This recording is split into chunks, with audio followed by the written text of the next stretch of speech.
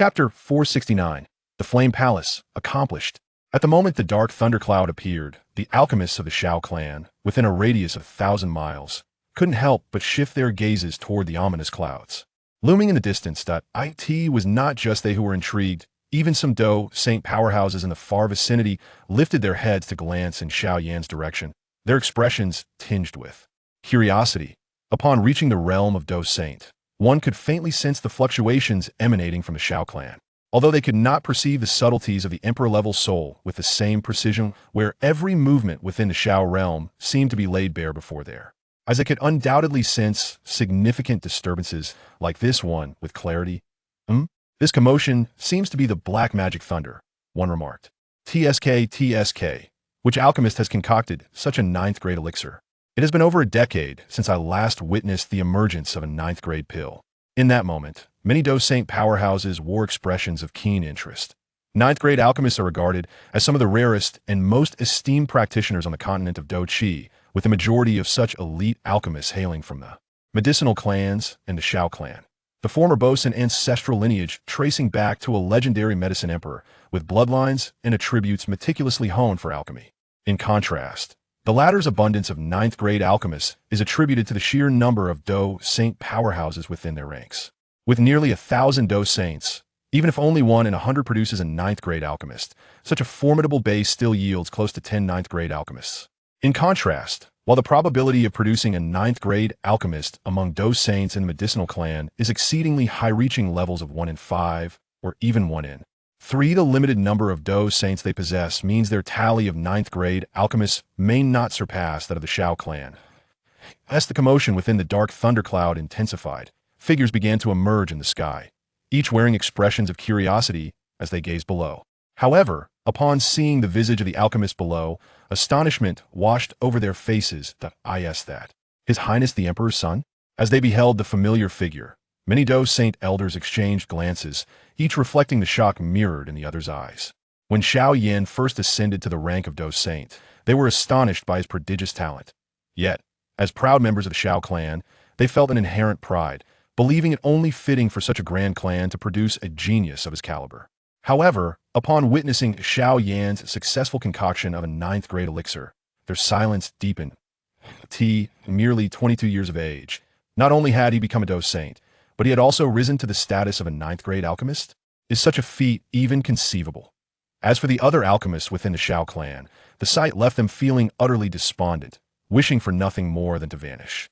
In comparison to Xiao Yan, they suddenly felt as though they had squandered a lifetime of effort in their alchemical pursuits. These thoughts occupied his mind. The crowd witnessed the obsidian clouds suddenly parting to reveal a circular void. The center of this abyss lay an impenetrable darkness, reminiscent of a profound black hole, beckoning the curious to peer into its depths. In that very moment, a bolt of black lightning, roughly the thickness of an arm, erupted from the dark chasm. It is the black magic thunder. Indeed, observing the spectacle, the alchemists collectively sighed in unison. Beneath the ominous black clouds, Xiao Yan abruptly surged forward, charging directly at the black magic thunder with fierce determination. As the bolt struck his head, it sent his hair standing on end and forced him to stumble back several paces, nearly crashing to the ground. Xiao Yan's countenance darkened, yet he did not falter. Instead, he pressed on against the black magic thunder with unwavering resolve. This display of audacity even caused the hearts of some Dou Saints to quiver involuntarily. Given their cultivation levels, they could easily shield themselves from the black magic thunder, but to confront it with sheer physical might was a venture they would not dare undertake. After all, each strike of the black magic thunder was likely on par with the full force of a thunder-type Dou Saint's assault. That stings, he muttered after what felt like an eternity, as the black magic thunder finally ceased its onslaught and the dark clouds began to dissipate. Xiao Yan allowed himself a slight grin, for beneath his scorched skin and singed hair, the dark power of the thunder was silently refining his physique. Since ascending to the Dou Saint rank, the techniques he had previously mastered, the Crimson Flame Demon Body and the Flowing Shadow Lightning Flash, were beginning to feel inadequate, especially as his adversaries would predominantly be Dou Saints moving forward. As a Dou Saint himself, it was only fitting that he should master several heavenly tier techniques. Thus, shortly after returning to the Xiao clan, he eagerly adopted 2 new techniques: the complete set of the physical enhancement technique Thunder Flame Eternal Body and the Lower scroll of the movement technique, flowing shadow lightning flash. Both techniques were formidable enough to rival advanced heavenly tier skills and were among the most profound techniques within the Xiao clan. However, as the heir of the Xiao clan, it posed no challenge for Xiao Yan to learn these techniques. I must find the time to retrieve the 9 Xian Golden Thunder from the ancient Dragon Island for my physical training. Sensing that he was on the verge of attaining a corporeal sanctity, Xiao Yan let out a faint sigh. In the next instant, he extended his palm and seized the figure attempting to escape from the burning heaven cauldron. Roar! A figure let out a piercing roar, and upon closer inspection, it revealed yet another Xiao Yan. However, this iteration of Xiao Yan, despite possessing a glimmer of spirit in his eyes, exuded an air of savagery and ignorance. Yet, Xiao Yan remained unfazed. With a casual flick of his hand, a stream of luminous energy surged forth, swiftly landing upon the forehead of the false Xiao Yan. As the light penetrated, the latter's body trembled violently, shrinking in an instant until it transformed into a verdant pill, entirely emerald in hue and roughly the size of a dragon's eye. Success! Gazing at the pill cradled in his hand, a smile graced Xiao Yan's lips. This pill, which he had named the Bodhi Ascension pill, was an innovative creation derived from the Bodhi Great Restoration pill and the 9 transformations to Ascend pill of the medicinal clan. Its efficacy lay in its ability to assist a pinnacle 9 transformations Dou Zun with nearly 100% certainty in ascending to the realm of a half-saint. Yet, this was not its most significant feature. The true essence of the pill was that, once consumed, it provided a slight advantage for future endeavors to breach the authentic Dou Saint realm. Though it only increased the likelihood of success by a meager 10%, that mere fraction was enough to drive countless half-saints into a frenzy. For Dou Saints, this pill is merely an ordinary 9th-grade treasure pill brimming with energy. However, for those below the Dou Saint level, it is a treasure that can incite madness if bestowed upon some prodigious Dou Zuns. It holds the potential to foster a new Dou Saint. Xiao Yan took a deep breath, placing the Bodhi Ascension pill into a jade box, a smile lingering on his face. Utilizing this pill as a betrothal gift would surely be irresistible even to the ancient clans. After all, the emergence of another Dou Saint would wield an immeasurable impact on all factions, save for the Xiao clan. With these thoughts in mind, Xiao Yan's gaze drifted once more towards the direction of his new residence. In the sky above, an elderly man with a white beard was inscribing intricate runes. Once these runes coalesced, they swiftly descended into the vast palace complex below, subtly forming a magnificent array. Xiantian array. Activate, with the elder's low exclamation. The nascent formation suddenly solidified, releasing a formidable aura. In the next moment, the dense energy within the Xiao realm began to converge towards the array. Witnessing this spectacle, a flicker of excitement danced in Xiao Yan's eyes. He understood that his palace complex had been completed, and he had named this magnificent edifice the Flame Palace. Chapter 470. The crimson attire. As I gazed into the distance, the Flame Palace unfolded before my eyes like a magnificent and sprawling complex of palatial edifices. This ensemble of palaces turned from the north to the west, nestled against a mountain range, harmoniously set beside tranquil waters. Amongst the palatial structures, 2 gentle streams meandered, their flowing waters akin to the lifeblood of the human body, bestowing an unceasing vitality to the palace complex. Verdant grasses carpeted the ground, and rare herbs thrived abundantly. Under the influence of a grand array, waves of rich energy were continuously refined and channeled into the Flame Palace. After undergoing multiple processes of refinement, the purity of this energy approached nearly tenfold that of the outside world. It condensed in the air into ethereal mists, adorning the Flame Palace and rendering it reminiscent of an earthly paradise, with these mists embodying the essence of nearly tangible energy. Even in Xiao Yan's heart, a sense of awe stirred as he beheld this majestic palace complex. With a smile upon his lips, he stepped into the heart of the palatial array, the sound of babbling brooks accompanying his path as he walked alongside the stream. With 5 zhang high floors and 10 zhang tall pavilions, the corridors twisted gracefully, adorned with intricate carvings reflecting the style of the Xiao clan. Amidst the whirlpools of water, pavilions rose proudly, seemingly inviting leisurely fishing. The design of this stream was indeed remarkable. He mused that he might need to visit the elder of the 3 families to procure some heavenly dragon fish for sustenance. As Xiao Yan continued forward, he observed courtyards of varying heights, winding and curving, where various herbs and plants flourished, their fragrant aromas filling the air and evoking a sense of tranquility. This courtyard would be perfect for the little medicine sage to reside in. This larger one could accommodate Yun Yun and Yen Ran. Xiao Yan calculated as he strolled. What pleased him most about the design of the Flame Palace was its vastness. It was spacious enough that even with a dozen consorts, or even dozens more along with countless children, it would never feel overcrowded. Thus, his harem would not find themselves in perpetual proximity, which would naturally mitigate discord. As these thoughts swirled in his mind, Xiao Yan's gaze drifted upward to the sky, where clouds danced gracefully, resembling a concealed dragon in flight. Upon reaching the terminus of this palace complex, an immense main hall emerged before him, spanning nearly 100 zhang in both length and width. This was the principal hall of the Flame Palace. Truly splendid. After surveying the Flame Palace, Xiao Yan could not suppress a satisfied nod. "Thank you, Master Yan," he said, appearing before the elder with the white beard in the sky, his voice low with gratitude. "Ha. It is only right to assist the young imperial son," the elder, known as Xiao Yan, replied with a warm smile and a shake of his head. "Our names share a phonetic resonance, which seems to bind us by fate. It brings me great joy to witness such a promising descendant emerge from our clan." A subtle smile from Xiao Yan sparked a sense of fondness within him. The esteemed individual before us holds a position within the Xiao clan that rivals even the leaders of the 10 great royal bloodlines. With the cultivation of an 8-star Dou Saint and the unparalleled mastery of formations within the clan, these two accolades alone place him just beneath the clan's patriarch, the Emperor's son. Even the patriarch and the Emperor's sons must treat elder Xiao Yan with utmost respect, humbly regarding themselves as juniors and refraining from any display of arrogance. After a brief yet pleasant exchange with elder Xiao Yan, he graciously bid farewell to the venerable elder.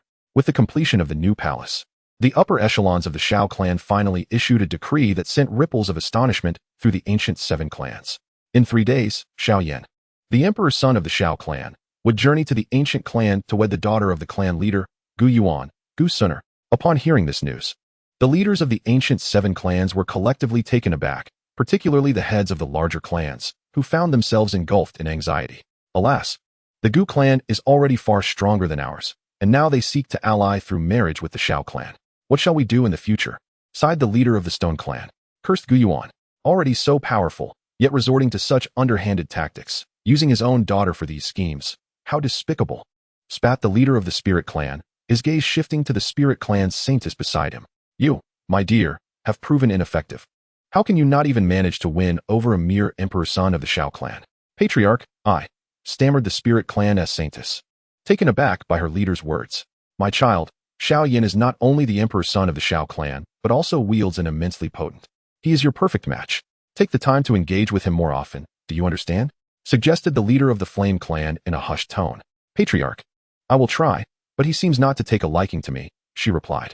Huh, look at them, the leaders of the Stone and Spirit clans. All flustered at the news of the Gu clan's saintess marrying into the Xiao clan. How utterly pathetic. A true man, living in this vast world, should never resign himself to a subordinate position. Saint son, you must go. Patriarch, the Saint son of the Thunder clan was left bewildered. Alas, what can we do? Our Thunder clan has no saintess. In fact, we barely have any who are even beautiful. This task falls upon you. Patriarch, the Saint son of the Thunder clan felt tears welling up. Huh, look at this. As soon as Xiao Yan is to wed Gu Suner, they all become frantic like hounds. The leader of the Medicine clan, Yao Dan, chuckled before turning to the young girl beside him, Yao Ling. I recently concocted an 8-rank medicinal pill, the Spirit Nurturing Pill. When you next visit Xiao Yan, be sure to bring it along. Remember, you are no less than that saintess of the Gu clan. She merely had the fortune of being first. If you bear a child first, you can certainly compete for the primary position. Patriarch, I am not in a hurry, Yao Ling replied. Nonsense. This is a significant matter in your life. How can you not be in a hurry? Yao Dan admonished. Amidst the contrasting emotions of joy and enmity among the higher echelons of several clans, the ancient clan found itself in a flurry of activity. 3 days from now, I expect not a single flaw to mar the occasion. Do you understand? Declared an esteemed elder of the ancient clan, his gaze sternly fixed on his subordinates. Yes, elder, the assembly of Dou Zun and Dou Zong promptly nodded before soaring downwards. The impending wedding of the young lady loomed just 3 days away, and any untoward incidents from among you would not be tolerated. You are well aware of my temperament. Within the ranks of the Haiyan army, King Haiyan surveyed a group of youthful commanders. Their silence spoke volumes. Once proud and arrogant, the young talents of the ancient clan now dared not utter a word, despite harboring 100 reluctant thoughts. To defy King Haiyan was to court death. Meanwhile, within the Xiao clan, the arrival of news regarding Xiao Yan had transformed the atmosphere into a bustling celebration. In the skies and forests, numerous powerful figures flitted about, adorning prominent spots of the Xiao clan with vibrant decorations, creating an undeniably festive air. Members of the Shaolin lineage thronged into the new estate of Xiao Yan, the Yan Hall. What a magnificent palace complex. Is this truly your Yan Hall? Upon entering, many from the Shaolin lineage nodded in approval, clearly impressed and even envious of Xiao Yan's new abode. Wow, is this really my brother Xiao Yan's new palace? Xiao Mei's voice chimed in from the side. It's so grand and beautiful. But now that brother is marrying sister-in-law, I wonder if I'll still have the chance to visit. With a look of longing, Xiao Mei gazed at Xiao Yan. Of course you can come. The tea you brew is something I truly enjoy, Xiao Yan replied with a playful grin. Really? Xiao Mei's eyes sparkled, but then her expression faltered slightly. But if I brew tea for you, sister-in-law won't tea get angry, will she? Oh dear. I hope she won't tea scold me. Not at all. Your sister-in-law will cherish you, Xiao Yan chuckled, finding solace in the presence of his little green tea sister, which would undoubtedly ease the task of managing relationships among his future wives. Back in the Jaimar Empire, Xiao Mei had previously assisted him in resolving conflicts among the various ladies. It seemed prudent to set aside a guest room just for her. As Xiao Yan pondered this, he noticed Xiao Mei pouting adorably. Sister-in-law cannot be too fierce. She must be like me, only caring for brother. Oh, this tea is invigorating, Xiao Yan remarked, narrowing his eyes as Yao Xian playfully tapped Xiao Mei on the head with a chestnut. Enough of the commotion. Hurry and prepare the wedding chamber for your brother. All right. Xiao Mei pouted in feigned indignation, yet ultimately resigned herself to adorning the main hall for the wedding. In the midst of such preparations, 3 days later, a group of individuals departed from the Xiao realm, exuding an overwhelming presence clad in vibrant attire. At that moment, the sky revealed Xiao Yan, adorned in a crimson robe intricately embroidered with exquisite dragon patterns, enhancing his already tall and robust figure with an aura of celebration.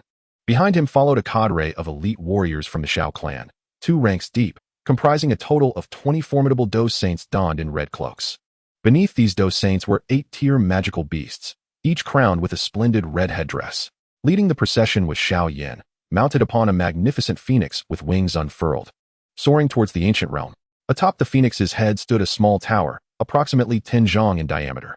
This phoenix was, in fact, a Dou Saint ancestor of the heavenly demon phoenix clan, captured a millennium ago due to a slight against the Xiao clan, and personally tamed by Xiao Bei as a steed.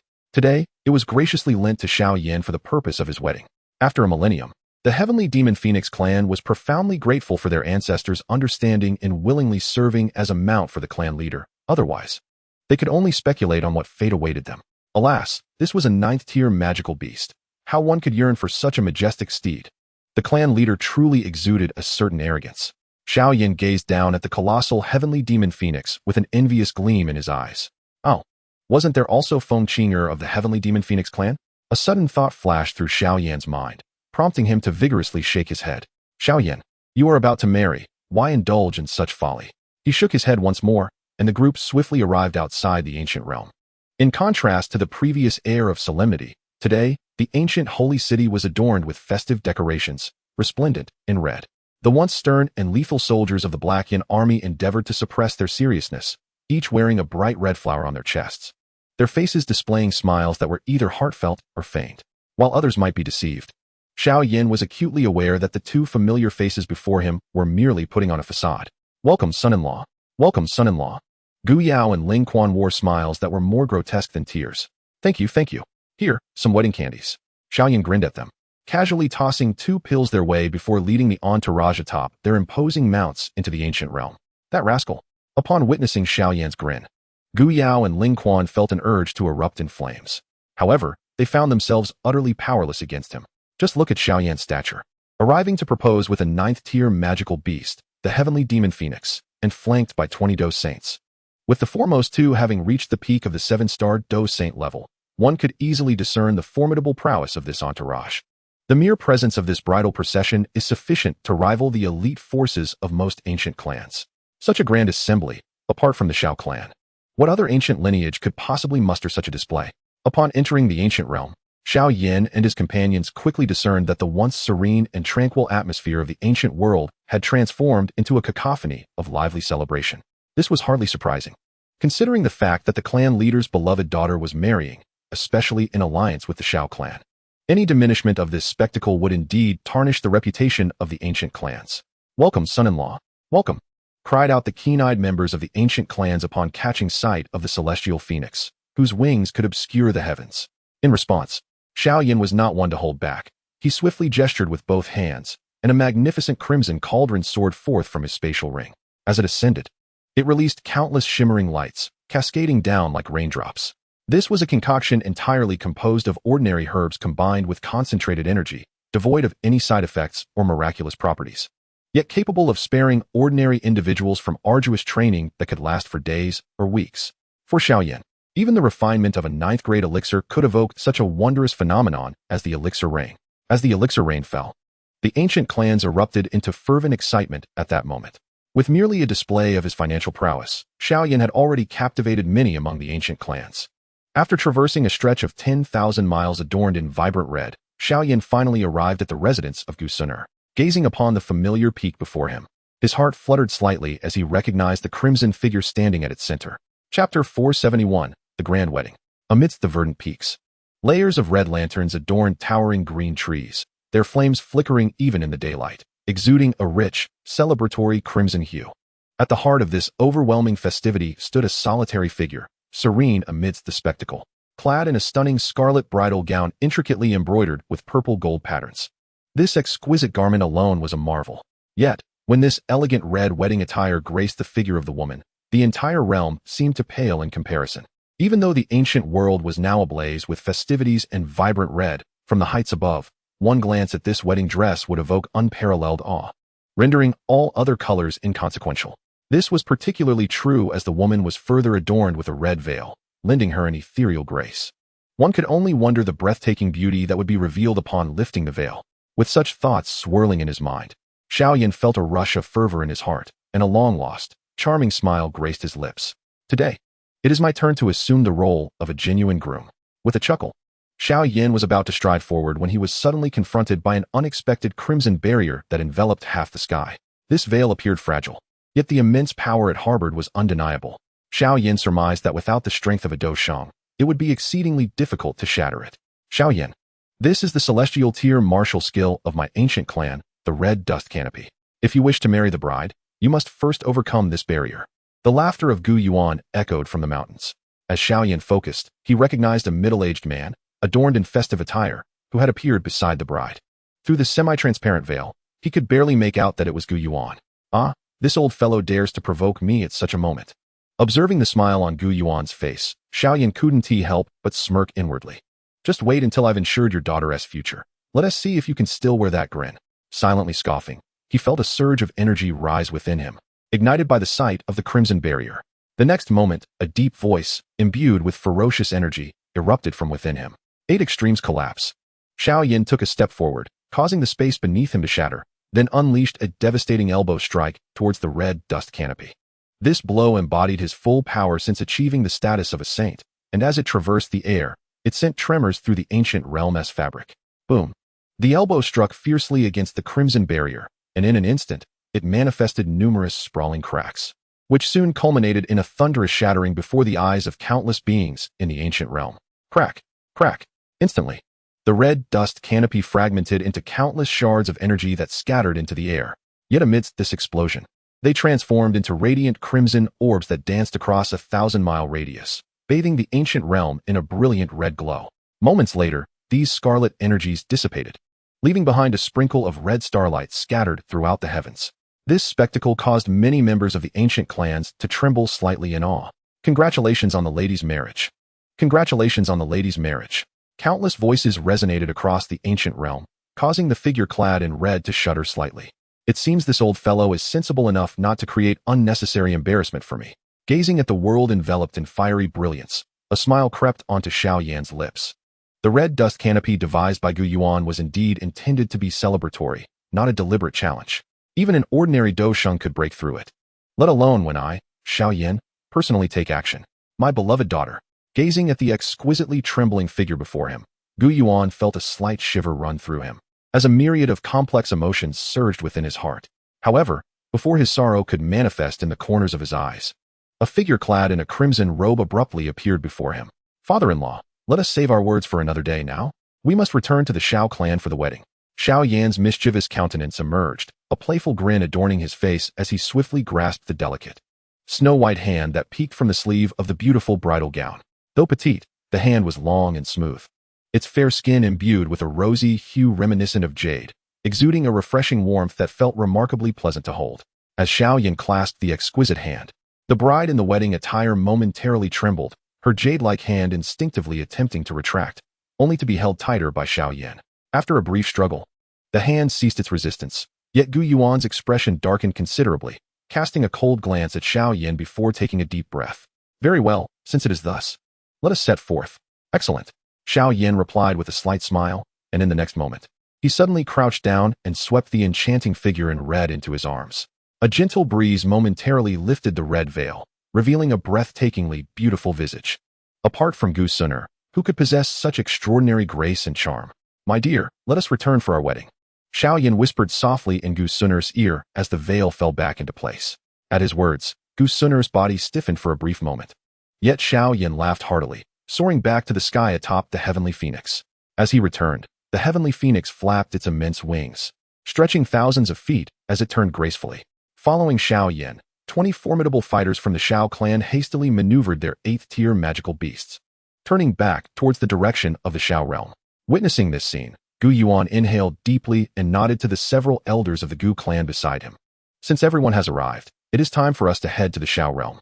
With that, he and several Gu clan elders vanished in a flash, abruptly appearing atop the mounts of several Xiao clan fighters. These mounts, aside from the 9th-tier heavenly phoenix beneath Xiao Yan, were all substantial beasts capable of easily bearing the weight of the Gu clan elders. Xiao Qing, I did not expect you to be the one sent for the wedding. Gu Yuan settled upon the head of a 7-star fighter's beast, greeting the one known as Xiao Qing with a friendly smile, suggesting a familiarity between them. However, the 7-star fighter, Xiao Qing, maintained a courteous and polite smile. Indeed, this is a matter of great significance for our clan's prince, and a momentous occasion for both our clans. I am honored to be among those chosen to accompany this mission. I am uncertain whether the esteemed leader of the ancient clan, now wed to a wealthy family, shares the same joy as we do. Upon hearing these words, the smile on Gu Yuan's face slightly faded, and he cast a complex glance at Xiao Qing. After more than a millennium, do the members of your Xiao clan still harbor disdain for me? Such words, esteemed leader Gu Yuan. You are the head of the ancient clan, the custodian of an ancient race's legacy, and an honored guest of our Xiao clan. How could I possibly disregard you? Xiao Qing responded with a polite smile, albeit tinged with an air of unfamiliarity. Ah, you are even reluctant to call me brother Gu Yuan anymore. Gu Yuan sighed softly. In days gone by, many of the formidable saint warriors of the Xiao clan shared a close bond with him, frequently addressing him as brother. Yet, Xiao Qing chose to remain silent. Brother, had it not been for the clan leader's ascension to the imperial level, you might never have encountered me, your younger brother, he mused.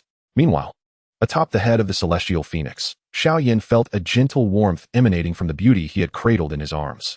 Release me. After an indeterminate period, Gu Sun'er finally uttered a barely audible plea. Xiao Yan remained silent, his gaze fixed upon the entrance of the ancient realm. Release me. The voice, veiled beneath the red veil, sounded again, now tinged with embarrassment and annoyance.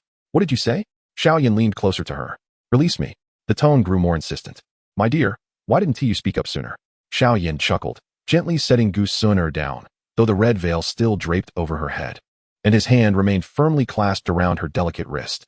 Let go of my hand as well, came her voice once more. Xiao Yan glanced at the small hand in his grasp, shook his head lightly, and then, with a playful grin, leaned in closer to her ear. Is this little contact too much for you? We shall be sharing a chamber tonight, after all. Upon hearing this, her delicate hand stiffened abruptly, and her entire figure trembled slightly. Xiao Yan could distinctly feel the subtle pulsing of her heartbeat and the rising warmth of her skin. With a gentle smile, he patted her fragrant shoulder and reassured her, do not be anxious. I will not act inappropriately. From this day forth, you shall be my wife. It remains uncertain whether Xiao Yan's words had any effect, but after a moment of silence, the figure in the crimson attire finally relaxed somewhat. During this time, the celestial phoenix had already arrived at the ancient Xian Emperor city. The distance between the Xiao realm and the ancient realm was not excessively vast, and for those powerful beings capable of effortlessly traversing space, a distance of thousands of miles was easily crossed. As they approached the ancient Xian Emperor city, the previously jovial elders of the ancient clan began to wear solemn expressions, their faces reflecting a newfound gravity. As the group approached the grand expanse of Xuanyi City, Two formidable legions, exuding an overwhelming presence, suddenly soared from within its confines. A glance revealed a terrifying assembly of 200,000 warriors. All formidable fighters ranked at Dou and above. This was the royal spirit army of the Xiao clan and the heavenly strategy army. Upon witnessing these imposing forces, Gu Yuan's pupils contracted slightly, while the expressions of the ancient elders behind him shifted noticeably. The combat prowess of the royal spirit army and the heavenly strategy army was on par with, if not superior to, that of the ancient clan's Black Yin army. Considering that the leader of the Black Yin army, the Black Yin king, was merely a 5-star Dou. In contrast, the commanders of the royal spirit army and the heavenly strategy army were both 7-star Dou. With just these two legions, they could easily encircle and eliminate any elder of the ancient clan apart from Gu Yuan. At that moment, these legions stood majestically in the sky, their armor stained a vivid red, resembling two neatly arranged rectangular clouds. Yet the aura emanating from these formations was something that even Gu Yuan had to take seriously. Missing sooner. Missing sooner. The soldiers of both legions suddenly shouted in unison, their voices tearing through the heavens, causing the very fabric of space to tremble under the might of their rallying cries. An awe-inspiring display indeed. Esteemed guests, your efforts are commendable. Xiao Yan stood at the forefront, offering a slight bow to the soldiers of both armies. Behind him, Gu Suner and Gu Yuan exchanged complex expressions upon witnessing this spectacle. Upon entering the Xiao realm and beholding the multitude of Dou strongholds in the sky, they were deeply moved. Such an astonishing number of powerful warriors left one to ponder who among the realms would dare to rival such a race. Eventually, the group descended before the resplendent palatial complex, adorned in festive crimson. Ah, Gu Yuan, you have arrived. Elder of the ancient clan, you have finally made your entrance. As the group dismounted, many approached Gu Yuan and the other ancient elders, offering their greetings. Among them were the Doushangs of the Xiao clan, along with various clan leaders and elders from other factions. In the face of such a grand event, it would be a grave insult for the other clans not to send representatives bearing gifts to honor the two mightiest clans. While the ancient clan might dare to feign bravado, the Xiao clan was a force they could not even consider challenging. Leader of the Lei clan, a token of congratulations. One piece of the Lei clan's treasured 9 heavens profound thunderfruit. Leader of the Yin clan, a token of congratulations. One piece of the fiery volcano stone flame. Leader of the Yao clan, a token of congratulations. One 9-tiered pill, the 9 transformations into Saint Pill. Leader of the Ling clan, a token of congratulations. One piece of the heavenly source spirit stone. Leader of the Shi clan, a token of congratulations. One piece of the eternal profound jade. Amidst the crowd, Xiao Ding stood at the entrance, smiling as he accepted the gifts brought forth by the clan leaders. It must be said, these old fellows truly deserved their positions as leaders. They were indeed adept at navigating social intricacies. The chieftain of the Flame clan displayed a certain lack of decorum by sending over a scorching Xianyuan flame. Yet, he had sealed it with his battle energy. How impressive. The chieftain certainly knows how to handle matters. As time passed, the expression on Xiao Ding's face gradually transformed from astonishment to sheer disbelief upon witnessing the mountain of treasures accumulating before him. Each gift, if chosen at random, would be an invaluable asset even to a Dou saint. After the guests were seated, Xiao Yan gazed at the multitude of seats in front of the opulent palace and let out a soft sigh, marveling at the might of the Xiao clan. At the foremost table, the 9-star Dou saints were seated alongside Xiao Xian, followed by tables of 8-star and 7-star Dou saints. When it came to the Dou Zun, only those of exceptional status or close ties to Xiao Yan were permitted to partake in the feast. At that moment, Xiao Xian slowly rose to his feet. Ladies and gentlemen, now that everyone is gathered, I shall officiate this wedding. His voice, calm yet imbued with warmth, resonated clearly among all present. Beyond the esteemed guests seated at the tables, numerous figures could be seen on the surrounding mountains, all eager to witness such a momentous occasion, the marriage of the Xiao clan's prince and the daughter of an ancient clan. The powerful members of the Xiao clan were reluctant to miss out on such a grand spectacle, for the sight of so many Dou saints gathered together was a rarity they might never encounter again in their lifetimes. As Xiao Yan's words reached the ears of these formidable beings, the once jovial expressions of the clan leaders and Dou saints faded, replaced by smiles directed at the newlyweds, tinged with a hint of envy. After all, it was an extraordinary honor to have the Xuandi himself officiate their wedding. Such a display is virtually unmatched in the realm of Dou Qi. Xiao Xian's gaze lingered on the newlyweds, a smile gracing his lips. The groom, handsome and charming, or a slightly mischievous grin that seemed poised to stretch from ear to ear were it not for the throngs of onlookers. The bride, though concealed beneath a red veil, emanated an aura and presence that could overshadow the heavens. Yet, Upon closer observation, one could discern her delicate, jade-like hands tightly clenched, betraying her evident nervousness.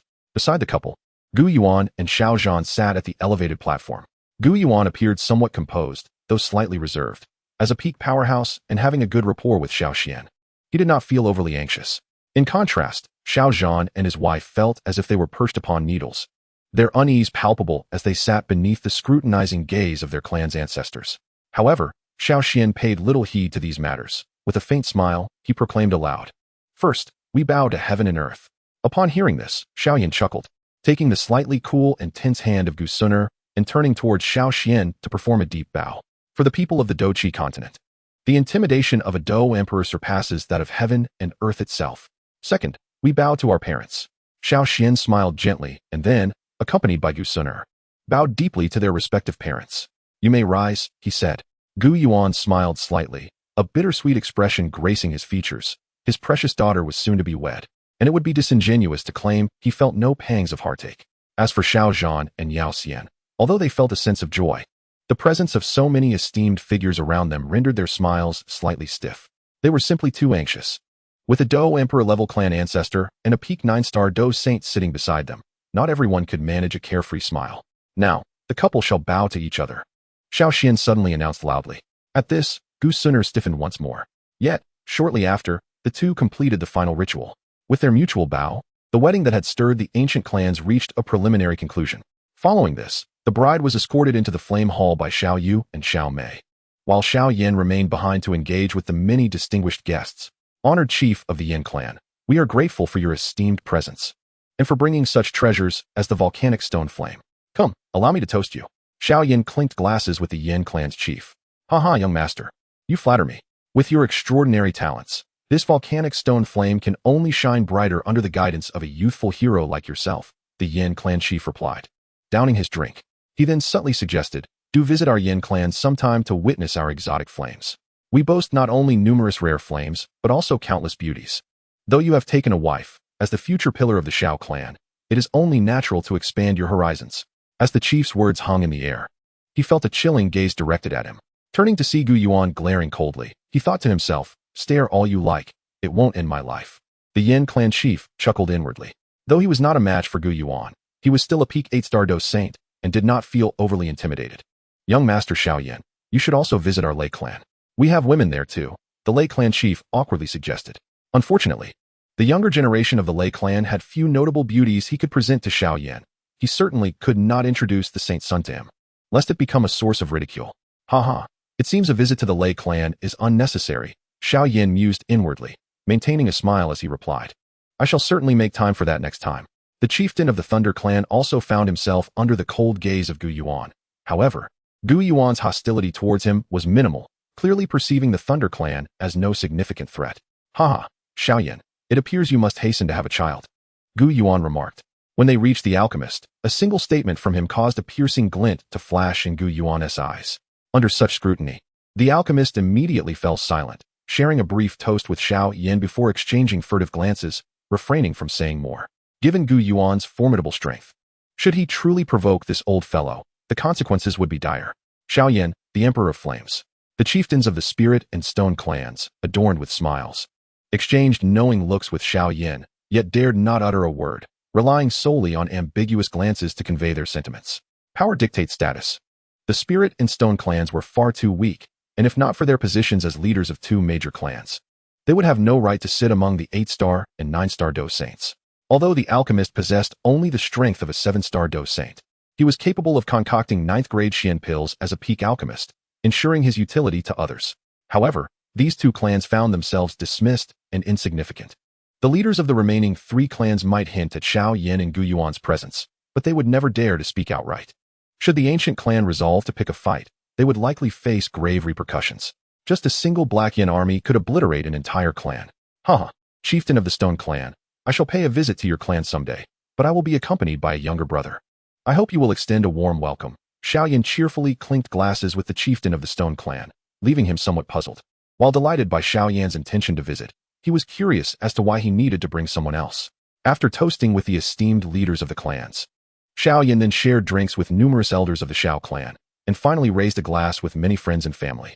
It was fortunate for him that he now possessed the terrifying cultivation of a Dou saint, had it been in his past life. Consuming such a multitude of drinks would have likely resulted in another reincarnation. The clinking of goblets and the lively festivities of the wedding continued late into the night, only settling into silence after the last guest departed. Finally, Xiao Yan exhaled a long breath. Facing such a crowd, even a Dou saint would find it somewhat exhausting. "Kid, I shall take my leave."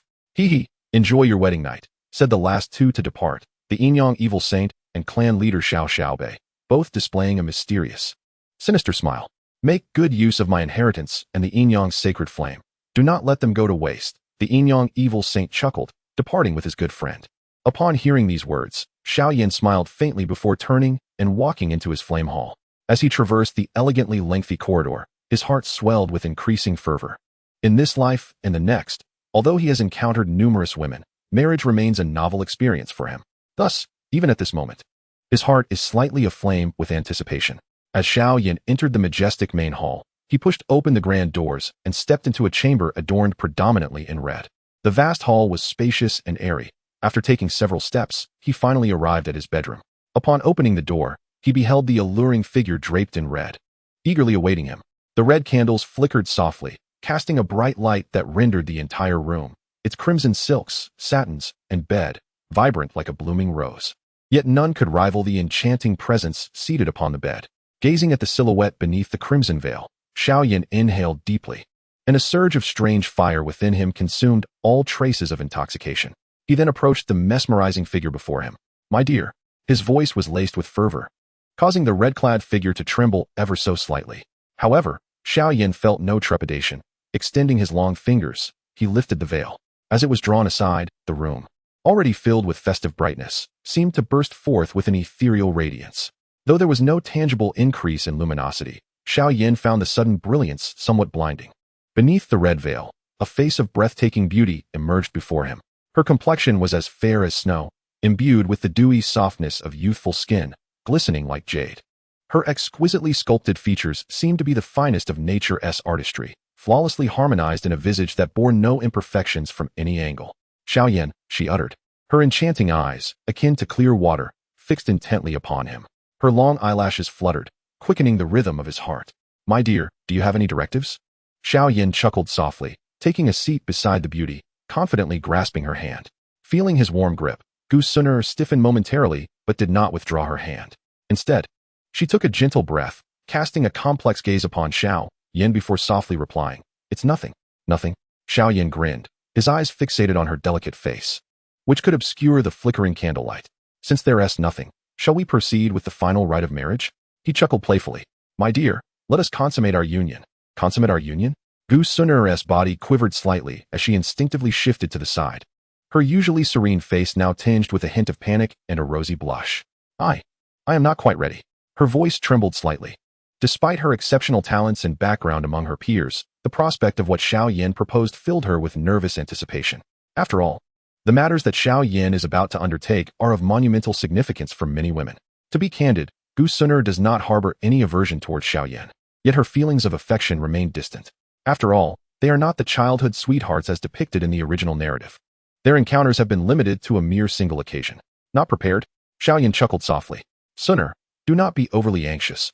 We are now husband and wife, and such matters are destined to unfold eventually." He gently clasped her delicate hand, his gaze steady and tranquil, striving to soothe her nerves. "Once you have graced this prince's bed, there is no escape," he mused inwardly with a mischievous grin, though his exterior bore a gentle smile. At his words, Gu Suner momentarily froze, her eyes flickering with a hint of reluctance, but she gradually relaxed a little. "Xiao Yan, could you perhaps allow me some time to adjust?" she implored, taking a deep breath, her enchanting eyes glistening with a hint of moisture, which only served to heighten Xiao Yan's excitement. "Of course," he replied, making an effort to suppress his impulses, though his hand had already found its way onto Gu Suner's fragrant shoulder. "Suner, I acknowledge that my previous actions have left you dissatisfied, and perhaps you have yet to reach the point of genuine affection for me." Unconsciously, he drew closer, and though Gu Suner felt tense, she could not conjure a rebuttal. After all, they had already exchanged vows, and certain events were inevitable. Yet, she still found it challenging to accept the abruptness of the situation. Noticing her slight relaxation, Xiao Yan continued, "I understand that my past actions have been irresponsible, But you must also recognize that it is quite customary among ancient clans for powerful individuals to have multiple women. Gu Suner lowered her head slightly, offering no retort, for his words indeed held truth. In many esteemed families of the ancient clans, it was commonplace for high-ranking individuals to possess dozens, even hundreds, of wives and concubines. Suner, I admit that I am unable to devote myself entirely to you. Xiao Yan inhaled deeply, his expression earnest. However, you are my legally wedded wife, and I shall respect and cherish you. In the passage of time, you will ultimately come to understand my feelings for you. Upon hearing this, Gu Suner finally felt a significant release of tension. Indeed, no matter the circumstances, the young man before her had become her husband, and throughout the lengthy years ahead, they would inevitably share numerous experiences together. At that moment, Xiao Yan gazed softly into her beautiful eyes and whispered, "A wife is merely someone with whom one breathes face to face. Do you understand?" Gu Suner nodded slightly, only to suddenly realize that his face was drawing ever closer to her own. In an instant, she felt the warmth of his lips against hers, and her mind went blank. The vast and empty flame hall echoed with silence, imbued with an eerie chill, yet deep within this coldness resided a fervent vitality. Chapter 473. Just wait for the joy to come. The following morning, as the ethereal flames of the pure lotus rose once more to illuminate the sky above the realm of Xiao, Xiao Yan had gently awoken from his crimson bed. However, as he cautiously rose, he was startled by a faint sound, a soft hum imbued with a hint of frailty and pain. His gaze swept across the bed, where he beheld a stunning countenance emerging from beneath the covers, her enchanting eyes fixed intently upon him. "You are awake," he remarked, observing Gu Suner's delicate head peeking out, her alluring curves still concealed beneath the blanket. Suppressing the tumult of emotions within him, Xiao Yan leaned closer to Gu Suner, his face adorned with a gentle smile. She replied softly, her gaze seemingly entranced, neither fully fixed on him nor distant, as if lost in a reverie. Xiao Yan, understanding her silence, tenderly caressed her porcelain-like cheek and murmured, "You should rest for a while. I will prepare some food for you." With that, he rose and departed. Once Xiao Yan left, Gu Suner remained in a daze, reflecting on how her first experience had been so bewilderingly taken by this man, who still felt somewhat unfamiliar to her. The memories of the previous night flooded her mind, and as the vivid, inappropriate images surfaced, a faint blush crept across her fair complexion. This is merely the fate of the ancient clans. As long as he refrains from any excessive actions in the future, I shall find contentment. With a gentle sigh, Gu Suner rose from the bed, quickly dressing and performing a simple wash. Having recently ascended to the Dou realm, combined with Xiao Yan's tenderness the previous night, her state was not entirely surprising. Nevertheless, as she washed, she was acutely aware of lingering pangs of discomfort. Even as a Dou, without consciously channeling her Dou Qi to mend her injuries, recovery would not occur swiftly. Once she had prepared herself, she settled quietly like a blue lotus, commencing the gradual activation of her Dou Qi to heal her wounds. How has my Dou Qi increased so significantly overnight? Gu Suner mused, astonished to find her strength had escalated nearly a star's worth through the night. Just 2 days prior to marrying into the Xiao clan, she had barely entered the second star of the Dou realm, yet now, after a single night, she had advanced to the late stage of the second star, tantalizingly close to its pinnacle. Could it be that Xiao Yan had a hand in this? Gu Suner pondered, recalling the sensations from last night, beyond the pain. She had distinctly felt the acceleration of her Dou Qi's circulation, accompanied by an obscure sense of her cultivation rising. However, as time passed, she found herself shielded by other sensations, only to awaken this morning and realize that her fighting spirit had surged overnight. It was all this rascal's fault from last night. Gu Suner suddenly recalled Xiao Yan's teasing remark, "Just wait for the fun," and her face abruptly flushed crimson. At that moment, Xiao Yan pushed open the door and entered once more. In his palm floated a set of utensils, which included 4 small dishes and 2 bowls of porridge. As Xiao Yan stepped inside, a tantalizing aroma immediately wafted into Gu Suner's nostrils. Despite having reached the Dou level, she found herself momentarily unable to suppress a swallow at the enticing scent. "My dear, come and taste your husband's culinary skills." Xiao Yan's mischievous grin accompanied his words, and he soon looked at the enchanting beauty before him with surprise. "How curious, why is your face so red? Did your fighting spirit falter?" he inquired, puzzled. "And no," Gu Suner stammered, shaking her head in alarm. Yet her jade-like face was distinctly flushed, causing Xiao Yan to almost puff out his chest with pride. After all, who could blame him for being captivated by his newlywed wife's extraordinary beauty? However, it seemed Xiao Yan had discerned the beauty's thoughts, for he suddenly remarked, "That's good. Your complexion is even redder than last night. I thought you were ill." Gu Suner nodded gently, and then suddenly lifted her gaze, only to discover Xiao Yan looking at her with a playful smile. In that instant, her face grew even warmer, and she shot him a fierce glare. "You scoundrel! Is this how you bully me?" Gu Suner huffed, unaware that her glare, combined with the transition of her youthful charm to a more mature allure, made her even more captivating, causing Xiao Yan's heart to flutter slightly. How could that be? Xiao Yan chuckled, unfazed by her playful indignation, and took her delicate hand in his. "I merely thought you were exceptionally beautiful at that moment." After saying this, he observed Gu Suner's increasingly flustered expression and added, almost without a hint of subtlety, "Of course, my dear wife, you are always the most beautiful, so enchanting that I wish to remain by your side, never depart." His sweet words and charming compliments eased Gu Suner's demeanor slightly. As the saying goes, one does not strike a smiling face, naturally. She found it difficult to retort against Xiao Yan's flattery. Glancing at the 4 small dishes and bowls of porridge before her, she inhaled the fragrant aroma, leaning slightly forward. Logically, practitioners of martial arts, upon reaching the Douling stage, find their need for mundane sustenance diminishes considerably. Perhaps during the Douling phase, one might still require the occasional meal, but upon attaining the Dou Wang level or higher, they could entirely substitute food with the absorption of the energies from heaven and earth. Nevertheless, despite that, the majority of advanced practitioners, unless in seclusion, often indulge in some sustenance now and then. Otherwise, such monotonous cultivation would render life exceedingly dull. The cherished gem of the ancient clan is a goddess renowned among the ancient 7 clans. Yet even a goddess is human. She delicately grasped a jade spoon, scooping a spoonful of congee and bringing it to her rosy lips. The congee was soft and glutinous, imbued with a subtle sweetness that enveloped her palate in an exquisite aroma. Beyond this sweetness, there lay a gentle energy that flowed into her being, gradually mending the remnants of injuries sustained during last night's fierce battle. It turned out that this congee was crafted from various medicinal ingredients. "Did you prepare this?" Gu Suner asked, her lovely face adorned with surprise as she gazed at Xiao Yan. "Otherwise, what do you think? My culinary skills are unparalleled." Xiao Yan responded with a grin, recalling that one of his pastimes in his previous life was to create delightful dishes, though in this life, he rarely cooked after departing from the Xiao clan for training. "I truly did not expect that the illustrious son of the Xiao clan could produce such culinary delights." Gu Suner smiled gently, reminiscent of a blooming blue lotus, momentarily causing Xiao Yan to lose his composure. "What are you staring at?" The beauty's cheeks flushed slightly under his gaze. "What is wrong with admiring my beautiful wife?" Xiao Yan replied unabashedly. Upon hearing this, Gu Suner fell silent, merely lowering her head to savor her breakfast. After the meal, Xiao Yan took his newlywed wife on a simple tour around the Xiao clan, first paying respects to his parents and grandfather, and finally meeting with the clan leader and the clan's ancestral figure. When encountering Xiao Xian, Gu Suner felt a twinge of nervousness, but upon seeing the latter's warm smile, her anxiety dissipated.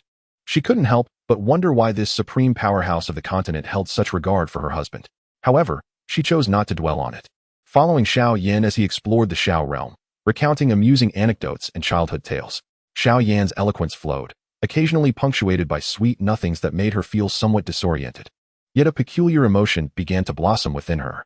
At times, as she observed the young man beside her, she felt a stir of sentiment. In both combat and alchemy, Xiao Yan was undoubtedly the foremost among his peers, even regarded as one of the most exceptional talents in the annals of the Dou Qi continent's history. Handsome in appearance, he also possessed the rare quality of being considerate of others' feelings.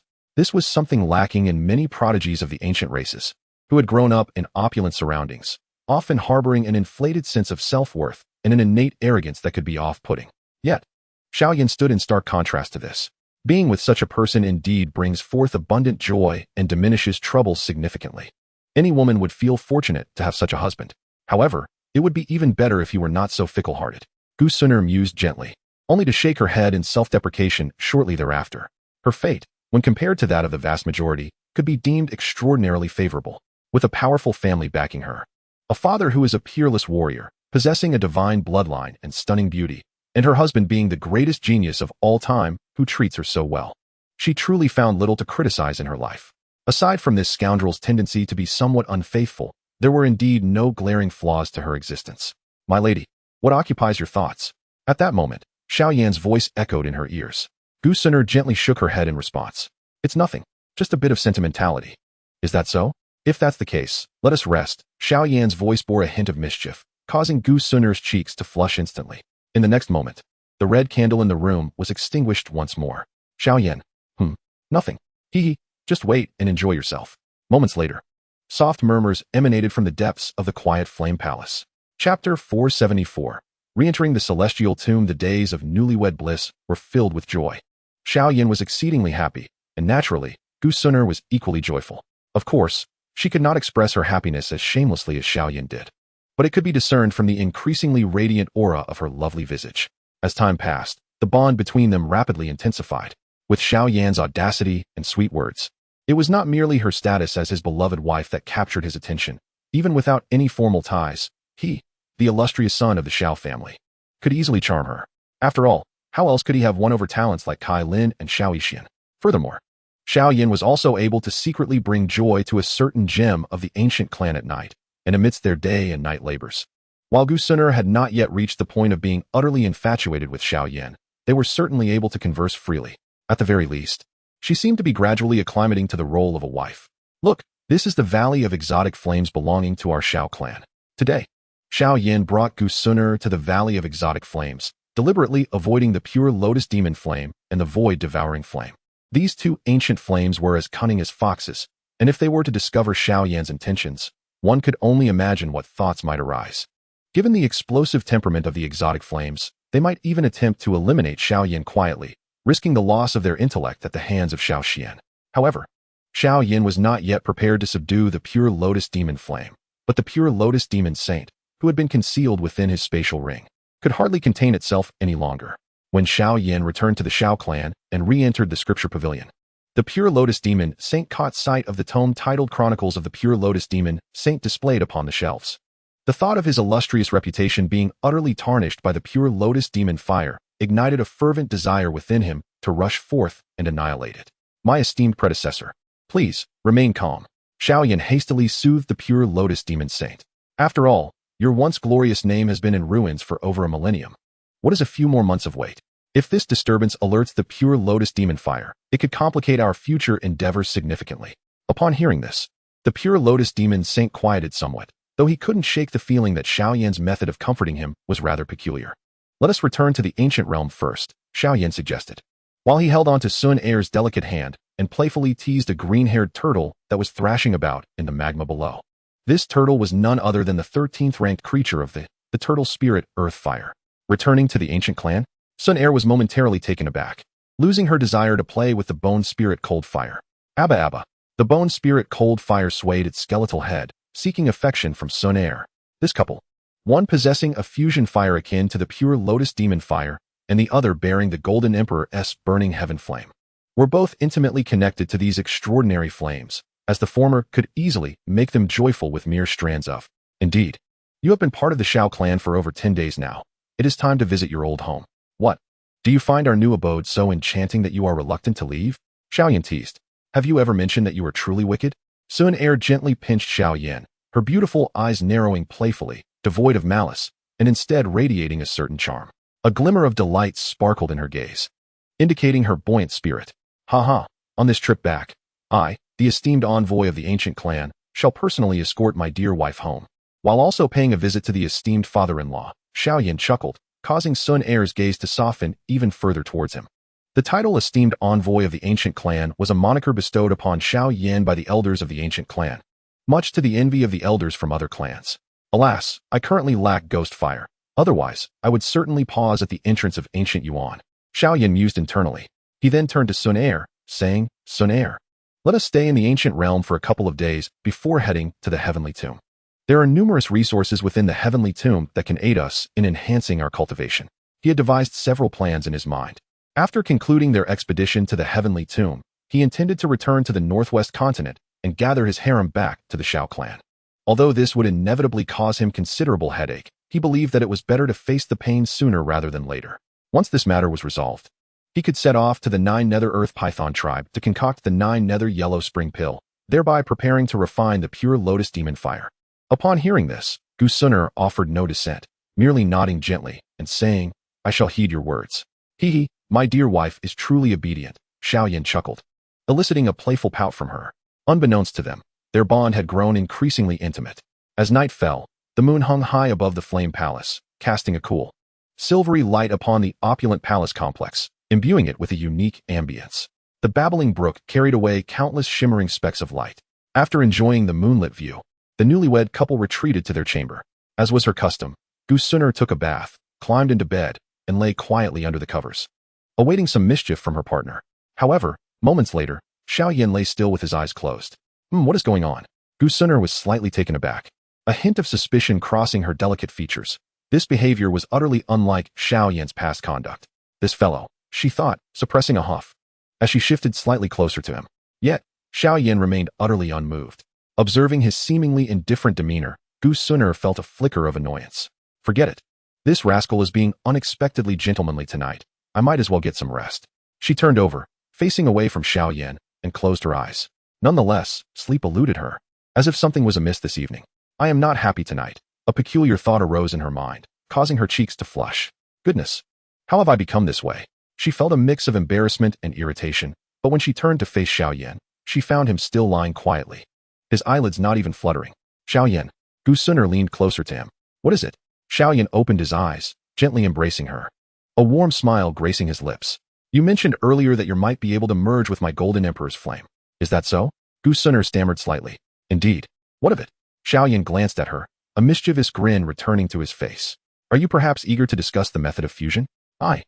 Dou hesitated momentarily, then a glint of cunning sparkled in her beautiful eyes as she softly replied, Yes, I am indeed rather curious. Hee, it is getting late. We should rest early, as we need to return to the ancient realm tomorrow, Xiao Yan said with a gentle smile, lightly patting her fragrant shoulder. Oh, Dou nodded. Yet a sudden wave of disappointment washed over her. Thus, she closed her lovely eyes, but slumber continued to elude her, a subtle restlessness rising within her. This rascal. I have even subtly hinted at him, yet he still pretends to be aloof. The more she pondered, the more agitated she became, and suddenly, a fair, delicate foot emerged from under the covers, kicking Xiao Yan sharply.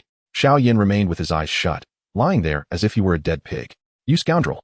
Suddenly, a sense of grievance welled up in Dou heart, prompting her to turn away from Xiao Yan once more. Yet, at that very moment of her turning, an arm encircled her waist. Are you upset?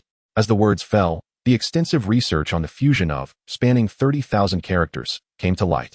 A day later, a young couple traversed the ancient city and returned to the ancient realm, greeted by a multitude of ancient clan powerhouses. It is our esteemed Gu clan S. Xinshu. Our esteemed Gu clan S. Xinshu has returned, chuckled one among them. While you all only seek to curry favor with the prince, my heart remains eternally loyal to the young lady. Young lady, seeing you so joyful in your husband's household brings me genuine happiness from the depths of my heart. This young couple was none other than Xiao Yan and Dou who had returned to visit her family. Upon arriving in the ancient realm, Xiao Yan was warmly welcomed by the elders, along with some younger individuals. However, there were those whose spirits plummeted upon witnessing this scene. For instance, several nameless commanders of the Black Yan army felt deeply disheartened when they had previously seen the young lady marry Xiao Yan. Now, as they noticed the figure of the young man gradually occupying her gaze, their hearts sank further. Xiao Yan, you truly deserve to die? This pain surpasses even death, echoed the low growl of Gu Yao Lingquan within the Black Yan army. Great father-in-law, please accept a bow from your humble son-in-law. At last, Xiao Yan met Gu Yuan again, adopting a somewhat playful demeanor. Haha, Xinshu, please rise. Observing Xiao Yan's mischievous face, Gu Yuan's lips twitched slightly. However, seeing that his daughter seemed to be faring well, he refrained from criticizing Xiao Yan. Thus, after spending 2 more days in the ancient realm with Dou Xiao Yan took her back to the entrance of the celestial tomb. Go forth. Within this celestial tomb lie countless opportunities. You both must diligently enhance your cultivation. Gu Yuan stood beside the celestial tomb, gazing at the young couple with a sense of nostalgia. In less than half a month, he had strangely begun to notice the figure of Xiao Yan increasingly reflected in his precious daughter's eyes. Boom. At that moment, a silver gate reappeared in the sky. As they beheld the silver gate, a spark of fervor ignited in Xiao Yan's eyes. Energy entities of the celestial tomb, the prince has arrived. Chapter 475, A Rampage of Slaughter. Xiao Yan led Dou as they stepped into the celestial tomb, directly charging towards the second level. Though the first level of the celestial tomb was filled with countless energy entities, their quality was the lowest, with their soul powers nearly extinguished. After all, their prowess in life may not have been particularly formidable, and over the passage of time, even the feeble strength of their souls, safeguarded by the unique rules of the heavenly tomb, has nearly dissipated entirely. Moreover, if the energy entities of the first layer of the heavenly tomb are completely eradicated, The ancient 7 clans will truly find themselves deprived of an exceptional crucible for honing their talents. An endless shroud of thick mist envelopes the entire heavenly tomb. Yet Xiao Yan, with Gu Sun'er in tow, advances forward. In less than a brief moment, they reach the second layer of the heavenly tomb. Upon entering this second layer, a vibrant energy entity glides past Xiao Yan. Is it a 3-star Dou? Observing the seemingly oblivious energy entity as it floats by, a smile graces Xiao Yan's lips. With a flick of his finger, a flame erupts from his fingertips. Where the flame travels, even the dense gray mist is instantaneously scorched away, creating a lengthy passage. Under such a formidable disturbance, the Dou energy entity finally reacts, instinctively turning its head to see a flame hurtling toward it. Which rascal unleashed that flame? Could it be that fellow, the Purple Fire Sovereign? A vague thought flickers through the mind of the Dou energy entity, but in the next moment, the flame descends upon it. What is this? Its eyes widen in shock, and before it can even emit a cry of despair, it is consumed in flames. As the brilliant fire burns out, the original energy entity has long since vanished, leaving behind only a crystal of energy the size of a fingernail and a droplet of exquisite water. The energy crystal, which would normally be larger upon the demise of a Dou energy entity, has been refined by Xiao Yan's bizarre flames to this diminutive size. Nonetheless, its energy is now several times more pure, requiring only minimal further refinement for immediate absorption. Xiao Yan gestures slightly, and the energy crystal along with the droplet of soul water lands in the palm of his hand. This is for you, he states, extending the energy crystal toward Gu Sun'er. Gu Sun'er opens her mouth, about to say something, but Xiao Yan swiftly places the energy entity into her mouth. I can handle these energy entities myself. As the energy crystal settles in her stomach, she feels an incredibly pure energy spreading within her, transforming almost immediately into refined Dou Qi. She gazes at Xiao Yan with widened eyes and remarks, "Why are you still saying this to me, my husband?" Xiao Yan smiles gently and hands her the droplet of soul water. If you were to hunt these energy entities on your own, it might take you 3 years to achieve any significant results. It's far more efficient for me to take action. Once she has refined the droplet of soul water, he takes her delicate hand and leads her toward the next destination. What a domineering fellow you are, she muses. In a soft whisper, Gu Sun'er murmured, her rosy lips curving into an extraordinarily enchanting smile. At that moment, Xiao Yan was not preoccupied with teasing the beauty. His primary focus lay on the energy entities surrounding them. As he traversed the area, waves of energy entities seemed to react just in time to be engulfed by a dazzling flame. Moments later, they transformed into pure energy and soul droplets, cascading onto the ground. The strength of these energy entities was merely at the Dou level. Even without employing any special techniques, Xiao Yan could obliterate them in an instant with his formidable Dou Qi, not to mention the assistance of his extraordinary fire. In just 3 short days, over 100 Dou level energy entities had been vanquished and refined by Xiao Yan. Among these energy essences, a small portion was refined by Gu Sun'er, while the remainder was directly consumed by Xiao Yan. Given his current prowess, these energies and soul powers were instantaneously refined upon entering his body, posing no risk of saturation. Gu Sun'er, however, was different. With dozens of Dou energy entities absorbed, her internal energy had reached a temporary state of saturation. After all, she had only recently stepped into the realm of the 3-star Dou. If she were to personally hunt them down, even with the ancient clan's heritage and various methods, it would still take considerable effort to slay a 5-star energy entity. To defeat a 7-star energy entity would demand an immense exertion, especially since the combat strength of these entities had significantly diminished since their prime. The considerable gap between Dou levels meant that for an ordinary prodigy, boasting about overcoming 2-star disparities was already a feat. Creatures like Xiao Yan, capable of transcending great realms in battle, were exceedingly rare throughout the ages. As more energy crystals fell into place, even with the assistance of the Golden Emperor's burning heaven flame, Gu Sun'er found the process of refinement increasingly arduous.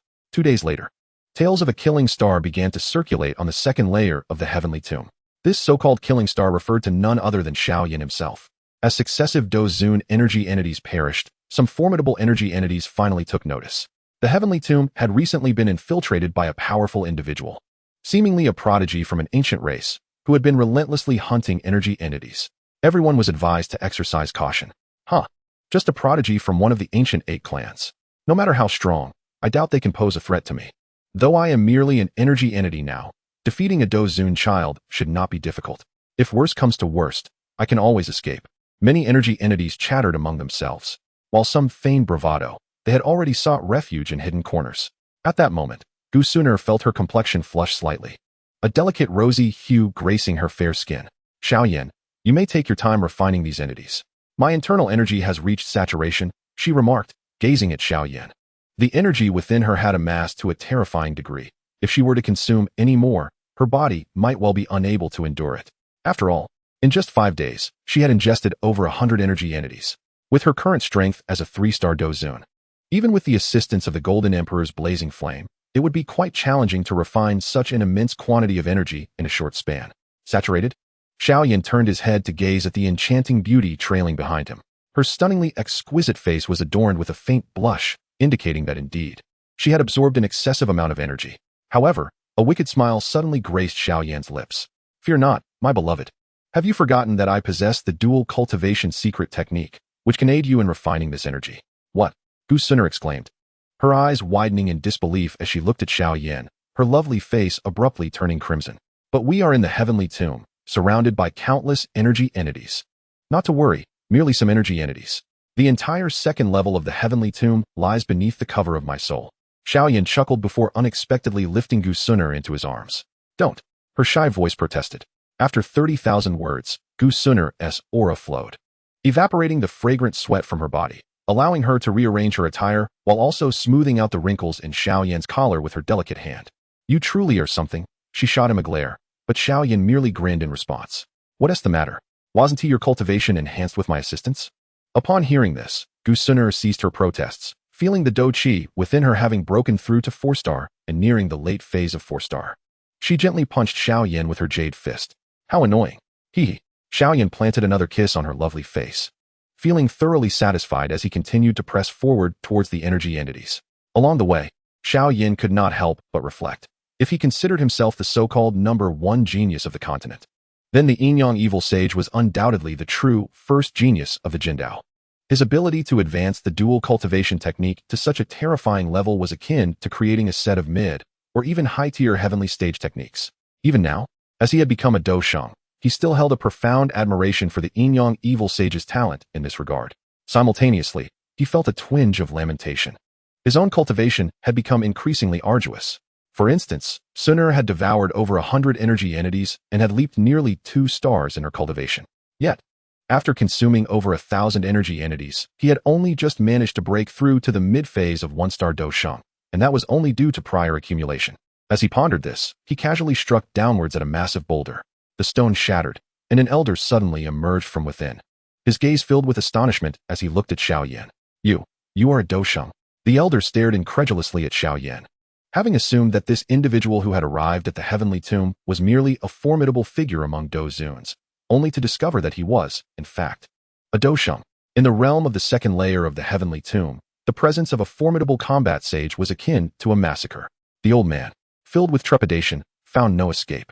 Ignoring the elder's panic, Xiao Yan waved his hand nonchalantly, summoning a colossal palm engulfed in resplendent flames that obliterated the elder into mere fragments. As the exotic fire surged forth, the old man let out a wretched cry, leaving behind only a walnut-sized energy core and a droplet of slightly larger soul essence. Truly, it was a testament to the pinnacle of Dou Zun energy. Xiao Yan nodded with satisfaction, swiftly consuming the energy core. After days of relentless slaughter, the energy entities within this layer of the heavenly tomb had been decimated by Xiao Yan, with thousands of energy cores now residing within him and Gu Suner. Following yet another round of dual cultivation, both had finally ascended to the pinnacle of 1-star Dou Sheng and 5-star Dou Zun. Chapter 476, The Annihilation of Souls. Next, they were to venture into the third layer of the heavenly tomb. Observing the energy entities around him trembling in fear, Xiao Yan refrained from further aggression, recognizing that exterminating them all would render the heavenly tomb devoid of any training value for the prodigies of the ancient 7 clans. Even if such an act were permissible, Xiao Yan, influenced by the echoes of his past life's memories, preferred not to engage in such ruthless exploitation. Suner, are you happy? Xiao Yan inquired with a grin, eliciting a blush from Suner as she shyly nodded in response. Let us proceed to the third layer of the heavenly tomb, he said, taking her hand as they continued their ascent. Once Xiao Yan had completely departed from the third layer, the trembling energy entities collectively exhaled in relief. Thank heavens, that harbinger of death has finally left. Luckily, we managed to hide well and escaped his grasp, one remarked. Indeed, remember that old fool, the Purple Fire Elder? He boasted the loudest when the harbinger first arrived, only to meet his demise at the hands of that very harbinger. Another Dou Zun energy entity scoffed. At that moment, Xiao Yan had already entered the third layer of the heavenly tomb. As he arrived, the previously relaxed expression on his face turned slightly grave. Within this layer resided genuine Dou Sheng level energy entities. Though the Soul Emperor had been reduced to a mere tool for the resurrection of the second-generation Soul Emperor, the remnants of powerful figures from the Soul clan, who had perished yet lingered in the heavenly tomb, were not few. If Xiao Yan, the prince of the Xiao clan, were to appear before the Soul clan's denizens, they would likely wish to rend him to shreds. However, Xiao Yan felt no fear. Instead, he pressed onward, effortlessly dispatching a few semi-holy energy entities that crossed his path with a mere strike of his hand. Should these semi-saint energy entities encounter an ordinary peak Dou Zun powerhouse, they would likely tremble in fear, facing a perilous threat to their very existence. However, for Xiao Yan, they pose no threat whatsoever. With a single strike, even these semi-saint energy entities find themselves unable to withstand his might. What a cursed situation! How did a Dou Saint manage to infiltrate the tomb of heaven? At the level of semi-saint and Dou Saint powerhouses, even a mere energy entity can sense the immense energy fluctuations emanating from the third level of the tomb. The magnitude of these energy waves rivals the attacks of a 3-star Dou Saint, even a 4-star Dou Saint. Yet, within the confines of the third level of the tomb of heaven, only one such entity exists. As these semi-saints pondered this, they surged forth in a frenzy. Upon recognizing Xiao Yan's visage, an immediate sense of vigilance enveloped them, prompting their hasty retreat in all directions. Seeking to escape? A chilling laugh escaped Xiao Yan's lips as his colossal hand descended, swiftly obliterating 2 semi-saint energy entities. The nearly fist-sized pure energy orbs that fell into his being allowed him to feel a subtle enhancement in his cultivation, even at his current prowess. Consuming such a semi-saint energy crystal was tantamount to devouring the energy cores of dozens, if not hundreds, of Dou Zun. Delightful. Another one, please. Xiao Yan chuckled, directing his attention towards another figure bearing a crimson blade. Spare me, spare me. The man wielding the blood-red blade displayed a visage of terror. Yet just as Xiao Yan's immense hand was about to land upon him, it abruptly halted. What is your name? Xiao Yan inquired, his gaze drifting to the energy war blade behind the man, a flicker of recollection igniting in his eyes. I am the Bloodblade Saint, the man hastily replied. Oh, so it is you. Xiao Yan smiled faintly, retracting his hand. You may leave. I shall spare your life, and I permit you to take a few friends with you. With that, he soared off with Sun Heir towards another direction. Given Sun Heir's cultivation, even a semi-saint level energy crystal would require her considerable time to refine. Moreover, the exceedingly pure energy within the tomb of heaven may not be beneficial for her overly rapid advancement. As Xiao Yan continued his onslaught, each strike claimed another semi-saint level energy entity, and eventually, he encountered a Dou Saint level energy entity. Upon sighting Xiao Yan, the entity quickly attempted to flee. After all, as an energy form, its strength paled in comparison to that of true life. Yet, how could Xiao Yan possibly grant this entity a chance? In mere moments, he flashed before the energy entity, his ancient fire manifesting as he wielded the ancient measuring ruler. With a single slash, he cleaved the entity in twain. With the purity of Xiao Yan's fighting spirit and the amalgamation of various powers, augmented by the ancient flame of the everlasting ruler, he could effortlessly slay even a true 1-star Dou Sheng, let alone an energy entity whose strength was merely a fraction of its peak. However, once the energy core within that entity was refined by Xiao Yan, the immense and pristine energy propelled him instantaneously to the pinnacle of 1-star Dou Sheng. With his soul power reaching the zenith of the heavenly realm, the energy body of a Dou Sheng was indeed wondrous. Xiao Yan licked his lips gently, a smile gracing his lips. If he were to eliminate a few more Dou Sheng energy bodies, it seemed plausible that his cultivation could genuinely ascend to the level of 2-star Dou Sheng, and even his soul power could potentially transcend to the great completion of the heavenly realm. Yet, the Dou Sheng level energy bodies within this heavenly tomb were exceedingly scarce. In the past, there had been numerous energy bodies from the Soul Clan's Dou Sheng, but over the millennia, many had been vanquished by the prodigies of the Xiao clan.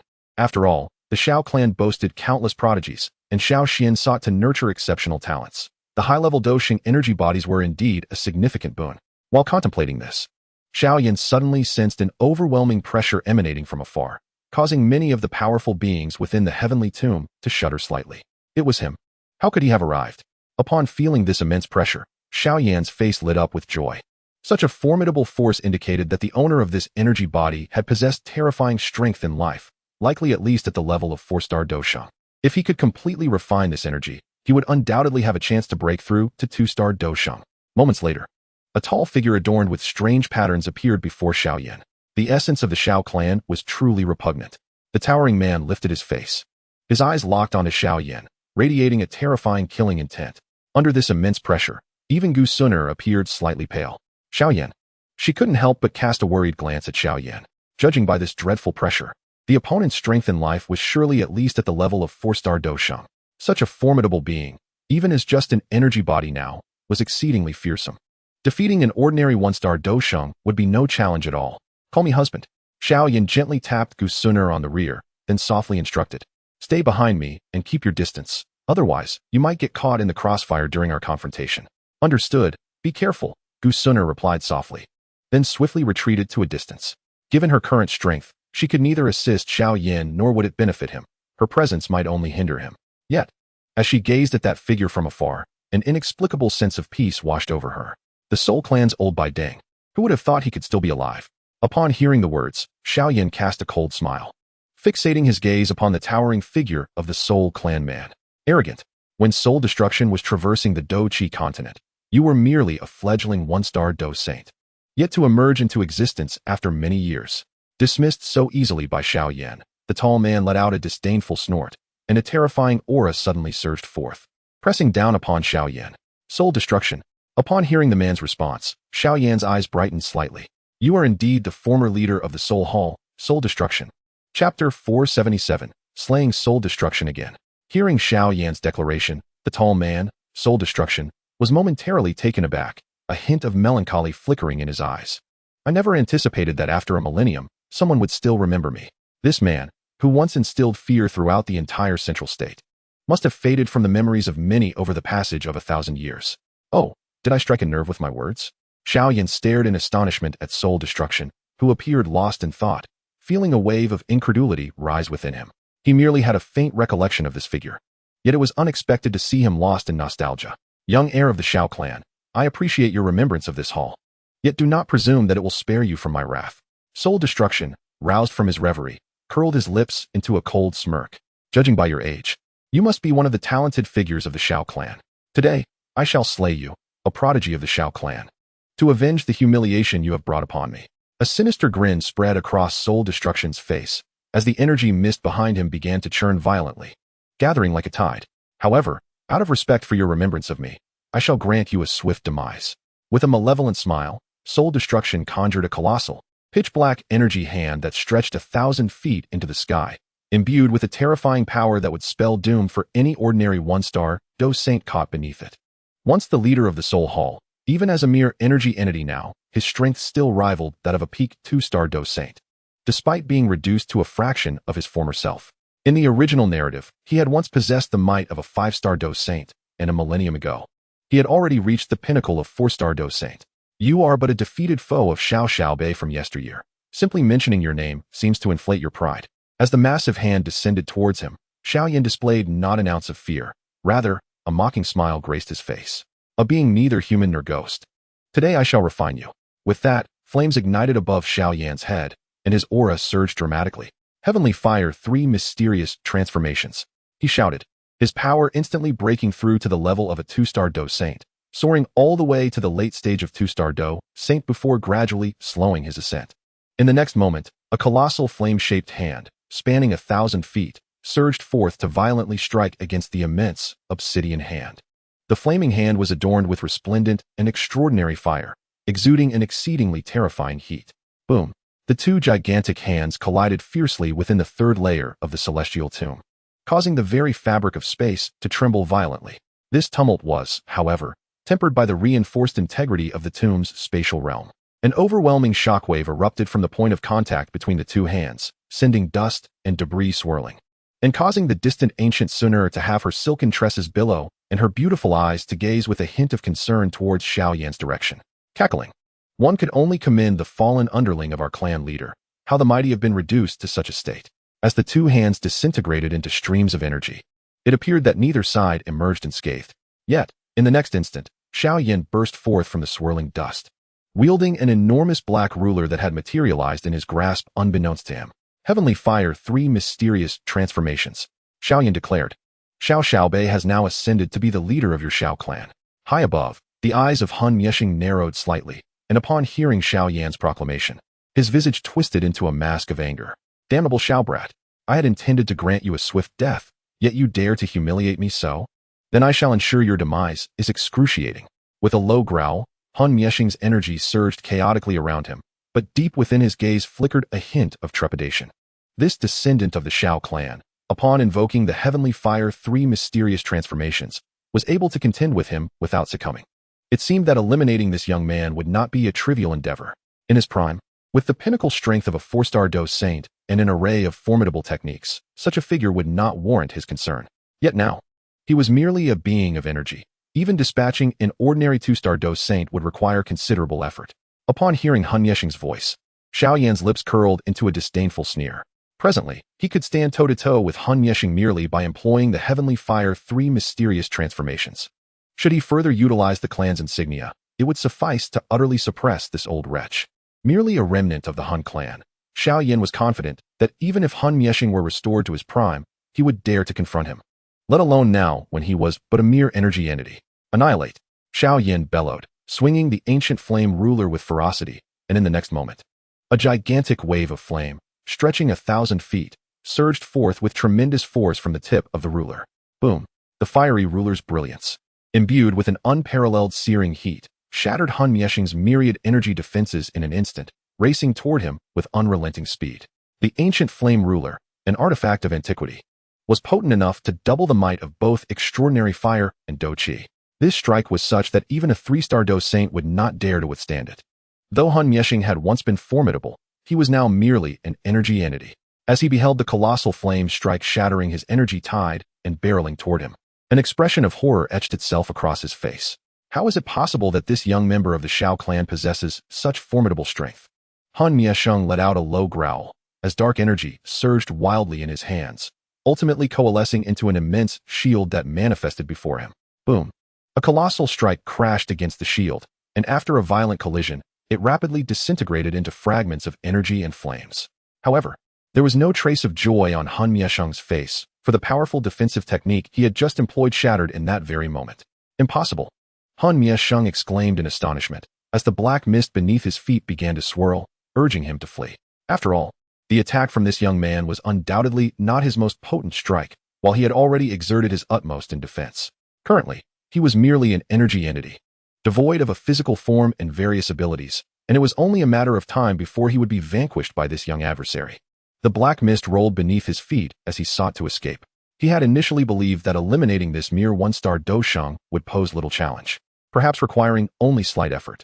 Yet, the reality was that the young member of the Xiao clan had yet to utilize his full strength, yet had already managed to suppress him. Kakik, thinking of running? Today, you shall obediently remain here as a resource for my breakthrough. A familiar cackling laughter echoed from behind, and when Han Mieshing turned, he was horrified to find the Xiao clan's prince standing not far behind him. The prince wielded a peculiar, pitch-black measuring tool, swinging it forcefully twice, sending 2 terrifying streaks of light slicing through the air towards him. Damn it! Han Mieshing hastily formed another shield, barely managing to defend against the onslaught, but he felt the distance between him and Xiao Yan closing in. If it were during the peak of his power, how could he allow a mere junior from the Xiao clan to act so audaciously? A deep sense of grief and indignation welled up within him. Presently, his strength was but a fraction of its former glory, and both his speed and power were suppressed by Xiao Yan. He could neither fight back nor escape. Could it be that today, Han Mieshing must meet his demise here? A look of unwillingness flashed across his face as he fixed his gaze intently on Xiao Yan, only to suddenly catch sight of a slender azure figure in the distance. Youngster, if you wish to kill me, it will not be so simple. Since you intend to eradicate me, I shall ensure you pay the price. With a fierce growl, Han Mieshing summoned the endless black mist behind him, which coalesced into hundreds of massive, pitch-black spears. The spear of the underworld. Han Mieshing bellowed, and in the next moment, countless enormous black spears surged forth, hurtling towards Xiao Yan. Each spear alone posed a threat only to semi-holy warriors, yet when hundreds were amassed together, even 3-star Dou Sheng would not dare to underestimate them. Merely a trivial technique. Xiao Yan let out a cold laugh, as the ancient fire upon the unique fire scale surged violently in his grasp. In the blink of an eye, it transformed into a colossal fire scale stretching 1,000 feet long. The fire scale spun rapidly, leaving behind magnificent, enormous afterimages in the sky. Upon colliding with the massive spear, it was instantly shattered, even the residual energy reduced to nothingness in the inferno. How terrifying this extraordinary fire is. Observing this scene, Han Miesheng's pupils contracted slightly, yet his gaze was not fixed on Xiao Yan. Instead, he desperately summoned his soul power, directing one of the immense spears towards the alluring figure in the distance with fierce intent. Whoosh! The power of this soul spear far exceeded that of the other spears. Even a typical Dou Saint would be at risk of falling should they attempt to withstand it. Yet this attack bypassed Xiao Yan, hurtling directly toward the distant Gu Suner. Not good, Suner. Just as Xiao Yan was resisting the soul spear, his expression changed dramatically upon seeing the terrifying spear aimed at Gu Suner. Xiao Yan. In that moment, Gu Suner's heart abruptly constricted, her beautiful eyes filled with panic. The enormous spear, imbued with formidable might, raced toward her, and under the threat of such a terrifying force that could even claim the life of a Dou Saint. She realized that no amount of her defenses could withstand this strike. The chasm between a Dou Zun and a Dou Saint was as vast as the heavens, especially considering her cultivation was merely at the 5-star Dou Zun level. If struck by this spear, her death would be certain. Instinctively, Gu Suner attempted to evade, only to discover that escaping this spear was impossible. The methods of a Dou Saint were far beyond her reach. Suner. In that instant, Xiao Yan's eyes blazed with fury. Dark lightning crackled beneath his feet, transforming into a streak of black lightning that raced toward Gu Suner. However, the soul spear, a lethal technique secretly utilized by Han Miesheng, meant that even at the peak of his speed, Xiao Yan was still a fraction too slow. Damn it! Han Miesheng, you shall pay? Xiao Yan's teeth gnashed in frustration, and the next moment, vibrant flames ignited around him, his speed doubling instantaneously. This technique was a life-saving secret art within the flow of shadow and lightning, forcibly catalyzed by burning his life force Dou Qi to enhance his velocity. Under the activation of this secret art, Xiao Yan's speed surged past that of the black spear, appearing before Gu Suner in the blink of an eye. At that moment, Gu Suner was nearly engulfed in despair. After all, the enormous spear with the power to annihilate Dou Saints approached her at an unfathomable speed, closing the distance in an instant. Yet, in the next moment, a figure clad in black emerged before her. Despite Xiao Yan's incredible speed, the attack unfolded in mere moments, and the soul spear, propelled by its terrifying velocity, was now less than 10 paces away. Even Xiao Yan had no time to deploy a formidable defense. Soul extinguished. I shall refine you to ashes. Xiao Yan's heart roared, yet he could only hastily raise the ancient fire measuring rod to shield himself. Clang! The spear of the nether soul, imbued with terrifying power, crashed mercilessly against the obsidian rod, the force potent enough to slay a 1-star Dou Saint, causing Xiao Yan's hands to tingle slightly. In an instant, the spear's tip shattered, but although Xiao Yan managed to block this strike, the horrifying power contained within overwhelmed him, preventing him from mounting a full defense. After withstanding the spear's lethal intent, the ancient fire measuring rod, with tremendous force, struck Xiao Yan squarely in the chest. Uffed! Xiao Yan felt a sweetness in his throat, his insides churning uncomfortably, and he quickly channeled his Dou Qi to shatter the spear of the nether soul. Taking a deep breath, Xiao Yan wiped the blood from the corner of his mouth. The spear's sharpness posed no real threat to him. Under the dual defense of the ancient fire measuring rod and his exterior Dou Qi, the terrifying force merely stirred his insides slightly, inflicting only a minor injury. Xiao Yan, are you alright? Gu Suner's beautiful eyes turned red in an instant, filled with deep concern as she gazed at Xiao Yan's silhouette. Cough, I'm fine.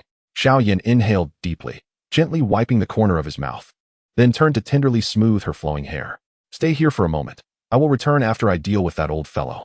With a flick of his hand, the burning heaven cauldron expanded in the wind, enveloping Gu Suner within its embrace. I will wait for your return. Suner took a deep breath, watching Xiao Yan depart. Unbeknownst to her, that voice had already been indelibly etched into her heart. Your presence indeed brings great comfort. Suner smiled softly, brushing away a tear from the corner of her eye. Meanwhile, Xiao Yan surged forward with lightning speed, once again confronting Han Miesheng. How can you possess such incredible speed? A hint of fear flickered in Han Miesheng's eyes, but the only response he received was a series of razor-sharp rod strikes. Do not come any closer. Moments later, Han Miesheng's agonized screams echoed through the heavenly tomb, sending shivers down the spines of countless energy entities. Chapter 478, The Pinnacle of Heavenly Realm. Deep within the misty depths of the heavenly tomb, a vibrant flame blazed furiously in place. Within this exotic fire, a fragmented energy entity shrieked in torment as its solid energy layer melted away rapidly. As this energy was swiftly consumed by the flames, black currents continuously erupted from its surface, Damn that Xiao clan brat. If you wish to kill me, just do it directly. Why torment me so? Han Miesheng cried out in agony amidst the exotic fire. Already rendered incapacitated by Xiao Yan, he now possessed virtually no capacity for resistance. Being mercilessly scorched by the dreadful flames, even his very soul igniting in the inferno.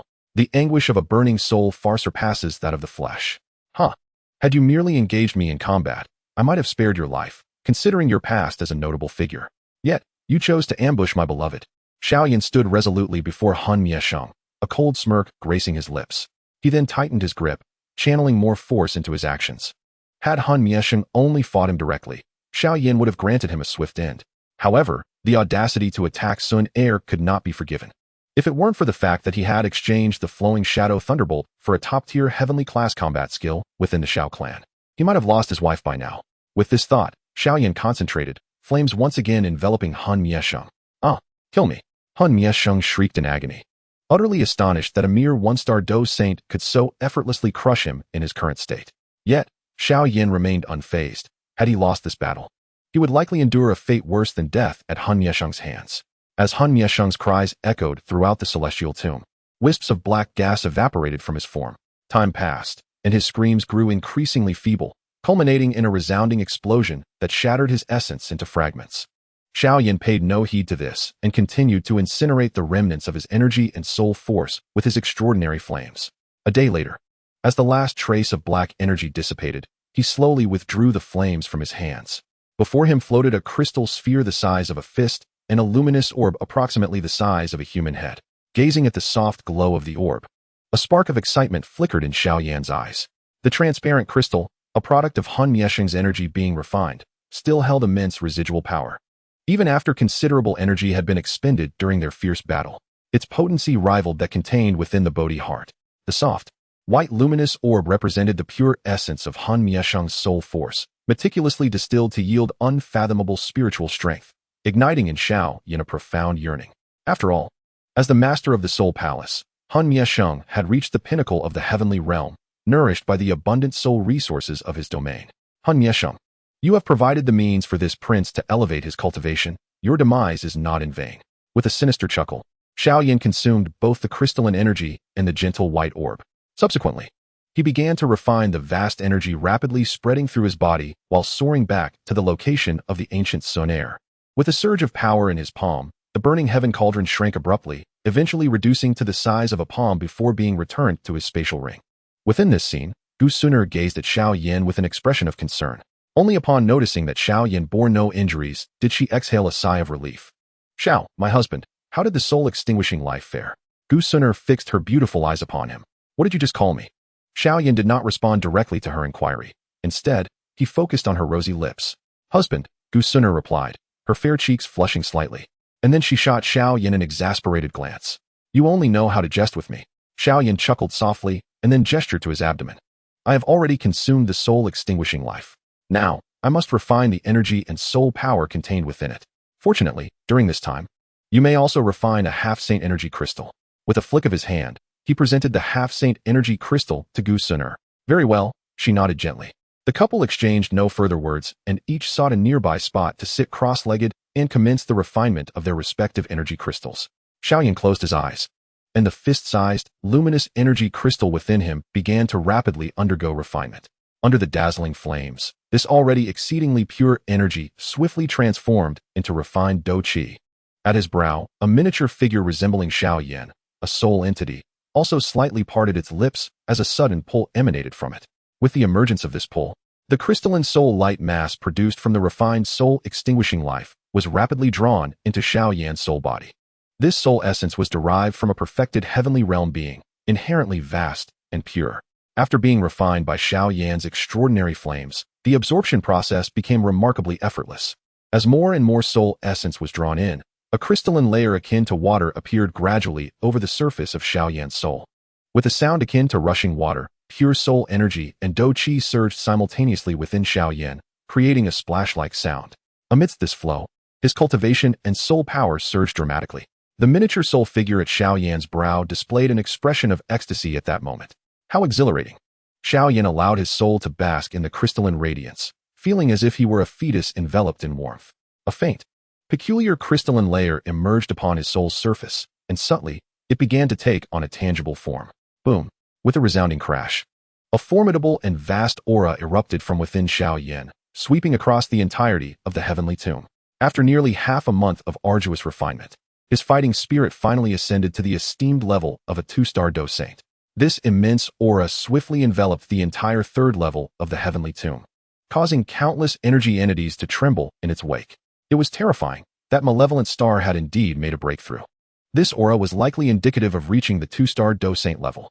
My heavens, when he was merely a 1-star Dou Saint, he possessed the power to slay formidable figures like Soul Extinction. Now, as a 2-star Dou Saint, who among us in the heavenly tomb could possibly rival him?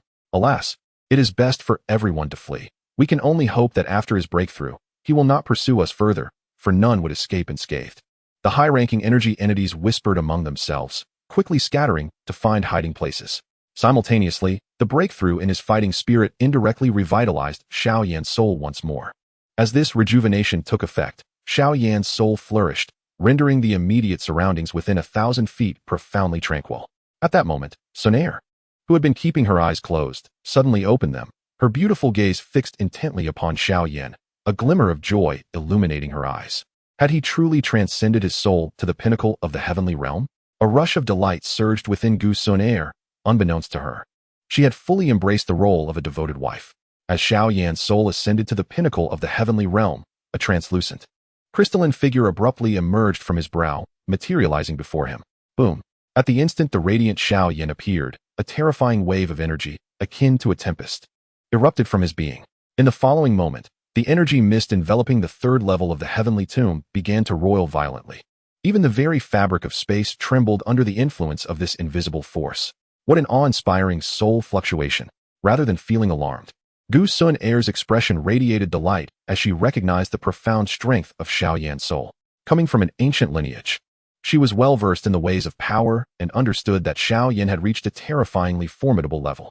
Indeed, within the entire ancient clan, few could possibly subdue him now. This is the soul power of the pinnacle of the heavenly realm. As she sensed the overwhelming soul energy, a smile graced the lips of Xiao Yan, whose soul now felt as tangible as flesh. In that moment, the entirety of the 3rd level of the heavenly tomb was laid bare to his soul's perception, revealing even the hiding places of higher-tier energy entities, save for a few exceptionally concealed locations. Yet at the center of the 3rd level, a far more powerful soul entity floated serenely, even with its vacant gaze. This soul entity emanated a terrifying power that instilled awe in Xiao Yan, for it was a soul of imperial caliber. The ethereal soul entity before him belonged to the Soul Emperor, and after more than a month, Xiao Yan discerned that the once hollow depths of the Soul Emperor's eyes now shimmered with a faint glimmer of vitality. It was likely that the true spirit of the 2nd-generation Soul Emperor had begun to awaken within him. Please, spare me, my lord. At that moment, the voices of numerous energy entities echoed within Xiao Yan's soul vibrations, evidently detected by his soul power. They were in a state of utter anxiety, fearing that Xiao Yan might once again eradicate them in his pursuit of greater strength. Rest assured, I shall not indulge in further slaughter. Xiao Yan's soul power gently reassured them, and the magnificent force surged back into his soul entity like a returning tide. With this overwhelming soul power restored within him, Xiao Yan sensed that he could now effortlessly contend with a 2-star Dou Saint solely through his soul strength. Though he remained within the realm of the heavenly stage, he had reached a level of consummate mastery that starkly contrasted with the later stages of the heavenly stage. At this juncture, his soul power had achieved a true preliminary perfection, rendering his soul nearly indistinguishable from his physical form. Should he ascend to the legendary Emperor realm, his soul would become nearly immortal and indestructible, impervious to any foe below the Dou Emperor level. Even a peak 9-star Dou Saint would find it exceedingly arduous to extinguish a soul of Emperor realm caliber. Return. With a thought, Xiao Yan summoned the radiant soul entity back to his brow. A shimmering light enveloped his form before he reopened his eyes. Exhaling deeply, a smile graced Xiao Yan's lips. His journey through the heavenly tomb had nearly fulfilled its initial purpose. Both his Dou Qi and soul power had transcended another level. Even without employing any external means, he felt confident in his ability to vanquish a 3-star Dou Saint. Coupled with various techniques, he would dare to challenge even a 5-star Dou Saint. However, before departing the heavenly tomb, a fitting conclusion was necessary. With a decisive step, Xiao Yan appeared before Sonaire. My dear, how fares the refinement of the semi-saint energy entity? He inquired with a cheerful gaze. I have refined more than half, she sighed softly. Yet it remains impossible to compare to your prowess. Sun Er contemplated closing her eyes to continue her refinement, but at that moment, Xiao Yan's arms encircled her waist. Since you find it so challenging, allow me to assist you. How annoying you. Sun Er shot him a playful glare, yet she gently wrapped her arms around his neck. Outside the heavenly tomb, in the ancient mountains, Gu Yuan sat in tranquil meditation. For one so close to the Dou Emperor threshold, the only means left to him, aside from the source energy of the heavens and earth, was to rely upon his own efforts to force a breakthrough. Although he was the patriarch of the ancient clan, he did not need to concern himself with every matter, spending most of his time revolving around his clan and daughter. At that moment, the space at the entrance of the tomb trembled slightly, and subsequently, two youthful figures emerged from the portal. Upon beholding this pair of young individuals, who resembled celestial lovers, Gu Yuan offered a faint smile. However, as his gaze swept over them, a hint of astonishment flickered in his eyes. Xiao Yan, your soul has reached the pinnacle of the heavenly realm. Gu Yuan rushed forward, scrutinizing his son-in-law closely. Although he occasionally found Xiao Yan irksome, he could not deny that this rascal was indeed extraordinary. Merely spending a month within the tomb had allowed him to ascend to the peak of the heavenly realm, and even his cultivation had progressed to the level of a 2-star Dou Saint. It was truly baffling how this young man had cultivated so rapidly. With a soft sigh, Gu Yuan turned his attention to his daughter, his eyes gleaming with delight. Sooner, I did not expect that in just a month. Your cultivation would rise from a 3-star Dou Zun to a 7-star Dou Zun. Pray tell, what fortuitous encounters did you experience in the tomb to achieve such swift advancement? Gu Yuan's joy at his daughter's rapid progress was palpable. Moreover, it was remarkable that Gu Sun'er's cultivation not only increased rapidly, but also remained exceptionally solid. Her fighting spirit pure beyond measure. Father, Gu Sun'er hesitated, a faint blush gracing her cheeks. What is it? Gu Yuan inquired, curiosity piqued. Taking a deep breath, Gu Sun'er fell silent, while Xiao Yan, ever quick to act, stepped forward. Dear father-in-law, the reason for Sun'er's rapid cultivation increase is, of course, due to the assistance of your son-in-law. He chuckled. You? Gu Yuan glanced at Xiao Yan, momentarily taken aback, before gently nodding. He was aware of Xiao Yan's diverse abilities. Within the tomb, there were ample energy sources that Xiao Yan could indeed utilize to significantly elevate Gu Sun'er's cultivation in a short span. Indeed, this is the son-in-law I, Gu Yuan, am proud of, he thought, regarding Xiao Yan with a newfound satisfaction. His precious daughter marrying into the Xiao clan had not resulted in undue hardship, after all. However, he had not contemplated how exactly Xiao Yan had assisted. To Gu Yuan, these matters were not of great concern. After all, the ancient clan possessed numerous methods for enhancing cultivation, and if he were willing to pay the price, he could even artificially create a Dou Saint. Yet, considering Sun Er's foundation, he had refrained from allowing her cultivation to advance too swiftly. Following their journey in the tomb, Xiao Yan accompanied Sun Er for another 2 days in the ancient realm. After a brief exploration, they returned together to the Xiao realm. In the depths of the palace within the Flame Hall, after once again lending his assistance, Xiao Yan gazed at the beauty before him, whose face still bore a hint of blush. Unable to restrain himself, he finally spoke. Sun Er, I intend to return to the Northwest Continent. Return to the Northwest Continent? Sun Er, who had previously displayed a touch of springtime warmth in her beautiful eyes, suddenly turned cold. Her gaze swept over Xiao Yan, and she spoke with a hint of disdain. Is it to seek out your women? Indeed, Xiao Yan replied softly, yet his concern for Sun Er was palpable. This feeling of tension was unprecedented, even in the face of formidable adversaries, and it stirred something within him. He understood that the myriad romantic entanglements he had accrued over the years were about to reach a conclusion. In this situation, it was he, the esteemed heir of the Xiao clan, who would bear the brunt of the consequences. Go ahead, Sun Er nodded slightly, but she had already extricated herself from his embrace. With a somewhat indifferent nod, she made to rise and depart. Are you angry? Xiao Yan grasped her delicate hand, his expression a blend of shamelessness and a tinge of guilt. What right do I have to be angry? You are the heir of the Xiao clan. What does it matter if you have a few more wives? Besides, I once promised you that once we are wed, you may bring them all back, as long as we keep our waters separate. Sun Er's voice remained chilly. My dear, Xiao Yan attempted to say more, but Sun Er had already withdrawn her hand and left. Though she claimed not to be angry, her every action betrayed her true feelings. Watching her retreating figure, Xiao Yan did not immediately intervene. Instead, he sat upon the bed, a bitter smile gracing his lips. Ultimately, I must resolve these matters myself, he mused, shaking his head slightly. As night fell, a full moon hung high in the sky, casting a silvery radiance upon the ground. Clad in a delicate azure robe, Sun Er sat quietly in a pavilion, allowing the moonlight to envelop her. Her long, Flowing hair cascaded behind her, dancing gently in the breeze, while her beautiful eyes lowered slightly, a hint of melancholy gracing her exquisite features, which could eclipse even the moonlight itself. At that moment, a figure unexpectedly appeared behind her, swiftly shedding his outer robe and draping it over her delicate shoulders. Sensing the presence, Sun'er stiffened momentarily but did not resist. Instead, a veil of inexplicable mist clouded her beautiful eyes. "Still angry, are you?" Xiao Yan's cheerful voice chimed from behind her. At his words, Sun'er remained silent, yet Xiao Yan shamelessly drew closer, enveloping her in his embrace. He said nothing, merely holding her close, resting his chin upon her head, inhaling the subtle fragrance that wafted from her hair. "Xiao Yan." After a while, Gu Sun'er's voice gently emerged. Xiao Yan lowered his head to gaze at the enchanting face nestled in his embrace, yet at that moment, her ethereal eyes were clouded with mist. Why must you be so fickle? I truly do not wish to share you with anyone else."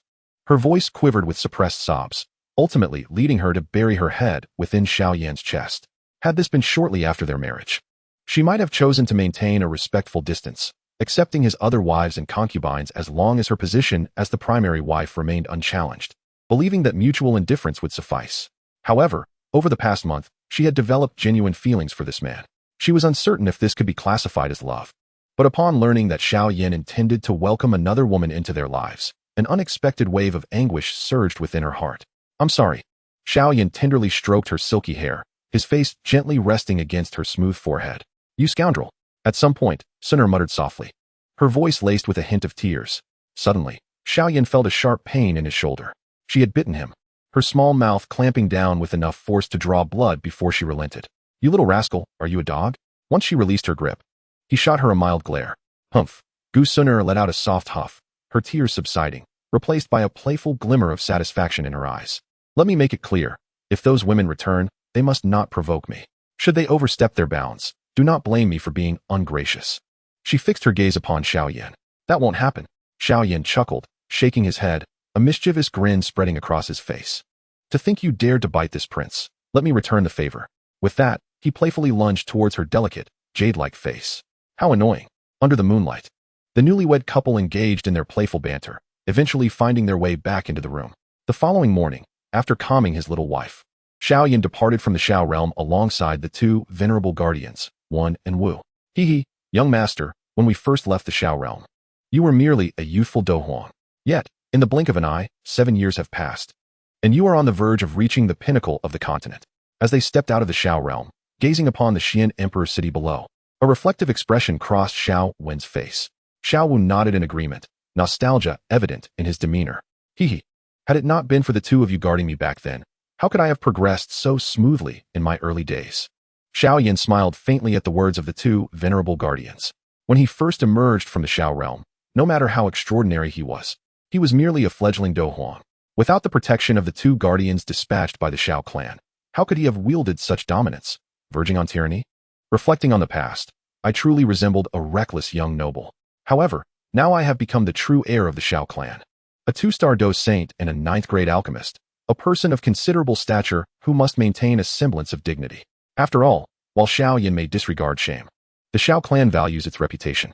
Esteemed elders, I must request your assistance once more in overseeing the Flame Alliance upon our return to the northwestern continent. Xiao Yan smiled as he glanced at the two venerable figures. "Indeed, it is a privilege for us to serve His Highness the Prince," remarked Xiao Wen, his voice always melodious. The support of the two elders would not be forgotten by Xiao Yan, who smiled faintly. Given their talents and prowess, they too could aspire to become Dou Saints in this lifetime. As my own strength increases, I shall certainly extend my hand to assist both of you in breaking through to Dou Saint as well. Upon hearing these words, the smiles on Xiao Wen and Xiao Wu's faces froze momentarily, only to be replaced by expressions of ecstatic joy. "Your Highness, you truly are our benefactor," they thought. Unable to suppress the desire to bow deeply before Xiao Yan, yet he graciously stopped them. "Your assistance to me has been considerable. A small favor in return is nothing."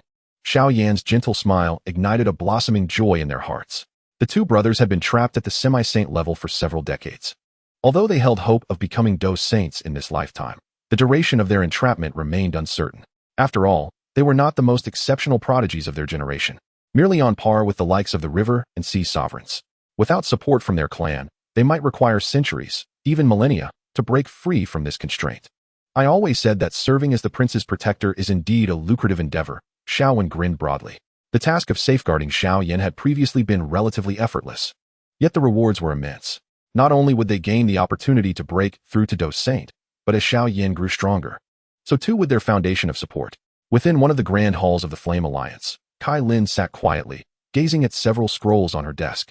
Clad in a crimson robe that enveloped her exquisite figure, her long, dark hair cascaded down like a waterfall to her waist, framing a face of unparalleled allure, tinged with a hint of wildness. Yet, the cold demeanor she once bore had softened, a gentle warmth now gracing her eyes. At that moment, a figure appeared behind her, equally graceful, dressed in a flowing white gown that fell effortlessly below her knees, revealing a pair of smooth, jade-like calves. Her face, while not conventionally beautiful, radiated a unique charm accompanied by a subtle smile. Who else could it be but the little Dr. Fairy? In this moment, she too exuded tenderness, cradling a small figure resting gently in her arms. It was a little girl, appearing to be around the age of 1, quietly nestled within her embrace. The girl was adorned in a petite white garment, her newly sprouted hair barely grazing her forehead. Her cherubic face, rosy and plump, radiated an irresistible charm, while her large, lustrous black eyes sparkled with curiosity as they roamed about. Upon her forehead, there was a delicate, multicolored serpentine pattern, and coiling around her slender arm was a diminutive snake, no thicker than a chopstick. Despite its modest size, the creature exuded an aura that even the mightiest Dozun would not dare to underestimate. As the little healer escorted the girl back to the room, the child's dark eyes gleamed with increased delight, her face breaking into a broad grin, her melodious laughter echoing within the confines. Upon hearing this joyful sound, Kai Lin, who had been diligently working, turned abruptly, exclaiming, "Sister, I have brought Xiao Xiao back." The little healer smiled gently, affectionately ruffling the girl's soft dairy before handing her over to Kai Lin. Such an endearing child could hardly fail to garner affection from anyone. You all compete daily to hold her, leaving me, her mother, unable to spend as much time with her as I desire, Kai Lin remarked, a warm smile illuminating her typically cool demeanor, now softened by maternal tenderness upon seeing the little one.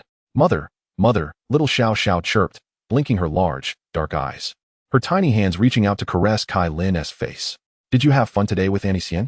Kai Lin planted a few kisses on her cherubic cheeks, stirring a twinge of envy in the little healer, who marveled at the charm of such a delightful being. Since the birth of this little girl, Xiao Yan's women had been entirely captivated, seemingly revolving around her, each wishing to hold her daily. It was wonderful, little Xiao Xiao exclaimed, her big eyes wide with excitement as she gestured animatedly. As the scion of the Xiao clan and the Queen Medusa, she had been nurtured with exceptional resources even in the womb, granting her a wisdom far beyond her tender age of 1. Indeed, she possessed the intellect of a typical 3-year-old, albeit with an incomplete set of teeth that hindered her speech. Just as Kai Lin and the little healer were joyfully entertaining the child, a sudden ripple of disturbance coursed through the space of the city lord's mansion, causing their expressions to shift with concern. Who goes there? With the Flame Alliance brimming with formidable experts, and Kai Lin herself having attained a high-tier Dozun's prowess, a stealthy intruder would likely possess at least the strength of a half-saint. If the visitor bore ill intent, the Flame Alliance would find itself in peril. Cackling, Kai Lin, my beloved, I have returned, came a voice filled with mirth. To my surprise, the little healer is also here. My return heralds a celebration. As the spatial fluctuations dissipated, a handsome young man with a lewd smile emerged. However, the moment he stepped out, the smile vanished abruptly, replaced by a gaze that fixated intensely on the small figure cradled in Kai Lin's arms. With trepidation, Xiao Yan approached Kai Lin, careful to make no sound, his right hand trembling slightly as he pointed at the adorable little girl in her embrace. This is Xiao Xiao, your daughter. Seemingly perceiving Xiao Yan's anxiety, both Kai Lin and the little doctor wore smirks of playful amusement. My daughter, this truly is my daughter. Xiao Yan's mind buzzed, his eyes glistening as they locked onto the rosy-cheeked child before him. Chapter 480, Checking Supplies. Quick, let me hold her. A surge of tenderness enveloped Xiao Yan as he gazed at the little one in Kai Lin's arms. The girl, with her large, dark eyes, looked at him with a mixture of nervousness and innocence, a hint of fear gracing her cherubic face, as if she were uncertain of his intentions. You are aware you have a daughter? Upon hearing this, Kai Lin let out a light scoff before handing the little one over to Xiao Yan. Mommy, I'm scared. Seeing Xiao Yan's face up close, Xiao Xiao waved her tiny hands, attempting to burrow back into Kai Lin's embrace. Do not fear, this is your father. Kai Lin reassured her with a gentle smile, lightly patting her small bottom before placing her into Xiao Yan's arms. As this fragile life settled into his embrace, Xiao Yan felt a tremor of emotion, enveloped by her softness and the faint scent of milk. He couldn't resist pressing his cheek against her rosy little face. "Oh, my darling daughter, how incredibly adorable you are." Xiao Yan grinned widely, yet upon witnessing his expression, fear flickered in the child's large eyes, and her tiny mouth, still devoid of a full set of teeth, opened wide in distress. In an instant, tears began to cascade down her cherubic cheeks. The moment she laid eyes on Xiao Yan, she burst into tears, and even the colorful little snake coiled around her arm perked up slightly. However, upon sensing Xiao Yan's presence, the vibrant snake became remarkably docile, even wrapping itself around his hand, gently nudging his fingers with its small head. Yet, Xiao Yan hardly noticed the snake's affectionate behavior. His attention was wholly consumed by the weeping child in his palm. Faced with her sorrow, even the unflappable Xiao Yan felt a sense of panic. Oh, darling, do not cry. Sweet child, please do not cry." He tenderly patted her tiny back, too afraid to exert any pressure. Despite all of Xiao Yan's coaxing, little Xiao continued to weep unabated, her tiny hands flailing about, her cherubic face etched with fear and disdain. Enough, let me take over," sighed Kai Lin, unable to bear her daughter's wailing any longer. Swiftly, she took Xiao from Xiao Yan's arms. With the little one nestled back in Kai Lin's embrace, the tears ceased almost instantly. A few gentle words from Kai Lin coaxed delightful giggles from the child. "Mama," Xiao murmured, a smile brightening her face. At that moment, a large face leaned in closer, revealing a mischievous grin. "Xiao, call out to your daddy." However, upon seeing Xiao Yan's visage, fear once again clouded the little one's features. Her lips turned downward as she quickly turned her head away, clinging tightly to Kai Lin's neck, avoiding eye contact with Xiao Yan. Observing her reaction, a flicker of defeat crossed Xiao Yan's face, erasing his earlier smile. Kai Lin exchanged a knowing glance with the little physician, both unable to suppress their amusement. Who would have imagined that this formidable man, capable of slaying even the demon saint, would find himself at a loss with his own beloved daughter? "Xiao, this is your daddy," Kai Lin said softly, caressing her daughter's back, her exquisite face radiating maternal affection as she nuzzled against her child's cheek. "Quick, call him daddy." Upon hearing Kai Lin's encouragement, the little one's dark eyes darted about. Yet, when she caught sight of Xiao Yan's sly grin, she instinctively turned her head away once more. After a lengthy half-hour of various tactics employed by Kai Lin and Xiao Yan, the little one, albeit with trepidation, finally looked at Xiao Yan and chirped, "Daddy." In that moment, Xiao Yan felt as if his heart could melt.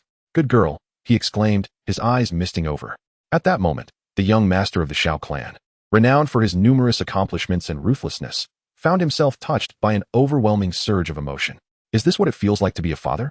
Taking a deep breath, Xiao Yan suddenly understood why, long ago, when he sought out Sun heir, Gu Yuan had harbored such strong opinions about him. Reflecting on it, he realized that if, decades hence, a young man were to stand before him holding his daughter's hand, his instinct would likely compel him to act with hostility. Throughout the afternoon, Xiao Yan delighted in playing with the little one. As the hours passed, Xiao grew more comfortable with him, occasionally bestowing upon him sweet smiles. For Xiao Yan, those few precious smiles held more value than a handful of ninth-grade medicinal pills. Only after soothing the little one to slumber did Xiao Yan hurriedly envelop her tiny form in a gentle aura of Dou Qi, finally laying her upon a soft bed. The little darling lay quietly, her limbs sprawled across the bed like a delicate white radish, her cherubic face adorned with a hint of a smile. As if lost in a beautiful dream. Having watched her for an entire afternoon, was it not enough? Behind Xiao Yan, Kai Lin chuckled softly. How could one ever tire of gazing at one's precious daughter, with his chin resting on his hand? Xiao Yan quietly observed the tiny bubbles that formed on Xiao Zhao's small lips. It is truly unexpected. Who would have thought you were such a doting father? Kai Lin smiled gently, yet Xiao Yan abruptly grasped her slender, jade-like hand. Kai Lin. At last, Xiao Yan diverted his gaze from his daughter, only to find it drawn to Kai Lin's enchanting visage. This face bore a perfection akin to Sun heiress. One was as elegant as a blue lotus, while the other radiated a fiery beauty. Despite their differences, both were equally captivating. Such beauty that even the heavens would pale in comparison. What is it? Kai Lin, slightly taken aback, seemed to sense an unusual tone in Xiao Yan's voice. I have now ascended to the rank of Dou Sheng, truly becoming a figure of prominence within my clan. This return to the Northwest continent is to attend to matters regarding the Flame Alliance. Taking a deep breath, Xiao Yan looked at Kai Lin and declared, I intend to bring all of you back with me. Back with you? At his words, Kai Lin was momentarily startled, her expression soon reflecting a complex mix of emotions. Why the urgency in bringing us to your side? She gently shook her head. After all this time, we have finally formed a bond, a tacit understanding amongst ourselves. If you bring us back, would we not have to readjust to your other women? If our temperaments align, it would be fine, but what if conflicts arise? Whom would you support then? Xiao Yan was momentarily taken aback by her words. Despite the harmonious atmosphere among the women of the Flame Alliance, they were not true sisters raised together. Their relationship was more a matter of mutual understanding. Yet, none were genuinely willing to relinquish Xiao Yan. Ultimately, it stemmed from their collective wisdom in maintaining an unspoken balance. Should they move to the Xiao clan in the future? Who could predict the emergence of a domineering personality? Moreover, what would become of the Flame Alliance if we were to leave? Kai Lin turned her gaze back to Xiao Yan. The Flame Alliance not only bore a part of Xiao Yan's efforts, but also encompassed the affairs of the women behind it.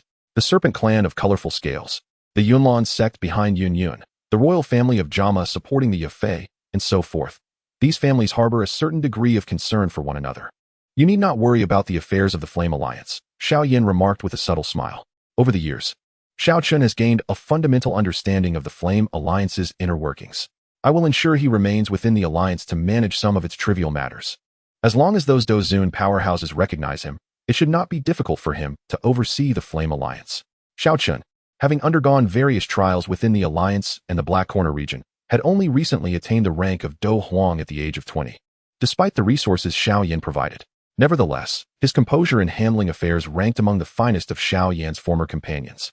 With Xiao Chun assisting in the management of the Flame Alliance, while Xiao Yan could not claim that he would elevate it further, at the very least, significant issues were unlikely to arise.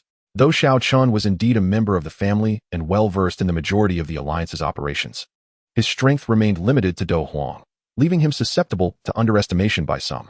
Kai Lin furrowed her brow slightly. Underestimate him? In response, Xiao Yan let out a cold laugh. I have brought back the two esteemed elders who once safeguarded my path. Do you think that with two half-saint powerhouses as his backing, Xiao Chen's words would go unheeded? A cold smile played upon his lips.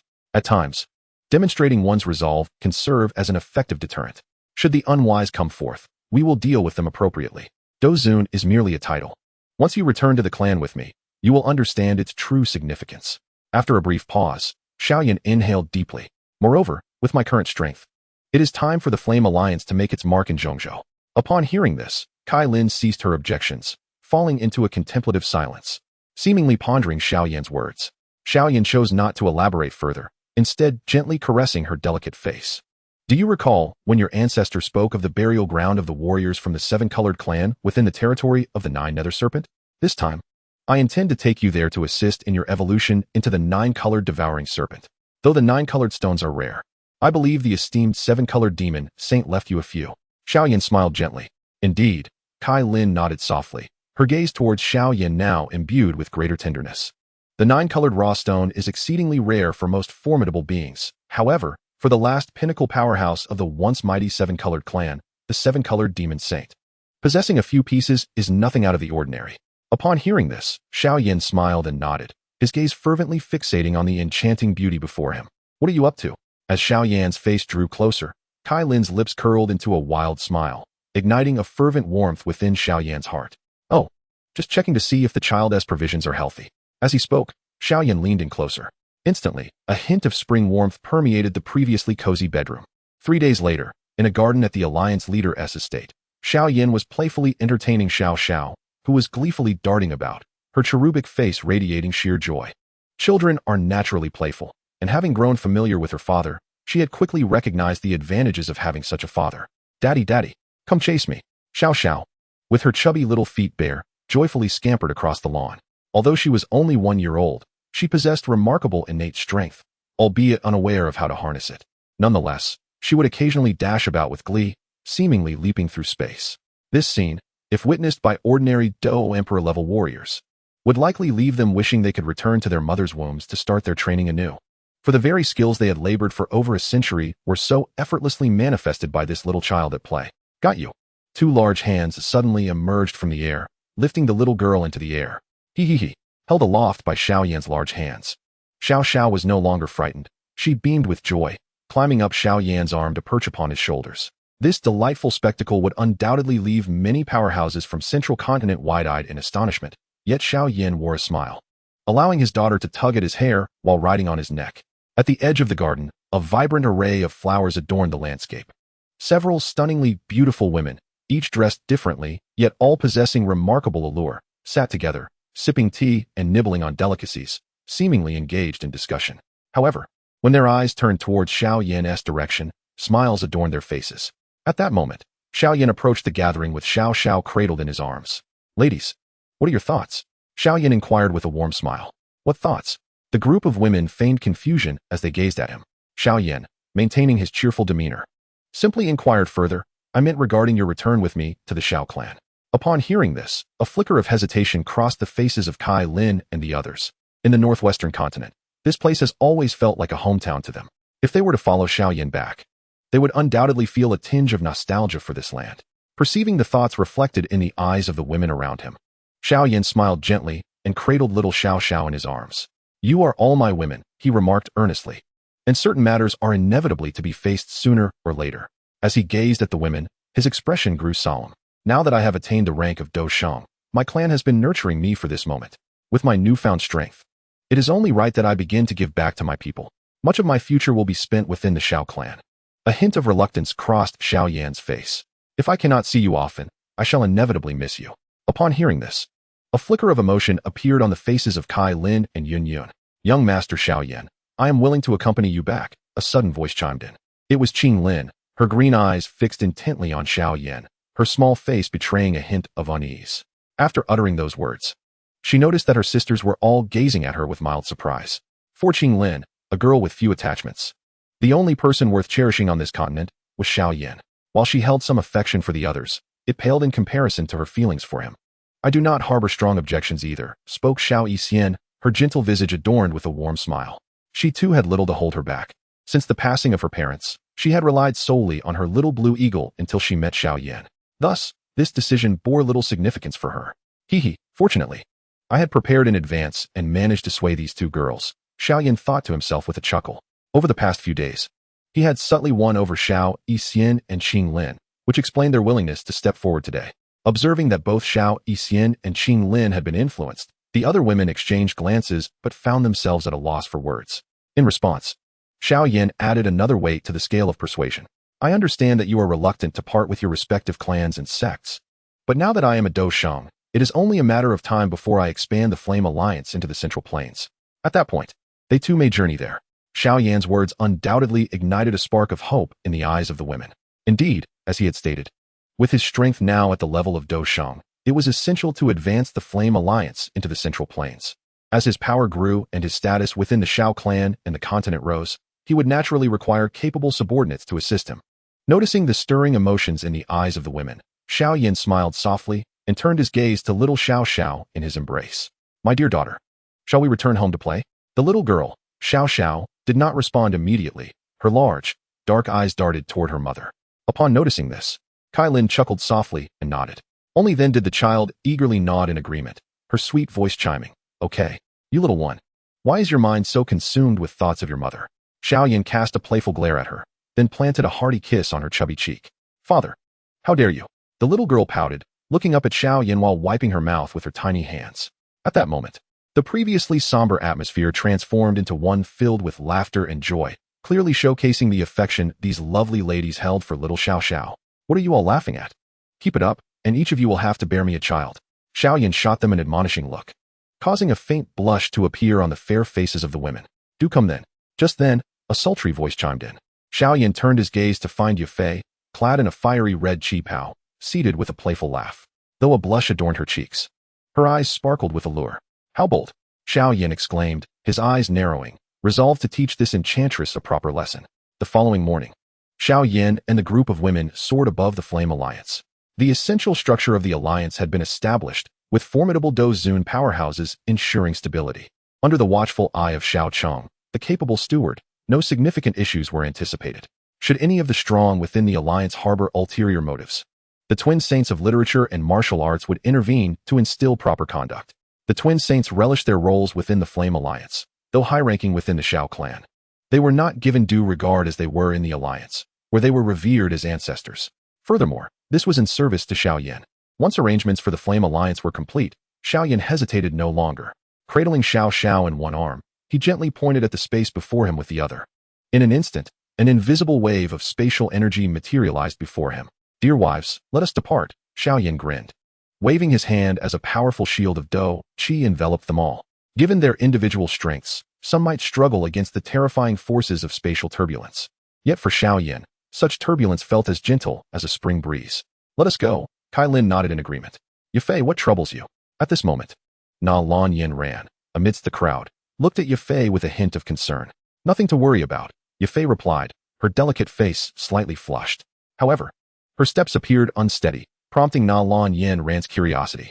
It was only after a gentle reminder from Yun Yun that Na Lan Yin Ran's face turned crimson. Observing this, Xiao Yan wore a mysterious smile. It seemed last night's punishment had indeed borne some fruit. As they spoke, a group of individuals had already begun to soar through the spatial passage. Xiao Yan casually retrieved a silver flying vessel, tossing it into the void, which transformed into an opulent silver ship, with the silver energy of the spatial realm flowing across its surface. As they settled inside, time began to trickle away. Drop by drop, due to the presence of the others, Xiao Yan's speed was considerably reduced. It took them a full 3 days to finally arrive in the Xiao realm. Your Highness, the young emperor has returned. The two Dou Zun guardians stationed at the entrance of the Xiao realm greeted Xiao Yan with deep respect upon his arrival. However, they momentarily faltered when they beheld the enchanting women accompanying him. Despite their status as Dou Zun, esteemed figures across the continent, they could not help but be momentarily awestruck by the sheer number of beauties in tow. With a gentle smile and a nod, Xiao Yan led the group of ladies deeper into the Xiao realm. As they traversed through Zhongzhou, Xian Emperor City, and ultimately entered the Xiao realm, the astonishment on the faces of the women only intensified. Particularly upon sensing the rich energy saturating the Xiao realm, they were visibly moved. Within the Flame Alliance, only the headquarters, fortified by Xiao Yan's array, possessed such dense energy. Yet, in the Xiao realm, this vitality permeated every corner. The sheer expanse of the Xiao realm surpassed that of the Jamma Empire by a significant margin. It was no wonder that such a vast microcosm could nurture an abundance of formidable warriors. Your Highness, the young emperor. Throughout their journey, Xiao Yan encountered many acquaintances. While he might not have recognized them all, they certainly knew him and greeted him with utmost reverence. Though Xiao Yan paid little heed to their greetings, the ladies behind him were visibly impressed. The sky was teeming with powerhouses at the levels of Dou Wang and Dou Huang. Even Dou Zong figures were not uncommon, with only the Dou Zun being somewhat rarer. Despite this, the number of formidable individuals they witnessed along the way exceeded the total number of elite warriors in the Flame Alliance. That elder over there must be a Dousheng powerhouse. Upon witnessing this scene, Kai Lin, standing behind Xiao Yan, could not help but widen her beautiful eyes. A Dousheng in the outside world was akin to a legendary dragon, rarely seen but highly esteemed, capable of establishing a superpower. Yet here in the Xiao realm, they encountered two in a brief span. Upon hearing this, Yun Yun, the little medical sage, and the others wore expressions of bewilderment and numbness. At this moment, they felt much like when they first encountered Xiao Yan, overwhelmed to the point of numbness. Although they had heard whispers of the Xiao clan's might, it was only upon witnessing its true strength that they began to grasp the magnitude of this formidable entity. At this moment, it was not only the women who were astonished. The members of the Xiao clan, who had been observing from a distance, were equally taken aback. Behold, the string of beauties following the prince of the empire. My goodness, each one of them is a stunning vision of earthly grace. It is said that the prince is known for his charming demeanor, but I never imagined it to be to such an extent. Truly remarkable. If only I could possess even a fraction of the prince's allure or strength, I would awaken from dreams with a smile. Alas, you may continue to dream. The Xiao clan members murmured amongst themselves, yet Xiao Yan had already brought a group of women into the residence of the Shaolin lineage. Upon witnessing this scene, Xiao Zhan and Yao Xian also displayed expressions of bewilderment. So they are all daughters-in-law, haha. Please, take a seat. Observing the group of daughters-in-law before her, Yao Xian wore an awkward smile and hurriedly presented some 7th-grade medicinal pills from her spatial ring as a token of introduction. It was only at this moment that she comprehended why Xiao Lin had urged her to refine more medicinal pills in the past. Chapter 482, The Gathering of the Harem, Part 2. Merely the women before him already left him somewhat dazed. Not to mention that it seemed Xiao Yan had more than just these women. For instance, the medicinal spirit from his hometown had yet to be brought back. However, upon noticing the shyness on the faces of these daughters-in-law, Yao Xian felt a slight sense of relief. Just then, a small figure caught the attention of Xiao Zhan and his wife. What is this? Gazing at the chubby little one, Yao Xian's eyes brightened, revealing a look of delight. My daughter, isn't she beautiful? Xiao Yan chuckled. Oh my, this is my little granddaughter. Come here and let grandma hold you. Yao Xian was suddenly overwhelmed with excitement. her eyes glistening with unshed tears, clearly unprepared for the role of a grandmother. Xiao Yan's elder brother Xiao Ding had only just married, and his second brother Xiao Li was still a singleton, yet their youngest brother Xiao Yan had already welcomed a child. Little Xiao Xiao appeared somewhat shy, her big, dark eyes gazing nervously at her grandmother, but with the comforting presence of Xiao Yan and Kai Lin, she eventually found herself in Yao Xian's embrace. My dear granddaughter is truly adorable. Yao Xian's face radiated joy, which made Xiao Zhan envious. Xiao Xiao, my precious granddaughter. A smile also graced Xiao Zhan's countenance. But upon seeing Xiao Zhan's face, little Xiao Zhao's lips quivered, and she burst into tears. You old rogue, have you not looked in the mirror? Look at how you frightened the child. Yao Xian shot a glare at Xiao Zhan, quickly soothing Xiao Xiao in her arms. With her experience in caring for children, she soon had Xiao Xiao laughing again, calling her grandma repeatedly, which made Yao Xian beam with delight. Beside him, Xiao Zhan, though envious, was overwhelmed with trepidation upon encountering the little Xiao Xiao, burying his head in his grandmother's embrace, much to Xiao Zhan's chagrin. The meeting continued until the late hours of the night, when Xiao Yan finally returned to the Flame Palace, accompanied by a bevy of enchanting ladies. Although the Flame Palace was an imposing and opulent complex, it was still relatively acceptable to the women, appearing rather ordinary compared to the myriad wonders encountered in the Xiao realm. However, once they entered the palace and began to grasp its profound intricacies, expressions of astonishment once again adorned their faces. Kai Lin's expression grew increasingly complex. It was only at this moment that she comprehended why Xiao Yan had insisted that only by returning to the Xiao clan could the best nurturing be afforded to Xiao Xiao. With such vast resources and the guidance of countless formidable individuals, along with a legacy spanning millennia, it would be as effortless for one with Xiao Zhao's remarkable talent to ascend to the realm of Dou Sheng as it would be to eat or drink. Yet, following their astonishment, the women were soon introduced to a stranger who exuded an immense pressure. This was Sun Heir, the woman designated as my wife by the clan, whom I had mentioned to you previously. As the group of women convened, an air of awkwardness lingered among them, yet with Xiao Yan present, the atmosphere was tempered, preventing any hostility from brewing. Naturally, Sun Heir and the ladies could not exchange friendly glances, but thankfully, they maintained a semblance of politeness, avoiding any outright conflict. However, Xiao Yan found himself under considerable strain in that moment. Alas, this predicament was of his own making. Xiao Yan chuckled inwardly, knowing that some matters must be faced once initiated. After arranging accommodations for the ladies and soothing their concerns, he finally exhaled a weary sigh.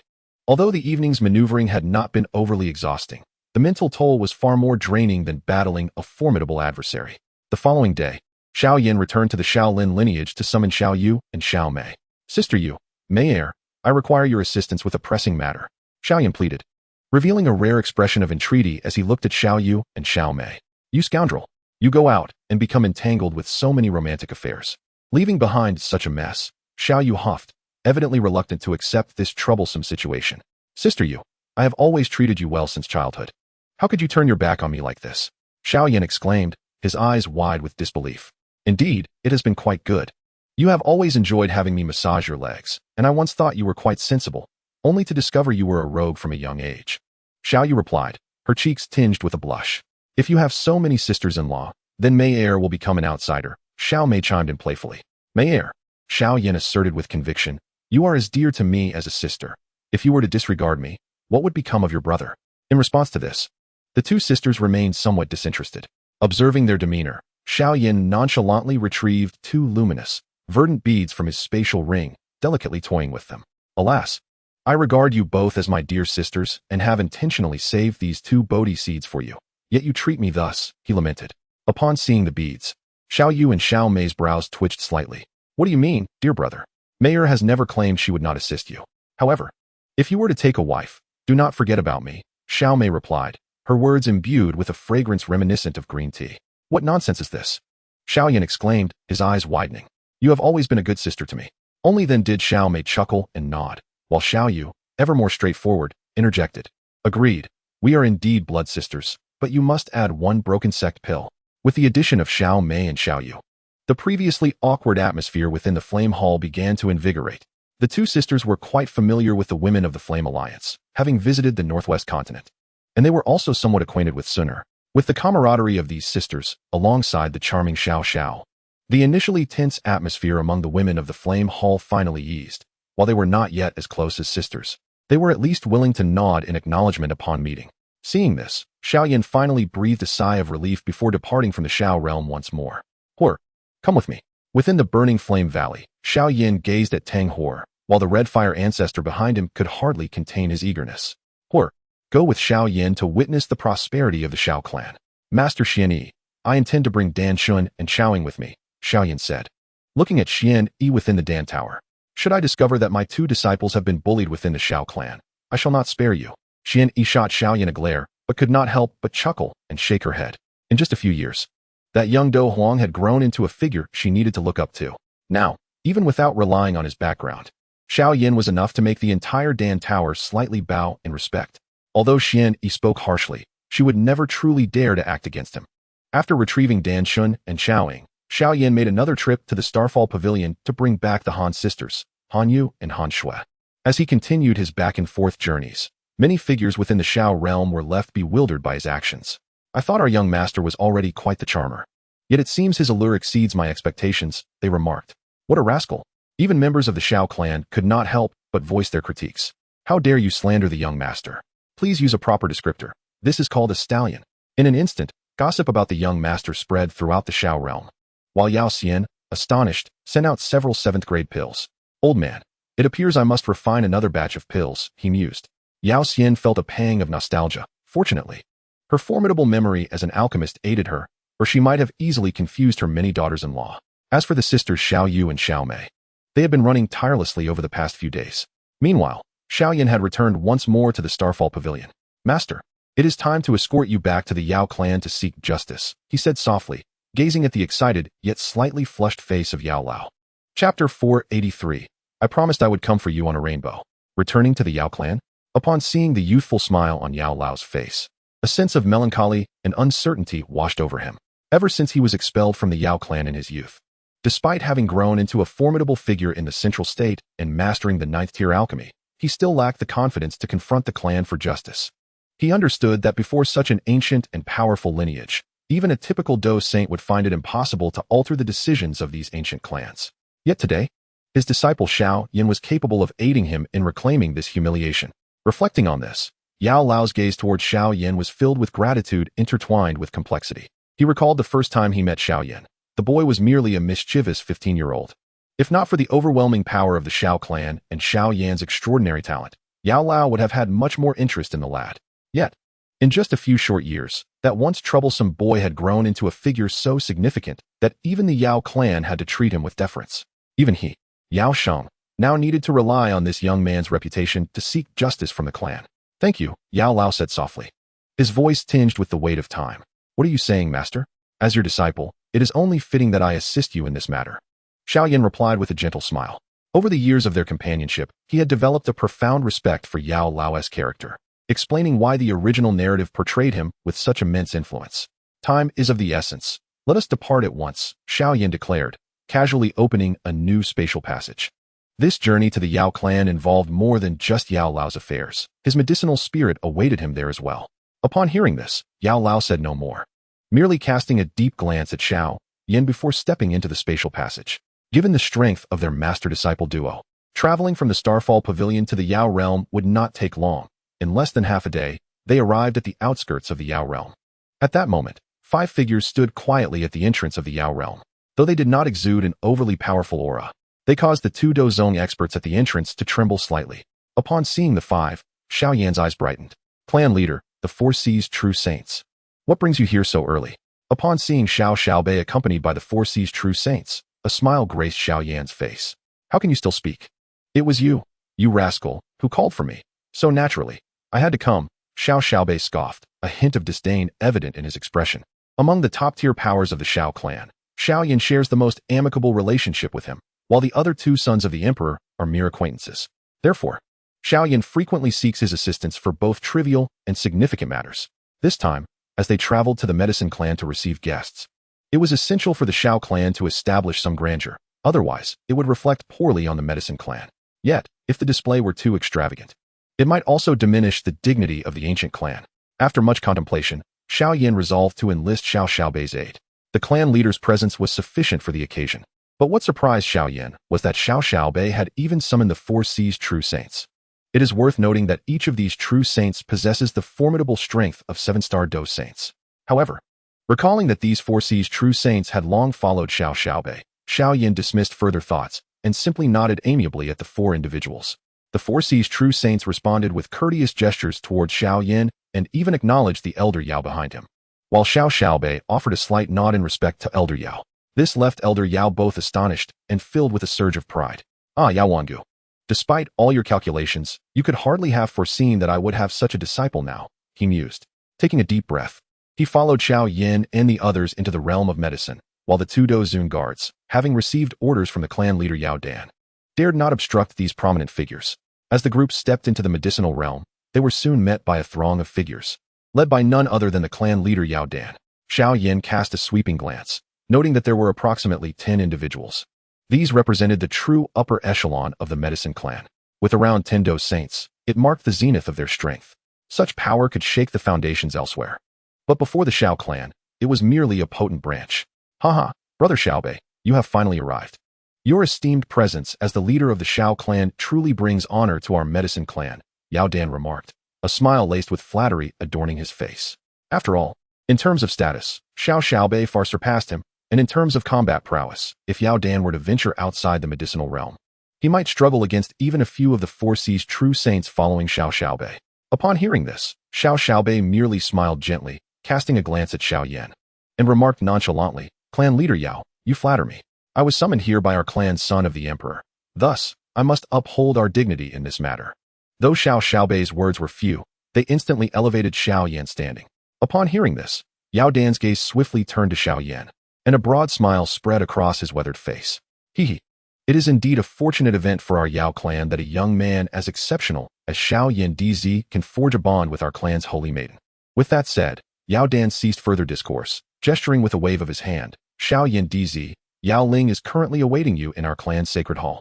Everyone, please follow me. With that, he led Xiao Yan and his companions towards the Yao clan's holy sanctuary.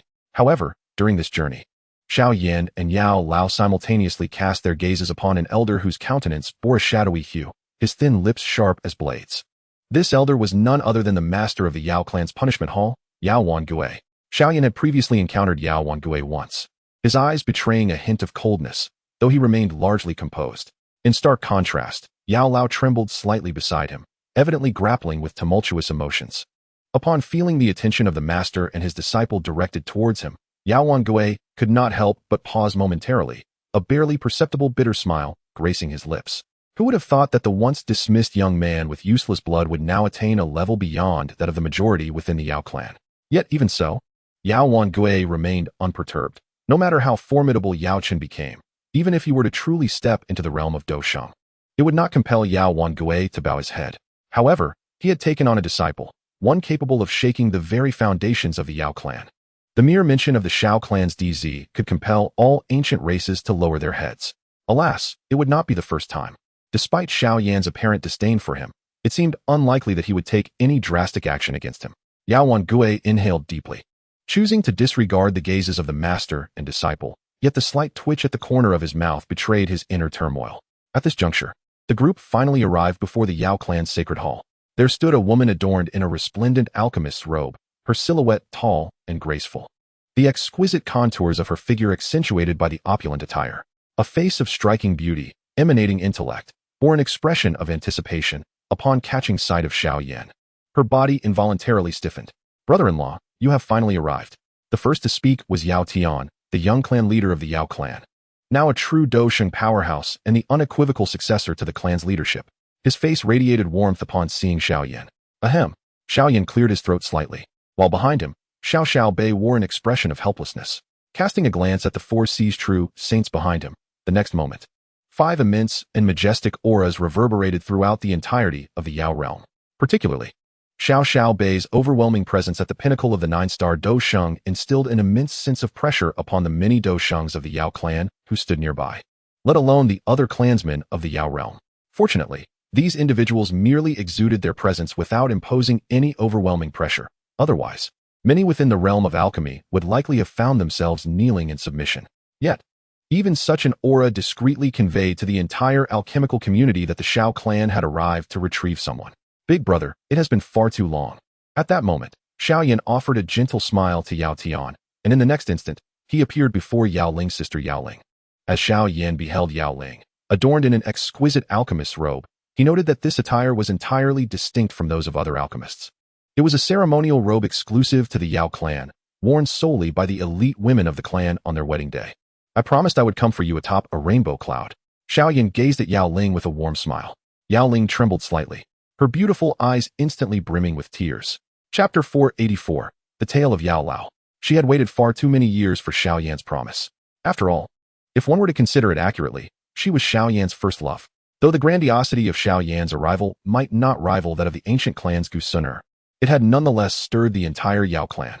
Noticing the tears glistening in the corners of Yao Ling's eyes, Xiao Yan took a deep breath, gently brushed away her tears, and softly said, "Come with me." Yao Ling nodded lightly, without a hint of hesitation.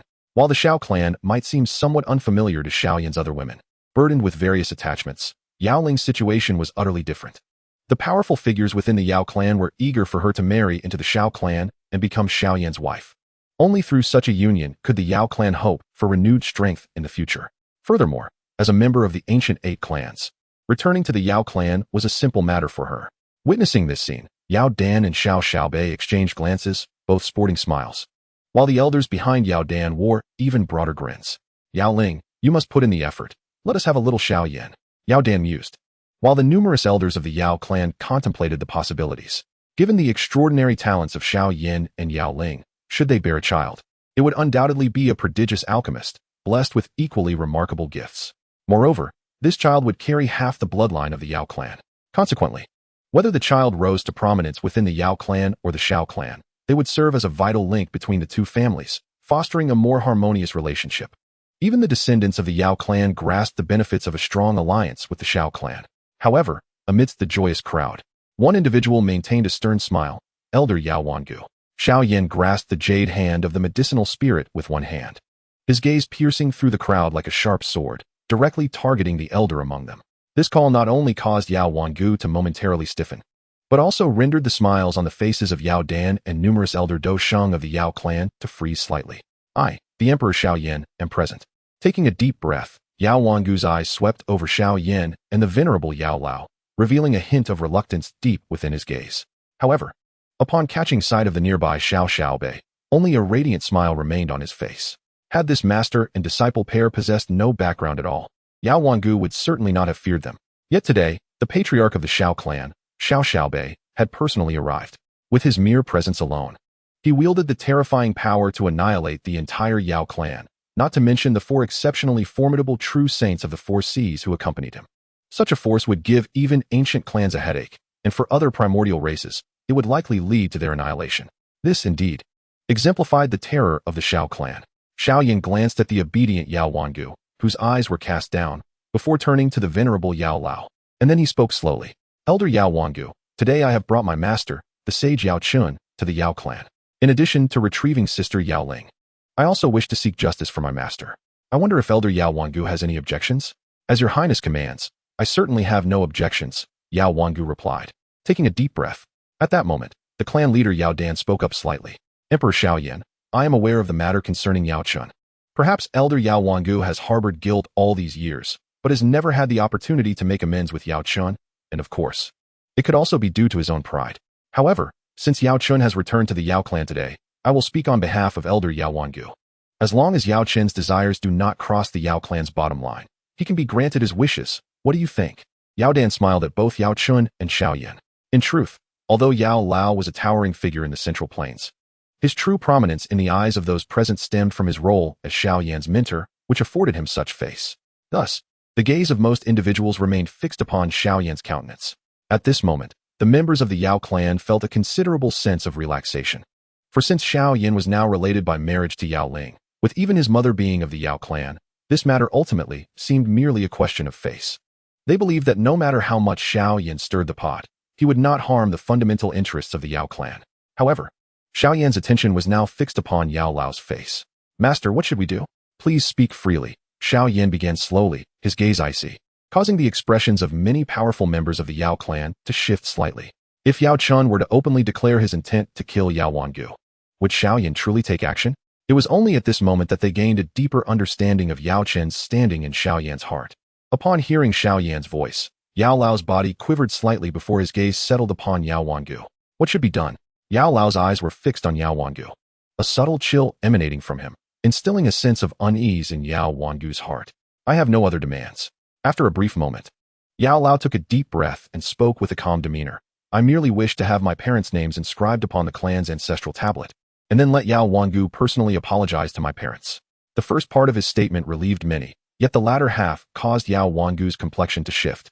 Yao Chen, do not dare to insult me. Yao Wangu huffed coldly, fury evident in his eyes. To apologize to Yao Chen's parents, especially in front of the clan, would be a blow to his pride that he could never recover from. However, Yao Lao remained undeterred by Yao Wangu's wrath, coldly locking his gaze onto him.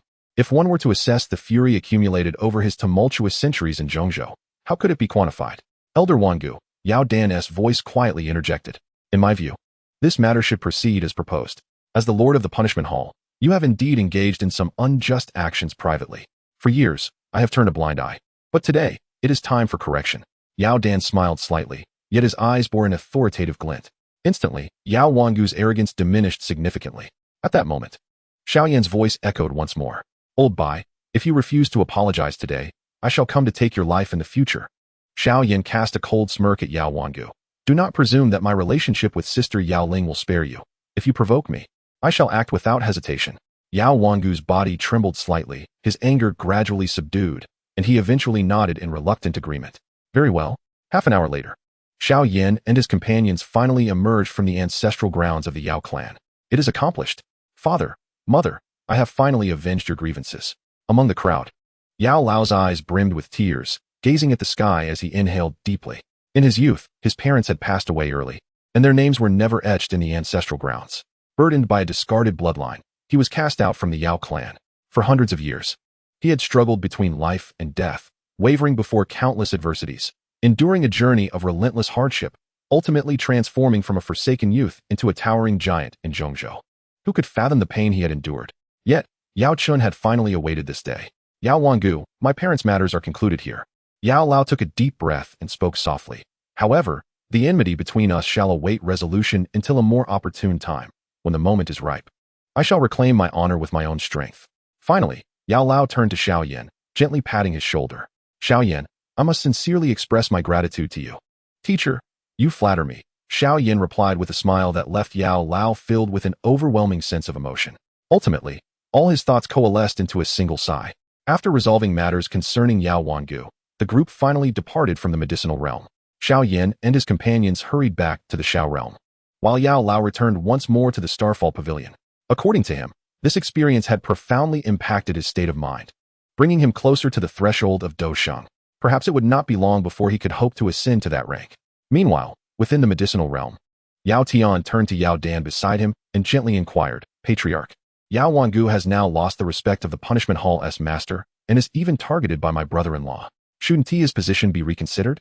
Upon hearing this, Yao Dan merely shook his head with a faint smile and turned to his successor, saying, Yao Tian, remember that you are destined to lead our clan. When contemplating issues, sometimes one must avoid a narrow perspective. Yao Tian was momentarily taken aback, a look of confusion crossing his face. Observing this, Yao Dan revealed a hint of a mysterious smile. Do you know that among the top alchemists who have emerged in the central state over the past millennium, at least 30% possess our Yao clan's bloodline? 30% of them share our bloodline? Yao Tian's face displayed a trace of astonishment. Indeed, Yao Dan affirmed with a nod. Had it not been for Yao Wangu driving away so many of our kin over the years, how could our clan possibly boast such exceptional descendants in the outside world? Yao Dan sighed with a gentle smile. Our bloodline is nearing depletion. In the years to come, those who can rely on our lineage will dwindle. Yet, among those cast aside, there may still arise a few outstanding heirs. Take Yao Chun, for instance. Despite the harsh conditions, he discovered a way to become a Dousheng without relying on the power of our bloodline. The closer one approaches the pinnacle of strength, the more the bloodline can become a constraint. Yao Dan regarded Yao Tian. As the patriarch, you must sometimes view matters from a comprehensive perspective. Those discarded bloodlines may no longer identify with our clan, yet from another angle, they still allow our lineage to persist in some form. As for Yao Wangu, his actions over the years have indeed been lacking. Let him contemplate his mistakes for now. As for the position of the Punishment Hall's master, you shall shoulder that responsibility as well. It will serve to refine your understanding of our clan's laws. 3 days later, having pacified Yao Ling and the other women, Xiao Yan finally set off with Kai Lin to the 9 Nether Earth Python clan. Chapter 485. The connection between the colorful clan and the 9 Nether clan. What a headache this is, Xiao Yan thought, enveloping himself and Kai Lin in a faint layer of flames as they traversed through space. Unable to suppress his urge to complain. In recent days, he has been tirelessly attending to his numerous romantic interests, dedicating each day to the art of charming women. This relentless pursuit has left even the inherently affectionate Xiao Yan feeling a tinge of exhaustion. After all, the women in his life, upon truly witnessing the vast number of companions within Xiao Yan's harem, found themselves momentarily taken aback. Though they had long harbored suspicions regarding Xiao Yan's proclivities, the reality of so many women coexisting with him inevitably cast a shadow over their spirits. Yet, these women are sensible enough to understand that the blame cannot solely rest on their shoulders. Rather, it is Xiao Yan, the scoundrel, who has sown the seeds of this dilemma. Consequently, while no outright conflict arose among them, their expressions towards Xiao Yan were far from warm. Xiao Yan, feeling quite helpless in this situation, was fortunate to have the assistance of the sisters Xiao Yu and Xiao Mei, who played a crucial role in mediating tensions. Additionally, he occasionally took little Xiao Xiao out for excursions, and the presence of this adorable child drew the attention of many, allowing Xiao Yan to navigate the complexities of his relationships more adeptly. However, the poor little Xiao Xiao remained blissfully unaware of her role as her father's unwitting accomplice, her large, dark eyes brimming with curiosity as she gazed around at the various ants. Despite her remarkable intelligence, she was still merely a 1-year-old child, oblivious to the implications of having so many ants suddenly in her life. Having established a preliminary equilibrium within his harem, Xiao Yan entrusted Xiao Xiao to her mother, Yao Xian, before embarking on a journey to the beast domain with Kai Lin. Initially reluctant to part with her daughter, Kai Lin's resolve strengthened upon learning about the ancient 9-colored swallowing serpent's legacy residing in the depths of the 9 Nether Yellow Springs. For a woman of her caliber, the allure of enhancing her strength and restoring the glory of the ancient 7-colored clan was simply too compelling to resist. Within just half a day, Xiao Yan and Kai Lin arrived in the vast expanse of the beast domain. As they gazed upon the boundless wilderness, a hint of disorientation flickered in Xiao Yan's eyes. The beast domain stood apart from other realms, inhabited by numerous ancient beast clans. While their influence in the human world might be negligible, their strength was undeniably formidable. After all, the 3 major beast clans had once produced emperors among their ranks, and although they had waned over the ages, there might still remain significant, though, of course, they could not directly challenge the Xiao clan. Any ancient clan daring to confront the Xiao would likely meet a dire fate. Reflecting on this, Xiao Yan recalled that the ancient Dragon Island, home to the Tai Su ancient dragon clan, was also situated within this very domain. As he contemplated the vast expanse before him, his thoughts drifted to the purple-haired girl who possessed the ability to grow and shrink at will. Just as Xiao Yan was lost in this reverie, Kai Lin gently pinched him, breaking his trance. What are you thinking about? With her slender, enchanting eyes, Kai Lin fixed her gaze on Xiao Yan, a hint of danger lacing her tone. Could it be that there are other women in this beast domain? Her irritation stemmed from Xiao Yan's incessant habit of bringing people home, which had begun to vex her. While she and the other women had mentally prepared themselves for the existence of son heir, the arrival of 7 or 8 more individuals had rendered them all rather silent. This silence was not limited to them. The newcomers were equally taciturn. Consequently, their attitudes towards Xiao Yan had soured in recent days. What nonsense, Xiao Yan retorted, playfully pinching her, then giving her a light pat on the rear. She is merely my sister. Kai Lin, upon hearing this, found herself both amused and exasperated. What thoughts occupy your mind? Do you think I'm unaware? Yet, undeterred, Xiao Yan clung to Kai Lin, continuing to soar forward. Don't touch me, she huffed, but soon succumbed to his relentless affections. A day later, they arrived at the territory of the 9 Nether Dark Serpent clan. The true stronghold of the 9 Nether Dark Serpents lay in the depths of the 9 Nether Abyss, yet numerous branches of the clan existed above ground. These branches contributed to the clan's dominance among the 3 major beast races, but also led to a dilution of their bloodline. For instance, the Dark Serpent Yumal, who had once accompanied Xiao Yan, was a member of one such branch. The revered ancestor of the clan, the 9 Nether Saint Ancestor, had fallen long ago, prompting several powerful clan members to seek refuge with the evil beings from beyond, out of fear. This loss of elite fighters and the compromised purity of their bloodline had gradually weakened the clan's strength over the years, and if allowed to continue on this path, it would likely face complete decline within a millennium. However, at this moment, Xiao Yan found himself powerless to repay the 9 Nether Saint Ancestor. His priority was to locate the 9 Nether Huangquan. The passage to the underground realm, the 9 Nether Abyss, was heavily guarded. Yet merely 2 8th-tier magical beasts stood watch at the entrance, and their strength ranked among the weakest of their kind. With his current prowess, Xiao Yan easily slipped past them, leaving them oblivious to his presence. The 9 Nether Abyss was shrouded in darkness, housing countless passages that even members of the 9 Nether Dark Serpent clan might struggle to fully explore. Fortunately, Xiao Yan had come prepared. The map of the 9 Nether Dark Serpent clan had already been bestowed upon the Xiao clan, and while it may not have been the most comprehensive, it at least marked several significant locations. After traversing through the numerous serpent tribes within the abyss of 9 Hells, Xiao Yan arrived at the stronghold of the 9 Hells Nether Python clan, the Nether Serpent Veins, accompanied by Kai Lin. These serpent tribes, perhaps once my kin, evoked a complex array of emotions within Kai Lin as she observed the dense clusters of serpents. Their population far exceeded that of the serpent folk in the Tagal Desert by at least 100-fold. Both she and Xiao Yan had gleaned insights about the intricate history of these serpents from the information provided by the original Medusa. In times of yore, the entire serpent clan, including both the serpentine beasts and humanoid serpents, was under the command of the 9-colored Demon Emperor. Even the 9 Hells holy ancestor was a notable general under the 9-colored Demon Emperor's banner. However, the 9-colored Demon Emperor had long since perished alongside the true Flame Emperor. Following this calamity, the Serpent clan took refuge in the Beast domain under the aegis of the 9 Hells holy ancestor, which included the 7-colored clan and the ancient Sky Serpent clan. As the years passed, many of the Serpent clan's foremost powers fell during their prolonged battles against the malevolent forces from beyond realms, leading to internal discord. After the demise of the 9 Hells holy ancestor, the Serpent clan experienced a schism, with some of the formidable members of the 9 Hells Nether Python clan, along with other serpentine beasts, aligning themselves with the evil entities from beyond. The last of the 7-colored clan's elite, the 7-colored Demon Sage, ultimately led his followers to the northwestern continent. Thus, it can be deduced that the serpent folk of today share a common ancestry with those of the Tagal clan, with multiple high-tier, serpentine bloodlines intertwined within their veins. Given the right opportunity, they could potentially revert to their primordial forms, akin to Kai Lin, and awaken the most supreme beast bloodlines. After millennia, they may have long forgotten the 7-colored clan. Xiao Yan gently grasped Kai Lin's hand, recognizing the futility of dwelling on the past. Let us focus on awakening your true 9-colored bloodline, he urged. The 9-colored devouring python stood as the pinnacle among the 7-colored clan, and once this bloodline was awakened, accumulating the energy necessary to ascend to the rank of Dou Saint would merely require perseverance. Kai Lin nodded in agreement, choosing not to elaborate further. With a sweeping gesture, Xiao Yan distorted the space around them, propelling them onward toward the position of the 9 Hells Yellow Springs. Given Xiao Yan's esteemed status within the Xiao clan, revealing his identity would likely elicit warm welcomes from the elite of the 9 Hells Nether Python clan. However, contemplating the intricate relationships within the clan, he preferred not to linger.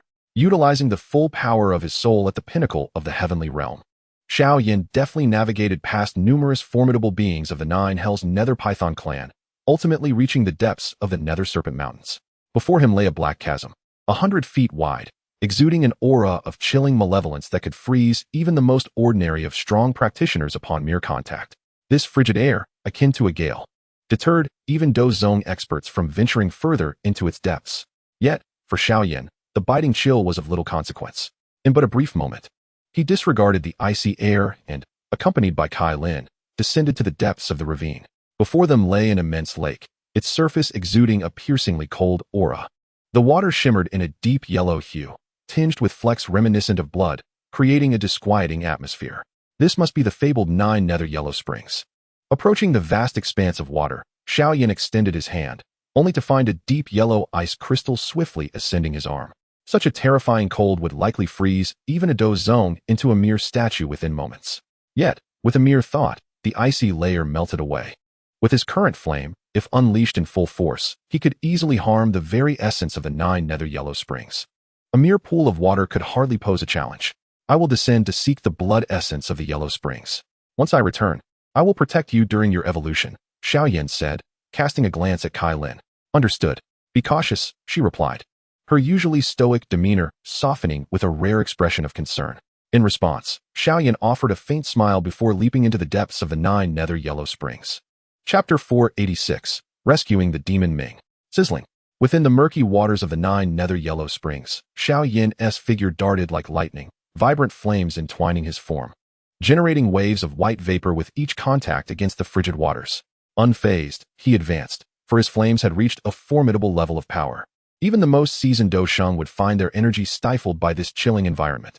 Yet, for Xiao Yan, it bore no impact.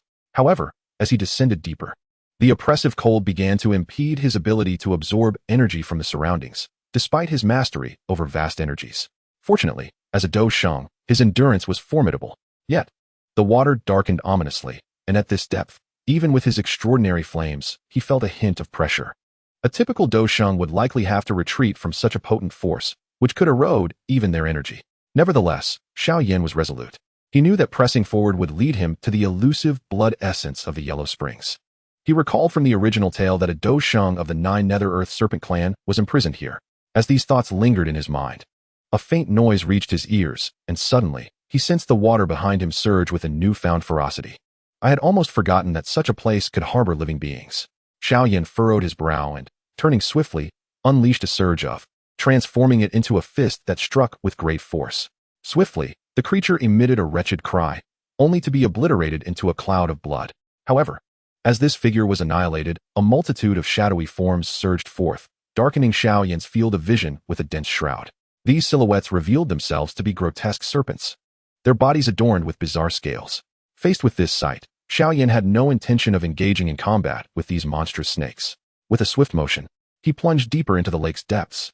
Yet, despite his efforts to evade them, the serpents relentlessly pursued him. One by one, they opened their mouths, unleashing arrow-like projectiles, which possessed the peculiar ability to part the 9 nether yellow spring upon contact. Curse these creatures, Xiao Yan muttered coldly upon realizing his inability to escape. He then concentrated, channeling into his palm, and in the blink of an eye, a brilliant flame surged forth towards the serpents. Upon closer inspection, it was a 4-colored fire lotus. Boom! The fire lotus detonated within the 9 nether yellow spring, akin to a torpedo, producing a resounding blast that created a fiery chasm nearly 100 feet wide.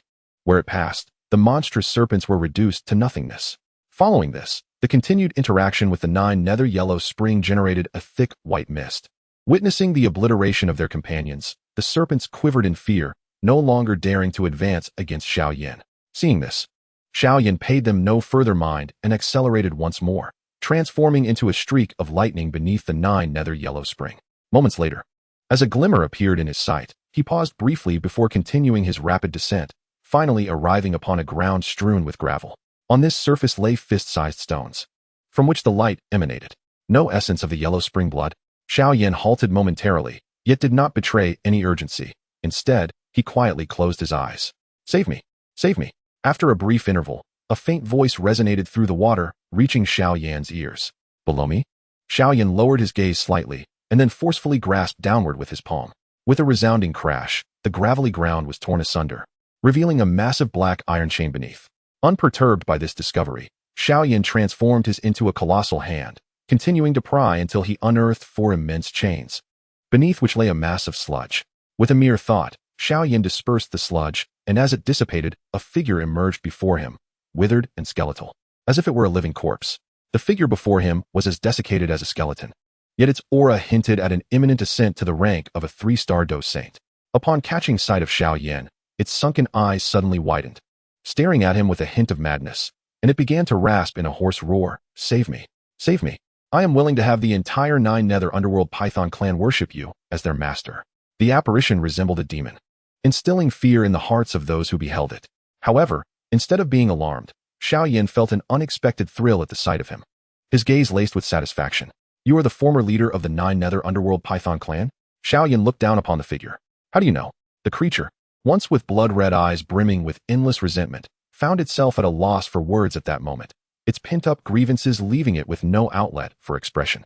Not only do I know you are the original leader of the 9 Nether Underworld Pythons, but I am also aware that your brother has secretly betrayed you, usurping your position and imprisoning you in this 9 Nether Yellow Springs, subjecting you to relentless torment. With a smile curling at the corners of his mouth, Xiao Yan inquired, So what is your name? At this moment, he struggled to recall the name of this individual, only remembering that the current leader of the 9 Nether Underworld Python clan was called Yao Tian Xiao. I am Yao Ming. The desiccated figure of Yao Ming suddenly spoke. If you can rescue me and allow me to slay Yao Tian Xiao, I will agree to anything you ask. Anything? Xiao Yan glanced at Yao Tianxiao before gently shaking his head. The 9 Nether Underworld Python clan alone does not suffice to satisfy me. Does the entire 9 Nether Underworld Python clan not suffice for you? Yao Ming grew anxious. Who was this person before him that the entire clan would bow to him, yet still fail to meet his expectations? In addition to the allegiance of the 9 Nether Underworld Python clan, I can also grant you the legacy of the Yellow Springs Demon Sage. As Xiao Yan's discontent became apparent, Yao Ming could no longer restrain himself. The legacy of the Yellow Springs Demon Sage? At this, Xiao Yan's interest was piqued. For him, as the scion of the Xiao clan, nothing from the 9 Nether Underworld Python clan had truly captivated him, save for the legacy of the Yellow Springs Demon Sage, which lay tantalizingly close to the threshold of Dou Emperor. After all, having a Dou Saint subordinate was entirely feasible for Xiao Yan to summon from his clan at any moment. Naturally, if he were to acquire an additional Dou Saint under his command, it would not be unwelcome, as having an extra Dou Saint at his disposal would certainly enhance his prestige. Can what you offer me not be provided by Yao Tianxiao? Xiao Yan smiled slightly. No, it is different. To obtain the legacy of the Yellow Springs Demon Sage, one must possess the Underworld Scepter to unlock it. Yao Ming's eyes gleamed with ferocity. Fearing that Xiao Yan might flee, this was his sole opportunity. Upon hearing this, Xiao Yan nodded slightly and said, "Very well, I can assist you in your escape, but you must relinquish your soul, allowing me to inscribe a soul mark upon it. Only by doing so can I place my trust in you." Although Xiao Yan was confident, he was acutely aware that this was the territory of the 9 Nether Earth Serpent, and he wished to avoid any unforeseen complications. After all, even the esteemed title of the Xiao clan's Imperial Prince might not hold sway in this perilous domain. Hearing his words, Yao Ming's expression shifted slightly. Yet the torment he had endured over the centuries compelled him to grit his teeth in resolution. "Very well, I agree." Taking a deep breath, Yao Ming summoned his soul power, which materialized before Xiao Yan as a colossal black serpent. Observing this, Xiao Yan felt a sense of satisfaction with a mere thought.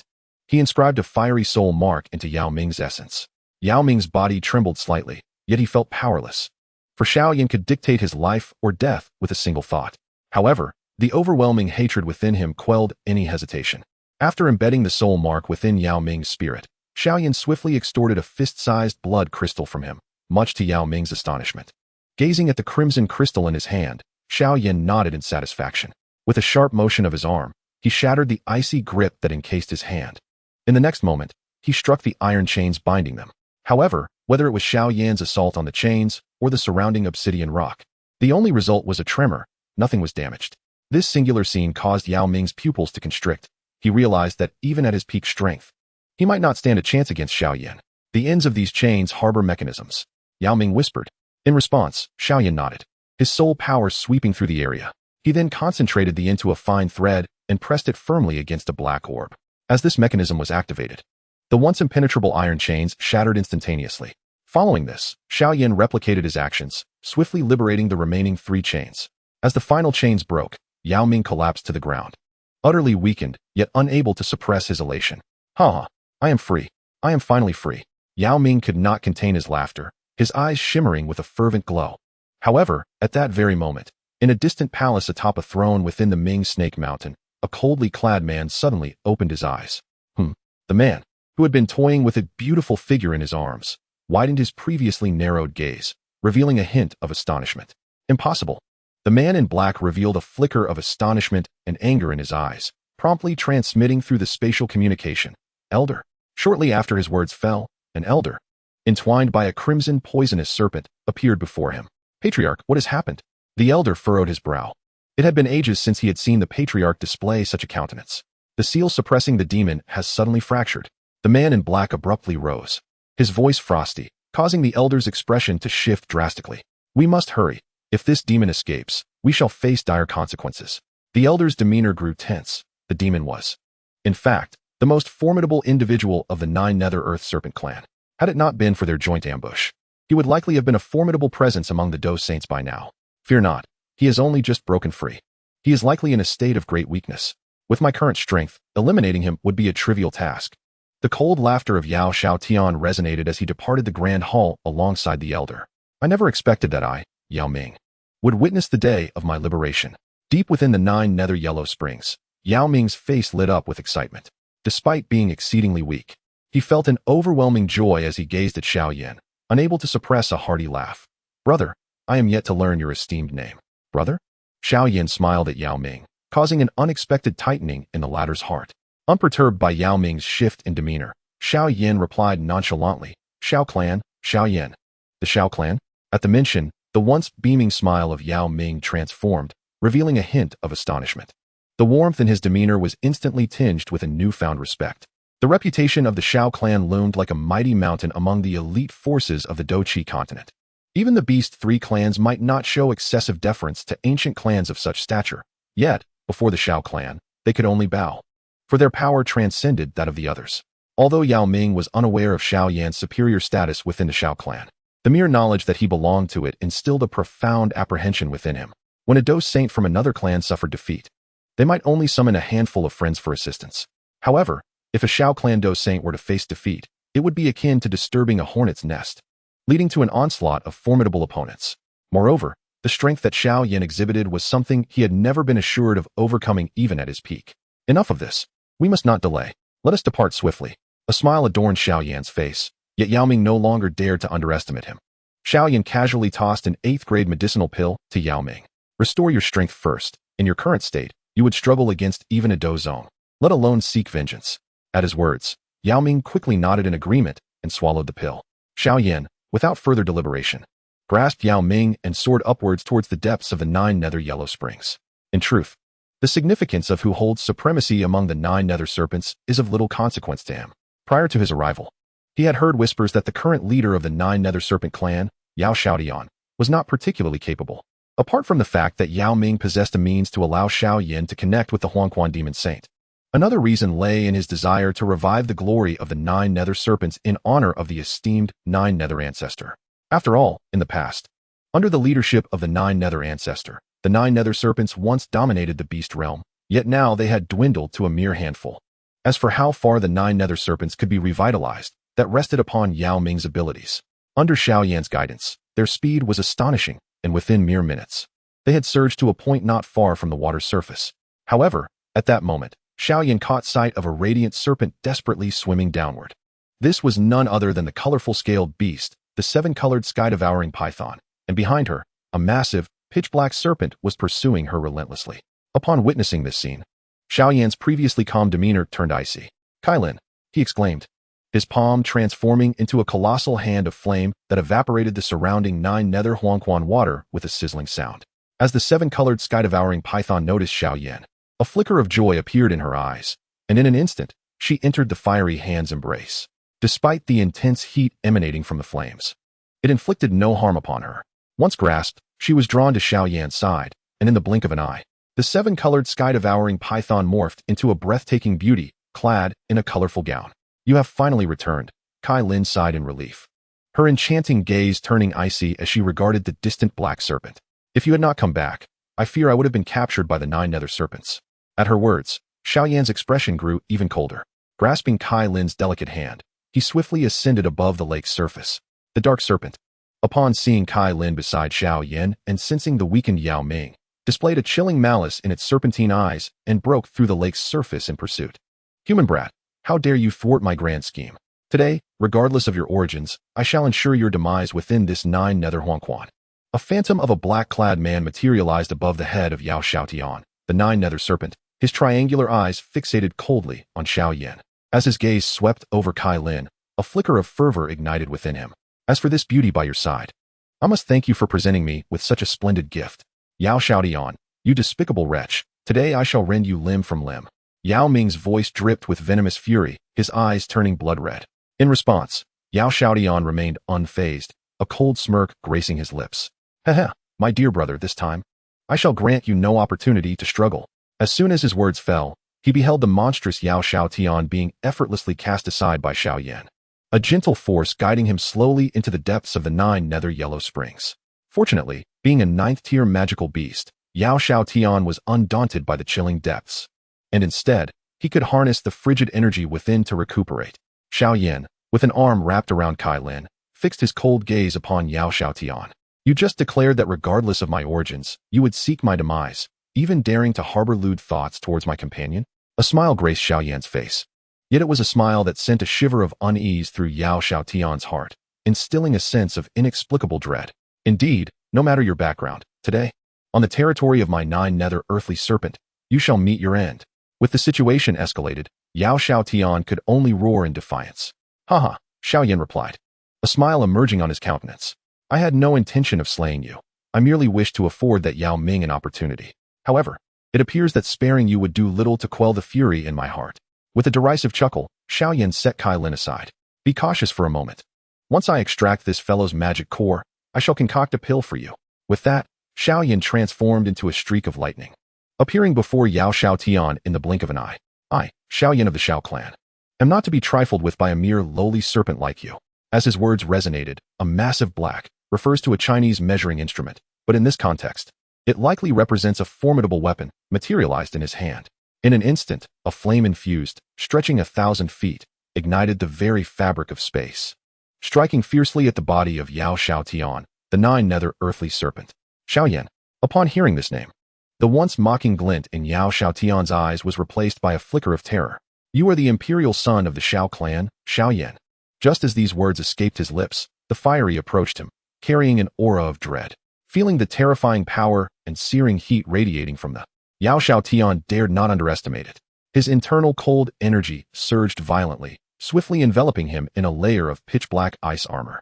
The 9 nether earthly armor. The moment the dark armor manifested, the struck with ferocity. Crack, crack. After enduring a substantial portion of this assault, the obsidian ice armor shattered, consumed by flames. While the residual force still struck Yao Xiaotian, compelling a pained scream from his lips as his body was propelled out of the 9 nether yellow springs. With Xiao Yan's current strength, empowered by the ancient flames of the, even a casual strike bore the might of a 2-star Dou Saint peak, if not a 3-star Dou Saint. In contrast, Yao Xiaotian possessed merely the strength of a 1-star Dou Saint, even wielding a heavenly tier combat technique. He could only hope to preserve his life. Yet, he bore a grievous wound, hundreds of feet long and deep enough to reveal bone, from which dark blood gushed forth relentlessly. How could this be?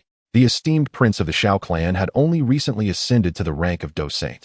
Yet now he possessed the formidable power of a 2-star Dou Saint, his attacks rivaling those of a 3-star Dou Saint. In the depths of Yao Shangxiu's colossal serpent-like eyes lay an expression of incredulity, but there was no time for contemplation. He hastily roared, Your Highness, spare me. Your Highness.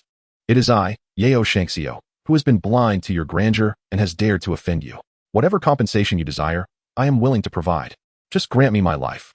A desperate yearning for survival burned fiercely within Yao Shangxiu's gaze, setting aside the fact that Xiao Yan's own strength could easily overwhelm him. Even if Xiao Yan were not his superior, he dared not provoke him. Should Xiao Yan perish in the abyss of the 9 hells, it would not be long before the entire Yaoming serpent clan would vanish from the Duki continent. Compensation? Xiao Yan let out a cold laugh. It is too late. To dare to toy with my beloved, you will have to offer your demon core as recompense. Chapter 488. 2 9th-level demon cores. This is bad. As Xiao Yan continued his relentless pursuit, a look of terror spread across Yao Shangxiu's face. He suddenly shrank down to a mere shadow and began to flee into the distance. He never imagined that Xiao Yan would grant him no chance whatsoever, resolutely intent on taking his life. This realization filled him with immense dread and profound regret. Had he kept his mouth shut and refrained from provocation, perhaps his adversary would have only been a mere Yaoming. Yet, due to his careless words, he had attracted an opponent he could not hope to resist. Offending Xiao Yan was far more terrifying than incurring the wrath of Yao Shangxiu. Xiao Yan, everything is negotiable. I, Yao Shangxiu, have spoken too rashly. Please, spare my life. He pleaded as he fled, but Xiao Yan remained indifferent. He was but a minor Dou Saint. Killing him would be trivial, but the allure of the demon core he possessed was far greater. With every flicker of his figure, Xiao Yan effortlessly closed the distance to Yao Shangxiu, who found himself unable to escape. Each of Xiao Yan's strikes only worsened Yao Shangxiu's injuries. Xiao Yan, do not push me. As Xiao Yan's attacks grew increasingly fierce, Yao Shangxiu could no longer contain his panic and bellowed. Fear began to take root in his heart. With such power, if Xiao Yan was intent on his demise, he was surely doomed. Unless he was willing to exhaust the entire strength of the Yaoming serpent clan, he had no hope of survival. Yet even then, it was unlikely he could withstand Xiao Yan's might. If Xiao Yan were to escape, he would undoubtedly return to the Xiao clan to summon stronger Dou Saints. Even if he managed to keep Xiao Yan here, should he fall, the Yaoming serpent clan would not even have a chance to escape. Damn it, how did I provoke this fellow? Yao Shangxiu lamented bitterly, but it was too late. As Xiao Yan's elbow struck his back, Yao Shangxiu coughed up shattered internal organs, a glint of madness flashing in his eyes. Xiao Yan, you have forced my hand. With a thunderous roar, Yao Xiaotian cried out, "Elder, save me!" As his voice echoed, an ancient figure materialized in the sky. However, upon witnessing Yao Xiaotian's dire predicament, the elder's aged eyes, filled with contemplation, refrained from rushing to his aid and instead pursued the direction of Kai Lin. "I have taken hostage the woman of Xiao Yan, compelling him to vacate the territory of the 9 Nether Underworld Python, or to forego his vengeance upon the 9 Nether Underworld Python clan and offer an apology instead." The elder's mind whirred with calculations. He was left with no choice but to gamble on Xiao Yan's concern for his own reputation and that of the Xiao clan. There was no alternative. The thought of rallying the entire clan to besiege Xiao Yan was one he dared not entertain. Although Yao Xiaotian was indifferent to his clan, he was still responsible for the lives of many. With these thoughts occupying his mind, he sped towards Kai Lin. Observing this scene, a cold glimmer flashed in Xiao Yan's eyes. In a flash of electric speed, he temporarily released Yao Xiaotian and surged after the elder. The elder's intention to capture Kai Lin ignited an uncontrollable fury within Xiao Yan. In an instant, his form shifted and his aura swelled dramatically. It was at this moment that Xiao Yan unleashed his full potential.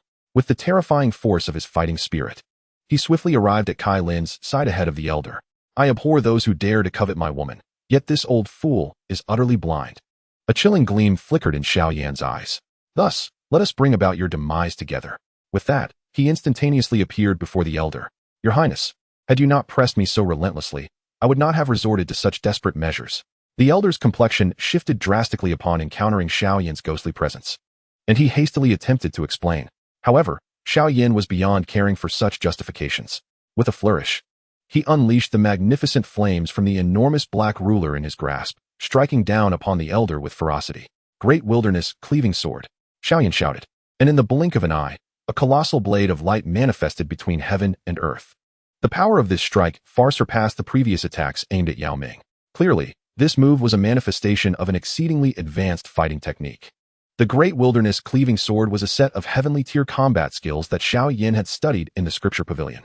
Originally designed for a heavy sword, its might was equally formidable when employed with the ancient ruler of exotic flames. As the blade of light traversed, it tore through the fabric of space, the overwhelming heat causing even the 9 nether yellow springs below to faintly evaporate. The elder's expression changed dramatically. Even Yao Xiaotian in the distance, along with the injured Yao Ming below, were taken aback.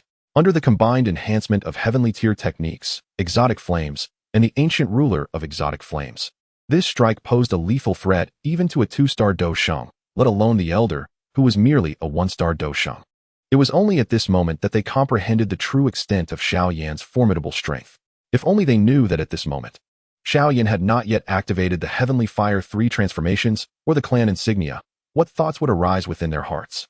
The towering beam of light, though seemingly slow, swiftly descended upon the body of the Grand Elder. Fear etched upon his face. He hurriedly unleashed multiple combat techniques in defense. Yet, even the heavenly tier techniques merely offered a fleeting obstacle, for in the blink of an eye, the beam had already struck him. "Ah!"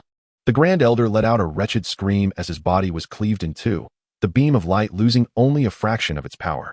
The residual force crashing into the abyss of the 9 nether and stirring up monstrous waves. How terrifying!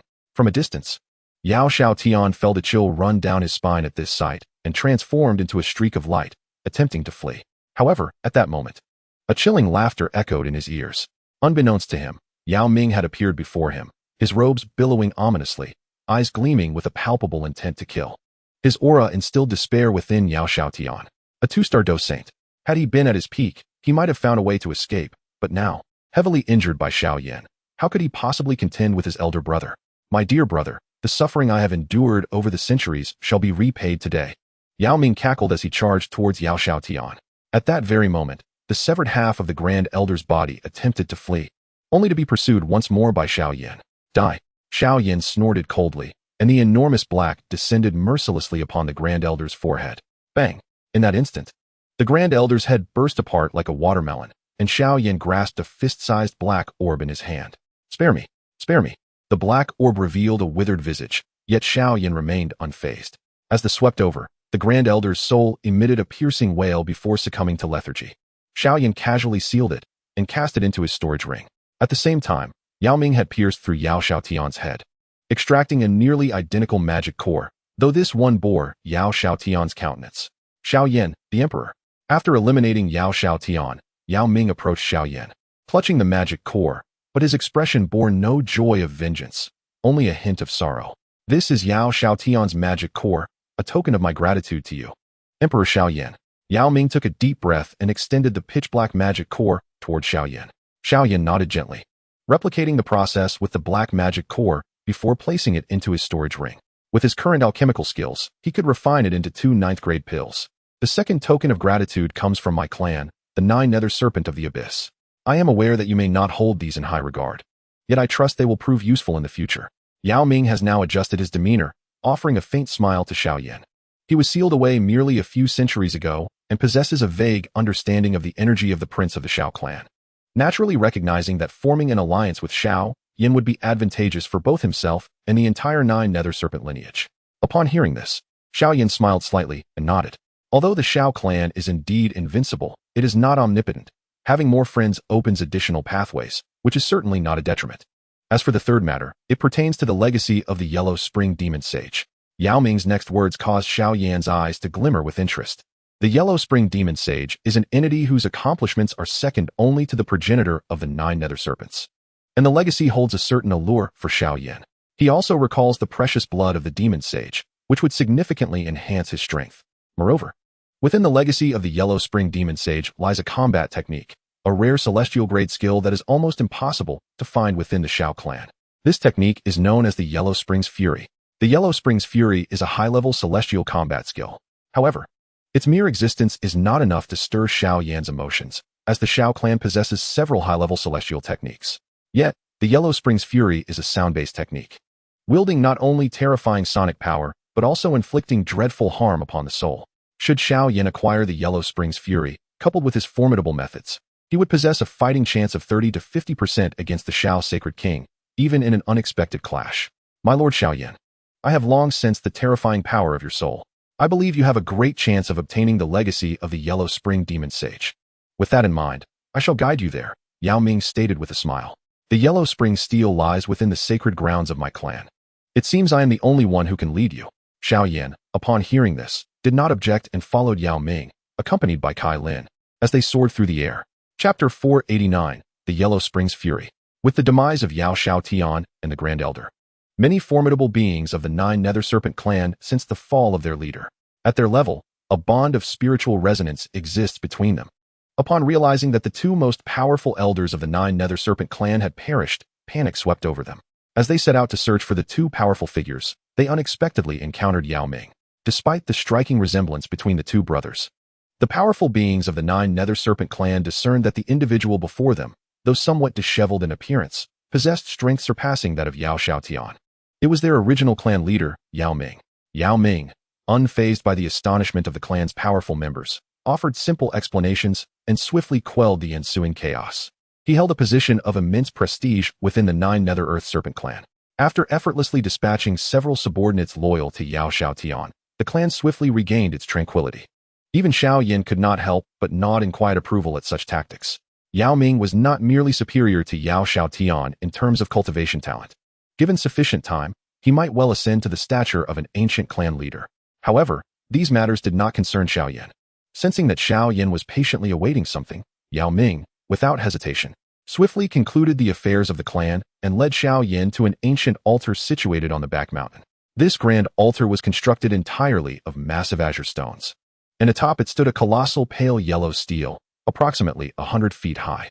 The mere presence of this steel exuded an aura of near eternity, emanating an ancient sentiment that bore the marks of time.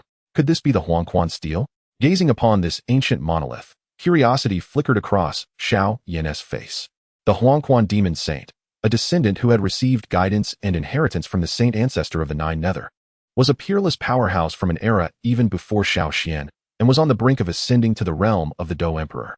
Had it not been for the absence of heavenly source energy, it was likely that the Huangquan demon saint would now be referred to as the Huangquan demon emperor. Xiao Yan, here lies the Huangquan steel left by the Huangquan demon saint. Yao Ming first paid his respects before the steel, and then turned to Xiao Yan to explain.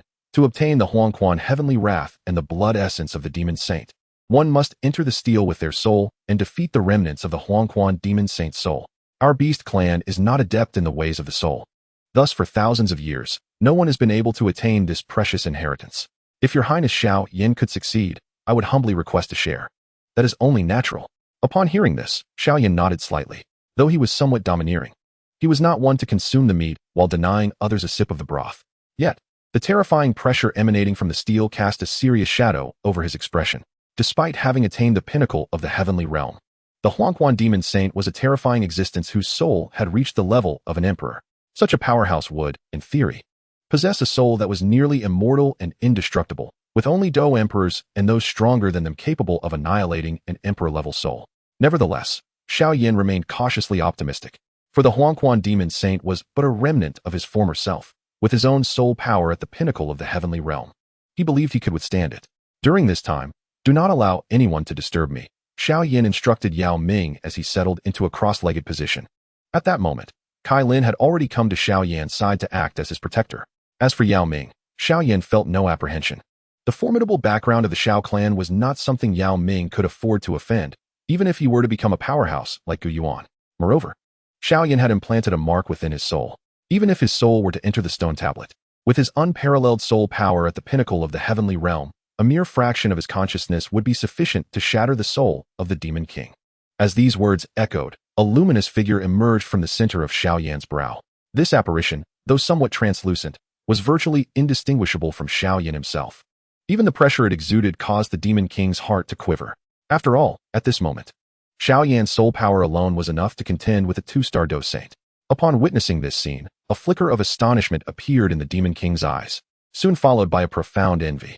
Given the Beast Clan's mastery over the soul, it was likely he would never reach such heights in his lifetime. Xiao Yan's soul form merely gazed at the stone tablet for a brief moment before stepping forward, merging completely with the ancient stone. As subtle ripples coursed across the tablet's surface like liquid, Xiao Yan's soul vanished without a trace. In the next instant, an ancient and desolate expanse unfolded before Xiao Yan. In this sky, thunder roared, lightning flickered, and violent winds swept across the heavens and earth, resembling the end of days. Yet, Xiao Yan remained unfazed, stepping forward as the relentless thunderbolts struck down, unable to breach the Tinjiang radius surrounding him.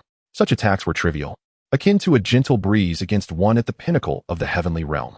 Seemingly recognizing that the thunder could not harm Xiao Yan, the heavens began to churn with yellow clouds, from which a colossal finger emerged.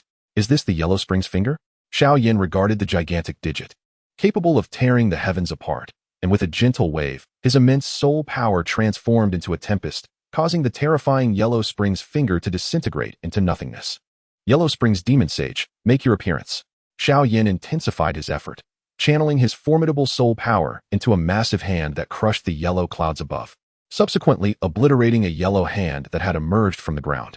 As Xiao Yan effortlessly dispelled both the Yellow Springs finger and the Yellow Springs palm, the earth trembled, revealing a mountain that burst forth from the ground. Atop this peak sat a figure clad in yellow robes upon a grand throne, exuding an aura so terrifying that even Xiao Yan felt a hint of pressure. At the pinnacle of the heavenly realm, gazing at Xiao Yan, the Yellow Springs Demon Sage exhibited a trace of surprise. Indeed, after millennia, a descendant at the pinnacle of the heavenly realm had finally arrived at the Yellow Springs tablet. A satisfied expression graced the Yellow Springs Demon Sage's features. With your strength at the pinnacle of the heavenly realm, my ordinary attacks as a remnant soul will likely prove ineffective against you. The Huangquan Yao Sheng smiled slightly and remarked, however, to acquire my Huangquan heavenly fury, you must first endure a taste of it. No sooner had he spoken than he afforded Xiao Yan no opportunity for retort. The heavens and earth erupted in turmoil, and the very fabric of space trembled violently. Surrounding the remnants of the Huangquan Yao Sheng's spirit were peculiar ripples. In the blink of an eye, an immense, intangible figure, towering 1,000 zhang, materialized behind him, a specter nearly identical to the Huangquan Yao Sheng himself. This was a combat embodiment forged from sound waves. Xiao Yan's previously composed gaze abruptly shifted to one of gravity. Despite having attained the pinnacle of the heavenly realm, he felt a shiver of trepidation upon confronting this sonic avatar. The imperial soul was fearsome, and even a mere fragment of a spirit bore the potential to threaten one at the zenith of the heavenly realm. Huangquan Yao Sheng, have you forgotten the Nine Nether Ancestor? I, too, have benefited from his grace, Xiao Yan proclaimed, seeking to establish a rapport. If possible, he wished to avoid confrontation altogether. As his voice echoed, a flicker of surprise crossed the Huangquan Yao Sheng's countenance, only for the colossal figure to emit an ancient syllable. I. As this syllable escaped, the sonic avatar disintegrated, Yet in its collapse, countless spatial dimensions shattered beneath the weight of that terrifying force. How obstinate this old fool is. Xiao Yan muttered under his breath, hastily channeling his entire soul's power. The heavenly soul armor emerged as a translucent layer, shimmering like diamond upon his surface.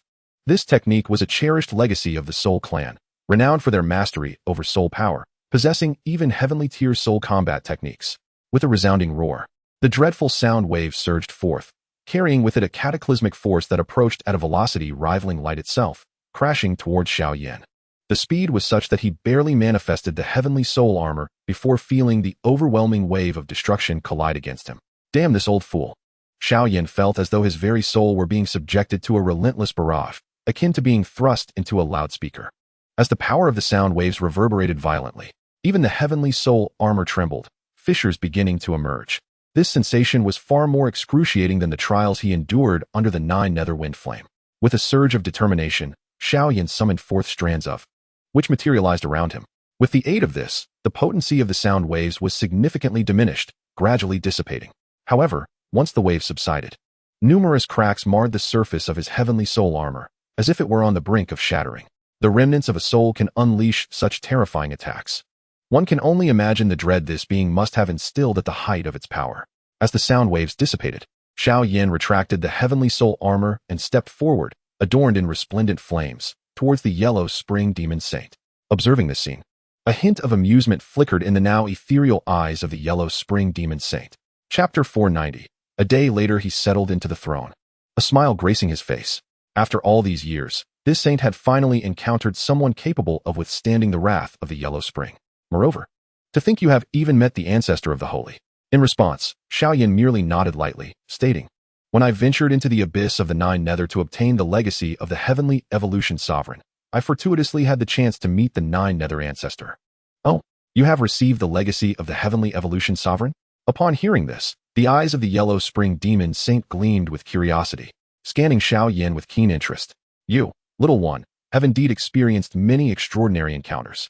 Not only have you acquired the legacy of the heavenly evolution sovereign, but you also possess such a formidable. What astonishes me even more is your youth. With his prowess, even as a fragment of a soul, he could distinctly sense that Xiao Yan's age was exceptionally young. Even during his prime, as a peak figure on the Dou continent, he had never witnessed such a prodigy. It is merely the inheritance concerning weapon refinement from the heavenly evolution sovereign, Xiao Yan humbly replied, prompting the yellow spring demon saint to shake his head. Regardless, to earn the recognition of the holy artifact mountain is a testament to your excellence. As he spoke, a glimmer of curiosity danced in his gaze. By the way, how is the ancestor faring these days? In response, Xiao Yan respectfully replied, the ancestor has now become a part of the heaven-deceiving Great Formation. Upon hearing this, a hint of reverence shone in Xiao Yan's eyes. He had always held deep respect for those who had fought for millennia against the outer evil clans, even after death, guarding the continent with their remnants of soul. Has the ancestor finally transformed into a part of the heaven-deceiving Great Formation? The yellow spring demon saint sighed, reminiscing. In the past, he was an anomaly among the 9 nether earthly python clan. While other beasts excelled in physical prowess, he was a peculiar exception, most adept in the realm of the soul. Had he not fortuitously entered the abyss of the 9 nether and obtained the legacy of the 9 nether ancestor, he could never have achieved such terrifying heights. Yet now, both he and the 9 nether ancestor had succumbed to the passage of time. My mission is to await a formidable being capable of enduring the wrath of the yellow spring. Only such individuals are worthy of learning the wrath of the yellow spring from this seat. As the memories, which have gradually faded with time, came to a close, the Huangquan demon sage slowly spoke. Gazing at Xiao Yan, I understand that what you seek on this journey is none other than my essence, and that of the Huangquan demon sage. From any perspective, you are indeed worthy of receiving these gifts. A subtle smile graced the Huangquan demon sage's lips as he flicked his fingers, transmitting a wave of spiritual energy into Xiao Yan's mind. As this wave of consciousness entered his brain, streams of information began to materialize, revealing ancient cultivation techniques that filled Xiao Yan's heart with delight. The knowledge imparted by the Huangquan demon sage would undoubtedly rank among the finest legacies within the Xiao clan. Once the Huangquan demon sage shared this flow of information, faint golden streams began to gather in the palm of his hand, coalescing into a brilliant orb of liquid gold. Upon witnessing this golden liquid, Xiao Yan's heart raced involuntarily. The energy contained within was overwhelmingly powerful, stirring a deep yearning within him. There was no doubt that this was the essence of the Huangquan demon sage. Realizing the immense power within this essence, Xiao Yan understood that the sage's formidable attacks were indeed reliant on this very substance. My dear, your talent and potential far surpass what I possessed in my youth. Perhaps you hold the hope of becoming the Dou Emperor, a being who has not graced this continent for millennia, the Huangquan demon sage remarked, his eyes glimmering with expectation. Utilize this essence wisely. I sincerely hope you can break the curse that has lingered for ages. With a gentle wave of his hand, the Huangquan demon sage offered the golden liquid to Xiao Yan. Yet, in that moment, Xiao Yan hesitated slightly and returned a portion of the essence to the sage. What is your intention? The Huangquan demon sage's face displayed a look of surprise, momentarily puzzled by Xiao Yan's actions. May I inquire, esteemed elder? Given your status as an emperor, do you not still possess a fragment of your true spirit? Xiao Yan suddenly questioned. Indeed, yet in my current state of residual soul, even with the support of this essence, I can endure but a few hundred years, the Huangquan demon sage replied, nodding gently, a hint of melancholy in his gaze. In that case, I kindly ask you to wait a while longer, Xiao Yan said with a faint smile, his mind drifting to the legacy of the second-generation Soul Emperor. Perhaps the Huangquan demon sage still had a chance for resurrection, albeit in a different form. Xiao Yan was reluctant to witness the complete demise of a once great figure. Heh, you are quite the intriguing little fellow. Could it be that you possess the means to aid my revival? The Huangquan demon sage smiled, but Xiao Yan simply replied, everything is possible. It is not beyond reason for you to return to life. Upon hearing this, even the Huangquan demon sage was momentarily taken aback. However, Xiao Yan chose to say no more, merely offering a slight bow and expressing, if given the opportunity, I shall certainly repay your kindness today, esteemed elder. Yet, the chances of such a possibility occurring in the past were rather slim, so I kindly ask you not to harbor excessive expectations. With a chuckle, the ancient sage, who had been dead for over a millennium, remarked, to have even the slightest chance is already a miracle. Even if I cannot be resurrected, my life has been worthwhile. In response, the Huangquan demon sage smiled with a carefree demeanor, tacitly refraining from inquiring further about Xiao Yan's circumstances. Xiao Yan, likewise, chose not to elaborate, offering a final salute before vanishing from the space surrounding the stone tablet. Upon his soul reappearing outside the Huangquan stone tablet, Xiao Yan noticed Kai Lin's delicate face was tinged with a hint of anxiety, and even the expression of the demon Ming bore traces of tension. As Xiao Yan emerged, Kai Lin exhaled a sigh of relief, placing a hand upon her chest. You have finally returned. Xiao Yan smiled gently, his soul transforming into a streak of radiant light as it re-entered his corporeal form. When he opened his eyes once more, he found Demon Ming gazing at him with eager anticipation. Your Highness Xiao Yan, you have finally emerged. With that, he rubbed his hands together nervously, his gaze fixed fervently upon Xiao Yan. Now that you have departed from the stone tablet, what of the blood of the demon sage? The blood of the demon sage? Xiao Yan replied with a subtle smile. Rest assured, you shall not be deprived of your share. As his words fell, a sphere of golden blood materialized in his palm, radiating a vast energy that seemed to invigorate the very essence of the heavens and earth.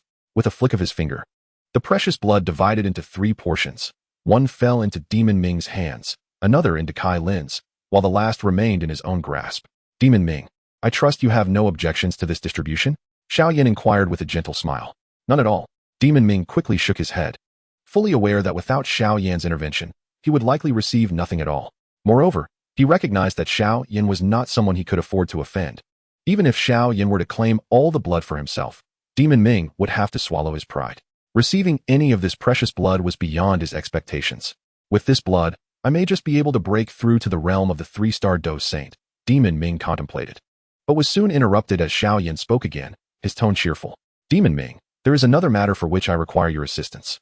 Oh, Demon Ming paused in surprise, then smiled. Your Highness Xiao Yan, please do not hesitate to ask. It is a rare opportunity to have you owe me a favor. Oh, it is not a significant matter, Xiao Yan replied. In the time to come, my wife and I shall need to remain within the 9 Nether Earth Serpent clan for a while, and we may require the use of the 9 Nether Huangquan.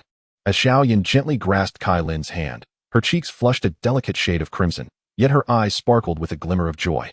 Understood. Yao Ming is a clever individual, instantly grasping Xiao Yan's intention. He casually remarked, Indeed, Your Highness Xiao Yan, having such a beautiful wife is a testament to your fortune. Your sister-in-law is equally fortunate to have found such a heroic figure.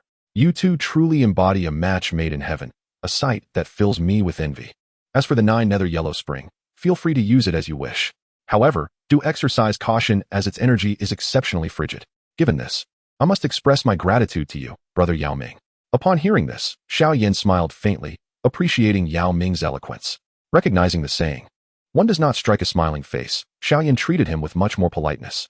Moments later, the two reappeared beside the 9 nether yellow spring. Gazing at the chilling aura emanating from it, Xiao Yan handed 2 jade vials to Kai Lin. These contained the Bodhi sacred pill and the blood of the demon saint. Once you refine both, you should be able to advance to the semi-holy realm. If you manage to obtain the inheritance from the ancient 9-colored sky-devouring python, you might even become a Dou saint, Xiao Yan said, gently brushing his fingers through Kai Lin's silky hair with a soft chuckle. Understood, Kai Lin replied, receiving the 2 jade vials without further comment. Her elongated, beautiful eyes shimmered as she suddenly tilted her neck, pressing her luscious lips gently against Xiao Yan's. A day later, Kai Lin transformed into a magnificent 7-colored sky-devouring python, gliding deep into the 9 nether yellow spring. After savoring the moment, Xiao Yan retrieved a drop of the demon saint's blood. Once I refine this drop, I wonder to what extent my strength will elevate, he mused, his eyes glinting with fervor. Chapter 491, Late Stage 2-Star Dou Saint. The drop of blood was slightly larger than a fingernail. In the original narrative, Xiao Yan had acquired all the demon saint's blood, but this time, he opted for only 3/4 of the yellow spring demon saint's essence, reserving the remaining quarter for the demon saint. Without this blood, the soul of the yellow spring demon saint would dissipate into the stone tablet space in mere moments, leaving no chance of resurrection. With a flicker of thought, Xiao Yan suspended the drop of blood in his palm. The mere presence of this blood caused the energy within a 100-foot radius to retreat in trepidation. Observing this scene, a smile crept onto Xiao Yan's face. This demon saint's blood is truly formidable, exuding such overwhelming power. Taking a deep breath, Xiao Yan opened his mouth and exhaled, unleashing a brilliant flame that enveloped the golden liquid. The ethereal fire ignited, causing the temperature of the surrounding energies to soar, even generating waves of white mist from the waters of the 9 nether yellow spring. However, despite the terrifying heat, the demon saint's blood remained unchanged. Seeing this, Xiao Yan remained unperturbed. His extraordinary fire could even slightly shake the essence of the Demon Emperor. Although the yellow spring demon saint was powerful, he still fell short compared to a Dou Emperor. Time flowed imperceptibly, and after what seemed like an hour had passed, the golden blood finally exhibited a subtle tremor. Observing this, Xiao Yan's thoughts stirred as he drew the drop of golden blood into his mouth. As this elixir descended, his garments erupted in an instant, unleashing a formidable surge of energy that fractured the earth surrounding him. Yet, this tumultuous occurrence bore no impact on Xiao Yan. His eyes remained tightly shut. Despite the ferocious tempest of energy within him, his current cultivation rendered him impervious to harm. Though the internal upheaval was chaotic, Xiao Yan maintained his composure, and his vast spiritual power swiftly subdued the rampant force. As the, or strange fire, began its refining process, the terrifying energy gradually merged into his being, strand by strand. Seated in a meditative posture, an aura of dense energy coiled around him like a dragon, and for a fortnight, he remained undisturbed. Around him, however, an overwhelming essence of energy swirled, resembling ethereal mist. As time progressed, this energy congregated increasingly until, with a sudden tremor, a colossal energy vortex materialized above Xiao Yan's head. The vortex howled, its dreadful force rending the very fabric of space, inciting trepidation even among the formidable members of the 9 Nether Earth Serpent clan who were far removed from the scene. At that moment, Xiao Yan's previously sealed eyes snapped open, and a beam of radiant energy burst forth from them, shattering a distant mountain peak with the sheer force contained within. "Come forth," Xiao Yan exclaimed, and the energy vortex above him surged down his throat, merging with his essence. "What a rush," he declared, as an overwhelming aura erupted from him, causing the ground to fracture and mountains to tremble, with stones cascading down like rain. His power escalated rapidly, soon reaching the late stage of the 2-star Dou Saint. Witnessing this spectacle, many from the 9 Nether Earth Serpent clan could not help but gasp in astonishment. Just then, an aura surged forth from the clan, unmistakably belonging to the formidable Yao Ming. His presence seemed even more potent than Xiao Yan's, as the two colossal auras converged in the sky, compelling many of the weaker serpent beings to prostrate themselves in reverence. "It is the clan leader. The clan leader has broken through to the 3-star Dou Saint." The elders of the serpent clan displayed expressions of elation at the sight of this immense aura. With Yao Ming's ascension to the 3-star Dou Saint, the 9 Nether Earth Serpent clan was finally equipped with a top-tier powerhouse, promising an elevation in their status. Perhaps one day, they would even surpass the Tian Yaohuang clan in the realm of magical beasts. Boom! As two immense auras converged, They swiftly returned to the bodies of the two individuals. With this terrifying energy retracted within, a smile graced Xiao Yan's face. With a mere thought, energy began to coalesce around him, transforming into garments once more. A Dou Saint possesses the ability to manipulate Dou Qi to manifest all things. Is Kai Lin still engaged in her training? Xiao Yan's gaze swept across the depths of the Nine Nether Yellow Spring, where the formidable soul power, now at the pinnacle of the heavenly realm, sensed a colossal entity absorbing the boundless energy within. Observing this, Xiao Yan remained unperturbed. With a flick of his wrist, he retrieved a blood-red crystal from his spatial ring. This crystal, seemingly transparent, contained a peculiar energy flowing like blood, unmistakably the yellow spring blood essence. Since Kai Lin required more time for her cultivation, he would first concoct the 9 Nether Yellow Spring pill. A fervent glimmer ignited in Xiao Yan's eyes as he regarded the yellow spring blood essence. He had truly ascended to the ranks of Dou Saints, attaining a position atop the continent. However, the disparity among Dou Saints was immense. Although he had reached the 2nd star of Dou Saint, he was still not deemed formidable among his peers. Without delving into other realms, within the Xiao clan alone, there existed at least 100 Dou Saints whose strength equaled his, including the formidable Xiao Saint King. Even though Xiao Yan had now stepped into the latter phase of the 2nd star Dou Saint, he still dared not claim superiority over him. After all, the latter possessed numerous techniques and had long been nearly invincible among his peers. Yet, if Xiao Yan could refine the pure lotus demon fire, he would truly earn the title of a genuine powerhouse. At that point, even the Xiao Saint King would not stand a chance against him. Once he successfully refined the pure lotus demon fire, his overall power would ascend to an extraordinarily terrifying level, establishing him as a top-tier Dou Saint. However, the path to refining this pure lotus demon fire was far from simple. After all, the pure lotus demon fire ranked 3rd among the fearsome exotic fires. Even with Xiao Yan's current fusion of numerous exotic fires, bolstered by the pure lotus true intent, he was hesitant to claim equivalence to the pure lotus demon fire. Nevertheless, Xiao Yan remained calm. With the dual assistance of the pure lotus demon saint and the pure lotus true intent, his chances of successfully refining the pure lotus demon fire were still considerable. However, should he succeed in concocting the 9 Yellow Spring pill, its efficacy would be significantly enhanced. With these thoughts in mind, Xiao Yan swiftly made his way to the position of Yao Ming. Brother Xiao Yan, do you seek me for something? Yao Ming inquired, a hint of surprise gracing his features, yet his warmth remained unwavering. Xiao Yan had come to inform Yao Ming that he needed to set up a furnace for pill refining near the 9 Nether Yellow Spring and requested that the clan members be advised to keep their distance to avoid any unnecessary dangers. Pill refining? Yao Ming was momentarily taken aback, but upon hearing that it was Xiao Yan who intended to refine pills, a look of astonishment graced his countenance. Could it be that Brother Xiao Yan aims to concoct a 9th grade elixir? Indeed. In response, Xiao Yan merely nodded slightly, his expression devoid of any arrogance. Given his current capabilities, he possessed the strength to refine the 9th grade Xiandan, and the Jiuyin Huangquan Dan, being a 9th grade treasure pill, should not present any significant errors. Truly, I should have anticipated this sooner. Taking a deep breath, Yao Ming realized that with Xiao Yan's possession of and such formidable soul power, it was indeed highly probable for him to be a top-tier alchemist. Nevertheless, even so, Yao Ming felt a twinge of astonishment upon discovering that Xiao Yan could produce 9th grade elixirs. This young man, so remarkably talented, has already attained such a terrifying level of cultivation, and his alchemical skills are equally exceptional. No wonder he could rise to the status of a prince within the Xiao clan, an imperial lineage. Brother Xiao Yan, rest assured, simply indicate where you wish to proceed, and once you have identified a suitable location, I will promptly command my men to clear the area within 100 miles, Yao Ming declared with a smile. Such is excellent, Xiao Yan replied with a slight smile. Soon, Xiao Yan found a secluded plain not far from the Jiuyin Huangquan. Upon learning of this, Yao Ming promptly cleared the vicinity of all individuals. Once the environment was deemed appropriate, Xiao Yan gently gestured, and a crimson pill cauldron descended to the ground. Indeed, it was the Fun Tian Ding. Chapter 492, Refining the Jiuyin Huangquan Dan. With the emergence of the Fun Tian Ding, Xiao Yan inhaled deeply, allowing his emotions to gradually stabilize until his heart achieved an unparalleled tranquility. He then opened his mouth, and brilliant erupted forth, cascading into the Fun Tian Ding. As the flames entered the cauldron, they ignited fiercely, the terrifying heat rendering the surrounding space pitch black. Within 100 miles, the chilling aura emanating from the Jiuyin Huangquan transformed the terrain into frozen ground. However, with the rise of this intense heat, this frozen earth rapidly melted away. Huangquan blood essence. With a thought, the fist-sized Huangquan blood essence soared from his spatial ring, ultimately landing within the Funtian Ding. Sizzle. As the Huangquan blood essence made contact with the cauldron, it emitted a hissing sound.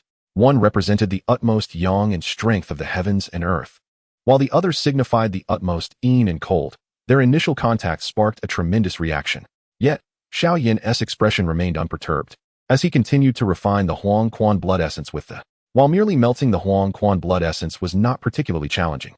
The first and most difficult step in refining the Jiu Yin Huangquan Dan lay in simultaneously refining the Huangquan blood essence while preserving its terrifying chill.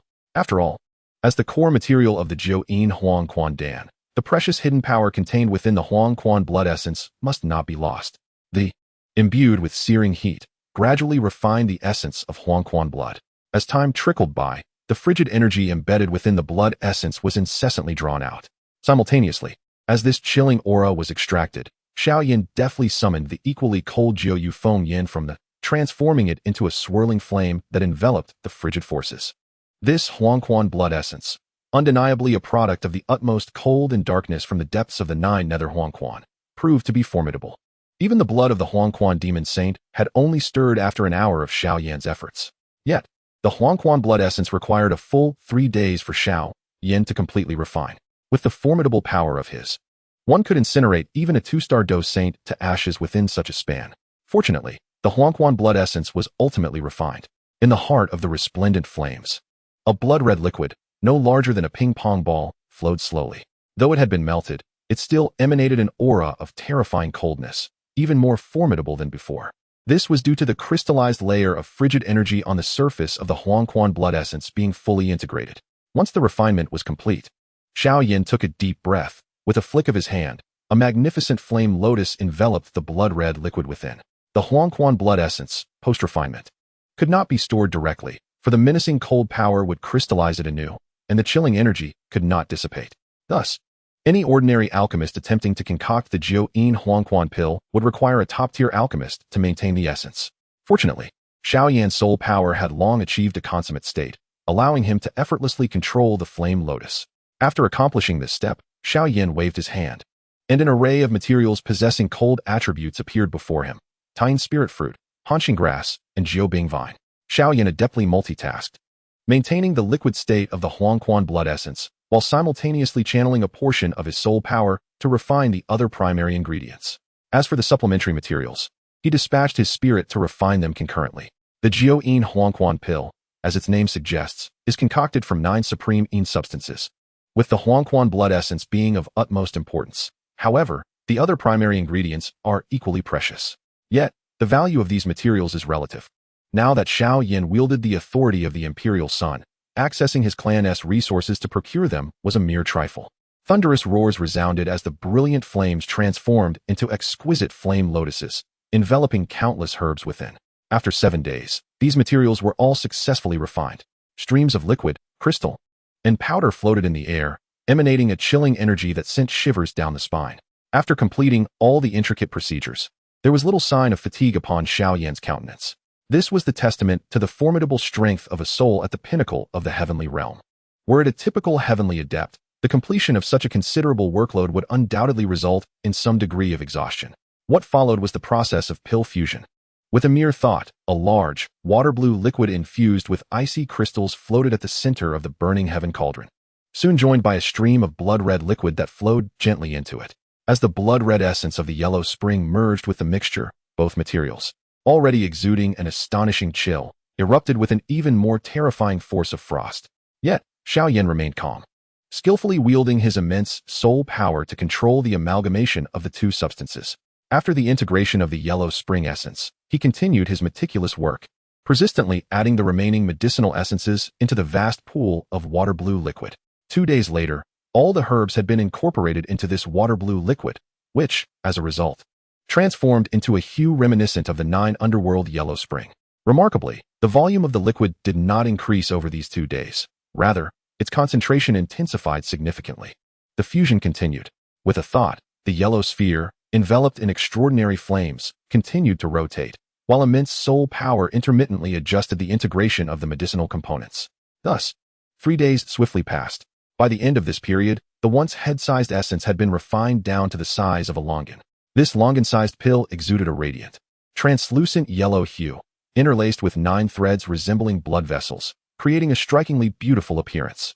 However, the chilling aura it emanated was enough to send shivers down one's spine. A mere breath of its cold could instantly freeze a Dou Zong expert. The chilling power contained within the 9 yellow spring pill was indeed terrifying. And it was no wonder it could assist in countering the pure lotus demon fire. Witnessing this scene, Xiao Yan was momentarily moved. Once the chilling force of the 9 yellow spring pill erupted, it was likely that only the extraordinary flames and the fire of 9th-tier magical beasts could withstand it. Even the flames of 8th-tier beasts would be reduced to mere ice sculptures in an instant. Only the pure lotus demon fire, capable of altering the very heavens, could render the 9 yellow spring pill a mere auxiliary tool. Boom. As the pill gradually took shape, dark clouds began to coalesce in the sky, heralding the approach of the black magic thunder, a phenomenon Xiao Yan had already encountered twice. Yet, he felt no fear towards this ominous force. On the contrary, as the black magic thunder struck, he welcomed it with a smile. Boom.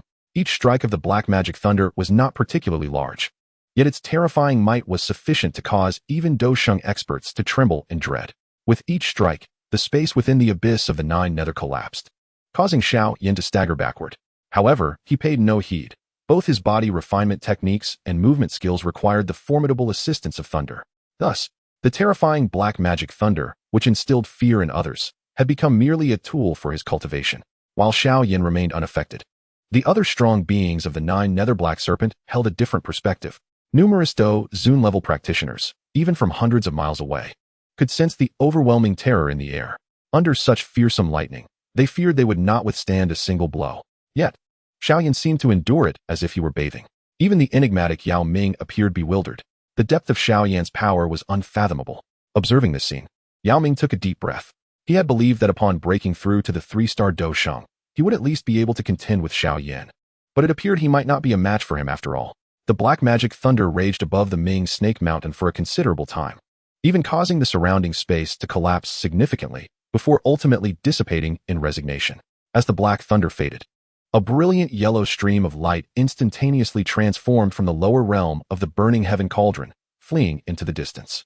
Wherever it passed, the earth instantly froze into a layer of frost. Attempting to escape, witnessing this, Xiao Yan let out a cold laugh. He extended his hand, and the space surrounding the brilliant yellow stream of light solidified in an instant, becoming incredibly rigid. Thud, thud. The yellow stream of light struggled wildly, causing the impenetrable spatial barrier to form minute cracks. Yet, Xiao Yan's figure had already appeared outside the yellow stream in the blink of an eye. Come here, Xiao Yan commanded, unleashing a terrifying gravitational force that rendered the yellow stream unable to resist, soon revealing its true form, a yellow python measuring a length of 10 feet. However, as it drew closer to Xiao Yan, its size rapidly diminished until, in his grasp, it was no longer than a finger. It wriggled in vain, unable to escape Xiao Yan's palm. For its essence, a translucent yellow elixir, had fallen into Xiao Yan's hand. Behave and remain with me.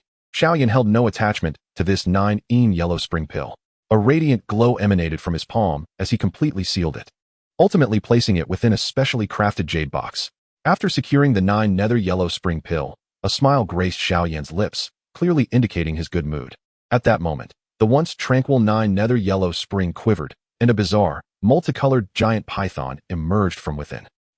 Upon seeing the colorful scales emerge, Xiao Yan was momentarily taken aback. Taking a break, the class continued until past 9, and suddenly, my mind went blank.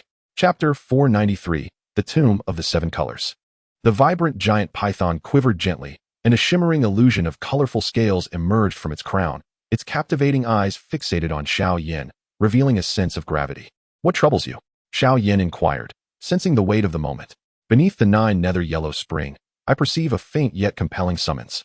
The illusion of the colorful scales responded with a delicate parting of its crimson lips. Oh, that must be the remnants of the ancient 9-colored devouring python, Xiao Yan mused, his expression subtly shifting to one of anticipation.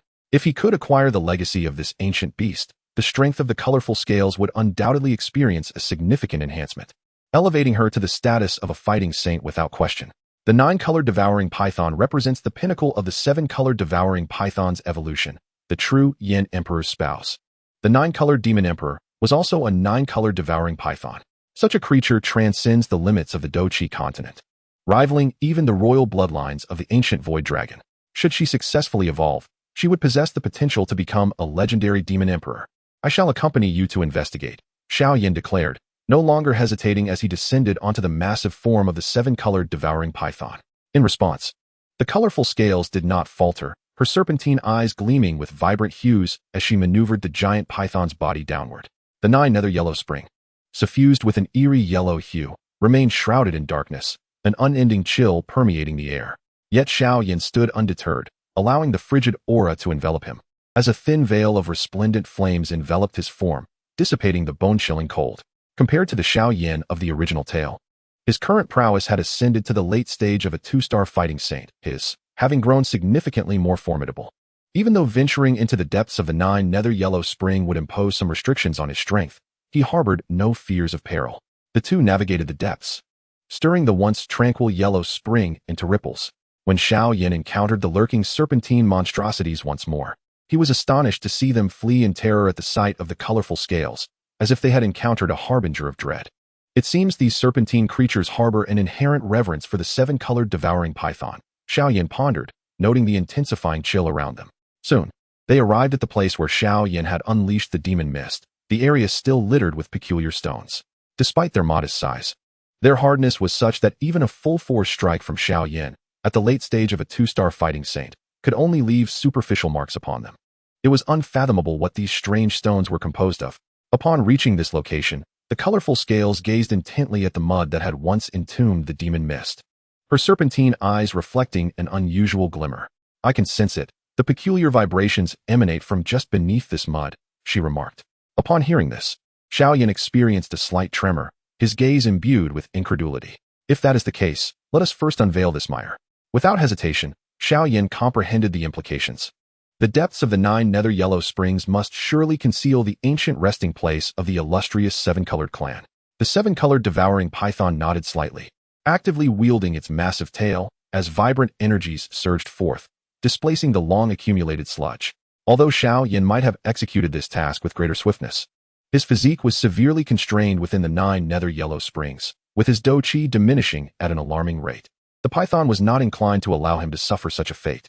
As the enormous tail continued to sweep, the mire within the nine nether yellow springs began to rise in waves, and in the blink of an eye, the entire lakebed was shrouded in darkness.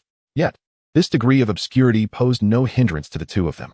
Their figures began to descend steadily, occasionally revealing resilient rocks of similar composition. After plunging several thousand zhang, they finally came to a gradual halt. At this profound depth of the nine nether yellow springs, the temperature had plummeted to a terrifying chill. Even the seven-colored devouring python, naturally suited to this environment, felt a touch of discomfort. As for Xiao Yan, had he not been shielded by his formidable, even with the cultivation of a two-star dou shang, he would scarcely endure without succumbing to frostbite. Nevertheless, the oppressive cold still rendered him mildly uncomfortable. It was likely that the would exhaust his internal dou qi within half a month. Yet, at this moment, the two of them had no time to dwell on such discomforts, instead staring in astonishment at the spectacle before them. There, submerged in the mire, lay a colossal head with a diameter of several hundred zhang, accompanied by numerous smaller heads scattered about. Even the tiniest of these heads surpassed the size of the seven-colored devouring python's own. All these heads belonged to serpentine magical beasts.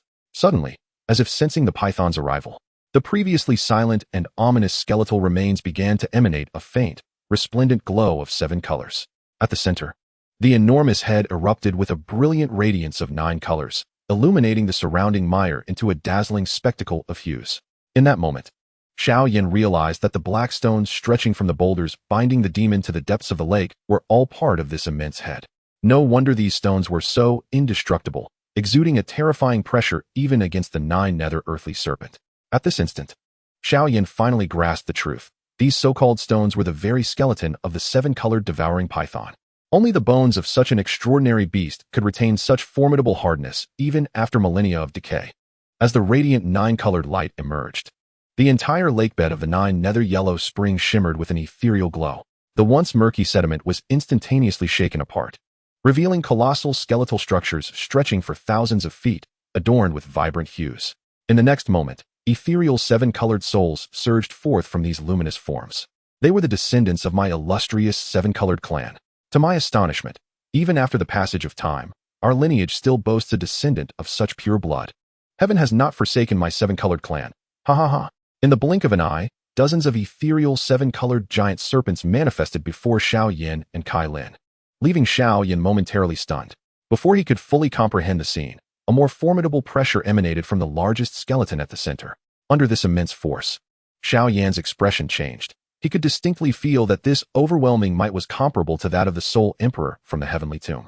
This central skeleton, the Soul Nine-Colored Devouring Serpent, was indeed a peerless powerhouse at the pinnacle of the nine-star Dou Saint realm. Under this oppressive aura, Kai Lin also trembled slightly, her body instinctively lowering to the ground, becoming somewhat rigid. Descendants. The nine-colored luminescence surged, and in an instant, a figure, somewhat indistinct yet emanating an undeniable grace, appeared before the two. Following her emergence, the surrounding dozens of seven-colored devouring serpent souls fell silent, regarding the nine-colored figure with reverence. To my surprise, my seven-colored clan still has descendants. Though her face remained obscured, it was evident that she had once been a breathtaking beauty, despite the inability to discern her features. Her voice conveyed warmth towards Kai Lin. However, when her gaze fell upon Xiao Yan, a hint of astonishment flickered in her eyes. Burning art. You are truly a descendant of the true Flame Emperor? And you have grasped the essence of the pure lotus. Her voice resonated with joy and nostalgia. Predecessor, could it be that you are the nine-colored Demon Emperor? Xiao Yan inquired, a hint of puzzlement crossing his expression. The legendary nine-colored Demon Emperor was said to be an unparalleled powerhouse at the pinnacle of the immortal grade Heavenly Sovereign realm, far surpassing even Dou Emperors. Yet, while this nine-colored devouring serpent possessed formidable strength, Xiao Yan was certain she had not reached the level of a Dou Emperor. Haha. To think you are aware of my sister's name, the nine-colored figure replied with a tone of amusement, prompting Xiao Yan to realize. This must be the sister of the nine-colored Demon Emperor.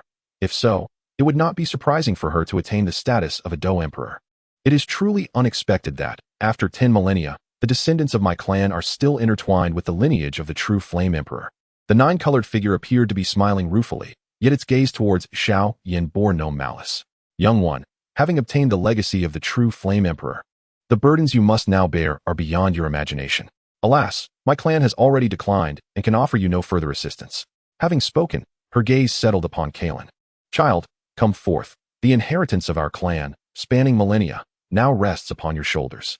Chapter 494, The Great Calamity Approaches. Upon hearing these words, a flicker of brilliance flashed through Kalin's eyes, quickly followed by a look of delight as she bowed respectfully. Thank you, esteemed elder. Haha, there is no need for such formalities. The nine-colored figure gently shook her head, reminiscing about how their seven-colored clan had once been a formidable presence in the vast world, only to fall into such despair after the ancient war. With a subtle gesture, the vibrant hues radiating from her colossal frame enveloped the surrounding area in a brilliant sphere of 9 colors. The process of accepting the legacy may take some time. If you have matters to attend to, it would be wise to arrange them promptly. At these words, Kalin's body stiffened as she suddenly remembered her daughter was still at home. Xiao Yan. Kalin turned slowly to Xiao Yan, concern etched in her narrow, beautiful eyes. What will happen to Xiao Xiao if I enter seclusion? Xiao Xiao. Xiao Yan was momentarily taken aback, recalling that the little one was merely a year old, just beginning to walk, and would undoubtedly be distressed upon realizing her mother had vanished for a time. Perhaps we should postpone the acceptance of the legacy? He gently patted her head, unwilling to let their daughter suffer any distress. There's no need for that. Kalin shook her head slightly, a hint of reluctance glimmering in her eyes as she regarded the 9-colored figure above. You should return and entrust Xiao Xiao to the little medical sage. This child, apart from me, adores her and Qinglin the most. I feel more at ease leaving her in their care. Very well, Xiao Yan replied with a gentle smile, knowing that with the serene nature of the little medical sage, anyone could become her friend, and indeed, even the child was quite fond of this aunt. And you, as her father, must also spend more time with her, Kalin added, unable to restrain herself. Me? Xiao Yan chuckled ruefully at her words, realizing that if he were to do so, his efforts to refine the pure lotus demon fire would likely be delayed. However, considering Xiao Xiao, he could not refuse. Rest assured to enter your seclusion. I shall take care of Xiao Xiao. Xiao Yan nodded in agreement. Upon hearing this, Kalin no longer hesitated and began to walk towards the 9-colored figure. Yet, her steps carried an air of solitude. From adulthood until now, she had borne considerable pressure on her shoulders, first as a member of the Serpent clan, and now, as the leader of the entire 7-colored clan. In the name of her kinship duties, she was even prepared to part briefly from her own child. At that moment, a gentle hand clasped her delicate one. Kalin paused, turning her head to find Xiao Yan gazing at her. Do not burden yourself too heavily. Remember, I stand behind you, he said with a slight smile, which caused the corners of Kai Lin's eyes to glisten with unshed tears. Indeed, she was no longer alone in facing these trials. Thank you. A breathtaking smile blossomed on her lips as she rose on tiptoe to plant a soft kiss on Xiao Yan's lips, before vanishing amidst a cascade of radiant colors. Once Kai Lin disappeared from sight, Xiao Yan took a deep breath and, with a slight bow towards the colorful apparition, declared, "Senior, I entrust my wife to you." Rest assured, the vibrant figure replied with a gentle smile. "Even though I have perished for countless ages, I remain a force not to be trifled with by mere mortals. You need not worry while I am here. Yet, you should exercise caution. The true Flame Emperor was once a formidable threat to the outer evil clan, second only to the immortal Emperor. If word of your lineage as the true Flame Emperor's successor were to spread, the entire outer evil clan would likely seek to extinguish you in your cradle." "I understand," Xiao Yan nodded slightly, bowing once more to the colorful figure before ascending towards the depths of the Nine Hells. Upon exiting the Nine Hells, he chose to crush a jade talisman. After the talisman shattered, he waited for approximately half a day before an elderly woman traversed the vast distance to arrive above the Nine Hells. "Your Highness." Upon seeing Xiao Yan, the old woman offered a slight bow, her face initially adorned with a smile that soon transformed into one of astonishment. In just over a month, Xiao Yan's strength had surged from a 1-star Dou Saint to the late stage of a 2-star Dou Saint. It is worth noting that the average Dou Saint cultivator would consider it remarkable to advance a single star after a century of arduous training. Yet Xiao Yan had achieved Dou Saint status at such an accelerated pace. "Senior Tian Mo," Xiao Yan greeted the elderly woman with a faint smile. "I must return to the Xiao clan for a while, and it may take some time. However, my wife is currently in seclusion beneath the Nine Hells, so I hope you can keep an eye on her." "Oh, I see." The Saint Tian Mo nodded with a smile. "Your Highness can rest assured. I will vigilantly oversee the Nine Hells. With my presence, no one below 6-star Dou Saint can approach it. Then I must express my gratitude to you, Senior Tian Mo." Xiao Yan nodded appreciatively. The Saint Tian Mo was a 5-star Dou Saint of the Xiao clan. Since Xiao Yan's official appointment as the prince, she had gathered a group of subordinates, but as Xiao Yan currently had no need for their strength, he seldom summoned them. Although currently under the protection of the 9-colored sky-devouring python, Xiao Yan still felt a twinge of unease and specifically requested the assistance of the Heavenly Maiden Sage for oversight. After exchanging pleasantries with the Heavenly Maiden Sage, he proceeded to convey his intentions to the Jiu Di Ming Python clan, and then he tore through the fabric of space, heading back towards the Xiao clan. Upon returning to the Xiao clan, the absence of his mother caused Xiao to begin crying. Xiao Yan, employing all his skills in coaxing, eventually managed to soothe the little girl. However, if this continued, it would be difficult for him to attend to the formidable Pure Lotus demonic fire. After all, given the sheer power of the Pure Lotus demonic fire, it would likely take him at least a year to refine it. Well, let us first calm this little one. Observing the pitiful expression on his daughter's face, Xiao Yan's heart softened instantaneously. This adorable little creature, despite Sun Er's somewhat aloof demeanor towards his other women, could not help but be embraced by them after a few moments of her endearing antics, clearly demonstrating how beloved she was. Yet, as Xiao Yan contemplated this, events unfolded contrary to his desires. "Xiao Yan, you must hasten to refine the Pure Lotus demonic fire." 3 days later, a message from Xiao Xian tightened Xiao Yan's heart. Why was the clan ancestor suddenly urging him to elevate his strength? Xiao Xian's response was succinct yet filled with urgency that rendered Xiao Yan's mood exceedingly tense. "A great calamity approaches. You must swiftly enhance your power. Even I am at risk of falling in the face of this impending disaster." This single sentence instilled within Xiao Yan an unprecedented sense of urgency, a feeling he had not experienced even during his life and death trials years ago. "Little medical sage, I entrust Xiao to you." After receiving Xiao Xian's message, Xiao Yan dared not hesitate any longer. He entrusted Xiao to the little medical sage for care and promptly made his way to the Valley of Exotic Fires.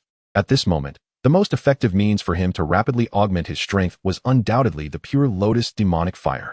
When Xiao Yan arrived at the Valley of Exotic Fires, the sky above Shaojia was just beginning to darken.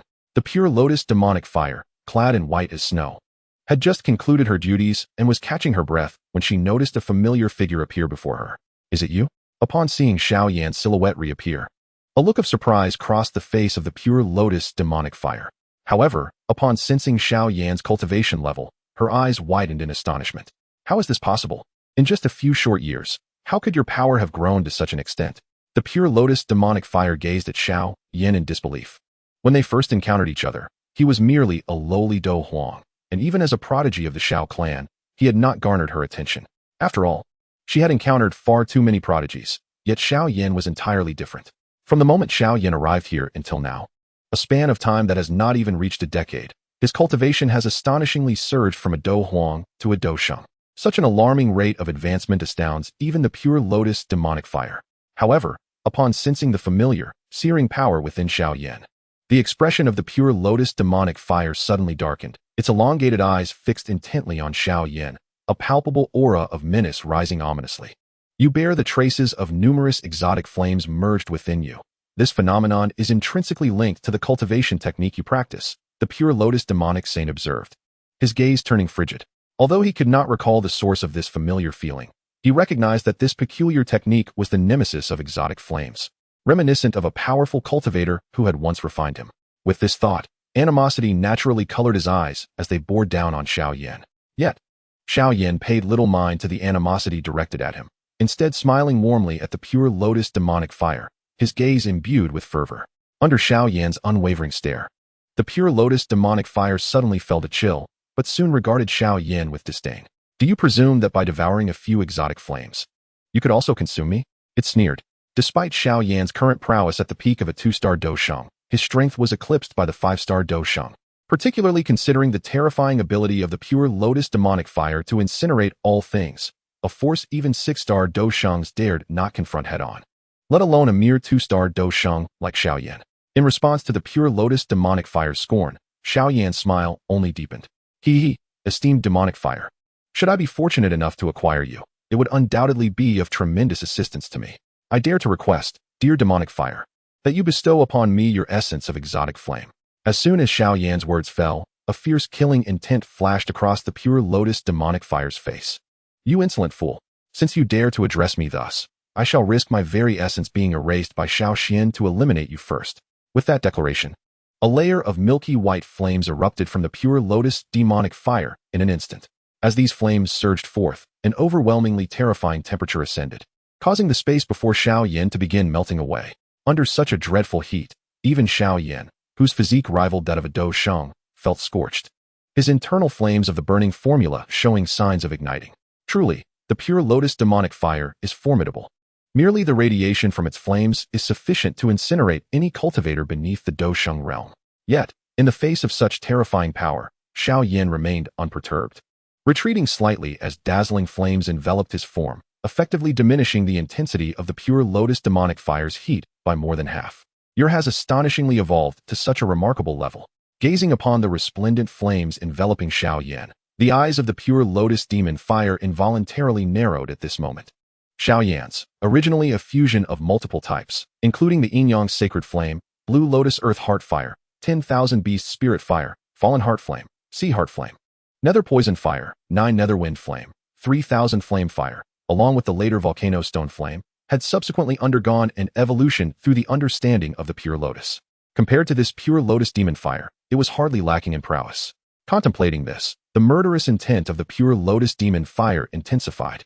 Xiao Yan's potential is indeed extraordinary, with the inherent ability to ascend to a higher level of Dou Saint. Should he become a true high-level Dou Saint, combined with his array of enigmatic abilities, the possibility of him being refined into a part of the pure lotus demon fire becomes a real threat.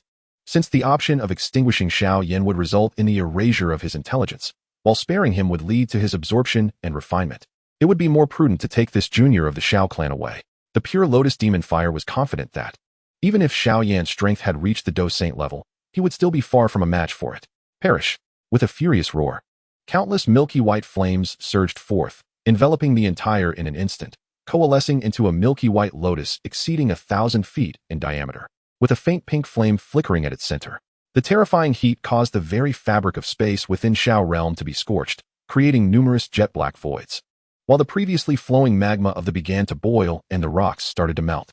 The turbulent fire attribute energy incited both activity and fear among the various within the buzz.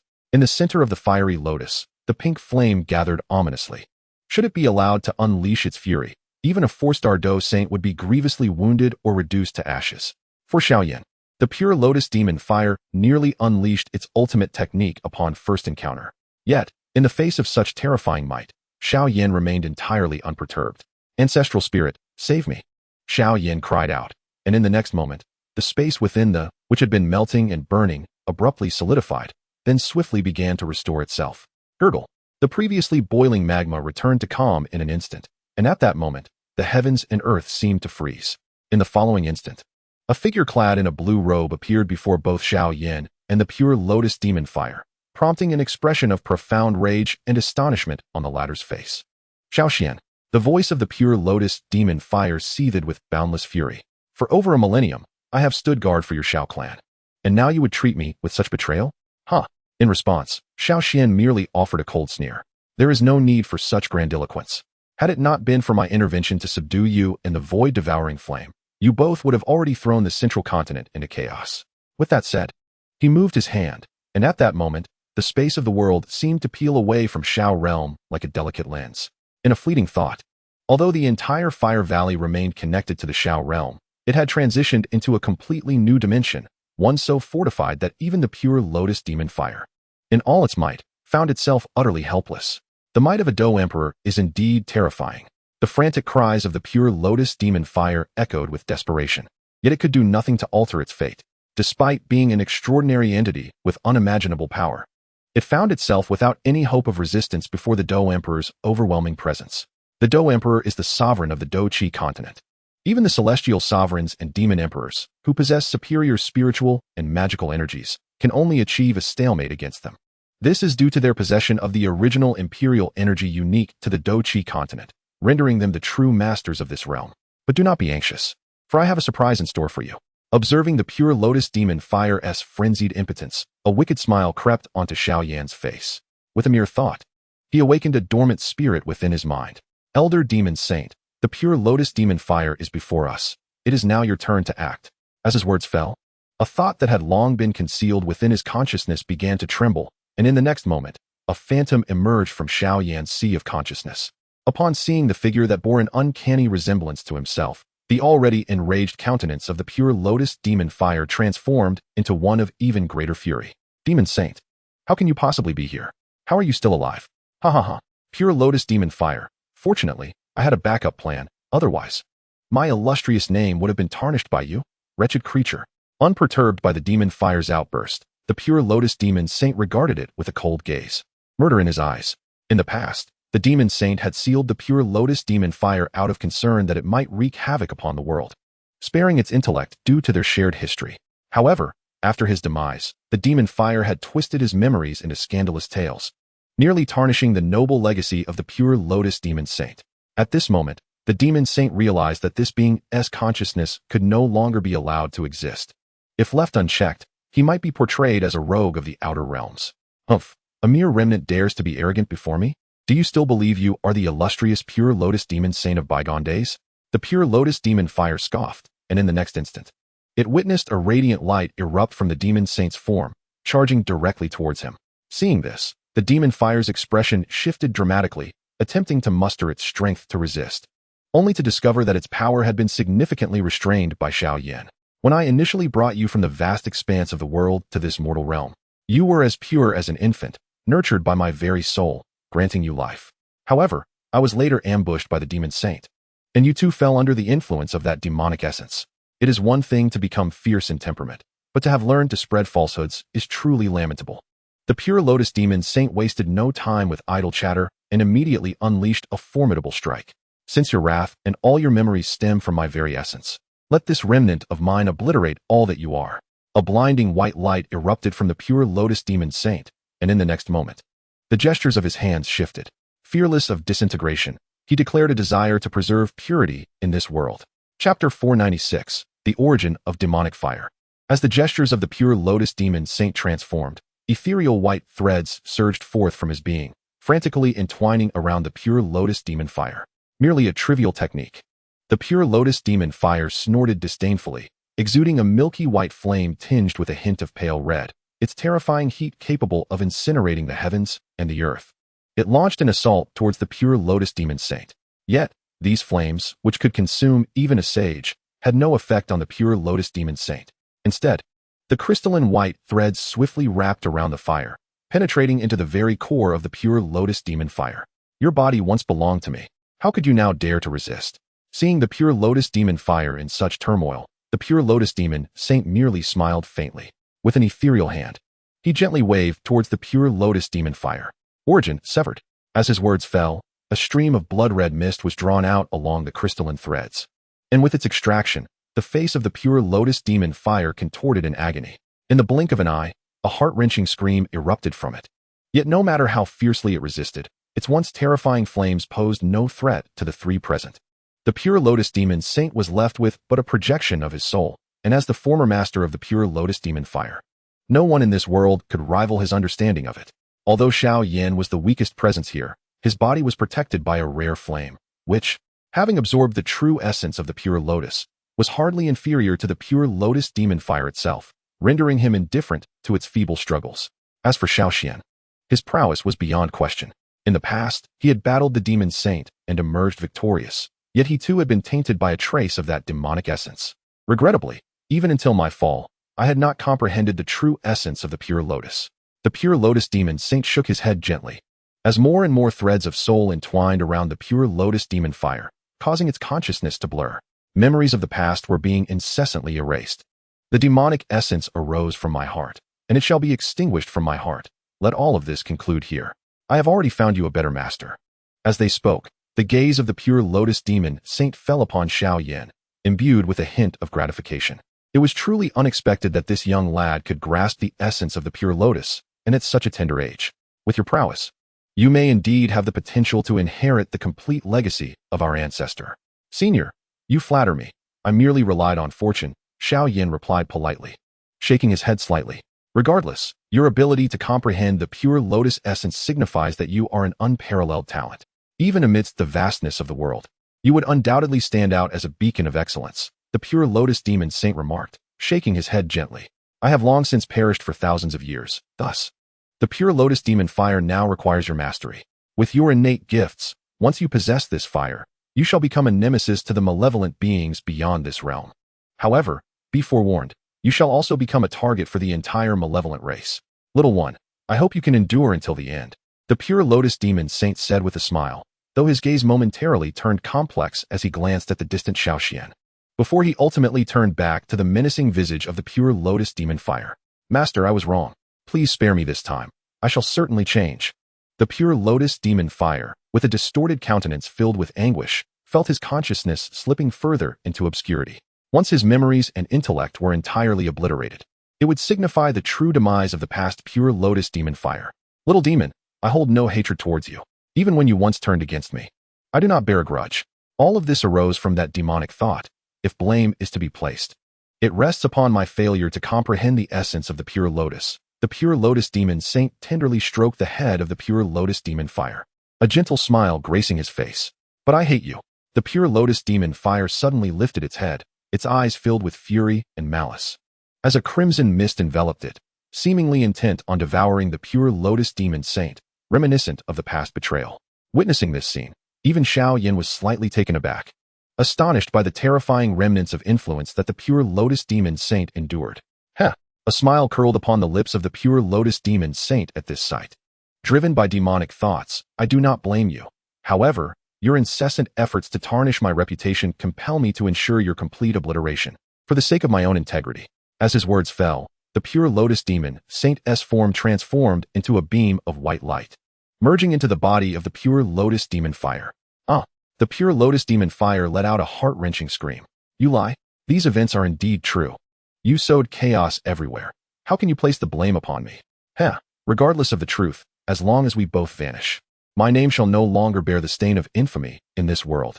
The clamor of their dispute left Xiao Yan momentarily stunned, utterly astonished by the pure lotus demon saint's fervent desire to preserve his reputation. Before annihilating the pure lotus demon fire, dear senior, you seem to have forgotten to destroy your pure lotus demon saint's flowing record. As the clamor gradually subsided, the gaze of the pure lotus demon fire became increasingly silent. However, what followed was the sudden expansion of its form. This is bad. It is about to explode. A tremor coursed through Xiao Yan's mind as he beheld numerous cracks beginning to mar the very space that Xiao Xian had meticulously crafted. In the face of the terrifying explosion of such a celestial phenomenon as the pure lotus demon fire, even the spatial seal laid by Xiao Xian showed signs of being unable to withstand the impending catastrophe. Observing this scene, Xiao Xian, who had maintained an impassive demeanor until now, finally revealed a rare expression of gravity. Should the flames of the pure lotus demon fire breach the spatial seal, the entire Xiao realm would confront a calamity of monumental proportions. After all, this flame was exceedingly formidable. Even those below the Dou Saint level would suffer greatly upon contact. With a decisive wave of his hand, a colossal fissure spanning myriad lengths materialized behind him. Within this immense rift lay a profound darkness, from which a misty, grayish energy emanated. This was the tomb of heaven. A heavy thud reverberated as the sealed space began to rupture. Xiao Yan gestured once more, conjuring a new spatial barrier. Though it trembled under the onslaught of flames, it managed to hold its ground. Swallow, Xiao Yan intoned. And the rift of the tomb of heaven opened wide like the gaping maw of a colossal beast, unleashing a terrifying suction. Under this dreadful force, most of the explosive flames were swiftly drawn into the vast chasm. The tomb's fissure continued to consume for the span of several breaths before it had devoured the majority of the inferno generated by the explosion. Only after these flames were significantly diminished did Xiao Yan retract the tomb of heaven, his thoughts guiding the once impenetrable space, solidified by the might of the Dou Emperor, back to its original state. As the space dispersed, the once stationary milky white flames transformed into a cascade of fire, raining down upon the entire valley of exotic fires. Each droplet of milky flame caused the already searing magma to boil vigorously. Concurrently, the resident exotic fires also reacted to the upheaval. Suddenly, the wandering skeletal spirit, the cold fire, felt a fiery mass crash onto its head. This formidable flame first made it sizzle, then an overwhelming sense of comfort enveloped it. Gurgling sounds echoed as two green-haired turtles eagerly scoured the magma, vying to consume the milky flames. Once the pure lotus demon fire's flames became untethered, they became a bountiful boon for the other exotic fires. In an instant, the entire valley of exotic fires buzzed with life, with even the green lotus earth heart fire extending a route to ensnare a cluster of milky flames. At this moment, Xiao Yan's thoughts were no longer occupied with his surroundings. His gaze was entirely fixated upon a singular lotus flower. As the fiery sea receded, a white lotus, adorned with delicate pink veins, began to rotate slowly in place. With each turn, it seemed as though the very energies of the universe were swirling in unison. The essence of the pure lotus demon fire had been thoroughly extracted, devoid of any sentience, marking the opportune moment for its refinement. Observing this scene, Xiao Yan spoke up slightly, yet his expression bore little joy, instead casting a rare serious glance at Xiao Yan. Xiao Yan, hasten to enhance your strength. Once you have refined this pure lotus demon fire, the Dou Qi continent will likely undergo a transformation. In that time, you shall become the new pillar of this realm. After delivering this statement, Xiao Yan vanished, leaving Xiao Yan feeling an increased sense of urgency. The clan ancestor, a formidable Dou Emperor, was an unparalleled force in this era. Yet even he exhibited such gravity. Could it be related to the matters concerning the extraterritorial evil clans? Contemplating this, Xiao Yan's heart grew heavier. He yearned for his power to surge infinitely, ideally to the level capable of inheriting the legacy of the ancient Emperor Tuaxi. Yet at present, such aspirations felt like mere fantasies. For now, the priority was to swiftly consume the pure lotus demon fire. Xiao Yan understood that the most expedient route to fortifying his strength lay in the absorption of this fire's essence.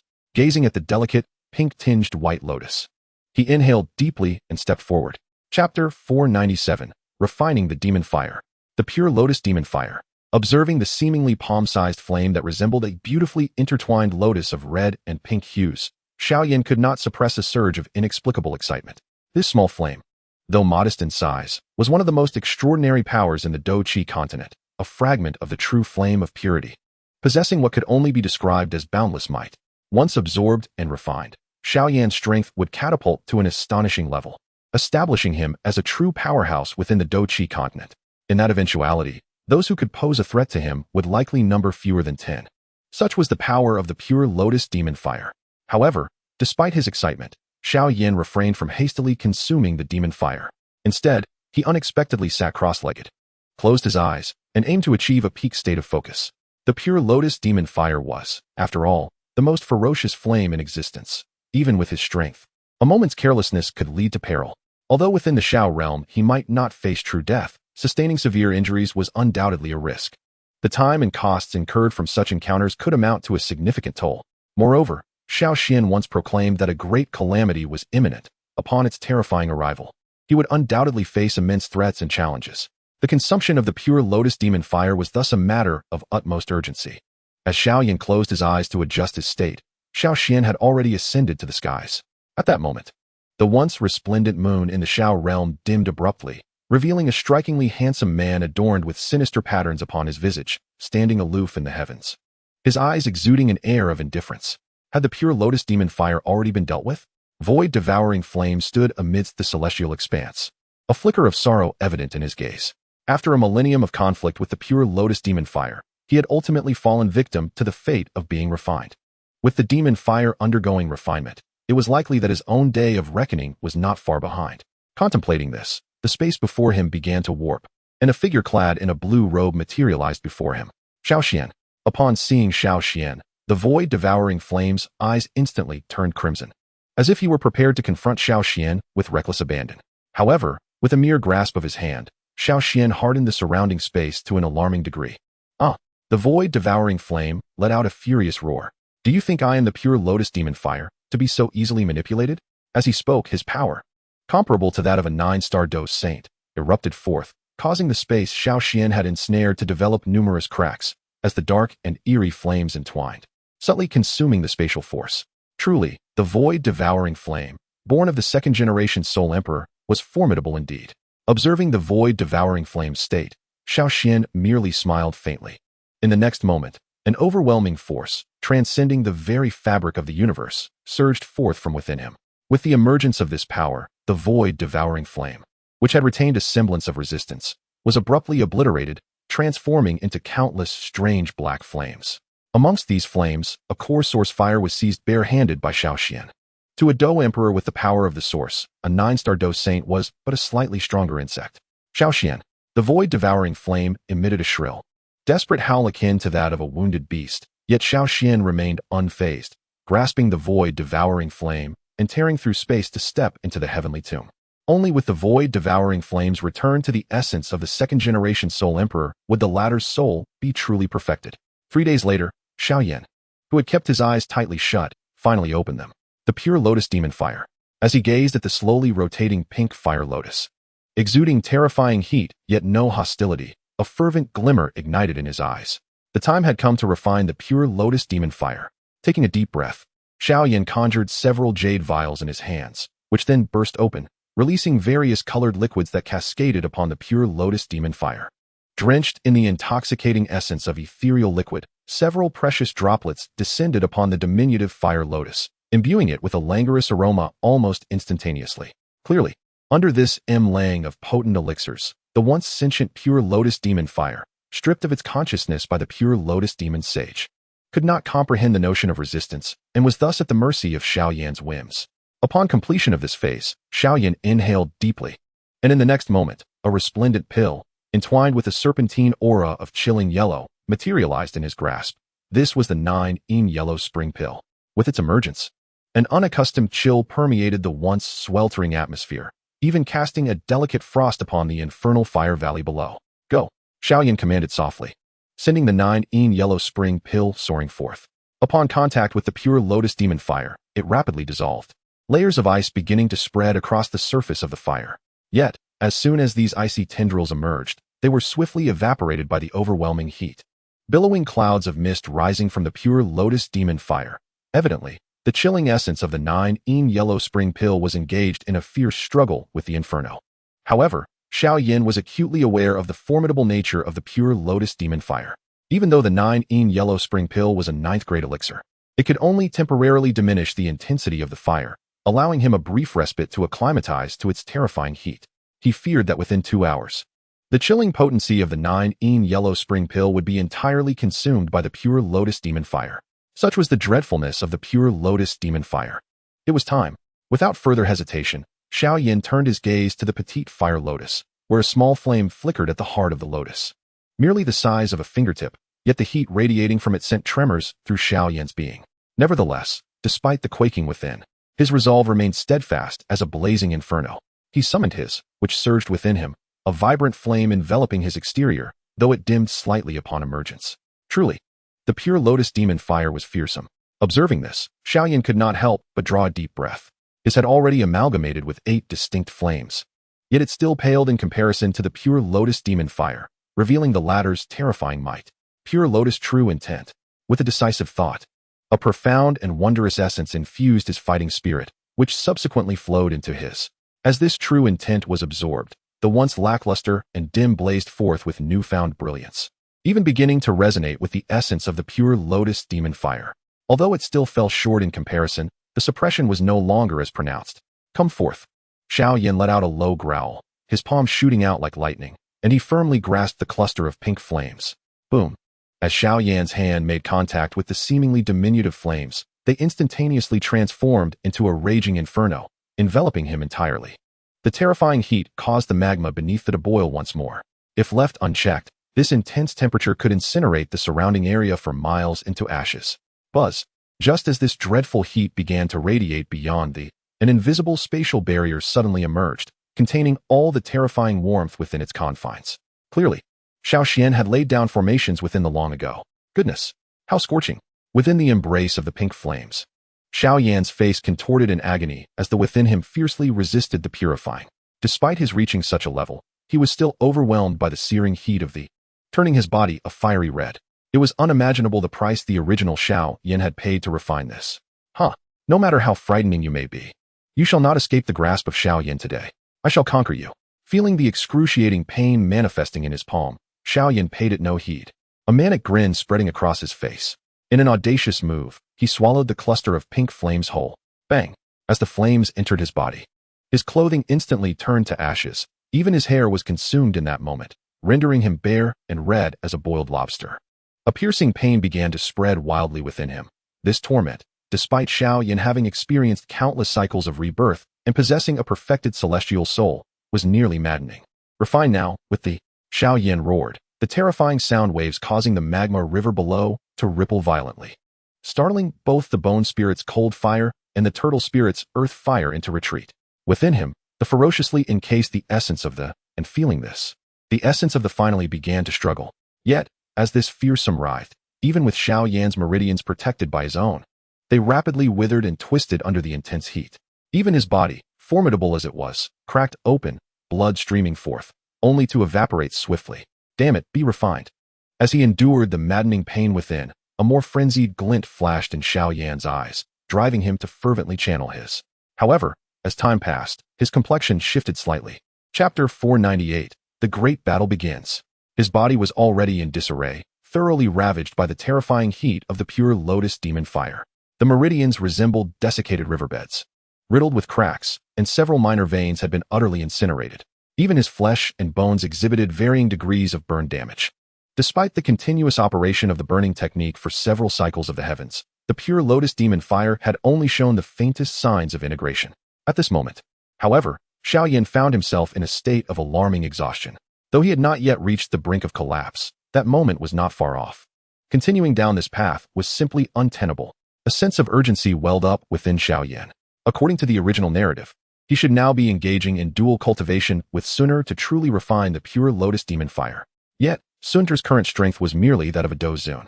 Even with the Golden Emperor's burning heaven flame protecting him, it was still impossible for her to withstand even a fraction of the residual power of the pure lotus demon fire.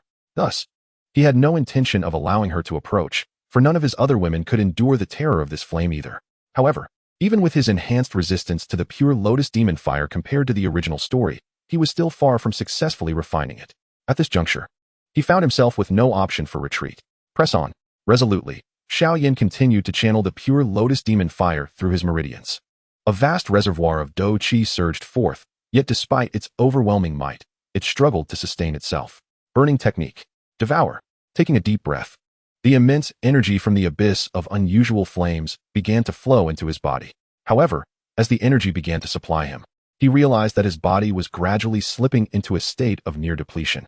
The power of the pure lotus demon fire was indeed formidable, even with ample preparation. He found it increasingly difficult to endure. If he could not hold on, his body would explode into ashes beneath this dreadful flame, and even his soul would suffer considerable harm. I refuse to believe it, Xiao Yan exclaimed, as a profound aura suddenly emerged from within him. In the next moment, the pure lotus demon fire, which had been resisting, became significantly more docile upon sensing this mysterious presence, even hinting at a semblance of affinity. It worked. Indeed, the pure lotus demon fire was a progeny of the true flame of purity, which itself was an evolution of the true flame of the Emperor. Thus, the essence of the pure lotus had a natural kinship with the pure lotus demon fire. Feeling the sudden decrease in the fire's struggle and its burgeoning closeness to him, Xiao Yan's heart leaped with joy. Had he known this would be the case, he should have fully activated this essence of the pure lotus from the very beginning to refine the pure lotus demon fire. With the assistance of the true essence of the pure lotus, he has finally begun to master the refinement of the pure lotus demon fire, thereby overcoming a life and death crisis. The abyss of exotic flames remains eerily silent, with only the occasional surge and burst of magma bubbles disturbing the stillness. Above, a young figure, clad in nothing, appears exceedingly disheveled. Despite his disarray, after an indeterminate passage of time, his aura gradually begins to strengthen. Time swiftly passes, and in the blink of an eye, over 6 months have elapsed. During this period, Xiao Yan's aura has grown increasingly formidable, yet he has shown no inclination to open his eyes. Though his eyelids remain shut, the external world has undergone a staggering transformation. Girdle, in the depths of the endless subterranean sea of magma, a colossal being, exceeding 100,000 zhang in length, lies quietly. This enormous humanoid creature is covered in bizarre red fur. Its eyes are tightly closed, seemingly in slumber, and its surface is enveloped by an immense formation, as if to seal it away. Yet, at this moment, the tightly shut eyes of this behemoth suddenly snap open, revealing a terrifying glimmer of crimson light. Roar! The gigantic creature appears to struggle to rise, but it is ensnared by the formation that binds it. It thrashes about, its hands seemingly possessing the dreadful power to tear through dimensions, causing the formation to tremble. At that instant, an elderly figure clad in a black robe, with brilliant flaming hair, materializes above the sea of magma. Who would have thought that after tens of thousands of years, you still struggle? The ancient Emperor Tuashi sneers at the colossal being, then with a wave of his hand, for silvery lights manifest at the corners of the great array.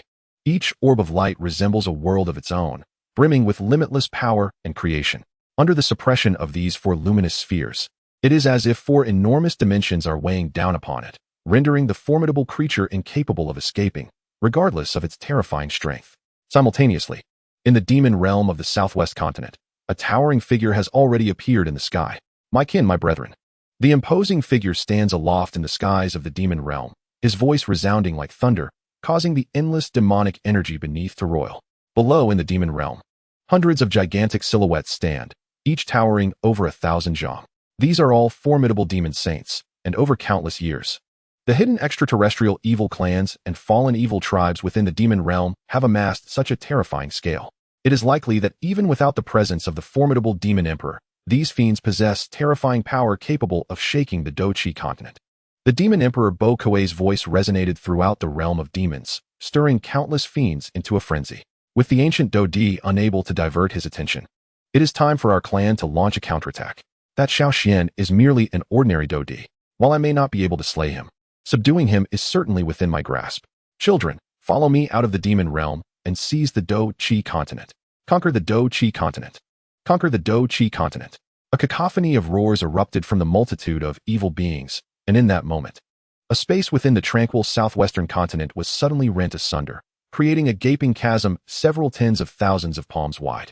Instantly, an overwhelming tide of demonic energy surged forth, transforming all living beings in its wake into blood-red-eyed monstrosities, their power significantly augmented in an instant. With a thunderous roar, the endless horde of evil entities poured through the massive rift, leaving trails of black smoke in their wake, causing the very heavens to shift in hue. Have the people evacuated? Atop a mountain peak in the southwestern continent, Xiao Yan stood clad in a green robe. Reporting to your excellency, the evacuation is complete, replied an elderly man with hair as white as snow, whose presence was comparable to that of a 9-star Dou saint. Clearly, he was the ancestor who had once concealed himself within the Tianyin sect, accompanied by elite experts from the foremost powers of the southwestern continent, including Han Shui. That is good. Upon hearing this, Xiao Yan nodded gently, letting out a soft sigh. As the calamity approaches, we must do our utmost to safeguard the lives of these ordinary people. As for the future of the Dou continent, it is a burden we must collectively bear. In this war against the extraterritorial evil entities, those whose strength had not reached the Dou zone level found little reason to engage in battle.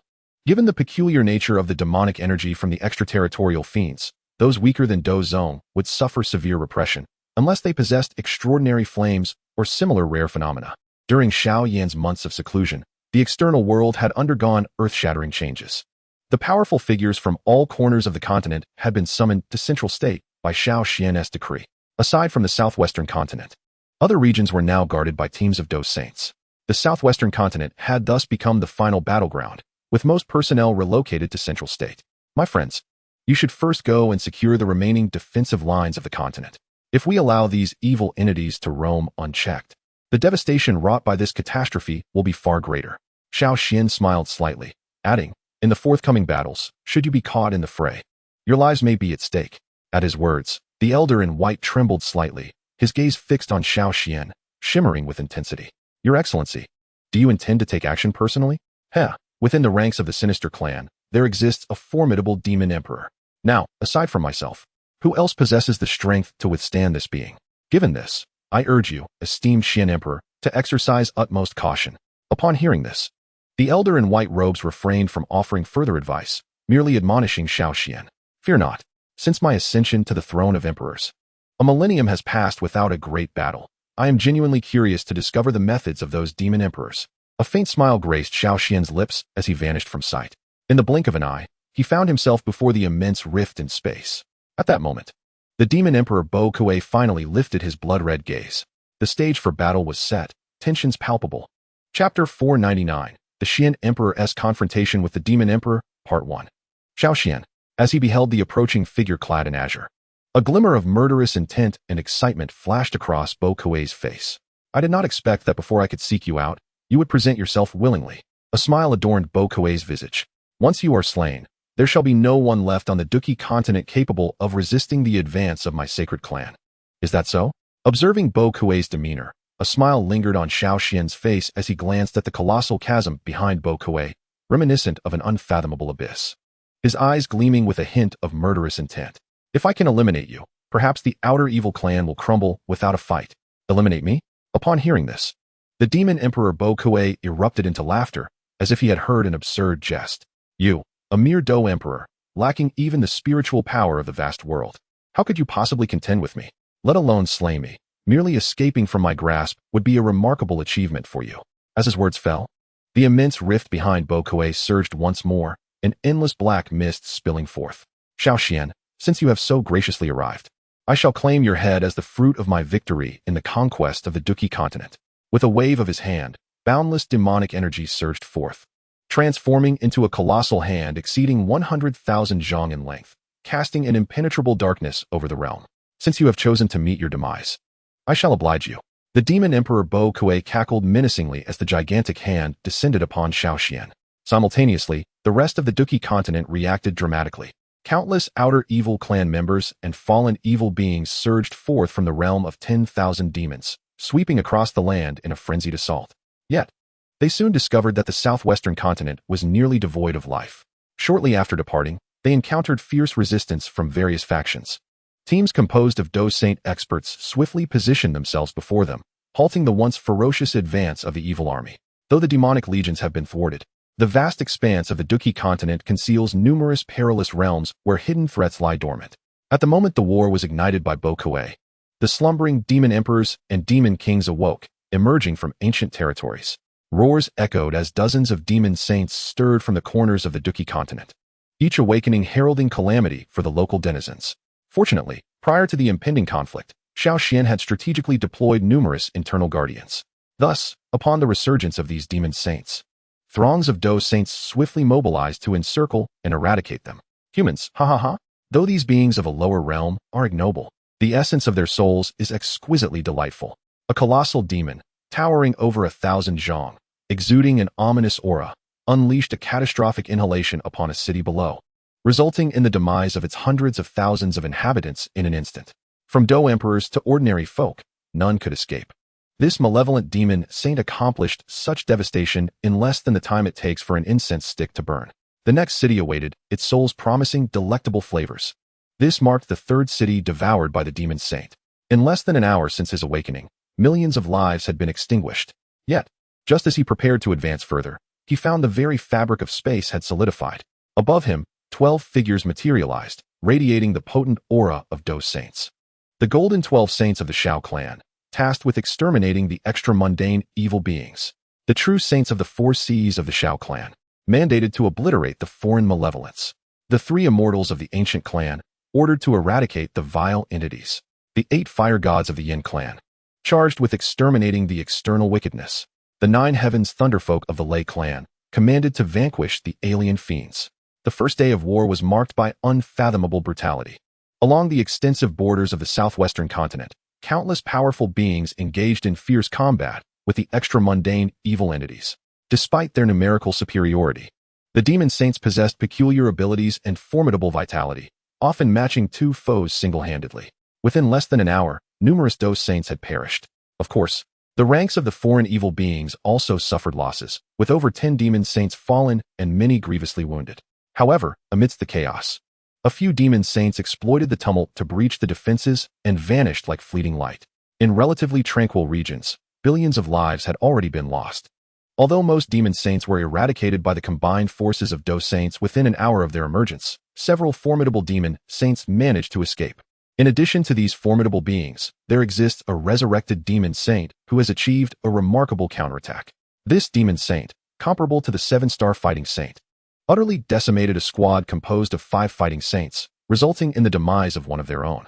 Had it not been for the timely assistance from the powerful members of the Xiao clan, this squad could have faced total annihilation. Even with the Xiao clan's prompt intervention, the demon saint managed to escape the battlefield. Despite the ferocity of these battles, the true battlefield, which holds the fate of the entire Dou continent, remains beyond the Wanjia of the southwest continent. Boom. 2 colossal giants, each towering over 10,000 feet, were locked in a frenzied clash. With every encounter, the very fabric of space fractured and the earth crumbled. Thud. At the conclusion of one such exchange, Xiao Yan staggered backward a few steps. Yet the demon emperor Bo Kuei also found himself retreating 3 steps. In this moment, his eyes widened in astonishment as he regarded Xiao Yan with disbelief. It was utterly unexpected that within such a lower realm as the Dou continent, one could cultivate their Dou to such an exalted level. The voice of demon emperor Bo Kuei resonated, shaking the heavens and the earth, laced with astonishment.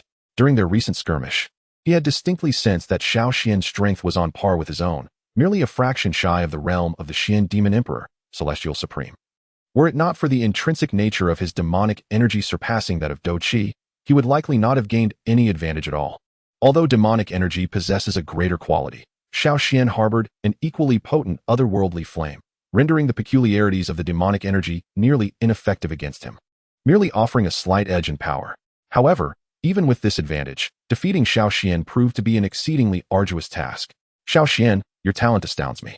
Were you to have been born several millennia earlier in the vast realms, you would have undoubtedly ascended to the rank of celestial supreme, perhaps even aspiring to the status of a saint. Bo Kuei, panting slightly, felt the surge of demonic energy rolling off his towering form. His blood-red eyes fixed on Xiao Yan, betraying a hint of trepidation. Were it not for the constraints of the Dou continent, Xiao Yan's achievements would certainly extend far beyond this. It is truly unexpected that I cannot best you. Nevertheless, despite your formidable prowess, you will still meet your end here today. A sinister smile crept across Bo Kuei's face, as if victory were already assured. 3rd-generation Soul Emperor, Black Sea Demon Emperor. Arise and join me in slaying this wretch. His words reverberated through the space, and in the next moment, a strange black rune erupted from his brow, exploding upon reaching the heavens and the earth. With the detonation of this black rune, an invisible wave spread across the entirety of the Dou continent. As the turbulent waves dissipated, a colossal vortex began to rumble within the southern seas of the Dou continent. In an instant, the once azure waters transformed into an abyss of darkness. The marine beasts residing in these waters, at that moment, had their eyes turned crimson and their teeth sharpened to formidable points. After such a prolonged slumber, is it finally my turn to offer myself? It seems that fellow Bo Kuei has encountered insurmountable troubles. A shadow, cloaked in darkness, surged forth from the vortex and swiftly darted towards the southwestern continent. With every stride, he traversed distances of tens of thousands of miles, and with each step, his form grew exponentially larger. By the time he set foot on the southwestern continent, he had transformed into a towering giant, resembling an octopus with a grotesque, slimy exterior, enshrouded in dark, malevolent energy. Amidst a colossal mountain peak that had lain in silence for countless ages on the southwestern continent, a pyramid-like structure trembled slightly at that moment. Thunderous roars echoed as the pyramid quaked, causing the towering mountains surrounding it to collapse, revealing the lofty pinnacle of the tower. Yet, This was merely a fraction of the pyramid's true height. Beneath the apex lay an immense edifice buried deep within the earth. Inside this vast pyramid, a colossal figure covered in crimson suddenly opened its eyes. Kill! The red-furred giant's eyes blazed crimson, with eerie black mist swirling among its vibrant fur. Immediately, its limbs began to tremble violently. Boom! In the next heartbeat, the chains that had bound him shattered, and the red-furred giant stomped its foot forcefully against the ground, causing the once steadfast earth to convulse and split apart. With a thunderous roar, a chasm wider than 1,000 feet and stretching for tens of thousands of feet erupted from the location of the pyramid, spreading like a festering wound. The pyramid disintegrated into dust, and from the ruins emerged a towering red-furred giant, striding heavily towards the realm of 10,000 demons. Kill! The red-furred giant's voice resonated deeply, and wherever it tread, all living beings bizarrely sprouted crimson fur. In mere moments, he appeared at the fringes of the realm of 10,000 demons. Simultaneously, the dark water demon emperor who had emerged from the southern seas approached Xiao Yan. In the brief span of a quarter of an hour, the previously balanced situation had abruptly shifted, as three terrifying entities of emperor-level prowess formed a triangular encirclement around Xiao Yan. Ha ha ha, Xiao Yan. No matter how defiant you may be, faced with the onslaught of three emperor-level powerhouses, today, there is but one path for you, death. As he gazed upon the scene, Bo Kuei could not help but burst into hearty laughter. It was truly unexpected that, in the realm of Duki, there still existed an emperor. However, it had been ages since he had savored the flesh of an imperial powerhouse, a nostalgic thought indeed. The black water demon emperor revealed a sinister smile at the sight. Meanwhile, Xiao Yan's expression grew gravely serious, yet he displayed no hint of fear. Xiao Yan, today marks your demise. You never imagined that you would be besieged by 3 generations of soul emperors, did you? Bo Kuei mocked, and with a cold sneer, he shifted his hand into a series of intricate seals. 3rd generation soul emperor, eliminate him. With a thunderous roar, the towering crimson-haired giant unleashed his formidable might, his fists capable of obliterating a nation, shattering the space as he charged toward Xiao Yan. Let us strike. Bo Kuei and the Black Sea Demon Emperor exchanged glances and decisively attacked. Faced with the onslaught of 3 imperial-level foes, Xiao Yan found himself in a perilous predicament. Yet, his countenance betrayed no panic, instead displaying a smile that unsettled Bo Kuei. I never anticipated that the demon emperors lurking in the Duki continent were not limited to just you. However, it seems all of them have been lured out today. Xiao Yan's gaze swept over the 2 demon emperors, causing their expressions to subtly shift. With a sweeping motion of his hand, the fragmented space suddenly exhibited a strange sense of stasis. In the next moment, an immense entity, reminiscent of an emperor's domain, materialized above them. In comparison to this nearly boundless monstrosity, even the emperor-level beings appeared diminutive. Upon witnessing this colossal form, Bo Kuei's countenance shifted slightly. The Celestial Tomb. You have indeed mastered the Celestial Tomb. Huh. Without some measure of power, even with my abilities, I would not dare to confront 2 demon emperors simultaneously. Xiao Yan replied with a slight smile, though a glimmer of murderous intent flashed across his lips. Now, it is my turn to act. 2nd generation Soul Emperor, arise. As his words fell, a strikingly handsome man, engulfed in dark flames, emerged from within, his visage an exact replica of the void-devouring flame. Yet, despite their identical appearances, it was evident from his gaze that he was entirely distinct from the void-devouring flame, the bloodline of the Soul Clan. The 2nd generation Soul Emperor observed the crimson-haired figure still assaulting Xiao Yan, a trace of sorrow etched upon his handsome face. 2nd generation Soul Emperor, I hope this physical form I have prepared for you meets your satisfaction? Xiao Yan spoke, a hint of urgency in his tone. Despite the assistance of the Celestial Tomb, facing 3 demon emperors simultaneously remained an overwhelmingly arduous challenge. Seemingly grasping the essence of his words, the 2nd generation Soul Emperor suddenly regained his composure. His gaze sweeping towards Xiao Yan, a manic smile abruptly curving his lips. Young descendant of the Xiao clan, my gratitude for today shall remain unspoken. Once I have completely refined this corporeal form, I shall undoubtedly devour the malevolent beings from beyond the realm. As his voice faded, the 2nd generation Soul Emperor transformed into a streak of luminous energy, plunging directly into the body of the 3rd generation Soul Emperor, whose figure was adorned with crimson fur. With a resonant hum, as the soul of the 2nd generation Soul Emperor entered, the towering frame of the 3rd generation Soul Emperor, reaching heights of 10,000 zhang, abruptly ceased its assault, standing rigidly in place. At that moment, the once fur-covered exterior ignited with a strange black flame.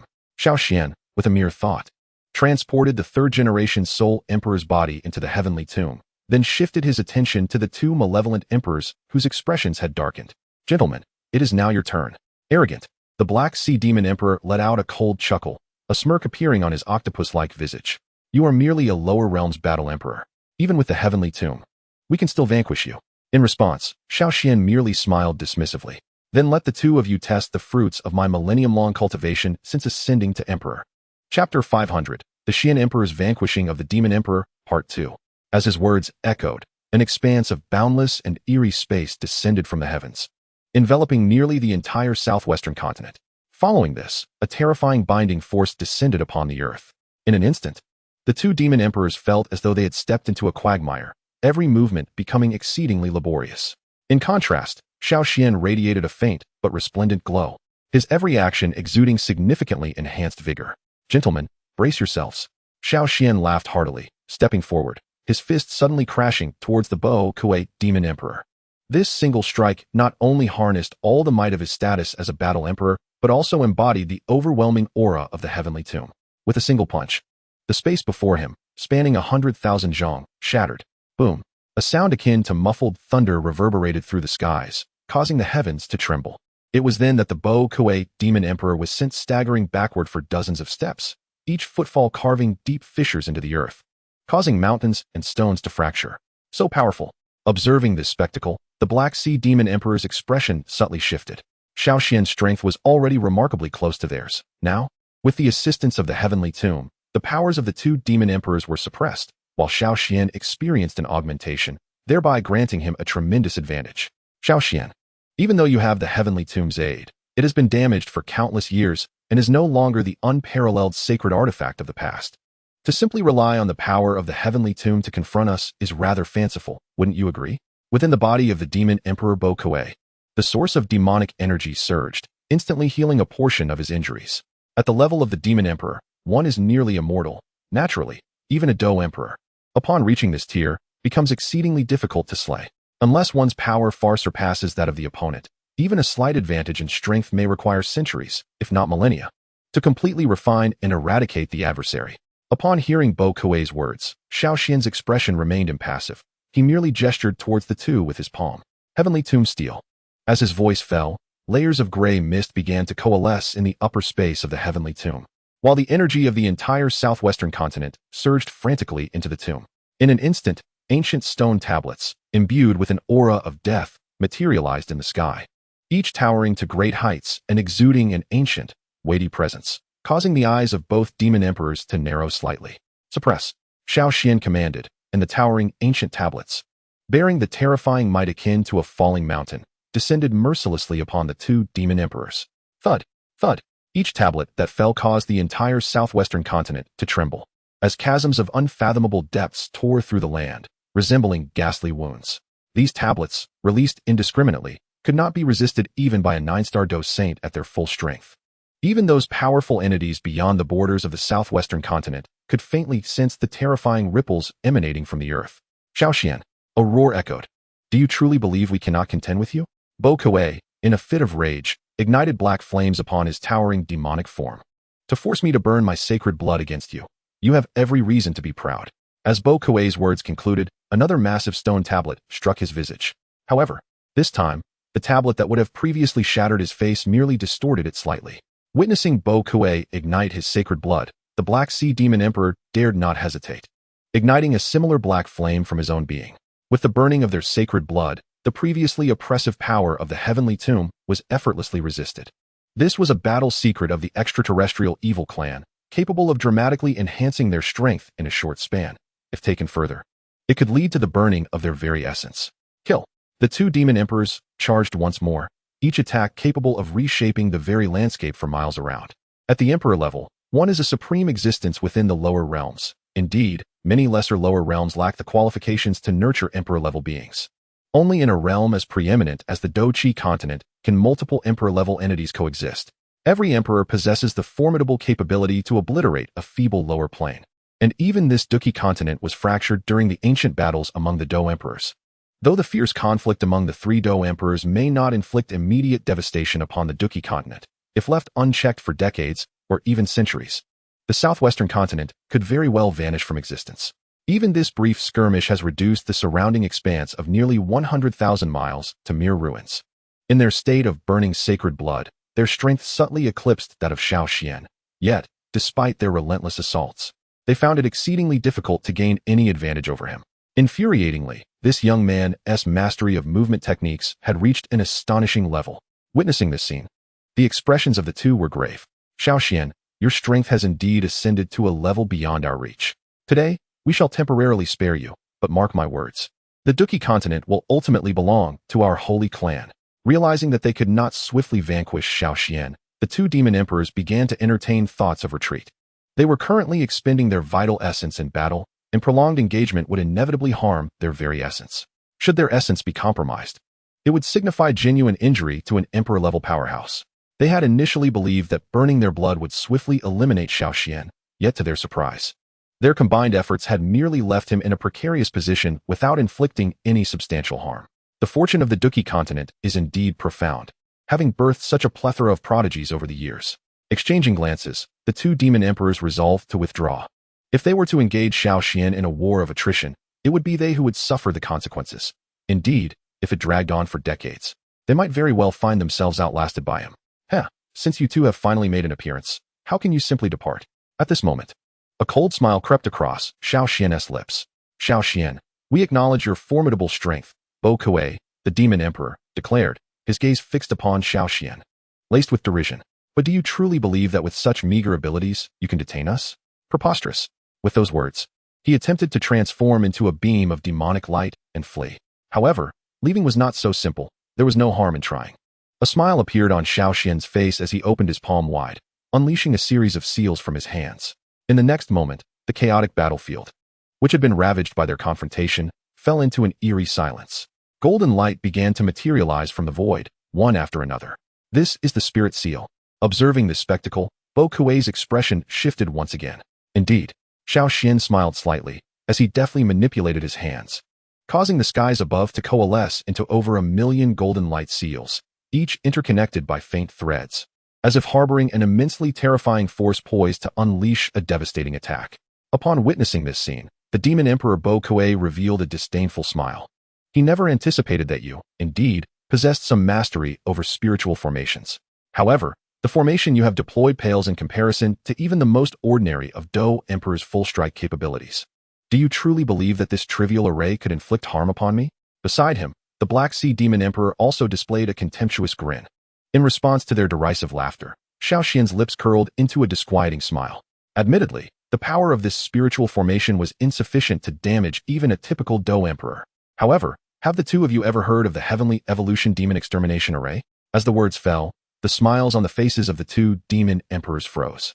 Opposite them, Xiao Yan merely smiled faintly, and in the next moment, 1,000,000 radiant light marks converged to form an immense formation that enveloped a radius of 10,000 miles. Yet, this formation was merely an introduction. As the golden light array illuminated, streaks of golden light began to flicker in the highest heavens above the Dou continent. In an instant, billions of golden radiances erupted like countless stars in the sky, causing the inhabitants of the Dou continent to feel as though they were witnessing a divine miracle. The Heavenly Evolution Sovereign, a peerless powerhouse second only to the true Flame Emperor in the annals of the Dou continent, was renowned for his formations, which stood among the finest in the vast multiverse. Xiao Yan's hand seals shifted once more, and in the next instant, the billions of golden points in the sky ignited, unleashing a golden brilliance that transformed the heavens of the Dou continent into a resplendent hue. The Heavenly Evolution Array he left behind, in addition to concealing the grand array of deception over the Dou continent, also harbored a layer capable of slaying powerful demon emperors, the Heavenly Evolution Demon Extermination Array. Xiao Yan gazed at the two demon emperors, whose faces were now etched with fear. Although I cannot unleash the full might of the Heavenly Evolution Demon Extermination Array, it is a formation that even the Heavenly Demon Emperor must treat with caution. Even a fraction of its power should suffice to eliminate a demon emperor. As Xiao Yan's voice resonated, the vast array in the sky suddenly contracted to a 100-mile radius. Yet countless streams of golden light surged from the horizon into the array with fervor. Hence, let us first employ this Heavenly Evolution Demon Extermination Array to vanquish one. A faint smile graced Xiao Yan's lips as he pointed towards the Demon Emperor Bo Kuei. Annihilate. In the next moment, a golden beam of light, exceeding 100 miles in diameter and imbued with earth-shattering power, shot towards the Demon Emperor Bo Kuei below. Chapter 501. A Startling Transformation. This is bad. As they beheld the descending golden beam, the two Demon Emperors felt an overwhelming sense of despair creeping into every inch of their flesh. Under this looming death threat, they instinctively sought to flee. However, just as they attempted to escape in different directions, Xiao Yan shifted his hand seals once more, and ancient towering stone tablets converged in an instant, ensnaring the Demon Emperor Bo Kuei within their grasp. Xiao Yan, do not be excessively oppressive. The Demon Emperor Bo Kuei let out a furious roar, only to realize that beneath this terrifying entanglement, evading the fearsome golden beam was utterly impossible. The speed of this beam was exceedingly swift. Even without obstructions, he might not have been able to completely evade it, let alone with Xiao Yan's interference. Such audacity. A smile crept across Xiao Yan's face. When you sought to annihilate my Duki continent, did you ever utter such words? Once the intention to plunder others is harbored, one must be prepared to pay the ultimate price with their life. As the words left his lips, the golden beam surged directly towards Bo Kuei. Even the nearby Black Sea Demon Emperor felt its impact. With a mere brush, he was sent flying, spitting blood, let alone Bo Kuei, who was bound in the center and bore the full brunt of the golden beam's might. Xiao Yan, if you kill me, I guarantee you will regret it. Bo Kuei's voice echoed amidst the brilliance, piercing and despairing. In just a fleeting moment, his flesh began to disintegrate into nothingness. Even his bones dissolved at an alarming rate, and the crucial source of his demonic power began to dissipate under this dreadful assault. Indeed, the strength of a demon emperor is nearly immortal. But this resilience hinges upon the existence of their source. Once that source fades, their lives become exceedingly fragile. This heavenly evolution demon extermination formation, at its zenith, possessed the power to threaten even a demon emperor, although its might was somewhat diminished without the supreme control of the heavenly evolution. The accumulated terrifying power of millennia remained potent enough to slay an emperor-level powerhouse. After all, it embodied the energy accumulation of a top-tier lower realm over thousands of years, rivaling a full-force strike from a Saint-grade heavenly sovereign. Such might was indeed sufficient to annihilate a ghost demon emperor. Boom. At that moment, the entire southwestern continent trembled violently, as enormous fissures stretching hundreds of thousands of miles erupted from all directions. Half of the continent's terrain underwent a total transformation, and even the entire Duki continent quivered slightly under the weight of this horrific attack. This tremor was no longer perceptible solely to the strong. Even ordinary people felt the ground beneath their feet shudder. At the epicenter of the attack, a colossal pit with a diameter of 10,000 miles appeared, plunging into unfathomable depths, revealing the rolling magma below. Strangely absent was the figure of Bo Kuei. Under such a fearsome assault capable of causing the entire Duki continent to tremble, his form was obliterated, reduced to mere nothingness. The demon emperor, Bo Kuei, had fallen. Witnessing this scene, the Black Sea Demon Emperor felt an icy chill envelop him, instinctively desiring to flee at once. At this moment, an immense and boundless space suddenly contracted, transforming into a rectangular form reminiscent of a coffin or gravestone, descending upon the Black Sea Demon Emperor. Xiao Yan, the Black Sea Demon Emperor bellowed. Yet his speed abruptly diminished to a tortoise's crawl. The celestial tomb was an unparalleled sacred artifact. Even in its damaged state, its might was terrifying. As the entire celestial tomb settled, it felt as though a small dimension pressed down upon him, making it difficult for the Black Sea Demon Emperor to breathe. Having dealt with that fellow, it is now your turn. A calm voice resonated as a man clad in a blue robe materialized above the Black Sea Demon Emperor. You wish to kill me? Not a chance. The Black Sea Demon Emperor roared. My true form is the essence of the Black Sea, 100 times more formidable than that of Bo Kuei. While defeating me may be challenging, killing me will be an insurmountable task. Is that so? In response, a smile graced Xiao Yan's lips. With my current strength, I cannot swiftly vanquish you. However, if I were to seal and suppress you with the essence of the Dou Emperor over the span of 100 or even 1,000 years, I shall inevitably wear you down. Upon finishing his words, the celestial tomb pressed down once more, and at its center, a colossal stone tablet, towering at a height of 100,000 zhong, coalesced into existence. By the essence of this emperor, I command a realm, the great tomb's demon-suppressing tablet. With that declaration, the immense stone tablet crashed down upon the Black Sea Demon Emperor. He let out a chilling scream. It was only at this moment that he realized Xiao Yan's power far surpassed his expectations. Alas, it was too late. With the assistance of the celestial tomb, Xiao Yan swiftly suppressed him within its depths. Though your vitality is indeed robust, over a century or a millennium, your demonic essence shall eventually be extinguished. Unbeknownst to him, Xiao Yan's form had begun to grow ethereal. The Black Sea Demon Emperor was a formidable opponent of equal caliber, even with the Celestial Tomb's aid. Swiftly slaying him was impossible. The sole recourse was to suppress him with his own Dou Emperor essence and gradually wear him down through the passage of time. Xiaobei? Xiao Yan's voice echoed, and at some point, several figures appeared in the heavens. It was Xiaobei and 2 other imperial sons, along with Xiao Chun and an elderly man. The aura emanating from these 5 individuals was uniformly that of peak 9-star Dou Saints. 5 peak 9-star Dou Saints. This was the true strength of the Xiao clan. Ancestral Patriarch. The 5 bowed slightly to Xiao Yan. Now that I must suppress the Black Sea Demon Emperor, I fear I shall be unable to extricate myself for several decades. Should I leave? He will undoubtedly break free instantly. Xiao Yan remarked with a grave expression. The matters that follow must be entrusted to you. If Xiao Yan awakens, let him mobilize to eliminate those extraterritorial malevolent factions. This, indeed, serves as his final trial.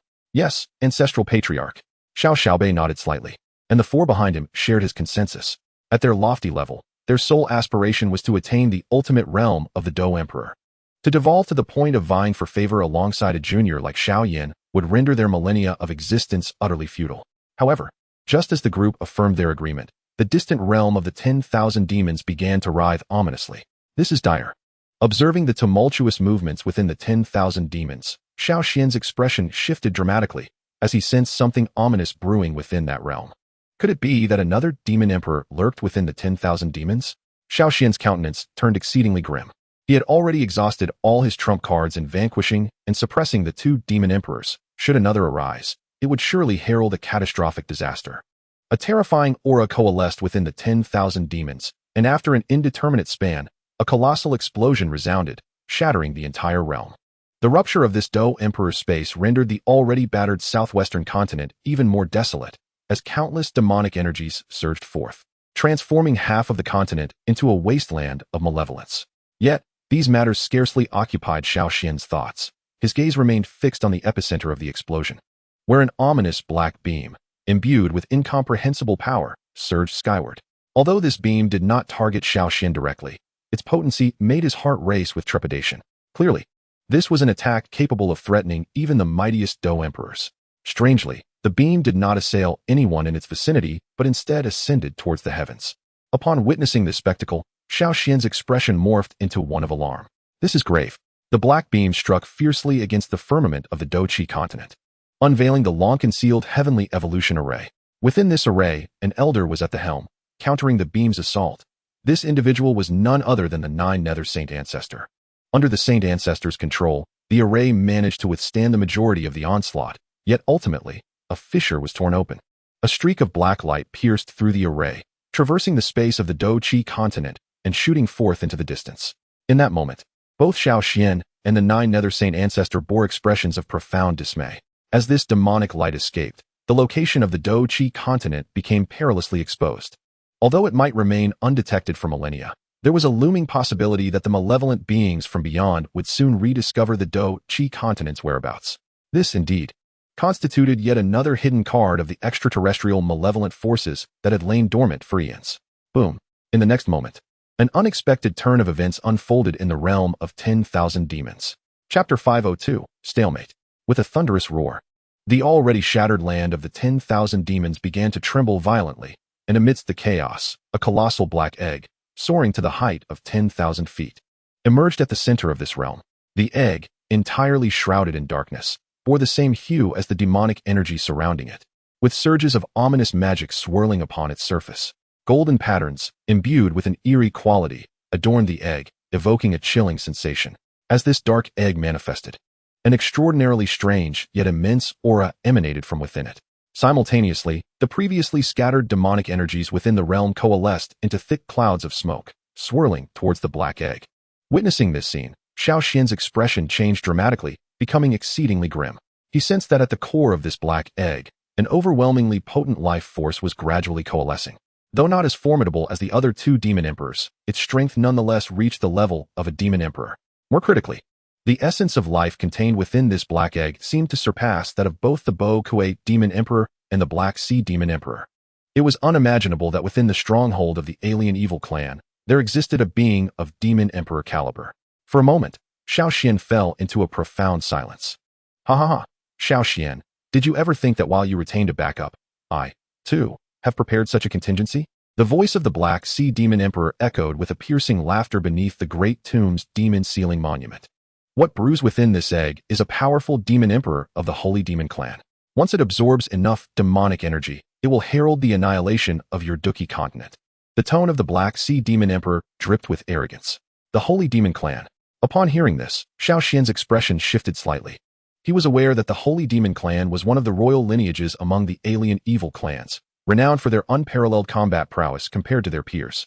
If this Demon Emperor of the Holy Demon Clan were to emerge, despite possessing merely the strength of an ordinary Ghost Demon Emperor, the power it could unleash would likely rival that of both the Bo Kuei Demon Emperor and the Black Sea Demon Emperor. Should it escape while Xiao Yan was fully occupied in sealing the Black Sea Demon Emperor, and with the Tua Shigu Emperor unable to intervene, this Demon Emperor could effortlessly extinguish all life across the Duki continent. It was truly astonishing to realize that the alien evil clan had prepared such a contingency. Xiao Yan took a deep breath, observing the black egg voraciously absorbing the demonic energy from all directions, yet his gaze remained composed. But do you really think I could not foresee this? Xiao Yan gently shook his head, prompting a change in the tone of the Black Sea Demon Emperor beneath the monument. Could it be that you still possess unexploited means? It is inconceivable. I refuse to believe it. The voice of the Black Sea Demon Emperor was laced with panic, for he found himself genuinely fearful of Xiao Yan. The seemingly endless array of tactics at his disposal instilled profound trepidation even in this Demon Emperor. He was apprehensive that Xiao Yan might unveil yet another stratagem that could unravel their meticulously devised plan. I must confess, I no longer have the means to eradicate this Demon Emperor. However, if we were to postpone the emergence of this Demon Emperor by a decade or so, I still have ways to achieve that. Xiao Yan let out a cold laugh, then turned his gaze toward the 5-peaked Dou Saint experts in the distance. My esteemed companions, I had initially thought that this final contingency would remain unnecessary, yet it seems I was mistaken, and I must rely on your intervention. Upon hearing this, the expressions of Xiao Xiaobei, Xiao Chun, and the others turned solemn. Patriarch, as members of the Xiao clan, we have long been prepared for this eventuality. If the Duki continent were to fall, what would it matter if we survived? Xiao Xiaobei, the foremost among them, spoke first, and the others nodded in agreement. Xiao Yan, rest assured, you need only focus on vanquishing this Black Sea Demon Emperor. We shall attend to the remaining matters. The eldest among the 5, whose age surpassed even that of Xiao Yan, spoke with a tone of authority. He was the most venerable among the Xiao clan, and even after Xiao Yan ascended to power, he held him in high regard. In that case, let us proceed with haste. The 5 exchanged determined glances before stepping forward simultaneously, appearing before the massive black egg in an instant. Upon the surface of the egg, demonic energy surged ominously, exuding a terrifying corrosive force. This was the essence of a demon emperor. Any who came into contact with it, especially those beneath the Dou Saint rank, would likely succumb to its influence, transforming into true fiends. Even genuine Dou Saints, if deliberately affected by the power of that demon emperor, could be tainted by the dreadful source of magic, becoming demon saints and falling prey to the evil factions from beyond. Only 5 individuals, whose prowess had reached the peak of Dou Saint and whose spiritual power had ascended to the imperial realm, could withstand the overwhelming influence of this demonic source. Let us form the formation. Xiao Xiaobei took his position in the sky, addressing the remaining 4. In the next moment, a terrifying surge of energy began to churn behind him. The other 4, responding promptly, also summoned their own energy tides, which began to swell rapidly. When 5-peak Dou Saint experts united their efforts, they could rival even the mightiest of Dou Emperors, and while they were not afraid, they could not afford to disregard the threat. Each of them radiated blinding light from their forms, and then threads of energy, compressed to their utmost limits, intertwined. The 5 Emperors' demon sealing formation. The 5-peak Dou Saint experts spoke in unison, and in that instant, a colossal formation with a diameter of 100,000 zhong materialized. With each of the 5 formation nodes held by a top-tier expert, the 5 Emperors' sealing array was an ancient creation forged by 5 fighting emperors from the primordial 8 clans. United in their strength, they possessed the formidable ability to instantaneously seal a demon emperor. Although, in the present day, only 5-peak fighting saints wielded this array, rendering them incapable of sealing the formidable demon emperor within the dark egg. The moment the formation coalesced, the demonic energy from all directions was effectively isolated beyond its bounds. With a thunderous roar, as the grand array took shape, the black giant egg, which had been voraciously devouring demonic energy like a bottomless abyss, suddenly slowed its pace dramatically. Its rate of absorption diminished to a mere fraction of its prior intensity. The black egg quivered slightly, emitting a terrifying wave of energy, seemingly filled with rage. However, this shockwave failed to inflict any substantial harm upon the 5 fighting saints, who were but a step away from the realm of Emperor. If a true demon emperor were to unleash their full power, they might face peril, but the mere tremor of an egg, even one embodying a semblance of a demon emperor, posed no threat to them. Xiao Yan, is this your ultimate strategy? The voice of the Black Sea Demon Emperor echoed mockingly beneath the sealing steel of the Grand Tomb. Even with this array obstructing him, it merely delayed the emergence of the Demon Emperor, though he would inevitably manifest. You cannot halt him. Xiao Yan remained seated atop the steel, uttering little, yet fervently channeling the power of the sealing steel to eradicate the essence of the Black Sea Demon Emperor. Meanwhile, the black egg had maxed out its absorption capacity, and in that moment, the previously isolated demonic energy began to subtly converge towards it once more. However, this process had become significantly sluggish. At this rate, what should have been a month-long emergence of the Demon Emperor might stretch to a decade. At that moment, a terrifying fluctuation rippled through the space once again. A colossal dragon claw, measuring 1,000 feet in length, materialized in the heavens, swirling with demonic energy, its dark scales glinting with a metallic sheen. Following its appearance, the enormous claw surged forward with an overwhelming force, targeting a young prince of the Xiao clan, this strike embodying the pinnacle of a 9-star fighting saint's might, even slightly enhanced by the physical form it possessed. Die! The deep dragon roar, infused with demonic resonance, tore through the space as it hurtled towards the Xiao prince. Should the prince allow the attack to connect, he would be in grave danger, yet evading it would spell the failure of the 5 Emperors' sealing array. In response to this dire scene, the Xiao prince displayed no sign of trepidation, steadfastly maintaining the integrity of the 5 Emperors' sealing array, seemingly indifferent to the impending threat to his life. In the next instant, a massive hand of energy appeared out of thin air, crashing down upon the dragon claw with tremendous force. The collision of these two colossal powers further ravaged the already devastated earth, stripping it of yet another layer of rock. Gu Yuan, you are no match for me. Step aside. As the words fell, a towering figure with a dragon-like visage emerged from the void. Simultaneously, a middle-aged man clad in coarse cloth materialized from the space as well. He chuckled softly. Indeed, in terms of raw power, the dragon demon true saint. You surpass me slightly. However, ensnaring you poses no challenge for me. Gu Yuan smiled faintly. In response, the dragon demon true saint let out a raucous laugh. With your abilities, blocking me is indeed manageable. But do you think I am alone? No sooner had he spoken than 10 distinct figures re-emerged behind him. Witnessing this scene, Gu Yuan's expression turned grave. The Phoenix Demon True Saint and the 9 Nether Demon Saint. Gu Yuan's gaze swept over this assembly of formidable beings from the evil clan. Among them, the weakest had already reached the peak of 7-star Dou Saint, while the strongest, aside from the Dragon Demon True Saint, was the Phoenix Demon True Saint, who had also attained the level of 9-star Dou Saint. Although merely at the initial stage, their strength was undeniably formidable. The external evil clan, having lain in wait for millennia, indeed possessed considerable power. Gu Yuan sighed softly and then waved his hand. Do you think you are the only ones with such strong allies? As his words echoed, figures appeared behind him as well. The leader of the Thunder Clan, the leader of the Flame Clan, the leader of the Medicine Clan, along with 2 royal lineage masters from the Xiao clan, among others. Most striking of all was the ancestor of the Tianyan sect, whose prowess had also reached the level of 9-star Dou Saint. In that case, let us engage in battle. In an instant, both sides ignited a fierce conflict once more, and with the onset of this battle, an enduring stalemate emerged between the Dou Qi continent faction and the external evil clan. Following the ancient times, a protracted tug-of-war commenced. Chapter 503, Awakening. After the first battle, there were no substantial casualties, yet the already ravaged southwestern continent bore even more scars. Although the initial skirmish resulted in no losses, the subsequent 6 months saw the war escalate into a harrowing conflict. Currently, the peak powers of the Dou Qi continent were nearly all restrained.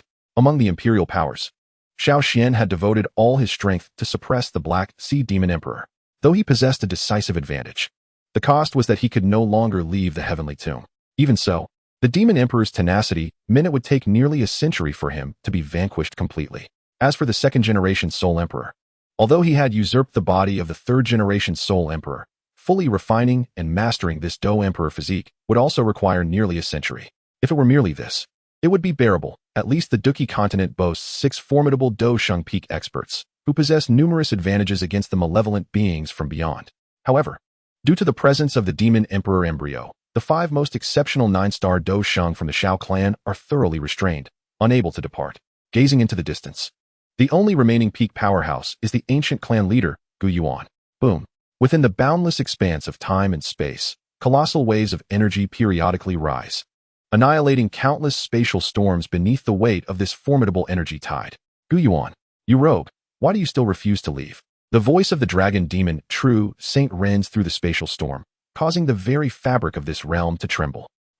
If you slip away from my sight, with your strength, which force apart from the Xiao clan and the Gu clan could possibly evade your onslaught. Within the infinite space, Gu Yuan, clad in tattered hemp garments, bears numerous cracks, his hair billowing amidst the tempest. Though he bears no visible injuries, he appears somewhat disheveled. The dragon demon True Saint, a traitor of the ancient Taishu dragon clan, possesses not only the formidable Dou Qi of a 9-star Dou Sheng, but also an immensely powerful physique. In terms of raw strength, he slightly surpasses Gu Yuan. Although this disparity is minimal, the battles of the past 6 months have rendered him somewhat beleaguered. Nonetheless, he is only slightly disheveled. It would be nearly impossible for the dragon demon True Saint to slay him. Truly an inescapable nuisance, roars the dragon demon True Saint.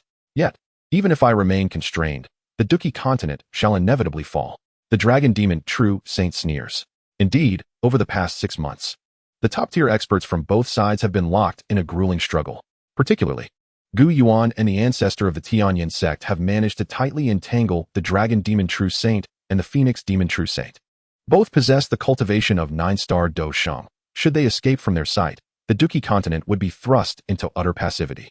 If these two were to launch a surprise attack on the 5 Dou Sheng guarding the 5 Emperor's demon sealing array, they could very well succeed.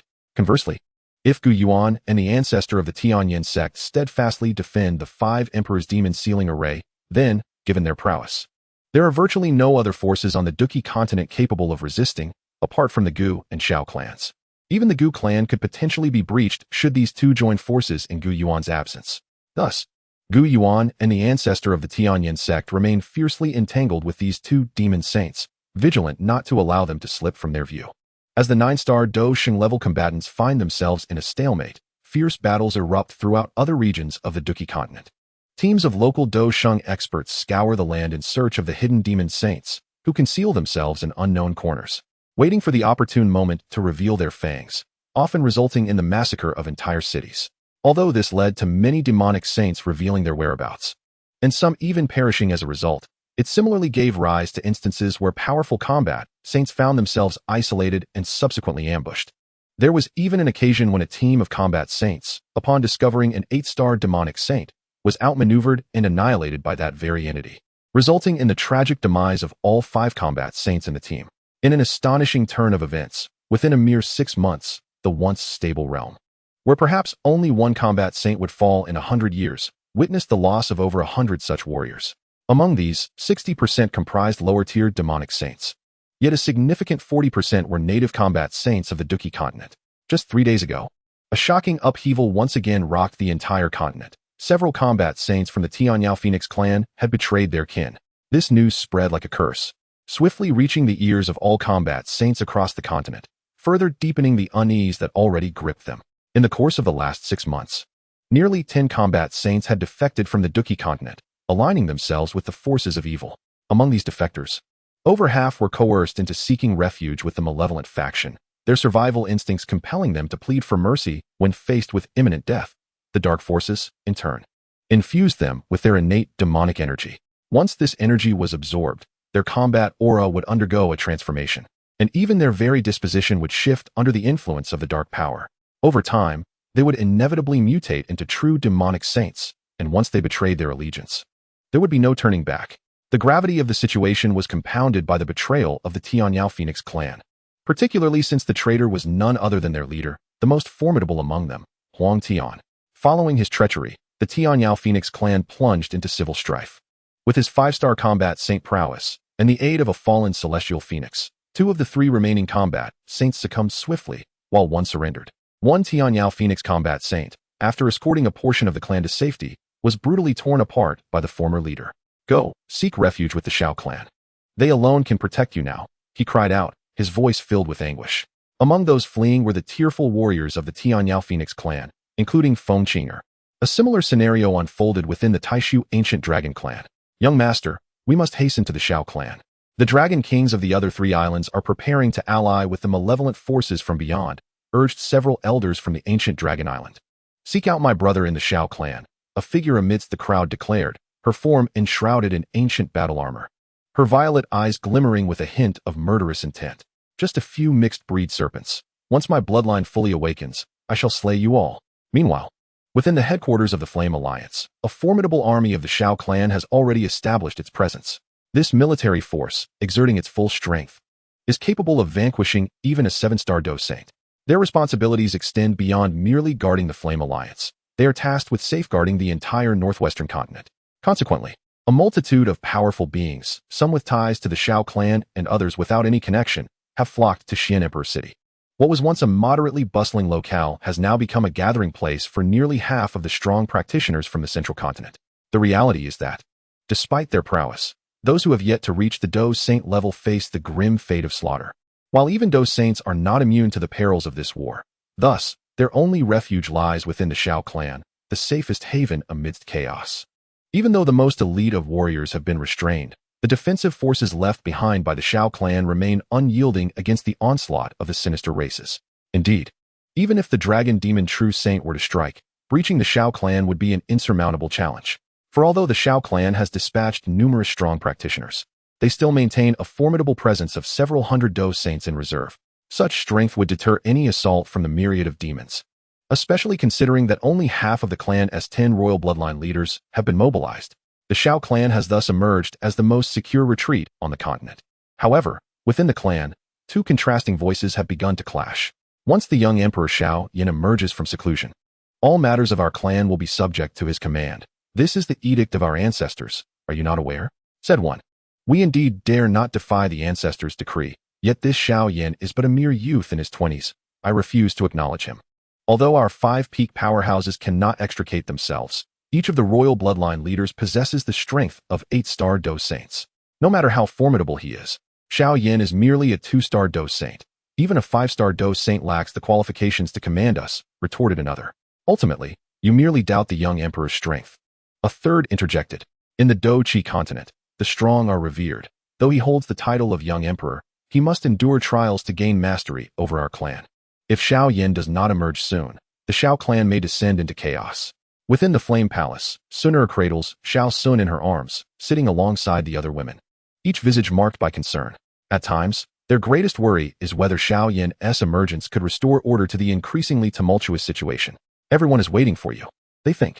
Amidst the impending chaos engulfing the Dou Qi continent, a pivotal figure within this vortex remains seated where the scorching flames flicker without life, accompanied only by a few ethereal flames imbued with a hint of spiritual energy. The molten lava, already imbued with intense heat, bubbled like boiling water beneath the blazing pink orb in the sky. Aside from a few clusters of strange flames, the desolation and monotony seemed to dominate this realm. Within the immense pink fireball, flames blazed fiercely, emanating waves of destructive heat. Yet, unbeknownst to many, within this fiery sphere, vibrant flames began to flicker subtly. At the heart of the fireball, a young man, his eyes tightly shut, suddenly opened them at that moment. Chapter 504, Breakthrough, 6-star Dou Saint. As his eyes flared open, 2 radiant columns of flame erupted forth from his gaze. Though seemingly slender, their power reached a terrifying magnitude. Wherever they passed, the space was marred with dark traces, and one of the fiery beams collided directly with the spatial barrier above the valley of strange flames. With a resounding hum, the previously impregnable spatial barrier vibrated, revealing faint traces of darkness. Clearly, these 2 beams posed a significant threat even to the barrier crafted by Xiao Xian. This was, of course, due to Xiao Yan intentionally lowering the barrier. Otherwise, even a 9-star Dou Saint would find it exceedingly arduous to breach a barrier set by a Dou Emperor.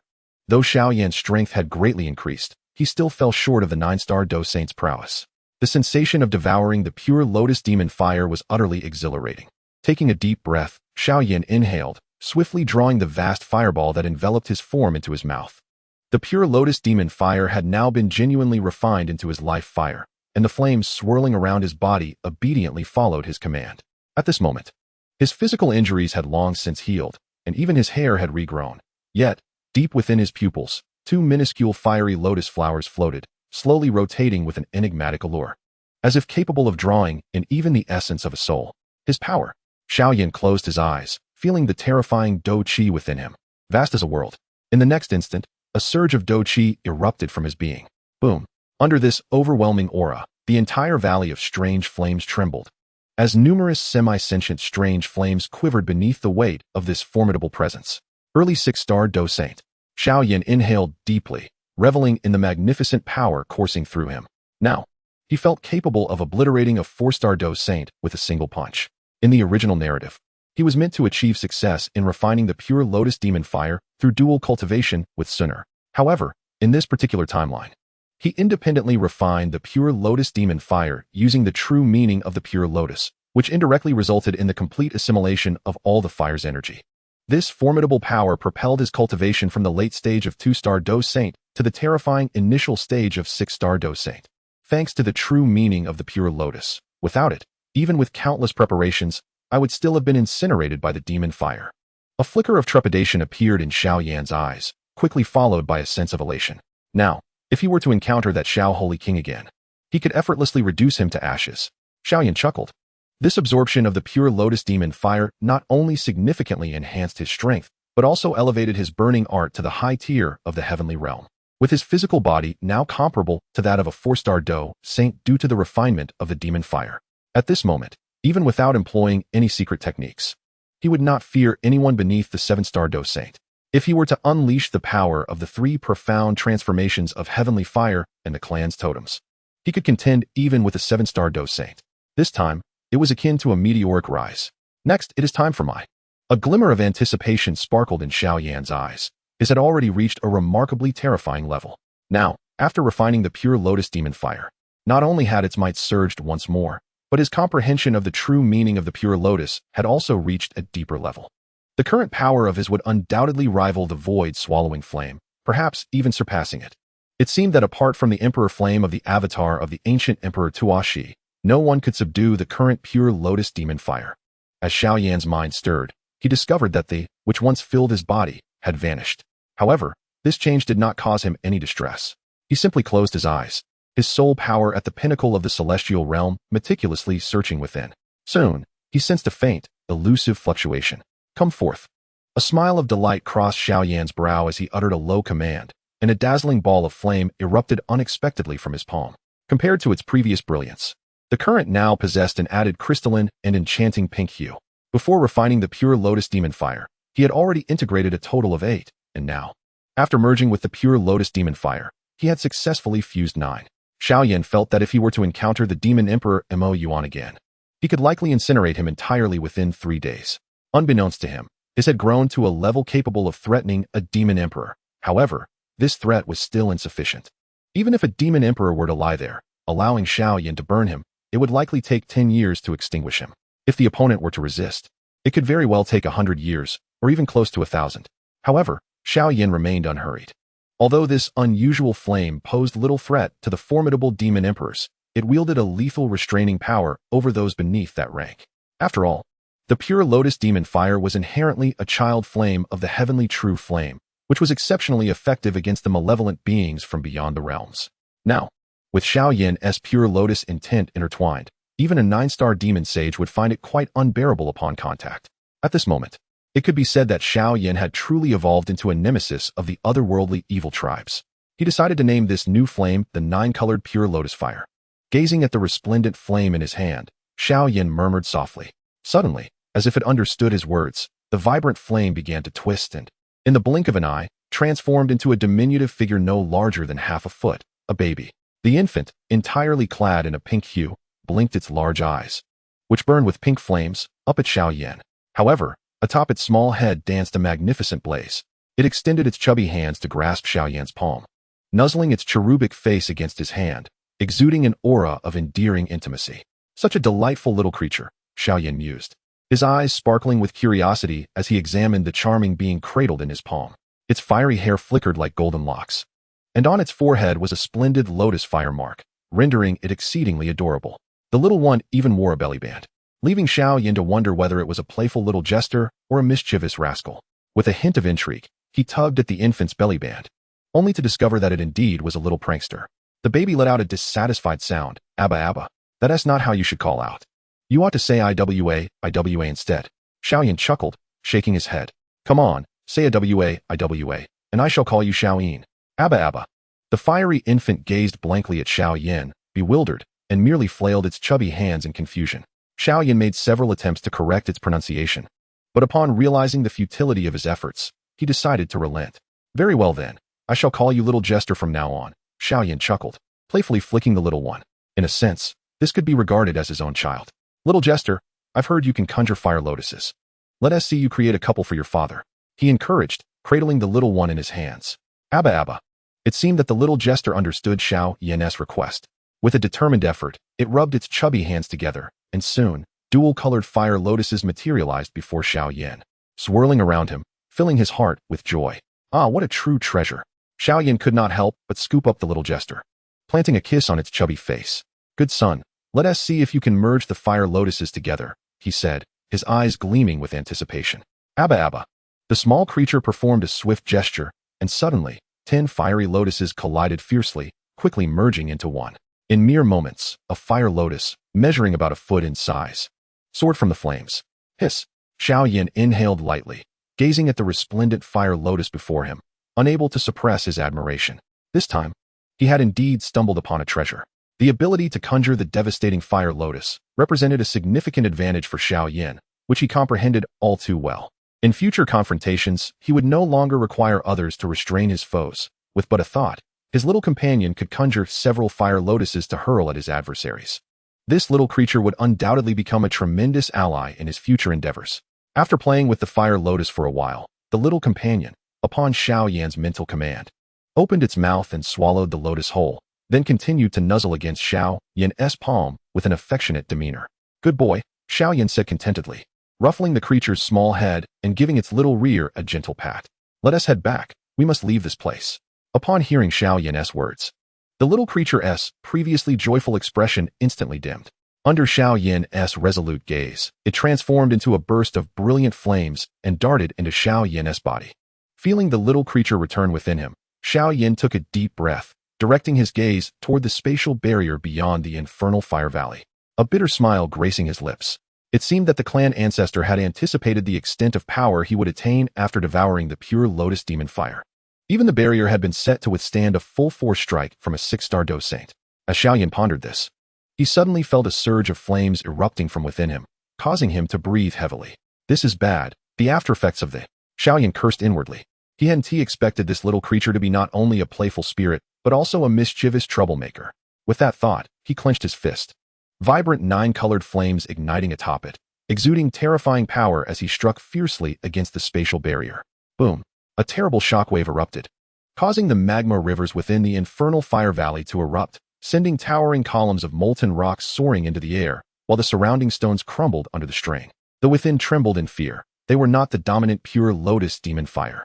Under normal circumstances, a Dou Saint could easily refine them, especially considering Xiao Yan's current formidable strength, which had been honed to specifically devour. Fortunately, Xiao Yan did not unleash his fury upon them. After delivering a powerful strike that created a massive breach in the spatial barrier, he swiftly departed from the confines of the infernal fire valley. This commotion did not go unnoticed, as several Dou Saint strongholds within the Xiao realm sensed the disturbance. That power must have reached 6-star Dou Saint levels. The power emanating from this 6-star Dou Saint is remarkably potent, yet I have never encountered it before. This energy fluctuation originates from the direction of the exotic Flame Valley.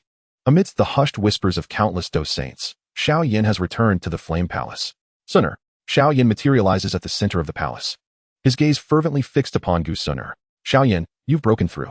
A glimmer of surprise graces Gu Suner's face. But upon perceiving the intensity in Xiao Yan's eyes, she senses something amiss.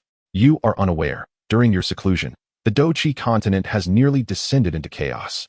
Before Suner can finish her sentence, Xiao Yan sweeps her into his arms. You're not the only one feeling the heat. I'm on the verge of boiling over as well. Xiao Yixian, it's been so long since we last met. Have you missed me? Yuner, Yinran, you're all here. Huh. I never expected Yaoya and Yuer to be here as well. This is truly wonderful. Sister Yaoling, allow me to showcase my new exotic flame. Inger, Xiao Danshan Yuer. Schwer. Within the span of 3 days, it became apparent in the Xiao realm that the long-secluded prince had finally emerged, only to retreat into seclusion once more within his residence. However, This latest retreat has brought forth a continuous surge of breakthrough energies from the Flame Palace. These energies are not overwhelmingly powerful. The weakest among them is merely a Dou Wang, while the strongest is at most a Dou Zun, and they all seem to emanate from females. In light of this, Xiao Yan can only helplessly concede that the energy contained within the pure lotus demon flame is extraordinarily vast. Even a mere hint of it is sufficient to afford his harem members a minor breakthrough, with his current terrifying cultivation rivaling that of a 6-star Dou Saint. Any woman below the Dou Saint level who engages in dual cultivation with him will indeed reap immense benefits, progressing at an astonishing rate. 3 days later, after expelling all excess exotic flames, Xiao Yan finally achieves a state of tranquility. Yet, at this moment, a grave expression adorns his face. So much has transpired during my seclusion? Xiao Yan gazes at Sun Er, bewildered and incredulous. Among all his women, Sun Er possesses the clearest understanding of the current state of affairs on the Douqi continent. As Xiao Yan learns of the continent's transformations, his complexion shifts dramatically. However, upon discovering that the situation has settled into a precarious balance, he exhales a slight sigh of relief. At present, the Taishu Ancient Dragon Clan and the Heavenly Demon Phoenix Clan have voluntarily allied with the Xiao Clan, seeking to leverage our strength to eradicate the foreign evil tribes. Sun Er gently shakes her head. It is not only these two great clans. Many factions from Zhongzhou have relocated to Xian Emperor City. What? The Taishu Ancient Dragon Clan has been attacked by the evil tribes? Xiao Yan's expression changes once more, his gaze towards Sun Er revealing a hint of urgency. The Ancient Dragon Clan of the Void has come under attack. Has their current Dragon Emperor managed to escape? Observing Xiao Yan's anxious demeanor, Sun Er did not immediately respond to his query. Instead, she cast him a gentle smile, her beautiful eyes revealing a hint of danger. It seems that the female Dragon Emperor of the Ancient Dragon Clan indeed has a connection with you. If that is the case, why not take the opportunity to add her to your harem? Xiao Yan was momentarily taken aback, and upon seeing the gradually cooling expression on her delicate face, he realized she was feeling jealous. However, this also implied that Ziyin was likely unharmed. My dear, what are you thinking? Did I not mention that she is merely my sister? Xiao Yan chuckled. Humph. Sun Er responded with a soft snort, her expression softening slightly. Seizing the moment, Xiao Yan moved closer to her. Stop teasing, she said, her face reddening slightly as she shot him a playful glare. With a gentle push using her soft strength, she managed to distance herself, finally adopting a more serious demeanor. Do you know that since our ancestors have been occupied, there have arisen some discontented voices within the Xiao clan? Discontented voices? Xiao Yan was taken aback. Indeed, after sealing the Black Sea Demon Emperor, our ancestor ordered that the control of the Xiao clan for the foreseeable future be entrusted to you. Sun Er nodded slightly, her gaze filled with gravity. In the past, the clan boasted 5 peak Dousheng powerhouses, any one of whom could lead the entire Xiao clan or even a significant portion of the Douqi continent. However, now, those 5 formidable beings are fully engaged in sealing the Demon Emperor's embryo, leaving the clan without any authoritative powerhouse. According to our ancestor's wishes, this heavy responsibility was originally to be placed upon you. However, your youth and insufficient strength may lead many powerful figures to doubt your leadership. Sun Er looked at Xiao Yan, a hint of concern in her lovely eyes. There is no other choice. The Xiao clan is filled with hidden talents, and the number of strong individuals is overwhelming. Unless Xiao Yan possesses absolute strength, he cannot wield absolute authority. Even though they dare not defy our ancestor's order, they may still pay lip service to you. Is that so? Upon hearing this, Xiao Yan nodded slightly, a smile gracing his lips. Do not worry. Since some among them refuse to submit, I will compel them to do so. Compel them? Sun Er's beautiful eyes widened slightly, incredulous as she regarded Xiao Yan. Do you understand that among these powerhouses are several 5-star and 6-star Dousheng level beings? There may even be several 7-star Doushengs. And the leaders of the remaining royal bloodlines may also harbor doubts about you. Their lofty status prevents them from openly opposing you. It is precisely because those old fellows dare not confront me that I have the audacity to claim I can subdue this group. Xiao Yan chuckled, saying, with my current strength, I would dare to battle even a 7-star Dou Saint. How could mere 5-star and 6-star Dou Saints possibly be my adversaries? How did your strength reach such an astonishing level? Upon hearing this, Sun Er could not help but cover her small mouth with her delicate hand. Have you not sensed my formidable power during these past days? Xiao Yan's grin made Sun Er's cheeks flush. However, this time, Xiao Yan did not act recklessly. He simply smiled and stepped out of the courtyard, only to see a small girl with a sky-high braid rushing towards him. Daddy. After a year, Xiao had transformed entirely from the little child she once was. She had now become a formidable force at the weaning stage. Clad in a white dress, Her bare little feet danced upon the air as she approached Xiao Yan, her delicate features illuminated by a joyous smile. Good girl. Xiao Yan quickly squatted down to embrace her. Looking at his daughter's adorable face, a wave of guilt washed over him. He had once promised Kai Lin to take good care of this little girl, yet upon returning to the clan, he had immediately entered seclusion. The aftermath of that had prevented him from attending to her needs. Fortunately, Xiao Zhao's godmothers were very affectionate towards her, especially the little medical sage, who had taken excellent care of her. This thought eased Xiao Yan's heart slightly. My dear daughter, shall I take you to meet a new aunt? He lifted Xiao Xiao onto his shoulders, eliciting peals of laughter from her, and then, with a flash of his foot, he vanished from the spot. At this moment, the Tai Su ancient dragon clan resided not within the Xiao realm, but rather in Xiandi City. In truth, all the powerful clans that had come to ally with the Xiao clan were living in Xiandi City, leading to a somewhat crowded atmosphere despite the city's vastness. To soothe the hearts of these allies, the Xiao clan had dispatched a royal lineage master of 8-star Dou Saint rank to oversee Xiandi City. With such a formidable presence, aside from the Dragon Demon True Saint and the Phoenix Demon True Saint, no other extraterritorial evil clans could pose a threat to Xiandi City. The Tai Su ancient dragon clan was currently residing in a grand mansion within Xiandi City.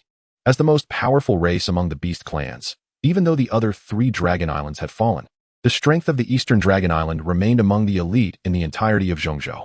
Deep within the Eastern Dragon Island, there lay 2 elders, one comparable to a mid-2-star Dou Saint and another akin to a 1-star Dou Saint, both in slumber.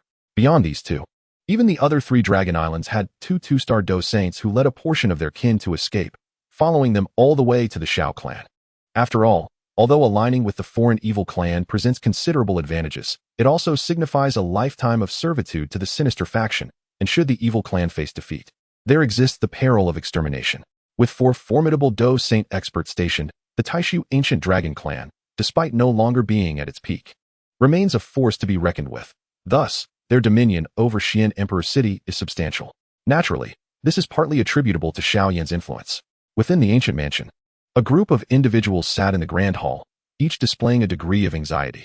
Your Majesty the Dragon Emperor, can Xiao Yan truly assist our Taishu ancient dragon clan? An elder from the West Dragon Island gazed incredulously at Ziyan. The latter, now far removed from her youthful appearance, had her violet hair cascading freely and donned exquisite armor that accentuated her tall figure. Her once innocent visage now bearing a semblance of maturity and a hint of cold seriousness. What, Elder Zhumu, do you doubt me? Ziyan's violet eyes scanned the elder with an icy indifference. Elder Zhumu and Elder Lishan were not from their East Dragon Island faction, and it was only due to the invasion of the foreign evil clan that they had agreed to accompany Ziyan to Xian Emperor City. Their attitude had shifted considerably upon learning of Ziyan's close relationship with the heir of the Xiao clan. Otherwise, how could a little girl who had yet to step into the realm of Dou Saint command any respect, regardless of her dragon royal bloodline? With the disappearance of the old Dragon Emperor, they, the newly risen Dragon Clan powers, had long since lost any concept of the Dragon Emperor's former grandeur. Huh, I wouldn't dare, Elder Zhu Mu chuckled awkwardly, then remarked, however, the accommodations in Xian Emperor City are rather cramped. I am accustomed to my true form being outside, but during this period, it feels quite stifling. Upon hearing Elder Zhu Mu's words, many elders of the ancient dragon clan nodded in agreement. The true forms of the Taishu ancient dragons stretched over 100 or even 1,000 feet, should they be allowed to unfurl. They could easily occupy a significant portion of Xian Emperor City in an instant. The crux of the matter is that the number of powerful beasts within Xian Emperor City is currently overwhelming. If each of them were to reveal their true forms, the city would simply become untenable. Yet, despite this, Elder Zhu Mu's words carried an underlying tone of provocation, suggesting a lingering discontent toward the young girl, Ziyan. If you find Xian Emperor City too congested, you, old man, may certainly relocate outside. Just as Ziyan furrowed her brow, a hearty laugh unexpectedly resonated from within the space. A strikingly handsome young man, with a young girl sporting a lofty braid perched upon his neck, emerged abruptly from the void. Who are you? The Taishu ancient dragon clan is speaking. Upon hearing this, Elder Zhu Mu initially intended to reprimand, but after a moment of contemplation, he suddenly connected the dots. Sir, are you from the Xiao clan? The expression on Zhu Mu's face subtly shifted, his tone becoming considerably more courteous. He, Xiao Yan chuckled lightly, disregarding Elder Zhu Mu, allowing a mere wisp of his aura to escape, which instantly transformed Elder Zhu Mu's countenance.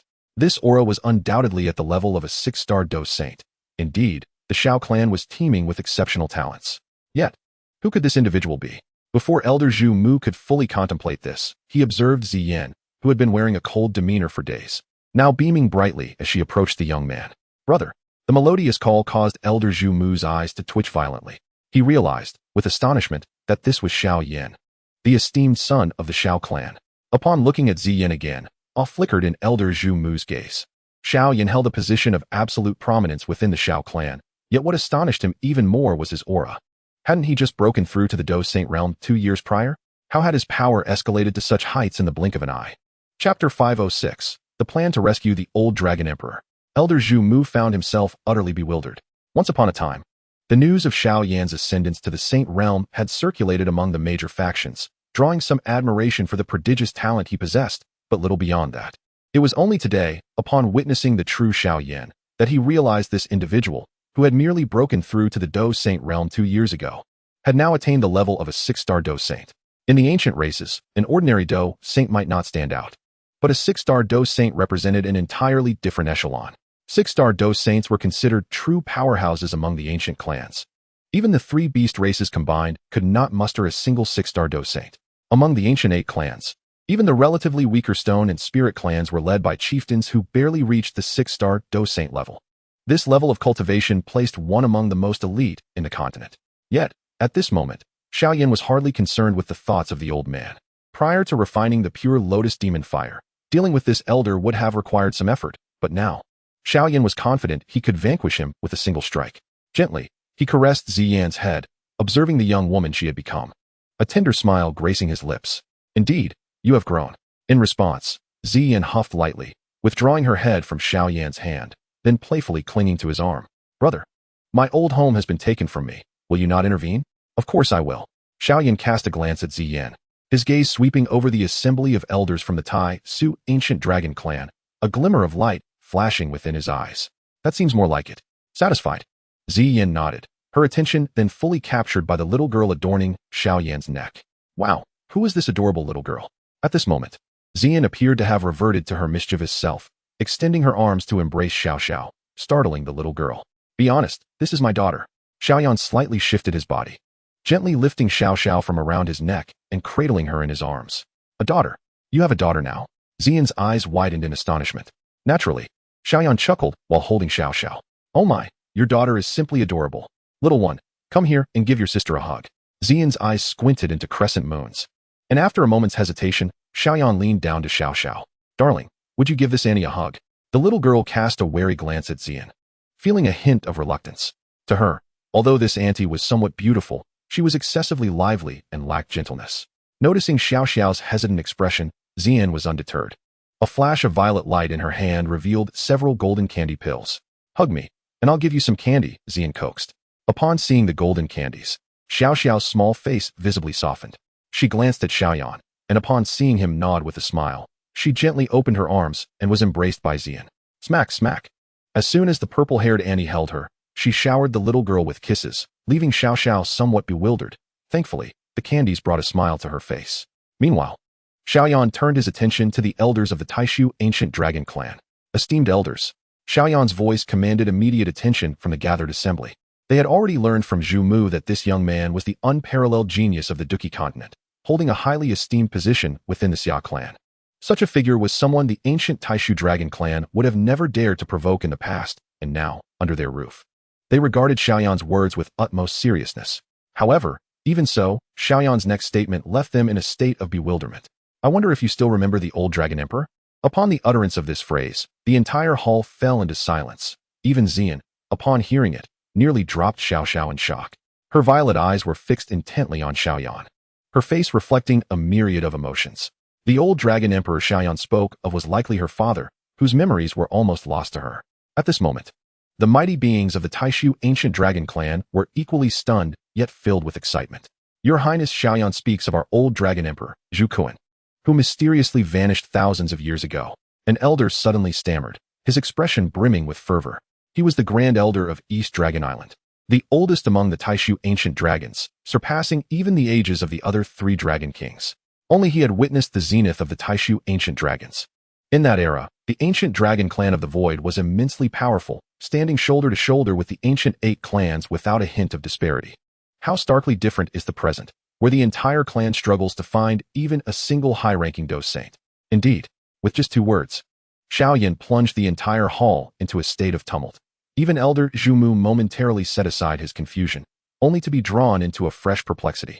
The old Dragon Emperor. Many murmured in disbelief, but only the Grand Elder's eyes brimmed with tears, his expression one of profound agitation. Your Highness Xiao Yan, is the old Dragon Emperor still alive? The old Dragon Emperor is, of course, alive. He is merely trapped in a certain location, unable to escape.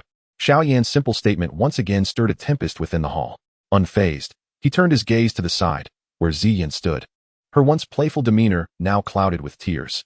Auntie, do not cry. After consuming a few sugar pills, Xiao Xiao's demeanor towards Ziyan softened considerably, and she gently wiped away her tears. Xiao Yan said nothing further, merely tousling Ziyan's hair, softly uttering, he may have his own burdens. To alter the fate of the ancient dragon clan, and even the Douqi continent, we shall still require the old Dragon Emperor's assistance. In a few days, I will take you to find him. Once we rescue the old Dragon Emperor, the situation will surely improve dramatically. Ziyan stood dazed, offering no response. Yet the remaining powerful members of the ancient dragon clan erupted in excitement. Your Highness Xiao Yan, are you suggesting that you can rescue the old Dragon Emperor from that mysterious realm? At this moment, countless members of the ancient dragon clan fixed their gazes upon Xiao Yan, their eyes shimmering with hope. Indeed, Xiao Yan nodded gently, a hint of a smile gracing his features. The current situation on the continent is indeed somewhat rigid, although the Douqi continent holds an overall advantage. If the malevolent forces from beyond the realm remain concealed and occasionally strike with ambushes, significant losses could still be inflicted upon the Douqi continent. While the major powers and top-tier experts can retreat to Xian Emperor City for safety, what of the others? The Douqi continent is predominantly inhabited by those of lesser power, ordinary beings. Before the malevolent forces from beyond, these souls possess almost no means of resistance. In a mere incense stick's time, the inhabitants of an entire city could be slaughtered by these demonic saints. Thus, upon hearing Sun Er recount the current state of the Douqi continent, Xiao Yan immediately recalled the figure of the old Dragon Emperor, Zhu Kuan. This Zhu Kuan is a top-tier powerhouse who even the Soul Heaven Emperor regards with caution, undoubtedly on par with the true saint of dragon magic. Once the old Dragon Emperor is rescued, the pinnacle strength of the Douqi continent will once again suppress the malevolent forces from beyond. Whether Zhu Kuan and Gu Yuan can slay the true saint of dragon magic remains uncertain, but decisively overpowering him is well within reach. Once the top-tier combat power is suppressed, the initiative will rest firmly in the hands of the Douqi continent, significantly reducing the chances of downfall for its side, while drastically increasing the likelihood of defeat for the extraterritorial malevolent tribes. In this ebb and flow, although a complete resolution may be elusive, it is certainly possible to minimize losses. Upon hearing Xiao Yan's commendable remark, the Grand Elder of Donglong Island immediately knelt down. If His Highness Xiao Yan can rescue the old Dragon Emperor, he will be the greatest benefactor of our clan. With just one command from you, I would brave fire and water without hesitation. The Grand Elder's emotions surged with more fervor than anyone else's. Having witnessed the zenith of the ancient dragon clan during its prime, he understood all too well how much weaker the clan had become compared to those glorious days. Should the old Dragon Emperor return, mere rebels would likely be annihilated with a mere wave of his hand. Rest assured, Grand Elder, I shall exert my utmost efforts in this endeavor. Xiao Yan replied with a slight smile, but before his laughter could fully resonate, a subtle shift in his gaze revealed a change. The space behind him twisted abruptly, and an elder emerged from within. The two exchanged glances, each astonished by the other's presence. Elder Xiao Kuan. A hint of surprise flickered in Xiao Yan's eyes. Elder Xiao Kuan, one of the 10 royal lineage heads, possessed the formidable strength of an 8-star Dou Saint, a pillar within the Xiao clan, treated with utmost respect even by figures like Xiao Xiaobei. Conversely, Elder Xiao Kuan was even more astonished, for he could distinctly sense a faint aura of danger emanating from Xiao Yan. Although this sense of peril was nearly imperceptible, merely experiencing it was profoundly unsettling. As for Xiao Yan's cultivation level, it left him utterly bewildered. Your Highness, your cultivation has reached 6-star Dou Saint? Elder Xiao Kuan stared incredulously at Xiao Yan, yet the aura surrounding him was undeniably genuine. However, at this moment, what concerned him even more was the matter of the old Dragon Emperor mentioned by Xiao Yan. Your Highness claims there is a way to rescue the old Dragon Emperor? Elder Xiao Kuan's expression turned grave. Chapter 507, Acting Clan Leader. For Elder Xiao Kuan, everything today was indeed astonishing. The news of Xiao Yan refining the pure lotus demon fire was hardly a secret within the clan. Even the higher-ups of the Xiao clan were well aware of his emergence from seclusion. However, witnessing Xiao Yan's prowess ascend to such heights moved him profoundly. This was a 6-star Dou Saint. How could this young prince, after merely a little over a year in seclusion, ascend from a 2-star Dou Saint to a 6-star Dou Saint? Such a terrifying rate of advancement left him somewhat dazed.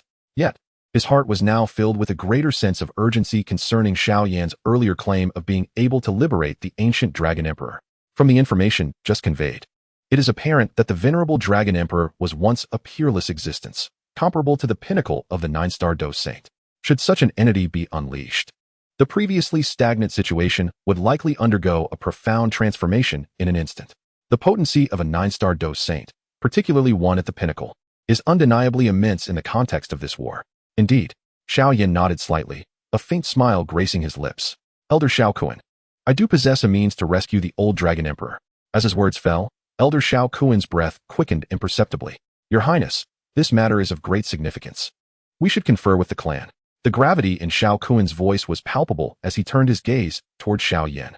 Though he had never underestimated Xiao Yan in the past, he had not truly regarded him with the weight he deserved. Given his cultivation and experience, even the clan leader could not compel him to bow his head. Within the Xiao clan, the only figure who could invoke awe and a willingness to face peril in Xiao Kuan was their ancestor, Xiao Xian.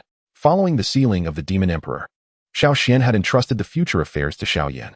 Initially, Xiao Kuan found this somewhat incredulous, yet out of respect for Xiao Xian, he had not opposed it. However, upon witnessing Xiao Yan's current prowess and learning of his plans, Xiao Kuan's reverence for Xiao Xian ascended to new heights.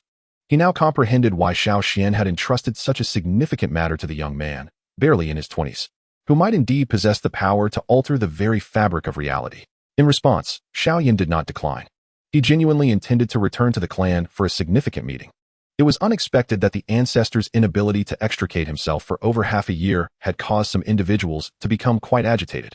Although Xiao Yan had defied the odds in the past, his status within the clan had always been elevated by the authority of Xiao Xian. Many clan members had likely harbored discontent, but out of respect for the ancestor's might, they refrained from voicing their grievances. Now, having achieved a measure of success in his cultivation, he could undoubtedly be regarded as a true powerhouse within the Xiao clan. This time, it was his turn to solidify his standing through his own strength. Then let us return to the Xiao clan, Xiao Yan said thoughtfully, nodding slightly. His gaze swept over Ziyan, and he gently tousled her purple hair. When I return from the clan, I shall take you to find your father. With that, he transformed into a fleeting shadow, vanishing from the spot alongside Xiao Xiao. Watching Xiao Yan's departing figure, Ziyan stood silently, her usually lively and cheerful face now etched with a complex expression. Father, as she grappled with her inner turmoil. Elder Zhu Mu and the other formidable beings not originally from East Dragon Island gazed at Ziyan with trepidation. In the past, they dared to exchange words with the young Dragon Emperor, but now they do not even have the courage to utter a sound. Internally, they are resolutely determined to ensure that this girl is treated with utmost reverence. Setting aside matters concerning the old Dragon Emperor, the young master of the Xiao clan is not someone any of them would dare to offend. Should the future old Dragon Emperor return to the Taishu ancient dragon clan and discover that these old fellows are bullying his daughter, their fate would likely be exceedingly grim. While each member of the Taishu ancient dragon clan harbors their own sentiments, Xiao Yan has already returned Xiao Xiao to her original place and made his way to the clan leader's grand hall. Your Highness, the young master, you have finally arrived. He was greeted upon entering the hall alongside Xiao Kuan, who had merely sent a fragment of his energy to this location, as his true self was still needed to guard the Xian Emperor city. Within the clan leader's hall, a single youth stood guard. Though he appeared youthful, his aura unmistakably emanated a level of 8-star Dou Sheng. He was clad in a unique armor, emblazoned with the character Xian at the center. He was none other than the leader of the Xian Divine Guards Xiao Yan had encountered previously. Xiao Yan recalled his name, Xiao Tong. At the time, Xiao Yan had not been able to discern his aura, but now, with his own strength having risen, he realized that this leader of the Xian Divine Guards was also an 8-star Dou Sheng. Indeed, the Xiao clan is replete with exceptional talents, Xiao Yan mused. Even though he has now ascended to the rank of 6-star Dou Sheng, without employing his trump cards such as the Buddha's Fury Lotus, it remains nearly impossible to inflict harm upon an 8-star Dou Sheng. The disparity among those at the Dou Sheng level is indeed vast. General Xiao Tong, I would appreciate it if you could summon the elders of 5-star Dou Sheng and above for a brief meeting, Xiao Yan said, smiling at Xiao Tong. As the leader of the Xian Divine Guards, Xiao Tong is unwaveringly loyal to Xiao Xian. It was he who conveyed Xiao Xian's directive for Xiao Yan to temporarily lead the clan. Therefore, while figures like Xiao Kun may maintain neutrality towards Xiao Yan, Xiao Tong is his true ally, offering unreserved support. Yes, Your Highness, Xiao Tong replied with a slight smile, though a flicker of surprise crossed his eyes as he glanced at Xiao Yan. In the short span of a year, Xiao Yan's strength had remarkably advanced to the level of 6-star Dou Sheng, which astonished him greatly. With a wave of his hand, Xiao Tong summoned a colossal energy bell, 100 zhang in size, that materialized in the sky. The bell tolled 3 resounding chimes, reverberating throughout the Xiao realm, and soon, powerful auras began to rise from various locations. As Xiao Xian's personal guard, although Xiao Tong's status may not surpass that of Xiao Xiaobei, at times, he subtly represents Xiao Xian's will. Thus, upon receiving his signal, no one dared to remain absent. If one does not attend, it would signify disloyalty to our ancestral lineage. And if such negligence were to escalate, one could even face the severance of their bloodline, resulting in expulsion from the Xiao clan. Boom. Waves of formidable auras transformed into streaks of light, soaring towards the Patriarch's Grand Hall. Among these formidable beings, the weakest possessed the strength of a 5-star Dou sage. Only those above this threshold were deemed worthy to partake in this assembly. Moments later, nearly 100 individuals had gathered within the Patriarch's Great Hall. Although the Xiao clan boasted a multitude of Dou sages, the number of those reaching 5-star Dou sage was limited. Furthermore, many powerful figures, such as the true sage of the 4 seas, had ventured into the outside world to suppress the evil clans, rendering these individuals the last of the clan's elite.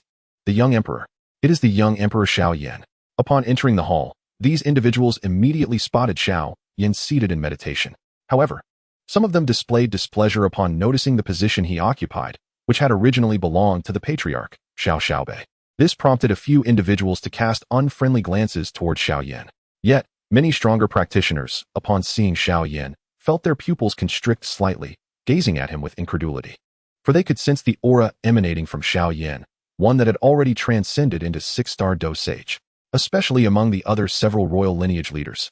After exchanging glances with Xiao Kun, they comprehended each other's thoughts, and their gazes towards Xiao Yan began to shift towards a more favorable inclination. Esteemed guests, please take your seats. I have a matter of utmost importance to discuss with you all, Xiao Yan said with a smile, yet he did not rise from his seat. Observing this scene, 2 individuals could no longer tolerate the situation and spoke up first. Your Highness the young Emperor. It seems you occupy a seat designated solely for the Patriarch. While the status of the young Emperor is equal to that of the Patriarch, it does not imply that the young Emperor can directly usurp the Patriarch's position. The speaker was none other than Xiao Shenwang. Not only did he harbor some dissatisfaction towards Xiao Yan, but he was also among the youngest in age, barely able to consider himself a peer. Behind him stood nearly 10 Dou sages, the strongest among them reaching the level of 7-star Dou sage. However, their ages far surpassed that of Xiao Yan, making it difficult for them to confront him directly. Gazing at Xiao Yan, Xiao Shenwang felt a sense of threat at this moment. He could no longer see through Xiao Yan's cultivation level, yet he vaguely sensed that Xiao Yan now posed a significant threat to him. Presumptuous. Before Xiao Yan could respond, his aide, Xiao Tong, had already spoken, his voice resonating like thunder, causing the hall to tremble. Your Highness Xiao Yan is the duly appointed acting patriarch by our ancestral forebear. How can you show him such disrespect? With these words, all present felt their expressions shift. Chapter 508. I shall handle this. Unperturbed by the expressions of the elders, Xiao Tong produced a black token from his hand, upon which the character for mystery was inscribed. At first glance, the token appeared unremarkable. However, the subtle, imperceptible aura of imperial power it emanated caused many formidable figures to change their countenances. This was the token of the clan's ancestor. As the personal guard of the ancestor, Xiao Tong held this token as a symbol of trust, indicating that the ancestor had indeed entrusted the clan's grand plans to Xiao Yan. In that moment, the elders began to murmur amongst themselves, and even the leaders of the royal bloodlines regarded Xiao Yan with increased caution. Observing this scene from a distance, King Xiao Sheng's expression grew solemn. Though he harbored resentment towards Xiao Yan, he still held deep respect for Xiao Xian. With the appearance of the ancestral token, even his reluctance to accept Xiao Yan's authority was overshadowed by the ancestor's influence. Under the dual pressure exerted by Xiao Tong, no one within the clan dared to challenge Xiao Yan's authority, though some still regarded him with skepticism. In their eyes, despite Xiao Yan's extraordinary talents, he remained merely a young man in his 20s. As for possessing the cultivation of a 2-star Dou saint, it was indeed remarkable for someone of his age, a fact they could not deny. Yet, no matter how extraordinary, he was still just a 2-star Dou saint, a level of strength that was commonplace within the clan, where even the weakest among them had achieved at least 5-star Dou saint status. Everyone, Xiao Yan's gaze swept across the assembly, revealing a dazzling smile. I neglected to mention one thing. I have now attained 6-star Dou Saint.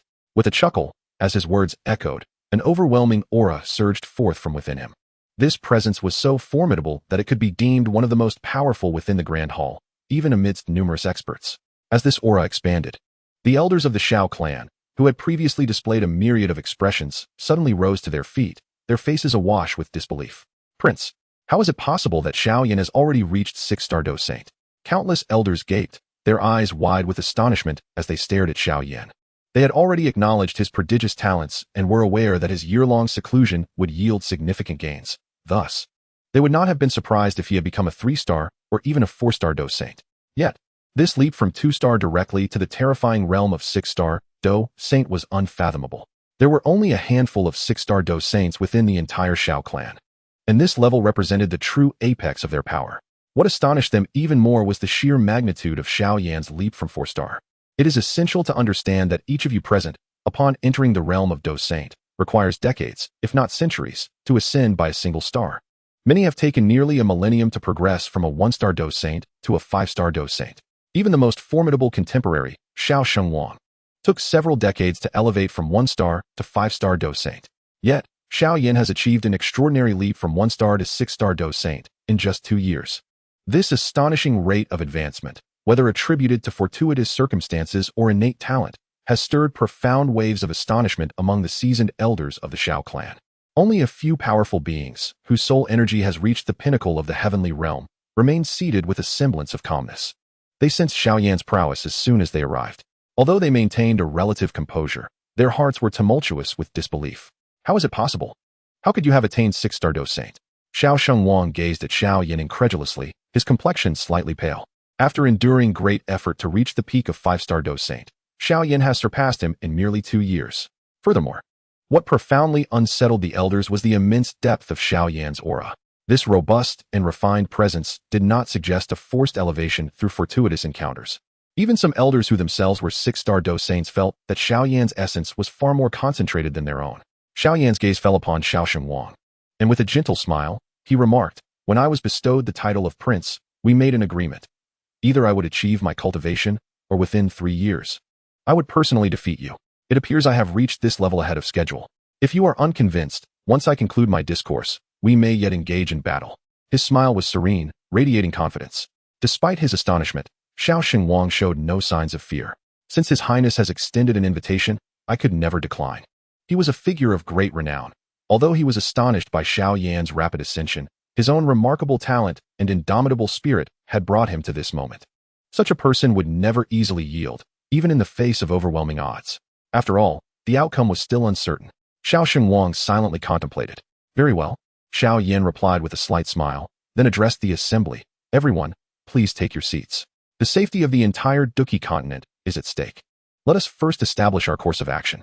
Upon hearing this, the elders nodded in agreement and settled into their respective chairs.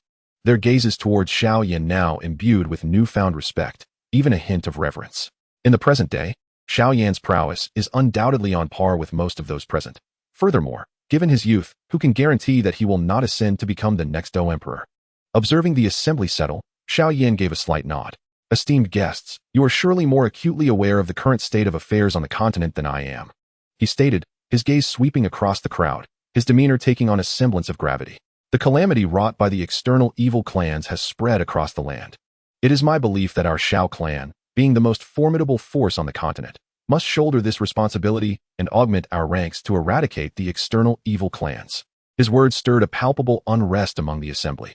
"Your Excellency, while your assertion holds merit, our Xiao clan also requires it strong to defend us. We have already dispatched over 100 Dou Saints, a number that surpasses the combined efforts of the other clans. Should we then compel our kin to risk their lives?" Spoke a 5-star Dou Saint, his tone now one of deference, yet tinged with dissatisfaction. "Your Excellency must be aware that our clan has lost 3 Dou Saints in the past 6 months. Upon hearing this, the other elders of the Xiao clan nodded in agreement, casting glances at Xiao Yan. While his argument bore some truth, it was their Dou Saints who would pay the price. In this past half year, the clan had witnessed the fall of their most powerful members, including a 4-star Dou Saint. Such elites are regarded as paramount leaders in other factions. "I comprehend your concerns," Xiao Yan replied, his expression reflecting a hint of solemnity. Each Dou Saint is a pillar of their ancient lineage, and within the Xiao clan, their value may seem diminished. Yet, that 4-star Dou Saint, in the Spirit and Stone clans, was nearly second only to their clan leader. Moreover, having lived for so long, they hold countless friendships within their clan. The loss of one equates to a multitude of Dou Saints mourning a comrade. Among the 3 fallen Dou Saints, one was a close friend of Elder Xiao Yan. However, my esteemed colleagues, Xiao Yan continued, his gaze sweeping over the elders. The loss of our Dou Saints pales in comparison to the countless lives, often in the hundreds of thousands or even millions, lost in the cities ravaged by the external evil clans. Many powerful figures in the assembly were visibly moved by his words, yet some remained indifferent. For those who have occupied positions of power for far too long, the deaths of countless beings were inconsequential. A Dou Saint could easily cultivate a realm capable of nurturing 100,000 lives, while they might feel a twinge of compassion for those outside. The lives of such beings seemed as fragile as insects when weighed against their own existence and that of their kin. Sensing the varied expressions of the assembly, Xiao Yan smiled faintly. Humanity is diverse. Some are compassionate and empathetic, while others are selfish and indifferent. This was beyond his control. Yet the proposition he was about to present could very well garner the acceptance of these powerful individuals. In our relentless struggle against the sinister tribes, the fall of formidable warriors is attributed to the existence of entities among these malevolent beings that rival even the high-ranking Dou Saints. Each of these extraterrestrial adversaries possesses the capability to annihilate an ordinary Dou Saint squad. This assertion from Xiao Yan garnered the nods of many powerful beings in agreement. A typical Dou Saint squad comprises 3 to 7 members, ranging from 1-star to 3-star Dou Saints. And such a team could engage a 5-star Dou Saint for a considerable duration. However, when faced with 6-star or even 7-star Dou Saints, they would confront catastrophic peril. Given the brutality of the extraterrestrial malignants, a single 7-star Demon Saint could undoubtedly obliterate a squad within the span of a mere incense stick. Therefore, from this day forth, each Dou Saint squad shall designate a leader of 5-star rank or above. Xiao Yan's subsequent statement caused a noticeable shift in the expressions of many powerful beings. Your Highness, if that is the case, our 5-star Dou Saints will be unable to restrain those high-ranking Demon Saints, an elder remarked, unable to suppress his concern. Among the extraterrestrial Demon Saints, there are indeed more than a dozen high-ranking ones, and their numbers are only slightly fewer than those of the Xiao clan. Just to contend with these foes has already depleted many of the clan's high-ranking Dou Saints. I understand, Xiao Yan replied with a slight nod, a mysterious smile gracing his face as he looked at the assembly of elders. I shall deal with these high-ranking Demon Saints. You will handle them? In an instant, many elders wore bewildered expressions, gazing at Xiao Yan in disbelief. Some even began to offer counsel. Your Highness, you are currently the most promising individual in our clan. There is no need to prove yourself by recklessly confronting them, one elder urged. Indeed, Your Highness, we shall heed your counsel. Do not act so rashly, another elder concurred. They acknowledged that Xiao Yan's strength had indeed earned their respect, yet they remained skeptical about his ability to contend with all the Demon Saints. It is crucial to remember that these are all high-ranking Demon Saints, with their formidable vitality and diverse, insidious tactics. They often prove more troublesome and perilous than Dou Saints of equivalent rank. While Xiao Yan is indeed powerful, merely escaping from a 7-star Demon Saint would be a commendable feat should he encounter an 8-star Demon Saint. The risk of demise would loom large. And should Xiao Yan perish, the Xiao clan would suffer the loss of an exceptional powerhouse. In that moment, the elders refrained from further protest. Some were indeed resistant to Xiao Yan, primarily out of a desire not to see a young man ascend above them. However, barring a few who were exceedingly discontented, the majority could not bear to watch Xiao Yan march to his own doom. At such a tender age, Xiao Yan has already achieved remarkable prowess. It is not long before he ascends to the rank of 9-star Dou Sage. Given his exceptional aptitude, he may indeed possess the potential to transcend the formidable barrier that has stymied many, thereby becoming the second Dou Emperor of the Xiao clan. Should Xiao Yan successfully attain the status of Dou Emperor, the entire clan would benefit immensely. The interests of the clan and the individual are inextricably intertwined. Thus, the significance of personal pride pales in comparison. Esteemed elders, it seems there has been a misunderstanding regarding the young master. Observing the anxious expressions on the faces of the elders, Elder Xiao Kuan merely shook his head and smiled, leaving many powerful figures momentarily stunned. Could it be that Xiao Yan possesses an alternative method? Esteemed guests, I can introduce a peak Dou Sage to our continent's ranks. A powerhouse whose abilities are on par with our clan leader. Xiao Yan's calm declaration momentarily stunned the elders, who soon displayed expressions of uncontainable joy. Does this imply that there exists another 9-star Dou Sage of which we were previously unaware? Who could this peak 9-star Dou sage be? Throughout history, any being of such caliber, even in the era dominated by formidable ancient beings, would not remain inconspicuous, surely. A figure of such renown from millennia past would have lived a life of extraordinary prominence. A wave of excitement coursed through the crowd as they engaged in fervent discussions. In the current climate, the contribution of a peak 9-star Dou sage could be monumental, potentially altering the course of the entire conflict. That esteemed powerhouse. Xiao Yan's gaze swept across the assembly, observing their elevated spirits, and he smiled. It is none other than the old Dragon Emperor of the Tai Su ancient dragon clan from yesteryears. His words sent ripples of astonishment throughout the hall. The old Dragon Emperor of the Tai Su ancient dragon clan was a peerless powerhouse of the same era as the previous clan leader. A being of unparalleled strength just beneath the Dou Emperor rank, renowned for possessing one of the most formidable physical forms among those below the Dou Emperor. Expressions of delight mingled with traces of confusion on the faces of countless elders. If the old Dragon Emperor could indeed escape his predicament, his strength alone would rival that of the Dragon Demon True Saint. Should he join forces with Gu Yuan, they might genuinely have the capacity to vanquish the Dragon Demon True Saint. Once the Dragon Demon True Saint falls, the scales of victory would decidedly tilt in favor of the Dou Qi continent. However, it is said that the old Dragon Emperor has been missing for thousands of years. How did the young master come by this information? An elder could not resist inquiring. When the old Dragon Emperor vanished, the clan ancestor Xiao Yan was but a young scion. Astonishingly, the predecessor of Xiao Yan has perished for over a millennium. Yet the old Dragon Emperor appears to be alive and well. Regarding this matter, I must respectfully decline to elaborate. Xiao Yan smiled slightly and said, all of you need only to know that before long, I shall return with the old Dragon Emperor. When that moment arrives, it will be time for us to launch our assault against the malevolent forces from beyond the realm. Upon hearing this, the elders nodded in agreement. If Xiao Yan could indeed bring back the old Dragon Emperor, the eradication of the foreign evil clan would undoubtedly become much more manageable. With the top-tier powerhouses restrained, it would be a trivial matter to dispatch numerous Dou saints to hunt down some lower-tier demon saints.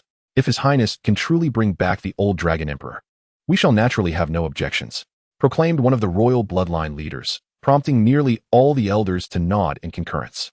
Observing their overwhelming agreement, Xiao Yan smiled faintly. At that time, it will be necessary for all of you elders to lend your strength. With those words, his gaze traversed the crowd, settling on the distant figure of Xiao Shenwang. Xiao Shenwang, the matters have been addressed. Now it is time to fulfill the pact between us. Xiao Yan maintained his smile, yet the pressure had shifted onto Xiao Shenwang. At this, the onlookers' eyes brightened, and they turned to glance at Xiao Shenwang. A glimmer of excitement in their expressions. The spectacle of witnessing a challenge, even among these seasoned Dou saints, was irresistible. Hearing Xiao Yan proactively challenge, Xiao Shenwang ignited their anticipation. One was the strongest of the ancient 8 clans from the previous generation, while the other was the unparalleled powerhouse of the current era, indeed the most gifted individual in the history of the Xiao clan. Achieving the prowess of a 6-star Dou saint at merely 20-something years of age was an extraordinary talent, unmatched even by the likes of Xiao Xian or the founding Dou Emperor of the Xiao clan. However, although Xiao Yan had attained the level of a 6-star Dou saint, the true extent of his combat prowess remained uncertain. Conversely, Xiao Shenwang, while only at the pinnacle of 5-star Dou saint, had records of battling against 6-star Dou saints. And at that time, he was merely at the late stages of 5-star Dou saint. The clash between these two exceptionally gifted individuals held considerable allure for the elders, who had lived for hundreds, even thousands of years. Yet, Xiao Shenwang remained undeterred by the gazes of the many elders. His towering figure exuding a steadfast aura akin to Mount Tai, facing Xiao Yan without a hint of trepidation. Since His Highness has proclaimed this, let us truly demonstrate our respective strengths and see who possesses the superior skill. His words were imbued with ambition, and he added, let us not forget. Should I emerge victorious, your position as prince may very well be at stake. This declaration elicited a chorus of laughter from the gathered elders. Ha ha ha. The illustrious Xiao Shenwang truly lives up to his reputation. Even at this juncture, he remains imbued with such audacity. Although his innate talent may not rival that of the imperial prince, he undeniably stands as one of our clan's most exceptional descendants, exuding a certain heroic demeanor. Yet, I cannot help but wonder if the imperial prince can genuinely defeat him. In the face of the many elders' curious gazes, Xiao Yan merely smiled faintly. His eyes fixed upon Xiao Shenwang with an air of ease. Do not forget, should you be vanquished by me, you shall bow before this imperial prince. If the imperial prince can indeed triumph over me, he rightfully possesses the qualification to demand my submission. A grin spread across Xiao Shenwang's face. Before long, The assembly of onlookers transitioned from the clan's grand hall to a colossal battle stage, spanning an impressive 100,000 zhang. This arena serves as the Xiao clan's largest training ground, typically utilized for battles between Dou Zong and Dou Zun, yet occasionally accommodating the duels of Dousheng masters. Younglings. The training ground is closed today. Return home to play, declared the 5-star Dousheng overseeing the arena, swiftly expelling the Dou Zun and Dou Zong participants. Concurrently, the elders began to summon their peers. Brothers, the Imperial Prince is about to engage in combat with Xiao Shenwang. Hurry and witness this spectacle. And do not forget to bring your finest wine. Shaolin, your grandson is set to duel Xiao Shenwang. Do not delay in coming to watch. As these elders sent out their messages, many yet to attain 5-star, Dousheng swiftly converged from all directions. Such a tantalizing event could not be missed. While they prepared their fine wines and spiritual fruits to spectate, the vast arena was already enveloped by spatial barriers crafted by the 2 sovereign lineage masters. With the prowess of 2 6-star Dousheng warriors, should they unleash their full strength, it would likely disrupt the entirety of the Xiao realm, let alone a mere training ground. The battle stage, which could only bear superficial marks from a full-force strike of Dou Zun, would be utterly shattered by a casual blow from Xiao Yan and his compatriots. As the spatial seals were established by the 2 lineage masters, the 2 figures suspended in the sky ceased to remain tranquil. Imperial Prince, the reality of combat is merciless. You must exercise caution, Xiao Shenwang advised, his voice resonating with authority. In the next moment, a torrent of formidable Dou Qi surged violently from within him. Were it not for the spatial barrier, the sheer intensity of his aura would influence the surrounding landscape for miles. Raging seas. With this declaration, his immense Dou Qi coalesced with the energy of the heavens, manifesting as towering tidal waves of energy, crashing fiercely towards Xiao Yan. When confronting foes, he never holds back. His first strike was a heavenly tiered Dou technique. Witnessing this scene, the elders could not help but shake their heads slightly.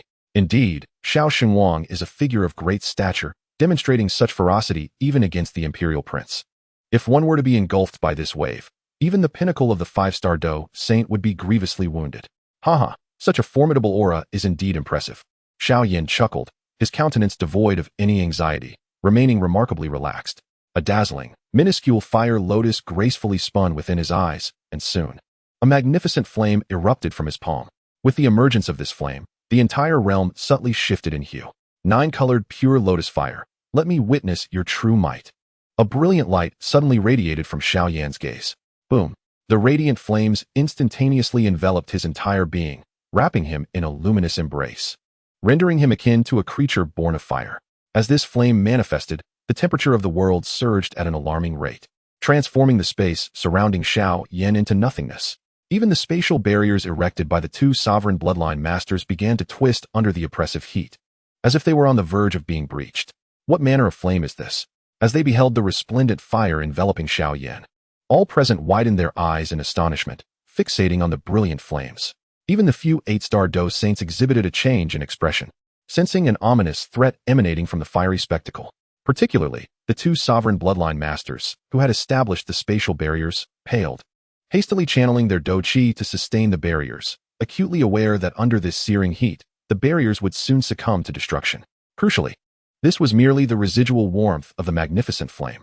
Should the flame itself unleash its full fury, their barriers would surely be incinerated in an instant. Such ferocity and fire is unprecedented in my lifetime. One of the sovereign bloodline masters could not help but exclaim, I can sense the shadow of the pure lotus demonic fire within this flame, yet its potency surpasses even that of the demonic fire. Even the void-devouring flame would be overshadowed. Another sovereign bloodline master nodded in agreement. The pure lotus demonic fire and void-devouring flame are already the sovereigns of flame in this world, yet Xiao Yan's fire exhibits a greater strength. Could it be that his has ascended to the pinnacle of the rankings? At this moment, all the Dou Saints of the Xiao clan were awestruck by this, including Xiao Shenwang, who was in combat with Xiao Yan. His expression drastically altered. Under the terrifying heat of the resplendent flames, he felt a near-death threat. Ha! Xiao Shenwang, allow me to let you experience the might of my 9-colored pure lotus fire. Xiao Yan gazed at the overwhelming tide of energy surging towards him like an apocalyptic wave. With a deep breath, he unleashed a myriad of resplendent flames that transformed into a vast sea of fire, sweeping across the energy tide. The moment the brilliant flames made contact with the energy wave, a series of hissing sounds erupted, and to everyone's astonishment, the energy tide capable of severely wounding a peak 5-star Dou Saint began to rapidly dissolve. In the blink of an eye, A significant portion was consumed by the flames. This terrifying fire had reached a level where even energy could be incinerated. In just 3 breaths, the formidable energy tide was more than half devoured by the flames. The remnants swiftly reclaimed by Xiao Yan. What kind of fire is this, to possess such terrifying prowess? Witnessing this scene, many elders couldn't help but gasp in astonishment. With merely a burst of flames, Xiao Yan had incinerated what could injure a 5-star Dou Saint.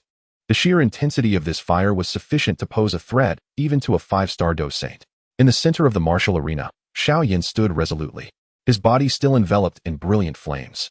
He gently raised his hand, admiring the splendid fire that danced within his grasp, a satisfied expression gleaming in his eyes. The pure lotus demon fire, a progeny of the unparalleled and invincible fire, the true flame of purification from the vast world, was akin to a force capable of annihilating heaven and earth in the Douqi continent. In terms of sheer power, it rivaled even the void-devouring flame. Before absorbing the pure lotus demon fire, he had already consumed 8 different types of flame, and the amalgamation of these 8 flames possessed a terrifying might comparable to the Golden Emperor's devouring flame. Now, with the fusion of the 8 exotic fires and the pure lotus demon fire, their power had long surpassed that of the void-devouring flame. Coupled with Xiao Yan's pure lotus true intent, no exotic fire in the world, save for the true flame of the Emperor Tuashi, could withstand the might of his 9-colored pure lotus fire. This exotic fire could be deemed a treasure even for Dou Emperor level experts, its explosive force rendering even Dou Saint strongholds incapable of enduring for long. After nearly a decade of arduous cultivation, Xiao Yan's exotic fire had finally reached a level that could alter the very skies. Young master, how could you possess such a terrifying exotic fire? No wonder you exude such confidence, Xiao Shangwang thought, taking a deep breath, now fully aware of Xiao Yan's formidable nature. Yet, the fervor within him would not allow him to concede easily. Suddenly, a water-blue radiance erupted from his body as he raised his right hand slightly. In the next moment, the water attribute energy from the heavens swiftly converged, coalescing into a colossal water-blue fist towering 1,000 feet high. This fist pulsated with terrifying waves of energy, causing the very space of Xiao realm to tremble, exuding a fearsome might. It was the Holy King Fist. Gazing upon the colossal aquamarine fist, a radiant gleam erupted in the eyes of many elders. This Sacred King Fist is an exceedingly formidable combat technique, a terrifying art personally crafted by the Sacred King Xiao after decades of silence. Within the Xiao clan, it ranks among the mid-tier celestial techniques. Such a level of martial prowess typically requires centuries for even a 7-star Dou Saint to develop. When wielded by Xiao himself, its might rivals that of advanced celestial techniques, displaying unparalleled ferocity. In his prime, the late-stage 5-star Dou Saint Xiao once subdued an early-stage 6-star Dou Saint with this very technique, a feat that catapulted his fame to legendary heights. To his astonishment, Xiao Yan had compelled the Sacred King to reveal his trump card from the outset. Your strength has reached such heights, Imperial Son. Then let us settle this with a single strike, the Sacred King declared emphatically. Sacred King Fist. In the next instant, that immense fist surged forth with an aura that would terrify even 6-star Dou Saints, crashing toward Xiao Yan. As it moved, the very fabric of space fractured, and even the spatial barriers began to warp under its might. Yet, in the face of this overwhelming assault, Xiao Yan merely smiled. A self-created technique? I too can forge my own. As his words fell, an inferno enveloped him, coalescing into a massive fiery finger towering 1,000 zhang above him. The vibrant flames danced around this finger, creating a void of darkness in the surrounding space. Heavenly purifying lotus finger, Xiao Yan exclaimed, pointing his fiery digit at the Sacred King's fist. In an instant, this enormous finger surged forth, imbued with terrifying power, aimed directly at the Sacred King Fist. This technique was the result of Xiao Yan's comprehension of the Yellow Springs Demon Saint's Yellow Springs finger, transformed into his own unique flame. Under the formidable amplification of the 9-colored pure lotus fire, it possessed the capability to incinerate heaven and earth. The clash of fist and finger tore through space, leaving a trail of profound darkness in their wake as they collided violently. Boom! Following the collision, a wave of annihilation surged forth from the clash of these two martial techniques, causing the faces of the assembled elders to shift dramatically. A massive shockwave erupted from the point of their confrontation, shattering the surrounding space and causing even the spatial barriers set by the two sovereigns to tremble violently, akin to debris on a churning surface. Witnessing this spectacle, two sovereigns immediately intervened, their immense fighting spirits surging forth to stabilize the tumultuous spatial fluctuations. With the combined efforts of the four sovereigns, the once turbulent spatial barrier was swiftly restored to stability. It is not that the assaults of the two individuals could wield sufficient power to threaten the esteemed 8-star Dou Saints, the sovereigns of the royal bloodline. Rather, the spatial barrier they conjured merely serves as a means to disperse their fighting energy.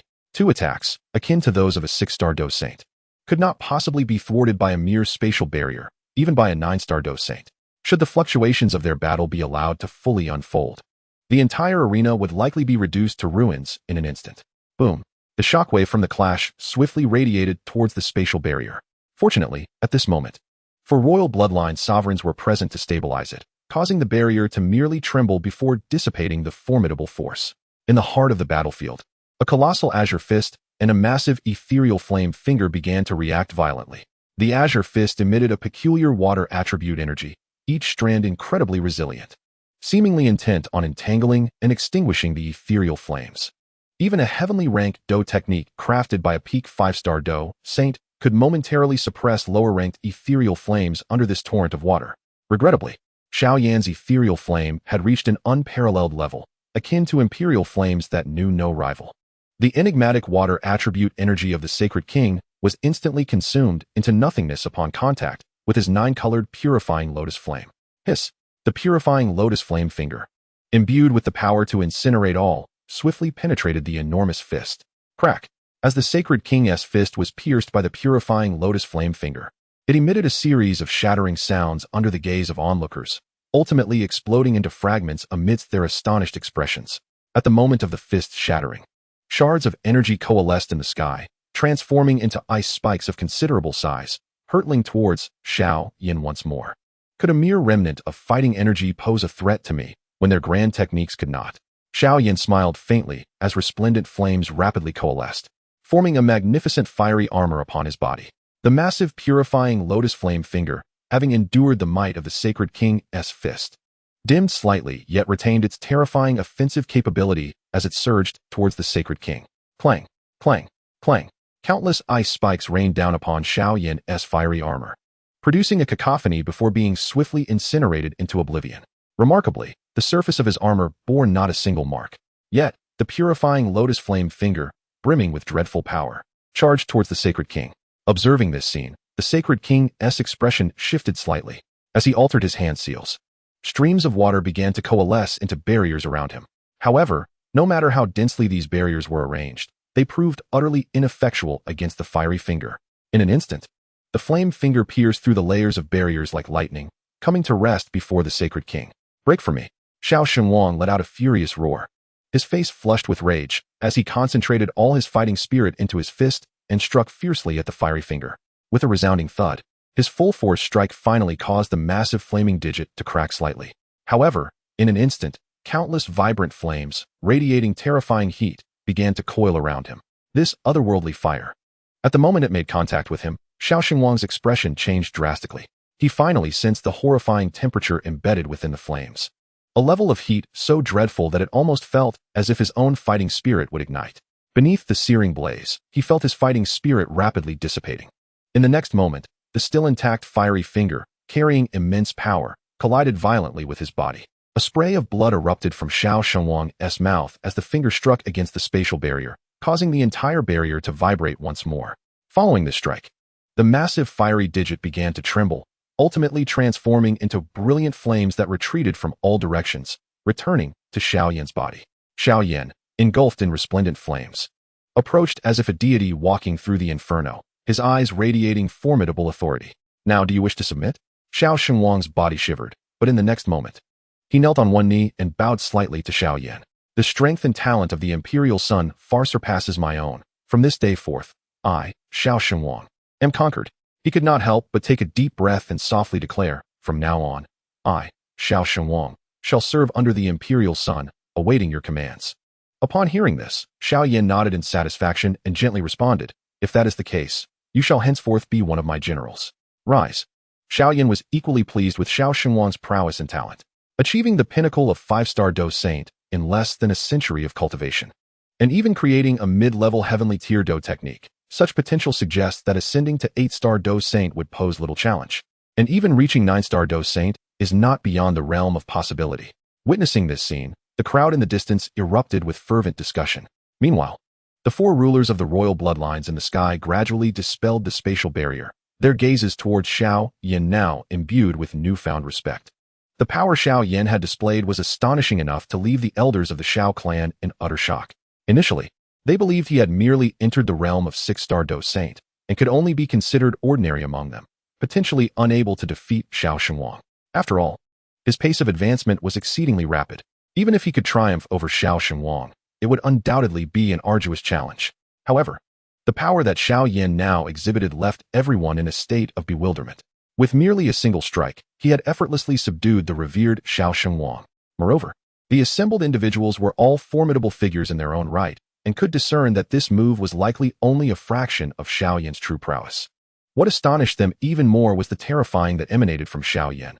Its potency was alarmingly formidable, instilling a palpable sense of threat even among several esteemed masters of the royal lineage.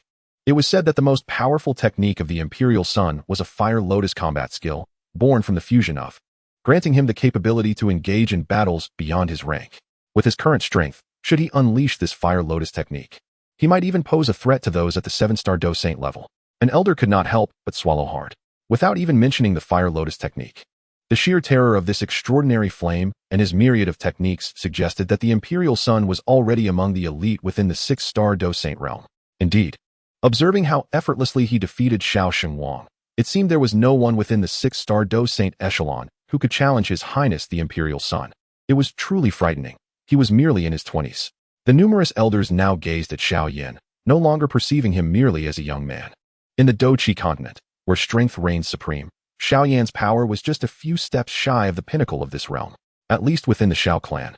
The only ones who could confidently suppress him would likely be the 10 masters of royal bloodlines.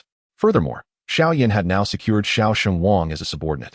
Though not on par with Xiao Yan, he possessed the potential of a royal lineage master and would undoubtedly become a formidable force in the future.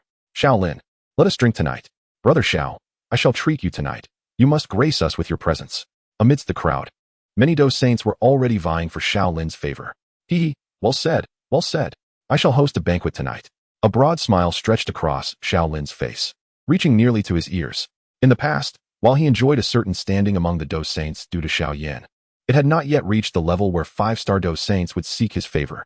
However, now, even these 5-star Dou Saints were subtly displaying a hint of deference, much to Shaolin's delight.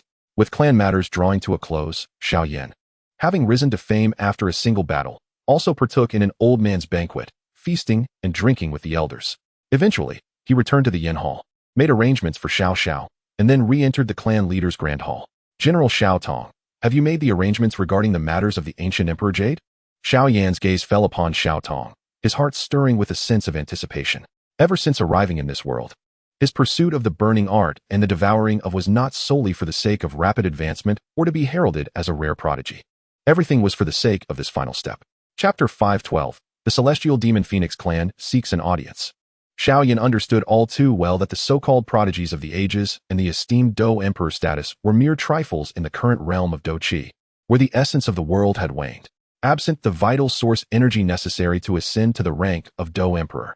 No matter how remarkable one's fortunes or how extraordinary one's talents, crossing that final threshold would remain an impossibility, whether a millennium or merely a century had passed. Or even if one were born at the pinnacle of Dou Saint, without the celestial source energy that could elevate one to Dou Emperor, a fate of decline would inevitably ensue. Without achieving the status of Dou Emperor, regardless of one's strength, time's inexorable march would ultimately reduce all to dust. Even the formidable figures such as the Huangquan Demon Saint and the Soul Heavenly Emperor had been reduced to mere remnants of their former selves, with the latter barely retaining a ghostly essence, his true spirit obliterated.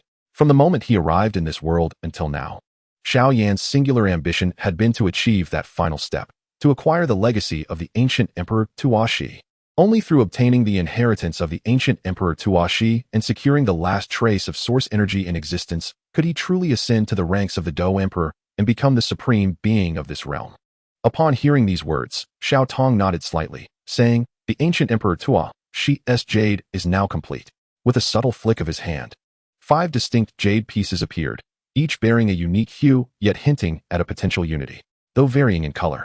The aura emanating from these pieces subtly resonated with an essence of supreme authority. This aura was something Xiao Yan had sensed numerous times from Xiao Xian. The ancient Emperor Tuo, Shi's jade. Taking a deep breath, Xiao Yan mirrored Xiao Tong's gesture, summoning 3 jade pieces from his spatial ring. These 3 ancient jade pieces hailed from the Xiao clan, the ancient clan, and the medicine clan. Gazing at the 8 jade pieces, a fervent glimmer ignited in Xiao Yan's eyes. Within them lay the opportunity to ascend to Emperor. With this thought, Xiao Yan bit his tongue, releasing a drop of his essence blood that fell upon the 8 floating ancient jades. As his blood touched them, a subtle hum resonated from the jades, which had previously only emitted a faint glow. The light intensified, and soon, strange patterns began to flow across their surfaces, reminiscent of mystical veins. Converge, Xiao Yan commanded, gripping the 8 ancient jades with fierce determination. In the next moment, the jades collided without shattering, instead exhibiting an enigmatic tendency to connect under a tapestry of peculiar light. As the jades drew closer, the humming intensified, evolving into a series of cracking sounds. Ultimately, the 8 ancient jades coalesced into a singular entity, a radiant jade piece larger than a hand, materializing within the hall of the clan leader. Boom! As the ancient Dou Emperor jade was meticulously pieced together, an aura of antiquity and primal wilderness gradually emanated from the gem.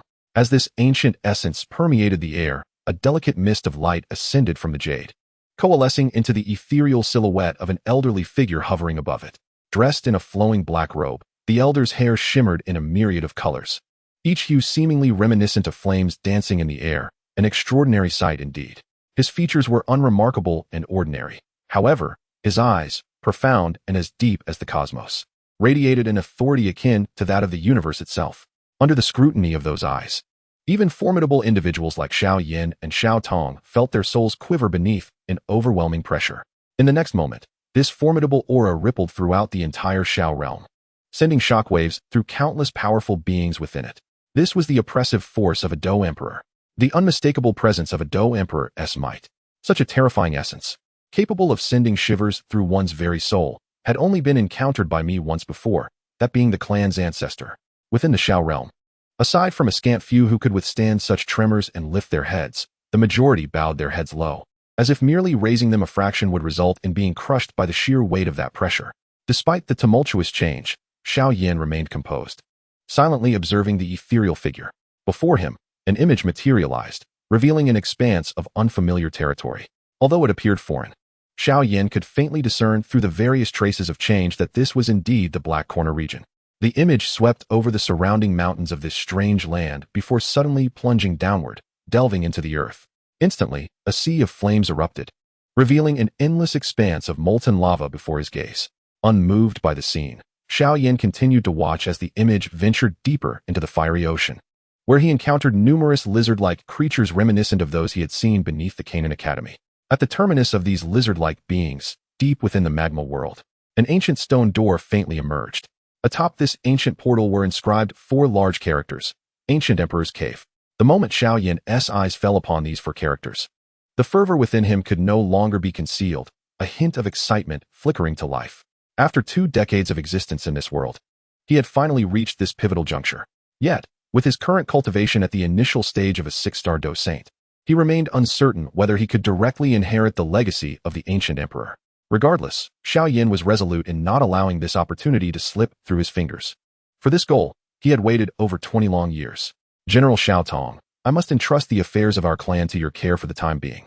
Once I return from the Ancient Emperor's cave, it shall be the moment our Xiao clan truly launches its offensive against the malevolent forces from beyond. Xiao Yan inhaled deeply and smiled at Xiao Tong. Rest assured, all matters within the clan are under the vigilant watch of the Xian Guard. Xiao Tong replied with a slight smile.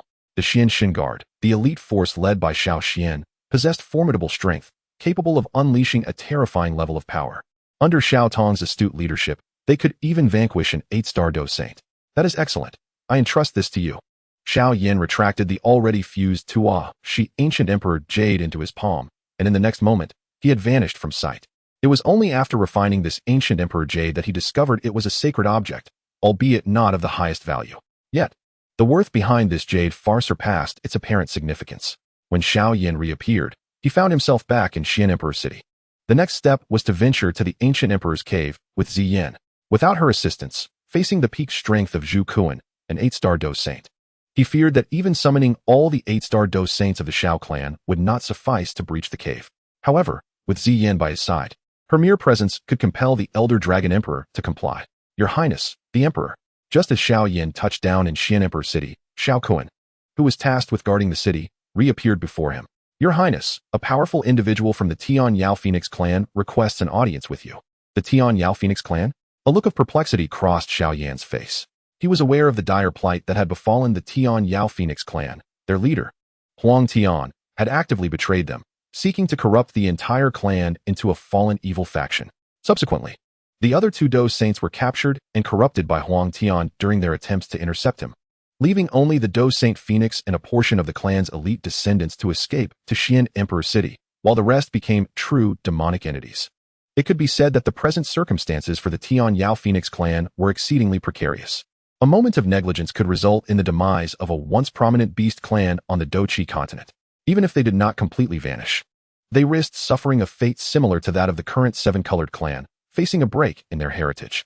Nevertheless, this matter would not delay me any further. Xiao Yan gently shook his head, and upon learning the location of the Tian Yao Phoenix clan, he flickered and disappeared from sight. The residence of the Tian Yao Phoenix clan was undoubtedly much smaller compared to that of the Tai Su Ancient Dragon, which housed numerous powerful beings. Although many had succumbed to corruption, over half of their kin had managed to escape. However, the Heavenly Demon Phoenix clan is entirely different. Among those who escaped, there was merely a 1-star Dou Saint Phoenix and a handful of relatively exceptional descendants. The rest were unable to flee in time. The present state of the Heavenly Demon Phoenix clan can be described as desolate, no longer reminiscent of its former glory. In the stillness of the courtyard, a woman in her early 30s sat contemplatively, facing a graceful and noble-looking beauty. In times past, such a woman would have driven countless men to madness, yet now, her noble demeanor seemed somewhat diminished, and her lovely visage bore no trace of the pride it once held, replaced instead by a sense of despondency and confusion. Qinger, if our clan could truly enlist Xiao Yan, the remaining matters would likely fall to you, the mature woman remarked, gazing at the exquisite beauty before her. A hint of resignation in her phoenix-like eyes. Esteemed elder, I understand, but at present, Xiao Yan may not even regard me with favor, Feng Qinger replied. Seated opposite the phoenix, her beautiful face reflecting a complex array of emotions. In the past, before Xiao Yan returned to the Xiao clan, had she taken the initiative, perhaps there would have been a chance for her to forge a connection with this noble figure of the Xiao clan. Yet now, Xiao Yan had ascended to the pinnacle of power within the clan, holding a status that was among the highest in the entire Douqi continent. Even should she willingly offer herself, it seemed unlikely he would cast a glance in her direction. As these thoughts consumed her, a deeper bitterness settled in Feng Qinger's heart. She recalled the pride she once felt as a direct descendant of the Heavenly Demon Phoenix clan, yet now, as her once esteemed lineage languished in decline, reduced to a state of dependence, she recognized the absurdity of her past pride. Buzz. Just as both women were lost in their thoughts, a ripple in space manifested within the courtyard, revealing a handsome young man clad in black, who had appeared seemingly out of nowhere.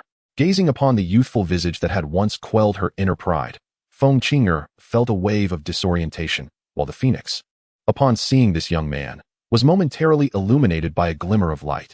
However, as she sensed the terrifying aura emanating from him, shock flickered across her face.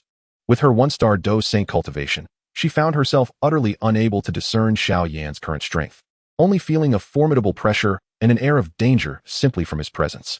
The aura I sense from him seems even more powerful than that of our clan leader. How can this be? The phoenix pondered, bewildered. Had Xiao Yan reached such strength a decade from now, she would not have been particularly surprised. For he was an extraordinary talent, endowed with the resources of the Xiao clan, making such advancement plausible. Yet now, it was a reality she struggled to accept. After all, had not Xiao Yan only broken through to Dou Saint 2 years prior? In merely 2 years. How astonishing it is that his cultivation has ascended to such a formidable level. Phoenix gently shook her head, forcibly suppressing the bewilderment on her face, revealing a semblance of cordiality as she addressed Xiao Yan softly. This is His Highness, the Prince of the Xiao clan, Xiao Yan. I truly did not anticipate that His Highness would grace our Tian Yao Phoenix clan with his presence. Are you the last Douqing elder of the Tian Yao Phoenix clan, Phoenix? Xiao Yan's gaze swept across the courtyard, lingering momentarily on Feng Qinger. Before his spiritual energy enveloped the entire area, a trace of nostalgia flickering across his face. Once a dominant force in the beast realm and throughout the Douqi continent, the Tian Yao Phoenix clan now finds itself reduced to but a handful of members. Such a sight is indeed rather pitiable. Upon hearing Xiao Yan's inquiry, a hint of embarrassment and sorrow surfaced on Phoenix's face, yet she mustered a smile. It appeared that His Highness was already aware of their clan's plight. Xiao Yan nodded slightly, remaining silent. The Tian Yao Phoenix clan had indeed suffered greatly. It was a stroke of luck that they had not offended him. Yet they were still besieged by foreign malevolent forces. Even Xiao Yan found himself feeling a tinge of sympathy for them. Your Highness, Xiao Yan. Phoenix glanced at Feng Qing'er, her teeth lightly biting her lip before she finally spoke. I would like Qing'er to explain our clan's situation to you in detail. Would His Highness be willing? Feng Qing'er? Xiao Yan raised an eyebrow, his gaze fixing on the slightly stiff figure of Feng Qing'er beside him. One could not deny that although she possessed a somewhat proud temperament, her beauty was indeed remarkable. Within his harem, only Kai Lin and Sun Heir could rival her. Could it be that the Tian Yao Phoenix clan intends to employ the allure of beauty against me? A cold sneer surfaced in Xiao Yan's heart as he mused whether he was the type to be swayed by such charms. Very well, whatever it is. Let us speak swiftly, for I am pressed for time. Xiao Yan nodded slightly. Moments later, he followed Feng Qing'er into a room adorned with an ancient charm, where an unusual sandalwood fragrance wafted through the air, evoking an air of intimacy. Miss Feng Qing'er, if there is something to discuss, please proceed without delay. Xiao Yan's gaze swept over Feng Qing'er as he rested his chin in his hand. Your Highness, Xiao Yan. Feng Qing'er stood before him, her tall figure slightly tensed. In the next moment, her colorful gown suddenly slipped from her body, revealing her flawless, jade-like skin. Feng Qing'er implores Your Highness to save our clan one last time. She implored, her body trembling slightly, her beautiful eyes glistening with tears, yet her long eyelashes quivered with unwavering determination as she gazed steadfastly at Xiao Yan. She understood that this might be the Tian Yao Phoenix clan's final opportunity. Should they miss it, their hopes of revival would be distant indeed. Only with the support of the Xiao clan could they harbor any hope of restoration. However, now, the once indifferent Xiao Yan, whom I first encountered, may no longer hold any significance for me. So fair, it's somewhat dazzling. As that colorful long dress cascaded down, Xiao Yan's eyes were momentarily pierced by a flicker of brilliance, and an expression of anger involuntarily surfaced on his face. Hold, do you take me for a fool? Employing such vulgar tactics against me? Xiao Yan's countenance turned grave, startling Feng Qing'er. At that instant, her heart was already filled with despair. It seemed the last lifeline of the Xiao clan was about to snap. Without the support of the Xiao clan, given the current strength of the Tian Yao Phoenix clan, their predicament would surely become exceedingly dire. In this moment, she could not help but close her eyes in hopelessness, a tear gliding down her cheek. Miss Qing'er, you must understand that what resides in my heart is not personal gain, but the future of the entire Dou Qi continent. Just then, Xiao Yan's voice unexpectedly resonated in her ears. I will consider the matters of the Tian Yao Phoenix clan. Merely these words caused Feng Qing'er to reopen her eyes, and she beheld a handsome visage that had appeared before her unbeknownst to her.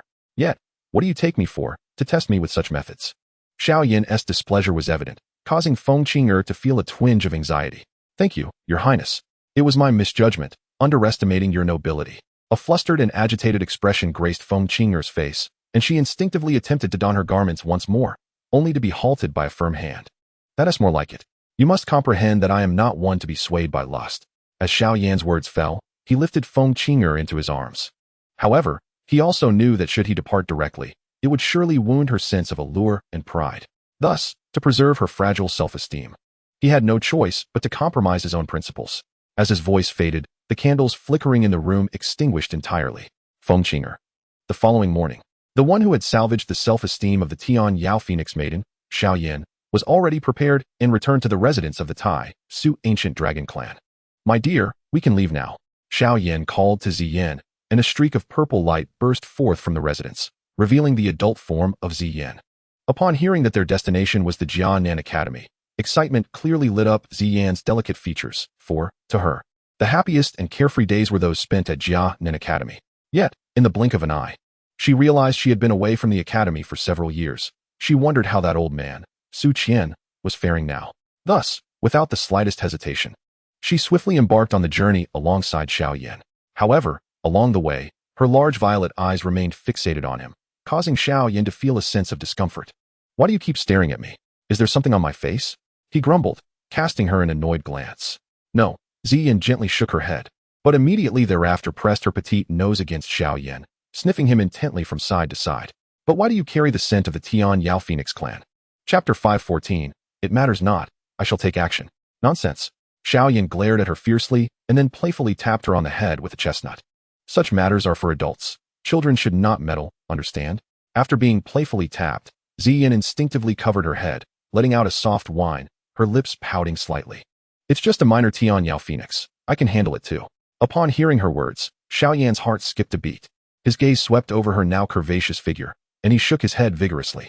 Though this girl had matured physically, deep down, she still resembled a little girl. The thought of her tiny form from before instantly extinguished any lingering inappropriate thoughts he had. You are still but a child, he remarked, shaking his head as he casually slashed his hand through the spatial tunnel ahead, causing their speed to surge dramatically. Let us move quickly, stop chattering here.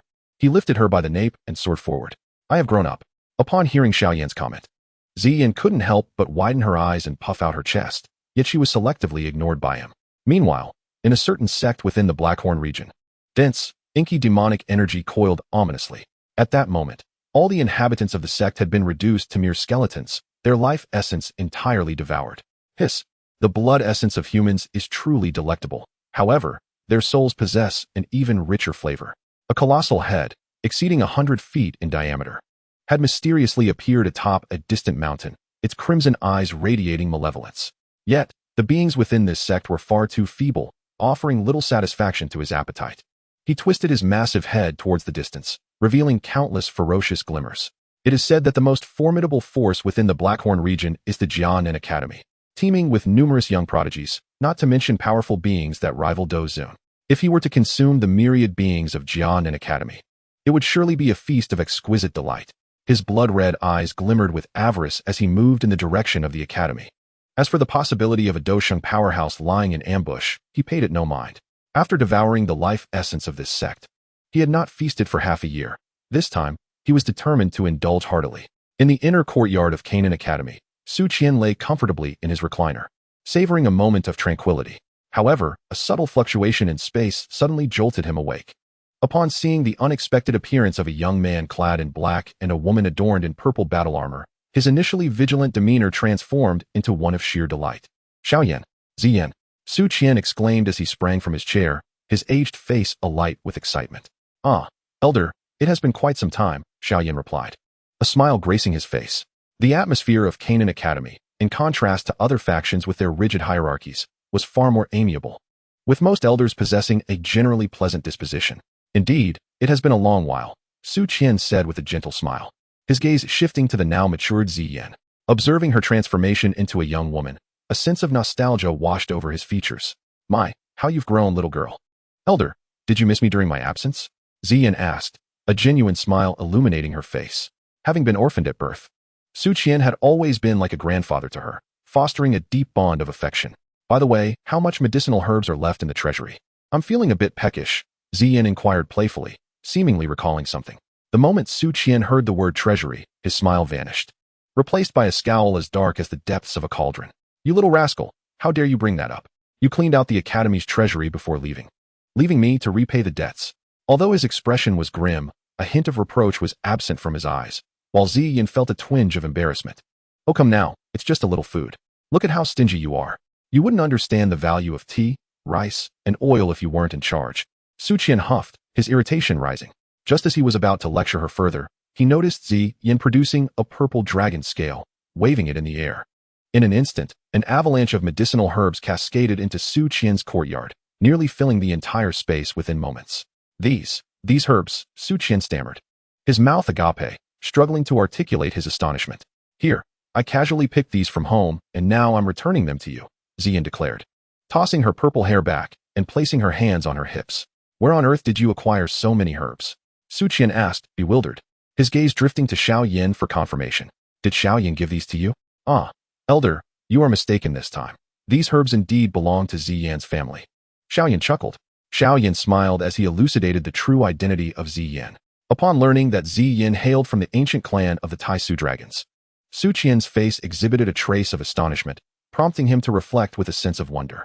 Little did he expect that the small child he once encountered wandering in the mountains, whom he took pity on and brought back to the academy, had now transformed into the monarch of the Taisu dragon clan. Su Qian felt a mix of nostalgia, not only for Ziyan, but also for Xiao Yan. Who could have imagined that the young man who once came to the Jianan Academy in search of the fallen heart flame was, in fact, the prince of the Xiao clan, having already stepped into the realm of the Dou Sheng at such a tender age. Over the years, although Xiao Yan had scarcely been present in the northwestern continent, the ties between the Flame Alliance and Jian Academy had remained unbroken. Numerous exceptional graduates from the Inner Academy had ascended to mid-level positions within the Flame Alliance, with some truly outstanding individuals even becoming elders. Even Su Qian and many elders from Jian Academy had reaped significant benefits through their ongoing interactions with the Flame Alliance. For instance, Su Qian was now merely a step away from breaking through to the Dozun level, a feat he would likely not have achieved even with tenfold the time were it not for his connection to Xiao Yan. By the way, do you have urgent matters to attend to upon returning to Jian Academy? Su Qian inquired, casting a glance at Xiao Yan. The news of Xiao Yan's ascension to Dou Sheng was beyond his imagination. Had it not been for the elder Mang Tianqi of the Lei clan informing him, he would still find it hard to fathom that this young man, not yet in his 20s, had attained such formidable strength. Indeed we have pressing matters this time. Xiao Yan replied with a slight smile.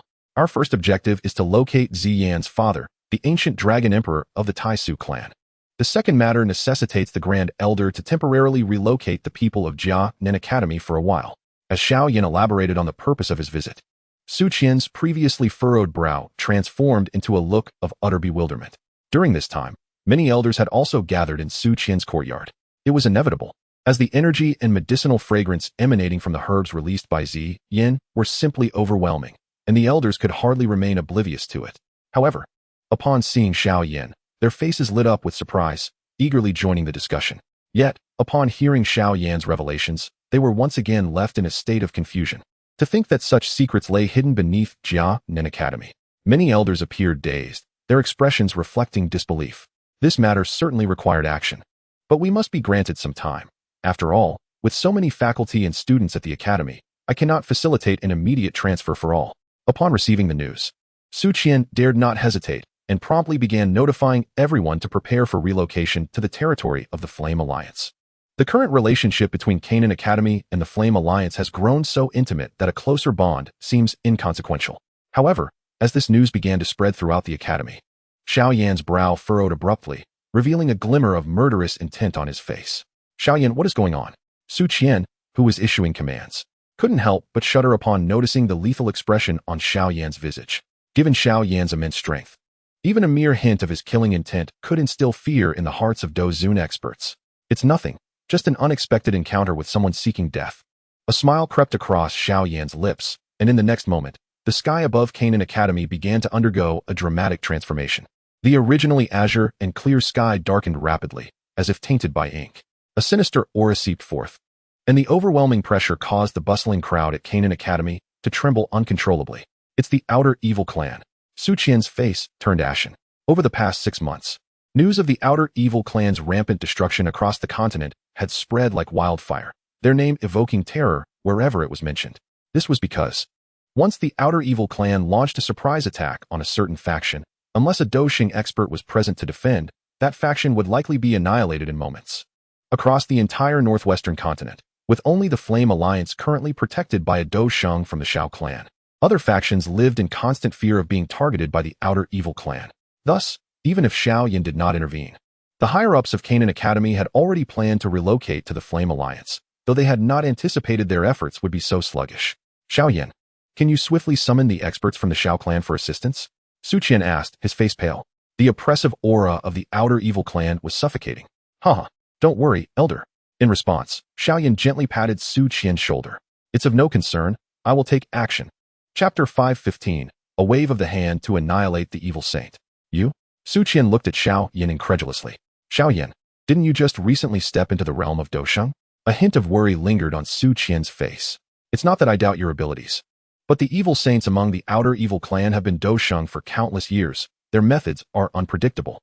While your strength may be formidable, you likely lack experience in confronting such foes. In my opinion, you should summon the experts from the Xiao clan as quickly as possible. Su Qian gazed at Xiao Yan with concern, only to be interrupted by Ziyan's interjection. Old man, rest assured, there are few in this world who can threaten my brother now. Su Qian glanced at the confidently smiling Ziyan, still unable to shake off his disbelief. In recent days, he had heard numerous accounts of battles between the demon saints and the human battle saints.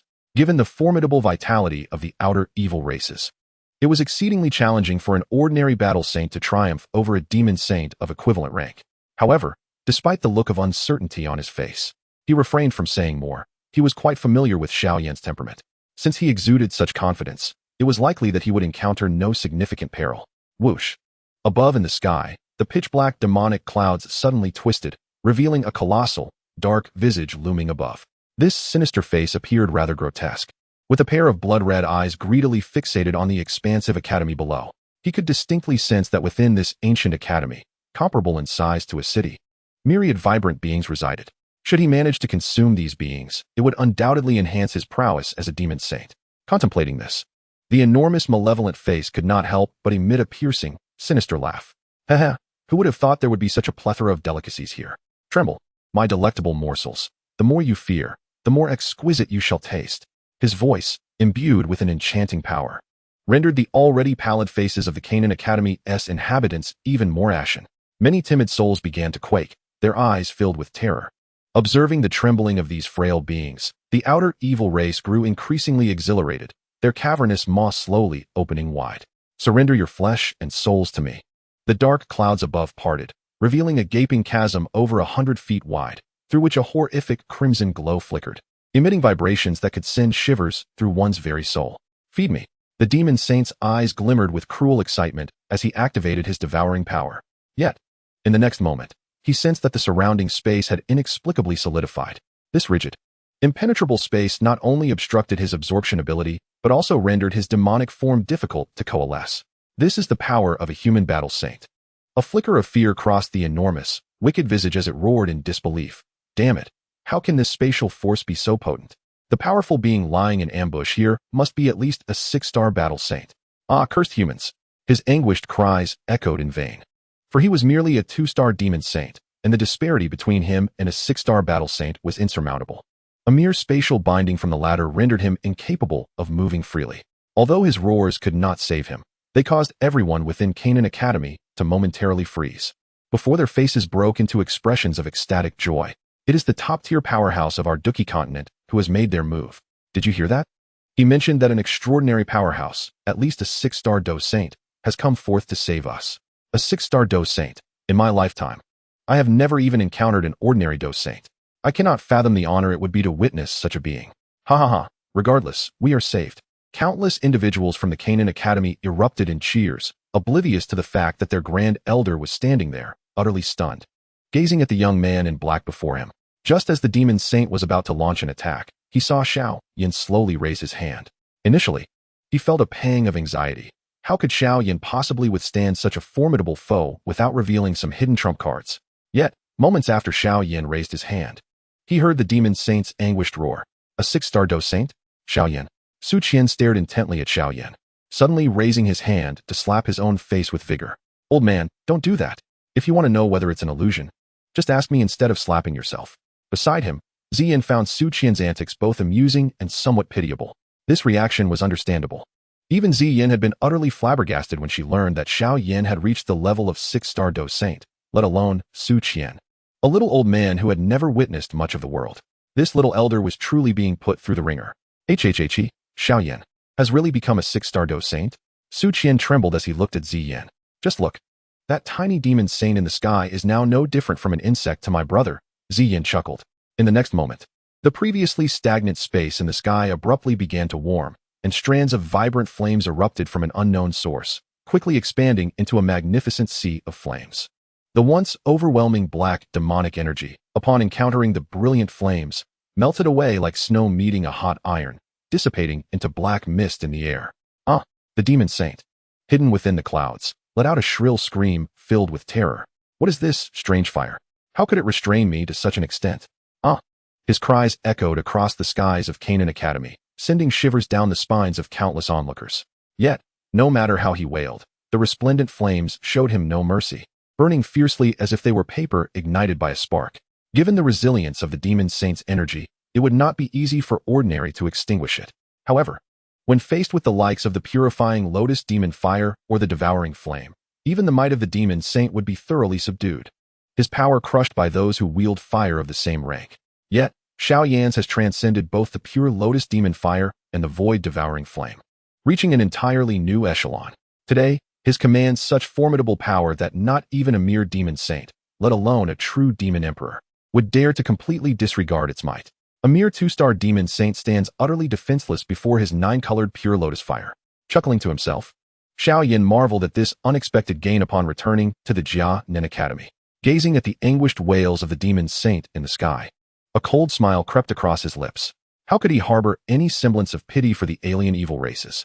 With a subtle clench of his outstretched hand, the resplendent sea of flames above transformed into a colossal flaming hand, spanning 1,000 feet. This fiery appendage enveloped and incinerated the swirling demonic energy attempting to flee. Soon, vast swathes of tenacious demonic energy were ensnared within that immense flaming hand. "Spare me, my lord, spare me." The demon saint, now firmly grasped by Xiao Yan, found himself ensnared in a vice grip. In mere moments, significant portions of his innate demonic energy were reduced to nothingness by the 9-colored pure lotus fire. He could hardly comprehend that such a powerful could exist in the world, burning him as effortlessly as if he were mere paper. It turned out he was a demon saint of the Mist Demon clan. Observing the trembling figure within his grasp, Xiao Yan maintained his mocking smile. The Mist Demon clan, while not among the elite bloodlines of the alien evil races, was notoriously difficult to eradicate due to its unique biological structure. However, such life forms were considerably restrained in the presence of, particularly when confronted by someone possessing the most potent like Xiao Yan. "Ah, now you seek mercy," Xiao Yan sneered. "When countless beings from my Dou Chi continent begged for your clemency, you showed not a hint of hesitation. Thus, it would be best for you to meet your end." With a chilling laugh, his previously relaxed grip suddenly tightened. Simultaneously, the enormous flaming hand in the sky mirrored this action, crushing the dark mass of mist at its center, followed swiftly by an inferno that incinerated the remaining black, demonic energy. A piercing scream echoed through the vibrant flames. But as the last vestiges of resolute demonic energy were consumed, this anguished cry faded into silence. Thus, a 2-star demon saint met his demise. Is he dead? In the courtyard, Su Qian wore a bewildered expression, while Xiao Yan had already retracted his hand. As the massive flaming hand in the sky vanished, the space restored itself in the brief span of a fragrant stick of incense, leaving the sky clear and bright, as if the preceding events had been but a dream. "Elder, do not remain in astonishment. We must promptly proceed with the relocation." Xiao Yan gently patted Su Qian's shoulder and said with a cheerful smile, "Good, good." Su Qian remained silent for a moment, slowly recovering from the surreal reality. Soon, the relocation of the Xiao Yan Academy commenced. Yet Su Qian still wore an expression of utter bewilderment, prompting the elders of the academy to tease him. "Hee, Elder, what troubles you? Are you unwell? Your face seems rather peculiar." At this moment, you might as well have bewildered inscribed upon your visage. Despite their jesting, Su Qian merely let out a cold laugh and retorted, "Do you know who it was that effortlessly annihilated a demon saint with a mere wave of his hand, a 6-star Dou saint? Who?" Curiosity flickered across the faces of countless elders. "Xiao Yan." The elder's voice was calm as he uttered those 2 words before drifting away. In the subsequent days, many students observed the elders' faces reflecting an almost perpetual state of confusion. 3 days later, the relocation of Xiao Yan Academy was complete. Chapter 516, Meeting Zhu Kuan. In the inner courtyard, at the base of the heavenly flame refining tower, Xiao Yan and Ziyan stood before the entrance to the magma world. "Are you ready?" Xiao Yan's gaze swept over the complex expression on Ziyan's face, showing no signs of urgency. Although he could not fully grasp her emotions, he could empathize enough to sense the tumult within her heart. "Brother, I have made my decision." Upon hearing Xiao Yan's words, Ziyan gently lifted her head, her violet eyes shimmering with determination. "Whether for the Dou Chi continent, the ancient dragon clan, or simply because he is my father, I must rescue him. As for the matter of recognition, let time take its course." "That is wise. The old dragon emperor must hold you dear." Yet perhaps he was also a pawn of the ancient emperor Tuashi. Unable to act of his own accord, Xiao Yan reassured her. Noticing that Ziyan had little more to say, he no longer hesitated, taking her delicate hand as they stepped toward the magma sea. "Let us proceed. The future's fate hinges upon this endeavor." Taking a deep breath, Xiao Yan summoned forth brilliant flames that surged from within him, enveloping both himself and Ziyan in a radiant blaze, before they plunged into the magma with a resounding splash. Once immersed in the magma, Xiao Yan and Ziyan descended rapidly, the molten rock around them evaporating the moment they approached within a yard, yielding to the might of the 9-colored pure lotus fire, which clearly rendered these magma flows incapable of posing any hindrance. Yet, as they delved deeper into the molten ocean, Xiao Yan sensed numerous concealed auras swiftly converging upon them. Were they magma creatures? A smile graced Xiao Yan's lips as the formidable soul power of his perfected heavenly realm radiated outward, eliciting a flurry of figures to materialize in response to the tremors of his immense spiritual force. With piercing shrieks echoing around, the surrounding magma surged violently, and soon, a throng of crimson figures encircled him from all directions. Unfazed by these lizard-like magma creatures, Xiao Yan's gaze remained fixed on two pale white lizard men in the distance, who exuded an aura akin to that of a semi-saint. Humans, this is the tomb of the gods, a place beyond your reach. Depart at once, or awaken the guardian, and you shall be entombed here for eternity. One of the lizard men warned, speaking in human tongue upon noticing Xiao Yan. The tomb of the gods. The guardian? Rather than being intimidated by the warning, Xiao Yan felt a surge of exhilaration. Ha ha ha, you cannot hinder me. I am in a splendid mood today and shall not trouble you. Do not obstruct my path, he chuckled, waving his hand towards the ocean of flames before him, creating a vast vacuum stretching thousands of feet.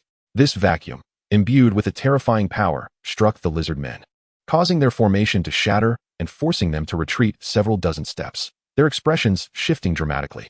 Do not compel me to unleash a massacre. Xiao Yan's cold laughter echoed, laced with a terrifying fighting spirit that sent a chill through the lizard men. By trespassing in the tomb of the gods, you shall incur divine wrath. Realizing the futility of their efforts against Xiao Yan, the two elder lizard men comprehended that their entire clan was no match for him and issued a final warning. Leave your concerns aside, Xiao Yan replied with a slight smile, choosing to disregard the lizard men as he and Zi Yin ventured deeper. Without the lizard men's interference, his speed surged once more. Yet, despite the terrifying velocity he achieved, he had yet to reach the depths of the magma. Xiao Yan merely furrowed his brow at this, but thoughts of retreat never crossed his mind. He understood that what he sought lay at the very bottom of this endless magma. Boom. Accompanied by Zi Yan, Xiao Yan soared like a meteor, leaving a path of shattered magma in his wake. After an indeterminate period, the once bright red magma began to darken to a deep crimson. Within the magma, an unusual heat emanated, and beneath this heat, his unstoppable nine-colored purifying lotus flame met an unexpected resistance. Rather than panic, he became even more exhilarated as an inexplicable omen surfaced in his heart, followed by a peculiar spatial fluctuation appearing before him. Before him lay an expanse of endless magma, yet Xiao Yan sensed an enigmatic resonance right before him. This was the place.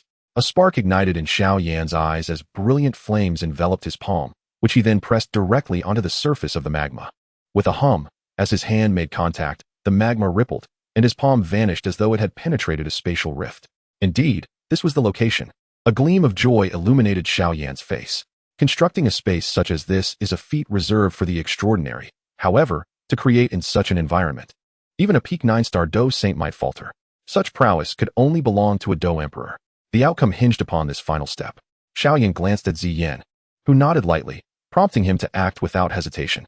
He stepped forward, grasping her hand as they plunged into the space beneath the magma.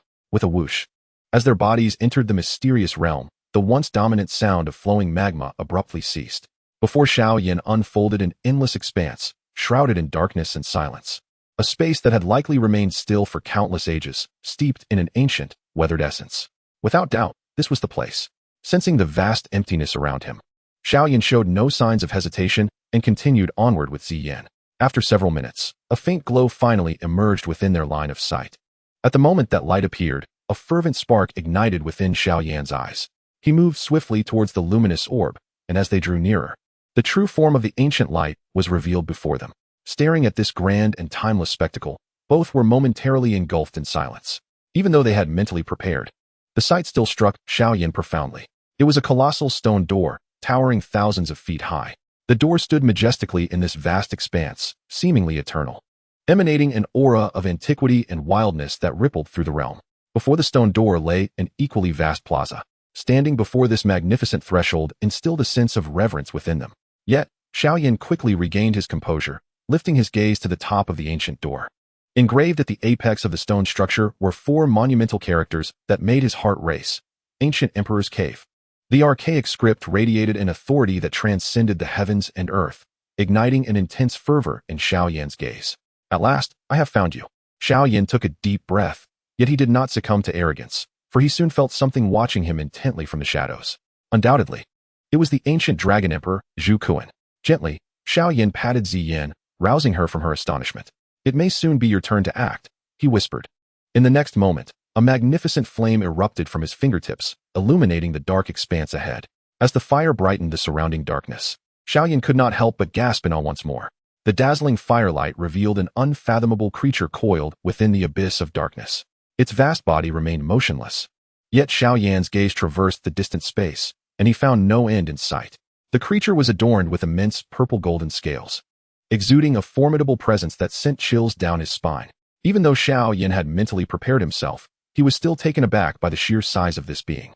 Truly, it rivaled the pinnacle of Dou Shang, perhaps even surpassing it. Taking a deep breath, Xiao Yan's eyes swept over the purple-golden dragon before finally resting on Zi Yan beside him.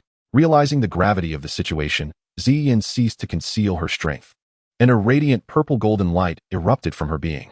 As this light emerged, the enormous eyes, which had been tightly shut in the dark void for ages, suddenly opened. These eyes, tinged with a faint red hue, were layered with multiple pupils, and merely their size dwarfed Xiao Yan's entire form by hundreds of times. The chilling gaze sent shivers down Xiao Yan's spine. Yet, the eyes did not linger on him for long before shifting towards Zi Yan. At that moment, Zi Yan had transformed into a colossal purple-golden dragon, stretching 100 feet in length. Her scales shimmered with a metallic sheen. And although she had only reached the level of an 8th-tier magical beast, an air of noble authority still emanated from her. Her form was nearly identical to that of the primordial behemoth, yet the latter appeared somewhat diminutive, and its aura was altogether different. If the ancient Dragon Emperor exuded a ferocious and savage temperament akin to that of a primordial beast, then Zi Yan radiated a unique elegance and refinement. This is a child. The immense pupils in the dark void emanated an overwhelming pressure, yet they fixated intently on Zi Yan, brimming with myriad emotions.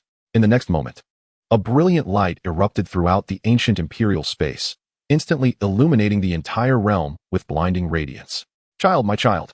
At this moment, an enormous purple-golden dragon, its body stretching for miles, erupted within the vast expanse, only to gradually shrink until it assumed the size of a mere human.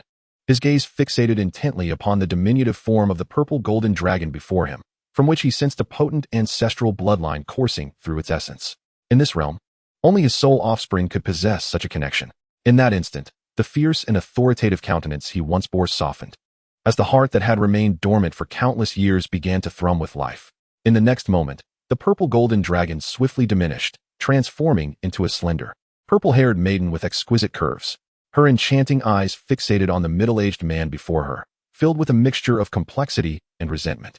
Under the weight of her gaze, even the middle-aged man, despite his formidable prowess, felt a tightening in his chest, prompting him to rub his palms together awkwardly as he hesitantly uttered, "Child, might you allow me to draw closer?"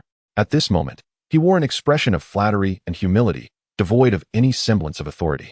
Upon hearing his request, the maiden offered a slight nod, yet her expression remained stern, her violet eyes unwaveringly locked onto him, saying little.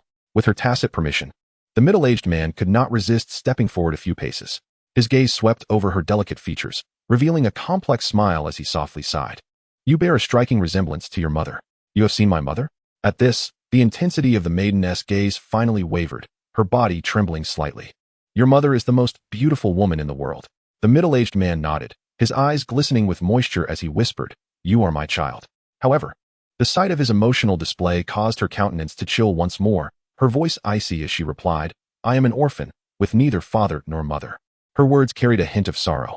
Hearing this, Xiao Yan could not help but let out a soft sigh. In the past, the maiden had nearly fallen victim to beasts in the Black Corner region, leading a life akin to that of a wild creature. Had it not been for Su Qian, one could only speculate what fate awaited her. She had once been a clever little glutton when they first met. As she spoke, unshed tears shimmered in her eyes. Parents had once been the figures she yearned for the most, yet now, her heart was heavy with a multitude of grievances. Without Su Qian, she might have perished within the beast-infested mountains. Without Xiao Yan, she could have been hunted down by the rebellious dragon kings. "It is my fault, my fault. I should not have coveted the ancient emperor's cave. It was that scoundrel Tuashi who schemed against me, trapping me for so long."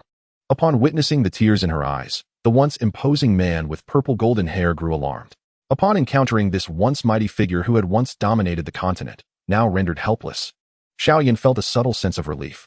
The Elder Dragon Emperor was a crucial element in his plans.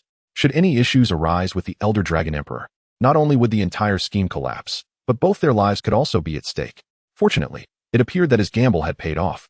"Elder Dragon Emperor, The matters between you and your daughter will likely require time to mend. However, the pressing concern should be to address the immediate situation at hand. Xiao Yan spoke slowly, observing the tangled relationship between father and daughter. How audacious. Who do you think you are, young brat? This is a conversation between my daughter and me. The elder Dragon Emperor's eyes widened in fury as he was interrupted by Xiao Yan, his golden pupils radiating a chilling ferocity that sent an icy shiver down Xiao Yan's spine. And you, how dare you raise your voice at my brother? Before the elder could respond, Ziyan glared fiercely at him, her pretty face contorted in a snarl. The elder Dragon Emperor, taken aback by Ziyan's outburst, quickly wilted, casting a dubious glance at Xiao Yan as if pondering the nature of their relationship. Though intimidated by Ziyan's demeanor, he refrained from further comment and shifted his gaze towards Xiao Yan, adopting a notably more amiable tone. Young man, what is your name? He, esteemed Dragon Emperor. I am called Xiao Yan.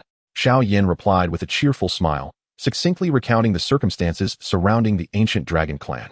Upon hearing of the clan's division, a flicker of anger sparked in the elder Dragon Emperor's eyes. These scoundrels dared to provoke such chaos in my absence. A glint of coldness flashed across his gaze. It seems I have indeed been foolish this time. Fortunately, it has not led to a grave error.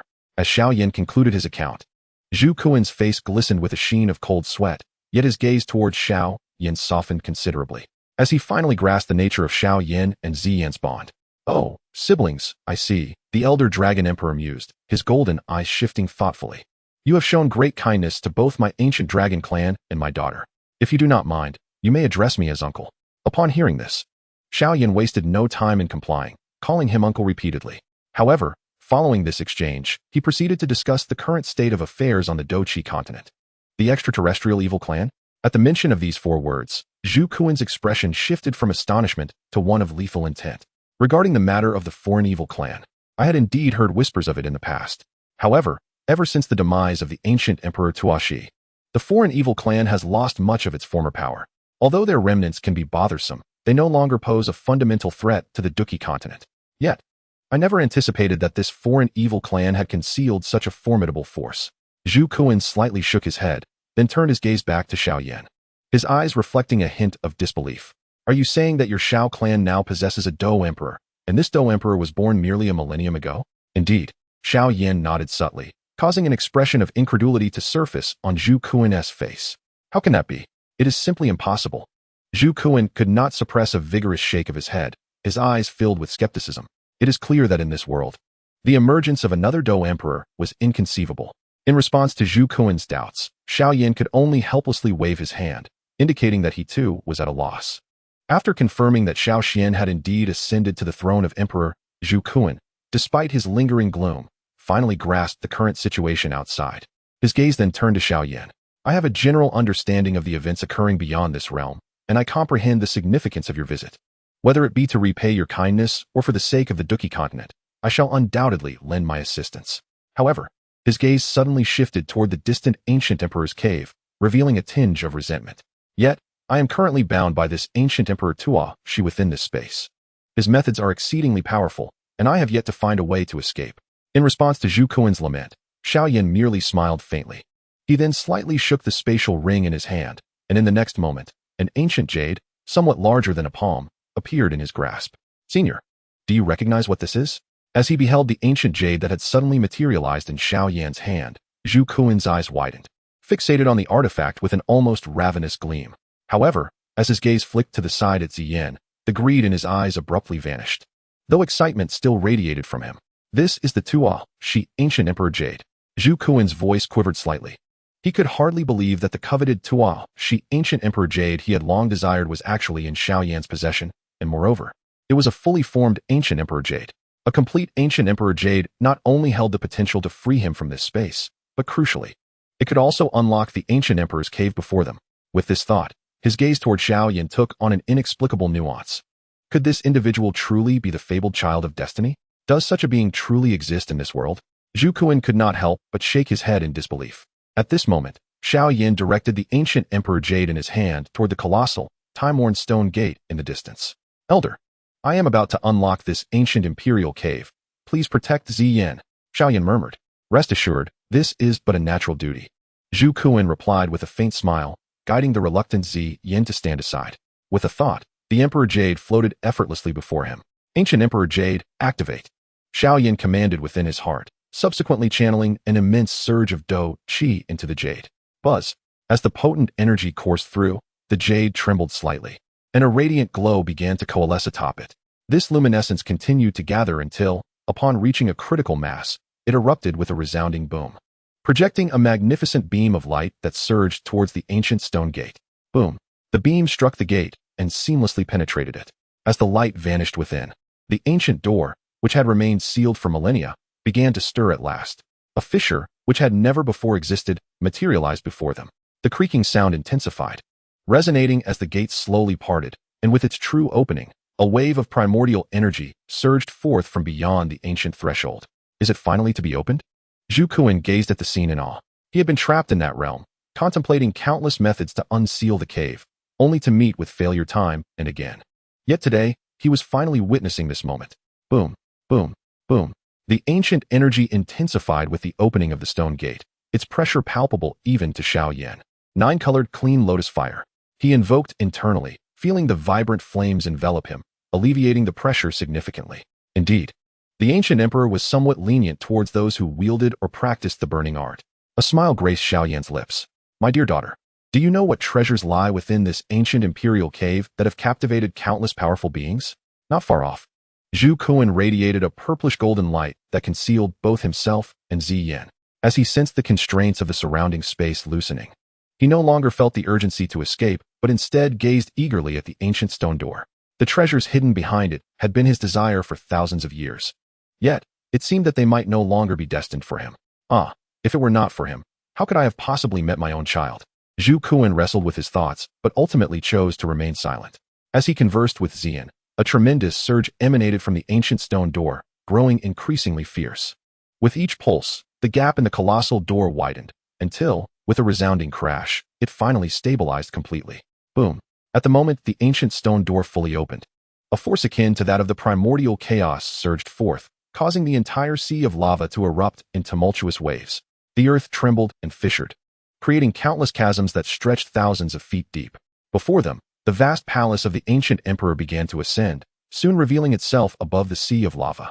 With the emergence of this colossal structure, the Canaan Academy, which had relocated everyone, abruptly split in two, disintegrating into myriad fragments. Buzz. Strange ripples suddenly appeared on the ancient stone door, warping the very fabric of space, and within the door coalesced a seemingly transparent passage. Chapter 518. The Appearance of the Ancient Emperor, Part 1. With the appearance of this passage, the gazes of Xiao Yan and Zhu Kuan ignited with fervor. After exchanging a glance, they nodded in unison and swiftly flew into the transparent corridor. Behind them, Ziyan hastily followed without a hint of hesitation. A faint mist enveloped this peculiar space, shrouding it in a hazy veil. The atmosphere was eerily silent, as if it had been tranquil for millennia. In this boundless expanse, a piece of land floated, suspended in space without any visible support, resembling a palace in the sky. With a ripple of spatial energy, the ancient tranquility that had pervaded for eons was abruptly distorted, and 3 figures emerged from the spatial waves. Is this the ancient emperor's cave? Xiao Yan scanned the ancient space, only to find that the once abundant spiritual energy was now severely restricted. Despite his peak heaven realm spiritual power, he could only sense a radius of 100 feet. Indeed, this was the true location of the Shi ancient emperor's cave. Gazing at the majestic and ancient expanse before him, Zhu Kuan couldn't help but exclaim, then turned his attention to Xiao Yan. Let us proceed. This is merely the beginning. We have yet to traverse a considerable distance to reach the true treasure. Upon hearing this, Xiao Yan nodded slightly, having thoroughly read the original text. He was well aware that this place was merely a prologue. The two transformed into streaks of light once more, while Ziyan, whose speed paled in comparison, required guidance. Yet, it pained Zhu Kuan to see her tightly grasping Xiao Yan's arm, regarding her so-called father with disdain. Xiao Yan, do you not wish to know what treasures lie within the ancient emperor's cave? Observing Xiao Yan silently soaring ahead, Zhu Kuan could not suppress his curiosity and inquired, Within this ancient emperor's cave, the most precious treasure naturally lies in the opportunity to become a Dou Emperor. Upon hearing this, Xiao Yan merely smiled faintly, leaving Zhu Kuan momentarily astonished. However, witnessing Xiao Yan's confident demeanor rendered him somewhat speechless.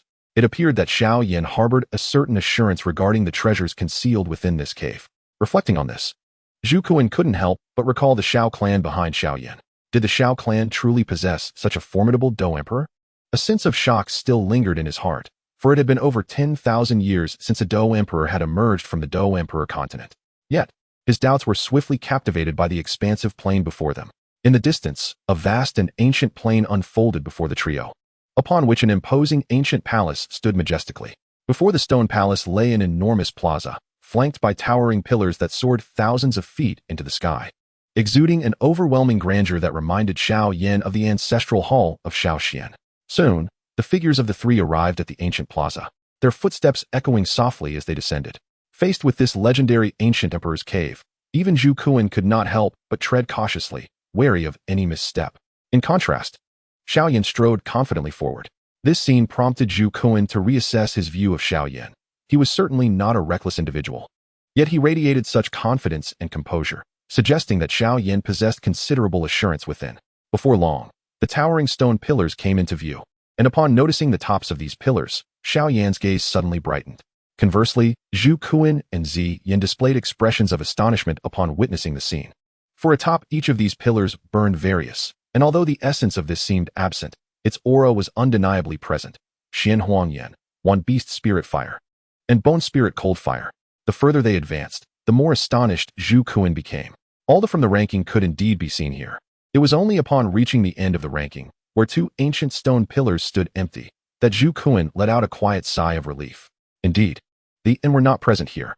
Just as Zhu Kuan's thoughts settled, he suddenly noticed a plump fire infant materializing in Xiao Yan's hand.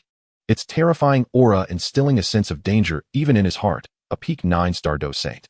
What is this extraordinary entity?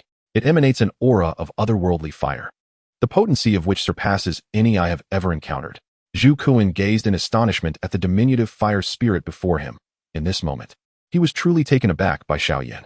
However, Xiao Yan at this instant paid no heed to his gaze, instead directing his attention to the little fire spirit nestled in his palm. Little rascal, you must be quite familiar with this place. Summon the ancient Emperor Tao, she forthwith. As he spoke, he playfully flicked the fire spirit's rear. Abba Abba. Startled by Xiao Yan's gesture, the little rascal sat up in his palm, gazing vacantly, yet with a hint of recognition at the expansive plaza before him. He stared blankly at the vast square, then, in a moment of confusion, scratched the few errant tufts of hair atop his head. Observing this, Xiao Yan sighed inwardly, sensing that it might be a futile endeavor, and resolved to part the mist himself.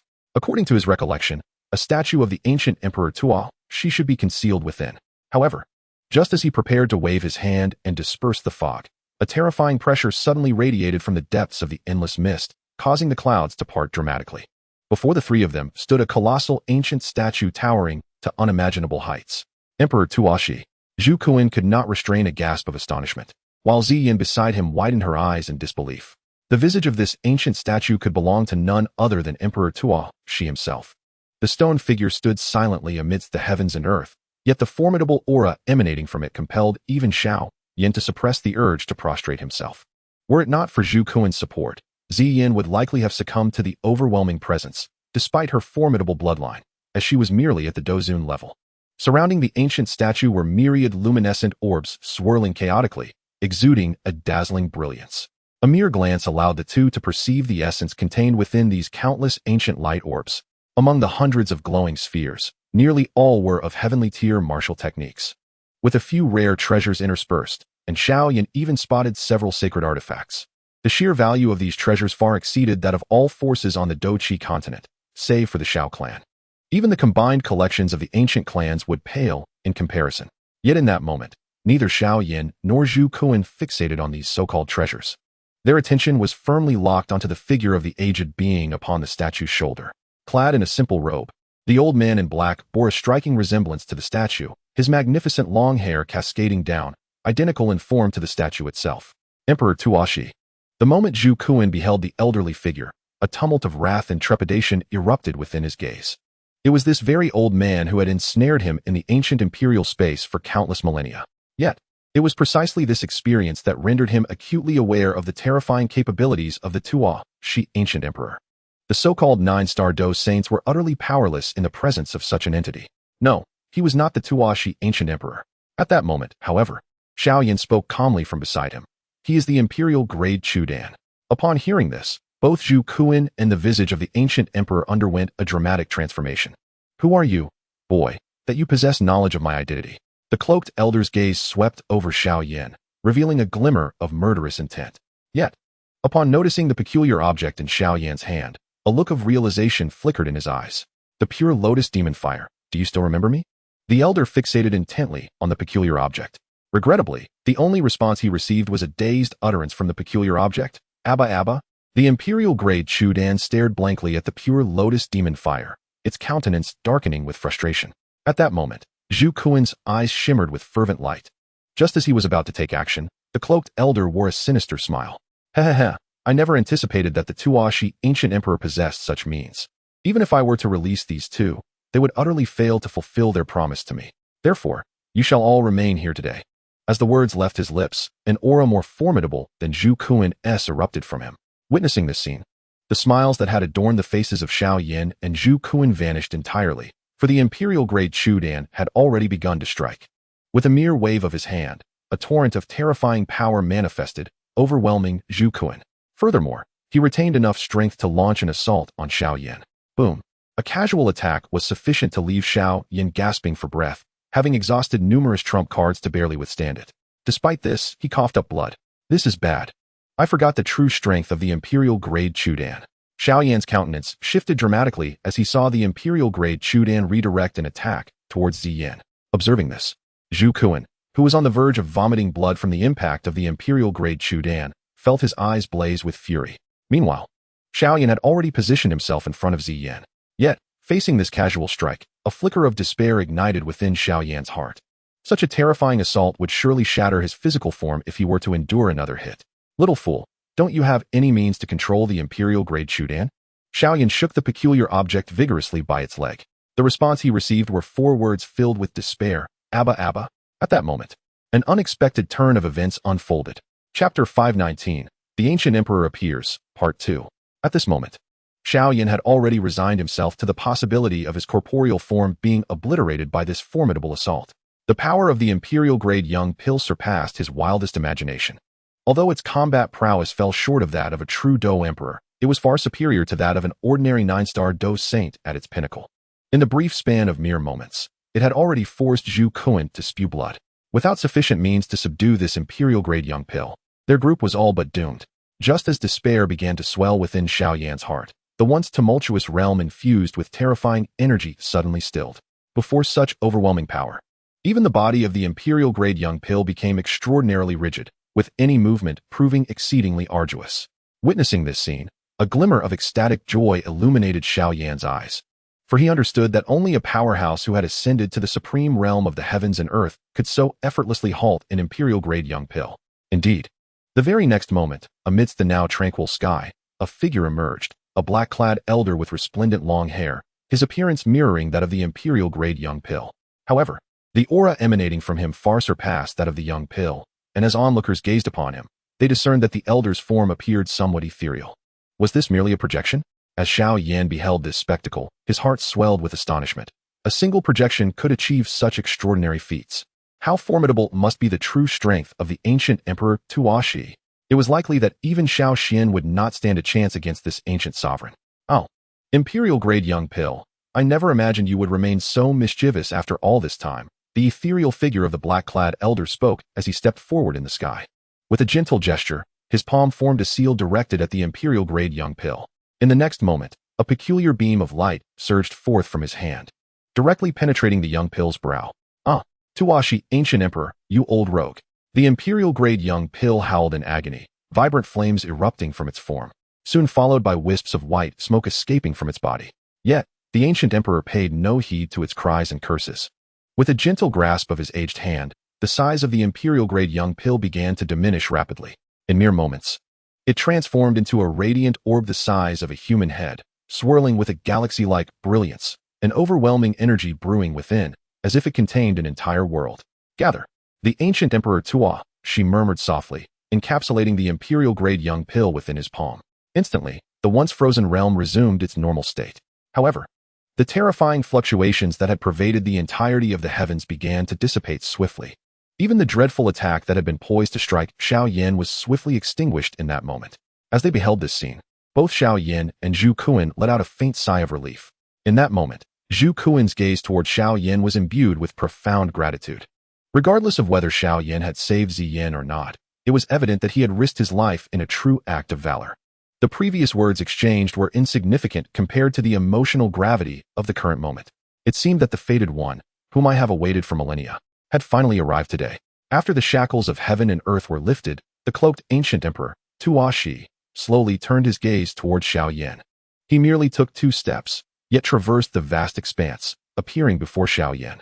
Indeed, you have acquired the true flame of purity, and have successfully comprehended the first layer of the pure lotus realm. Dou Shi's eyes swept over Xiao Yan, a single glance making him feel as though all his secrets had been laid bare.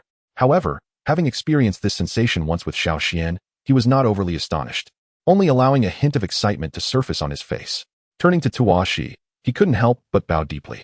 Junior Xiao Yan pays his respects to the esteemed Dou Shi ancient emperor. Xiao Yan. Dou Shi's gaze lingered on him, a subtle smile gracing his lips. Pray tell, what brings you here? Is it to seek my legacy? The mere question caused Xiao Yan to break into a cold sweat. If he were to obtain the legacy of Dou Shi, it would imply that Dou Shi himself would cease to exist. This ancient legacy was meant solely for the emperor to bestow, not for Xiao Yan to claim. Senior, you misunderstand. The continent of Dou Qi is plagued by malevolent forces, embroiled in chaos. I earnestly wish for the esteemed ancient emperor to emerge and cleanse the land of all evil, restoring peace to the continent, Xiao Yan stated earnestly. Haha, do you truly believe I am unaware of your intentions? Dou Shi merely chuckled at Xiao Yan's words. According to my original calculations, although you do not yet possess the conditions to receive the legacy, it will inevitably be yours in due time. These words momentarily stunned Xiao Yan, causing his breath to quicken, though he furrowed his brow in confusion. What did this mean? Was there a possibility that this legacy would not belong to him after all? Meanwhile, Zhu Kuan, upon hearing these words, looked at Xiao Yan with a newfound envy. Dou Shi's statement had implicitly affirmed that Xiao Yan held the potential to ascend to an unparalleled realm, a realm Zhu Kuan had pursued for thousands of years, yet ultimately fell short of due to the incredible fortunes of this young man. Is it due to the? Zhu Kuan pondered, but his heart jolted as he glanced at Ziyin, who still stood behind Xiao Yan. Alas, to possess such a fortuitous opportunity and to owe a great debt of gratitude to His Majesty, such a person must never entertain malicious thoughts. As Zhu Kuan thoroughly suppressed his inner greed for the chance to ascend to emperor, the ancient emperor Dou Shi finally spoke to Xiao Yan. Naturally, there were countless reasons behind this, and I shall gradually reveal them to you. However, the matter of becoming an emperor now requires your own diligent efforts. What I can offer you is merely this imperial-grade embryonic pill and the method to attain emperor status. Upon finishing his words, he handed the imperial-grade embryonic pill to Xiao Yan. Become an emperor myself? At this pronouncement, Xiao Yan was momentarily taken aback, but soon a fervent expression lit up his face. No matter what, at this moment, Dou Shi had granted him an opportunity to ascend to emperor, though the process may yield different results than those depicted in the original narrative. The notion of becoming an emperor through this pill? Xiao Yan gently accepted the palm-sized, luminous orb, his heart racing with anticipation. Meanwhile, Zhu Kuan, witnessing this scene, could only feel an overwhelming mix of envy and jealousy. Were it not for his connection to Ziyin, he would undoubtedly harbor ill intentions toward Xiao Yan. Little dragon. As his emotions swirled within, Dou Shi turned his gaze toward Zhu Kuan. Huh. Zhu Kuan stared blankly at Dou Shi. Are you calling for me? He dared not articulate this thought, quickly adopting a respectful demeanor and softly inquiring. Ancient Emperor, are you addressing me? I am not calling you. Could it be this little girl? Dou Shi raised an eyebrow and said nonchalantly, from this day forth, you shall be the protector of this young one. Do not covet the imperial-grade embryonic pill. Do you understand? Protector? Zhu Kuan cast a bewildered glance at Xiao Yan, while both Ziyin and Xiao Yan were rendered equally confounded. What's the matter? Are you unwilling? Dou Shi regarded Zhu Kuan with a subtle coldness that sent a chill through his heart. But as commanded by the ancient emperor, Zhu Kuan obediently nodded. He harbored little resistance to being Xiao Yan's protector, yet he remained perplexed by Dou Shi's evident favoritism towards the latter. Not only Zhu Kuan, but Xiao Yan also found himself in a state of confusion. However, Dou Shi paid no heed to their expressions and merely smiled lightly, saying, if you gamble wisely this time, you may restore the glory of your clan from the era of the Supreme Void Dragon Emperor. That single statement caused both Zhu Kuan and Ziyin to draw sharp breaths in unison. The Supreme Void Dragon Emperor was the progenitor of the Supreme Void Ancient Dragon Clan, a formidable force among the ancient Dou Emperor powerhouses. Tuashi's words bestowed a new hope upon the supreme void ancient dragon clan. Yet, Tuashi chose to disregard their reactions, directing his attention back to Xiao Yan. Come, allow me to gradually unveil to you the myriad secrets that have persisted through the ages. Chapter 520, The Cursed Celestial Demon Emperor. Secrets? Upon hearing this phrase, Xiao Yan's eyes narrowed slightly, and he observed the ancient Emperor Tuashi gently tapping his finger. The space before him began to warp, revealing a new passageway that appeared right in front of Xiao Yan. Follow me, Tuashi said, without elaborating further, as he transformed into an ethereal shadow and dissipated. What stood before Xiao Yan was merely a projection of his being. Without hesitation, Xiao Yan recognized that if Tuashi intended to harm him, he would not require any cunning strategies. With determination, he stepped into the spatial passageway. As Xiao Yan departed, only Zhu Kuan and Zi Yan remained, standing in a daze within the ancient space. I never anticipated that Xiao Yan would possess such fortune to inherit the legacy of the ancient Emperor Tuashi. Zhu Kuan sighed, his voice laced with envy as he gazed at the spot where Xiao Yan had vanished. The opportunity to ascend to emperor that he had pursued for millennia had come so easily to Xiao Yan. However, when he recalled Tuashi's words about the possibility of the Tai Su ancient dragon clan gaining a chance at ascension if Xiao Yan became an emperor, boundless excitement coursed through him. Once I emerge, no one shall lay a hand on Xiao Yan, Zhu Kuan thought to himself, shifting his gaze towards Zi Yan. My daughter, he said with a sheepish grin, attempting to draw near, only to be met with a frigid stare from Zi Yan. Embarrassed, he dared not say more, for he felt only profound guilt towards this child. Buzz. Within the seemingly short spatial tunnel lay an overwhelming spatial pressure. Even with Xiao Yan's current strength, traversing it was quite laborious, leading him to wonder where this passage would ultimately lead. After what felt like a stick of incense's worth of time, Xiao Yan finally emerged from the tunnel. Yet, as he stepped out, he was immediately engulfed by an unbearable heat emanating from all directions, causing his expression to shift uncomfortably. Nine-colored pure lotus fire. Xiao Yan's heart stirred as a brilliant flame swiftly enveloped him, providing a measure of relief from the oppressive heat. Even so, he still sensed a degree of pressure, revealing just how terrifying this new magma realm truly was. Before him lay an endless world formed of blazing red magma, the temperature here nearing that of the pure lotus demon fire. Ah, yours is indeed remarkable. I hadn't anticipated that you would have fused a total of 9 types of. Such power could very well place you at the pinnacle of the rankings. With the appearance of Xiao Yan, an elder clad in black also reappeared before him. It was none other than the ancient Emperor Tuashi. However, at this moment, the true essence of Emperor Tuashi radiated from him, exuding an aura of supremacy that could render the heavens and earth subservient. Xiao Yan felt as though he were an ant gazing up at a mighty dragon. Senior, you jest. No matter how formidable this may be, it pales in comparison to your grandeur. Upon witnessing Emperor Tuashi, Xiao Yan could not help but feel dwarfed. For this was the being that had devoured all 23, the ultimate interpreter of countless ancient secrets.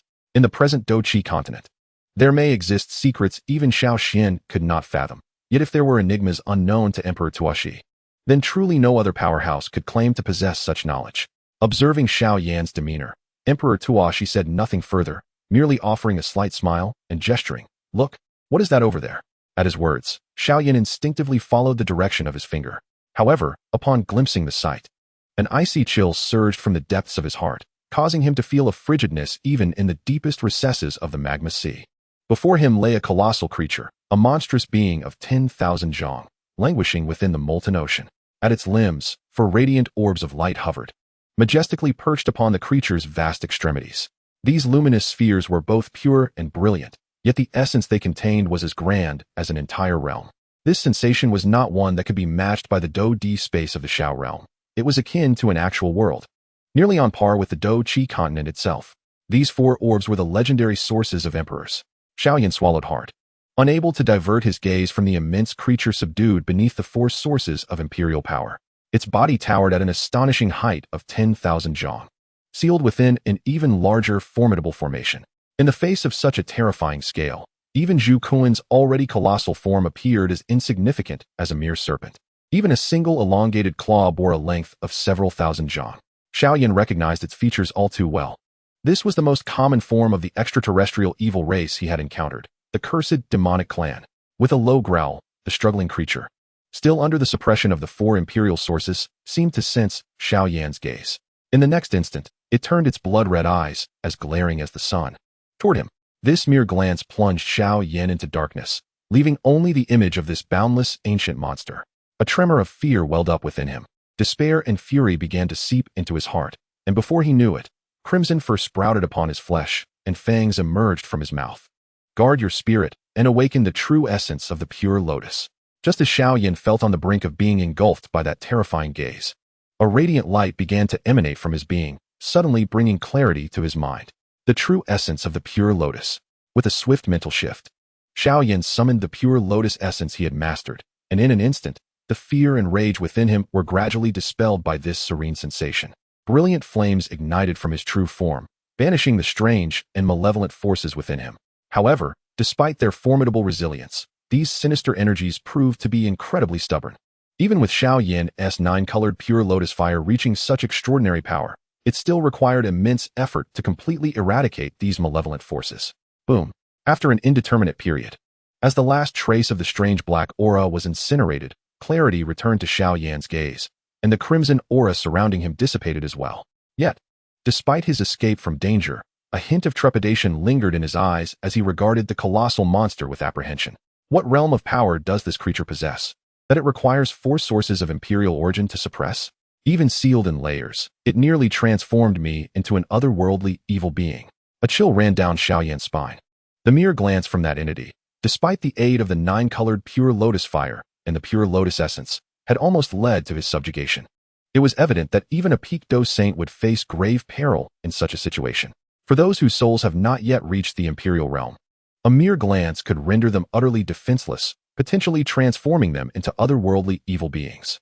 If such a terrifying existence were to escape, the entire Dou continent would face a cataclysmic disaster. This formidable entity poses a threat not only to the beings of the Dou continent, but to the very essence of the continent itself. As memories of the information shared by the 9 Nether Saint ancestor surged in his mind, Xiao Yan could not help but glance towards the ancient figure of Dou, ancient emperor. Senior, if I am not mistaken. This suppressed otherworldly evil being is the cursed heavenly demon emperor, the very entity for which the true flame emperor sacrificed his life to seal. What manner of fearsome otherworldly evil could wield such terrifying power? Only the legendary heavenly demon emperor, comparable to the supreme celestial of the sacred rank, could possess such formidable strength. According to the 9 Nether Saint ancestor, beings of this caliber could effortlessly annihilate a lower realm, and even in the ancient times. The Dou continent was shattered during battles between several supreme celestials and the heavenly demon emperor. The power of such beings is indeed unfathomable. Indeed, upon hearing this, Dou, ancient emperor smiled faintly. It appears that your comprehension of the true essence of the pure lotus is quite profound. This creature has now been sealed by layers upon layers of enchantments. With your mastery of the pure lotus's true essence and the pure lotus demon fire, as long as you exercise caution, his curse shall not affect you.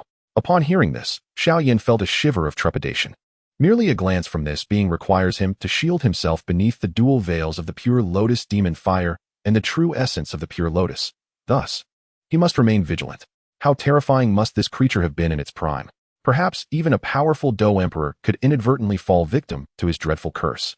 As this thought crossed his mind, he recalled the 3rd-generation Soul Emperor, whose body was sealed by Xiao Xian within the heavenly tomb. Could it be that the 3rd-generation Soul Emperor was assaulted by this entity, transforming into a vessel for the cursed demon race? This notion took root in Xiao Yan's heart, proving to be inescapable. The curse power of the cursed demon emperor is such that even Dou emperors cannot evade its grasp. It took a considerable amount of time for Xiao Yan to suppress this thought, eventually directing his gaze toward the ancient figure of Dou. Senior. Xiao Yan's eyes burned with intensity as he addressed the Dou, ancient emperor, posing a question that had long perplexed him. Might I inquire what your relationship is with the true flame emperor? Chapter 5:21. I am the true flame emperor. The true flame emperor? Dou, ancient emperor. Taken aback by Xiao Yan's fervent gaze, soon broke into a carefree laugh. I had intended to reveal this to you later, but it seems I must disclose it sooner than anticipated. Perhaps you have harbored some suspicions in your heart already. I am indeed the true flame emperor. In just 2 sentences, a tempest surged within Xiao Yan's heart. Truly, Dou, ancient emperor, is the true flame emperor. As he regarded the aged figure clad in black before him, a multitude of thoughts surged within Xiao Yan's mind. When he was in the presence of the 9 Nether Saint ancestor, he had sensed an uncanny resemblance between the true flame emperor and Dou, ancient emperor. The true flame emperor was the foremost master of fire in the Dou continent and even the vast world, forging an invincible body of true flame from countless fires. While Tuashi Ancient Emperor had not accomplished the same, he had still ascended to the rank of Dou Emperor through the mastery of exotic fire, becoming a peerless powerhouse. Of course, if it were solely based on these 2 points, Xiao Yan would merely entertain suspicions, daring only to think upon them. What truly connected the 2 figures in his mind was the unique cultivation technique he practiced, the burning technique. The true Flame Emperor was the creator of the burning technique, and among his chosen successors, one must have practiced the burning technique. Likewise, Tuashi Ancient Emperor had the same requirements for his inheritors. Moreover, how could Tuashi, a spirit of exotic fire, fortuitously come into possession of the burning technique? All signs point to a singular conclusion. Tuashi Ancient Emperor is indeed the true Flame Emperor. Despite having had an inkling in his heart, when Xiao Yan was truly confronted with the reality before the Ancient Emperor Tuashi, he still felt a flicker of disbelief. However, the Ancient Emperor Tuashi paid no mind to Xiao Yan's expression, merely smiling lightly as he said, "Indeed, I am the true Flame Emperor. Yet I am also the Ancient Emperor Tuashi." Sensing the confusion in Xiao Yan's eyes, he did not respond immediately. Instead, he inquired, "But how did you come to know the name True Flame Emperor? It seems that this title is scarcely recorded among the ancient races today." "Senior, I once ventured into the abyss of the 9 Nether and received the legacy of the Heavenly Evolution Sovereign at the Mountain of Sacred Artifacts." Xiao Yan obediently replied, "I see. So it was that little serpent who informed you." Tuashi nodded gently, then continued with a smile. "It appears you possess some knowledge of ancient matters. Thus, I can afford to say less. Come now, what other queries do you have? I shall answer them all." Upon hearing this, Xiao Yan's thirst for knowledge ignited fervently within him. The secrets of the ancient world could prove immensely beneficial for his future endeavors in the vast universe. "What I most desire to know, esteemed senior, is why you have chosen the name Ancient Emperor Tuashi," Xiao Yan asked, curiosity glimmering in his eyes. In response to his inquiry, Tuashi did not conceal anything, simply stating, "You should be aware of the wars during ancient times." Xiao Yan nodded gently. "In those days, my previous incarnation battled alongside 3 celestial demon emperors. Even though I was but a hair's breadth away from that legendary final step, contending against 3 celestial demon emperors simultaneously was an arduous task.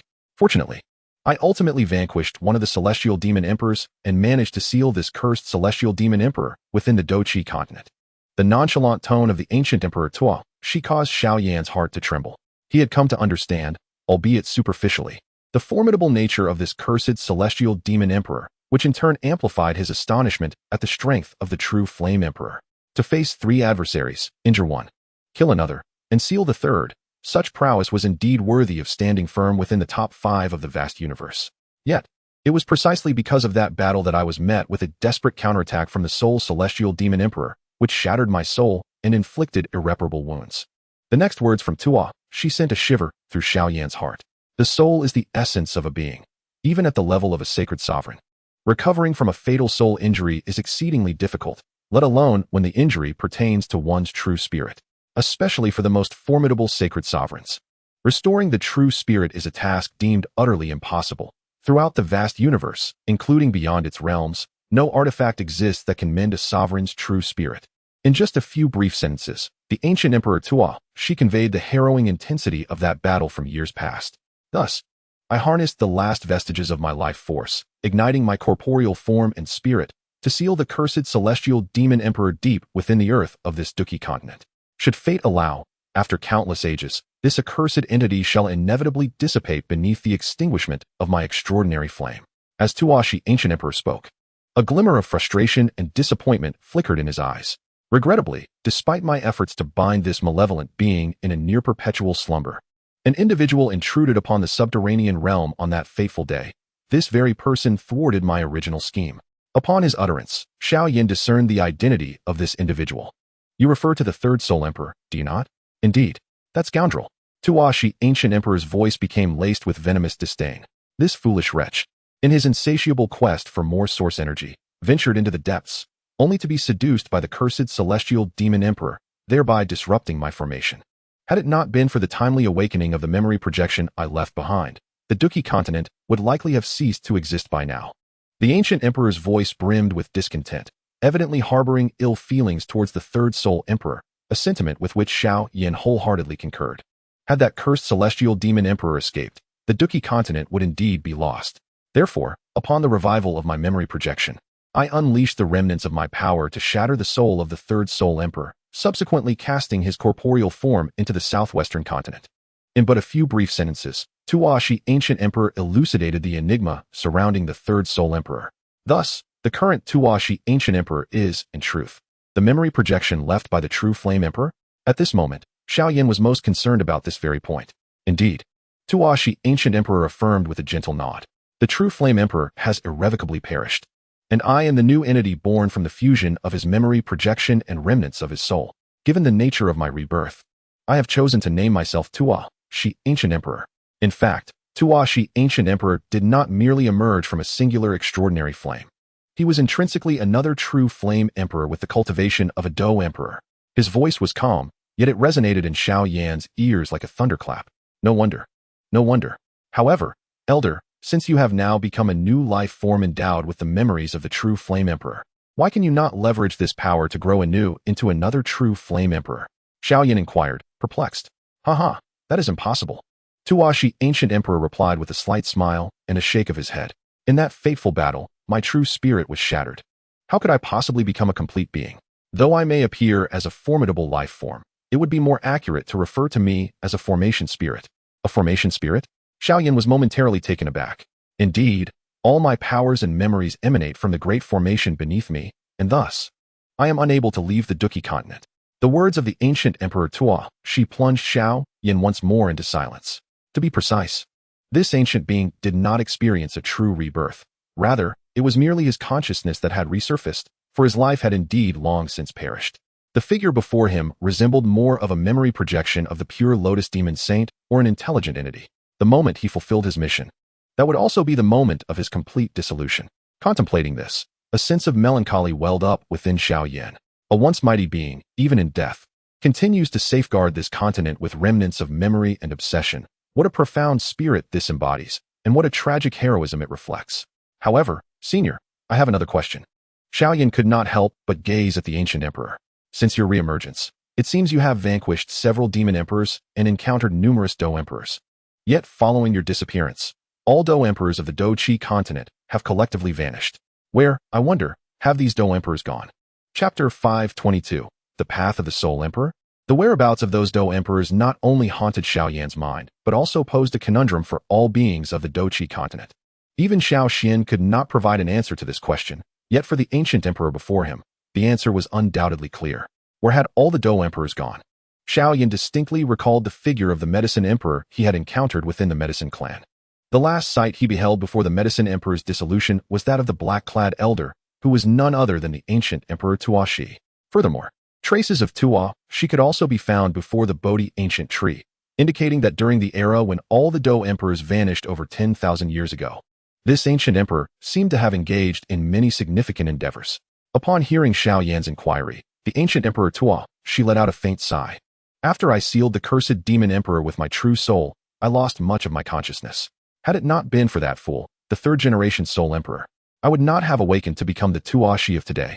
Since my fall, the battles between the Dou Qi continent and the extraterritorial evil races have never ceased.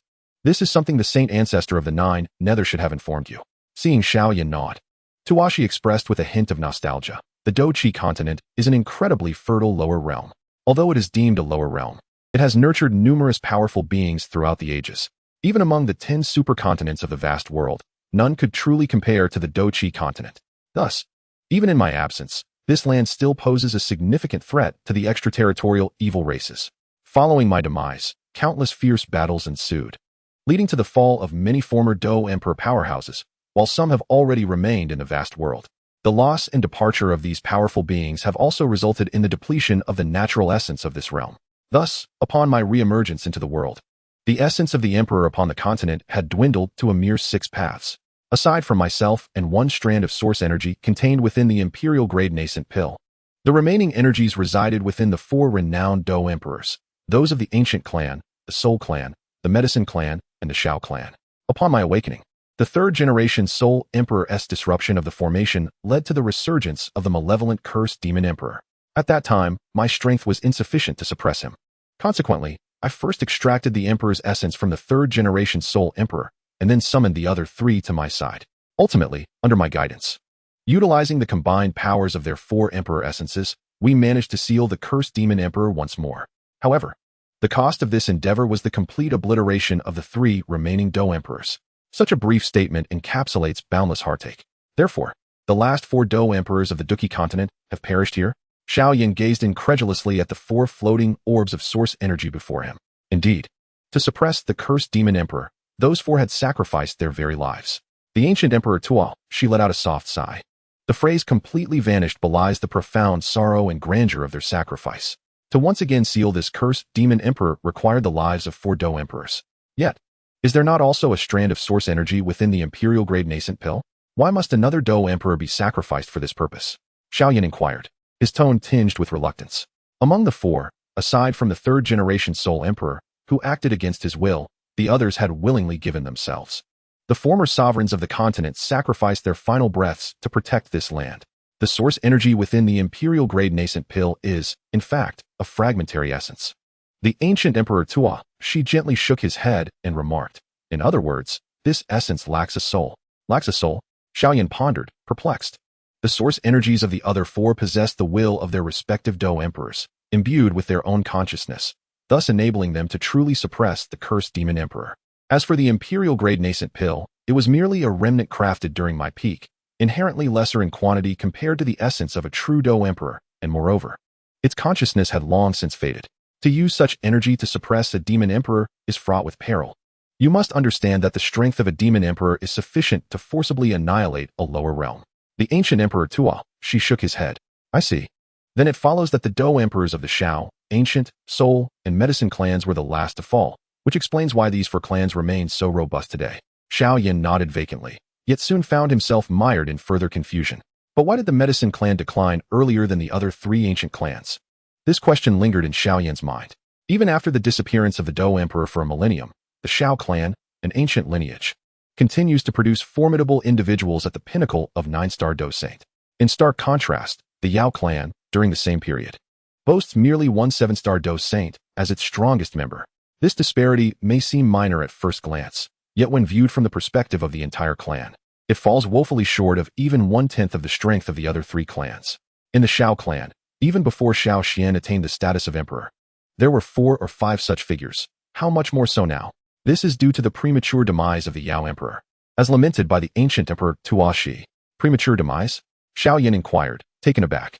Indeed, the Yao emperor was among the first to arrive here. At that time, the ceiling was not as severe as it later became. I had thought that the assistance of merely 1 Dou emperor would suffice. Thus the Yao emperor ascended to the afterlife a millennium earlier, Tuo Shi ancient emperor explained, shaking his head gently. Moreover, the bloodline enhancement that a Dou emperor can bestow upon future generations is inherently limited. Even if a clan produces a Dou emperor, it can merely ensure that the clan's bloodline strength can shine for another millennium. After that span, regardless of whether the Dou emperor remains, this bloodline potency cannot sustain its vigor indefinitely. This matter pertains to the fundamental laws of a realm's essence. Once a clan's numbers reach a certain threshold, even the enhancement brought forth by the Dou Emperor's essence can no longer provide infinite sustenance for that bloodline's power. However, the might of a Dou Emperor is so immense that it remains undetectable until the clan reaches a specific population. The Yao Emperor's early ascension and subsequent demise naturally led to the Yao clan's earlier decline in comparison to the other 3. Tuo Shi ancient emperor's words resolved Xiao Yan's final perplexity. Indeed, the enhancement a Dou Emperor provides to a clan's bloodline has its limitations. The so-called enhancement of bloodlines is fundamentally due to the attainment of the Emperor's essence, granting dominion over a realm, thereby amplifying the strength of those connected by blood. However, despite the unparalleled power of the Emperor's essence, it ultimately possesses its confines. No matter how vast a realm may be, the sacred heavenly sovereign and the heavenly demon emperor still retain the terrifying ability to rend that realm asunder. Even the most potent essence can only cultivate a limited number of formidable beings, which is why those who possess the Dou Emperor's bloodline find it all the more challenging to transcend the constraints of Dou Saint. This is a bestowal from one realm, yet it also serves as a shackle. The Xiao clan's abundance of Dou Saints has been amassed upon a foundation of tenfold, even 100-fold, Dou Zun. With this, all doubts and enigmas seem to have been unraveled, save for the reason behind Xiao Xian's ascension to emperor. Tuo Shi ancient emperor did not cease his discourse but continued with a slow, deliberate tone. In the past, within the Duki continent, in terms of combat prowess, I could indeed claim the foremost position. However, when it comes to the art of deduction, It is the heavenly evolution sovereign who stands as the most formidable of all. His mastery of deduction is akin to that of the divine. In the days of my downfall, he once remarked that approximately 49,000 years hence, a bearer of great fortune would arrive here. This fortunate individual would undoubtedly practice the incantation I have initiated.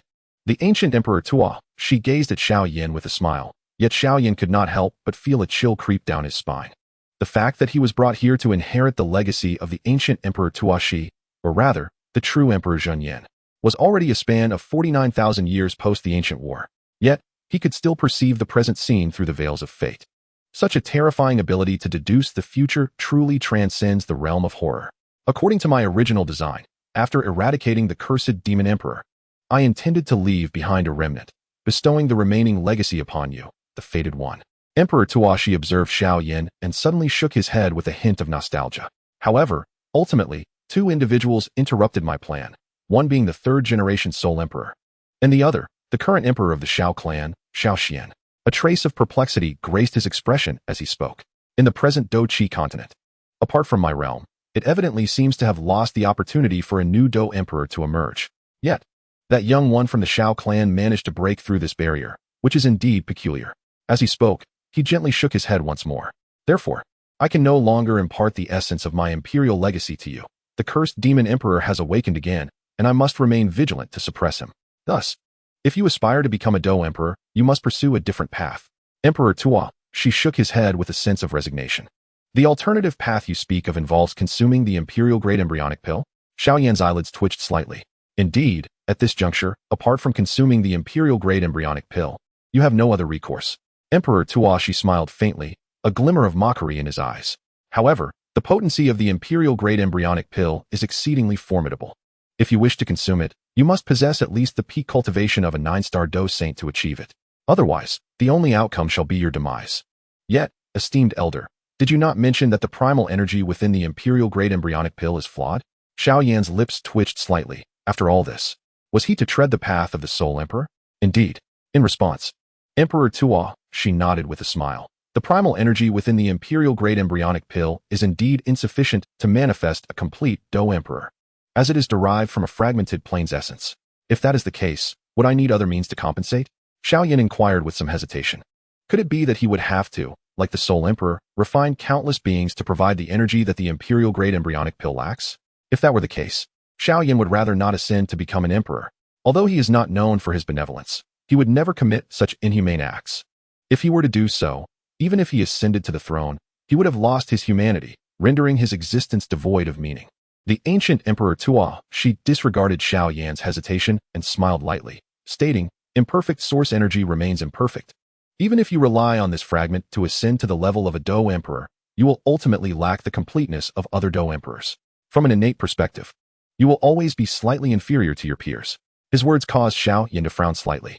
However, a mysterious smile crept onto Tuo Shi's lips. Have you forgotten that you possess the flame formula I bestowed upon you? Observing the spark of realization in Xiao Yan's eyes, Tuo Shi continued with a subtle smile. If you can integrate all the into yourself, you may harness the combined power of these flames to bridge that final gap. Moreover, under the augmentation of your strength could surpass that of an ordinary Dou Emperor. As Tuo Shi finished his sentence, Xiao Yan's gaze grew ever more luminous. Additionally, the unparalleled divine ability, the true flame purification, will allow you to unleash the full potential of If you can comprehend the second layer of the true flame realm, your combat prowess will reach an almost invincible level, akin to the pinnacle of spiritual supremacy among Dou Emperors. Tuo Shi beamed with confidence, clearly proud of the extraordinary divine ability he had personally created.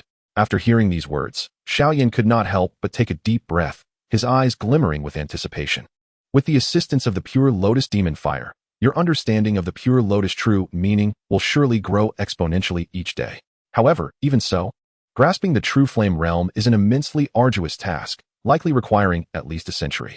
Tuo Shi shook his head slightly, then extended his hand and gently tapped Xiao Yan's forehead. In an instant, a torrent of immense information surged from his palm into Xiao Yan's soul. This information was not a technique or combat skill, but rather the culmination of Tuo Shi's life as the true flame emperor, encapsulating his insights in creating the true flame purification. Much like the heavenly wrath of the Yellow Springs passed down by the Yellow Spring Demon Saint, this skill reached the heights of celestial combat techniques, a pinnacle that only its creator could fully wield. Such a formidable divine ability as the true flame purification could not be fully comprehended by an ordinary strong individual, even a Dou Emperor. Though the Fire Spirit clan in the vast world possesses the legacy of the true Flame Emperor, Tuashi, without his insights, no one had managed to cultivate the true flame purification to its utmost perfection over the countless years. Yet now, with this profound insight bestowed upon him, Xiao Yan genuinely holds the hope of achieving that legendary state of completion. Once he comprehends this unparalleled divine ability to its fullest, his strength will rank among the foremost even among the celestial supreme beings. Certainly, even with the legacy of the true Flame Emperor, the path ahead remains long and arduous. Nonetheless, the benefits that Xiao Yan has acquired are enough to drive even the ancestors of the Fire Spirit clan into a frenzy. As these profound insights surged into his mind, Xiao Yan gained a renewed understanding of the true flame's pure world. In comparison to the direct inheritance from the creator of this divine ability, the cultivation methods provided by the pure lotus demon saint seem rather insipid. This joy, akin to enlightenment, enveloped Xiao Yan, causing him to lose track of time, and a month slipped by unnoticed. When this phase of comprehension finally concluded, a new stream of information materialized in Xiao Yan's consciousness, the 10,000 Fires Emperor technique. This was a method devised by the ancient Emperor Tuashi, based on his experiences, utilizing the myriad fires of heaven and earth as a crucible, and leveraging the power of the Emperor-grade nascent pill to break through to the Dou Emperor realm. Perhaps, without the assistance of the Tuashi ancient emperor, Xiao Yan could have eventually derived this method through his own gradual deductions, yet the ancient emperor's guidance would undoubtedly save him a considerable amount of time. Once the final piece of information was absorbed, Xiao Yan opened his eyes, gratitude shining in his gaze. Thank you for the inheritance, esteemed predecessor. He couldn't help but clasp his fists in a respectful bow. While the 10,000 Fires Emperor technique would indeed save him precious time, the true treasure lay in the insights bestowed by the true Flame Emperor. With this newfound understanding, Xiao Yan's pure lotus true intent had ascended to a higher level within that brief month, nearing a state of perfection. Even his comprehension of the true flame realm subtly deepened. If he could fully grasp the true flame realm, even as a mere Dou Saint, this could inflict genuine damage upon Dou Emperor powerhouses. Xiao Yan couldn't suppress a sigh, acknowledging the true flame pure world as a transcendent divine ability renowned throughout the vast universe. The knowledge has been imparted to you. How long it takes to assimilate depends on your own comprehension, Tuashi ancient emperor remarked with a faint smile, gesturing to the space before him, where a new spatial passageway materialized. Before ascending to the emperor realm, one must elevate their cultivation to the pinnacle of the 9-star Dou Saint and strive to enhance their soul power to the emperor level, facilitating a smoother transition.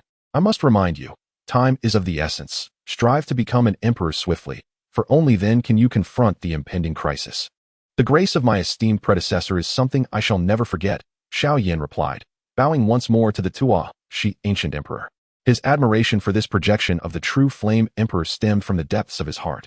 Everything is for the sake of the Douchi continent, Tuashi ancient emperor said with a gentle smile, waving his hand. A soft, guiding force propelled Xiao Yan into the spatial tunnel.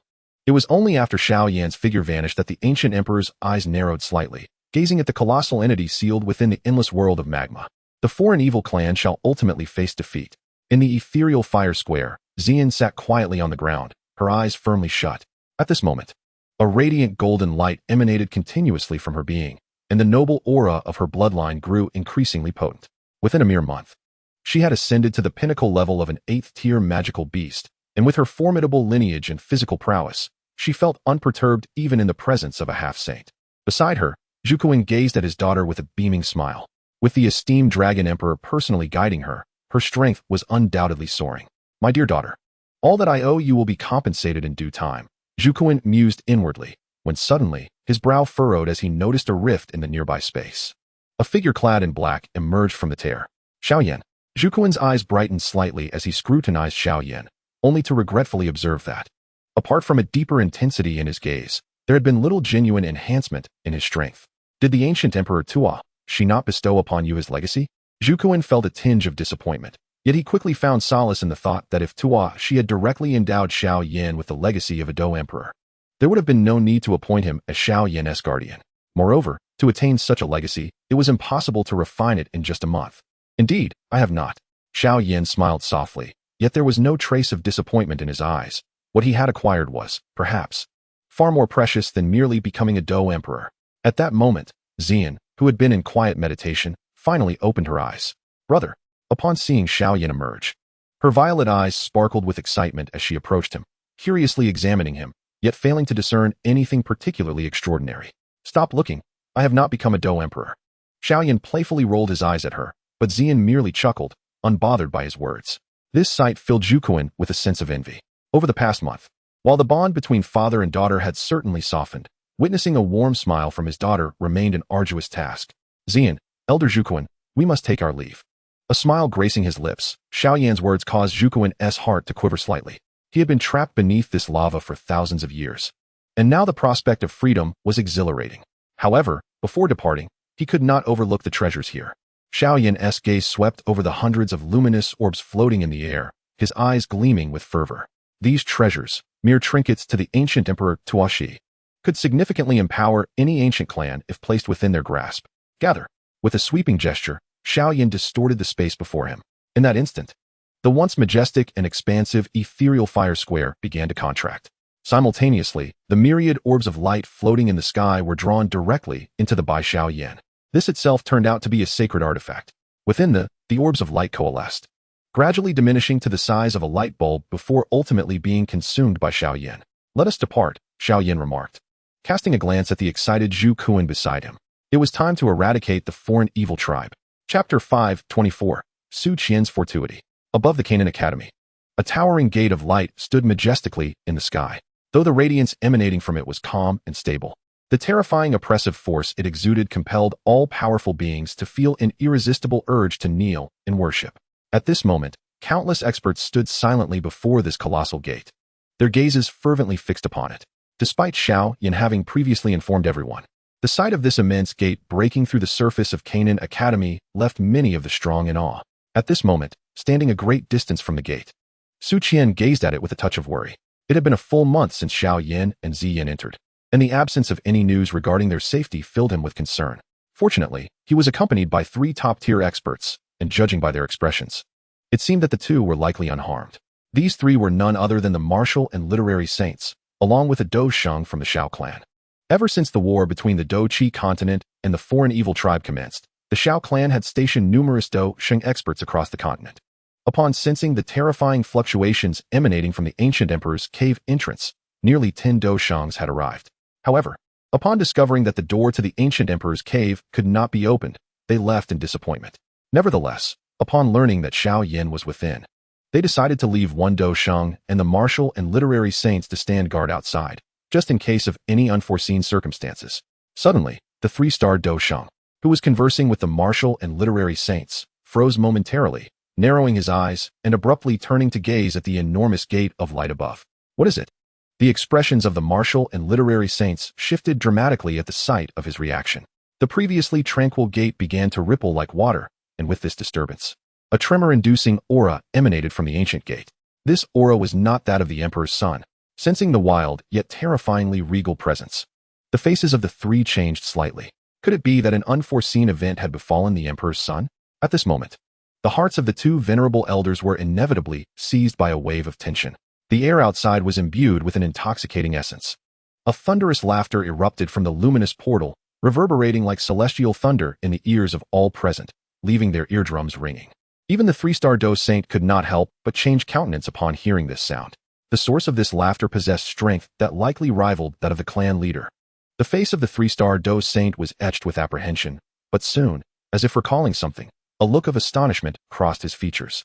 The prince had once mentioned bringing back a peak powerhouse comparable to the clan leader. Could it be? Before his thoughts could settle, a golden figure emerged from the ancient portal. This was a middle-aged man adorned in golden robes, his golden hair cascading around a face that exuded an air of unrivaled superiority, radiating a terrifying aura that instilled profound fear in all. In the presence of such power, they felt as insignificant as ants before a dragon. Moments after his appearance, 2 more figures stepped forth from the spatial rift, 1 male and 1 female. The man, clad in black, was youthful and handsome, while the woman donned purple battle armor, her hair and eyes matching in hue, possessing a beauty that could enthrall nations, though her face retained an endearing childlike quality. Upon witnessing their arrival, the previously tense crowd felt an immediate sense of relief. The prince, Ziyan, their expressions softened noticeably. Above, Xiao Yan smiled upon seeing them, descending with a cheerful demeanor. Prince, are you unharmed? The two venerable elders' faces brightened at his descent. No need for concern. Xiao Yan replied with a gentle smile. I have successfully summoned the ancient dragon emperor of the Tai, Su ancient dragon clan. With this esteemed elder among us, we shall gain a significant advantage in our battle against the extraterrestrial evil clan. At the mention of the ancient dragon emperor of the Tai, Su ancient dragon clan, the crowd could not suppress their astonishment. This venerable figure had reached the pinnacle of 9-star Dou Saint thousands of years ago. While his strength may not surpass that of Xiao Yan, in terms of antiquity, he was even more ancient. The inclusion of such a peerless master could indeed turn the tide of the previously stagnant conflict. Above, the ever-smiling Zhu Kuan, basking in the essence of the world, noted the gazes directed towards him and revealed a smile, stepping forward to stand before the crowd. Ancient Dragon Emperor. Upon his appearance, everyone instinctively bowed slightly in respect to Zhu Kuan. In the presence of such a distinguished figure, even a 3-star Dou Saint would be compelled to show utmost respect. No need for formality. Upon witnessing this, Zhu Kuan merely offered a slight nod to those around him. With his formidable strength and ancient lineage, he acknowledged that in the current Dou Qi continent, only Xiao Yan could command his respect. As for the others, even those at the pinnacle of 9-star Dou Saint, he could easily regard himself as their elder. After uttering this, his gaze shifted towards Su Qian amidst the crowd. You are the Grand Elder of the Jianan Academy. Su Qian? Zhu Kuan inquired, his eyes twinkling with a smile as he regarded the elder before him. Senior Long Huang, I am indeed Su Qian, the latter replied, unable to suppress a flicker of trepidation. After all, the individual standing before him was a superlative existence, merely a step away from becoming a Dou Emperor. A single breath from him could obliterate the Jianan Academy in an instant. Do not be so formal with me. Had it not been for you, my child would have perished in his youth at the jaws of those lowly magical beasts. You have my profound gratitude, Zhu Kuan said, his gaze resting on Su Qian, imbued with a hint of appreciation. Since you are the benefactor of this emperor, I shall certainly repay your kindness. Speak of your desires. As long as it is within my power, I shall fulfill them. Zhu Kuan's voice was steady, yet it caused the breaths of countless onlookers to quicken. Their eyes filled with envy as they turned to Su Qian. This was the old dragon emperor of the Taishu ancient dragon clan. His goodwill and promises held immeasurable value. It could be said that should Su Qian express a desire to eliminate an 8-star Dou Saint, this venerable dragon emperor would certainly be capable of making it happen. Furthermore, the coveted celestial level techniques and 9th-grade pills, which made even Dou Saint powerhouses envious, would pose no challenge for this ancient being. Under Zhu Kuan's unwavering gaze, Su Qian felt a bead of sweat form on his brow, a mix of astonishment and apprehension welling up within him. The promise of a 9-star Dou Saint was extraordinarily precious, so much so that it had never crossed his mind, not even in dreams. Yet, this astonishing scene unfolded right before his eyes. As he contemplated this, he couldn't help but glance at Ziyan behind Zhu Kuan, only to find her making a playful face at him. Old man, feel free to voice any requests, even if you wish to become a Dou Saint. He will find a way, Ziyan said with a mischievous grin. However, this jest caused both Su Qian and the old dragon emperor to involuntarily twitch their lips. For individuals of their caliber, a Dou Saint was indeed not an uncommon sight, yet this did not imply that such an existence was to be taken lightly. Attaining the status of a Dou Saint required an intricate blend of talent, lineage, and fortuity. Just as the same resources could effortlessly elevate Xiao Yan to the ranks of a Dou Saint, placing them in Su Qian's hands might yield less than a 10% chance of him achieving such a status. In truth, had Su Qian not encountered Xiao Yan or Zhu Kuan, his innate talent would likely have led him to the pinnacle of Douzong at best. Even with a stroke of luck to break through to Douzong, ascending to the peak of Douzong would remain an arduous journey, let alone the formidable realms of Half-Saint and Dou Saint. To mold Su Qian into a Dou Saint would require a price perhaps 10-fold or 100-fold that of Xiao Yan. A terrifying cost that even Zhu Kuan might struggle to bear. Senior Dragon Emperor. Su Qian cast a respectful glance at Ziyan before speaking earnestly. My intention in bringing Ziyan back to the Jianan Academy was devoid of ulterior motives. It was merely compassion for the plight of this child. Therefore, I seek no recompense. These few words plunged the gathering into a momentary silence. At that instant, even the esteemed Wen Wu Ersheng and the 3-star Dou Saint from the Xiao clan regarded Su Qian with a glimmer of admiration, regardless of the sincerity behind his words. The audacity to decline the goodwill of such a formidable figure was a testament to a spirit that transcended the mere role of a grand elder of the Jianan Academy. Among all present, Su Qian's prowess was undeniably the least formidable, yet now, every gaze upon him bore a trace of respect. Are you certain? In response to Su Qian's refusal, Zhu Kuan's eyes flickered with surprise, a smile gracing his lips. Do you realize that even those of us who share the status of 9-star Dou Saint must cherish the favors of the Dragon Emperor? With my capabilities, should I exert myself to procure resources for you? Achieving your ambition to become a Dou Saint is not beyond reach. Should you forsake this choice, it would mean relinquishing a monumental opportunity. Senior Dragon Emperor, if this constitutes the camaraderie of the Tai Su Ancient Dragon, I am willing to accept it. As for tangible rewards, I ask for nothing in return. Su Qian gently shook his head. His refusal incited concern among many powerful individuals from the Yan Alliance who had gathered. This was a chance to ascend to greatness, one that, if missed, would be lost forever. Haha. Zhu Kuan, upon hearing Su Qian's words, erupted into laughter. Well spoken, Su Qian. Your voice resonates with such clarity that it stirs the very heavens. He continued. Daring to reject the benevolence of the Dragon Emperor, there are scarcely 5 across the Douqi continent who would do so. I never anticipated that a mere Dou Zong like you would possess such audacity. However, the more you refuse, the more insistent I shall become in bestowing my favor upon you. With both mirth and authority gleaming in his eyes, Zhu Kuan declared, from this day forth, you shall be an honorary elder of the Tai Su Ancient Dragon Clan. I shall grant you the finest techniques suited to your cultivation and open all the resources of our clan to you. This recompense is not a choice. You shall accept it. Senior Dragon Emperor. Su Qian could not contain his protest, only to be silenced by a single, piercing glare from Zhu Kuan. The sheer pressure emanating from him rendered Su Qian momentarily speechless. By declining, you would be challenging the dignity of the Dragon Emperor. Zhu Kuan smiled faintly, gently patting Su Qian on the shoulder, nearly toppling him into the earth. I must first return to Ancient Dragon Island to eradicate those vile beings.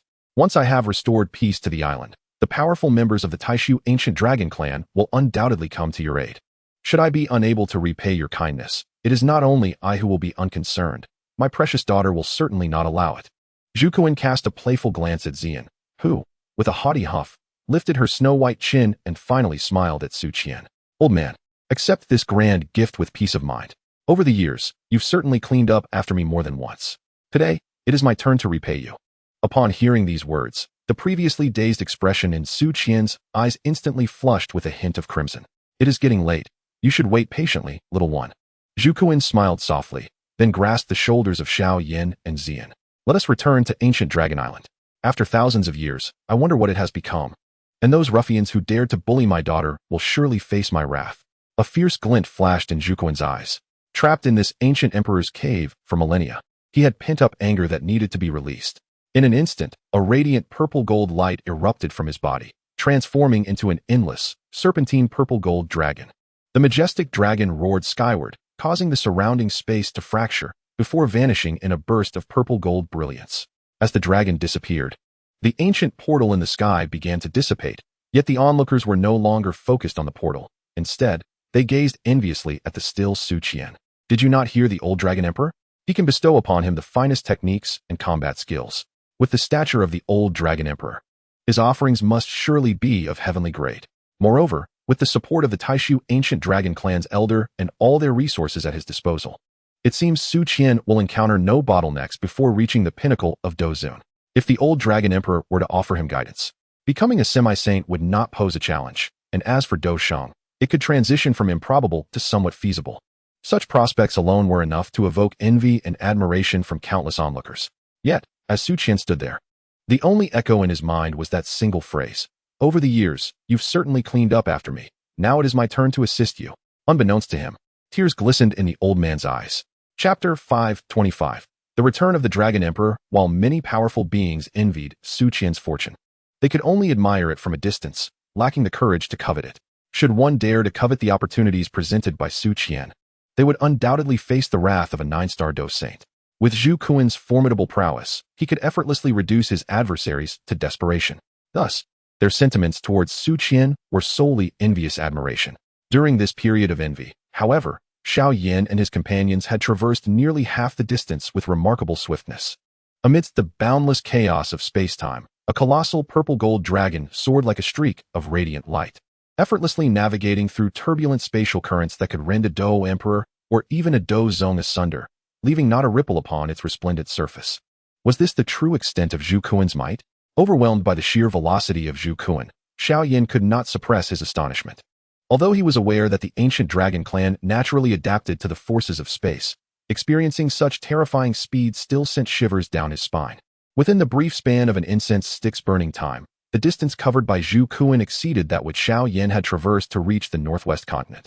In this chaotic expanse, apart from the Dou Emperor Xiao Yan, it seemed no one in the Dou Qi continent could match Zhu Kuan's alarming speed. A feat that was utterly terrifying.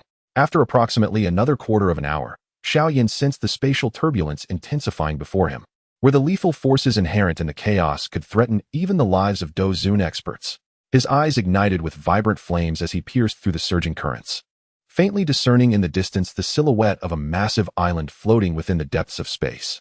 Though still far away, he could already perceive the island's grandeur and the wisps of dark demonic energy emanating from above. It appeared that the ancient dragon clan had succumbed entirely to demonic transformation. Gazing upon the now corrupted ancient dragon island, a glimmer of excitement shone in Xiao Yan's eyes.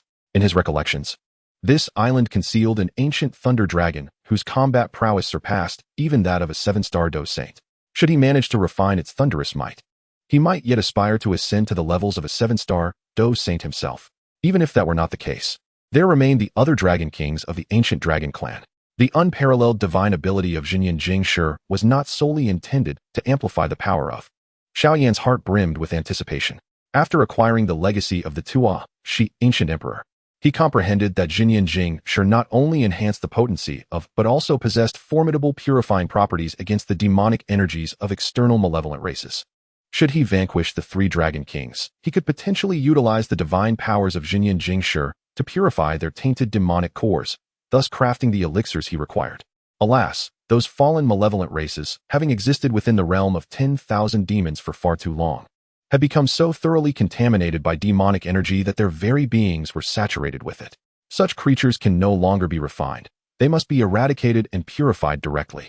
Otherwise, if all those fallen demon saints were to be refined, Xiao Yan's power would likely ascend to the ranks of 8-star or even 9-star Dou Sheng. At this moment, however, profound changes have unfolded within the ancient dragon island. The island, which was once fractured into 4 segments, has now coalesced anew, at the very center of the island. 4 colossal demon dragons, each exceeding 1,000 zhang in length, now spiral around their respective positions. These dragons predominantly retain the characteristics of the Taishu ancient dragon clan. Yet their once golden or purple scales have transformed into a deep black, exuding a faint aura of dark demonic energy. Their fearsome crimson eyes are filled with a savage intent to kill. East Dragon King, that wretched spawn has now brought others to the territory of the Xiao clan. What shall we do about them? Among the 4 demon dragons, one of them, second in size, emanates an aura more formidable than that of a 5-star Dou Sheng as it gazes upon the much larger dragon before it. This is the North Dragon King, the strongest dragon remaining after the disappearance of Zhu Kuan and the subsequent fall of many elder dragon kings of the Taishu ancient dragon clan. His strength rivals that of a 5-star Dou Sheng, and coupled with his terrifying physique, even a 5-star Dou Sheng would find him exceedingly challenging. Yet before him looms an even mightier demon dragon. He is a top-tier expert from the fallen evil tribe that has invaded ancient Dragon Island. Having pledged allegiance to an extraterritorial evil clan over 10,000 years ago, his prowess is comparable to that of a 7-star Dou Sheng, placing him among the top 5 experts within the fallen evil tribe. However, such an expert can only regard himself as subordinate to the East Dragon King. For above him stands an even more formidable fallen demon dragon, the demon dragon True Saint, currently entangled in combat with Gu Yuan. Fear not. Our current mission is not to engage in battle with those so-called powerhouses of the Duki continent, nor to eradicate the remnants entirely. The East Dragon King gently shook his massive head, a hint of amusement gracing his features. Although we seem to be at an impasse, once the new Demon Emperor emerges, they shall all face annihilation. Despite the Xiao clan dispatching 5 peak Dou Sheng to seal the Demon Emperor, it will only delay the inevitable by a decade at most. After 10 years, the Demon Emperor shall break free from his confinement. By then, they will understand how utterly powerless the so-called peak Dou Sheng are before the might of the Demon Emperor. Upon hearing this, the other 3 Dragon Kings also revealed smiles. Indeed, after 10 years, when the new Demon Emperor has fully manifested, the so-called 5 Saint Seal will be utterly incapable of restraining a being of such magnitude. At that point, the entire Duki continent will succumb to the dominion of the extraterritorial evil clan. The submissive factions are destined to receive the favor of the malevolent tribes, ascending to become rulers of their respective territories, with their cultivation levels experiencing significant enhancement. As for the lives of the beings inhabiting the continent of Dou, what do they signify to these dragon kings, who themselves hail from a lineage of rebels? Contemplating this, a thunderous laughter involuntarily erupted from their lips. However, the elder Eastern Dragon King expressed concern, mentioning that a mysterious portal had emerged in the Blackhorn region of the northwest continent over the past month. Inscribed with the 4 characters of the ancient Emperor's cave, there were rumors that this was the lair of the ancient Emperor Tuashi, should he return. What shall we do? At this moment, the Western Dragon King, feeling somewhat apprehensive, inquired further. The mere mention of Emperor Tuashi caused the Eastern Dragon King's pupils to constrict slightly. The reputation of Emperor Tuashi resounds throughout the malevolent tribes beyond the realm. He is the sole top-tier Dou Emperor known to have slain a demon emperor without sustaining any injuries. For others of the Dou Emperor rank, slaying a demon emperor is nearly an impossible feat. Even if achieved, it typically comes at a tremendous cost. Yet, upon his emergence, Emperor Tuashi had vanquished multiple demon emperors without suffering any harm. This formidable figure instilled profound trepidation in Bokue, the demon emperor of the 10,000 demons realm. However, as he recalled the intelligence from the upper echelons of the 10,000 demons realm, a smile crept back to his lips. There is no need for concern. Emperor Tuashi has not appeared for millennia and may well have perished. Furthermore, even if he has not fallen, our clan possesses even mightier entities to restrain him. By now, he has long aligned himself with the malevolent tribes beyond the realm, steeped in demonic energy for nearly 10,000 years, and his soul has been utterly corrupted, fostering a profound allegiance to the malevolent tribes. Unlike the 3 dragon kings, whose bodies have also succumbed to corruption, their minds and souls remain relatively lucid. In truth, given their strength, unless they willingly embrace corruption, it would be exceedingly difficult for even a 9-star demon saint to forcefully corrupt them without the intervention of a demon emperor. Upon hearing the Eastern Dragon King's words, the previously anxious 3 dragon kings exhaled in relief, their eyes glimmering with excitement. They had not anticipated that within the malevolent tribes, there existed even more formidable presences capable of restraining Emperor Tuashi. It appears their choice of ally was indeed fortuitous. Just as the 4 dragon kings reveled in their shared sense of pride, the most powerful among them, the Eastern Dragon King, furrowed his brow, his gaze drawn towards the spatial membrane above ancient Dragon Island. Beyond this membrane, an endless torrent of silver spatial chaos surged, an overwhelming force that would swiftly annihilate even a Dou Zun should they become ensnared within its grasp. Only the innate and robust True Void Ancient Dragon can navigate through such realms. Yet, in this very moment, amidst the expanse of silver and gray that constitutes the sky, a fleeting glimmer of purplish-golden light emerged. Have I misjudged my senses? The East Dragon King pondered momentarily, then shook his head gently. Given his strength, the occurrences capable of inducing hallucinations on the continent of Fighting Chi are exceedingly rare. This purplish-golden radiance must have genuinely manifested. Could it be that the exterior of ancient Dragon Island harbors remnants left by some dragon emperor? A flicker of fervor ignited within the East Dragon King's heart. The True Void Ancient Dragon clan stands as the most formidable among the beast races of the continent of Fighting Chi, and the power of successive dragon emperors has reached an extraordinarily terrifying echelon. Only those with the purest bloodlines can emanate such purplish-golden light. If I could obtain the relic of an ancient dragon emperor, it would undoubtedly confer significant benefits upon me. As he contemplated this, the purplish-golden light in the sky became increasingly pronounced. This time, it was evident to the naked eye, dispelling any doubts he harbored. However, after the appearance of this radiant light, it swiftly intensified, becoming more conspicuous, soon resembling a purplish star gracing the skies above ancient Dragon Island. This spectacle drew the attention of the other 3 dragon kings, each compelled to gaze upwards in astonishment. How peculiar. The expanse surrounding ancient Dragon Island had been thoroughly explored by us, so how could a purplish light suddenly materialize today? Upon witnessing this phenomenon, the North Dragon King furrowed his brows slightly, yet soon the collective bewilderment of the 4 dragon kings was shattered. The purplish light grew larger and more luminous, rapidly transforming from the size of a star to that of a sun. Within this sun-like radiance, a life form resembling a great dragon raced towards ancient Dragon Island. Upon catching sight of this dragon-like figure, the expressions of the dragon kings shifted dramatically. The purplish-golden light, the body strikingly akin to that of a true void ancient dragon. This was a living entity. He is a living dragon emperor.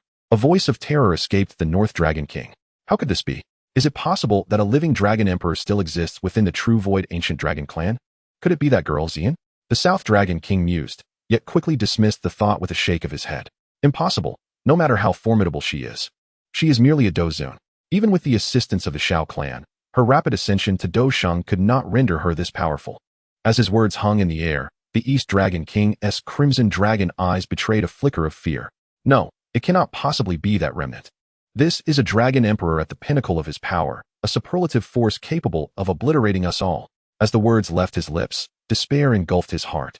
How could a member of the ancient Void Dragon clan still possess such a Dragon Emperor, one whose strength might rival even that of the Dragon Demon True Saint? At this moment, it was unnecessary for him to voice his thoughts, for the expressions of despair were already evident on the faces of the other 3 Dragon Kings. In the blink of an eye, the dragon silhouette, which had appeared no larger than a mere insect, was now alarmingly close, its magnificent form having surged to the fore of the ancient Dragon Island. The colossal, sinuous body radiated a majestic and enigmatic purple-gold light, with shimmering scales that bore an awe-inspiring metallic sheen. Boom! The gargantuan dragon, far larger than the combined size of the 4 Dragon Kings, struck the spatial barrier above ancient Dragon Island with terrifying velocity. In the face of such an overwhelming impact, the barrier, designed to shield against the chaotic turbulence of endless space, offered no resistance, nor did it emit any sound of shattering. It was as if the barrier were disregarded entirely as the dragon passed through.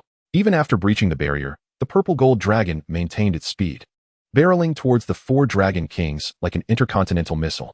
Run! The moment the immense dragon head came into view, the North Dragon King could not restrain a scream. He was Zhuan Kuan, the former Dragon Emperor of the ancient Dragon Clan. His voice was filled with piercing terror, but alas, it was too late. For colossal golden claws had appeared in the sky, descending mercilessly upon the 4 Dragon Kings below. Boom! In an instant, the 4 Dragon Kings found themselves firmly pinned to the ground by these massive claws, their very bloodlines weighed down by an oppressive force that rendered them immobile. Even the mightiest among them, the East Dragon King, found himself unable to resist, utterly subdued. At this moment, the colossal dragon head, nearly matching the size of their bodies, finally directed its regal golden eyes towards the 4 Dragon Kings. Those eyes were filled with an icy coldness, a formidable pressure, and a long-suppressed ferocity that struck fear into the hearts of all who beheld them, reminiscent of a tyrant returned. So, it is you wretches who have bullied my daughter? Chapter 526, The Living Hell King, Xiao Yan, the Old Dragon Emperor. He truly is the Old Dragon Emperor. In that instant, the 4 Dragon Kings were overcome with terror, as the 4 enormous claws bearing down upon them felt as immense as towering mountains, leaving them utterly powerless to struggle. Even the East Dragon King, whose strength had reached the 7-star Dou Saint level, was rendered helpless, his face a mask of despair. Damn it, Zhuan Kuan, you are still alive. The East Dragon King let out a roar, tinged with a hint of trepidation. Upon hearing those words, the colossal and seemingly boundless dragon finally directed its gaze towards him. Zhuan, I never imagined you would survive until this day. Haha, how does it feel to be a dog for the malevolent beings from beyond? A blinding radiance of purple gold erupted from Zhu Kuan's massive form, which soon condensed into the stature of a dignified middle-aged man. Yet his eyes, fixed upon Zhuan, bore an unmistakable glint of murderous intent. The first schism within the ancient dragon clan did not occur after Zhu Kuan's disappearance, but rather during the era of his father. It was then that Zhu Kuan's uncle, the current demon dragon true sage, Zhuyin, led a faction of followers to align themselves with the malevolent beings from beyond. At that time, Zhu Kuan was still a mere child. Although his memories were vivid, he lacked the strength to confront them. By the time he ascended as the new Dragon Emperor, those fallen and treacherous factions had long since faded into obscurity, concealed along with the malevolent beings. Yet today, he unexpectedly encountered the remnants of that bygone betrayal. Zhu Kuan, I strongly advise you to release me. I could introduce you to the Demon Emperor, allowing you to become one of the Holy Clan. With your prowess, you would undoubtedly stand among the ranks of Zhuyin, Zhuan urged, his gaze fixed intently on Zhu Kuan. Though fear lingered in his eyes, a flicker of hope was also present. If he could leverage the reputation of the malevolent beings to sway Zhu Kuan, he could not only save his life, but also achieve great merit. A power of Zhu Kuan's caliber would be acknowledged even by the Demon Emperor, should he join the ranks of the malevolent beings. The precarious stalemate could be turned to their advantage. At that point, Zhu Kuan alone could suppress all the Dou Saints of the Xiao clan, leaving them too fearful to step outside their realm. With Zhu Kuan's allegiance, the new Demon Emperor might even hope to break free from his seal ahead of time, eliminating the accursed Dou Saints of the Duki continent. Join the malevolent beings? Zhu Kuan's lips curled upward slightly. Indeed, with your capabilities, you would surely attract the favor of the Demon Emperor. Perhaps, once the Duki continent is conquered, you could become its sovereign. or even ascend to the rank of Demon Emperor with the aid of the Holy Clan. Seeing Zhu Kuan smile, Zhuan could not suppress a surge of joy within. Huh, I see you are blissfully unaware of your impending doom. In the next moment, Zhu Kuan erupted into a chilling and violent laughter that reverberated throughout the ancient Dragon Isle. What hope does someone like you have for redemption? Zhu Kuan sneered. I believe the only path left for you is to return to the heavens. As the words fell, Zhu An's expression drastically shifted. The enormous luminous claw upon him suddenly constricted, its terrifying force distorting his otherwise unyielding body, a feat even the ordinary Dou saints would struggle to achieve. Crack, crack. The sound of cracking scales echoed from the vast, shadowy form, causing blood and viscera to erupt violently from within. His blood-red eyes burst under the strain, releasing a thick stream of black ichor. Ah, Zhu Kuan, you have killed me. The Holy Clan will not let you go, and Lord Zhu Yin will also seek retribution. The shadowy figure cried out in agony, yet Zhu Kuan paid him no heed. Zhu Yin, you say? My father spared him once. But it is now my duty to vanquish him and restore the honor of the ancient dragon clan. As for you, you are but a mere insect. Your death is inconsequential. Zhu Kuan scoffed coldly, clenching his hand towards the void. The already colossal golden claw surged again, expanding to an immense size, radiating with a brilliant purple-gold light, and utterly crushed the shadowy form. With a thunderous boom, the shadow let out a final scream before being annihilated into a cloud of black mist. Yet, even after being reduced to this dark vapor, the mist continued to writhe, seemingly searching for a chance to coalesce. Witnessing this, even Zhu Kuan's eyes revealed a hint of surprise. No wonder so many of you are willing to betray your kin and ally with the foreign evil races. It seems their dark energy possesses an astonishing resilience. Zhu Kuan, you can still release me, or you shall live to regret it.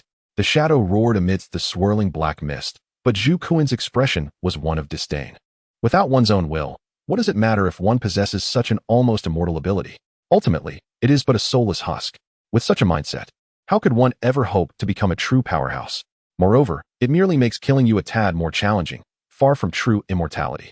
As his words fell, beams of purple gold light erupted from his energy claw, each beam exuding terrifying power, enough to challenge even an 8-star Dou saint, and under this overwhelming force, the dark mist was forcibly extinguished, reduced to nothingness. Uncle Zhu Kuan, allow me to lend you my strength, exclaimed Xiao Yan, who stood nearby, a smile gracing his lips. He opened his mouth, unleashing a dazzling flame that emanated a terrifying heat capable of unsettling even the 4 great dragon kings, directing it into the opening Zhu Kuan had created. Upon entering the claw, the magnificent flames transformed into an ocean of fire, a sea of flames that could incinerate all, engulfing the black mist and forcing it to emit cries of despair. Exotic fire. What manner of fire is this, that it can so effectively counter my dark energy? The ominous black mist, which even the formidable Zhu Kuan had to exert considerable effort to erase, encountered the 9-color pure lotus fire and instantly reacted as if snow met with embers, emitting a hissing sound before being reduced to nothingness. Although the offensive power of this flame appeared less formidable than that of Zhu Kuan, its damage to the fallen evil clan was subtly superior. Indeed, the effect was remarkable. I shall use you as a test for the inheritance I have acquired within this ancient emperor's cave. Observing the rapidly diminishing life force of Zhuan, a glimmer of excitement sparked in Xiao Yan's eyes. With a mere thought, the profound understanding of the pure lotus's true essence erupted within the 9-color pure lotus fire. In an instant, an ethereal realm, capable of purifying all things in existence, manifested within the fiery sea of the 9-color pure lotus fire. Empowered by this extraordinary essence, the flames descended upon the demonic energy as if they were igniting gasoline, rapidly expanding and growing more vigorous. Under this terrifying amplification, the demonic energy began to be consumed in an instant. Impossible. How could such a fearsome exist in this world? As the flames ravaged, Zhu An's anguished cries echoed from the fiery abyss, yet his cries faded quickly, diminishing into silence after approximately a quarter of an hour. Witnessing this spectacle, even Zhu Kuan's eyes reflected surprise, his gaze towards Xiao Yan now laced with trepidation and respect. The power of this is indeed terrifying. I now understand why the ancient Emperor Tua, she favored you so highly. Zhu Kuan regarded Xiao Yan with a complex expression. In response, Xiao Yan merely smiled faintly, choosing not to elaborate, while the ever-spirited Zi Yin could not help but interject with a huff. My brother is undoubtedly formidable. Observing his daughter's demeanor, Zhu Kuan's face instantly brightened with a benevolent smile, and with a wave of his hand, the colossal claw that had subdued the Eastern Dragon King, Zhuan, dissipated into the ether. As the giant claw vanished, Zhu Yun's presence was utterly erased from the world. At that moment, Zhu Yun was completely extinguished, his essence obliterated from the Dou Qi continent. Watching this unfold, the remaining 3 dragon kings shivered in fear, their faces betraying their terror as they involuntarily cried out for mercy. Your Majesty, Dragon Emperor, spare us. We were bewitched, misled by Zhu Yun's deceitful words. Please, Your Majesty, grant us mercy.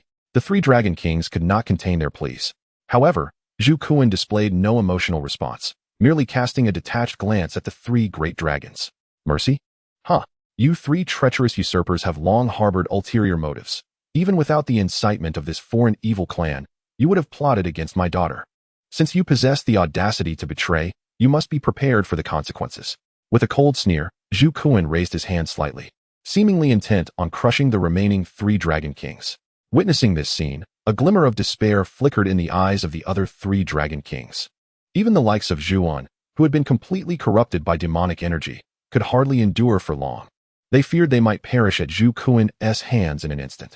Wait, Senior Zhu Yun. At that moment, Xiao Yan's voice unexpectedly rang out, like a ray of hope illuminating the hearts of the 3 dragon kings, filling their gazes towards him with yearning. Having lived for over a millennium, they could naturally discern Zhu Yun's considerable respect for Xiao Yan and the strong bond between them. If Xiao Yan could intercede on their behalf, there would surely be a glimmer of hope for their survival. My dear friend, I beseech you to advocate for us. If you can spare our lives, we shall be eternally grateful and willing to serve you as loyal servants. In that instant, the 3 dragon kings regarded Xiao Yan as their lifeline. However, in response to their desperate pleas, Xiao Yan merely cast a dispassionate glance their way before turning his attention to Zhu Yun, whose visage was adorned with strange flames. Uncle Zhu Yun, these 3 dragon kings have merely been recently tainted by demonic energy. With the techniques I acquired from the legacy of the ancient emperor, I can entirely dispel the demonic energy from their bodies. Xiao Yan's words resonated in the hearts of the 3 dragon kings like a celestial melody. Their eyes now filled with light as they looked upon him. So, are you suggesting that I spare them? Zhu Yun furrowed his brow slightly. If Xiao Yan requested clemency for these 3, he would indeed honor the request. Yet, the pent-up resentment he had harbored for millennia within the ancient emperor's realm could hardly be unleashed upon these treacherous scoundrels who had wronged his daughter, leaving him with a sense of discontent. No, no, no. Xiao Yan gently shook his head, causing the once hopeful 3 dragon kings to freeze. What I mean is, do not so crudely crush them. Simply break open their skulls to extract the demonic cores, separating their physical forms, dragon souls, and demonic cores. The Taishu ancient dragon clan is filled with treasures. We must not waste them. Xiao Yan's words fell upon the ears of the 3 dragon kings like a chilling wind from the depths of the abyss, rendering them utterly cold. They had thought they encountered a great benefactor, only to discover he was a living embodiment of death. You wretch. This statement from Xiao Yan rendered Zhu Yun momentarily speechless. Your Majesty, the Dragon Emperor, please, just eliminate us. At that moment, the most obstinate of the 3, the North Dragon King, cried out in despair. We of the ancient dragon clan may be extinguished, but we cannot endure such humiliation. In response, Zhu Yun nodded gently, casting a glance at Xiao Yan. He speaks truthfully. The Taishu ancient dragon clan is born of nobility, deserving of death but not of disgrace. Although they are treacherous rebels, being of the ancient dragon lineage, they should meet their end with dignity. Hearing this, the other 3 dragon kings let out a faint sigh of relief. Since hearing Xiao Yan's words, they felt that death would be a more favorable fate. Otherwise, their corpses would be desecrated, and even their dragon souls could fall under the covetous gaze of that human. This boy is more sinister than the wicked clans. Is it true? In response to Zhu Yun's remark, Xiao Yan merely cast a sidelong glance at him. Just consider, if Ziyin were to fall into the hands of those 3, would they grant her a dignified death? With but a single utterance. Zhu Yun's eyes flared with murderous intent, plunging the 3 dragon kings into despair once more. Furthermore, these 3 were formidable in their own right. Should I extract all their essence blood and refine it with it would provide a tremendous boon for Ziyin. Xiao Yan's subsequent words illuminated Zhu Yun's gaze, yet sent the 3 dragon kings into a frozen state of horror. Only Ziyin, standing by, furrowed her brow and shook her head, declaring, those 3 old bastards are truly vile. Their blood must be foul, and I refuse it. Would you not drink the spirit blood refined from a plethora of medicinal herbs? Dealing with Ziyin was far simpler than with Zhu Yun. Merely the phrase delicious lit up her eyes. You do have a point. At that moment, Zhu Yun also nodded slightly. Since they are traitorous scoundrels, they cannot be considered part of my ancient dragon clan. Whatever manner of death they meet is well deserved. With his words uttered, Zhu Kuan hesitated no longer. He moved his hand, and 3 fingers, sharp as talons, sliced through the air, manifesting 3 terrifying energy claws above the heads of the 3 dragon kings. With a sound like a knife through tofu, their remarkably hard skulls were effortlessly cleaved open. With a flick of his hand, 3 energy palms plunged directly into the heads of the 3 dragon kings, accompanied by their chilling screams. Moments later, 3 cores the size of human heads appeared in his grasp. Chapter 527. The Reconstruction of Ancient Dragon Island. These 3 cores shimmered with a faint golden light. Yet within that golden hue swirled countless strands of black, demonic energy, presenting a rather eerie sight. Surrounding the faintly golden cores were 3 golden little dragons entwined around them. Their bodies also infused with dark, demonic energy, having absorbed a significant amount of it, their blood-red eyes glaring malevolently at Xiao Yan. Yet, Xiao Yan remained unfazed. With his current prowess, even without Zhu Kuan's intervention, slaying these 3 dragon kings would pose no challenge.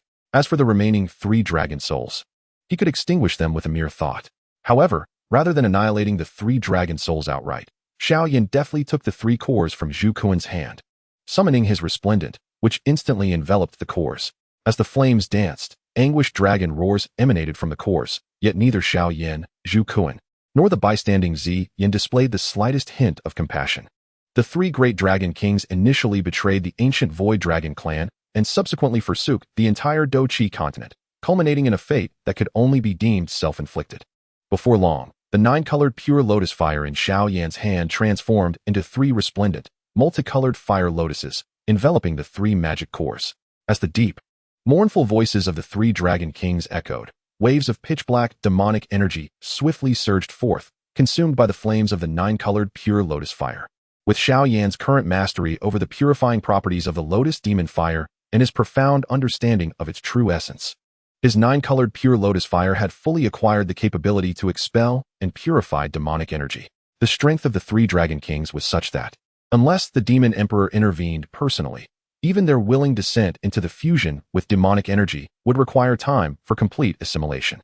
However, under the relentless flames of Xiao Yan's 9-colored pure lotus fire, they were swiftly purified, returning to their former ancient void dragon forms. Yet, despite their purification, they found themselves trapped in a dead end. In Xiao Yan's eyes, they were merely a few medicinal materials. As the 9-colored pure lotus fire dissipated, the 3 magic cores, once shrouded in eerie demonic energy, reappeared in Xiao Yan's hand, now devoid of their former dark essence. What remained was an extraordinarily pure golden radiance, and the abundant energy contained within the magic cores stirred Xiao Yan's heart. These 3 magic cores were sufficient for him to concoct 3 ninth-grade elixirs. A smile crept upon his lips as he summoned the anomalous fire once more, transforming it into 3 formations to seal the Dragon King's magic cores. He then opened his mouth, inhaling deeply, and directly consumed the 3 magic cores. The energy within these cores was incredibly volatile, even with his current cultivation. Swallowing one whole would bring him immense suffering and yield subpar results. Therefore, Xiao Yan opted to temporarily store them within the anomalous fire square. Given the status of the 3 dragon kings, their magic cores could not be contained within ordinary spatial rings, especially with the presence of dragon souls. However, the anomalous fire square could effortlessly accommodate even the most potent of anomalous flames, making it a simple task to house the 3 ancient dragon magic cores.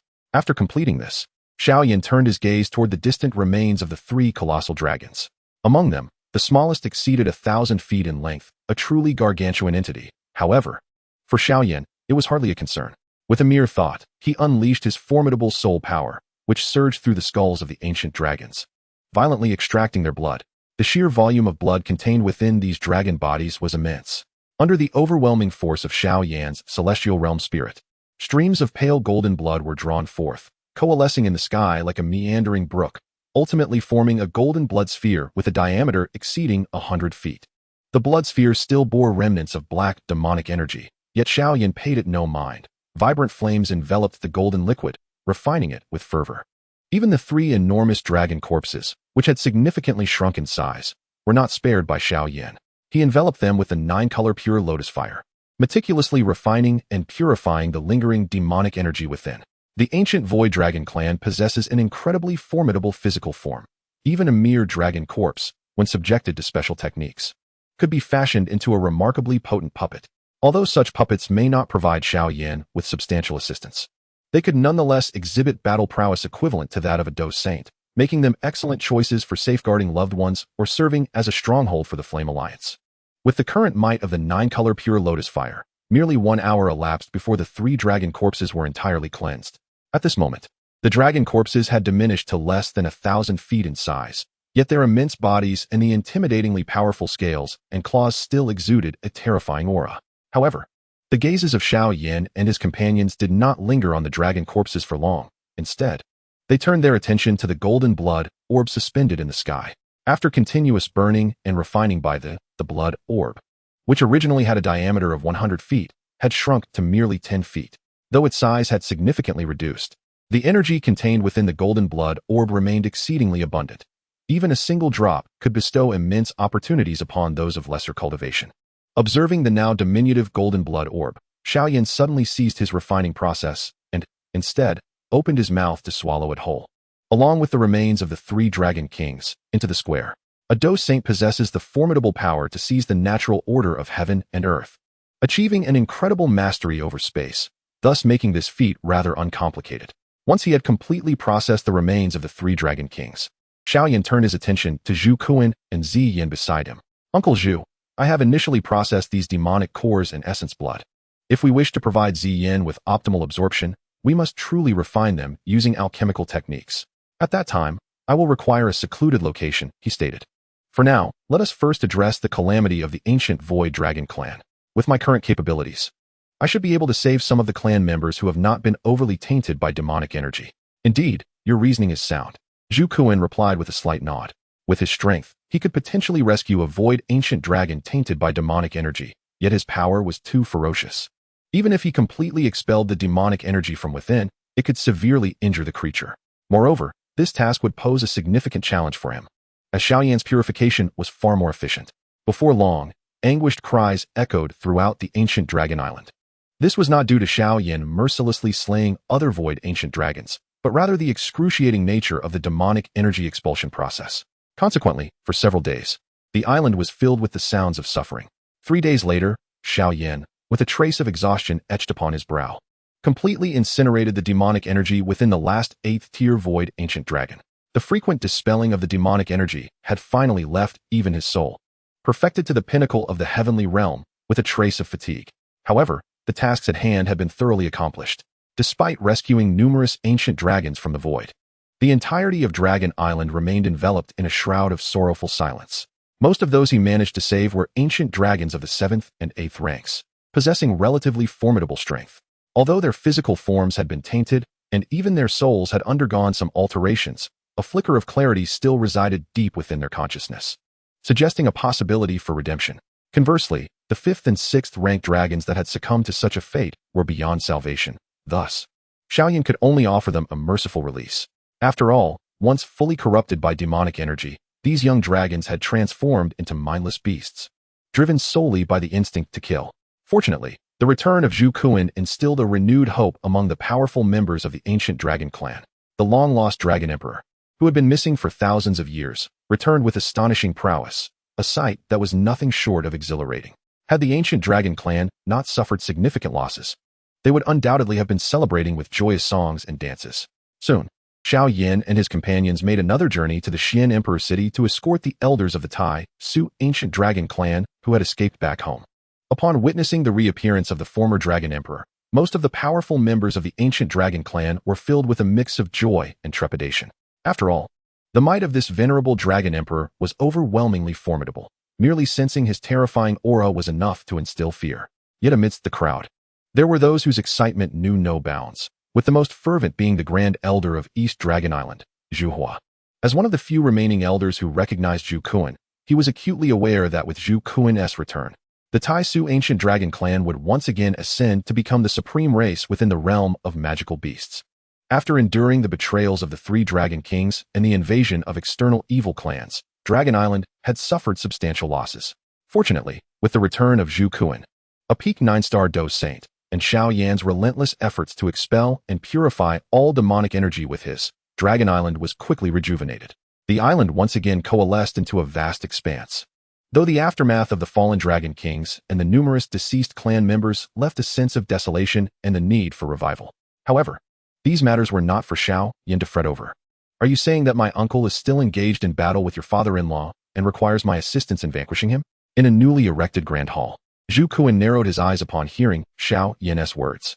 Indeed, should they eliminate that dragon demon true saint, the situation on the Duki continent would undergo a monumental transformation, greatly enhancing their prospects for victory.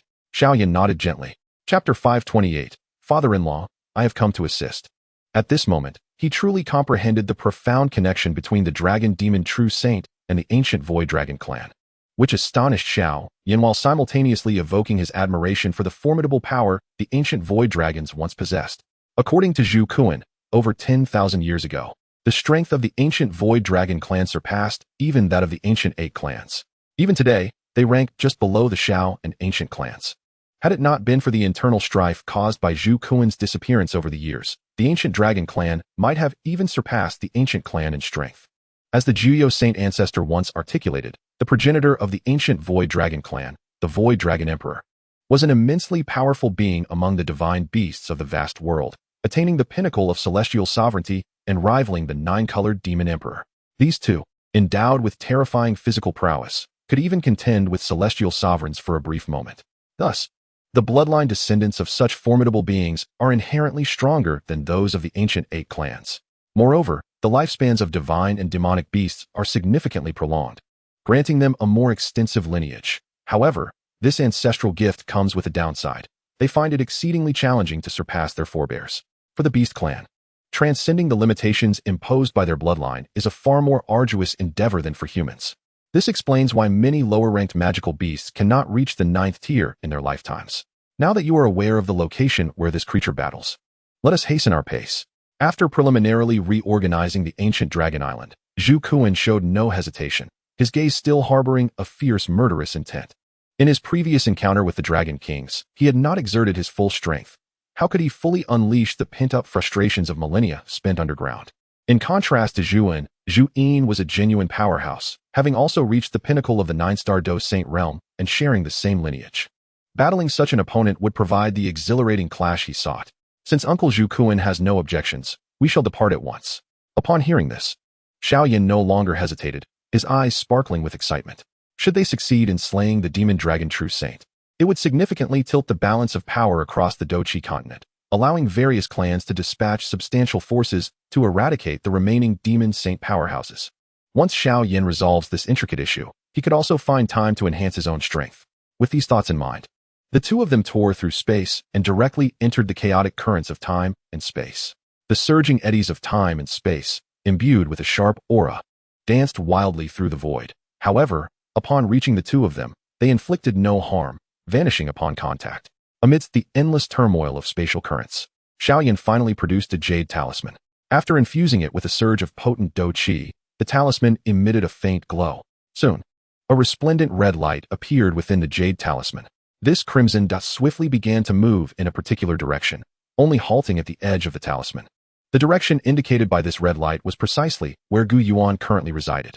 Uncle Zhu Kuan, let us proceed. Observing the direction of the crimson point, Xiao Yan felt a surge of joy in his heart, prompting both of them to transform into a streak of light and dash towards the distance. With Zhu Kuan's formidable strength, traversing the entirety of the Douqi continent would take but a short while. A testament to the terrifying spatial affinity possessed by the ancient Void Dragon clan, something even Xiao Yan, after mastering advanced celestial tier combat techniques, could not rival. However, Xiao Yan had now truly established himself among the pinnacle of powerhouses on the continent. Though his speed could not match that of Zhu Kuan, it remained remarkably formidable. In the span of a mere incense stick's burning time, Xiao Yan noted that the red light upon the jade pendant grew increasingly radiant, indicating that their proximity to Gu Yuan was diminishing. They were on the cusp of encountering the dragon demon true saint. With renewed urgency, Xiao Yan and Zhu Kuan accelerated their pace. After approximately another quarter of an hour, the spatial turbulence before them manifested an unprecedented anomaly. The chaotic spatial currents here were entirely dissimilar to those they had previously traversed. In certain areas, the vast void had been rendered tranquil, while in others, chaos reigned supreme across hundreds and thousands of miles. The terrifying spatial energy could effortlessly rend asunder a Dou zone. All signs indicated that two exceedingly formidable entities had once clashed in this locale. This is the place. Xiao Yan's eyes gleamed, for through the jade talisman, He had begun to faintly perceive a connection with Gu Yuan. Meanwhile, approximately 1,000 miles away, amidst the tumultuous spatial currents, two figures continued to weave through the chaos. Their occasional skirmishes were sufficient to obliterate the turbulent currents within a radius of 1,000 miles, rendering the area eerily serene. Gu Yuan, you are no match for me. If this entanglement continues, you shall inevitably sustain grave injuries. You must understand that once you are severely wounded before me, you will truly face the threat of annihilation. Within the boundless chaos, the dragon demon True Saint, with his blood-red eyes fixed on Gu Yuan, spoke with a sinister smile. Yet, beneath that smile lay a hint of unease. Just days prior, the Dragon King's talisman, his vital demonic artifact, had suddenly shattered. This unexpected occurrence instilled within him a foreboding sense of dread, particularly as this talisman belonged to Zhuan, his most formidable general, who possessed the strength of a 7-star demon saint, coupled with a powerful physique and the tenacious vitality of a fallen evil race. Even an ordinary 8-star Dou saint would find it challenging to subdue him. To slay Zhuan, at least several 8-star Dou saints would need to collaborate for a swift victory, or perhaps even a 9-star Dou saint's intervention would be requisite. Yet, in this current era of the Dou Qi continent, where could one find a 9-star Dou saint? With a disdainful chuckle, he remarked, "You seek to inflict severe injury upon me? Even with your formidable physical prowess, it would take you decades to achieve such a feat. We are both at the pinnacle of Dou Saint. There is no need for such theatrics to intimidate me." Before him stood Gu Yuan, clad in tattered hemp robes, his hair disheveled, presenting a rather disheveled appearance. Yet, remarkably, he bore no evident injuries. Clearly, despite their fierce battle lasting over half a year, neither had sustained significant damage. Being equals at the peak of Dou Saint, it was exceedingly difficult to vanquish one another. However, while Gu Yuan spoke bravely, he sensed a familiar presence approaching from a distance. This sensation emanated from the jade pendant he had once gifted to Sun Er. As he continued to engage in a fierce struggle with the dragon demon True Saint, a flicker of anxiety crept into his mind. Please, let it not be Sun Er arriving here. That would spell disaster. Given the intensity of my battle with the dragon demon True Saint, even a mere shockwave could severely injure an ordinary Dou Saint. Sun Er is still far too weak to be of any assistance. Rather, she would only serve to place me in a precarious position. No, Sun Er is not foolish enough to be here. Yet, she must have obtained her pendant. It's Xiao Yan. That lad has emerged from his seclusion. In that moment, a spark of hope ignited in Gu Yuan's heart. If it were indeed Xiao Yan who had emerged, he would undoubtedly arrive accompanied by true warriors to lend their strength. The Xiao clan harbored numerous 8-star Dou saints. Although they might not pose a lethal threat to his opponent, they could certainly assist in subduing the dragon demon True Saint. Gu Yuan felt elated. Though he had faced no peril over the past several months, the prolonged strain had begun to wear on him. Just as both combatants harbored their own ulterior motives, a similarly immense aura drew near the battlefield. As this formidable presence gradually permeated their senses, the once relatively calm expressions of Gu Yuan and the dragon demon True Saint morphed into ones of shock. This aura was unmistakably that of a 9-star Dou Saint at its peak. Simultaneously, astonishment surged within both Gu Yuan and the dragon demon True Saint. Could it be that there still existed a 9-star Dou Saint of such caliber in the current Dou Qi continent? Amidst their bewilderment, a resounding dragon's roar shattered countless spatial turbulence, and in the next moment, a radiant purple-golden light sliced through the air, revealing colossal purple-golden scales. In the blink of an eye, an enormous creature, seemingly without end, materialized before them. Upon witnessing this ancient behemoth, the dragon demon True Saint's expression shifted dramatically, and he could not suppress a low growl. "Zhu Kuan, you are still alive." Alive? The colossal creature fixed its gaze upon the dragon demon True Saint, brimming with murderous intent and savagery. "You, the traitorous scion of our clan, have not perished. How could I possibly meet my end? My father did not eradicate you, the traitor, and today, I shall fulfill his unfulfilled wish." Upon hearing the exchange between the two dragons, Gu Yuan initially found himself in a state of bewilderment, quickly followed by an expression of sheer ecstasy. Throughout the arduous battle against the dragon demon True Saint spanning over half a year, he remained oblivious to the events occurring beyond his immediate surroundings. However, upon learning that this formidable being, whose power rivaled that of the dragon demon True Saint, was also intent on confronting him, a subtle sigh of relief escaped his lips.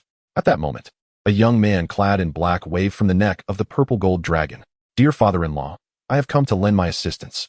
Chapter 529, The Dragon Emperor's Otherworld. The 8-colored fire lotus. Xiao Yan, gazing at the young man on the dragon's neck, who was grinning broadly at him, Zhu Kuan was momentarily taken aback, followed by a twitch at the corner of his mouth.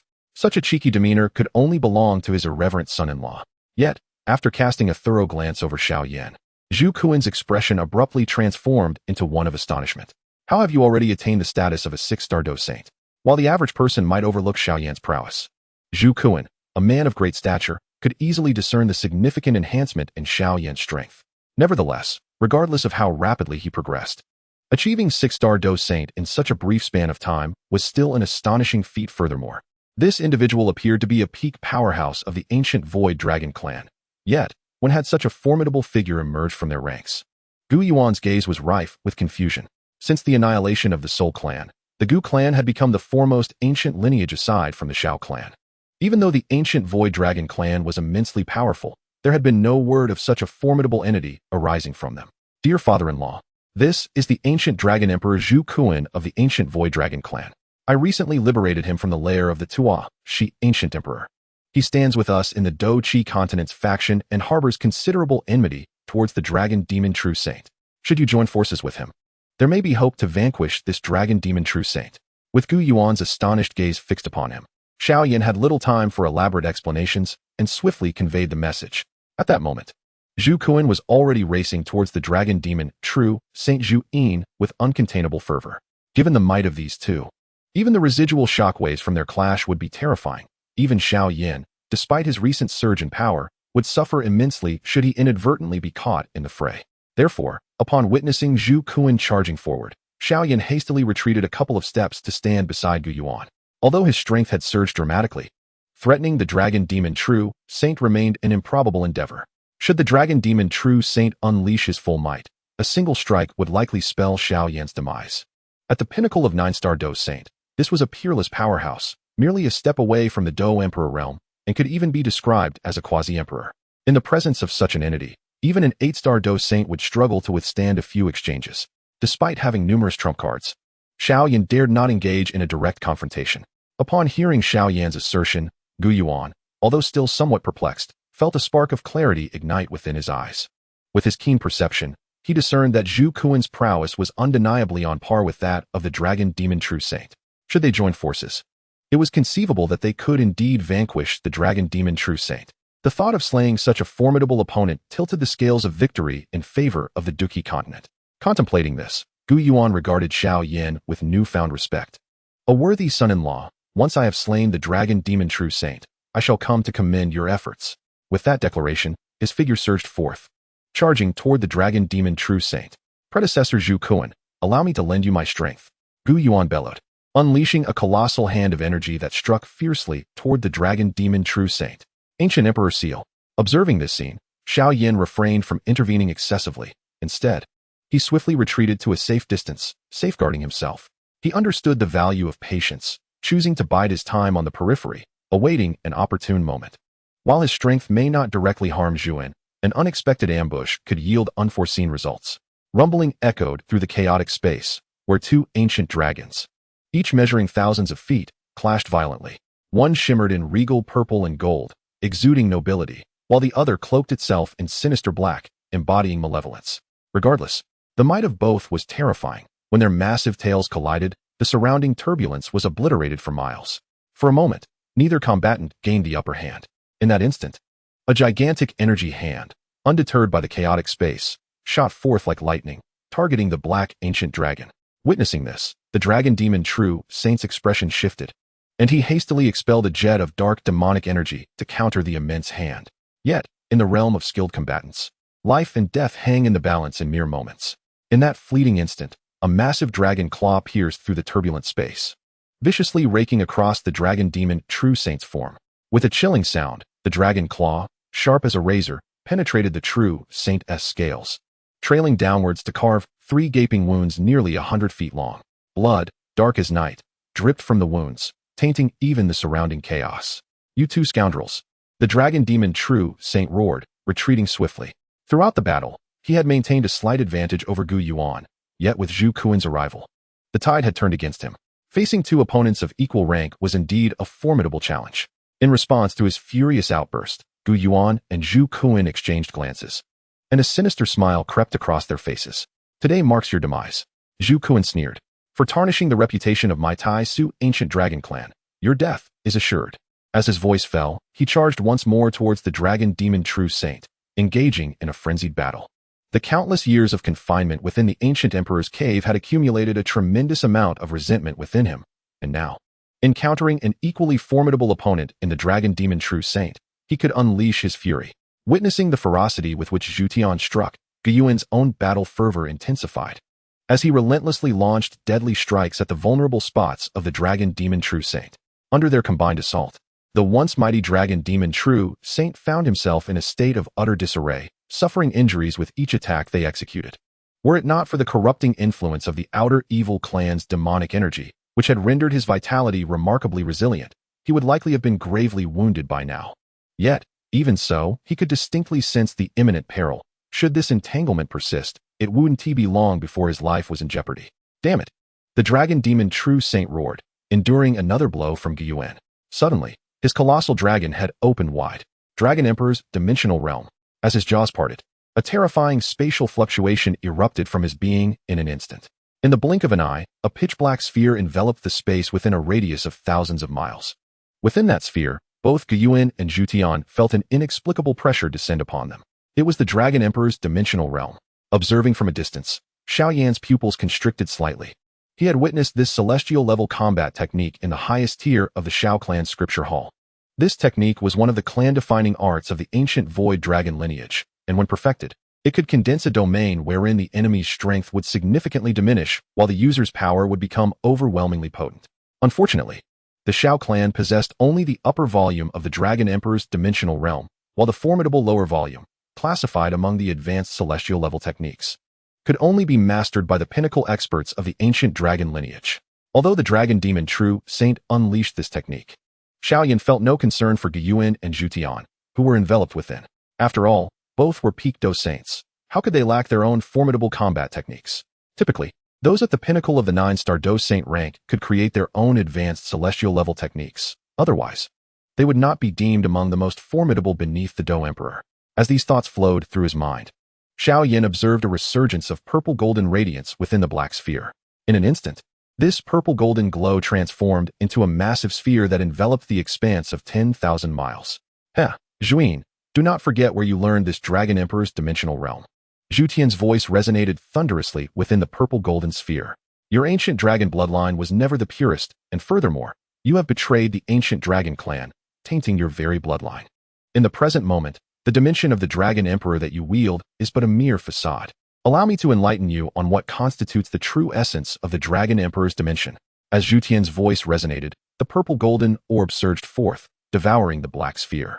In an instant, two colossal spatial orbs, each over 1,000 miles in diameter, collided violently within the fabric of space. During these tumultuous clashes, the surrounding spatial turbulence, capable of annihilating even the most formidable of combatants, was rendered to nothingness. From Xiao Yan's perspective, the black orb was gradually being subdued by the purple-golden sphere, and the roars emanating from within the black sphere, belonging to the true saint of the demon dragon, revealed that he was indeed in a dire predicament. Witnessing this scene, a glint of cold determination flashed in Xiao Yan's eyes as he swiftly darted towards the black sphere. Arriving a short distance from it, he waved his hand and, in the blink of an eye, summoned a plump little fire spirit. Little rascal, let us launch a surprise attack. The little spirit clapped its hands in excitement upon hearing the plan, promptly beginning to amalgamate various flames until Xiao Yan's complexion turned slightly pale. Upon ceasing, a radiant fire lotus, comparable in size to a basin, materialized in the little spirit's grasp. A closer examination would reveal that this fire lotus contained a magnificent array of 8 colors. This 8-colored fire lotus, when hurled, could potentially inflict severe injuries or even prove fatal to a 7-star Dou Saint. A cold smile crept across Xiao Yan's face as he surveyed the black orb. While it may not pose a direct threat to the true saint of the demon dragon, it would certainly disrupt his demonic energy. With a thought, he lifted the 8-colored fire lotus and sent it soaring towards the massive black sphere. Chapter 530, The Divine Wrath of the Pure Lotus. Behold, the 8-colored fire lotus, trailing a brilliant tail of light, sped towards the enormous black orb. Although the fire lotus was basin-sized, it paled in comparison to the black sphere. Yet this minuscule glow, upon contact, unleashed an intense heat that penetrated the very essence of the black orb. Explode, Xiao Yan commanded with urgency. In the next moment, the fire lotus that had plunged into the black orb detonated with a resounding roar. In an instant, a torrent of resplendent flames erupted forth, engulfing the surroundings and illuminating the black sphere with a dazzling spectrum of colors. Inside the black orb, the true saint of the demon dragon, shrouded in inky dark energy, was strenuously resisting the onslaught of Gu Yuan and Zhu Tian. Yet, their attacks were relentless, particularly Zhu Tian's Dragon Emperor's dimension, which surpassed his defenses. Under such fierce assault, the true saint of the demon dragon found himself in a state of utter despair. At that moment, a dazzling light suddenly erupted within his Dragon Emperor's alternate dimension, followed by an overwhelming burst of brilliant flames. What is this fluctuation? The dragon demon true saint furrowed his brow slightly, but did not pay it much heed. Such an explosion could barely harm an 8-star Dou saint, let alone him, a pinnacle 9-star Dou saint, with his terrifying physique derived from the ancient void dragon. Even if he did not resist, the explosion would at most inflict minor injuries upon him, posing no real threat. However, in the next instant, his expression changed dramatically. The countless radiant flames unleashed by the explosion were swiftly annihilating his demonic aura. This demonic energy, which even Gu Yuan and Zhu Kuan found exceedingly difficult to extinguish, was being incinerated in an instant. Even the dimensional walls of his Dragon Emperor's alternate dimension were scorched, leaving a gaping hole. The dragon demon true saint's face shifted, filled with disbelief. How could it be possible for such a formidable to exist in this world? Before this, even my demonic aura possesses no means of resistance. If this were unleashed by a 9-star Dou saint, it would deal me a devastating blow. As these thoughts raced through his mind, streams of purple golden light rapidly enveloped him. Not good, my Dragon Emperor's alternate dimension is destabilizing.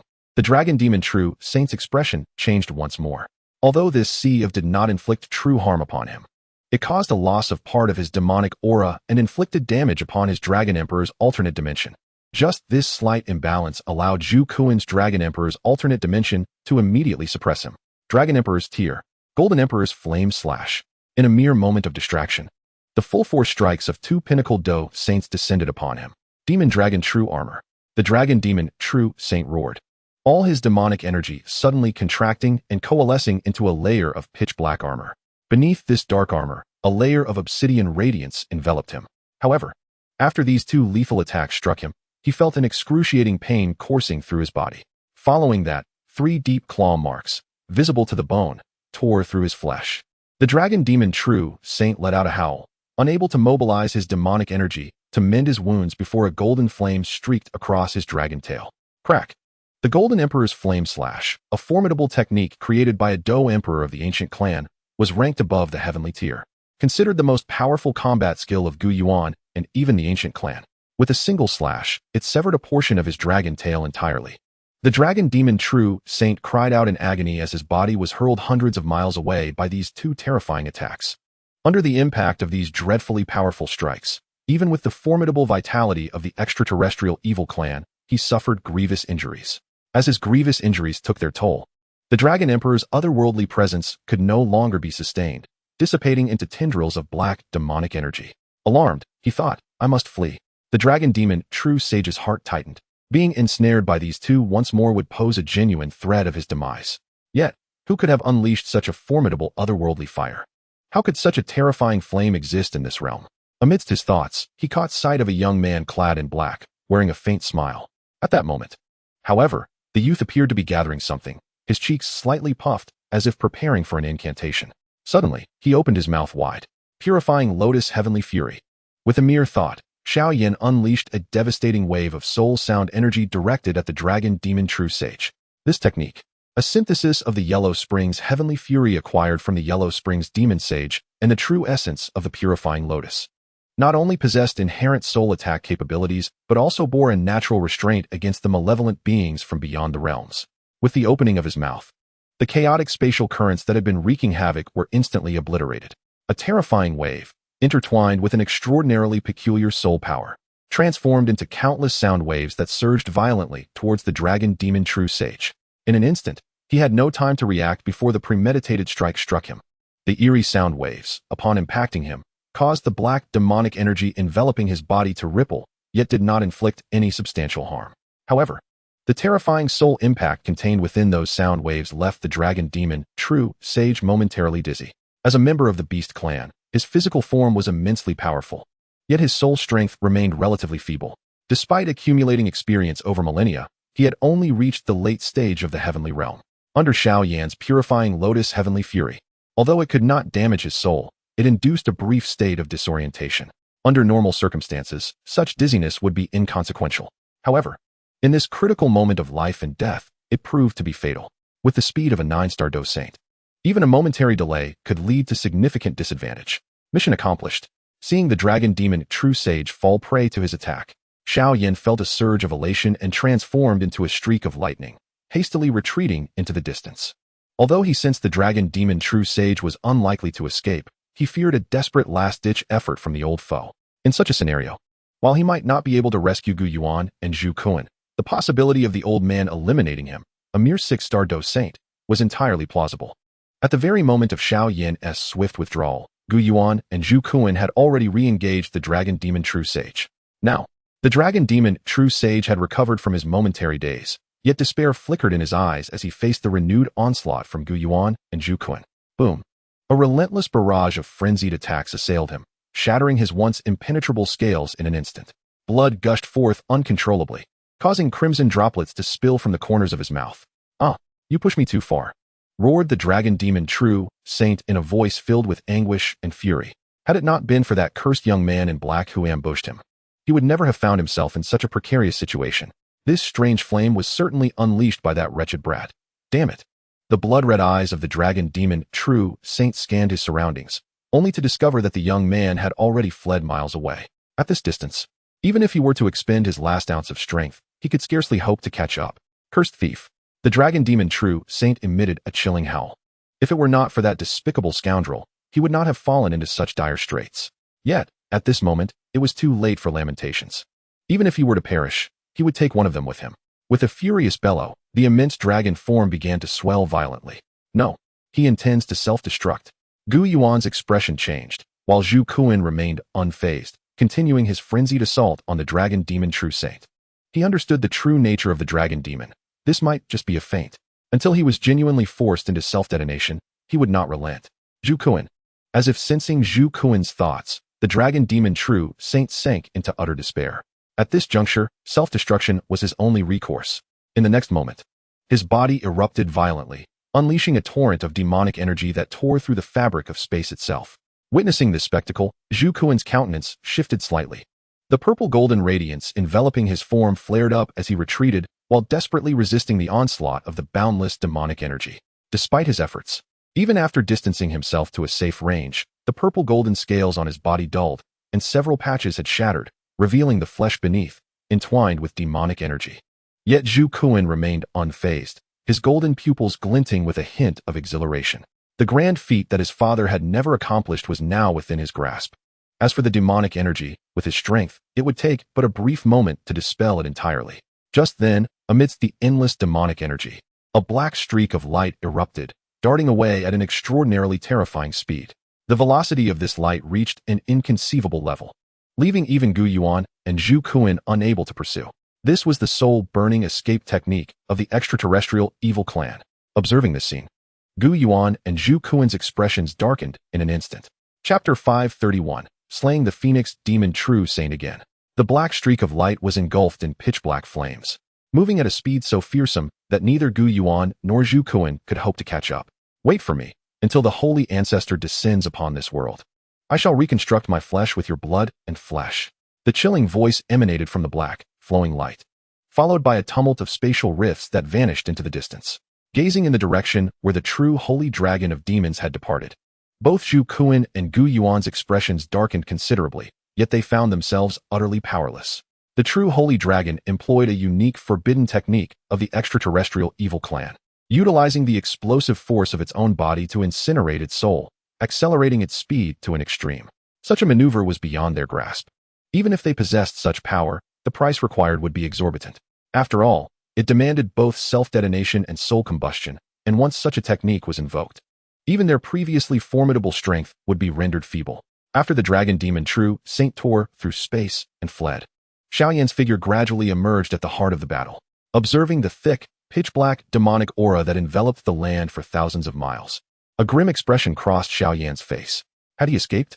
Zhu Kuan reluctantly nodded, his demeanor somber. Do not worry, even if he evades this time, Having lost his physical form and partially burned his soul, his current strength has plummeted to its nadir. He would likely struggle against even an ordinary Doushang.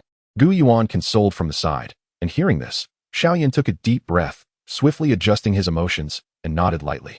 What you say is quite reasonable. My esteemed father-in-law, we did not anticipate that the dragon demon true saint possessed such a trump card. Senior Zhu Kuan, you need not feel too regretful. His strength has diminished to such an extent that with our capabilities, should we discover him, he will have nowhere left to flee. Upon hearing Xiao Yan's words, Zhu Kuan's expression softened slightly, though he still voiced his dissatisfaction. This traitorous scion of the clan, one day I shall capture him alive to honor my father. As his words trailed off, his gaze swept across the space filled with dark demonic energy, then turned toward Xiao Yan. Nephew, it is still necessary for you to assist in cleansing this demonic aura. Not a problem. Xiao Yan grinned. The sheer volume of demonic energy was such that should a passerby of lesser strength encounter it, even those below the Doushang level could be corrupted. If left unchecked, it might even seep into the Dou Qi continent over time, inciting a considerable calamity. Furthermore, if the true holy dragon were to return and absorb this demonic energy anew, its strength would be significantly restored.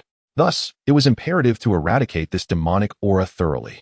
With a few decisive steps, Xiao Yan found himself at the center of the endless demonic energy. With a flick of his mind, Xiao Dou Bai appeared in his hand. Abba Abba. The adorable little creature gazed at Xiao Yan with a bewildered expression, only to be unceremoniously lifted by its little bottom by him. Dear son, unleash your flames. Xiao Yan gently lifted the little rascal, cradling him as though he were a delicate gourd. ABA. The little rascal cast a dissatisfied glance at Xiao Yan before opening his cherubic mouth, and in the next moment, a dazzling torrent of flames erupted forth. Xiao Yan, with both hands supporting the little rascal, continuously released an immense volume of the 9-colored pure lotus fire. The flames transformed into a vast sea of fire, cascading over the inky black demonic energy, quickly emitting a hissing sound. Although this demonic energy originated from the true saint of the demonic dragon, it fundamentally belonged to a type of ordinary demonic energy, significantly inferior in quality compared to that of the Demon Emperor's source. Xiao Yan's 9-colored pure lotus fire could even threaten the Demon Emperor's source, let alone these unclaimed ordinary demonic forces. Soon, the demonic energy that had caused great headaches for both Gu Yuan and Zhu Kuan was swiftly eradicated before Xiao Yan's 9-colored pure lotus fire, akin to snow melting in boiling water. However, as a superlative powerhouse at the pinnacle of the 9-star Dou Saint, the quantity of demonic energy within the true saint of the demonic dragon had amassed to a terrifying degree. Even with Xiao Yan's current strength, it took him 3 full days of relentless fire to completely incinerate this demonic energy. Once the last vestiges of the demonic energy were consumed, Xiao Yan felt an unusual sense of exhaustion within him, a rare occurrence indeed. This demonstrated the formidable nature of a 9-star Dou Saint at the peak. If the true saint of the demonic dragon were in his prime, Xiao Yan might not have been confident in defeating him even with offensive capabilities. Once the chaos of the fallen evil clan is resolved, I must once again enhance my strength. Feeling a long-forgotten sense of fragility, Xiao Yan took a deep breath and turned his gaze towards Gu Yuan and Zhu Kuan. Father-in-law, Uncle Zhu, allow me a brief moment to recover, and then we shall continue our pursuit of the true saint of the Phoenix demon. Among the 2 pinnacle powerhouses of the fallen evil clan, aside from the true saint of the demonic dragon at the peak of the 9-star Dou Saint, there was also the true saint of the Phoenix demon, who was at the initial stage of the 9-star Dou Saint. The latter was entangled with the grand ancestor of the Tianyan sect, and with Gu Yuan and Zhu Kuan freed, the true saint of the Phoenix demon would undoubtedly have no chance of escape. Very well, take your time to rest. Gu Yuan nodded in acknowledgement, noticing Xiao Yan's pallid complexion. Xiao Yan promptly settled into a meditative posture, and in the next moment, a torrent of formidable energy surged towards him from all directions, cutting through the chaotic spatial currents. This energy was immensely powerful, yet exceedingly chaotic. But under the refinement of Xiao Yan's 9-colored pure lotus fire, it was instantaneously purified, transforming into a torrent of pure energy that flowed into Xiao Yan's body. With Xiao Yan's current soul and the unique characteristics of the burning formula, his ability to manipulate and absorb energy had reached a staggering level. Coupled with the assistance of the 9-colored pure lotus fire in refining the energy, his recovery speed soared to an astonishing degree. This spectacle drew the intrigued gazes of both Gu Yuan and Zhu Kuan once again. I find it utterly perplexing how this young man has cultivated his abilities. In merely a few days, he has ascended to the rank of 6-star Dou Saint. Gazing at the surging power within Xiao Yan, Gu Yuan could not help but shake his head slightly. He genuinely feared that if he encountered Xiao Yan again, the lad might have already evolved into a Dou Emperor. Having lived for over a millennium, he had never witnessed such an extraordinary talent before. It is no wonder that Xiao Yan confidently declared he had chosen a Dou Emperor as a son-in-law. In retrospect, it seems that Xiao Yan has always been a tier above him. However, beside him, Zhu Kuan fell into deep contemplation upon hearing Gu Yuan's thoughts. Gu Yuan, has Xiao Yan truly become your son-in-law? Zhu Kuan suddenly inquired, a smile gracing his features. My son-in-law is rather mischievous and hardly noteworthy, Gu Yuan replied. A hint of a smile appearing on his lips, though it quickly faded as if he had recalled something significant. In the Duqi continent, where strength reigns supreme, given Xiao Yan's aptitude and fortuity, it is merely a matter of time before he becomes a Dou Emperor. Such a formidable individual, is one wife truly sufficient? Zhu Kuan inquired with a grin. This old fellow seems to have begun contemplating Xiao Yan's future. Gu Yuan understood Zhu Kuan's implications, but almost laughed when he heard the mention of Xiao Yan having only one wife. It appears you harbor such intentions. Gu Yuan remarked with a faint smile, casually adding, if you believe Xiao Yan is a worthy son-in-law, feel free to send your daughter his way. Zhu Kuan was momentarily taken aback by Gu Yuan's generous demeanor. Are you not concerned that my daughter might eclipse yours in his affections? You must know. Though I may be of average appearance, my daughter is truly a paragon of beauty, Zhu Kuan asserted, his words devoid of exaggeration. Indeed, his daughter Xian was exceptionally lovely. However, Gu Yuan merely scoffed at this notion. Even if your daughter is beautiful, she cannot possibly surpass mine, Gu Yuan declared, not allowing Zhu Kuan the chance to retort before continuing. Moreover, my son-in-law is quite the libertine. His harem is undoubtedly filled with enchanting beauties, likely numbering over 10 by now. Adding your daughter would hardly make a difference. Over 10? Zhu Kuan's golden eyes widened in disbelief, an expression of incredulity crossing his face. This lad is such a rake. Zhu Kuan, do not even mention it. Were it not for the old ancestor of the Xiao clan being an old acquaintance and exerting his Dou Emperor might to pressure me. No matter how exceptional this lad's talents may be, with my strength, could I not afford to support my own daughter? Gu Yuan suddenly felt a surge of exasperation. Upon witnessing Gu Yuan's expression, Zhu Kuan finally fell into a contemplative silence. This fellow is not a good person. Henceforth, Xian must maintain her distance from him. Zhu Kuan thought to himself. A day later, the once tumultuous energy vortex finally ceased its swirling, and Xiao Yan abruptly opened his eyes, which shimmered with brilliance. After a day of recuperation, his strength had once again reached its zenith. Father-in-law, Uncle Zhu Kuan, let us be on our way, Xiao Yan said with a slight smile. His gaze imbued with anticipation. He was eager to witness the joint efforts of Gu Yuan and Zhu Kuan in vanquishing the Phoenix Demon True Sage. Very well. Let us proceed. Gu Yuan responded with a nod, setting forth towards the battlefield against the Phoenix Demon True Sage. Zhu Kuan also nodded slightly, his form transforming into a stream of purple-golden light that swiftly followed. Yet, Xiao Yan sensed a sudden chill in Zhu Kuan's demeanor towards him, leaving him perplexed. However, with his mind focused on the Douqi continent, he had no time to dwell on it, completely unaware that he had been subtly betrayed by his father-in-law. Under Gu Yuan's guidance, the trio arrived at the second battlefield in scarcely the time it takes to burn a stick of incense. Amidst the chaotic spatial turbulence, an elderly man with white hair and beard, clad in white robes, manipulated numerous formations that continuously emerged within the space. These formations, whether for defense, attack, or even transportation, ensnared the enormous Phoenix demon with wings stretching nearly 10,000 feet. Damn you, Elder Xiao Yan, are you too cowardly to face me in direct combat? The Phoenix demon True Sage roared, his blood-red eyes filled with a brutal, murderous intent. After being entangled with Elder Xiao Yan for over half a year, he had never truly laid a hand on this old man, instead being thoroughly vexed by the various formations devised by him. Encountering such an opponent was indeed a considerable headache. Just as his furious roar subsided, his expression suddenly shifted. 3 figures had inexplicably emerged from the chaotic spatial currents. Among the 3, the weakest possessed merely the strength of a 6-star Dou Saint and was disregarded by the Phoenix Demon True Sage. Yet, the 2 middle-aged men accompanying him caused the Phoenix Demon True Sage's feathers to bristle with alarm. Both were formidable peak 9-star Dou Saints. The Phoenix Demon True Sage barely cast a glance at them before transforming into a streak of light, attempting to flee. Although both peak and initial 9-star Dou Saints belonged to the same rank, the former had reached the pinnacle of Dou Saint strength, vastly surpassing the latter in power. In the ancient times of the Douqi continent, there had been numerous instances of peak 9-star Dou Saints slaying their initial counterparts. Now, faced with the sudden appearance of 2 peak 9-star Dou Saints, a profound sense of life and death crisis surged within him. As soon as his body had barely soared into the air, it was abruptly halted by a formidable array. This formation, seemingly weak, required his utmost effort to breach. In that fleeting moment, the true Saint of the Phoenix demon sensed two powerful fluctuations approaching from behind. Damn it! Had the dragon demon failed to intercept that ancient human? The true Saint of the Phoenix demon hastily turned to withstand the ensuing onslaught of the ancient Emperor's seal. However, he was not the true Saint of the demon dragon, capable of enduring the might of the ancient Emperor's seal. With just that one strike, he shattered the array behind him and spat out a mouthful of blood. The disparity between the peak of the 9 stars and the initial stage was vast. In just one exchange, he had sustained significant injuries. Before he could fully comprehend the situation, a colossal purple-gold dragon, even larger than himself, lunged at him with its razor-sharp claws. The ancient void dragon. Gazing at the gargantuan purple-gold dragon before him, the true Saint of the Phoenix demon emitted a cry of disbelief, only to be disemboweled in the next instant.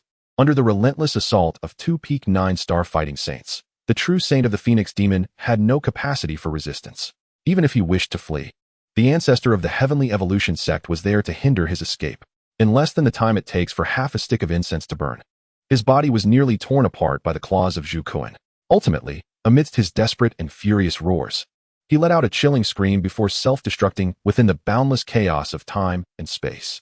This time, the Ancient One had even prepared a contingency, preventing the true Saint of the Phoenix demon from unleashing his soul escape technique. In the face of the combined might of 3 9-star fighting saints, this once mighty 9-star demon saint met with a tragic demise. Following the fall of the true Saint of the Phoenix demon, Xiao Yan resumed his role as a cleaner, using to incinerate the last remnants of this demon saint over the course of 2 days. Yet, on the 3rd day after Xiao Yan's recovery, a distress signal from the 9 Nether-Earth Serpent clan caused his eyes to turn icy cold. Chapter 532. The colorful scales emerge. This message was relayed by the Saint of Tianmo, whom Xiao Yan had stationed to guard the 9 Nether-Earth Serpent clan. Directed at the upper echelons of the Xiao clan, the once betrayed stronghold of the 9 Nether-Earth Serpent clan, which had defected to the extraterrestrial evil clan, was now under attack. Among these formidable beings, the most powerful had reached the 7-star fighting saint level, referred to as the demon serpent saint by the fallen evil clan. In ancient times, those who allied with the extraterrestrial evil clans indeed gained certain unique advantages, such as a lifespan far exceeding that of ordinary beings from the fighting spirit continent. In addition to the demon serpent saint, 2 other 9 Nether-Earth serpents, comparable to 5-star fighting saints, were also advancing towards the 9 Nether-Earth Serpent clan. In such a predicament, it would seem that the singular presence of the Heavenly Maiden Saint, a 5-star Dou Saint, would be insufficient to withstand the formidable opponents. Fortunately, at that moment, a 6-star Dou Saint from the Xiao clan was patrolling near the territory of the 9 Nether-Earth Serpent clan. Upon receiving the distress signal from the Heavenly Maiden Saint, this 6-star Dou Saint hastened to her aid. However, even with their combined efforts, subduing the 3 immensely powerful 9 Nether-Earth Serpents proved to be exceedingly arduous. A moment's lapse in caution could result in severe injuries or even demise. Consequently, upon receiving this alarming news, the Xiao clan promptly dispatched an 8-star Dou Saint to assist. Yet, the distance between the Xiao clan and the 9 Nether-Earth Serpent clan was considerable, and even the 8-star Dou Saint would require at least an hour to arrive. If such were the case, it was likely that both Xiao clan Dou Saints and the entire 9 Nether-Earth Serpent clan would face annihilation. What troubled Xiao Yan even more was the fate of Kai Lin, who was undergoing a legacy acceptance in the 9 Nether Yellow Springs. Uncle Zhu Kuan, I am in urgent need of your assistance. I require your swift aid, Xiao Yan stated solemnly, casting a serious glance at Zhu Kuan, who sensed the tension in his words. No problem, just point the way, and I shall take you there immediately, Zhu Kuan replied eagerly, grasping Xiao Yan's shoulder with one hand before transforming into a violet streak of light, propelling them away at an astonishing speed.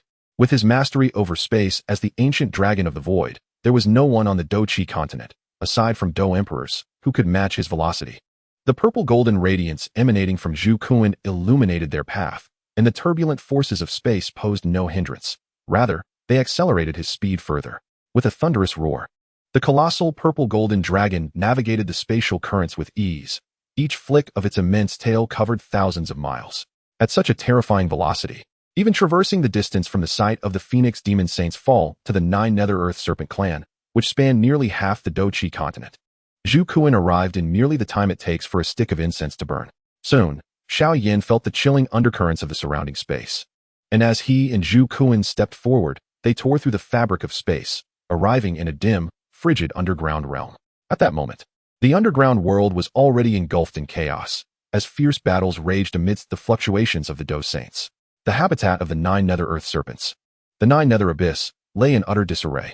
Mountains crumbled and sandstorms swirled. Enormous spatial rifts, akin to gaping wounds, marred the underground expanse for thousands of miles. Yet, upon arriving, Xiao Yan discovered that the situation was not as dire as he had envisioned. Within the shadowy depths of the underground, 5 serpentine monsters, each exceeding 1,000 feet in length, were locked in a fierce struggle with 2 humans. The Heavenly Maiden Saint was currently engaged in a fierce battle against a 9 Nether Earth Serpent, the weakest of the lot, while simultaneously besieging a similarly shaped 9 Nether Earth Demon Serpent, which exuded an eerie aura. The diminutive Jiuyou Diamond Python is, of course, currently led by its clan leader, Yaoming. However, his frailty is only relative, for Yaoming himself possesses the formidable strength of a 3-star Dou Saint. Although there exists a considerable gap when compared to the 5-star Dou Saint of the Jiuyou Diamond Python, he nonetheless proves adequate in providing assistance to the Celestial Maiden, allowing the two to collaborate effectively. Under their combined efforts, the 5-star Dou Saint Jiuyou Demon Python finds itself persistently suppressed. In a more astonishing turn of events, a colossal serpent, adorned in vibrant hues of 9 colors, is seen mercilessly striking the opposing Jiuyou Demon Python with its tail. Despite both being 5-star Dou Saints, the Jiuyou Demon Python is utterly dominated by the 9-colored Swallowing Sky Python. With each swing of its tail, countless illusory 7-colored serpent shadows whirl around it, and each impact sends the 5-star Demon Saint reeling. Yet, while the battlefield of the 5-star Dou Saints displays a clear advantage, the arena of the higher-tier Dou Saints appears entirely different.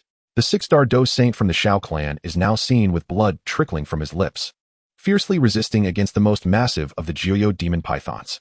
This particular Jiuyou Demon Python dwarfs the other 2 combined, and under its relentless assault, the 6-star Dou Saint teeters on the brink of collapse, seemingly on the verge of sustaining grave injuries.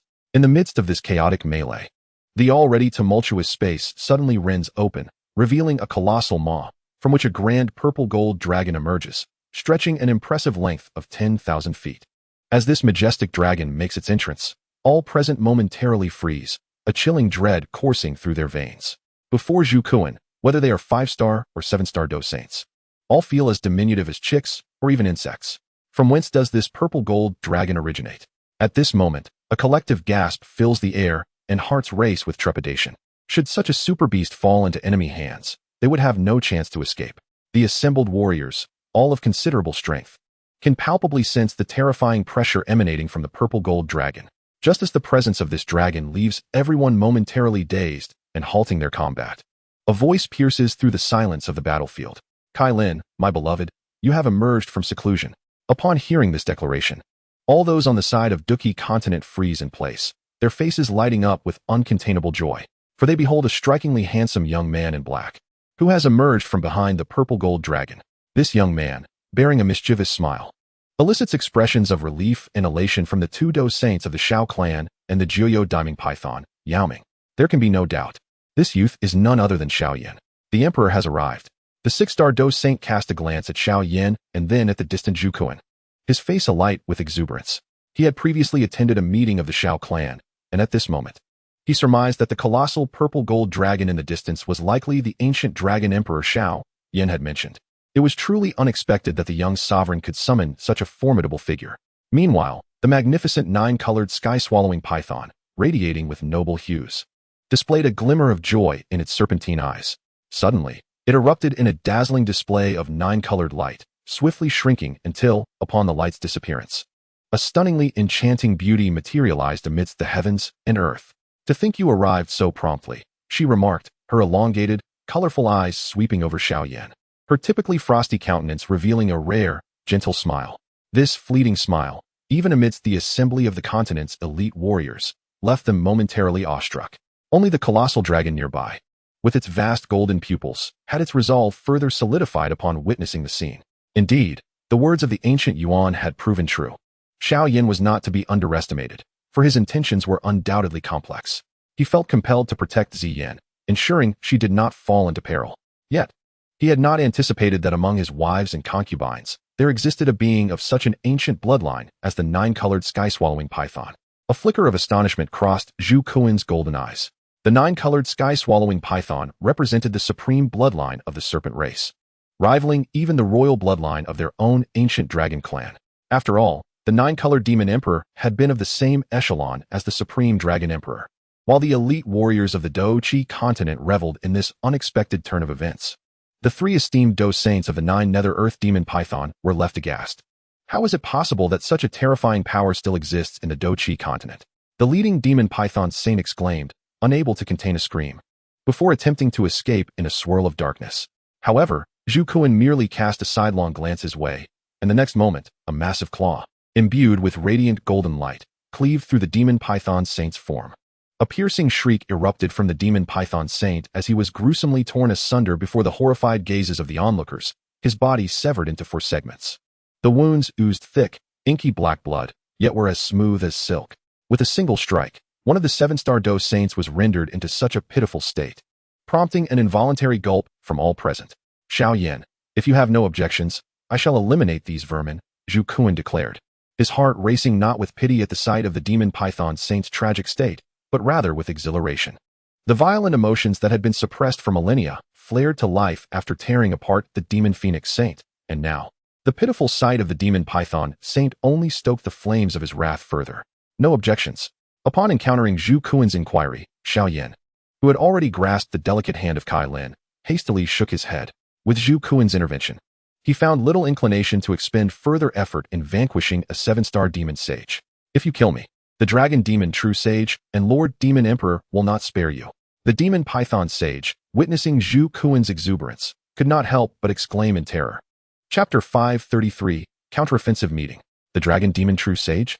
Upon hearing the almost threatening words of the Demon Python Sage, a wider grin spread across Zhu Kuan's face.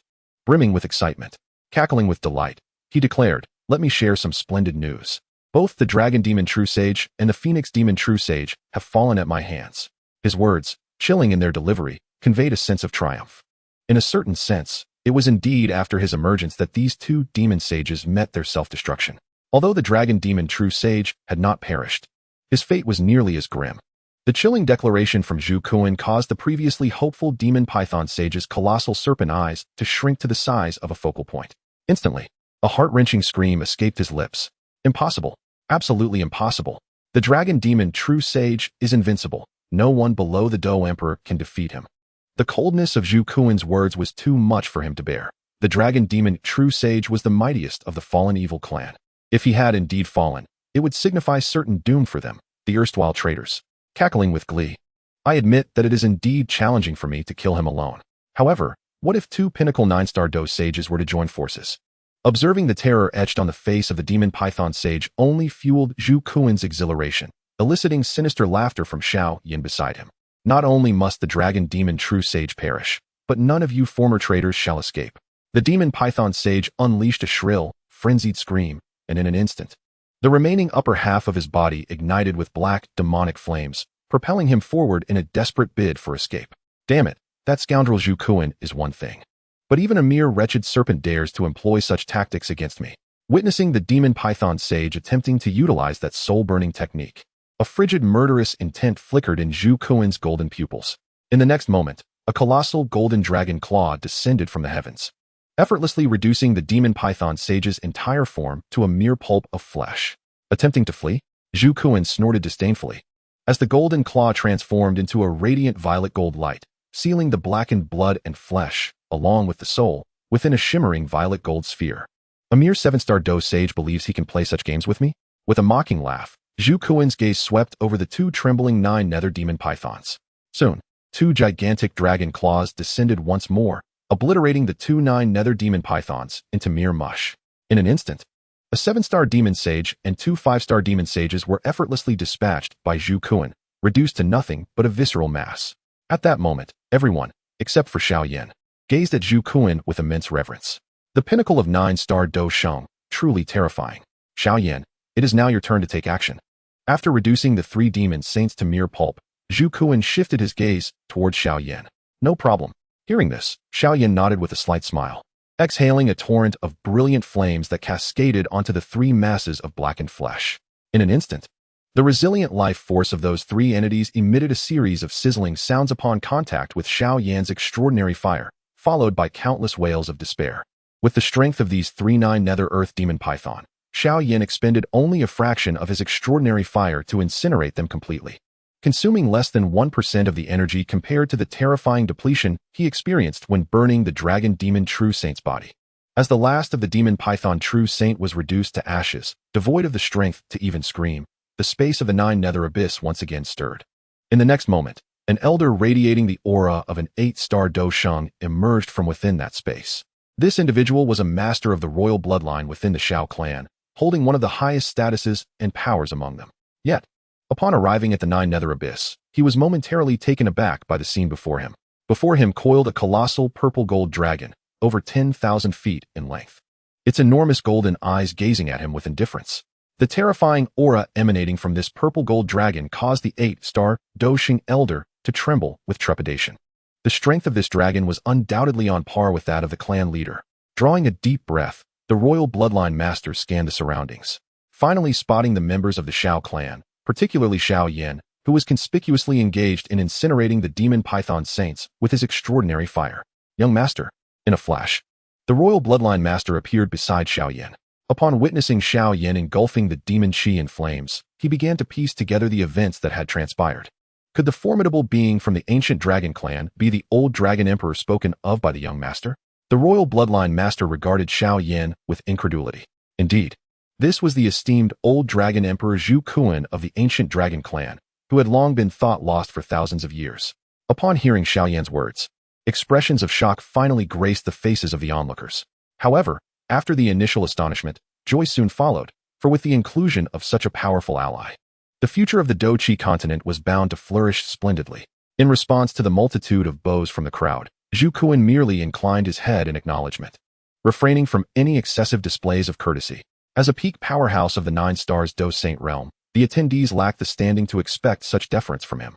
Even the 8 stars Dou Saint, the master of the imperial lineage, was regarded by him as merely a junior. After exchanging nods with the assembly, Zhu Kuan's gaze shifted back to Xiao Yan. Xiao Yan, should there be no pressing matters, I shall take my leave first. Having been trapped in this ancient emperor's cave for thousands of years, I yearn to relish the fresh air of the Douqi continent, and perhaps eliminate a few foreign evil clans for sport. Upon speaking these words, he produced a jade talisman, placing it before Xiao Yan. This is my talisman. Once you channel your soul power into it, I shall arrive within the time it takes for a stick of incense to burn. Furthermore, possessing this talisman grants you unhindered passage through the ancient Dragon Island. Once you have settled your affairs, you may proceed there to enhance your strength. His words not only served as a reminder for Xiao Yan to advance his abilities, but also subtly alluded to his cherished daughter. Hearing this, a smile graced Xiao Yan's lips. Rest assured, uncle, I shall return to the ancient Dragon Island within half a month at most. The urgency of strengthening his power weighed heavily upon him. Zhu Kuan nodded slightly, and in the next moment, a blinding violet gold light erupted from his form, accompanied by a resounding dragon's roar as this supreme being of the Tai Su ancient dragon clan vanished from sight. With Zhu Kuan's departure, Xiao Yan smiled faintly, his gaze sweeping over Kai Lin, a subtle yet mischievous smile playing upon his lips. He then addressed the gathered company. Ladies and gentlemen, it is time for us to return to the Xiao clan. With the Dragon Demon True Saint forced into self-detonation and the Phoenix Demon True Saint having perished, the foreign evil clans no longer pose any threat. It is time for us to initiate a grand counteroffensive. Upon hearing Xiao Yan's proclamation, astonishment painted the faces of the crowd. The Tianmao Saint and the 6 stars Dou Saint appeared somewhat less affected. Yet the expression on the face of the Xiao clan's imperial lineage master was one of sheer shock. Both the Dragon Demon True Saint and the Phoenix Demon True Saint are dead? Indeed, Elder, it is as you say. We should hasten back to the clan and strategize our next steps, Xiao Yan remarked, a smile gracing his features. After a brief farewell to Yao Ming, he led the group back to the Xiao clan. What transpired in the world during my 2 years of seclusion? Kai Lin inquired, her elongated, beautiful eyes fixated curiously on Xiao Yan as they journeyed. In the span of less than 2 years of closed-door training, her own strength had transformed dramatically. Yet it seemed the world had undergone an equally significant upheaval. Would you like to know? Xiao Yan's gaze swept across her enchanting visage, his lips curling into a playful smirk as he leaned closer to her ear and whispered, I shall tell you all about it this evening. Scoundrel! Upon hearing this, Kai Lin's delicate face flushed slightly as she cast a playful glance at Xiao Yan. In response, Xiao Yan merely smiled, unfazed. After escorting Kai Lin back to her home in the Xiao clan, Xiao Yan convened all the high-ranking Dou Saints once more, initiating a new assembly dubbed the Counterattack Conference. Chapter 534. Journey to the Heavenly Demon Phoenix Clan. Within the ancient and imposing hall of the clan leader, numerous high-ranking Dou saints of the Xiao clan gathered once again. However, this time, the gazes directed at Xiao Yan had undergone a significant transformation. The sovereign of the royal bloodline, upon returning to the Xiao clan, had declared to all that Xiao Yan had successfully liberated the venerable Dragon Emperor, Zhu Kuan, who had been sealed within the ancient emperor's cave. Moreover, this esteemed Dragon Emperor had allied with the ancient clan leader, Gu Yuan, to vanquish the Phoenix Demon True Saint and severely injure the Dragon Demon True Saint. Furthermore, they had also eradicated 2 7-star Demon Saints and 1 5-star Demon Saint. This revelation sent shockwaves of excitement and astonishment through the ranks of Xiao clan's powerful warriors. The excitement stemmed from the fact that, with the fall of the Phoenix Demon True Saint and the grievous injury of the Dragon Demon True Saint, the elite forces of the extraterritorial evil clan had been utterly routed.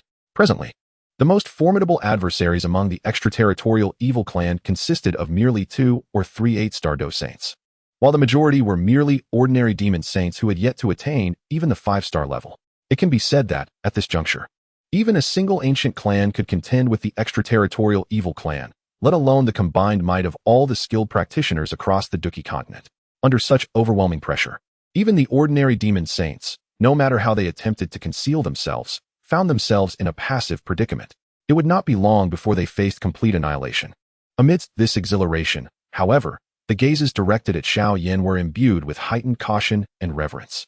Excluding the exceptional presence of Xiao Xian and the numerous peaked Dou saints of the Xiao clan, who were ensnared in the southwest continent, sealing the embryo of the Demon Emperor, the 2 most formidable peak experts, Gu Yuan and Zhu Kuan, one being Xiao Yan's father-in-law and the other, a benefactor of his life, greatly bolstered Xiao Yan's influence.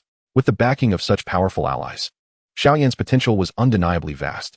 Moreover, his talent was astonishingly formidable, having ascended to the rank of 6-star Dou Saint within merely over 2 decades of cultivation. Who could predict whether he might evolve into the next invincible 9-star Dou Saint in the years or decades to come? At this point, the entire Xiao clan had unanimously acknowledged Xiao Yan's capabilities, recognizing him as a figure with the authority of a provisional clan leader. This conference represented a pivotal moment in the fate of the Duki continent, once again unveiled by a young man in his 20s. Esteemed colleagues, Xiao Yan proclaimed from the head of the conference table, surveying the nearly 100 superlative warriors beyond the 5-star rank gathered below. I previously stated that I would resolve the troubles posed by the Dragon Demon True Saint and bring forth a formidable ally for the Duki continent. Today, I have fulfilled my promise. Do any of you still harbor dissent regarding my actions? The numerous elders exchanged knowing glances, each perceiving the smiles reflected in one another's eyes. Since His Highness the Imperial Sun has reached such heights, it would be foolish for us to step forth and find fault, remarked a jovial Dou Saint.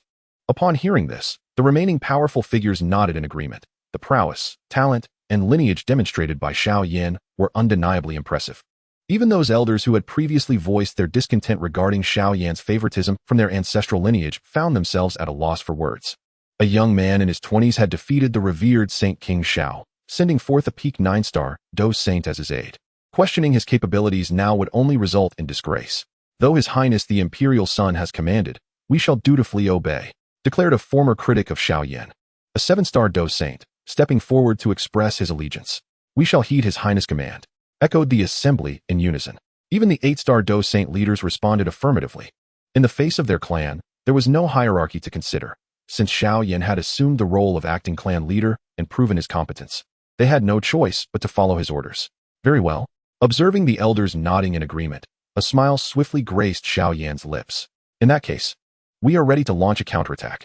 On that day, the Xiao clan mobilized hundreds of Dou Saints, and alongside the hundreds from the outside world, they amassed over 500 Dou Saints to eradicate the malevolent entities from beyond their realm. With the additional Dou Saints from other clans and the powerful figures from the Pill Tower, the number of Dou Saints encircling the outside evil entities surged beyond 600. In an instant, those once elusive Dou Saints, akin to dragons rarely seen, became quite commonplace. Meanwhile, Xiao Yan had returned to the serene confines of the Flame Palace. In the tranquil courtyard, crystal-clear water flowed gently, and vibrant flowers bloomed on the branches, while sunlight cascaded across the courtyard, casting a golden shimmer upon the stream and enhancing the flower's delicate beauty. Upon entering this peaceful haven, Xiao Yan was nearly taken aback by the scene before him. For there stood Kai Lin, cradling the 3-year-old Xiao Xiao, her once icy visage now adorned with a tender smile. Beside her was Sun Er, garbed in green, her delicate hand supporting her chin, an expression of mild envy gracing her flawless, elegant features. The tranquility was shattered only when Xiao Yan stepped into the courtyard. "Oh, you two seem to be quite harmonious," Xiao Yan remarked, his heart lightened by the sight. However, upon witnessing his beaming countenance, both Sun Er and Kai Lin instinctively suppressed their smiles and shot him a cold glance. Yet, Xiao Yan paid little mind to this, instead lifting Xiao and playfully teasing her, eliciting peals of laughter. Father, run!" Xiao exclaimed, perched upon Xiao Yan's neck, her delicate face radiant with joy. Witnessing this scene, a gentle smile once again graced Kai Lin's features. Ever since she had met this individual, particularly after Xiao's arrival, her demeanor had transformed from the frigid countenance of yore to one imbued with the tenderness characteristic of a devoted wife. However, as she observed the joyful spectacle, a flicker of envy ignited within Sun Er's eyes. "Why not hasten to bear one yourself?" Kai Lin suddenly remarked with a laugh. Sun Er was momentarily taken aback, her cheeks soon blooming with a faint blush. "Are you not concerned that if I were to have a child, I might usurp Xiao's affection?" she inquired, gazing at Kai Lin with curiosity. "In the past, I often harbored similar thoughts," Kai Lin replied, her smile unwavering. "Yet, I believe that having more siblings might grant Xiao a childhood filled with greater meaning. A nurturing and harmonious environment is indeed vital for a child's growth." In the dead of night, after soothing Xiao to sleep, Xiao Yan stealthily entered Kai Lin's chamber. There was no need for elaboration. The two had not seen each other for 2 years. Although much of that time had been spent in seclusion, it felt like a reunion akin to newlyweds. Throughout the night, Xiao Yan endured the formidable constricting force of the 9-colored sky-devouring python. After spending a day resting in the Flame Palace and relishing warm moments with the many enchanting women there, he finally departed from the Xiao realm. At present, his time was anything but leisurely. According to the ancient Emperor Tuashi and the members of the Xiao clan, the embryonic demon emperor was likely to truly manifest within a decade. With the emergence of this new demon emperor, the so-called favorable circumstances would inevitably vanish. In the face of such a formidable adversary, even the combined might of all Dou Sheng strongholds on the Dou Qi continent would likely find themselves relegated to mere prey. This daunting pressure incessantly spurred Xiao Yan onward. His next destination was the Tian Yao Phoenix clan. A glimmer of excitement sparkled in his eyes. He had promised Fengqing heir to lend his assistance in restoring peace to the Tian Yao Phoenix clan. In truth, even without the allure of Fengqing heir's beauty, he would still endeavor to cleanse the clan, for within it lay treasures he sought, the magical cores of the Tian Yao Phoenix clan.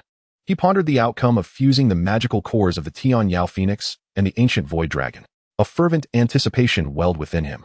Such an outcome would not only significantly bolster his strength, but also present an irresistible temptation for every alchemist.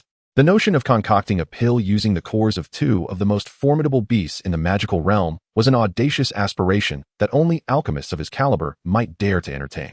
With these thoughts swirling in his mind, Xiao Yan made his way back to the residence of the Tian Yao Phoenix clan. The following morning, after finishing her breakfast, Fengqing gently wiped the corners of her mouth and obediently assisted Xiao Yan in tidying his garments. Observing the docility of Fengqing, a satisfied smile graced Xiao Yan's lips. Although this woman possessed a rather proud disposition, her arrogance was merely contingent upon whom she stood before, in Xiao Yan's presence. She had no grounds for such pride. "Qing'er, you have performed admirably," Xiao Yan remarked, affectionately ruffling Fengqing's hair. However, the memory of the previous night's forced initiative caused her cheeks to blush with rare shyness.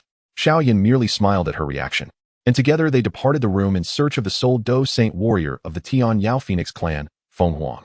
Chapter 535. The Ancestral Nest of the Demon Phoenix, Your Highness. Upon seeing Xiao Yan and Fengqing reappear before her, Feng Huang's eyes lit up with joy. Xiao Yan's return to the Tian Yao Phoenix clan signified his decision to aid them, a revelation that filled both Feng Huang and the clan members, who had once succumbed to despair, with overwhelming elation. It was not until the ancestral land of the Tian Yao Phoenix was besieged that these once arrogant clan members comprehended the taste of being a stray dog. Yet now, with Xiao Yan's arrival, hope was rekindled within their hearts. Though the experience of reclaiming their homeland through the favor of another was bitter, the mere thought of returning home filled them with immeasurable joy. "Feng Huang, unless there are other matters at hand, we may set forth now," Xiao Yan said with a gentle smile, though anticipation stirred within him. He was eager to claim the head of the clan leader, Huang Tian. Should he fuse Huang Tian's and the North Dragon King's 5-star Dou Saint cores, it would undoubtedly yield a pill of great benefit to him. "Let us depart." Feng Huang's eyes sparkled with excitement, though she regarded Xiao Yan with a hint of confusion and embarrassment. Your Highness, will it be just the two of us venturing to the Tian Yao Phoenix clan? Just the two of us? Xiao Yan lightly shook his head, pulling Feng Qing'er closer. Of course not. Qing'er will accompany us as well. What? Feng Huang stared blankly at Xiao Yan, hesitating to voice her concerns. What is it? Do you feel unwell? Elder Feng Huang. Xiao Yan inquired, his brow slightly furrowing. Not at all, Feng Huang replied, shaking her head gently. She glanced at Feng Qing'er beside Xiao Yan and, mustering her courage, continued, this journey is fraught with peril, and I fear for your Highness's safety. Peril? At this, Xiao Yan merely smiled. What danger could there be? Your clan leader, Huang Tian, is merely a 5-star Dou Saint. Does Elder Feng Huang truly believe that he poses a threat to me, a 6-star Dou Saint? Not at all. Upon seeing Xiao Yan in such a state, the Phoenix felt a subtle tension in her heart and quickly spoke. The rapid downfall of my Tian Yao Phoenix clan was not solely due to the betrayal led by our patriarch, Huang Tian, but also because of the invasion by a traitorous faction from years past. The formidable being they have sent now is a peak 6-star Dou Saint, a demon saint. Had it not been for the considerable distance between us and them, given our current capabilities, we would have had no chance of escaping their pursuit. The Phoenix cast a worried glance at Xiao Yan, but he had already discerned her true meaning. Implicit in her words was the suggestion that his strength might be insufficient. Should he encounter that peak 6-star demon Phoenix, he might not stand a chance. However, Xiao Yan was unfazed. With a calm smile, he reassured her, Elder Phoenix, fret not. A mere 6-star demon saint does not intimidate me. During this expedition to the Tian Yao Phoenix clan, with me here, you need not worry. Were the opponent a peak 6-star Dou Saint from the Douqi continent, he would indeed require considerable effort to confront them. Yet, a 6-star demon saint posed no significant challenge for Xiao Yan. Elder Xiao Yan. The Phoenix attempted to say more, but a mere glance from Xiao Yan silenced her. There is no need for further words, Elder Phoenix. Are you questioning my capabilities? Do you believe I would gamble with my own life recklessly?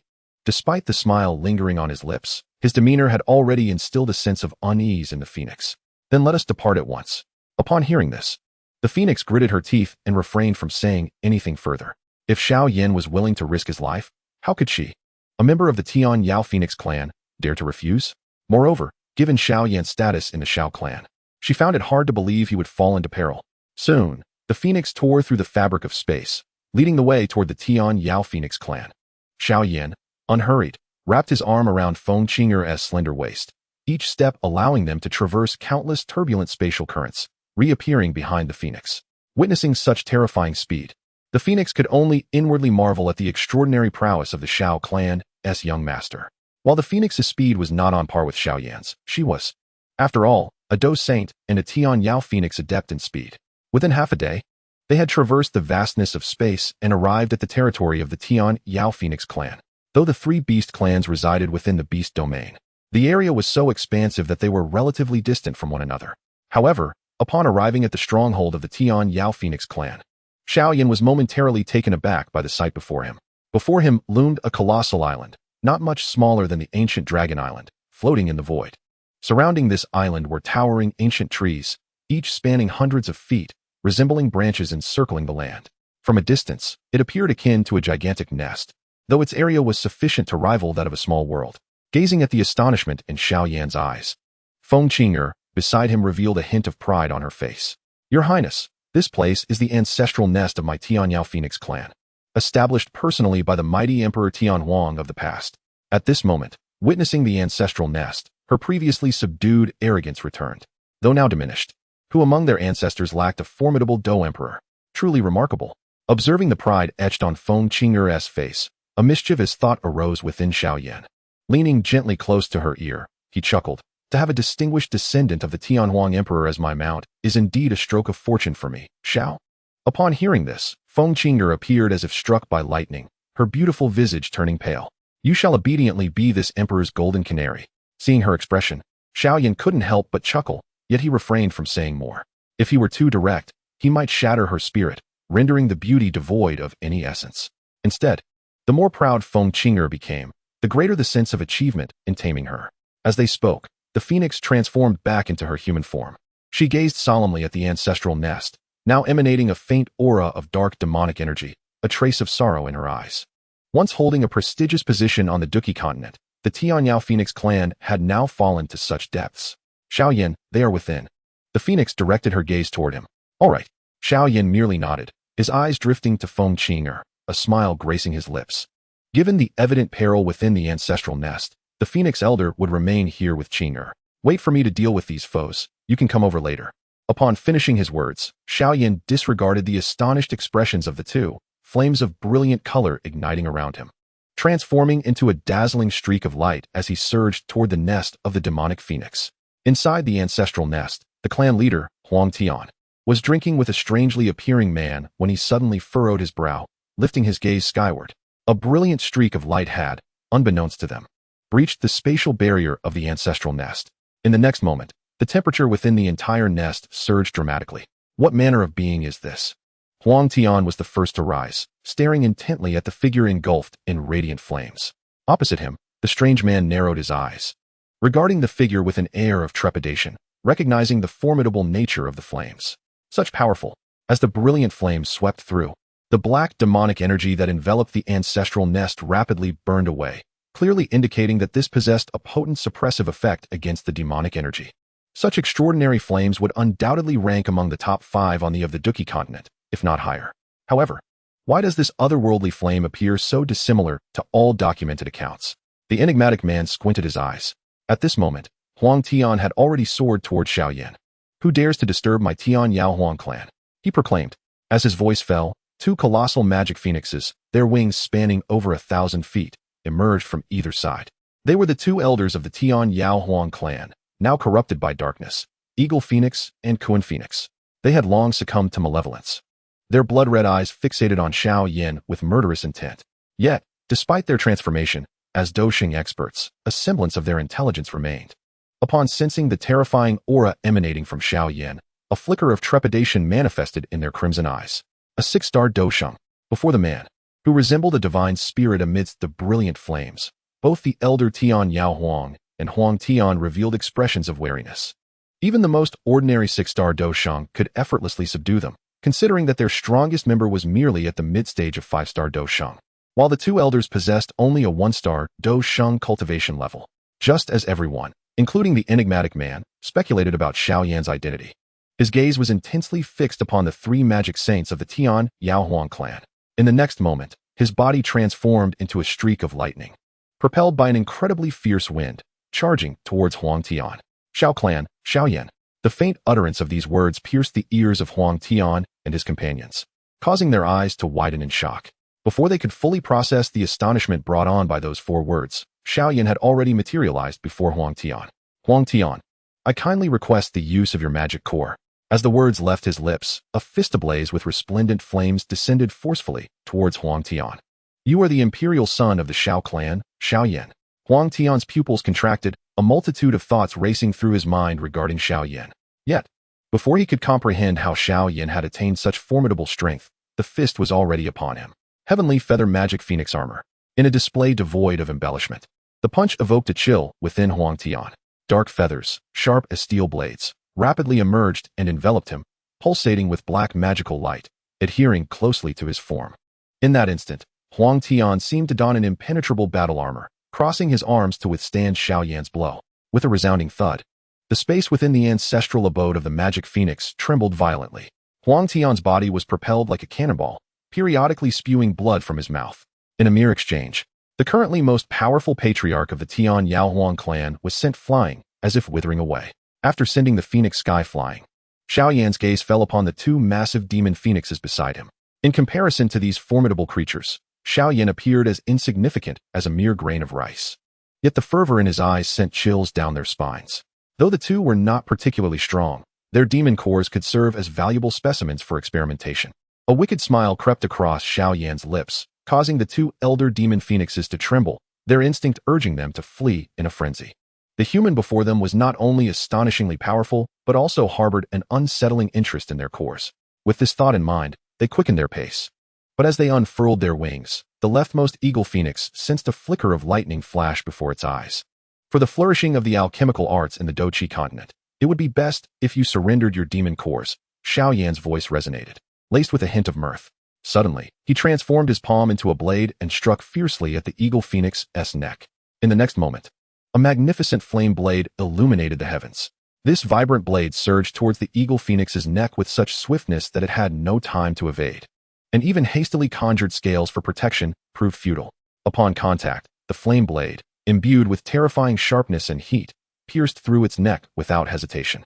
The eagle phoenix's eyes widened in shock and terror. In an instant, its massive head separated from its body, and torrents of black blood erupted like a fountain. At the moment its head fell, a shadowy figure attempted to escape into the external world. Trying to flee? Xiao Yan chuckled sinisterly. With a flick of his finger, a radiant flame transformed into a long chain that swiftly ensnared the ethereal figure. As the flames wrapped around it, a hissing sound erupted, and dark demonic energy was swiftly consumed, eliciting a piercing wail from the apparition. A one-star Dou Saint was effortlessly dispatched by Xiao Yan, a scene that caused the enigmatic man who had yet to intervene to change countenance. Meanwhile, outside the demon phoenix ancestral nest, the phoenix stood in stunned silence, witnessing the unfolding events. Beside her, Fengqing gaped in disbelief. A single punch had severely injured a 5-star demon saint, and then with ease, he had slain a 1-star Dou Saint. Was Xiao Yan's power truly at such a terrifying level? It was only now that the phoenix comprehended the source of Xiao Yan's confidence. Given his strength, he likely held a considerable chance of triumph against even a 6-star Dou Saint at their peak. Even in defeat, he would probably face no real danger. The Tianyao Phoenix clan is saved. While the phoenix's heart surged with excitement, a trace of worry lingered within her. If Xiao Yan were to eliminate all 3 of the celestial demon phoenix clan's Dou Saints, the clan would undoubtedly descend into an unprecedented state of frailty. At such a time, they might find themselves relying on Xiao Yan's goodwill. Nevertheless, given the clan's decline, the mere fact that they still endure is fortunate enough. It would be unwise to harbor excessive aspirations. With a hint of resignation, the phoenix shook her head and turned her gaze towards the direction of the demon phoenix ancestral nest. There, she witnessed Xiao Yan effortlessly dispatching the eagle phoenix before transforming once more into a streak of lightning, pursuing the Kuan phoenix. Upon sensing Xiao Yan's presence behind him, the Kuan phoenix felt a jolt of terror course through his body, as if struck by lightning, and his dark feathers nearly bristled in alarm. At that moment, a powerful aura re-emerged beside him. The enigmatic figure of a man had appeared, exuding the formidable energy of a peak 6-star Dou Saint. Xiao Yan, I can see that you are indeed formidable. However, if you wish to slay another under my protection, I advise you to summon the might of your Xiao clan before attempting. The strange man declared, his gaze fixed on Xiao Yan. Although he held some trepidation regarding Xiao Yan's strength and the mysterious flame, he was confident that his own peak 6-star prowess, while perhaps not sufficient to suppress Xiao Yan, could at least result in a stalemate. As for swaying Xiao Yan to join his ranks, he had no such intentions. Had it not been for the Xiao clan, they might have already conquered the Duqi continent. How could the Xiao clan possibly be persuaded? In response to his words, a scornful smile crept across Xiao Yan's lips. You? On what grounds? Before the enigmatic man could darken in countenance, Xiao Yan had already begun to swell his cheeks slightly. In the next instant, energy surged in his throat, and his tongue unleashed a thunderous proclamation. Yellow Spring's heavenly wrath. Suddenly, a colossal figure, towering 1,000 feet, materialized behind Xiao Yan. Its form ethereal, yet identical to his own. It was the manifestation of his perfected soul from the heavenly realm. This soul manifestation was enveloped by the resplendent 9-color pure lotus flame, which spiraled wildly before coalescing in the mouth of the soul's true body. With a thunderous roar, the immense soul manifestation opened its mouth, unleashing a cataclysmic wave of sound. The sound wave was interwoven with countless radiant flames, obliterating all in its path, causing the very heavens to shatter and the earth to quake, even threatening to annihilate souls. At that moment, the expression of the enigmatic man shifted dramatically.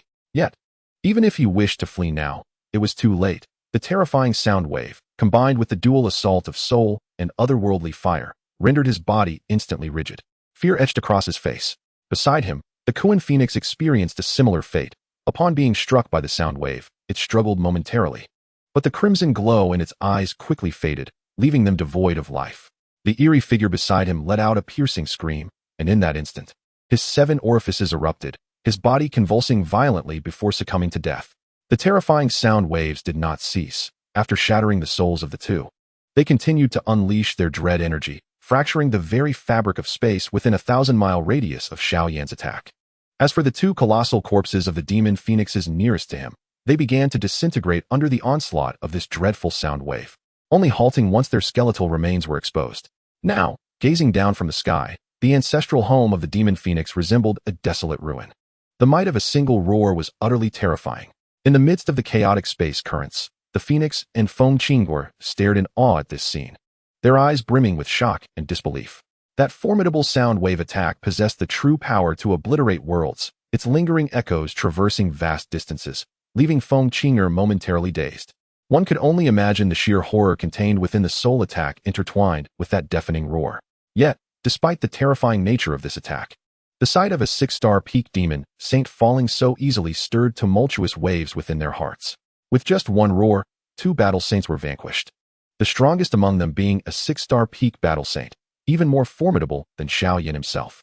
However, in stark contrast to their bewilderment, Xiao Yan, positioned at the heart of the battlefield, merely nodded in satisfaction. The power of the purifying lotus heavenly wrath was indeed commendable. After all, this was a soul attack technique devised by the Yellow Springs Demon Saint, ranking among the pinnacle of soundwave soul techniques across the Douqi continent. Furthermore, Xiao Yan had infused it with the essence of the purifying lotus and the 9-colored purifying lotus fire, bestowing upon it an astonishing ability to counter the malevolent beings from beyond. Moreover, this was compounded by the fact that the souls of these 2 demon saints were rather weak, as the beastkin typically lacked proficiency in soul cultivation. Even the former demon dragon true saint had been momentarily dazed by a single strike from Xiao Yan, let alone these 2 beings whose soul realms had yet to reach the celestial level. Thus, it was through this technique, the purifying lotus heavenly wrath, that Xiao Yan was able to forcefully extinguish the lives of these 2 demon saints. In the epicenter of the purifying lotus heavenly wrath's eruption lay the 2 enormous demon phoenix corpses, lying still. The body of the 6-star demon saint had burst open, revealing its darkened demonic bones. Meanwhile, the corpse of the Kunpeng was even more tragic, with only the strength of a 1-star battle saint.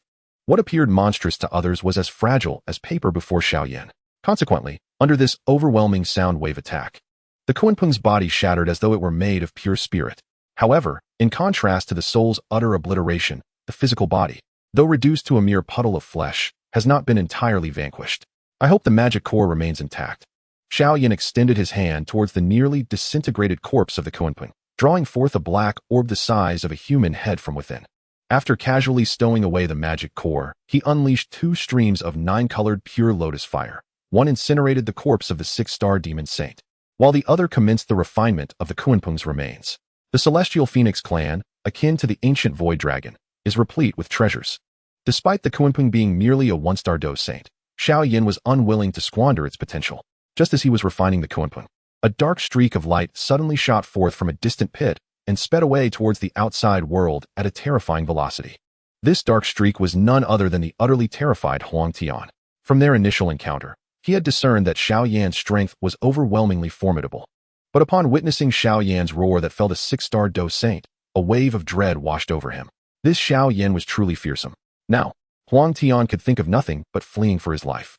However, Xiao Yan had no intention of granting him such a reprieve.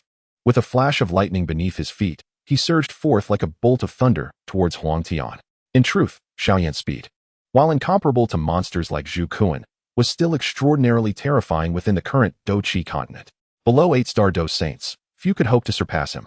Even among 8-star Dou saints, only those skilled in speed could hope to best him. Although the Celestial Phoenix clan excelled in speed, Xiao Yan was a standout among them. Furthermore, there were others waiting for Huang Tian beyond the ancestral nest of the Demon Phoenix. The moment Huang Tian burst forth from the ancestral nest, countless fiery red feathers, imbued with the power to rend space itself, shot towards him. "Phoenix, you scoundrel!" As he beheld the oncoming deluge of fiery feathers, a glimmer of despair flickered in Huang Tian's eyes. In the past, he would have dismissed such an attack as inconsequential, for the Phoenix, as a 2-star Dou saint, posed no real threat to him. At most, it would merely slow him down slightly. Yet now, that minuscule deceleration became the final straw that broke the camel's back. "You betrayed the Celestial Phoenix clan, even attempting to lead them into the abyss. I cannot let you go." Amidst the chaotic currents of space, the Phoenix's eyes glinted with a frigid, murderous intent. Had it not been for Huang Tian's instigation, perhaps the Kunpeng and the Eagle Phoenix would not have so easily bowed to the malevolent forces from beyond. The realization that the greatest traitor was the leader of their clan brought a pang of sorrow to the Phoenix's heart. "Scoundrel!" With a fierce roar, the leader of the Huangtian tribe surged forward, his ebony feathers resembling scales, resolutely charging against the Phoenix's assault. Yet, a slight hindrance still impeded his speed. "Huangtian, it would be wise for you to remain within your ancestral nest," he retorted. At that moment, an ominous laughter echoed in Huangtian's ears, chilling his very blood. Xiao Yan. A glint of madness flickered in Huangtian's eyes, but in the next instant, he felt an excruciating impact upon his head. Moments later, the sound of cracking bone reverberated through the air. In the tumultuous chaos of boundless space, Xiao Yan wielded a colossal ruler, cleaving open the skull of the enormous demon phoenix with wings spanning thousands of feet. Without hesitation, he plunged his arm deep into Huangtian's cranium. A piercing scream escaped Huangtian's lips, overwhelmed by an unbearable heat searing his entire being. With a swift motion, Xiao Yan extracted a rounded orb the size of a human head from within Huangtian's skull. Within that orb, a miniature demon phoenix shrieked in agony, ensnared by fiery chains that consumed the darkness within, intensifying the creature's torment. Had it not been for your allegiance to the malevolent beings from beyond, you would not have met such a grim fate, Xiao Yan remarked with a sardonic smile, seizing Huangtian's demon core along with his soul. Witnessing this scene, both the phoenix and Feng Qing'er felt a chill creep over them, although they rationally recognized the clarity brought by Xiao Yan's eradication of these foes.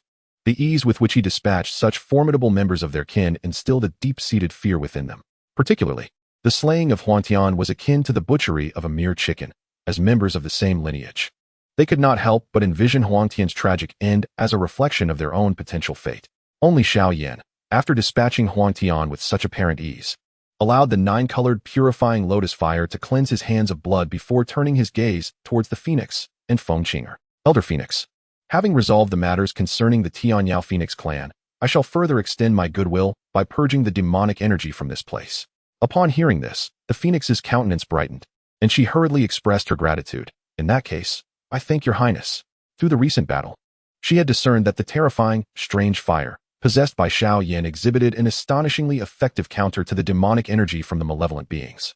No need for such formality, Xiao Yan replied with a subtle smile, his gaze sweeping across Feng Qing'er's exquisitely beautiful visage, causing her face to pale slightly. Ignoring the startled reaction of Feng Qing'er, Xiao Yan proceeded to carry Huangtian's lifeless body back towards the ancestral nest of the demon phoenix. Soon, an endless blaze of resplendent flames engulfed the entire lair of the phoenix ancestor. In the process of purging the lingering demonic energy, Xiao Yan deftly attended to the remains of the phoenix of heaven and the eagle phoenix. After cleansing the corpses of the malevolent aura, he recognized their inherent value, as they remained precious relics not to be squandered. The brilliant flames raged within the lair for 3 days and nights, during which Xiao Yan meticulously finished processing the remains of the 3 celestial phoenixes.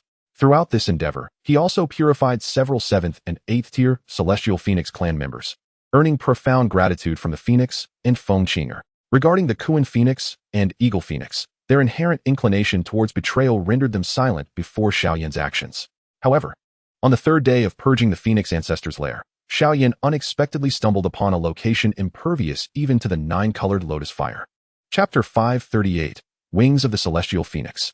This was a site replete with tombstones and remains of the celestial phoenix clan, housing the skeletal remains of numerous powerful members of their lineage. The weaker among them had merely attained the rank of Dou Zun, while the strongest surpassed even the phoenix of heaven, comparable to a 6-star Dou Saint. Naturally, these remains held little allure for Xiao Yan, especially since the freshest bones had been interred for decades, with some lying undisturbed for nearly a millennium. Thus, the practical value of these skeletal remains was rather limited. Nevertheless, as Xiao Yan's spiritual force swept across the cursed ground, it effortlessly expelled the demonic energy clinging to the bones, revealing deeper within the graveyard an astonishingly colossal corpse. In comparison to this immense form, the other remains appeared diminutive. Even the body of the 6-star Dou Saint seemed insignificant beside it.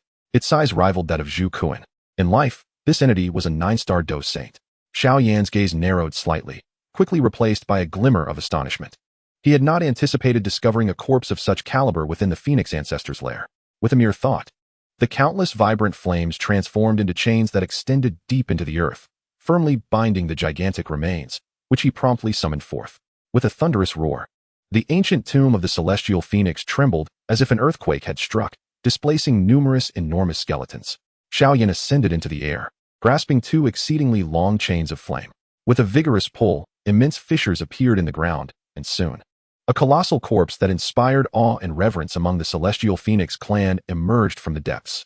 This was an extraordinarily massive skeleton, its flesh nearly entirely eroded, leaving behind a pair of magnificent wings, fully extended, spanning an impressive expanse.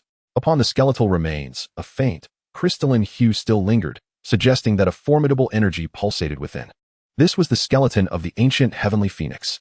Gazing upon this sight, the phoenix, Feng Qing, and a cadre of formidable members of the celestial phoenix clan were momentarily taken aback.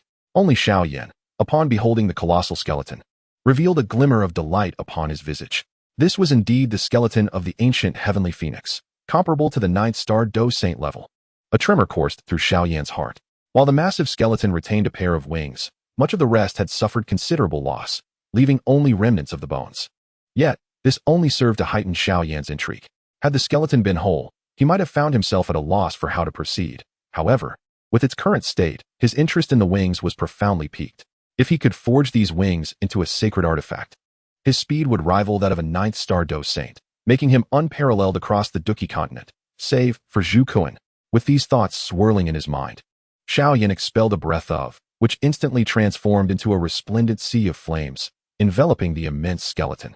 He had once acquired the ancient craftsmanship inheritance at the sacred artifact mountain and had made considerable advancements in the art of forging, especially now that the Xiao clan and the ancient emperor's cave had become repositories of coveted treasures desired by many Dou Saint powerhouses. As the blazed fiercely, the temperature within the ancestral nest of the celestial phoenix clan surged once more. This spectacle ignited a flicker of rage within the hearts of numerous celestial phoenix clan members. After all, the ancient heavenly phoenix was their ancestor. Xiao Yan brazenly forging the remains of their forebear was an affront to their lineage. However, when several young members of the celestial phoenix clan attempted to confront Xiao Yan, they were swiftly intercepted by the phoenix. What do you intend to do? The phoenix regarded the youths with icy disdain. Leader, this man has insulted our ancestors' remains. The youths began to protest, but were immediately silenced by the phoenix. Were it not for His Highness Xiao Yan, our celestial phoenix clan would no longer exist. If so, what value would our ancestors' remains hold? But leader, the youths pressed, yet their words were once again cut short. Enough. From this moment forth, His Highness Xiao Yan is our great benefactor. Should I discover anyone daring to disrespect the young master, they shall be executed without mercy. You must understand that the 6-star demon saint who besieged our clan was as nothing before His Highness Xiao Yan. Do you truly think you can provoke him? He has the power to save us, and he can just as easily obliterate us.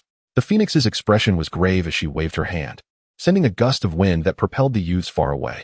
Regarding the pride of the Tianyao Phoenix clan, she was well aware of it. However, pride must be tempered by the company one keeps. Who is Xiao Yan, after all? The son of the Xiao clan, capable of obliterating a 6-star Dou Saint with a mere strike. Even without the backing of the Xiao clan, he remains an existence that the Tianyao Phoenix clan cannot provoke. The remains of an ancestor, though invaluable, would pose no threat to Xiao Yan should he desire it. Should he be incensed, he could annihilate the Tianyao Phoenix clan, and those remains would still belong to her. It is indeed time to properly educate these young disciples, who, despite their youth and limited abilities, exhibit an arrogance that has been honed to perfection.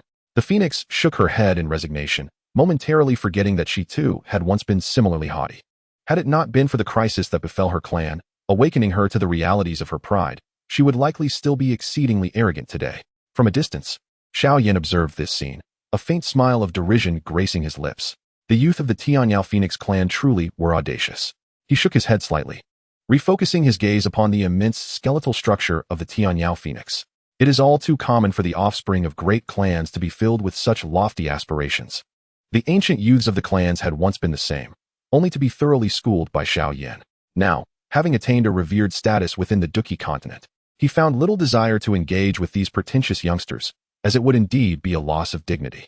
Fortunately, that phoenix displayed a modicum of discernment, managing to shoo away the bothersome flies. Otherwise, Xiao Yan would not have hesitated to see the entire Tianyao Phoenix clan reduced to mere spirit beasts raised by the Xiao clan. With that thought momentarily dismissed, Xiao Yan once again devoted his full attention to the massive wings above. Under the relentless forging of the 9-colored purifying lotus fire, the colossal wings began to exhibit a faint tremor. After all, Xiao Yan-s could threaten even a living pinnacle of the 9-star Dou Saint. A long-deceased Tianyao Phoenix-s remains held little challenge. The fact that it could withstand the purifying flames for even a brief moment attested to the formidable strength of this ancient phoenix's bones. As the 9-colored purifying lotus fire continued its refinement, the skeletal remains of the phoenix began to show signs of softening, with alternating glimmers of azure, crimson, and silver light emanating from the bones, an astonishing sight. These three attributes were noteworthy. Observing this spectacle, Joy sparkled anew in Xiao Yan's eyes. Within the bones of this ancient Tianyao Phoenix resided energies of wind, fire, and lightning. It is significant to note that the Tianyao Phoenix clan inherently possesses wind as their primary attribute, thus excelling in speed. Yet, wind is not their sole attribute. A rare few bloodlines within the Tianyao Phoenix clan may manifest dual attributes of wind and fire or wind and lightning. Those possessing such dual attributes tend to exhibit greater potential. For instance, Fengqing embodies both wind and lightning attributes. And while her bloodline power is not considered supreme among the Tianyao Phoenix clan, her combat strength among her peers is formidable. The attributes of wind, fire, and lightning reveal that aside from the wind attribute, Xiao Yan possesses considerable prowess in the other two. Fire, being his foremost specialty, pairs with the lightning attribute, which he has adeptly employed through his swift movement technique, the shadow lightning flash. Thus, the prospect of refining this enormous wing into a sacred artifact appears increasingly fitting for him. As these thoughts coursed through his mind, his gaze intensified upon the colossal wing, igniting with fervor as the temperature of the nine-colored pure lotus fire surged, transforming the entire ancestral home of the demon phoenix into an inferno akin to a steamer. Fortunately, the members of the celestial demon phoenix clan, at the very least, possessed the strength of Dou Zong, averting the grim fate of being roasted like chickens. Under the relentless forging of the nine-colored pure lotus fire, the immense skeletal structure gradually softened, the interplay of azure, crimson, and silver hues radiating a more resplendent brilliance. Once the bones reached a sufficient malleability, a fierce glint flashed in Xiao Yan's eyes. He transformed his hand into a blade and swiftly severed the excess, shattered bones from the structure. The gaping wounds upon these bones were grotesque and brutal, leaving one to ponder the ferocious assaults that had befallen this ancient celestial phoenix. Capable of inflicting such severe injuries upon a being of peak 9-star Dou Shang. With the extraneous bones removed, Xiao Yan spared no compassion and raised the temperature of the nine-colored pure lotus fire to its zenith, incinerating the remnants until they glowed crimson. The terrifying heat compelled even those Dou Zone-level celestial demon phoenixes standing miles away to break into a sweat.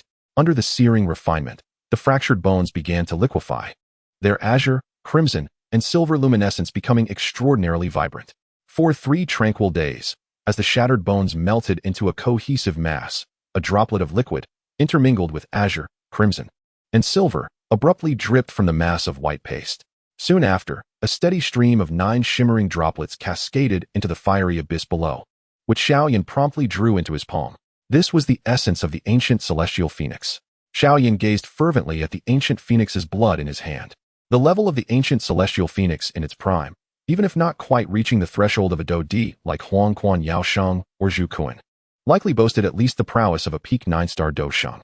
Thus, a single drop of its blood was comparable to the demon saint's essence Xiao Yan had previously obtained from the Huang Quan stone tablet. Even if it fell short, the disparity was minimal. That singular drop of demon saint's essence had propelled him from the early to the late stages of 2-star Dou Shang. Now, with 9 drops of this essence, he could feasibly ascend to the level of 7-star Dou Shang. However, while this would swiftly augment his strength, it would also squander the energy of the essence. Xiao Yan gently shook his head and carefully stowed away the 9 droplets, each radiating overwhelming energy. As the 9 drops of essence were completely refined, Xiao Yan's gaze was immediately drawn to the ancient heavenly phoenix's wing skeleton. The wings, unfurling to an impressive length of 10,000 zhang, held the potential for further refinement, promising an even greater yield of essence. Yet, beyond this essence, it was the speed, capable of granting him an advantage even in battles among 9-star Dou Saints, that truly captivated Xiao Yan's desire.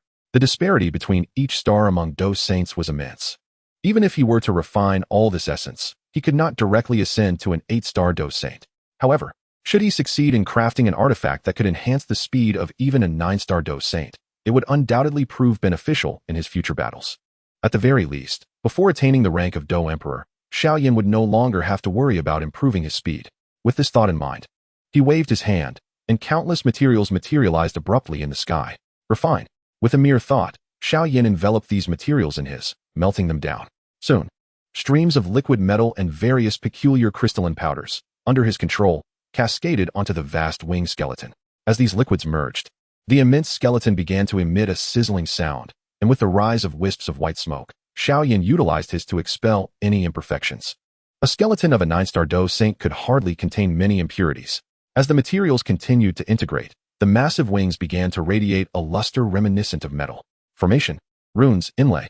Throughout this process, Xiao Yan's expression remained unchanged, as he concentrated his soul power, intricately carving formations within the wings, embedding formations and runes, which embody the principles of heaven and earth. Within the artifact was the essence of ancient weapon forging.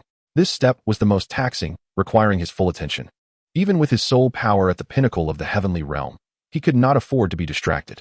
3 days passed, and as the final rune was inscribed upon the ancient heavenly phoenix's skeleton, the wings were now adorned with profound runes, faintly resonating with a power that seemed to connect with the heavens. At this juncture, the emergence of the sacred artifact was but a step away. Gather. With a flicker of his gaze, Xiao Yan pointed his finger towards the wings, and in that instant, the once colossal wings, measuring 10,000 zhang, began to swiftly contract until they were reduced to a mere 2 zhang in length, halting their shrinkage. As the wings materialized, a dark cloud unexpectedly loomed over the once searing expanse above the ancestral nest of the phoenix. Chapter 539. The Heavenly Phoenix's Splintered Golden Wings. Is that thundercloud? Gazing at the massive, pitch-black cloud nearly obscuring the entire ancestral nest of the phoenix, a hint of astonishment flickered in the phoenix's eyes. The appearance of thunderclouds during the emergence of elixirs was quite normal for them, considering that even a 7th-grade elixir could summon elixir thunder. Yet, the emergence of thunderclouds during the forging of artifacts was a sight even the mighty phoenix had never encountered before. Not only was he a warrior of the celestial demon phoenix clan, astonished, but even numerous saints from the ancient 8 clans would find such a phenomenon rare. After all, the ancient art of forging had long since waned, and on the continent of fighting Qi, the number of formidable beings capable of crafting sacred artifacts could scarcely exceed 5, including Xiao Yan. Furthermore, the materials required for forging such artifacts were likely more precious than those for the 9th rank profound pill, making the birth of sacred items a rare event, often occurring only once every few hundred years. Presently, the thunder tribulation heralding the emergence of this artifact seemed no less formidable than the tribulation produced by the crafting of a 9th rank profound pill, or even the legendary 9th rank golden pill. As the boundless black thundercloud enveloped the entire ancestral nest of the phoenix, a moment later, a golden lightning bolt, stretching 100 feet long, struck down towards the minuscule wings, barely a few feet in length. The 9 Xian golden thunder. Gazing at the colossal lightning descending from the sky, Xiao Yan momentarily froze, only to soon reveal a glimmer of joy upon his face. In the ancient art of forging, the ranks of sacred artifacts were categorized into 4 distinct levels: inferior, medium, and superior sacred items, corresponding to the 9th rank elixirs, which included the 9th rank treasure pill, 9th rank profound pill, and 9th rank golden pill. The 9 Xian golden thunder, a phenomenon resulting from the crafting of a 9th rank golden pill, also signified a thunder tribulation for the forging of superior sacred artifacts. The appearance of this 9 Xian golden thunder indicated that the artifact he had forged had indeed reached the level of a superior sacred item. Even in Xiao Yan's possession, he had only 2 superior sacred items: the Eternal Fire Ancient Ruler, replica, and the Burning Heaven Cauldron. With the addition of this winged sacred item, he would once again possess a superior sacred artifact, were it not for the formidable level of the ancient heavenly phoenix during its lifetime. Coupled with the assistance of the 9-colored pure lotus fire, achieving even a medium sacred item would have seemed a stroke of fortune.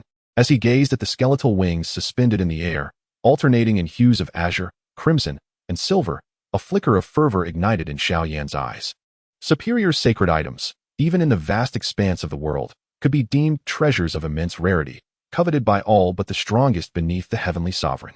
On the continent of fighting Qi, they would be treasures that could make even the emperor of fighters covetous. Thunder rumbled.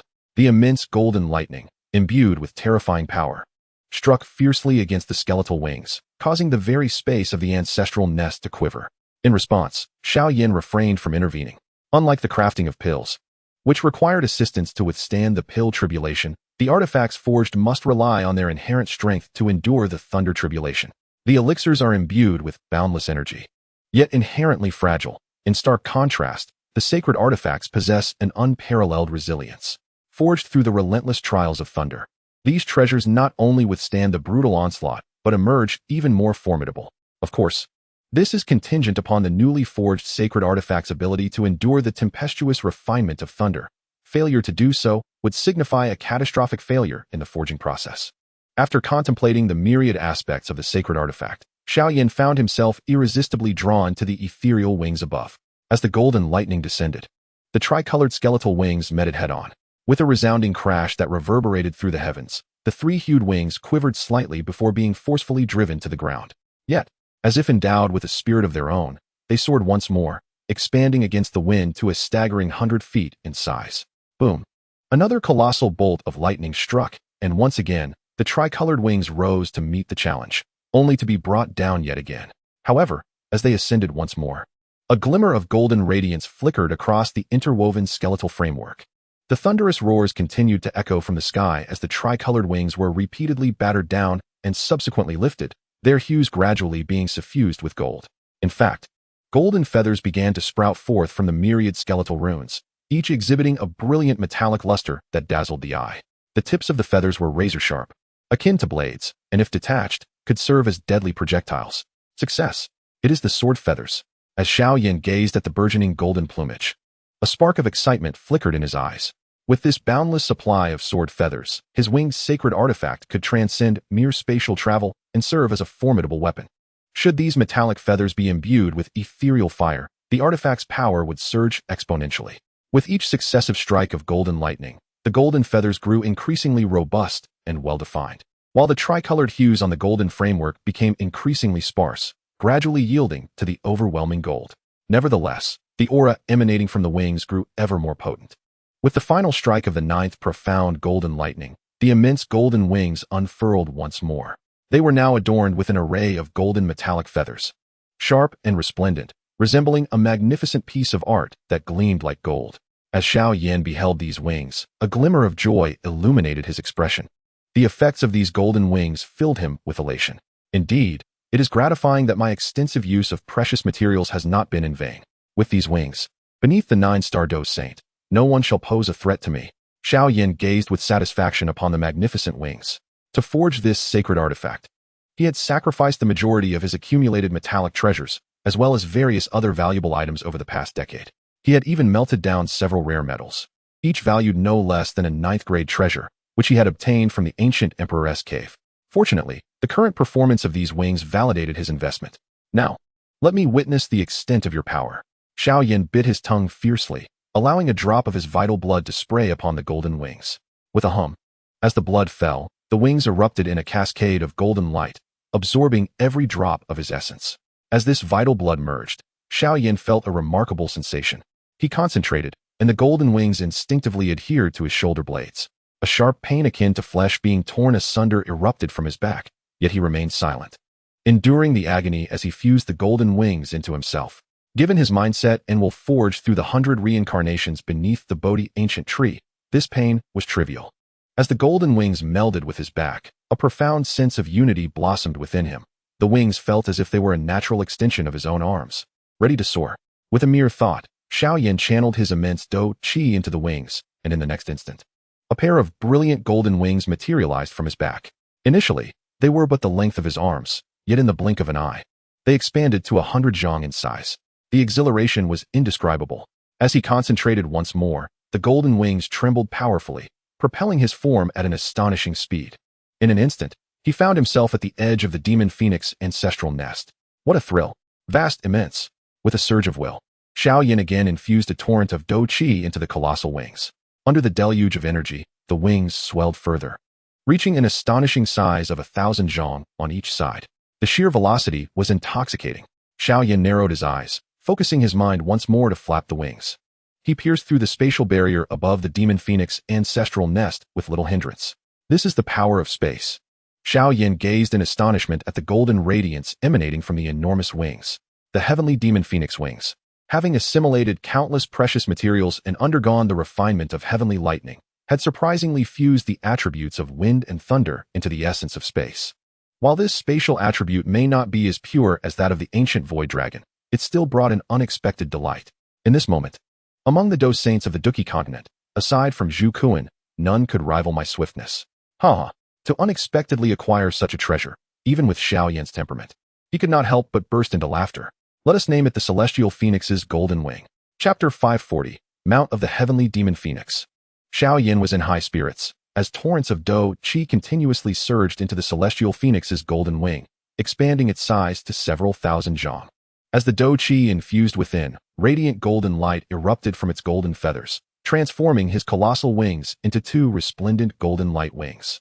The blinding golden radiance erupted amidst the chaotic currents of space, causing the members of the heavenly demon phoenix clan, standing within their ancestral nest, to behold a golden wing illuminating the sky with the brilliance of the sun. With a powerful flap of his immense wings, stretching thousands of zhang, Xiao Yan vanished from his location.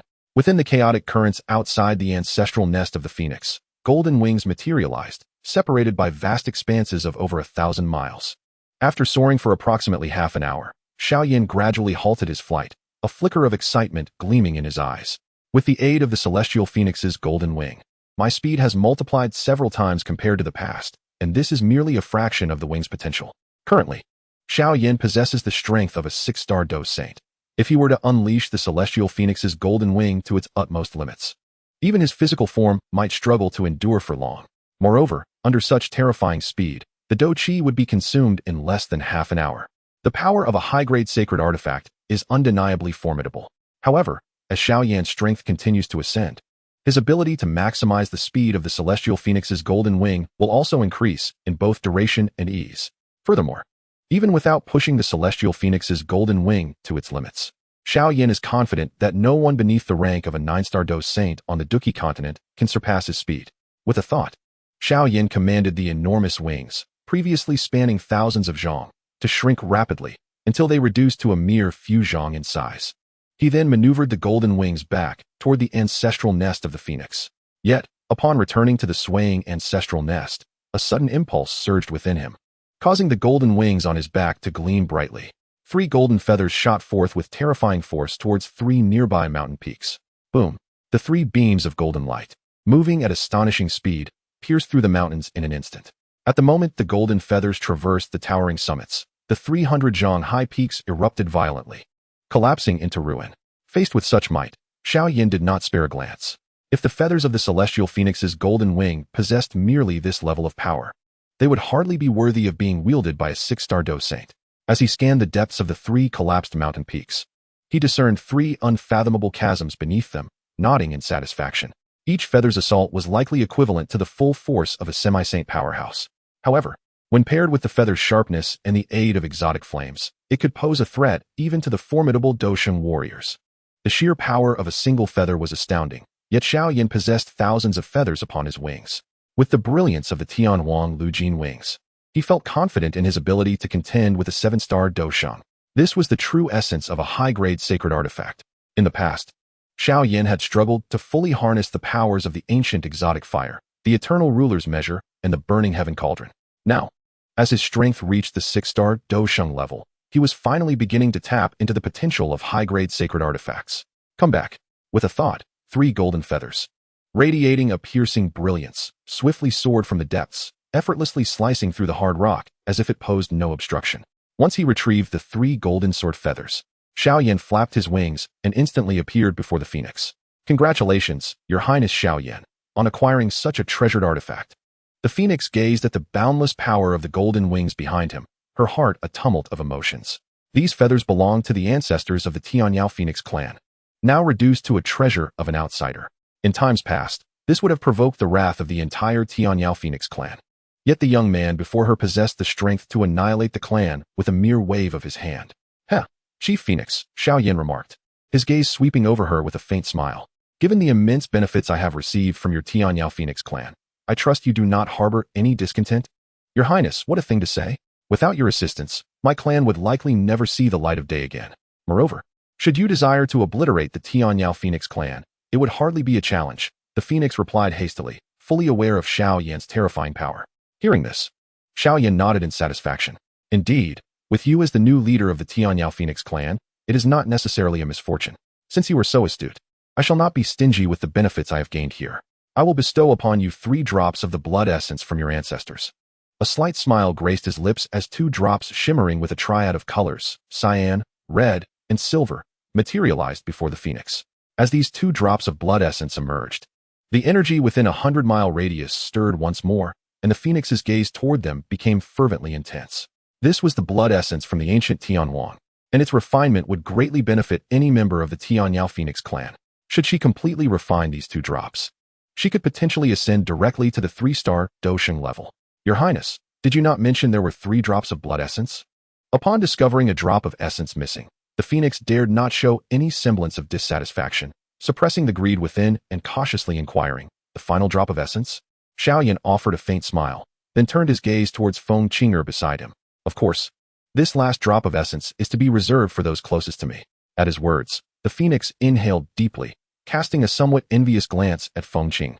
One could not deny that beauty is a potent advantage. Even the Phoenix felt an impulse to serve Xiao Yan in the presence of such a precious drop of essence. In the past, within the ranks of the Celestial Phoenix clan, although Feng Qing'er was a core member, she would have never dreamed of being worthy of such a drop of essence. As night fell, in a palace of the newly purified ancestral nest of the demon Phoenix, Feng Qing'er donned a flowing robe of vibrant silk, adorned with a splendid gemstone necklace that accentuated her already noble and beautiful visage. Yet, at this moment, she stood obediently beside a young man. "Master."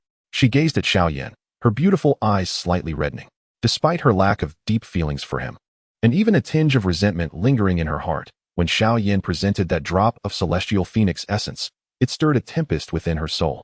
"Are you moved?" Xiao Yan remarked, observing her proud and exquisite face as he gently lifted her alabaster chin. "As my steed, how can you possess only this level of power?" Feng Qing'er remained silent, her body shivering slightly before she leaned closer to Xiao Yan. That night, Xiao Yan rode the celestial phoenix through the skies. It was not until the following morning, having initially integrated the essence into Feng Qing'er's being, that he once again unfurled the celestial phoenix's golden wings and departed. The next step was to return to ancient Dragon Island to enhance his strength. Chapter 541, The Thunder Tribulation Battle Puppet. In the boundless chaos of the void, a glimmer of golden light flickered in and out of sight, leaving only a golden afterimage in its wake as it reappeared 1,000 miles away. This individual was none other than Xiao Yan, who had acquired the celestial phoenix's golden wings. His speed had reached a terrifying level. What once required an hour to traverse could now be crossed in a mere quarter of that time. Naturally, his destination was ancient Dragon Island. Currently, Xiao Yan bore the corpses of 2 5-star magical beasts and 4 1- and 2-star beasts, in addition to their magic cores and souls. With such an abundance of resources, it was difficult for even Xiao Yan to remain indifferent, particularly regarding the 6 9-tier magical cores, which could yield an unimaginable quantity of 9th-grade elixirs. Furthermore, Xiao Yan had not forgotten that near ancient Dragon Island, there existed a void thunder pool, where countless black magic thunders brewed, along with an almost sentient 9 golden thunder emerging from its depths. The abundant energy of lightning contained within this 9 profound golden thunder is far greater than that generated by the crafting of the celestial phoenix's shattered golden wings. If I could completely refine this 9 profound golden thunder, it might grant me the opportunity to ascend directly to the realm of the 7-star Dou Saint. Furthermore, the corpses of the North Dragon King and the Phoenix of Heaven are exceptional materials for crafting puppets. After acquiring the inheritance of the crafting path, Xiao Yan has also discovered superior methods for puppet creation. With these thoughts in mind, he gazed at the vast island that had reappeared before him. The enormous wings at his back, nearly 100 feet wide, quivered slightly, and in the blink of an eye, he soared thousands of miles through the chaotic currents of time and space. Upon returning to this ancient Dragon Island, a colossal purple gold dragon, stretching 100 feet in length, charged directly towards him. However, as the purple gold dragon reached Xiao Yan, it transformed into a beautiful woman with flowing purple hair. "Brother." Upon seeing Xiao Yan's return, Ziyan joyfully embraced his arm, completely unperturbed by the embrace. Yet, shortly after this affectionate display, Zhu Kuan appeared with a grim expression on his aged face, interrupting them. "Xiao Yan, one should maintain proper boundaries between the sexes. Ziyan is still young and naive. Do you not understand this as well?" Zhu Kuan cast a cursory glance at Xiao Yan, his golden eyes gleaming with a hint of menace, leaving Xiao Yan momentarily bewildered. Why has this old dragon become so irritable? While pondering this, he heard Ziyan's indignant voice beside him. "What do you care? Without him, you wouldn't even be here now. What's wrong with me being a bit closer to my brother?" After being scolded by Ziyan, Zhu Kuan's golden eyes widened in disbelief. Yet he found himself at a loss for words. All right, whatever you say," the old dragon monarch conceded with a resigned shake of his head. Currently, with Xiao Xian and Tuoshi ancient emperor preoccupied, he remains the strongest individual in the Douqi continent. Yet before his own daughter, he could only comply. Observing this scene, Xiao Yan felt a surge of delight within, though he maintained a faade of concern. "Uncle Zhu Kuan, it seems you have sufficiently roamed the outside world. Considering the time, after vanquishing the true saint of the demon dragon and the saint of the demon phoenix, I have also spent 3 days dealing with the affairs of the celestial phoenix clan. Given Zhu Kuan's speed, 3 days would be ample time for him to explore the entire Dou Qi continent twice. Indeed, the changes in the outside world are immense. I even happened to slay a 7-star demon saint, he remarked casually, displaying little regard for the slain opponent. Yet reflecting with a tinge of nostalgia on the vast transformations that had transpired during his millennia-long confinement in the ancient emperor's lair. In the span of thousands of years, even the lifespan of an ordinary Dou saint is limited to such a duration. Only high-ranking Dou saints or those of the beast clans can hope for a longer existence. As the sands of time have slipped through the hourglass for thousands of years, those formidable beings who once shared the same era with him have nearly all fallen into oblivion. Without the attainment of the Dou Emperor status, even the pinnacle of a 9-star Dou saint must eventually succumb to the relentless passage of time. Zhu Kuan shook his head slightly, a hint of nostalgia gracing his features, before a peculiar smile emerged. Little did he expect that an ancient turtle would still endure to this day. An ancient turtle? Xiao Yan was momentarily taken aback.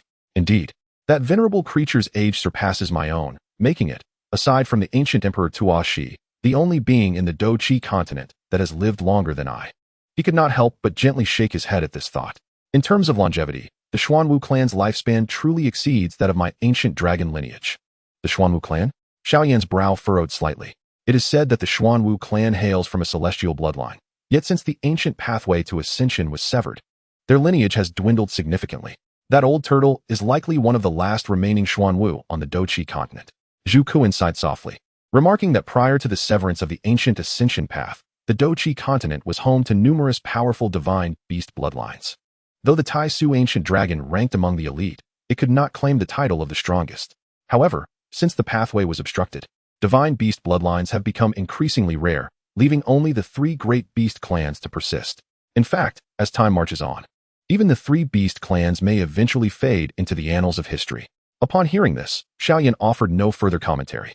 The so-called pathway to Ascension was merely a spatial conduit leading to the vast worlds beyond in ancient times.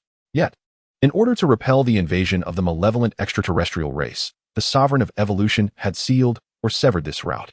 Consequently, the factions on the Dou Qi continent have been in a state of gradual decline over the years. Had this heavenly passage not been sealed, the Dou Qi continent would likely have succumbed to the onslaught of the malevolent race long ago. However, the thought of that ancient turtle sparked a glimmer of inspiration in Xiao Yan's mind as he looked at Zhu Kuan with newfound brightness in his eyes. Uncle, are you referring to that ancient turtle in the northwest continent, the one whose power has reached the 7-star Dou Saint level? Oh, I didn't expect you to know of that ancient turtle, Zhu Kuan replied, surprise evident in his gaze. Well, I wouldn't say I know it well. Xiao Yan chuckled softly, shaking his head. During the pursuit of the Zetian demon python by the Xiao clan's 12 saints, we inadvertently stumbled upon it. However, that old turtle is quite astute. Upon hearing the name of the Xiao clan, it promptly fell back into slumber, which left me somewhat contemplative. To live long, one must not only possess strength, but also refrain from meddling in unnecessary affairs. Not delving further into the matter, Xiao Yan exchanged a few simple words with the two before making his way directly to the Void Thunder Pool. However, prior to venturing into the Void Thunder Pool, he first made his way to the treasure vault of the ancient Void Dragon to plunder its riches. This act of pillaging caused the elder guarding the vault to tremble with distress, and even Candle Kuan could not help but twitch his lips in response. Yet, Xiao Yan found himself in a predicament, for his reserves, particularly of metal materials, had already been significantly depleted during the crafting of the Heavenly Phoenix split gold wings. Nevertheless, upon mentioning his ability to concoct a pill that would enable Ziyin to break through to the Dosheng level, Candle Kuan instantly became exceedingly generous. The Dosheng realm represents a formidable threshold, even for Ziyin, who possesses the purest bloodline of the ancient Void Dragon, without external assistance. Her evolution would likely take an indeterminate amount of time to surpass this stage. In response, Xiao Yan merely smiled faintly and set forth towards the distant Void Thunder Pool, carrying with him an abundance of materials. Boom! The void around them darkened, enveloped in a profound silence punctuated only by the continuous rumbling of thunder. Gazing into the abyss, one could see the boundless flashes of lightning erupting at the dark horizon. Massive bolts of thunder streaked through the air like colossal dragons, their presence imposing. Yet, rather than feeling any fear in the face of such terrifying power, Xiao Yan's eyes sparkled with excitement. The seemingly inexhaustible power of thunder, even with his current prowess, would be impossible to fully utilize. The treasures contained within the Void Thunder Pool would undoubtedly serve him greatly. Let us proceed. With his dark eyes fixed upon the tumultuous Void Thunder Pool, Xiao Yan smiled lightly as he unfurled his golden wings. He effortlessly appeared at the edge of the thunder pool. With his arrival, the silver lightning within several dozen miles abruptly ceased, parting as if to make way for him. As though he bore some unimaginable force, Xiao Yan merely chuckled at the retreating lightning, and with a flick of his mind, two colossal corpses over 1,000 feet long materialized before him, the Phoenix Heaven and the Northern King. As for the other Western Dragon King, Southern Dragon King, and the likes of the Eagle Phoenix and Kuan Phoenix, their remains were beneath his notice. After all, they had only possessed 1 or 2 stars of strength in life, easily torn apart by a single punch at his level, despite the corpses of the Phoenix Heaven and Northern King still being relatively weak for him.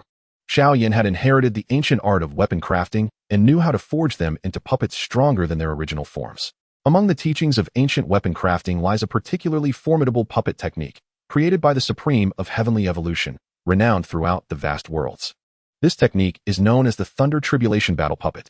As the name suggests, it is the art of puppetry that harnesses the power of the Thunder Tribulation to enhance one's strength. Although it may sound similar to the Heavenly Demon Puppet, its potential for growth far surpasses that of the latter. Notably, this Thunder Tribulation Battle Puppet can even be regarded as a sacred weapon. Chapter 542, Refining Elixirs. With such thoughts in mind, Xiao Yan conjured a resplendent flame that swiftly enveloped the two massive corpses. The fire erupted with a terrifying heat, causing the corpses to crackle and sizzle. Drops of essence blood from the ancient dragon and heavenly phoenix were rapidly refined by Xiao Yan's ethereal fire. After extracting this blood with the 9-colored pure lotus fire, Xiao Yan did not collect it immediately. Instead, he continued to refine it vigorously until the ethereal fire could no longer condense it. Only then did he gather the essence into 2 jade vials. At this point, the once massive quantity of blood, which could have filled a 1,000-foot frame, had dwindled to the size of a human head, amounting to perhaps 100 drops. The fact that such a vast quantity of blood was reduced to this minuscule amount underscores the purity of the energy contained within. Under the relentless refinement of the 9-colored pure lotus fire, the 2 enormous corpses also gradually shrank, as countless impurities were eliminated. Compared to the nearly flawless bones of the ancient heavenly phoenix, these 2 5-star Dou Saint magical beasts still harbored a significant amount of impurities. Finally, when the corpses were refined to the point of being almost devoid of impurities, with even the flesh showing signs of incandescence, Xiao Yan proceeded to integrate various materials into the corpses. Time flowed steadily, and in the blink of an eye, 3 days had passed. By then, the once colossal corpses, originally over 1,000 feet in size, had been reduced to less than 100 feet. Yet, despite this reduction, the bodies now exuded a radiant metallic sheen. Although they had diminished considerably, the terrifying power contained within seemed even more formidable than before. With a calm demeanor, Xiao Yan formed hand seals, channeling immense soul power to guide the ethereal fire in inscribing intricate runes and networks within the corpses. As these runes crystallized, they seamlessly merged with a peculiar metal, leading to a remarkable transformation. At some point, a spatial fluctuation emerged at the core of the 2 corpses. The most significant difference between the Thunder Tribulation Battle Puppet and the Heavenly Demon Puppet lies in the establishment of a spatial core within the Battle Puppet. With the emergence of this core space, the puppet itself would possess the capability to accumulate energy. While it may not be able to unleash Dou Qi, the continuous influx of energy would greatly enhance the puppet's combat prowess. After all, relying solely on the physical body ultimately has its limitations. In fact, one of the core functionalities of most relics is the possession of a unique space of their own. This is precisely why many relics boast a capacity far exceeding that of ordinary spatial rings. However, the forging of such relics is inherently challenging and necessitates at least a Dou Saint capable of spatial manipulation for their creation. With the emergence of these 2 fundamental spaces, Xiao Yan distinctly sensed that the essences of the 2 bodies, which could now be deemed as puppets, had grown increasingly formidable. As the core spaces began to take shape, a surge of thought from Xiao Yan summoned forth 2 souls. One was that of a dragon, and the other a phoenix, representing the spirits of the North King and Huang Tian, who now regarded Xiao Yan with expressions of sheer terror. Yet, Xiao Yan merely cast them a dispassionate glance before unleashing a torrent of overwhelming spiritual power that shattered their souls into fragments. Soul fusion. With a mere thought, Xiao Yan directed the countless shards of soul essence to settle upon the massive corpses. As these myriad soul particles integrated, a faint hint of sentience began to manifest in the once lifeless forms. It was only through infusing the souls of these 2 beings that the combat prowess of the Thunder Tribulation puppets could be truly realized. After all, a puppet is merely a puppet, devoid of any inherent combat experience. An impeccable battle puppet must not only possess exceptional resilience and fearlessness, but must also be endowed with extensive combat experience and lethal techniques. Without the infusion of a soul, the puppet remains under the sole control of its master. Lacking this guidance, the puppet becomes exceedingly rigid. And to remedy this limitation and bestow the puppet with rich combat experience, the optimal approach is to merge it with the soul of a living entity. The North Dragon King and Huang Tian, in their prime, were formidable titans, having engaged in countless battles throughout their lives, replete with ample experience in slaughter. Their souls, being freshly harvested, could naturally integrate with remarkable perfection. Only such a puppet, endowed with rich combat experience and combined with a body devoid of pain and an incredibly resilient physique, could be deemed a perfect killing machine. As these two puppets approached perfection, Xiao Yan hesitated no longer. He drew a cut upon his finger, allowing 2 drops of blood to fall into the foreheads of the puppets. In the next moment, all information pertaining to these 2 puppets firmly imprinted itself within his mind. At that moment, it seemed that with a mere command, he could set these puppets forth into battle. However, despite the enhancement in strength following Xiao Yan's refinement, the puppets could only suppress peak 5-star Dou Saints at best. Even the most ordinary 6-star Dou Saint would not be threatened by these puppets. Thus, to bestow them with genuinely fearsome combat capabilities, one final step remained. With this thought in mind, Xiao Yan's gaze shifted toward the dark, colossal dragons surging wildly from the void thunder pool. Amidst the tumultuous onslaught of densely packed black magical lightning, 2 puppets were relentlessly bombarded. According to the ancient classifications of weapon forging, these 2 puppets could indeed be considered sacred artifacts. While they may not rival the Heavenly Phoenix's golden wings, they were nonetheless comparable to mid-tier sacred items. Such esteemed artifacts naturally attracted the ferocious strikes of the black magical lightning. However, to Xiao Yan's surprise, the arrival of this tempest filled him with delight rather than dread. To ascertain the success of the Thunder Tribulation war puppets, the most crucial factor was to endure a complete Thunder Tribulation. Only after undergoing the baptism of the Thunder Tribulation could these war puppets be deemed truly successful, and their quality would ascend to a higher echelon post-experience. The sheer volume of black magical lightning raised the question of just how much these 2 war puppets could be tempered. A flicker of inspiration crossed Xiao Yan's mind as he pointed towards the ceaseless black magical lightning, commanding, "Go." In an instant, the 2 massive war puppets surged forward into the void of the thunder pool, with each strike of the black magical lightning upon them. The puppets would stagger back several thousand feet, yet they pressed onward with unwavering determination. Their hues grew increasingly radiant with each encounter. Let them be tempered for the time being. Observing the 2 war puppets, which, though battered, grew ever stronger, Xiao Yan turned his attention away and retrieved the burning heaven cauldron. He then settled down to adjust his own state. Although the crafting of these 2 war puppets had not taken a significant toll on him, it had nonetheless consumed some of his energy and spirit. He remained in quiet recovery for nearly a day, and upon feeling his condition restored to its peak, a fervent light sparkled in his eyes. In the next moment, 2 fist-sized demon cores materialized in his hands. Chapter 543, The Dragon Phoenix Origin Pill. The 2 demon cores appeared tranquil, yet they contained an overwhelmingly terrifying energy, representing the culmination of a Dou Saint's lifetime of cultivation. These demon cores did not belong to the Phoenix King or the Northern Dragon King. Rather, they were derived from the Eagle Phoenix and the Southern Dragon King, one a 1-star Dou Saint and the other a 2-star Dou Saint. Regarding the refinement of this new pill, even Xiao Yan felt a lack of confidence. Thus he intended to use these 2 cores for an experimental endeavor. After all, a 5-star Taishu Ancient Dragon and a Heavenly Demon Phoenix's core were likely unique treasures in the current Duki continent. Should the refinement fail, the loss would be profoundly painful, even for Xiao Yan. Nevertheless, even using these 2 cores for experimentation might be perceived as wasteful by an ordinary person. After all, they were cores from 2 9th-tier magical beasts, the most formidable representatives of their respective species on the continent. To employ the cores of 2 9th-tier magical beasts for experimentation would surely cause immense heartache to any other 9th-grade alchemist who chanced upon it. However, at this moment, Xiao Yan felt no hesitation. If these 2 magical cores were to lose their efficacy, they would be rendered useless to him, regardless of their former value. To Xiao Yan, the principle of utility was paramount. With this thought in mind, he directly cast the 2 magical cores into the burning heaven cauldron. As soon as the cores fell into the cauldron, they were enveloped by the resplendent 9-colored pure lotus fire. The terrifying heat caused a faint protective aura to rise around the surfaces of the cores, even though the beast souls within the cores had been collected by Xiao Yan. The cores of 9th-tier magical beasts still possessed a subtle essence, coupled with the immense energy they contained. It would likely require flames ranked among the top 10 on the to refine them for over a year. Regrettably, Xiao Yan's 9-colored pure lotus fire was already considered the most powerful flame beneath the imperial flames, surpassing even the void-swallowing flame and the pure lotus demonic fire. In the presence of such formidable flames, the faint luminescence of the two magical cores began to dim significantly after just half an hour. Undeterred, Xiao Yan continued to wield to refine the cores. After another half hour, the magical cores finally displayed signs of melting. At that moment, Xiao Yan summoned over 1,000 types of medicinal herbs, while continuing to melt the two cores with part of his focus. He also directed some of his mental energy to purify the remaining herbs. After nearly a day had passed, the two magical cores had completely transformed into liquid, while the thousands of herbs before Xiao Yan had been more than halfway refined. Within the burning heaven cauldron, a golden liquid and a crimson blue liquid shimmered in a captivating interplay, each containing an ominous and violent energy. Simultaneously, the two liquids seemed to harbor a latent animosity toward one another, as if poised to attack and devour each other at any moment.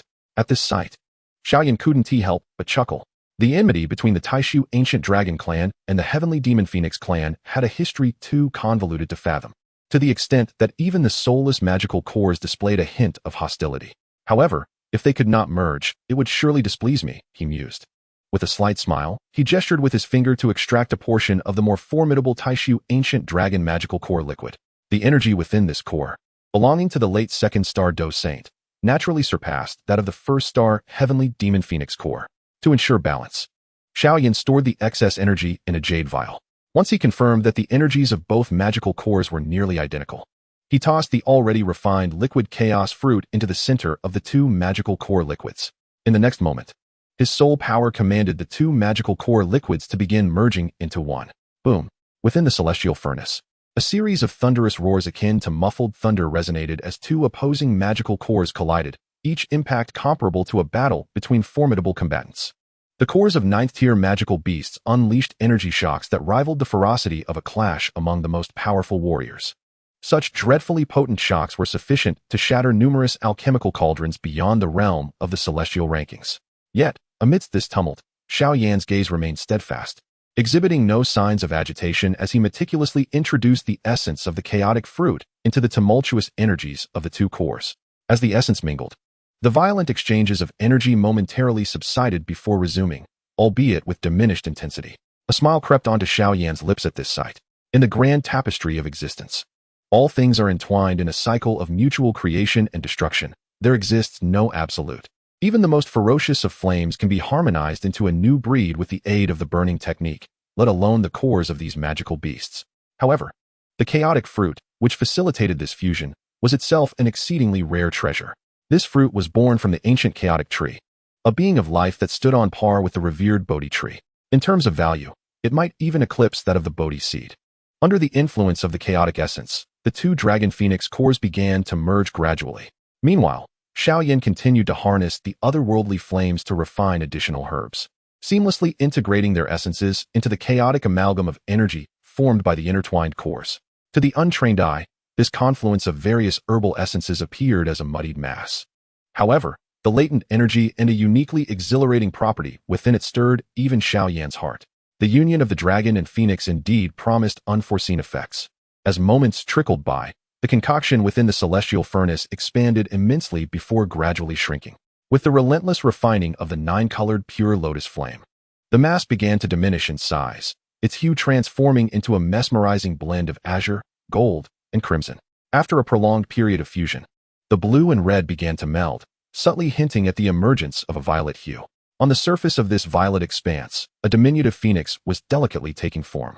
7 days later, the ominous black demon thunder, having retreated to the void thunder pool, returned with a renewed fervor.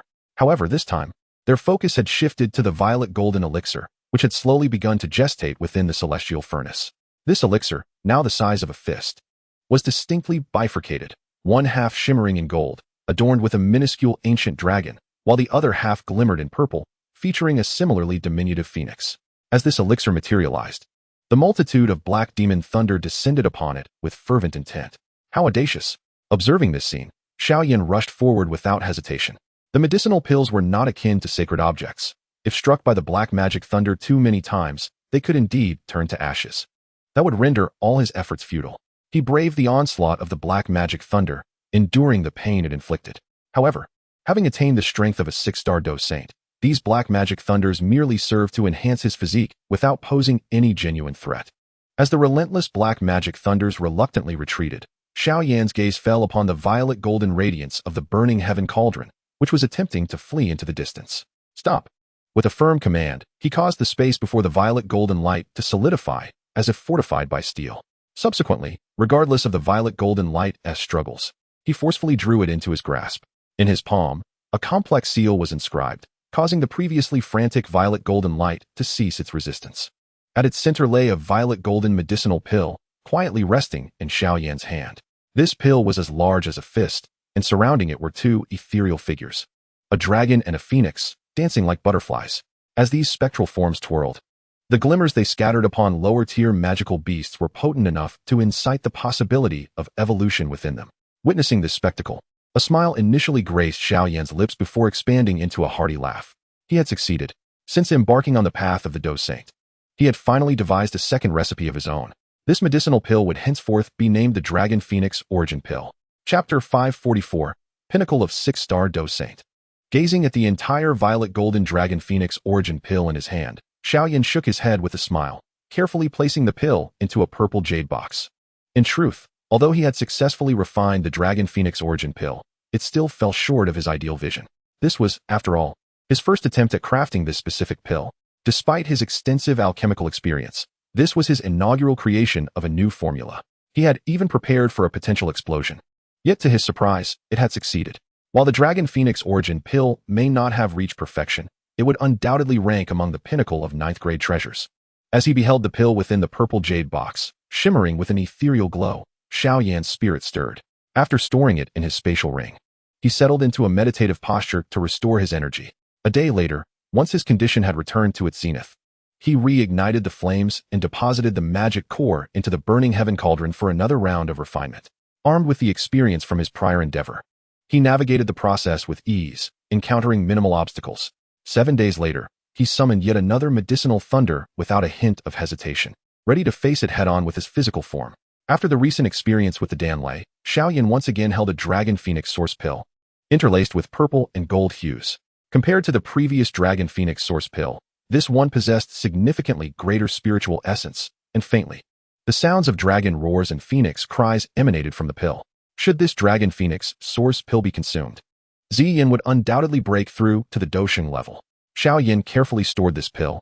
Its quality was exceptionally high, nearly reaching the threshold of a 9th-grade profound pill. However, it still fell short when compared to a true 9th-grade profound pill. Considering the passage of time, the Dragon Phoenix Source Fruit was likely nearing its emergence. The thought of this supreme heavenly treasure, capable of enabling Ziyin to evolve into a higher form of Dragon Phoenix, ignited a spark of fervor in Xiao Yan's eyes. He pondered whether the Dragon Phoenix Source Fruit would surpass the Dragon Phoenix Source Pill he was about to refine. With these thoughts swirling in his mind, Xiao Yan sat cross-legged once more, beginning his recovery. As the third Dragon Phoenix Source Pill was refined, the sounds emanating from the burning heaven cauldron were no longer akin to muffled thunder, but instead resonated like the powerful clang of metal. This was due to the 2 magic cores he had added, belonging to the Phoenix Heaven and the Northern Dragon King. The energy contained within each of these cores was far more formidable than that of the previously refined Dragon Phoenix Source Pill. When the magic cores of these 5-star Dousheng clashed, the resulting energy fluctuations were enough to make even 1 or 2-star Dousheng wary. Such terrifying waves of energy could potentially overwhelm even the beast cauldron Xiao Yan had previously used. Only the burning heaven cauldron, being a high-grade sacred artifact, could withstand such intensity. This alchemical endeavor lasted a full 10 days, and the summoned Danlei proved to be a challenge even for Xiao Yan's current strength, requiring him to summon the 9-color pure lotus fire to fully resist it. Once the almost cataclysmic black magic thunder finally dissipated, Xiao Yan let out a slight sigh of relief. Under the relentless barrage of the black magic thunder, even he found himself in a somewhat precarious state. Nevertheless, the pill had been successfully refined at last. Gazing at the pill in his hand, adorned with purple and gold and resonating with the sounds of dragon and phoenix, a glimmer of fervor flashed in Xiao Yan's eyes. The energy contained within this Dragon Phoenix Source Pill was so immense that even he, a 6-star Dousheng, felt overwhelmed. According to Xiao Yan's estimations, this pill could easily rank among the top in the realm of 9th-grade profound pills. Should such a pill emerge in the outside world, it could undoubtedly incite conflicts among the ancient clans. Of course, without Xiao Yan's sealing. The inherent combat power of this pill would likely rival that of 5-star and even 6-star Dou Sheng. Thus, it is evident that Xiao Yan harbored a contingency regarding the Dragon Phoenix origin pill, enabling him to seal it with such ease. Otherwise, even with his current prowess, he would have to exert considerable effort. After casting a profound glance at the Dragon Phoenix origin pill in his hand, Xiao Yan once again entered a state of recuperation. The crafting of a 9th-grade elixir is no trivial task. Even with his present abilities, producing a 9th-grade treasure pill demands a portion of his energy. And concocting this 9th-grade mysterious pill has drained him significantly. This recuperation took more than a day. And only after feeling his mental state restored to its zenith did Xiao Yan direct his gaze toward the pill, which shimmered with a blend of purple and gold. Indeed, hard work pays off. Today, let me witness the true power of this pill, forged from 2 5-star Dou Saint cores. With a swift motion, Xiao Yan opened his mouth and swallowed the fist-sized pill, entwined with the ethereal shadows of the Dragon Phoenix. In the next moment, an overwhelming surge of pure energy began to surge wildly within him. This energy, radiating a purple-golden brilliance, flowed through Xiao Yan's body like an endless river. And despite his current physique being comparable to that of a Dou Saint and his meridians exceptionally expansive, he still felt a slight pressure. 9-colored pure lotus fire, refined. With a flicker of thought, the resplendent flames immediately enveloped the purple-golden energy. Though this energy was formidable, it paled in comparison to the supremacy of the 9-colored pure lotus fire. The inherent purity of its energy required minimal refinement. Merely being enveloped by the 9-colored pure lotus fire led to its transformation into pure Dou Qi, accumulating within Xiao Yan's Qi. Under this seemingly endless torrent of energy, Xiao Yan's aura surged once more, a sensation he had not experienced since refining the pure lotus demon fire. However, even though this pill was on par with a 9th-grade mysterious pill, its impact on Xiao Yan's strength was still not as terrifying as that of the pure lotus demon fire. This disparity arises from the fact that the pure lotus demon fire is inherently more formidable, coupled with the fact that Xiao Yan was merely a 2-star Dou Saint back then. Now, he stands as a 6-star Dou Saint. And the vast amount of Dou Qi required to advance from 6 to 7 stars is beyond his imagination. As he refined the purple-golden energy, Xiao Yan also sensed that his physical body was undergoing a remarkable enhancement. The primary materials of the Dragon Phoenix origin pill, aside from the cores of the heavenly demon phoenix and the primordial ancient dragon, included a substantial amount of their essence blood. Whether it be the essence blood or the energy contained within the cores, both serve as a tremendous boon for the physical body. This energy surpasses the benefits that any Dou technique could offer to a human physique. From another perspective, upon refining the Dragon Emperor's source pill, Xiao Yan's physical form would rival that of formidable beasts such as the ancient void dragon and the celestial demon phoenix. This feat could not be achieved through the rapid augmentation of his physical combat techniques. Beside the void thunder pool, the eternal rumble of thunder resonated incessantly. While Xiao Yan remained motionless next to the pool, his aura growing increasingly potent amidst the flashes of lightning and booming thunder. Deep within the boundless ocean of black demon thunder, 2 towering puppets, each reaching a height of 100 feet, exuded a chilling metallic sheen. As another month elapsed, these colossal puppets stood impervious to the surrounding black demon thunder, their own presence radiating an extreme danger, as if a single punch or kick could rend apart a Dou Sheng powerhouse. At that moment, Xiao Yan, who had kept his eyes tightly shut, abruptly opened them. Boom! Accompanied by a burst of purplish-golden light emanating from his eyes, Xiao Yan's aura surged to the pinnacle of the 6-star Dou Sheng level. Just a fraction more. With a focused gaze, 3 drops of blood, alternating in hues of azure, crimson, and silver, materialized before him. In Chapter 545, Deceiving the 9 Xian Golden Thunder, he inhaled deeply, swallowing the 3 drops of tricolored blood directly into his being. The moment the blood entered him, a searing warmth surged from within. The energy contained in the blood of the ancient celestial phoenix was far more ferocious than that of the Dragon Phoenix source pill, for the latter had been refined, whereas the former was entirely unrefined. Even during its peak, the ancient celestial phoenix may not have equaled the likes of the peak Dou Shengs such as Zhu Kuan and Huang Quan, yet its blood was immensely powerful. For an ordinary Dou Sheng to consume such a quantity of blood in one go would likely result in them bursting from the string. However, Xiao Yan's current strength was incomparable to before. Even without the 9-colored clean lotus fire, he would sustain minimal harm, and with the fire's assistance, he was further fortified. Under the terrifying heat of the 9-colored clean lotus fire, the 3 drops of celestial phoenix blood struggled momentarily before being refined into pure energy, which then flowed into Xiao Yan's body. After undergoing transformation, it re-emerged as formidable Dou Qi. As the immense energy from the 3 drops of blood was continuously refined into streams of Dou Qi, Xiao Yan's aura ascended once more. Within him, it was as if a tempest raged, waves of Dou Qi surged like a boundless ocean, relentlessly battering against the final barrier. Time passed unnoticed. And when the last drop of celestial phoenix blood was completely refined, a thunderous roar akin to muffled thunder echoed within him. In the next instant, a pillar of light soared from the crown of his head. At that moment, his aura finally broke through to the 7-star Dou Sheng level. The sensation of reaching the 7-star Dou Sheng was indeed exquisite. Feeling the resurgent and formidable fighting spirit within him, Xiao Yan could not help but let out a piercing cry. His voice, infused with terrifying fighting energy, surged toward the void thunder pool, scattering the roaring silver lightning like a dragon in its path. It was not until it struck the pitch-black magic thunder that it gradually dissipated. At this moment, should he encounter the likes of the Eastern Dragon King, Zhuan, he would likely be able to injure him with a mere punch. As a fellow 7-star Dou Saint, Xiao Yan's fighting energy, in terms of its vigor and purity, undoubtedly surpassed all his peers. This was merely the strength of his fighting energy. A thought crossed Xiao Yan's mind, and a burst of purple-golden light erupted from beneath his skin. In the next instant, he felt a surge of overwhelming power deep within his being, while the surface of his skin began to reveal shimmering purple-golden dragon scales.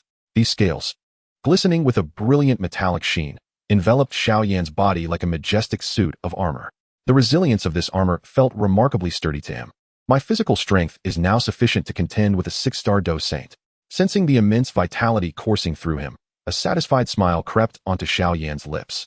The Dragon Phoenix origin pill he had refined was indeed remarkable, granting the user a physique even more formidable than its original owner, along with the protection of ancient Dragon Phoenix armor. According to Xiao Yan's calculations, once he activated this ancient Dragon Phoenix armor, even a powerful 6-star Dou Saint would find it challenging to inflict harm upon him, let alone a mere 5-star Dou Saint like Huang Tian and Bei Long Wang. If he possessed 2 9-star Dou Saint magic cores to refine a Dragon Phoenix origin pill, he would be virtually invincible beneath the Dou Emperor level. However, this thought was swiftly dismissed.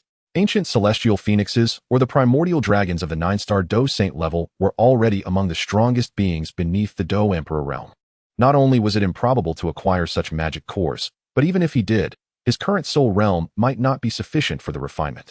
A Dragon Phoenix origin pill crafted from 2 9-star Dou Saint magic cores would undoubtedly be the pinnacle of medicinal concoctions beneath the Imperial grade, a fearsome existence even among the 9-grade golden pills. After shaking off this unrealistic notion, Xiao Yan finally turned his gaze toward the direction of the black magic thunder ocean. With a flicker of his thoughts, 2 colossal entities, radiating a chilling metallic sheen, soared forth from the depths of the black magic thunder ocean. These were 2 massive magical beasts, one resembling a primordial dragon and the other a celestial phoenix, crafted by Huang Tian and Bei Long Wang into thunder calamity battle puppets. At this moment, they emanated a chilling dark golden metallic luster, their sharp claws seemingly capable of rending the very heavens asunder, while the formidable sheen upon their tough feathered scales was nothing short of terrifying. "Attack!" commanded Xiao Yan, directing the North Dragon King, and in the next instant, the colossal Taishu ancient dragon, stretching 100 zhong, manifested before him.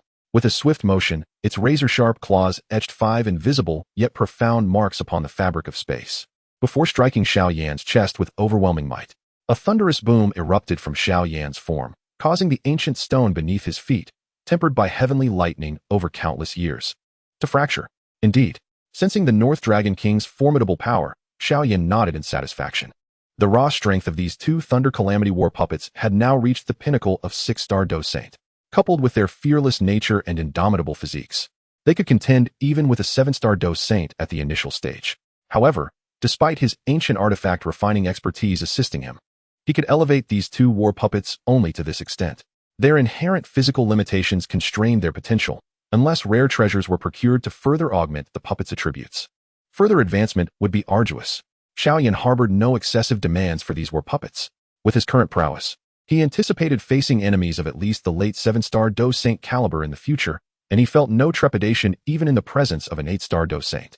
While the war puppets were fearlessly tenacious, their combat assistance was limited. Their true purpose lay in undertaking tasks that Xiao Yan found inconvenient. With these thoughts in mind, he waved his hand, causing the 2 war puppets to rapidly shrink, ultimately transforming into 2 palm-sized dark golden metal beasts that vanished within the palm of his hand. This exemplified the advantage of sacred artifacts. They could be adjusted in size and adapted to spatial changes. After collecting the 2 war puppets, Xiao Yan's gaze returned to the formless abyss of the dark lightning sea. He recalled that deep within the void lightning pool lay a nearly sentient 9 Xian golden thunder. Should he succeed in refining this 9 Xian golden thunder into a thunder calamity pill, his cultivation might ascend once more. To refine an imperial-grade nascent pill, one would require at least the strength of a 9-star Dou Saint. Reflecting on the admonitions of the ancient Emperor Tuoshi, Xiao Yan couldn't help but shake his head. In the next moment, his figure transformed into a streak of light, plunging directly into the depths of the void lightning pool. As he surged into the heart of the pool, waves of dark magic lightning launched a frenzied assault upon him. Yet, before these bolts could make contact, they were consumed by a magnificent blaze, reduced to nothingness.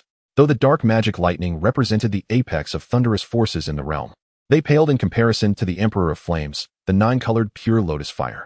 Moments later, Xiao Yan discerned a peculiar and faint disturbance emerging from the depths of the void thunder pool. From the source of this disturbance, an indistinct yet formidable pressure began to pervade the surroundings. Although this pressure bore resemblance to the black magic thunder, it was exponentially more potent. Witnessing this spectacle, Xiao Yan felt a surge of delight rather than fear, propelling his body forward once more. As this extraordinary pressure intensified, his gaze finally settled upon the central region of the Thunder Sea. There, a magnificent golden dragon coiled gracefully, its entire form shimmering with a resplendent golden hue. While golden lightning surged wildly across its surface, mirroring the exhilaration within Xiao Yan's heart, the 9 Xian golden thunder had finally revealed itself. The 9 Xian golden thunder is the celestial lightning that descends upon the creation of a 9th-grade golden pill, holding a revered status within the realm of thunder, rivaling even the esteemed position of the purifying lotus demon fire among the exotic flames. Despite Xiao Yan's current prowess, he would not dare claim the ability to forge a 9th-grade golden pill.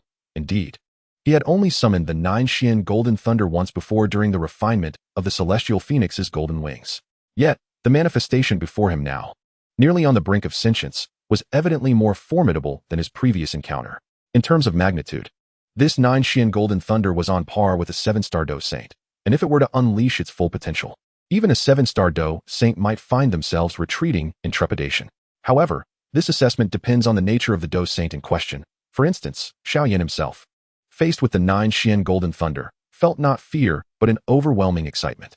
With Xiao Yan's arrival, the black magic thunder that coiled around the 9 Xian golden thunder launched another assault against him. Yet, Xiao Yan paid no heed to these black magic thunders. Instead, he flicked his fingers, summoning the 9-colored purifying lotus fire, which transformed into a massive fire dragon several dozen feet in size, incinerating the black magic thunders before landing squarely on the visage of the 9 Xian golden thunder. "How can you sleep at such an age?" Xiao Yan remarked. And with the strike of the 9-colored purifying lotus fire, the previously slumbering golden dragon finally opened its eyes. Within those immense golden orbs, devoid of any emotional fluctuation, a bolt of lightning surged forth fiercely towards Xiao Yan the moment it beheld him. In the face of this golden lightning, Xiao Yan did not underestimate its power. He swiftly manifested a layer of purple golden scales upon his right hand, entwined with resplendent flames, and struck down upon the golden lightning with tremendous force. Boom! A terrifying thunderous roar caused the surrounding black magic thunders to retreat in alarm, and the formidable 9 Xian golden thunder was thus scattered by Xiao Yan's might. However, as he dispersed the lightning, he could not help but gently shake his hand. The 9 Xian golden thunder was indeed fearsome. Withstanding its force left his arm tingling slightly, and attempting to seize it outright would undoubtedly prove to be a considerable challenge for his current strength. Upon witnessing Xiao Yan withstand its assault with bare hands, a flicker of trepidation surged within the vast, brilliant depths of the 9 Xian golden thunder's imposing pupils. Although it had yet to truly develop sentience, the passage of time had bestowed upon it a nebulous awareness, enabling it to discern that the human before it posed a significant threat. In that fleeting moment, the situation teetered into a brief stalemate. However, this impasse was swiftly shattered by Xiao Yan. With the transformation of the mark upon his palm, the spiritual energy in the world began to coalesce rapidly, ultimately crystallizing in his hand into a seed of spiritual energy no larger than a palm. As this ethereal seed emerged, a glimmer of yearning ignited in the immense pupils of the 9 Xian golden thunder. Though it lacked complete intelligence, its instinct, which bordered on life itself, was already whispering that the spiritual energy seed in Xiao Yan's grasp was precisely what it required. "Entrust your power to me, and I shall bestow upon you consciousness, elevating you to a new existence." Xiao Yan beamed at the 9 Xian Golden Thunder, only to be met with a shake of its head. Xiao Yan paused, quickly grasping the reason behind its refusal. Clearly, the 9 Xian Golden Thunder had yet to experience the harsh realities of the rules. It was unaware that such overwhelming power could be a constraint upon its very being. Young dragon, such formidable strength is beyond your control. With a gentle shake of his head, Xiao Yan tossed the spiritual energy seed playfully in his hand and said with a smile, "If you do not believe, then try it for yourself." In response, the 9 Xian Golden Thunder disdainfully nodded, and in the next instant, the surrounding dark magic thunder surged violently toward it. However, being stubborn is not always advantageous. After a while, Xiao Yan approached the nearly breathless 9 Xian Golden Thunder and gently patted its head, asking, "Are you willing now?" The immense eyes of the 9 Xian Golden Thunder could barely remain open, but it exerted effort to nod at Xiao Yan. "That's more like it." Xiao Yan chuckled. He then pressed his palm against a dragon scale on the 9 Xian Golden Thunder's forehead, unleashing a dazzling flame, through which he forcibly extracted streams of golden lightning. This lightning morphed into a colossal dragon of lightning, approximately 100 zhong in length, which was then swiftly compressed by the resplendent flame in Xiao Yan's hand until it was merely the length of an arm. Done. Excitement gleamed in Xiao Yan's eyes. With this immense surge of lightning attribute energy, his strength could ascend to yet another level. However, he remained uncertain about breaking through to the 8-star Dou Saint realm. Before him, the size of the 9 Xian Golden Thunder had dwindled to approximately 10 zhong. From this day forth, you shall be the sole 9 Xian Golden Thunder endowed with intelligence in this world. Xiao Yan smiled faintly as he directly pressed the spiritual energy seed into the creature's head, and with its arrival, a surge of vitality erupted in the eyes of the 9 Xian Golden Thunder. Amidst a subtle haze, a radiant spark of intelligence began to emerge. Gazing at the suddenly sentient 9 profound Golden Thunder, Xiao Yan's mind was suddenly ignited by a whimsical thought. He gently caressed the head of the 9 profound Golden Thunder and with a smile, inquired, "Would you like to accompany me and witness the world?" Upon hearing this, the nascent yet still somewhat bewildered 9 profound Golden Thunder stared blankly at Xiao Yan, ultimately unable to resist nodding in agreement. Chapter 546, Thunder Calamity Pill. Observing the dazed expression of the 9 profound Golden Thunder, Xiao Yan couldn't help but smile lightly. With a flick of his hand, the 9 profound Golden Thunder began to shrink rapidly, transforming into a diminutive thunder dragon, roughly the length of a finger, which landed in the palm of his hand. "From now on, you shall follow this prince. One day, you may rise to become the sovereign of thunder." With a gentle smile, Xiao Yan absorbed the 9 profound Golden Thunder into his body. Now endowed with sentience, the 9 profound Golden Thunder could be regarded as a living entity, and its physique was inherently that of a thunder spirit. Its cultivation faced no significant obstacles. It merely needed to continuously consume thunder to ascend, potentially reaching a level comparable to that of a 9-star Dou Saint at its pinnacle. Only the Ascension to Emperor posed a fundamental transformation in its essence, serving as the only barrier to the evolution of the 9 profound Golden Thunder. For Xiao Yan, nurturing this 9 profound Golden Thunder would eventually grant him a formidable ally, one that could rival the 9-star Dou Saint at its zenith. Of course, by that time, Xiao Yan might have already transcended to that final step, becoming a true Dou Emperor. Yet, even for a Dou Emperor, having a companion akin to a 9-star Dou Saint at its peak would be an invaluable asset. Just as Xiao Yan prepared to return to the outside world with the thunderous power of the 9 profound Golden Thunder to refine the Thunder Calamity Pill, he abruptly sensed a violent surge within his body. Xiao Yan paused momentarily, his expression shifting. He extended his hand, and a tiny pink infant, slightly larger than a palm, materialized in his grasp, none other than the mischievous little one. However, at that moment, the little troublemaker was tightly clutching the now diminutive 9 profound Golden Thunder, her large, gleaming eyes filled with excitement as she opened her mouth wide, eager to devour the 9 profound Golden Thunder. Owl. The 9 profound Golden Thunder let out a desperate cry, struggling fiercely. Yet its power was merely comparable to that of a Dou Zun, unable to contend with the fire infant born from the fusion of 9 different flames. No matter how it fought, the little troublemaker's chubby hands remained steadfast. "Son." Witnessing this scene, Xiao Yan's lips twitched slightly as he hurriedly reached out to grasp the little one's body, forcefully extracting the 9 profound Golden Thunder from her tiny hands. Had he delayed even a moment longer, the 9 profound Golden Thunder would surely have been swallowed whole by the little one. The little rascal gazed innocently at Xiao Yan, his brilliant, multicolored flames resembling an unruly infant atop his head. At that moment, he kicked his little legs, eager to grasp the Jiuquan Golden Thunder. Witnessing this, the Jiuquan Golden Thunder, having just narrowly escaped a dire fate, tensed up, emanating streams of golden lightning that roared defiantly at the little rascal. That is your friend. You mustn't consume him, understand? Xiao Yan admonished with a stern glare. Abba Abba. The little rascal shook his head in confusion, even crossing his arms in indignation as he glared back at Xiao Yan. In response to his antics, Xiao Yan delivered 2 sharp slaps to his rear. Abba Abba. Wow. After being struck, the little rascal burst into tears, sitting in Xiao Yan's hand. I will say this once more. The Jiuquan Golden Thunder shall henceforth be your good friend. Do you comprehend? Xiao Yan reiterated with a fierce look. Abba Abba. The little rascal obediently nodded, ceasing his sobs and gazing at Xiao Yan with a look of forlorn distress. Now that's more like it. Satisfied, Xiao Yan nodded approvingly, gently stroking the little rascal's vibrant fur to soothe his emotions before retracting him back into his body. You should join as well. He then attempted to calm the Jiuquan Golden Thunder, yet it shook its head in fright. Ultimately, after some deliberation, the Jiuquan Golden Thunder transformed into a golden tattoo that adhered to Xiao Yan's skin, moving fluidly unlike any other tattoo. Seeing the Jiuquan Golden Thunder in this state, Xiao Yan found himself at a loss for words. With a resigned shake of his head, he shot forth like a streak of light from the void thunder pool. Once he found a secluded spot, he came to a halt and retrieved the burning sky cauldron.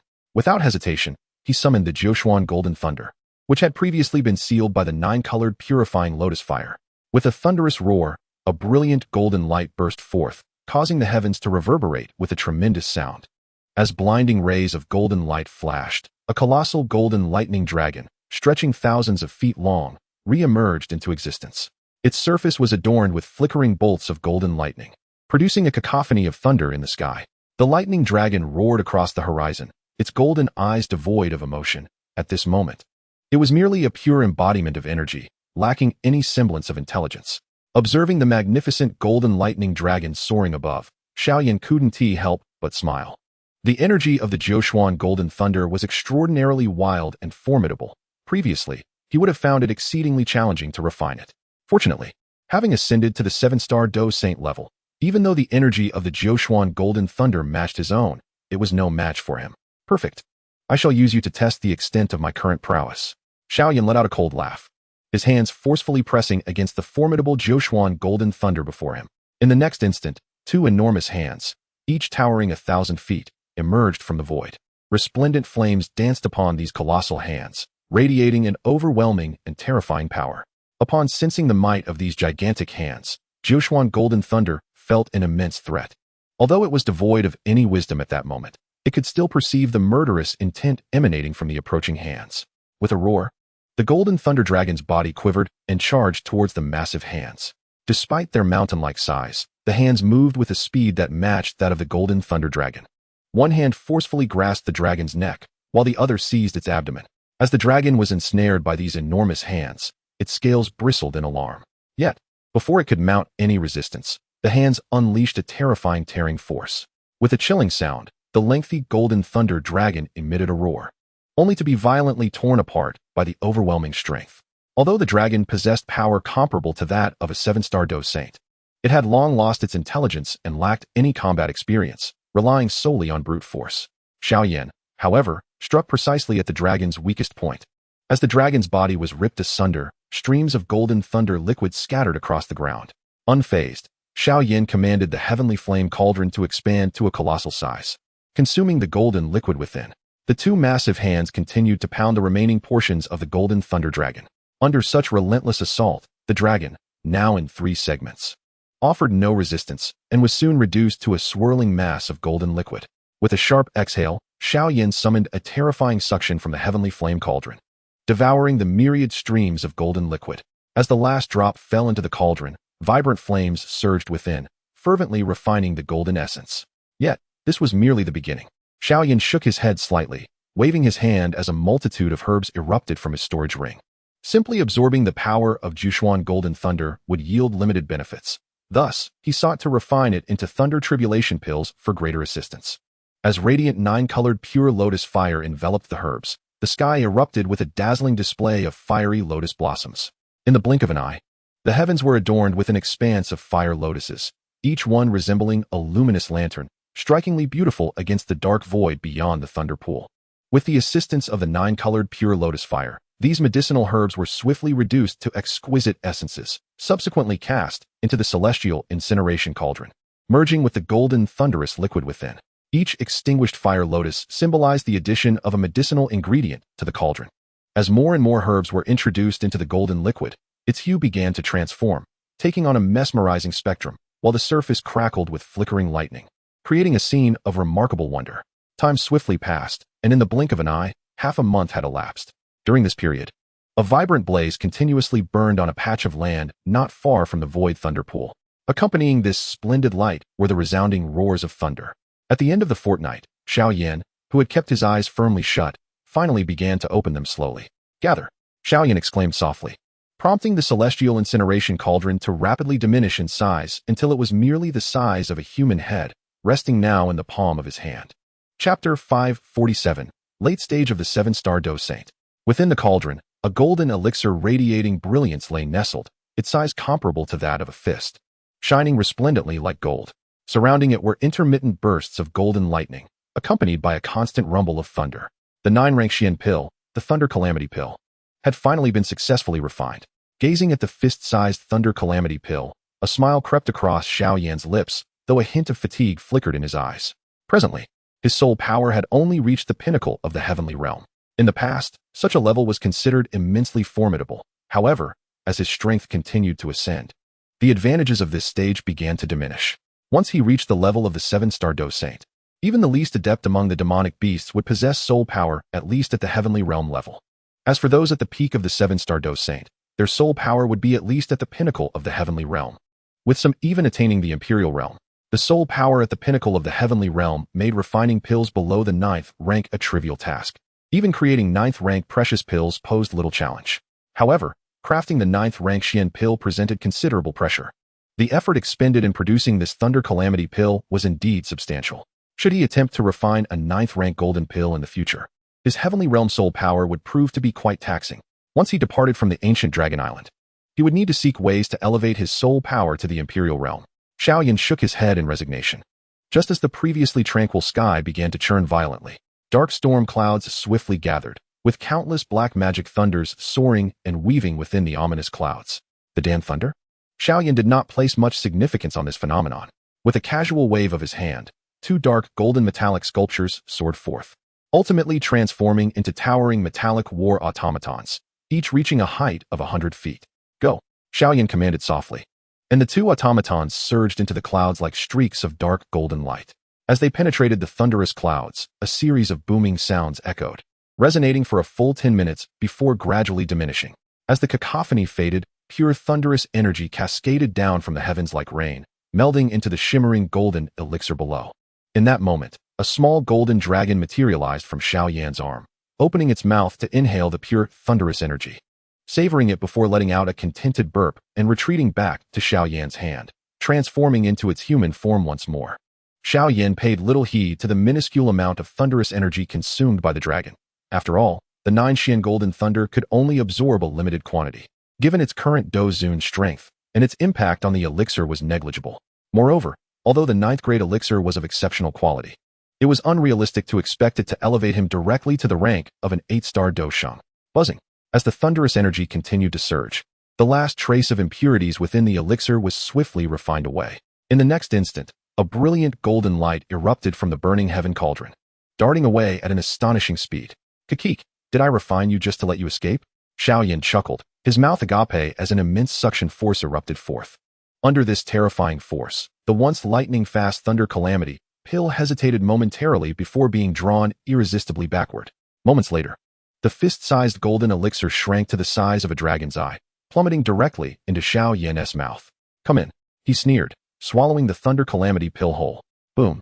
As the elixir settled in his abdomen, the surrounding space began to collapse and shatter violently, unleashing a ferocious wave of energy from within him that caused the very fabric of space around him to disintegrate. Crackling, brilliant golden arcs of lightning erupted from Xiao Yan's body, darting chaotically across his surface, while simultaneously, resplendent flames re-emerged around him. Though the 9 Xian golden thunder reigned as the king of lightning, Xiao Yan's 9-colored pure lotus fire was merely a step away from being the emperor of flames. Under the relentless refinement of this terrifying fire, the golden lightning transformed into pure energy, merging seamlessly with Xiao Yan's Dou Qi. In the depths of the dark void, Xiao Yan was enveloped in resplendent flames, amidst which golden lightning flickered, creating an awe-inspiring spectacle. Within his body, pure and potent thunder energy began to surge forth, transforming into a torrent that continuously fused with him, converting into magnificent fighting spirit. With the assistance of the 9-color purifying lotus fire, refining the thunder calamity pill was not a daunting task for Xiao Yan. As the brilliant flames and golden lightning swirled around him, his aura steadily ascended. Around him, the energies of the universe began to ripple, subtly forming a phenomenon reminiscent of a tidal wave. Should this scene be witnessed by other top-tier warriors, it would undoubtedly evoke their astonishment. To incite an energy tide through one's own fighting spirit signifies a pinnacle of power in the Dou Qi continent. 7-star Dou Saint, 8-star Dou Saint, 9-star Dou Saint. Each star represents a formidable threshold. Once one reaches this stage, the mundane world loses its allure, and their ultimate ambition lies in that exalted, transcendent position, the Dou Emperor. It can be said that only upon attaining the 7-star Dou Saint level or beyond can one even begin to glimpse the qualifications to approach the position of Dou Emperor. Just as the energy tide began to dissipate, a brilliant golden light surged forth from the vast pit, illuminating the entire dark void. From afar, it appeared to pierce through the heavens, a truly magnificent sight. In the center of this golden beam, Xiao Yan finally opened his eyes. As his eyes fluttered open, the energy tide in the sky gradually faded away, yet within his dark irises, flickers of golden lightning could be seen. Late-stage 7-star Dou Saint. Feeling the tumultuous fighting spirit within him, a smile crept upon Xiao Yan's lips. Though the Thunder Calamity pill did not elevate him to the 8-star Dou Saint level, it significantly enhanced his cultivation, proving to be remarkably effective. With his current strength and an array of powerful techniques, he harbored no fear against anyone below the 9-star Dou Saint level, even when confronting a newly ascended 9-star Dou Saint. With the Buddha's Wrathfire Lotus and the Heavenly Phoenix's Golden Wing as his trump cards, Xiao Yan felt confident in his ability to preserve his life.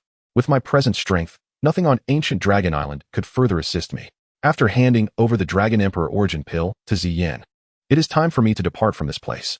A gentle smile graced Xiao Yan's face as he forcefully flapped the Heavenly Phoenix's Golden Wing, swiftly traversing the boundary of ancient Dragon Island in just a few powerful sweeps. As his prowess increased, the speed of the Heavenly Phoenix's Golden Wing was further amplified. When Xiao Yan found Ziyan once more, the gaze of Zhu Kuan towards him was filled with astonishment. How is it that your strength has soared so rapidly? Gazing at Xiao Yan, who had attained the late stage of the 7-star Dou Saint, Zhu Kuan's eyes revealed a hint of bewilderment. It had taken him over a century to progress from the early stage of the 6-star Dou Saint to the late stage of the 7-star Dou Saint.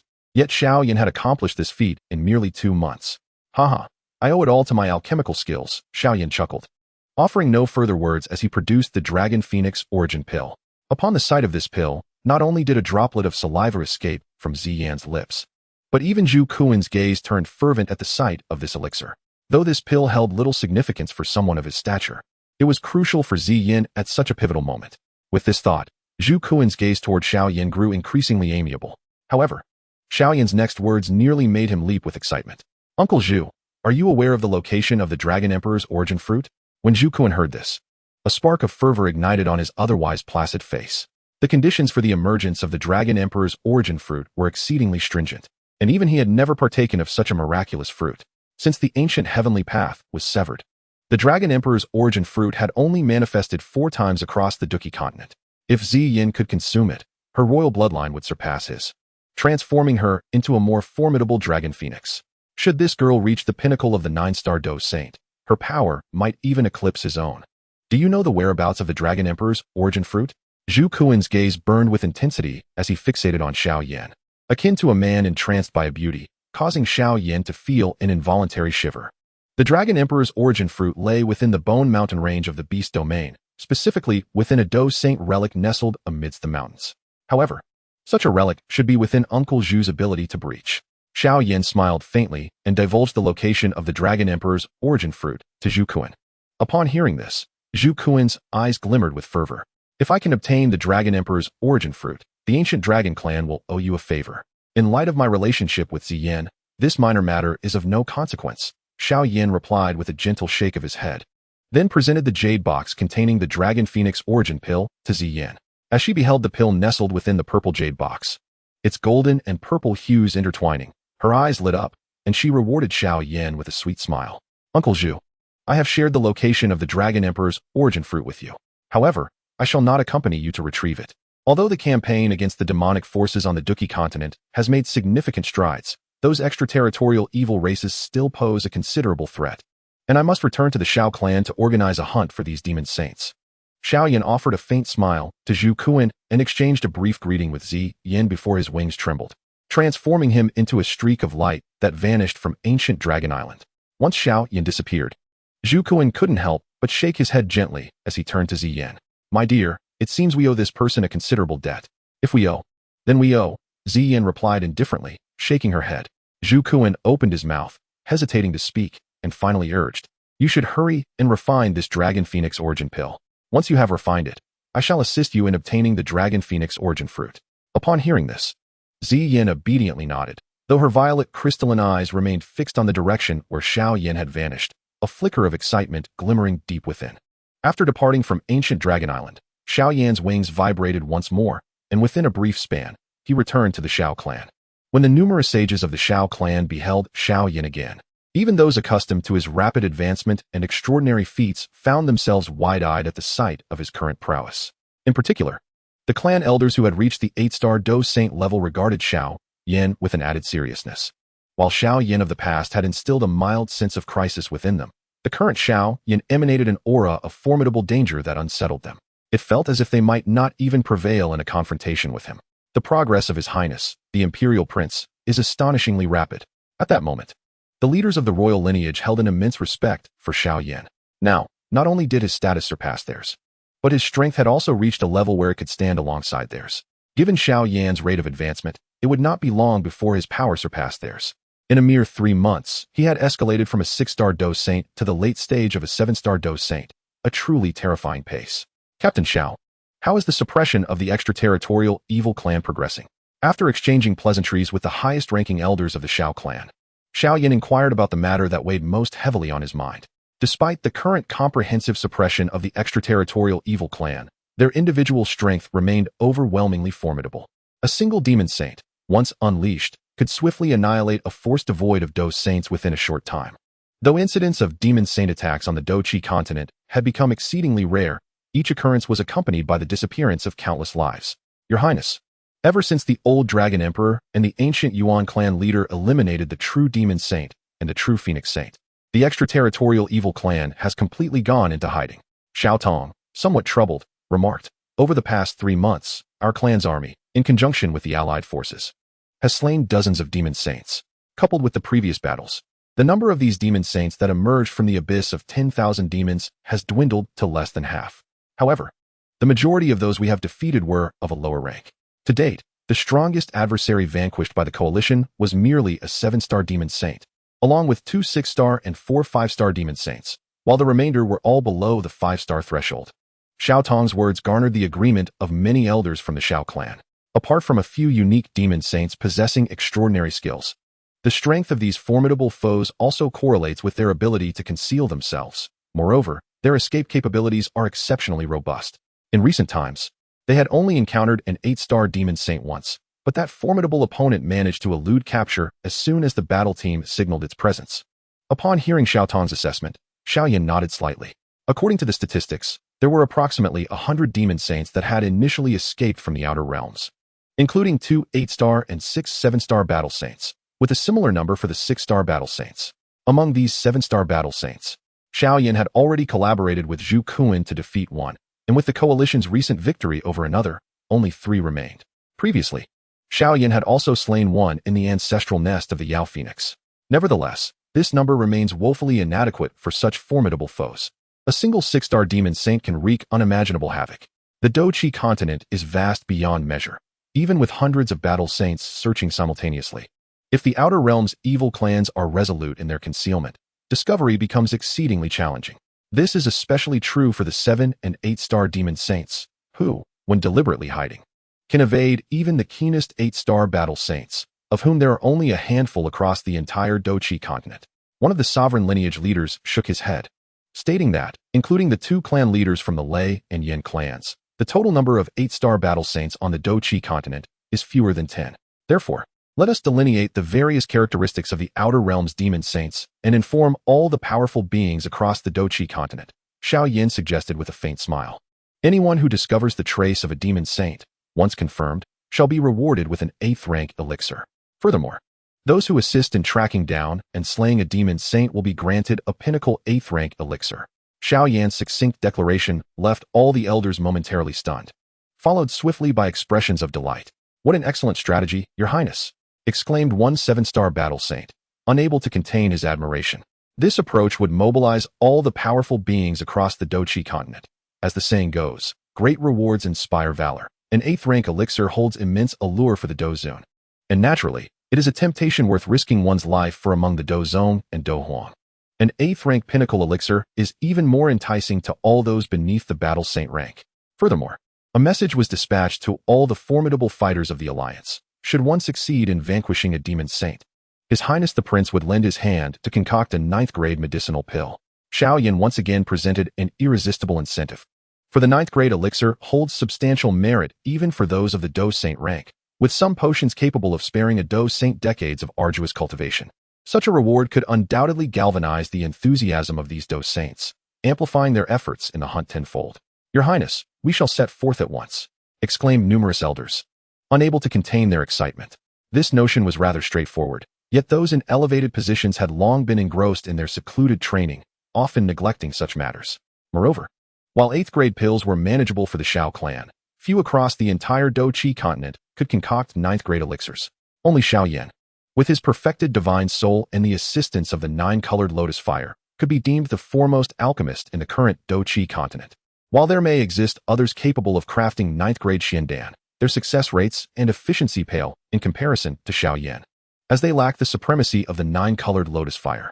Under Xiao Yan's new strategy, the campaign against the extraterritorial evil races escalated to unprecedented heights. In the brief span of half a month, 3 demon saints were unveiled, including the slaying of a 7-star demon saint. However, the 2 deeply concealed 8-star demon saints remained elusive. In light of this, Xiao Yan found himself at an impasse, relegating his hopes to the eventual emergence of the 8-star demon saints while redirecting his focus to unresolved matters from the past. His strength had now reached the late stages of the 7-star Dou Saint rank, and the resources available in the Douchi continent to augment his power were exceedingly scant. More critically, he had yet to discover a means to transcend the imperial stage concerning his soul power. Thus, Xiao Yan temporarily shelved his aspirations for enhancement and turned his gaze toward unfinished affairs. His first destination was the Soul Clan. When Sol Wuyo and others were struck pale by Xiao Yan's cold scoff, despair etched itself upon their faces. They were acutely aware that the Xiao clan's power was insurmountable, leaving the Soul Clan devoid of hope for resurgence. In consideration of the ties with Hun Miao Miao and Hun Shui, Xiao Yan refrained from annihilating them entirely, instead permitting Hun Shui to lead a faction of compliant Soul Clan members away from the Little Soul Realm to establish a new Soul Clan. With the revival of the 2nd-generation Soul Emperor, the Soul Clan would rise once more. However, Xiao Yan wished to prevent any animosity from these new Soul Clan members towards the Xiao clan. Thus, for those who remain oblivious to the times, he has chosen to eternally confine them within the realm of the small soul. Subsequently, he re-established a new faction in the central continent, named the Flame Hall. As its master, he gathered various forces familiar to Xiao Yan, primarily the former Flame Alliance and the Starfall Pavilion, to forge a new entity. Even the Alchemist Tower and other ancient races dispatched formidable beings to serve as guest elders of the Flame Hall. It was evident to all that this new force would emerge as the future sovereign of the Douchi continent.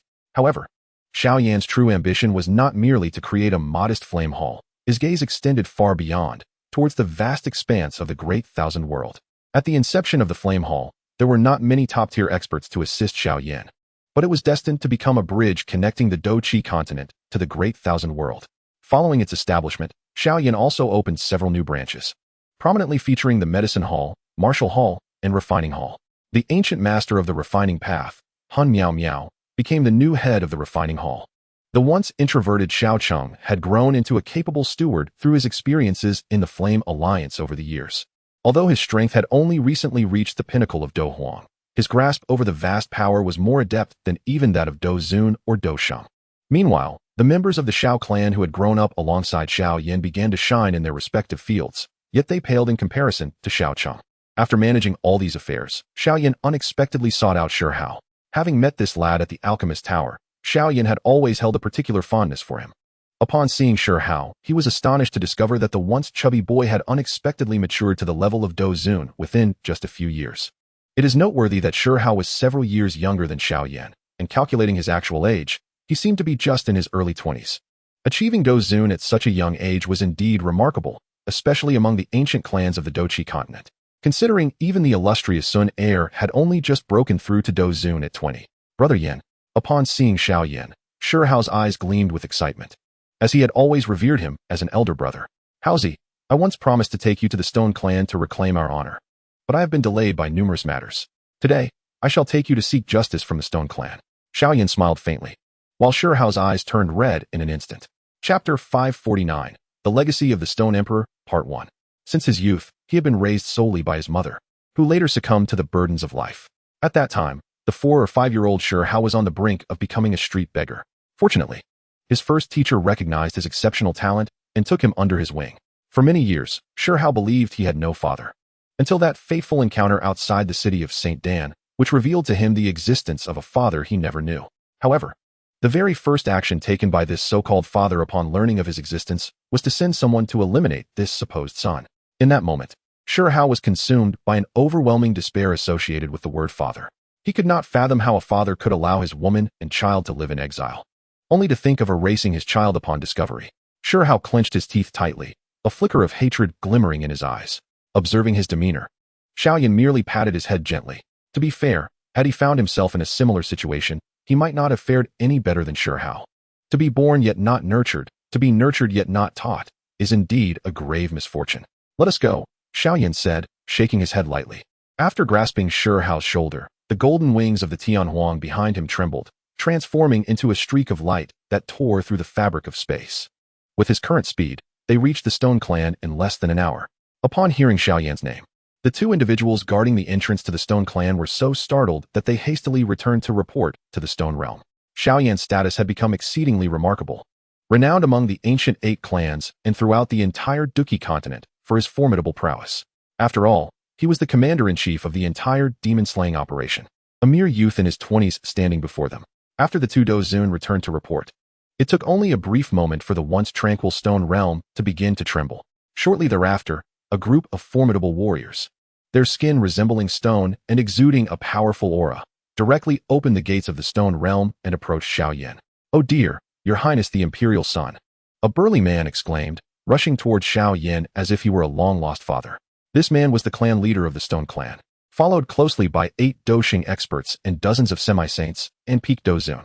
This level of strength represented the pinnacle of the Stone Clan's power. Among the ancient 8 clans, the Stone and Spirit clans had suffered the earliest decline in bloodline strength, with their strongest members barely reaching 6-star Douxing. The combined number of Douxing experts in their clan amounted to only about 10. Such strength afforded them no absolute advantage even before the Dan Tower. Thus, the Stone and Spirit clans had remained relatively low profile among the ancient 8 clans. However, their modesty among the ancient clans presented a stark contrast to the perception of ordinary people from the outside world. The moment the clan leader set eyes on Xiao Yan, his pupils constricted in disbelief.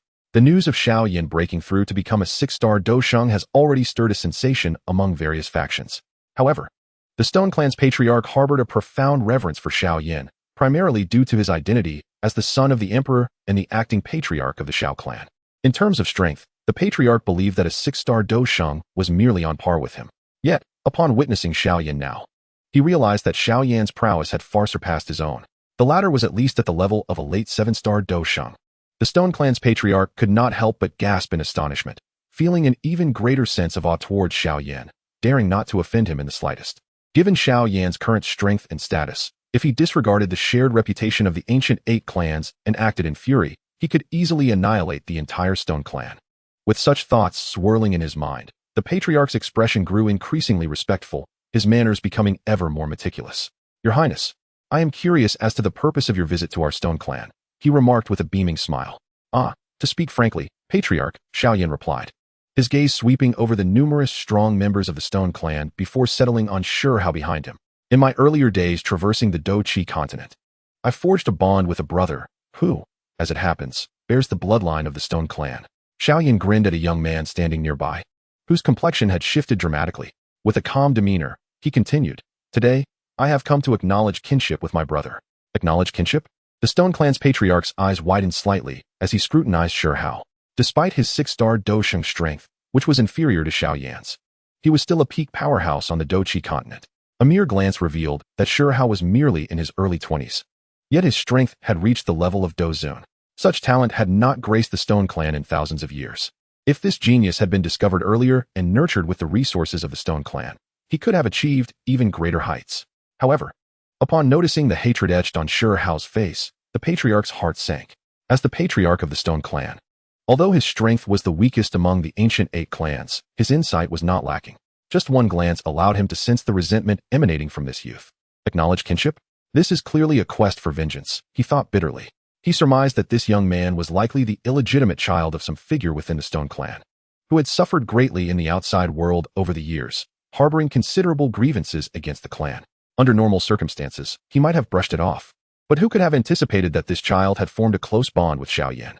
If Xiao Yan were willing to stand up for him, it was entirely possible that the entire Stone Clan could be thrown into chaos.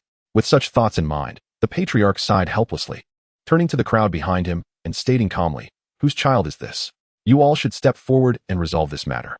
In an instant, silence enveloped the assembly, with all the elders rendered mute, save for a young man whose countenance bore an unnatural expression. The leader of the Stone Clan, possessing keen insight, discerned the truth immediately. "Does this child, Shiji, bear any connection to you?" "Chief, aye." The young man cast a fleeting glance at the clan leader and then at Xiao Yan, his eyes betraying a hint of fear. Yet, upon glimpsing Hao behind Xiao Yan, a flicker of malice ignited within him. "Step forward," the Stone Clan leader suddenly bellowed, his visage reflecting a mixture of anger and disappointment. With such capabilities and temperament, how can you aspire to be the future leader of the Stone Clan? Had it not been for the lack of a more gifted heir within our ranks over the years, I would never have permitted you to assume this position of junior clan leader. Now, tell me, is this child yours?" With these words, he fixed his gaze intently upon Shiji. The pressure emanating from his 6-star Dou Saint rank was formidable, particularly for one at the pinnacle of a half-saint.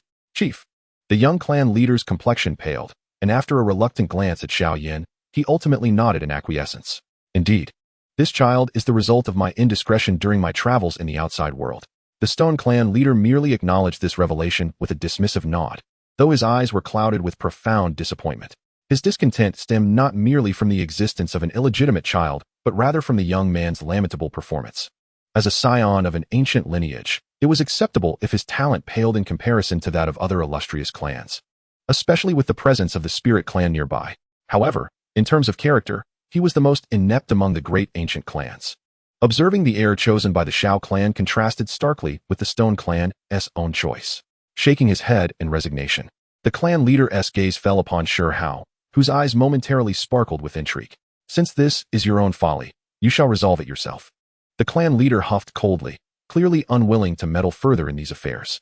Yet, his tone carried an undercurrent of warning. "Should you provoke Xiao Yan, you are well aware of the consequences."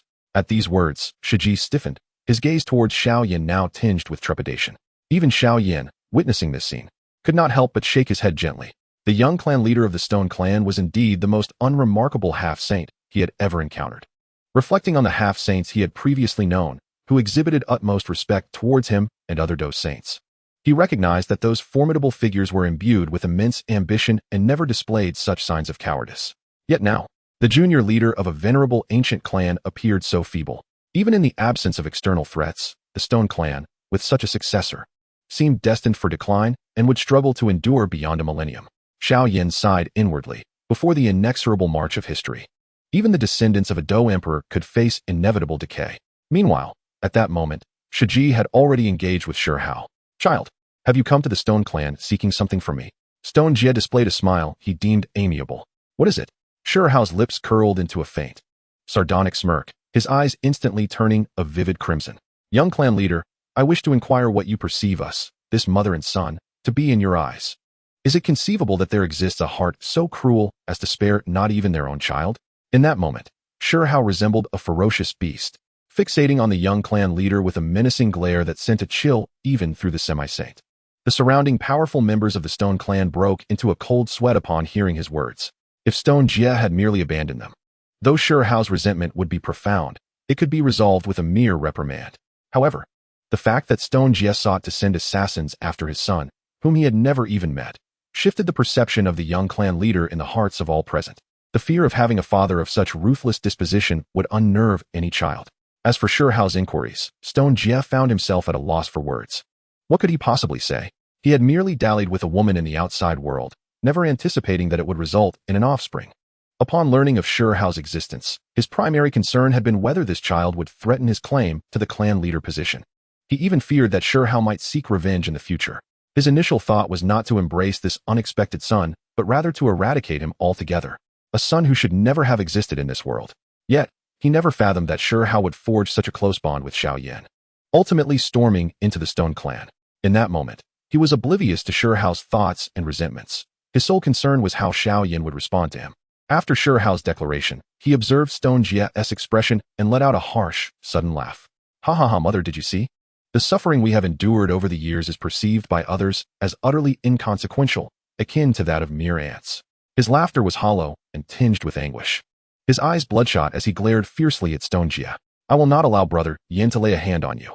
Before Stone Jie could regain his composure, Shihao coldly continued, when I surpass you in strength, I shall strip you of your fighting spirit, forcing you to kneel for eternity before my mother's grave until your last breath. His voice was haunting, rendering Stone Jie pale with fear. Moments later, the clan leader of the Stone Clan finally spoke. Shiji, you have utterly disappointed me. You lack the fortitude and capability that a clan leader should possess. In the past, I refrained from stripping you of your title due to your innate talent. However, today I have discovered that you even betray your own son. If the Stone Clan were to be entrusted to someone like you, its legacy would surely be fleeting. Henceforth, you shall no longer hold the position of clan leader. I shall assume that role. Shiji's countenance turned ashen in an instant. He cast a sidelong glance at Shihao, a flicker of resentment flashing in his eyes.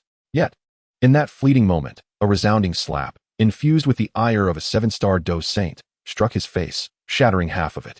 What are you staring at? Xiao Yan regarded the Stone Clan's young leader with an impassive expression. He considered himself no paragon of virtue. Yet he could scarcely fathom the depths of depravity displayed by such a scoundrel. It is merely a testament to the diversity of existence. The Stone Clan leader, however, remained silent, only glancing at a Dou Saint elder behind him, stating coolly, Third elder, confine Shiji to the confinement tower. No one shall release him without my command. Yes, clan leader. The Dou Saint behind him nodded eagerly, dragging the wretched Shiji back to the Stone Realm. Observing this, Xiao Yan nodded slightly, acknowledging that the Stone Clan leader was competent enough. Had he attempted to intervene on this wretch's behalf, the Stone Clan might have lost a leader today. Clan leader, you must keep a close watch on Shiji. Do not hinder my brother's quest for vengeance. Xiao Yan cast a meaningful glance at the Stone Clan leader. Of course. The Stone Clan leader nodded vigorously, but suddenly spoke again, just as Xiao Yan was about to depart. Your Highness, the Prince. Might you take this child to our Stone Realm? Chapter 550, The Inheritance of the Stone Emperor, Part 2. To the Stone Realm? Upon hearing the clan leader's words, Xiao Yan furrowed his brow slightly before relaxing it. In stark contrast, Shihao displayed a countenance of reluctance. Due to Shiji's actions, he held no affection for the entire Stone Clan. Were he to possess Xiao Yan's strength at this moment, he might even cause a ruckus that would upheave the entire clan.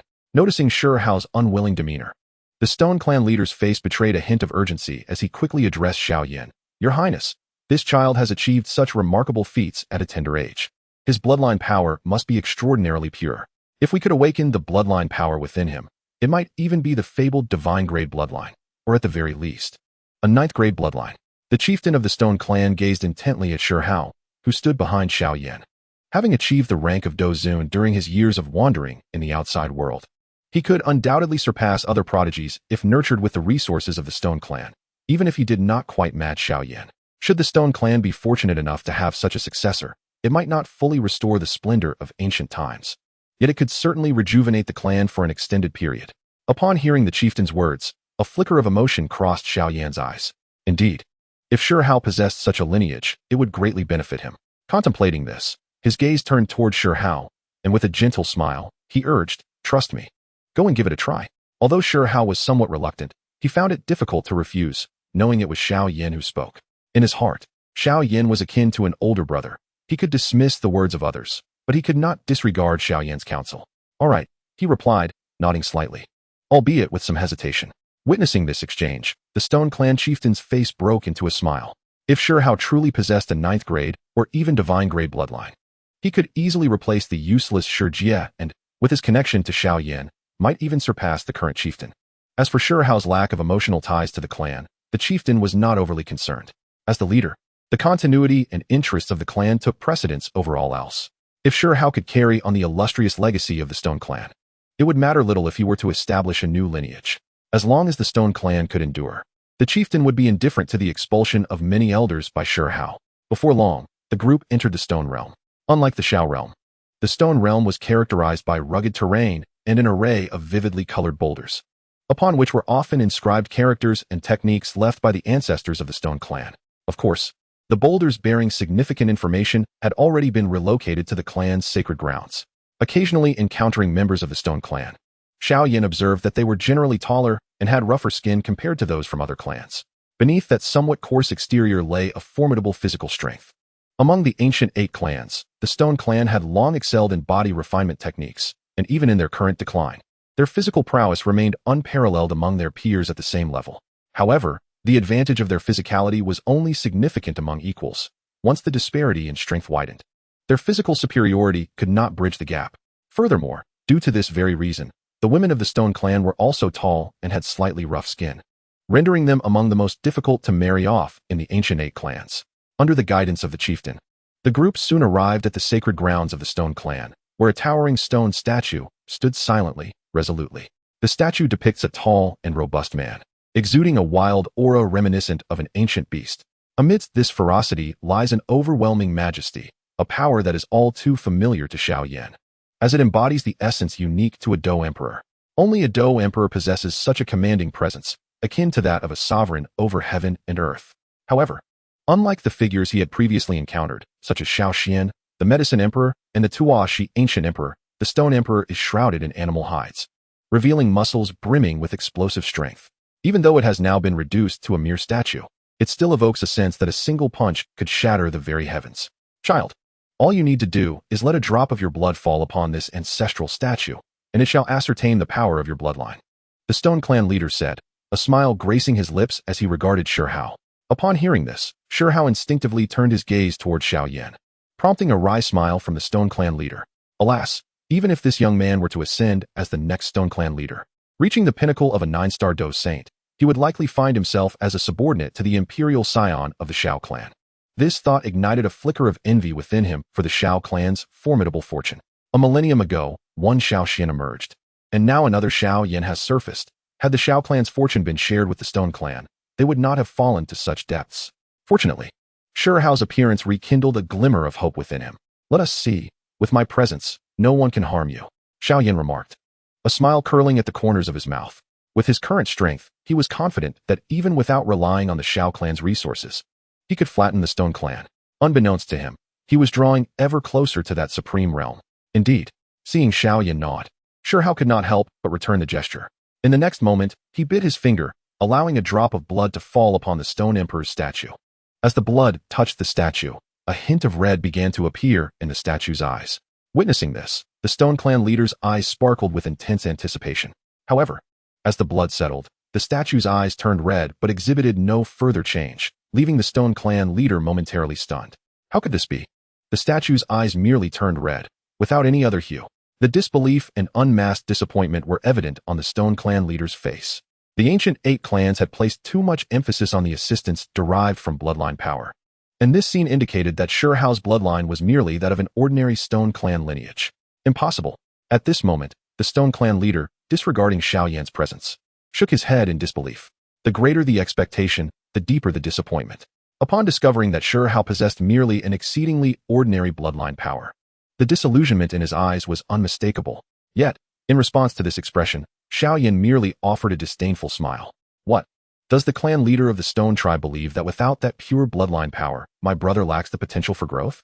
While the bloodline power undoubtedly aids in cultivation, it ultimately remains an external force.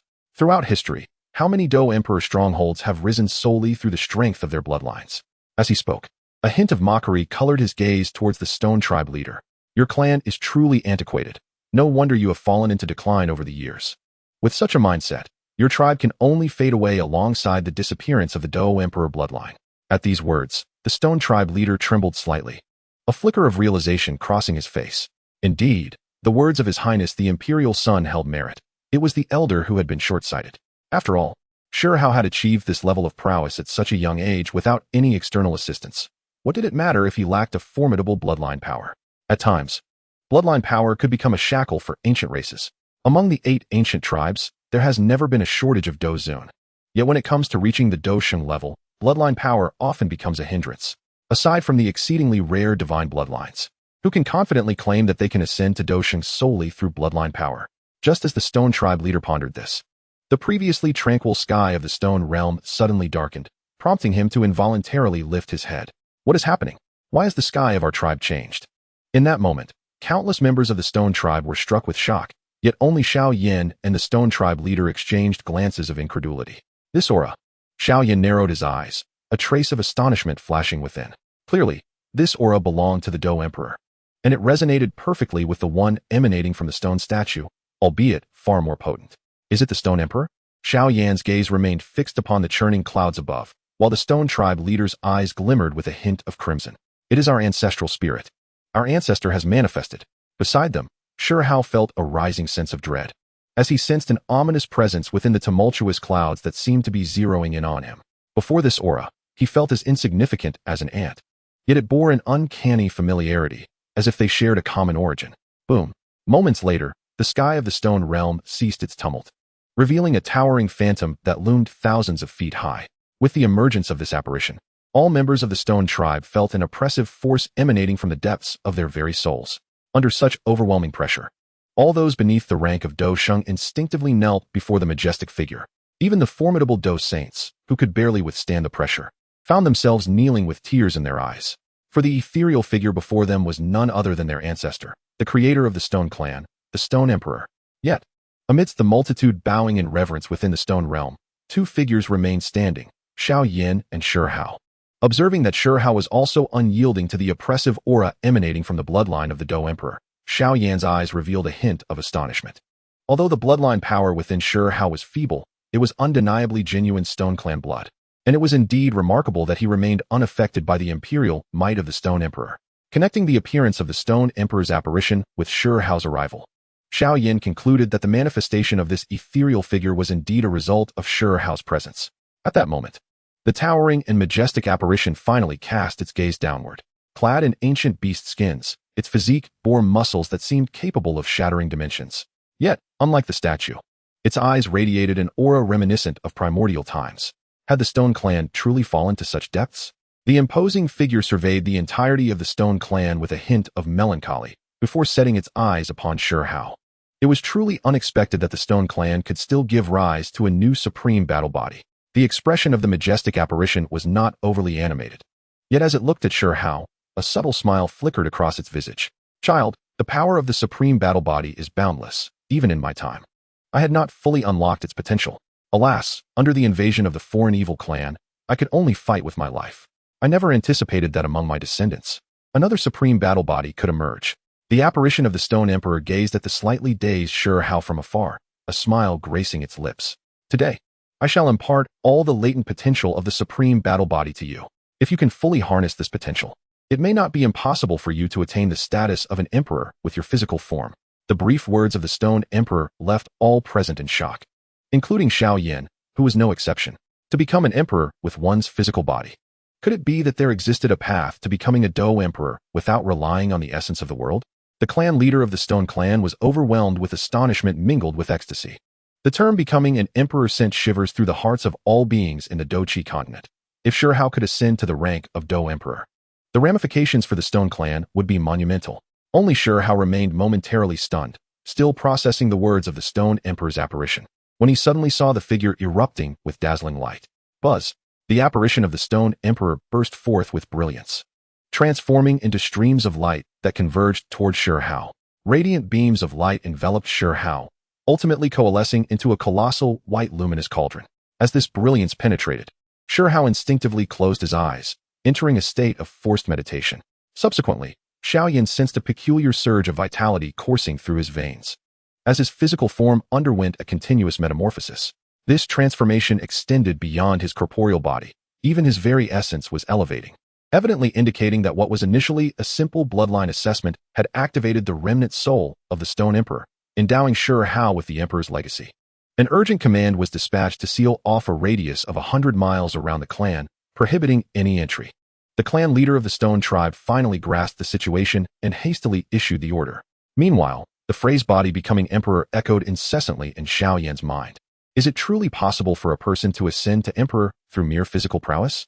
He gazed at Xiao, who had closed his eyes and entered a state of inheritance, astonished. He had never imagined that one could attain the rank of Dou Emperor solely through physical strength.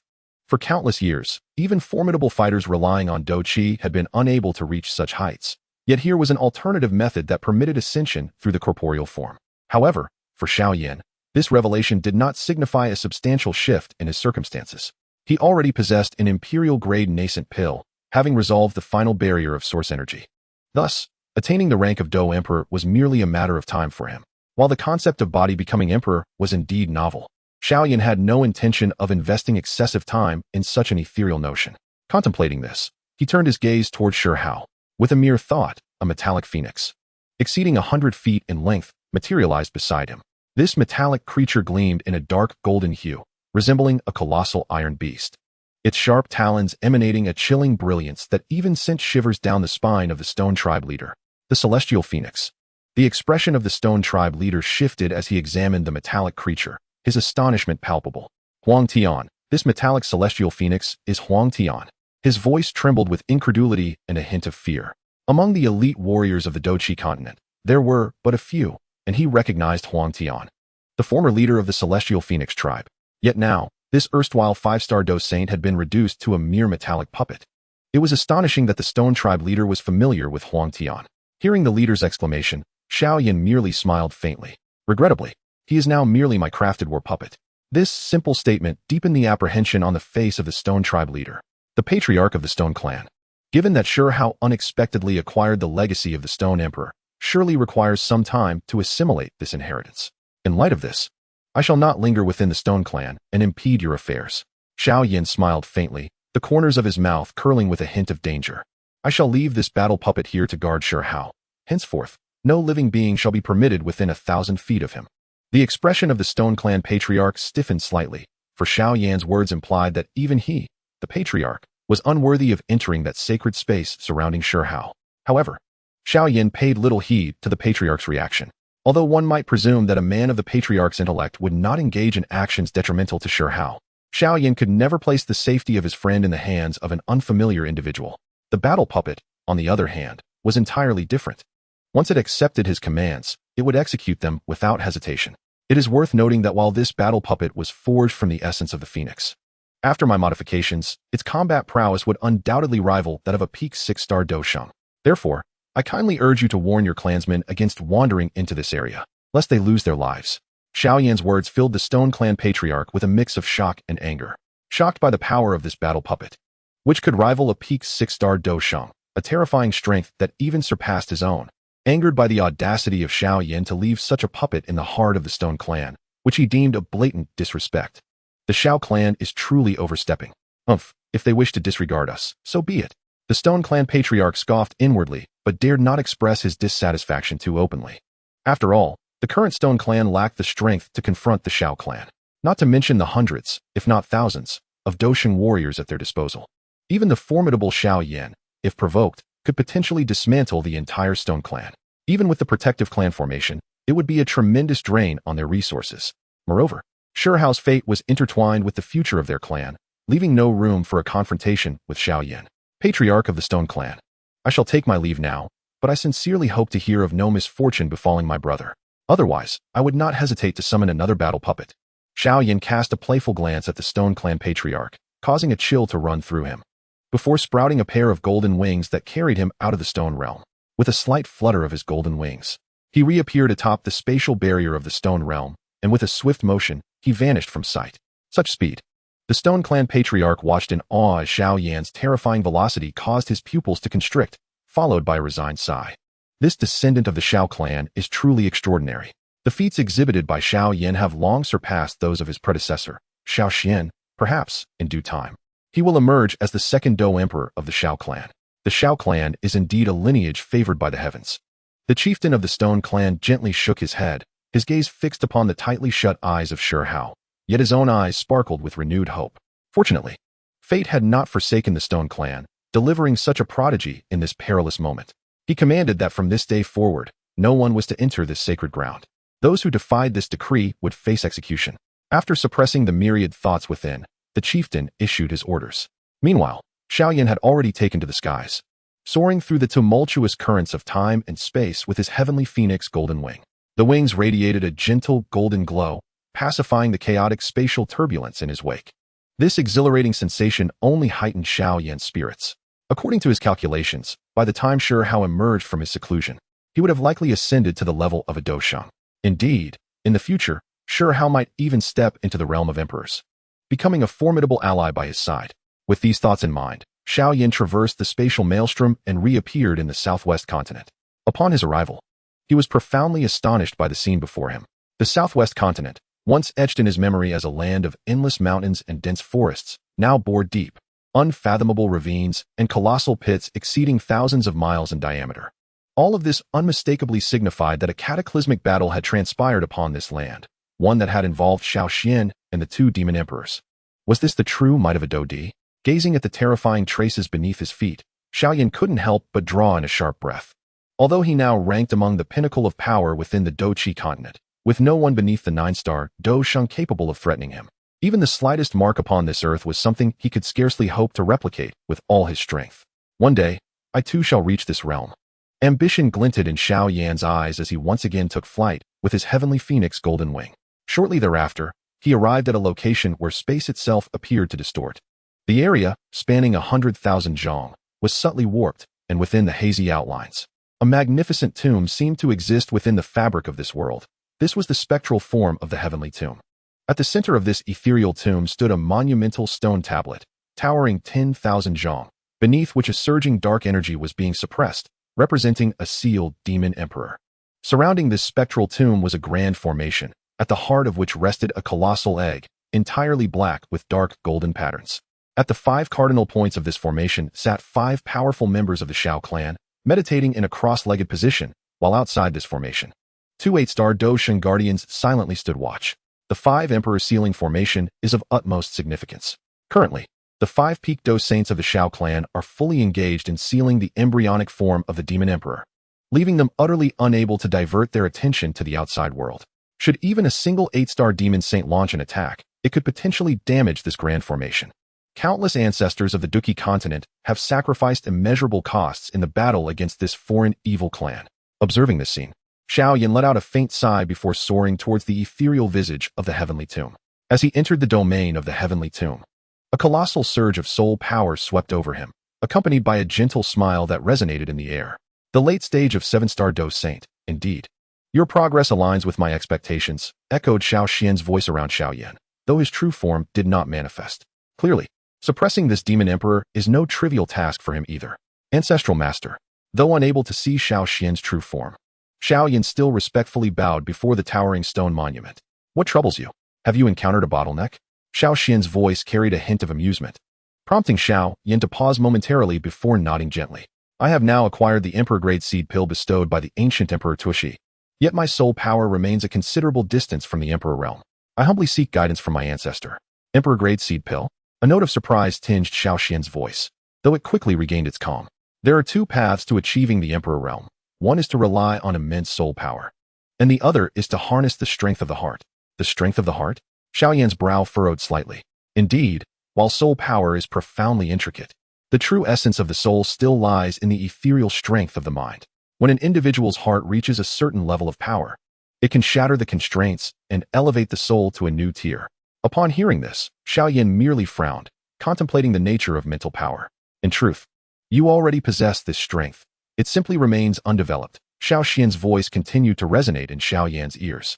In your past life, beneath the Bodhi tree, you underwent countless cycles of rebirth, cultivating formidable soul power. Although you have refined your mindset, you have yet to fully unleash this potential. What must I do? A look of contemplation crossed Xiao Yan's face. Calm your mind, and you will gradually come to understand, came Xiao Xian's voice, still laced with gentle amusement. Yet it only deepened Xiao Yan's furrowed brow. What kind of riddle was his ancestor presenting? Go forth, explore the Duki continent. For all these years in this world, you have merely skimmed the surface, never truly witnessing the true visage of the Duki continent. Xiao Xian's laughter echoed, leaving Xiao Yan in deep thought. The final barrier to breaking through to the Emperor realm, it seems, lies not in the vast resources at one's disposal, but rather in the profound insights of the heart. Xiao Yan believed that his heart and mind had been refined to a considerable extent during the 100 reincarnations beneath the Bodhi tree. However, he was surprised to find that a significant gap still existed between him and the breakthrough to the Emperor realm. Ancestor, I am grateful for your guidance. Upon hearing this, Xiao Yan could only nod helplessly. Although he could not immediately grasp the method to ascend to the Emperor realm, he trusted that Xiao Xian would not lead him astray. After posing his first question, Xiao Yan proceeded to inquire further. Ancestor, is there truly a method to achieve the Emperor realm through the physical body? Doubt lingered in his voice. Achieving the Emperor through the physical body? Xiao Xian's voice carried a hint of astonishment.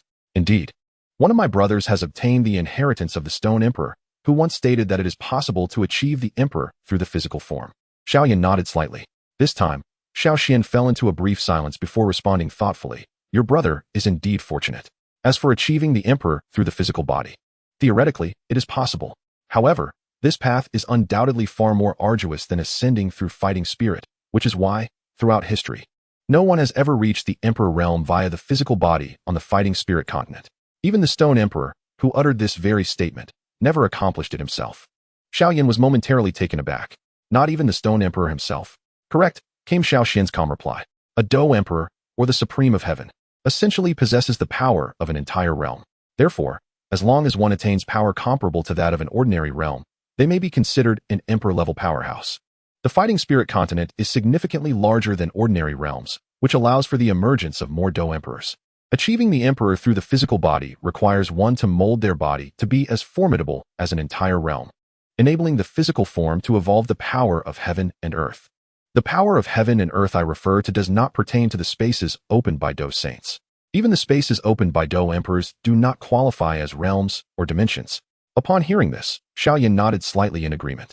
Indeed, a true realm, or heaven and earth, possesses complete laws and origins, while the spaces created by Dou Emperors rely solely on their might and mastery over a realm. Although the Dou Emperor spaces can be vast and endure for thousands of years or even longer, they remain vastly inferior when compared to a realm capable of nurturing life and existing for countless years. Thus, if one wishes to attain the Emperor realm through the physical body, the resources required are immense. Even the complete refinement of a lower realm may not suffice. Xiao Xian explained. Chapter 552, The Northeastern Continent. So that is how it is. A glimmer of realization appeared in Xiao Yan's eyes. According to Xiao Xian's explanation, the reason that ascending to the Emperor realm through fighting spirit requires source energy is that source energy itself embodies the fundamental power of a realm. As the essence of the entire plane converges, the source energy transcends mere high-level energy. It embodies the fusion of the laws of heaven and earth.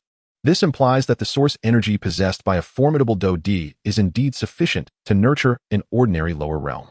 Consequently, a Dou D not only wields power that far surpasses that of a Dou Shang, but also has the ability to mobilize the forces of an entire plane. The ascension to an emperor's physical form demands an immense reservoir of energy and the laws of nature, transforming the body into an existence akin to an entire world. Thus, once one achieves a physical form of an emperor, each strike possesses the might of a plane-wide assault, a level of power that is undeniably terrifying. Yet, should this be the case, the difficulty of attaining a physical form of an emperor may surpass that of cultivating source energy. Nonetheless, if one succeeds in becoming a physical emperor, their combat prowess and vitality would likely eclipse that of a Dou D who has achieved through source energy. Of course, nothing is absolute. Take, for instance, the extraordinary existence of Tua Shi, ancient emperor, who, bolstered by his unique flames, surpasses even the ordinary Dou D. Yet, those who ascend to emperor status are invariably prodigious talents, each armed with their own formidable skills. Go forth and immerse yourself in the true splendor of the Dou Qi continent, echoed Xiao Xian's laughter in Xiao Yan's ears. You have 9 years. In this span, should you fail to break through to the emperor realm, the Dou Qi continent will face a cataclysmic disaster. As he spoke, he projected the image of the embryonic demon emperor before Xiao Yan. Gazing upon this sight, a grave expression settled in Xiao Yan's eyes. 9 years remain. If he does not ascend to Dou D within this time frame, the emergence of the new demon emperor will plunge the entire Dou Qi continent back into the slaughter of the outer evil races. Even with the multitude of Dou experts presently, they are insignificant in the face of a demon emperor.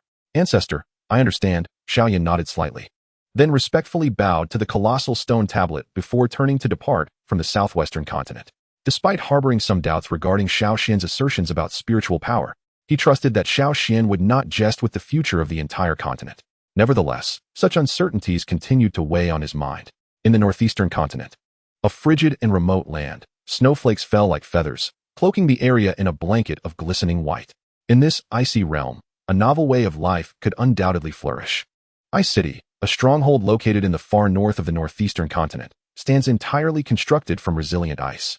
Even the buildings within this icy citadel are fashioned from blocks of ice, and within its walls, figures bustle about, clad in thick garments made from the pelts of wild beasts. In this realm of ice and snow, it is remarkably easy to discern a person's prowess. An ordinary fighter, without ample furs to shield against the biting cold, would find it exceedingly difficult to withstand the frigid atmosphere. Only those who have attained the rank of a grand fighter can persistently disregard this chilling severity. Thus, if one were to encounter individuals clad in mere thin garments, or even bare-chested upon the bustling streets, it would be indisputable that their cultivation exceeds that of a grand fighter. Amidst the clamor of the bustling market in Ice City, Xiao Yan sat quietly in a modest tavern.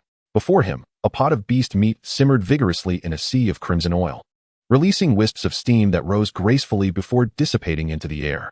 As he gazed at the bubbling delicacy, a flicker of confusion sparkled in his eyes, for he could not fathom the path to his spiritual metamorphosis.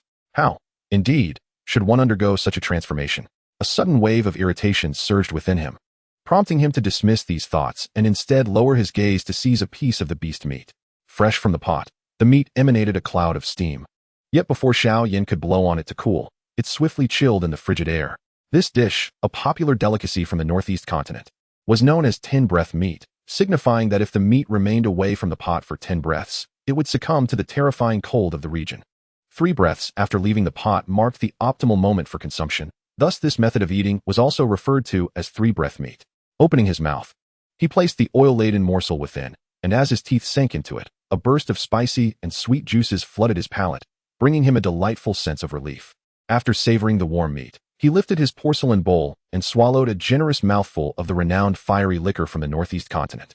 Instantly, a searing sensation coursed down his throat, reminiscent of the heart fire he once consumed from the azure lotus. What ecstasy! Xiao Yan inhaled deeply, exhaling a puff of warm breath. Though he had yet to solidify his thoughts on the concept of travel, he adhered to Xiao Xian's counsel and began to wander throughout the continent.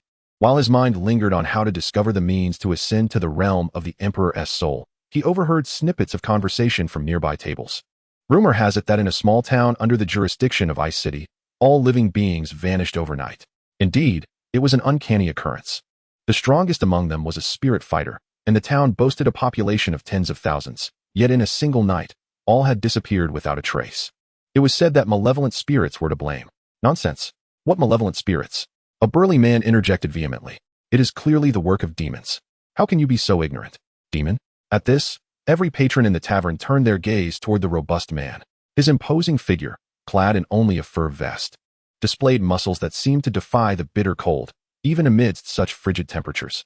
This alone serves as a testament to the prowess of this individual, marking him as a formidable expert within this modest tavern. The mention of malevolent beings by Brother Gao refers to the news of the otherworldly demons that have emerged from the Ice Holy City, does it not? An inquisitive fighter could not help but inquire. Currently, the foreign demonic race has wreaked havoc across the continent, with these demon lords seeking refuge in the farthest corners to evade the relentless pursuit of Dou strongholds. With the issuance of the bounty by Xiao Yan, information that was once reserved for Dou and Dou Zun has now reached the ears of many Dou Huang and Dou Zong. Indeed, as these elite warriors converse, such secrets have begun to trickle down to the common folk. However, this is of little consequence. The foreign demonic race is a formidable adversary that all warriors on the Dou continent must confront, and making this knowledge accessible to all living beings only heightens their sense of urgency. Indeed, the burly man surnamed Gao, his face flushed from drink, surveyed his surroundings before lowering his voice to say, "This information was relayed to me from the city lord's estate. The calamity that plagues the entire Dou continent has seen one of these foreign demons infiltrate the vicinity of the Ice Holy City. Consequently, our city lord has begun to communicate with higher authorities, requesting the dispatch of a Dou expert to eradicate this demon." The mere mention of the words Dou Sheng expert caused a collective intake of breath throughout the tavern. For those residing in the Ice Holy City, the notion of a Dou Sheng expert is exceedingly distant. Even the city lord is merely a Dou Zong. For many, encountering such a being is an experience they may never witness in their lifetime, and the realm of Dou Sheng exists solely within the confines of their imagination. Oh, if only I could witness a Dou Sheng in action just once, my life would be complete, remarked a man clad in bear fur. Indeed, if it weren't for the threat posed by these foreign demons, we would never have the opportunity to even hear tales of Dou Sheng experts, another strong individual lamented. As they spoke, Xiao Yan listened with keen interest, a flicker of enlightenment igniting within him. Thus, he realized that this is what the ancestral teachings referred to as traveling. The essence of travel is not merely to traverse the entirety of the Dou Qi continent, but to genuinely immerse oneself in the mundane, savoring the myriad flavors of life. Before him stood individuals whose most powerful among them had scarcely reached the realm of Dou Ling, while the weakest were mere novices. In the Xiao clan, such individuals would likely be deemed as unpromising descendants. Yet, in the eyes of Dou Sheng experts, these individuals would appear as insignificant as ants. However, when one truly lowers their gaze, it becomes evident that the distinction between them and the Dou Sheng is not as vast as it seems. All partake in meat, drink, and boastful tales. The difference lies only in that some indulge in beastly fare and potent libations within the tavern. Some individuals find themselves in a realm of their own creation, indulging in the flesh and blood of high-tier magical beasts, savoring the fruits of the earth, and partaking in exquisite wines beyond the imagination of the mundane. Although this existence appears worlds apart, it ultimately revolves around the primal desire for sustenance. Within this so-called ant-like existence, myriad class interests, intricate intrigues, and trifles abound. In essence, each individual possesses a singular life, an existence that is irreproducible, marked by unique souls and destinies. How fascinating indeed. Xiao Yan's gaze sparkled as he couldn't help but chuckle softly. However, this laughter plunged the entire tavern into a brief silence, with all eyes turning towards Xiao Yan, who was regarded with peculiar curiosity by the patrons. To blend into the surroundings, Xiao Yan had already transformed his attire into a thick hide using energy. Consequently, the crowd perceived him merely as an ordinary drinker rather than a formidable expert. Yet, upon witnessing his strange smile, they felt a sense of indignation. As if they had been belittled, their gazes fixed on him with unkind expressions, as they extolled their admiration for the strength of the Dou Sheng. Flaunting their knowledge and insights, the sudden appearance of someone smiling oddly made them feel as though they were the subject of mockery. What are you staring at? Enjoy your meal. Xiao Yan scanned the crowd, lifting his wine bowl in a gesture of invitation. Yet, to the onlookers, this act only amplified their perception of his arrogance. You brat! A burly man named Gao bellowed, his face flushed with drink, revealing a menacing expression. You seem rather amused. Do you find our conversation amusing? As he spoke, he began to stride toward Xiao Yan.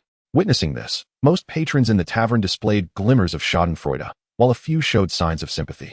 This Gao, after indulging in drink, often boasted loudly, and any interruption to his bravado would incite his ire. Should one provoke him further, the consequence would surely be a severe beating. Not at all. I find your discussion quite intriguing. As Gao approached, Xiao Yan continued to sip his drink leisurely, an earnest expression gracing his face. However, in the eyes of the burly man, this seriousness was utterly infuriating. You dare to act coy with Lord Gao? The man scoffed, his large hand reaching for Xiao Yan's collar. Yet, before his hand could land, it was seized by a slender, fair hand. This hand, elegant as jade, might have been mistaken for a woman's, were it not for the pronounced knuckles. Yet, this very hand, once it grasped his wrist, rendered the burly man utterly immobile. Who are you? As the terrifying force devoid of any resistance coursed through his palm, the once crimson face of the burly man paled significantly, a chill dispelling the remnants of his intoxication. The seemingly frail youth before him possessed an ability that rendered him utterly immobile. Such prowess could only be likened to that of a Dou Wang, at the very least. In an instant, the effects of alcohol transformed into cold sweat, erupting from his pores. My lord, the burly man uttered, his eyes reflecting a flicker of trepidation as his earlier fury dissipated, replaced by a demeanor of deference and flattery. This scene instilled fear in all the patrons of the tavern. Tell me, where is that town annihilated by the malevolent forces? Xiao Yan released his grip, lifted his wine bowl, and took another sip. Strangely, the burly man remained unable to move. The sight caused apprehension to wash over the onlookers. This fair-skinned youth was not merely a fraction stronger than the burly man. Rather, what kind of formidable being could achieve such a feat? The town lies just outside Hanbing City, named Damao Town, right by Hanbing City. The The burly man replied, now exceedingly respectful, obediently divulging the town's information, when Xiao Yan suddenly raised his hand. Wait, that will suffice. Within his soul's perception, a familiar malevolent aura was rapidly approaching Hanbing City. Upon sensing this presence, a peculiar smile curled at the corners of Xiao Yan's lips. He had not anticipated encountering the extraterrestrial evil clan so soon after stepping out. Chapter 553, Taking Action. That will suffice? The burly man was momentarily taken aback by Xiao Yan's words, intending to say more, but finding his mouth inexplicably sealed. This spectacle only deepened his dread toward Xiao Yan. Clearly, this was a consequence of the actions of the youth before him. Who exactly was this young man? A chill gripped the burly man's heart as he pondered the identity of the youth he had offended. A Dou Huang? He was acquainted with several Dou Huang experts, none of whom possessed such capabilities. A Dou Huang? Even if a Dou Huang could easily take his life, it would be improbable for them to immobilize him with mere thought. Could it be that he was a Dou Zong? While lost in such thoughts, a sudden wave of terror enveloped him. This aura of fear did not merely shroud him. It extended to all beings within the tavern and throughout the entire city. Though the source of this threat remained unknown, a primal fear stirred deep within their hearts. However, it soon became clear where this dread originated. Outside the tavern, the lights suddenly dimmed, plunging into an abyss of darkness, as if night had abruptly fallen. In the next moment, a multitude of powerful presences surged into the sky, among which were several familiar auras of the Dou Huang, as well as even mightier forces. Immediately, a cacophony of chaos erupted outside the tavern, filled with the cries and shouts of terror from the people. In such a bizarre atmosphere, many patrons inside the tavern, disregarding the formidable figure of Xiao Yan, rushed out to uncover the source of the commotion. Observing this scene, Xiao Yan chose not to further intimidate the burly man, instead following the crowd as they departed the tavern. At the moment he stepped outside, the highborn man felt the oppressive force that had bound him dissipate abruptly. He inhaled deeply, grateful for his reprieve, and stealthily made his way out to seek the truth. However, upon emerging, he, like all others in the city, was overtaken by a look of sheer horror and despair. Above, a dark, ominous cloud enveloped the entire ice city, though it loomed thousands of feet above the ground. Merely gazing upon it instilled an overwhelming sense of dread and ferocity.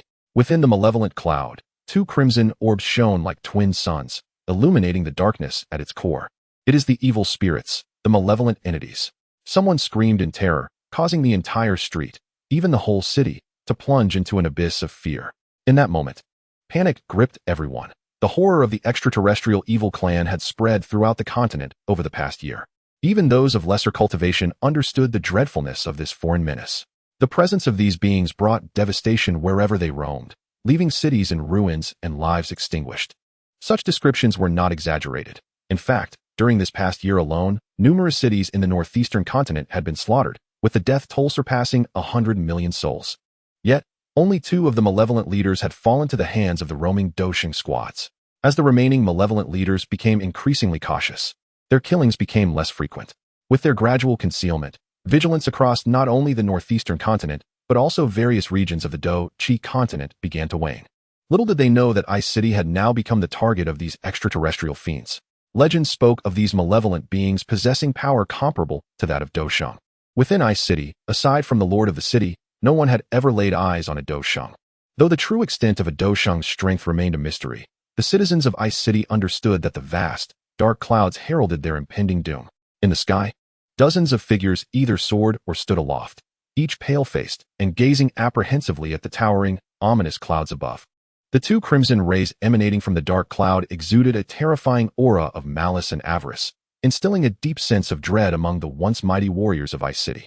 Unlike ordinary folk, they were acutely aware of the true horror that formidable beings could wield, let alone a Dou Saint. Even a Dou Zun possessed the capacity to effortlessly obliterate Ice City, according to the myriad legends they had heard. Any city lacking the protection of a Dou Saint was doomed to fall beneath the malevolent grasp of the otherworldly fiends. Even with a Dou Zun safeguarding it, the outcome remained grim, with the entire city destined to become the fiend's blood feast. Contemplating this, despair engulfed their hearts. Friends, the fiends have arrived. Ice City is now inescapably doomed, and I can no longer implore you to stay and resist the malevolence, lamented the Lord of Ice City. If any of you possess a means of escape, seek to save yourselves. Even if but one survives, do not forget to avenge Ice City. Old Lord, we shall not flee. Since none of us can escape, let us perish together. Indeed, Old Lord, this is the fate of Ice City. If this is our destiny, let us die together. Above in the skies, most warriors appeared either despairing or ferocious, yet all resolutely chose to stand with the old lord, or rather, to embrace death alongside Ice City. However, a few among them exhibited signs of attempting to flee. The warriors of Ice City, it seemed, possessed a modicum of bravery. Xiao Yan stood beneath Ice City, his eyes reflecting a hint of admiration. True feelings emerge in times of adversity. It is only in the face of such calamity that one can discern the essence of life. Once individuals have endured much, they inevitably don masks to conceal their true selves, yet when death looms, they shed these facades, revealing their authentic nature. Under the oppressive weight of impending death, the inhabitants of the city displayed a myriad of emotions. A youth suddenly professed his love to a girl he admired, while an elderly man quietly held his frail partner's hand. A father clutched his child tightly, and a child, in a fit of desperation, screamed at his parents, expressing emotions never before revealed. In essence, almost everyone tore off their masks in that moment, voicing the sentiments they had long suppressed. Naturally, some succumbed to hysteria, their expressions wild, seeking to undertake actions they had previously shied away from. At this juncture, Xiao Yan's spiritual energy enveloped the entirety of Ice City, absorbing the peculiarities of myriad souls. Each visage was vivid and intriguing, strikingly incongruous, yet somehow fitting. This was what one might call the essence of existence. A faint smile graced Xiao Yan's lips, only to be interrupted by a middle-aged man, his demeanor frenzied. The world is on the brink of collapse. And you dare to smile? How can you smile at a time like this? As he prepared to unleash a torrent of profanity, he was met with Xiao Yan's indifferent gaze. In the next moment, the middle-aged man was abruptly reduced to ashes with a resounding thud, as if he had never existed in this place. Simultaneously, the ominous black clouds in the sky began to unleash an overwhelming surge of malevolent energy. As this dark essence descended, several powerful individuals exerted their utmost speed, fleeing towards the distance. However, their velocity was negligible compared to the encroaching darkness, which swiftly penetrated their bodies in the blink of an eye. After being pierced, they let out no cries, as their blood and souls were rapidly siphoned away. In less than a breath's time, a formidable fighter was completely drained of his essence, disintegrating into mere fragments scattered across the cosmos. Witnessing this scene, the warriors of Ice City felt an even deeper despair enveloping them. Before they could utter a word, they beheld countless tendrils of black energy morphing into sinister dragons, rushing towards them. Just as hope seemed lost, resplendent flames unexpectedly erupted in the sky. These flames, shimmering and exquisite, resembled breathtaking works of art. Yet the intense heat caused a shiver to run through the hearts of the assembled powerhouses. Countless brilliant flames cascaded upon the serpentine dark energies, and in the next moment, the very essence that had reduced the mighty fighters to ash began to hiss and sizzle. Following that, it vanished as swiftly as snow meeting hot oil. In mere moments, the serpentine fiends spewing from the dark clouds were entirely incinerated, and as they were consumed, a chilling wail echoed from the heavens. What extraordinary fire is this? How could it possess such strength? The dark source of evil began to writhe frantically, seemingly attempting to escape. Observing this, the elder of Ice City was momentarily taken aback, only to be overcome with exhilaration that flushed his face. A sage fighter has come to our aid. His voice resonated throughout Ice City, momentarily halting the pervasive despair and igniting a flicker of hope. The sensation of narrowly escaping death surpassed all joys in the world. The crowd at the tavern shared this sentiment, but amidst their jubilation, they noticed the enigmatic young man suddenly raise his hand. Want to flee? It's too late. At the entrance of Ice City's tavern, Xiao Yan wore a faint, cold smile as he gently lifted his hand. Witnessing this, many were filled with confusion. Ever since the young man had appeared, he had remained an enigma. However, when the multitude of brilliant flames coalesced into a colossal hand stretching thousands of feet, some suddenly grasped the reality of the situation. As for the burly man of high stature, upon witnessing this spectacle, he felt as though his very heart had ceased to beat. He, a towering figure of the Gao clan, felt his pupils constrict in disbelief as he gazed at the young man before him. In that moment, Xiao Yan's hand suddenly grasped the air, and the colossal hand of flame above contracted sharply, reaching towards the ominous dark cloud.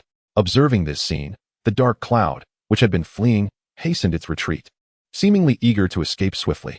Yet, before it could vanish too far, the space around it began to solidify, and behind it, the magnificent hand engulfed in vibrant flames descended. With a crackling sound, countless brilliant flames rained down upon the dark cloud, eliciting a chilling wail from it. Ah, what is this otherworldly fire?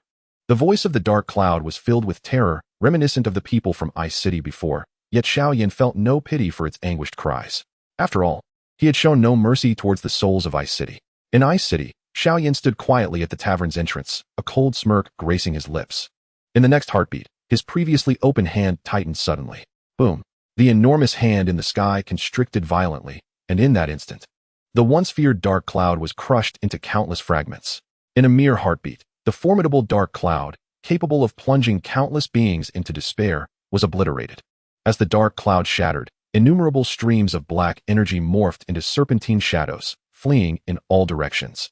However, the vibrant flames surged forward once more, each flame transforming into a fiery dragon that, upon engulfing the dark mist, incinerated it into nothingness. "Spare me, spare me," the dark mist cried out in desperate pleas. Yet the next moment, it was devoured by the brilliant flames. In just an instant, the dark cloud that had once instilled despair throughout Ice City was reduced to oblivion amidst its wails. The otherworldly demon is dead? As they beheld the magnificent scene above, the beings of Ice City were enveloped in disbelief. How could the legendary demon, known for extinguishing life wherever it roamed, be so effortlessly vanquished? Yet, this thought barely flickered in their minds before they were consumed by the joy of survival. Xiao Yan's spiritual energy swept through Ice City, quietly sensing the collective relief and joy of its inhabitants, and a smile returned to his lips. Thus, his understanding of the lives he had saved deepened further. In that moment of joy, the elder of Ice City beheld the spectacle above, tears welling in his eyes. He understood better than many the terror posed by the otherworldly demon. This was a demon sage, a being that even saint warriors found daunting. To so effortlessly obliterate a formidable saint of demons is truly astounding. One cannot help but wonder about the immense strength of this savior of Ice City, who managed to eliminate a saint without revealing their presence. In the midst of such contemplation, tears of gratitude welled in his eyes as his voice resonated throughout the entirety of Ice City. "Thank you for the great blessing, Holy One." As his words echoed, the countless citizens of Ice City suddenly came to their senses, each one expressing their fervent gratitude, exclaiming, "Thank you for the great blessing, Holy One. Thank you for the great blessing, Holy One." Their voices resounded throughout the city. However, in the next moment, the once tranquil sky erupted into a cacophony once more. Chapter 554, Do I Wish to Battle a Saint? Suddenly, the distant horizon ignited with several hues of light, each radiating over a radius of 100 miles. There were flames, lightning, and other colors. Several crimson auras intertwined, transforming the entire sky into a kaleidoscope of colors, revealing 5 figures, each emanating a terrifying brilliance. Hovering above Ice City, with their arrival, an overwhelming pressure emanated from these 5, each wave as profound as an abyss, leaving the denizens of Ice City feeling as if they were mere ants before a dragon. It was evident that these 5 were all formidable saints of battle. In their presence, both battle zone and ordinary fighters were akin to mere insects. Upon witnessing these 5 figures, the Lord of Ice City could not help but fall to one knee in reverence, his face alight with excitement as he proclaimed, "I, the Lord of Ice City, pay my respects to the 5 holy ones." Holy ones. The 5 individuals in the sky are indeed holy ones. As the Lord's voice rang out, the entire populace of Ice City gasped in astonishment, each bowing down in reverence, gazing upon the 5 as if they were deities. For the vast majority, a battle saint is regarded as a divine entity, a being capable of shaping realms, an existence that transcends the comprehension of ordinary beings. Yet, in response to the adoration and awe directed at them, the 5 battle saints in the sky merely nodded indifferently, stating, "Rise." With that, they paid no further attention to the crowd or the fervently gazing Lord of Ice City, instead unleashing their immense spiritual power, sweeping across the surrounding space. The Outer Evil clan has already been here. One of the most powerful among them, a 4-star battle saint, could not restrain himself from exclaiming. According to the current extermination plan for the Demon Clan, only those of 5-star battle saints or higher are permitted to act independently. Lower and mid-tier battle saints must form teams, yet a 4-star battle saint is capable of leading a small squad. Although the Outer Evil clan had been incinerated by Xiao Yan, this 4-star battle saint could still keenly sense the lingering malevolent aura within the space. Certainly, beyond the malevolent aura, there exists an exceedingly terrifying essence of flame. The might of this flame is so formidable that even its residual presence instills a profound sense of trepidation in this 4-star Dou saint. Yet, merely a moment later, his gaze suddenly ignited with intensity. This is the aura of, and not just any, it must belong to the top 5 of the rankings. Among those, only 2 can possess such terrifying power. The 4-star Dou saint could not help but direct his attention towards the Lord of Ice City. "I have a question for you, and you must answer truthfully." The Lord of Ice City, who had been standing nearby in silent relief, was momentarily taken aback, his expression shifting to one of tension. Esteemed Saint, may I inquire if there was an incursion of the outer evil clan into Ice City? The 4-star Dou Saint queried. Indeed, esteemed Saint. An outer evil entity did make its way into Ice City, but it was eradicated by another esteemed saint. The Lord of Ice City replied respectfully. Another esteemed saint? The 4-star Dou Saint's eyes narrowed slightly, and he continued, Have you seen the visage of this esteemed being? Esteemed Saint, that elder did not reveal himself. He merely summoned a colossal hand of flame that obliterated the outer evil entity with ease, showcasing transcendental strength, the Lord of Ice City explained, somewhat troubled. He had indeed never witnessed Xiao Yan's appearance. Yet the mere thought that the entity could summon a hand capable of incinerating the outer evil clan left him utterly astounded. The legend of a formidable, which had instilled despair throughout Ice City, was effortlessly extinguished, an unfathomable display of power. A colossal hand of flame. Upon hearing the Lord of Ice City's account, the expression of the 4-star Dou Saint shifted once more, his eyes betraying a hint of excitement. Even one of the Dou Saints behind him seemed to have made a connection, glancing toward the 4-star Dou Saint. Captain, the only being capable of summoning a colossal hand of flame to casually annihilate must surely be none other than that individual, he remarked. In response, the 4-star Dou Saint solemnly nodded, then turned his attention back to the Lord of Ice City. I have one final question for you. What color was the flame giant's hand? Color?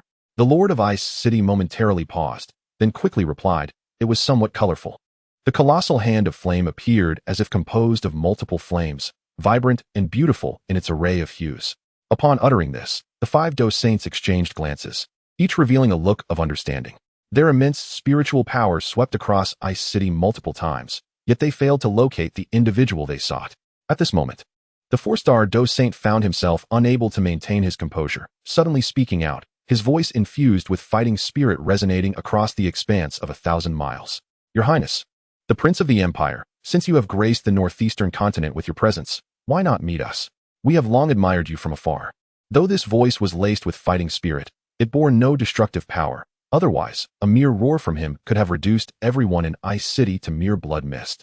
Yet, despite not inflicting harm upon these souls, the voice of the 4-star Dou Saint still resonated in every ear. Who is the Prince of the Empire? Could he be the esteemed saint who intervened moments ago? It appears that this saint's prowess exceeds our expectations, commanding such reverence from fellow Dou Saints.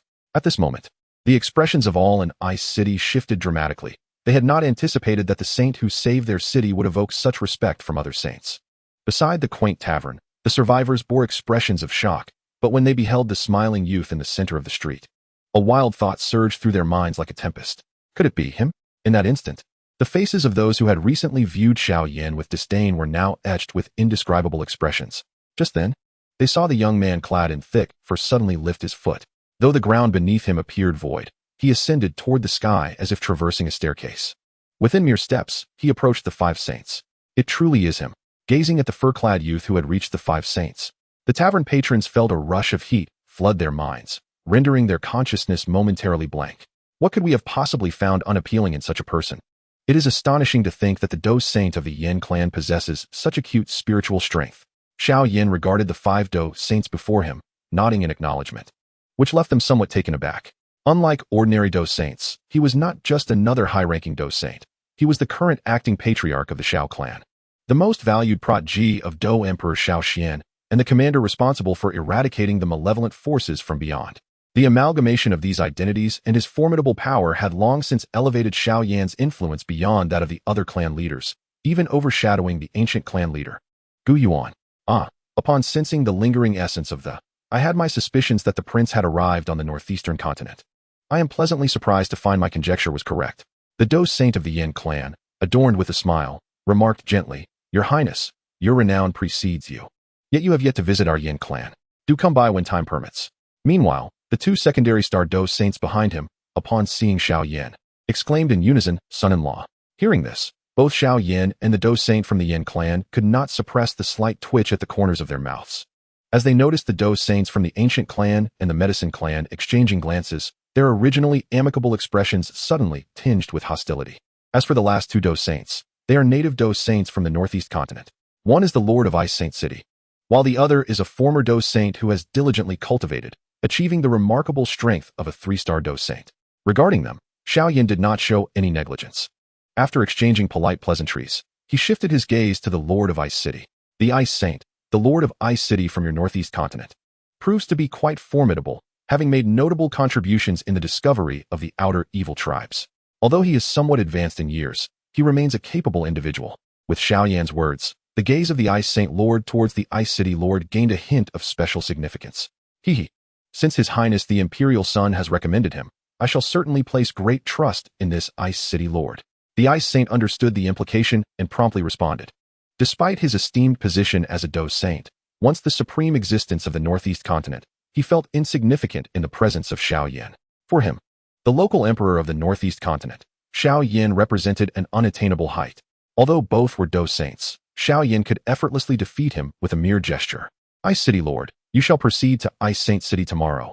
I shall personally arrange a task for you, the Ice Saint said, glancing at the obedient Ice City Lord standing nearby. This once inconspicuous Dou Zong, whom he had only seen from afar in Ice City and had never truly laid eyes upon, found his destiny altered by a single word from Xiao Yan. Merely due to Xiao Yan's admiration, he garnered a newfound significance in the eyes of this Dou Saint. Thank you, Ice Saint. Thank you, my lord. Upon hearing the Ice Saint's words, the Ice City Lord's expression instantly transformed with excitement, fully aware that Xiao Yan's single statement had irrevocably changed his fate. Yet, the matters were far from over. With a smile, Xiao Yan looked toward the Ice City Lord and said lightly, "This Imperial Sun has previously stated that anyone who discovers traces of the outer evil tribes and confirms them shall be rewarded with an 8th rank pill. You have indeed accomplished this and conveyed the information to Ice Saint City. Even without my intervention, those outer evil beings would have been eliminated by these 5 saints. According to the rules, you are to be rewarded with a pinnacle 8th rank pill." With a slight smile, Xiao Yan flicked his finger, and a jade box flew forth, landing in the Ice City Lord's hands. This was a Tianzuan pill, a pinnacle 8th rank pill capable of enhancing the cultivation of a Dou Zun by 1 to 2 stars. And today it is bestowed upon you. Upon hearing the grade and effects of the pill, the Ice City Lord felt his blood boiling, his body trembling with excitement. "My lord, thank you." He nearly succumbed to the urge to kneel before Xiao Yan, yet Xiao Yan merely waved his hand gently, prompting him to stand upright once more. "There is no need for such modesty. This is what you deserve. Today His Highness the Emperor seeks to establish a paradigm, ensuring that all the formidable beings of the Dou Qi continent comprehend that although the extraterritorial evil clans may be fearsome, they are nonetheless a veritable treasure trove." As his words resonated, the 5 Dou Saints began to applaud in approval. Truly, His Highness is a master strategist, demonstrating remarkable prowess. Consequently, the extraterritorial evil clan shall be engulfed by the relentless onslaught of countless strong warriors from our Dou Qi continent. The Ice Saint proclaimed directly, "You may accept the pills bestowed upon you by His Highness the Emperor, Hanbing, until you transform these pills into power. Anyone who dares to harm, you shall be slapping this saint's face." Observing this scene, Xiao Yan could not help but smile faintly. Indeed, those who ascend to the rank of Dou Saint are not to be trifled with, and the Ice Saint possesses great discernment.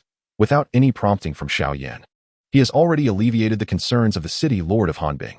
Simultaneously, Xiao Yan found the transformation of the Ice Saint and the City Lord of Hanbing, along with the others from Hanbing City, quite fascinating. Merely with a few words, he had prompted the Ice Saint to take him seriously and had caused the City Lord to alter his fate directly. Although the City Lord may seem to be the most inconspicuous of ants within this scenario, he holds significant sway in Hanbing City. Perhaps a single utterance from him could command the utmost respect from a Dou Wang or a Dou Huang, and could easily alter the destinies of ordinary individuals. How intriguing. Truly intriguing. As Xiao Yan silently contemplated this scene, a newfound clarity dawned upon him, complemented by a subtle smile. This is indeed the essence of the phrase, "There are always greater beings beyond." Just as his words could command the utmost attention from a Dou Saint, a single phrase from a Dou Emperor could likewise demand his utmost respect, even altering his own fate. In the grander universe, there may well be beings capable of effortlessly determining the fate of a Dou Emperor. The intricacies of fortune are boundless and interconnected. How fascinating. With this newfound understanding, Xiao Yan slowly bid farewell to the 5 saints. "Esteemed ones, our mission to eliminate evil is far from complete. We must not let our guard down." With a gentle smile, he stepped forward and vanished from sight. As he disappeared, the 5 Dou Saints exchanged glances before departing as well, though the Ice Saint took the City Lord of Hanbing along with him. Shortly thereafter, Hanbing City once again buzzed with activity, as many boasted about their experiences during this calamity, feeling it was a life well lived. However, within the once vibrant tavern, silence reigned. I actually wish to confront a Dou Saint. Among the crowd, a burly man appeared dazed. This scene was nothing short of a dream for him. Not only he, but everyone in the small tavern felt as though they were lost in a dream. To mere mortals, a Dou saint is akin to a divine being. Yet such a powerful figure had shared a table with them, drinking in the same small room. Until Xiao Yan and the other 5 holy ones departed from the Ice City, they remained enveloped in an overwhelming sense of surrealism. Yet, amidst this illusion, many individuals experienced varying revelations. Upon recognizing the stark reality, the prevailing sentiment among most was that their lives had not been in vain. They had the extraordinary fortune of sharing a space with a Dou Shang, witnessing firsthand the awe-inspiring might of such a formidable being. The casual yet devastating strike with which Xiao Yan dispatched a demonic saint would undoubtedly linger in the hearts of many for a lifetime, perhaps even providing fodder for tales of grandeur in years to come. However, a select few found themselves with a clearer vision of their own paths in the realm of cultivation after this revelatory gathering. Although they may never ascend to Xiao Yan's heights, nor even achieve the rank of Dou Wang, he had sown the seeds of aspiration within them, stirring a yearning for greatness or an understanding of what a true cultivator should embody. The specifics of their destinies, however, would ultimately depend on their own fortunes. While the lesser figures of Ice City still basked in the residual warmth of Xiao Yan's power, news akin to a tempest swept across the entire Douqi continent. The Lord of Ice City had received intelligence regarding an external evil clan and reported it to the Dou Shang. Following the eradication of this malign force, the Dou Shang rewarded the Ice City Lord with a pinnacle-grade 8th-tier elixir. Moreover, this lord would enjoy the protection of a holy being, ensuring a life free from worry as long as he remained within the confines of this protection. When this news reached the upper echelons of power across the Douqi continent, it unleashed a tidal wave of excitement. The so-called high-ranking powers typically spanned from the Dou Wang to the pinnacle of Dou Zong. Upon attaining the status of Dou Zun, one was considered to be among the elite. In an era when Dou Shangs were nearly mythical, a Dou Zun was already a formidable force. Yet, while this revelation thrilled many within the mid-to-high ranks, it also stirred the hearts of those at the Dou Zun level. The value of an 8th-tier pinnacle elixir was enough to make even the most seasoned Dou Zun covetous, and certainly could not be disregarded by the Dou Shangs, who would at the very least take heed of its significance. The notion that such an elixir could be accessible to both Dou Wang and Dou Zun is indeed a profound concept. One must realize that this elixir could equate to the lives of 10 or even 100 Dou Zong cultivators. Even the most ordinary 8th-tier elixir could incite fierce competition among Dou Zong experts, while a pinnacle 8th-tier elixir could provoke outright conflict among Dou Zun practitioners. For those of the Dou Wang and Dou Huang ranks, the mere thought of possessing an 8th-tier elixir would have been unfathomable, let alone one of pinnacle quality. Should such an elixir be sold, the resources garnered could potentially elevate an ordinary Dou Wang cultivator to the rank of Dou Zong. If it were merely so, it would be acceptable. However, those formidable individuals who obtained the elixir could also secure the protection of the Dou Saint, completely free from the peril of being targeted after acquiring such a priceless treasure. Consequently, regardless of whether one is a Dou Wang or a Dou Huang, upon obtaining this invaluable possession, there exists ample time to transform it into genuine strength. One can only imagine the terrifying allure such a reward holds for those beneath the Dou Saint. In an instant, the entire Douqi continent was engulfed in a fervent frenzy of demon hunting, with warriors ranging from Dou Wang to Dou Saint mobilizing in search of the elusive traces of the extraterritorial evil clans. The 8th-grade pinnacle elixirs are exceedingly precious. Although their usefulness diminishes for Dou Saints, these Dou Saints still have disciples and kin to consider. Even in the absence of such ties, the elixir could be exchanged for something of personal utility. Notably, Xiao Yan's bounty notice did not prohibit the participation of Dou Saints. As for the Dou Wang, Dou Huang, and Dou Zong, they have entered a state of near madness, with even Dou Zun becoming remarkably proactive. Amidst this overwhelming tide, within a mere half-month, 2 demon saints were unearthed once more. One was captured by a Dou Saint from the Thunder Clan, a top-tier combatant within the clan, second only to the clan leader. Not only did he trace the demon saint's whereabouts, but he also personally vanquished it. In appreciation, the Yin Palace and Xiao clan rewarded this venerable elder of the Thunder Clan with an 8th-grade pinnacle elixir and promised that upon Xiao Yan's return, he would personally concoct a 9th-grade elixir for the elder. Of course, the materials for a 9th-grade elixir are exceedingly rare.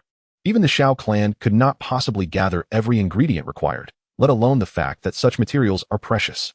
Thus, the responsibility for sourcing the materials fell upon those who vanquished the extraterritorial evil clans. The second demon saint was fortuitously discovered by a Dou Huang. This Dou Huang was quite cautious. Upon noticing a hint of anomaly, he stealthily infiltrated the stronghold of the Dou Saints, and, alongside several Dou Saints, swiftly located the demon saint.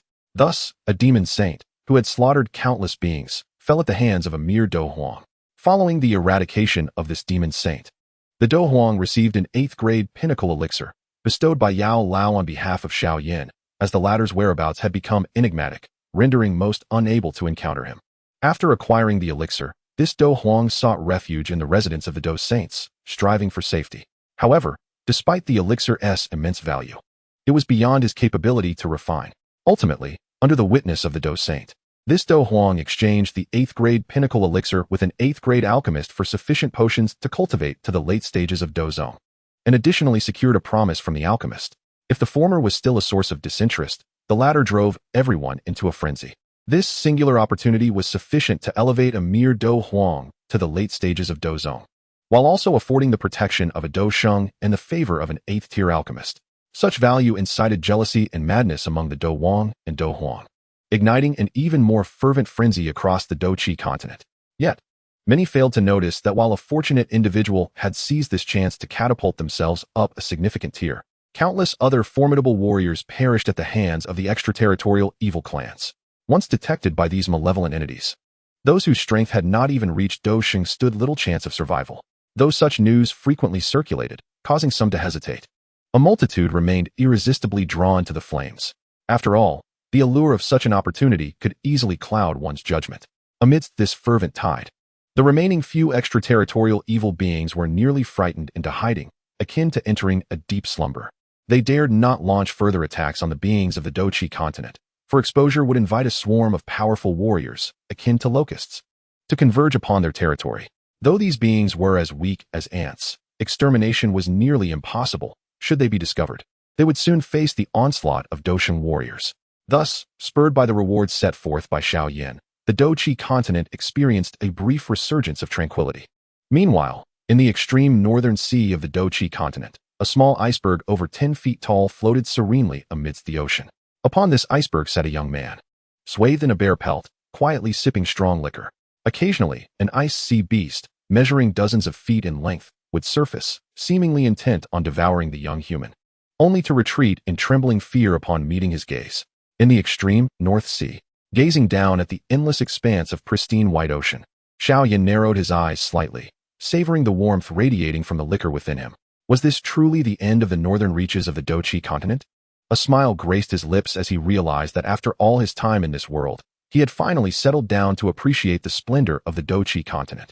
At this moment, the world appeared to be enveloped in white.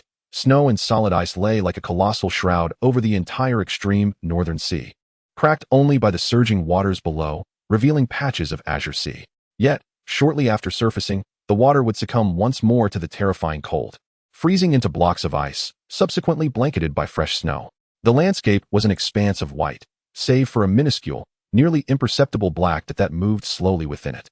The notion of 1,000 miles encased in ice and 10,000 miles of drifting snow could not be more aptly illustrated. Xiao Yan suddenly smiled, and then he vanished completely from the realm.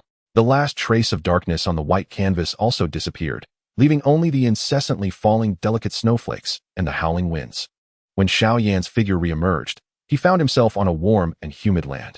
His spirit swept across the vast and fertile soil, revealing not only abundant forests but also lush plains. The southeast continent was indeed a stark contrast to the frigid north. Standing on the ground, Xiao Yan gazed at the tall city walls adorned with patches of green moss in the distance. Such a scene could only be witnessed during the summer in the arid northwest continent, and it was nearly impossible to find in the snow-laden northeast continent or the farthest North Sea. At this moment, bold characters inscribed on the towering walls proclaimed Kangwu City. This marked the beginning of life on the southeast continent. Observing this seemingly historic city, a smile graced Xiao Yan's lips. Look, there's a fool over there. Indeed, even on such a sweltering day, he was clad in bare skin. Surely, this person must be out of his mind. A chorus of murmurs reached Xiao Yan's ears, causing the smile on his lips to slowly solidify. How could I, a dignified Dou Saint, have forgotten such matters? Suddenly, a brilliant flame erupted from Xiao Yan, incinerating the bare-skin coat into nothingness, which left the onlookers momentarily speechless. The manifestation of fighting spirit in flames, and such extraordinary flames at that, indicated he must be a formidable expert. Many dared not utter another word to Xiao Yan. Judging by his display, he likely possessed the strength of at least a Dou spirit, possibly even a Dou Wang or Dou Huang. Such a powerful figure would undoubtedly be among the elite in Kangwu City, and they would not dare provoke him. Witnessing this scene, Xiao Yan's smile returned, and he strode directly into Kangwu City. Thus, Kangwu City welcomed a 5th-grade alchemist named Yan Xiao. However, despite being a 5th-grade alchemist, he was not regarded as a top-tier figure within Kangwu City. The city's lord was a Dou Zun powerhouse, and there were several 7th-grade alchemists quietly cultivating within Kangwu City. As time flowed, months passed in the blink of an eye, and the southeast continent entered the rainy season. During this time, in a certain pavilion by the water in Kangwu City, Xiao Yan quietly observed the rising water level of the stream before him. Raindrops pattered down from the pavilion above, ultimately splashing onto the banana leaves and flowing into the creek, while some fell to the ground, creating small sprays of mud. Xiao Yan sat quietly in the pavilion, holding a cup of Kangwu's specialty tea, savoring the distinct essence of the southeast continent. The southeastern continent, a land of unparalleled abundance, second only to the central region on the Douqi continent, boasts a warm and humid climate that renders it a haven for life. Its vast plains nurture a considerable population, while the bountiful waterways facilitate both transportation and daily existence. Here, one finds neither the rugged wildness of the northwestern continent nor the biting chill of the northeastern continent, nor the overwhelming presence of formidable experts that characterizes the central region. Indeed, this is a locale remarkably conducive to human habitation. Nevertheless, the number of powerful individuals in the southeastern continent is not to be underestimated. At least 10 Dou saints, known to Xiao Yan, hail from this region, a figure that rivals the combined total from both the northwestern and northeastern continents. Furthermore, the count of Dou Zun experts significantly surpasses that of the aforementioned regions. For instance, the city of Kangwu, where Xiao Yan resides, is merely considered a quasi-first-tier city within the southeastern continent, still far removed from the status of a true super city. It is worth noting that even in the central region, cities under the protection of Dou Zun experts are deemed first class, underscoring the prevalence of sects and cities boasting such powerful figures in the southeastern continent. While Xiao Yan sipped his tea, a young man bearing a long sword incessantly recounted his experiences beside him. Brother Yan, you may not be aware, but I have heard that traces of an extraterritorial evil clan have recently emerged in the southeastern continent. TSK. I wonder who will be fortunate enough to receive the favor of that Lord of the Flame Hall. The youth could not help but shake his head in astonishment. At that moment, Xiao Yan finally set down his teacup and turned his gaze to the young man beside him. Are you saying that there have been sightings of an extraterritorial evil clan recently? Indeed, I heard that the traces of this evil clan are not far from Kangwu City. Upon seeing Xiao Yan suddenly turn his attention, the excitement on the young man's face intensified. His name was Zhibai, a lively and energetic individual fond of roaming the world with his sword. Although he had already stepped 1 foot into the realm of Dou Huang and was considered a minor powerhouse in Kangwu City, he retained the playful demeanor of a mischievous youth, often chattering incessantly. However, it was precisely this character that allowed him to forge numerous friendships, and his propensity for righteous deeds earned him a measure of Xiao Yan's approval, thus allowing him to visit Xiao Yan's residence. Is this news reliable? Xiao Yan inquired. Regarding the sword-bearing youth Zhibai, this information comes directly from the city lord, who received it from the Zijin mountain. This has stirred many hearts with excitement. You are aware that ever since that Dou Huang expert and the Lord of Frost City obtained the 8th-tier pinnacle elixir, news of the extraterritorial evil clan no longer incites fear. Instead, it has ignited a fervor among countless strong individuals. Zijin Mountain. Upon hearing this name, Xiao Yan nodded slightly. The Zijin Mountain is one of the superpowers of the southeastern continent, and its founding ancestor, the Zijin Sage, was once a high-ranking Dou saint. After the fall of this ancient ancestor, although the Zijin Mountain has not produced any high-level Dou saints, it has never lacked Dou saints. In the current Douqi continent, any sect with a Dou saint overseeing it can undoubtedly be regarded as a formidable super sect. Zhibai gently shook his head with a smile, lamenting that once the fervor for seeking the alien evil clan ignites, it remains uncertain how many more would perish. His words held truth. The discovery of each demon saint would undoubtedly attract a multitude of powerful seekers. Yet, the pursuit is fraught with peril. After all, most seekers are Dou kings, Dou emperors, or Dou sovereigns, and even a few Dou Zun are utterly inadequate when confronted with a demon saint. The moment one discovers a demon saint, there is a significant chance that they themselves will be detected. If a demon saint becomes aware of you, the outcome is invariably death. Indeed, even high-ranking Dou Zun possess little capacity for resistance against a demon saint, let alone those who have yet to reach the Dou Zun level. In the past few months, only 2 demon saints have been discovered, yet the number of powerful individuals who have met their demise has already reached several hundred, if not 1,000. However, considering the vast population of the Douqi continent, The sheer number of mid to high-level powerhouses is astonishing. Thus, in light of such a base number, the majority still remain fervently driven. After all, the allure of an 8th-tier pinnacle elixir that promises a meteoric rise is indeed enticing, and when such an opportunity presents itself, few can genuinely resist its temptation. Knowing well the dangers of seeking this alien evil clan, have you not also been seduced by the immense benefits it promises? Gazing at the spirited young man before him, Xiao Yan took a sip of tea with a smile. They say fortune favors the bold. If I were to obtain such an opportunity, I would certainly seek to join the ranks of the Wanjian Sect's master, exchanging that 8th-tier pinnacle elixir for a method to cultivate a high-level sword technique. A glimmer of bright anticipation and determination shone in Jibai's eyes. A sword technique? Xiao Yan paused briefly, unable to suppress his thoughts. If you were to acquire that 8th-tier pinnacle elixir, you could certainly exchange it for resources sufficient to cultivate to the level of Dou Zone. Yet, you wish to trade it for a sword technique? Even exchanging it for a heavenly tier Dou skill would not allow you to combat a Dou Zone powerhouse directly. Xiao Yan's words were indeed truthful. A mere Dou king could hardly unleash the true power of a heavenly tier Dou skill. At most, they might manage to slay an ordinary Dou Emperor of a higher rank, and that would likely result in considerable injuries. Given the choice, it would be wiser to directly exchange for resources to cultivate to Dou Zone. Especially for someone as young as Jibai, there may be ample time to strive towards the Dou Zone realm. Dou Zone. Upon hearing Xiao Yan's perspective, Jibai could not help but gently shake his head. With my qualifications, even without those elixirs, I might still ascend to the realm of Dou Zone. However, acquiring a set of advanced sword techniques that I truly admire would bring me profound joy. Throughout my life, I have not had any singular passion. Whether it be sipping tea, walking birds, or cockfighting, none have captured my heart. Even in the arts of music, chess, calligraphy, and painting, I am but a novice. The practice of swordsmanship is the only pursuit I have steadfastly maintained. If one lives without joy, what significance do strength or status hold? Becoming a Dou Wang or even a Dou Huang might cause many to gaze upon me in awe, yet if one is solely focused on climbing higher, even reaching Dou Zun will not shield one from the pressures of Dou Sheng. Even upon attaining the status of Dou Sheng, there remain legendary Dou Di powers above. Moreover, who can fathom what realms lie beyond Dou Di? Jibai seized the large cup before him, draining it of tea in hearty gulps. Could it be that even beyond Dou Di, stronger beings exist? Xiao Yan could not help but pause, a flicker of intrigue igniting in his gaze towards Jibai. This individual, only 3 or 4 years my senior, possesses a unique perspective on the world.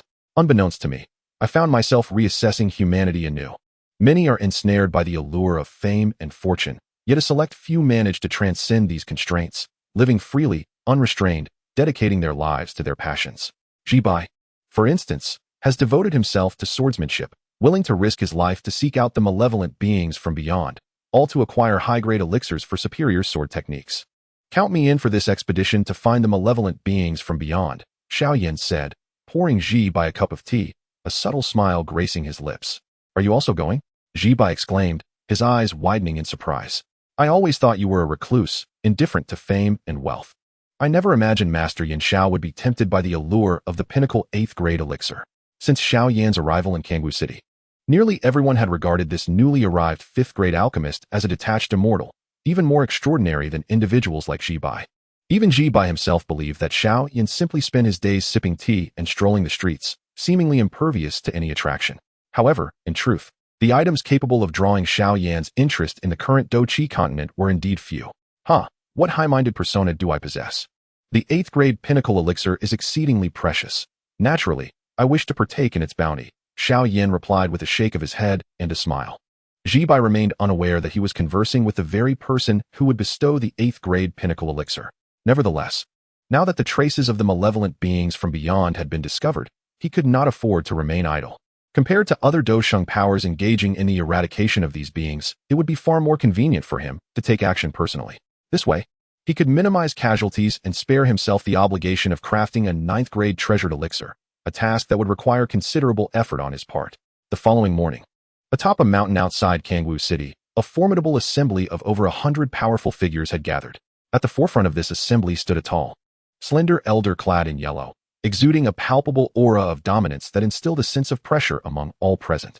This venerable individual was none other than the Lord of Kangwu City. At that moment, 2 figures, their forms adorned with wings of battle energy, arrived with a measured pace.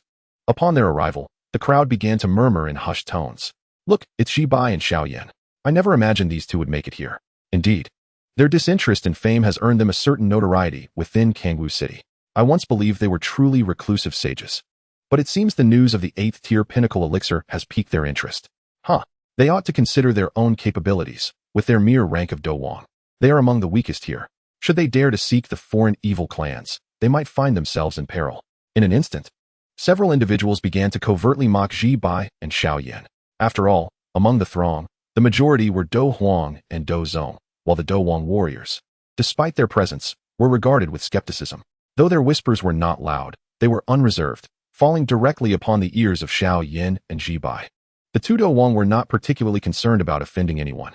Shortly after the arrival of Xiao Yan and Ji Bai, the Lord of Kangwu City, positioned at the forefront, spoke with a measured tone. Esteemed guests, based on information relayed from Zijin Mountain, the trail of the demonic saint lies within a radius of several thousand miles along the banks of the Tsang River. From this day forth, we shall embark together to seek the traces of the foreign evil clans. The Lord's gaze swept across the assembly, a smile gracing his lips. If anyone discovers any signs but feels uncertain about pursuing them, you may relay the information to me. While I cannot offer rewards equivalent to those of the 8th tier elixir, I assure you, your efforts will not go unrewarded, and satisfaction shall be guaranteed. This is the privilege of being a city lord. Once the powerful of Kangwu City uncover the whereabouts of the foreign evil clans, their apprehension about handling the information will naturally lead them to report it to the Lord. Although Dou Huang and Dou Zun may not stand a chance against the foreign evil clans, the means by which Dou Zun can conceal themselves are significantly superior. They need only locate the foreign evil clans and ascertain their positions without alarming them. Thus, the Lord maximizes his opportunity to obtain the coveted 8th tier pinnacle elixir. While ordinary warriors may miss this chance, they too can reap substantial rewards, all while significantly enhancing their safety. Consequently, this approach proves to be a mutually beneficial arrangement. Following the Lord's announcement, the assembly swiftly took to the skies, heading towards the distant Tsang River. The Tsang River is a meandering waterway stretching thousands of miles. While it may not be the preeminent river on this southeastern continent, it nonetheless sustains a multitude of lives. Cities like Kangwu and numerous towns and villages have been established in close proximity to its banks. Upon learning this news, Xiao Yan and Ji Bai commenced their search along the many tributaries of the Tsang River. However, unbeknownst to Ji Bai, Xiao Yan had silently unleashed the profound spiritual power of the great perfection of the heavenly realm, allowing him to perceive nearly everything within the expansive Tsang River basin. Yet, after sensing all that surrounded him, Xiao Yan could not help but shake his head in resignation. It seemed that the traces of the extraterrestrial evil clan lingered within the Tsang River basin. His perception revealed remnants of demonic energy within tens of thousands of miles, though these traces were faint, suggesting that the foreign malevolent beings had long since departed. It appeared that the information from the Purple Gold Mountain might not be entirely accurate. Chuckling to himself, Xiao Yan was about to enjoy a leisurely outing with Ji Bai when the spiritual force he had projected suddenly halted beyond the general confines of the Tsang River. Within the boundary of the Tsang River basin, a small hill was now enveloped in swirling demonic energy. Xiao Yan's expression grew serious as he noticed dozens of desiccated corpses littering the hilltop, while the surroundings brimmed with vitality.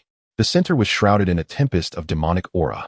It was truly unexpected that the extraterrestrial evil clan had made their presence known here.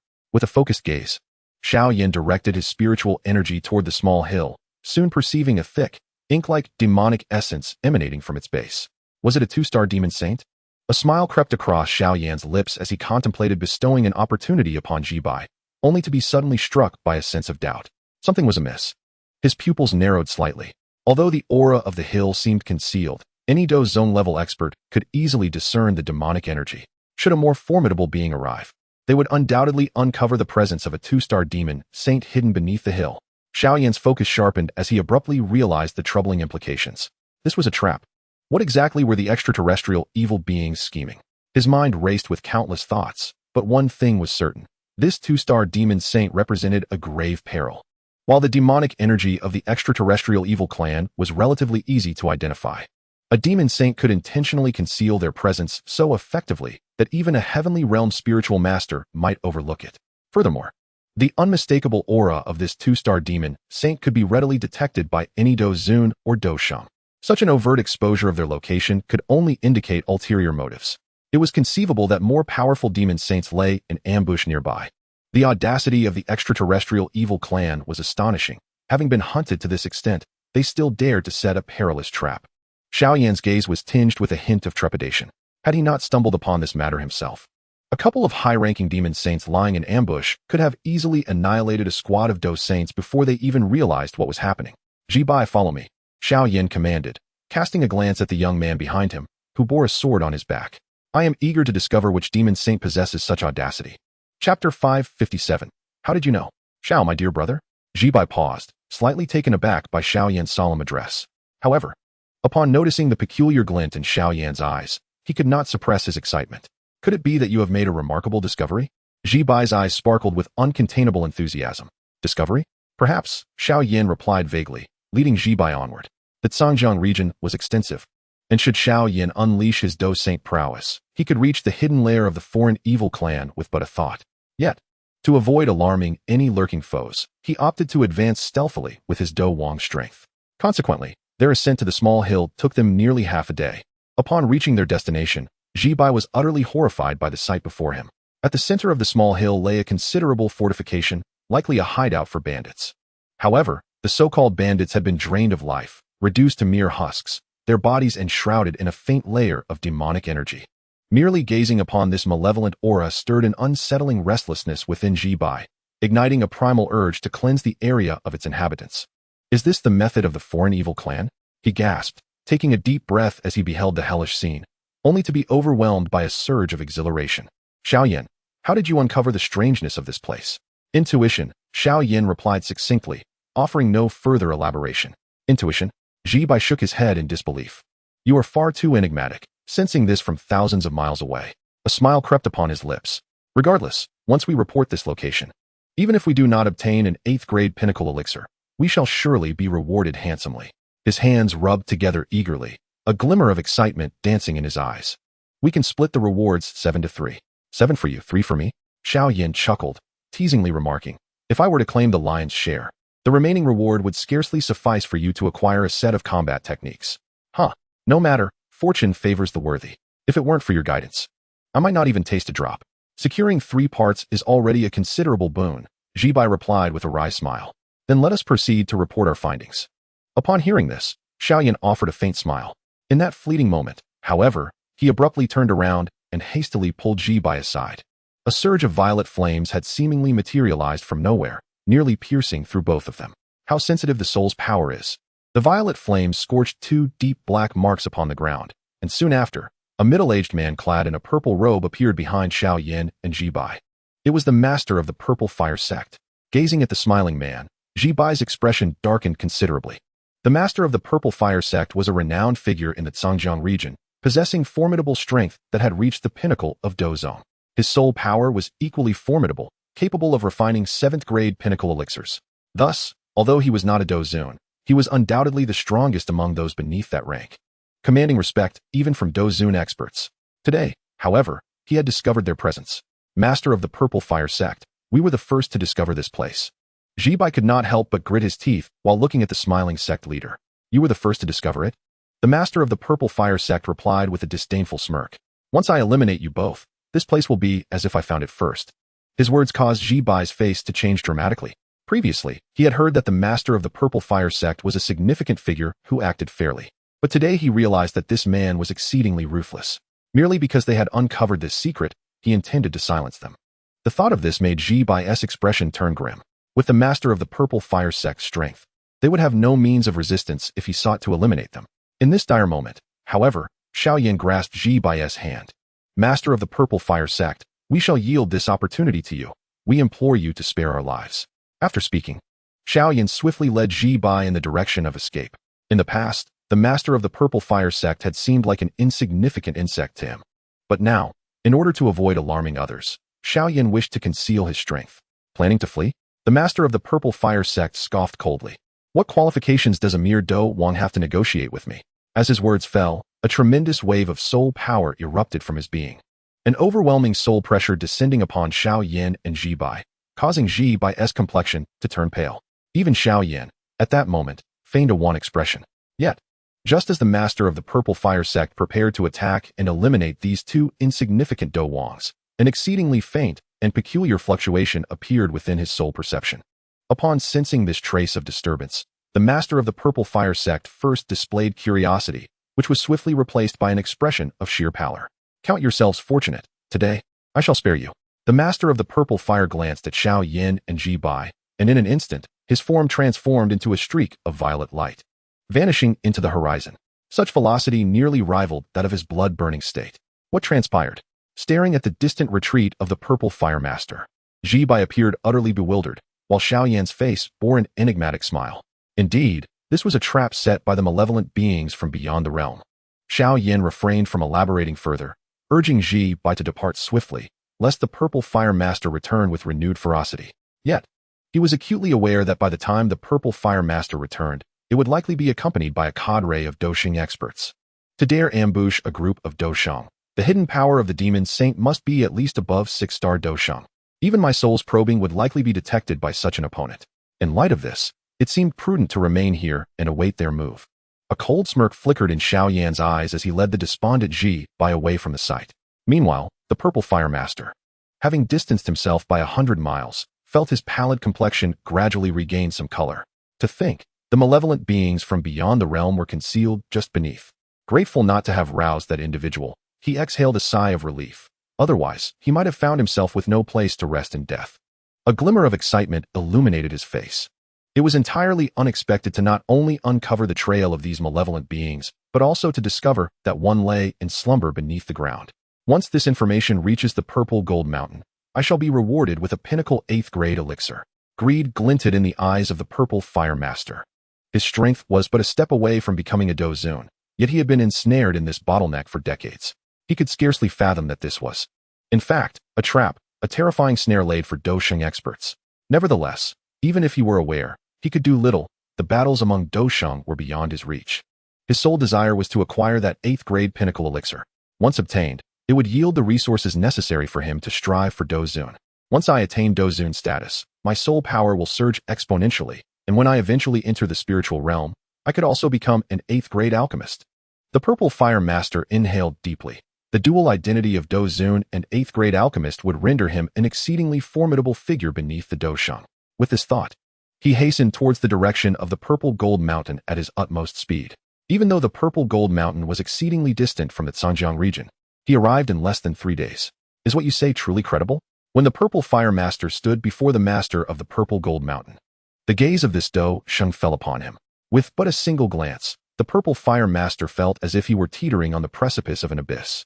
Esteemed sage, I would never dare to deceive you, spoke the master of the purple fire sect with utmost caution. Indeed, at the borders of the Zhanjiang region, there lies a slumbering entity of the otherworldly evil clan. The purple gold sage replied, his demeanor imposing as he nodded lightly. A peak Douzun, who also happens to be a 7th grade alchemist, certainly possesses the standing to speak. It would be foolish to mislead a Dousheng. During the past 6 months, numerous ordinary cultivators, driven by the fervor for 8th grade elixirs, have reported false sightings of the otherworldly evil clan. Some of these reports, while mentioning traces of the evil clan, were merely insignificant clues. This has necessitated the purple gold mountain to periodically dispatch Douzun experts for investigations, and at times, even the purple gold sage himself has ventured to investigate. Now, the confidence exuded by the master of the purple fire sect claiming that the otherworldly evil clan lies in slumber beneath the small mountain stirred the purple gold sage's interest. After all, eliminating the otherworldly evil clan would yield substantial rewards from the Central Plains forces led by the Xiao clan. Moreover, should he personally slay the adversary, he could secure a promise from the Xiao clan's prince to forge a 9th grade elixir for him. Very well, I shall venture forth once more. The purple gold sage nodded slightly, and then retrieved a jade slip to send a message. Although he possessed merely the strength of a 2-star Dousheng, the demonic sage, despite also being a 2-star Dousheng, was beyond the investigative reach of the master of the purple fire sect. Furthermore, given his 2-star Dousheng prowess, even defeating the weakest 1-star demonic sage was not guaranteed. To ensure safety, the purple gold sage summoned his Dousheng team members. After all, the allure of a 9th grade treasure elixir paled in comparison to the value of one's own life. That very afternoon, a team of 7 Doushengs formed an expedition against the demons and soared towards the Zhanjiang region. Meanwhile, Xiao Yan and Ji Bai were seated atop a mountain peak, each savoring a small flask of wine. Brother, I cannot help but feel resentful that such a splendid opportunity was seized by the master of the purple fire sect, Ji Bai exclaimed, gulping down a mouthful of wine, clearly agitated. And what can be done about your resentment? Can you surpass him in strength? or arrive at the purple gold mountain before him. Xiao Yan replied with a calm smile, casting a glance at him. You should consider it fortunate to have escaped from his grasp. At this, Jibai couldn't help but let out a chuckle. Indeed, given that fellow's strength, it would be no challenge for him to eliminate both of us. He paused, curiosity piquing as he continued. What do you suppose caused the master of the Purple Fire Sect to leave so suddenly? When he departed, he appeared as if he had encountered something exceedingly terrifying. Rather than being in a rush to achieve merit, what could be the reason? Xiao Yan could hardly suppress a laugh. This fellow likely remained oblivious to the fact that the ominous extraterrestrial clan he had been obsessively contemplating was once quietly nestled beneath his very feet.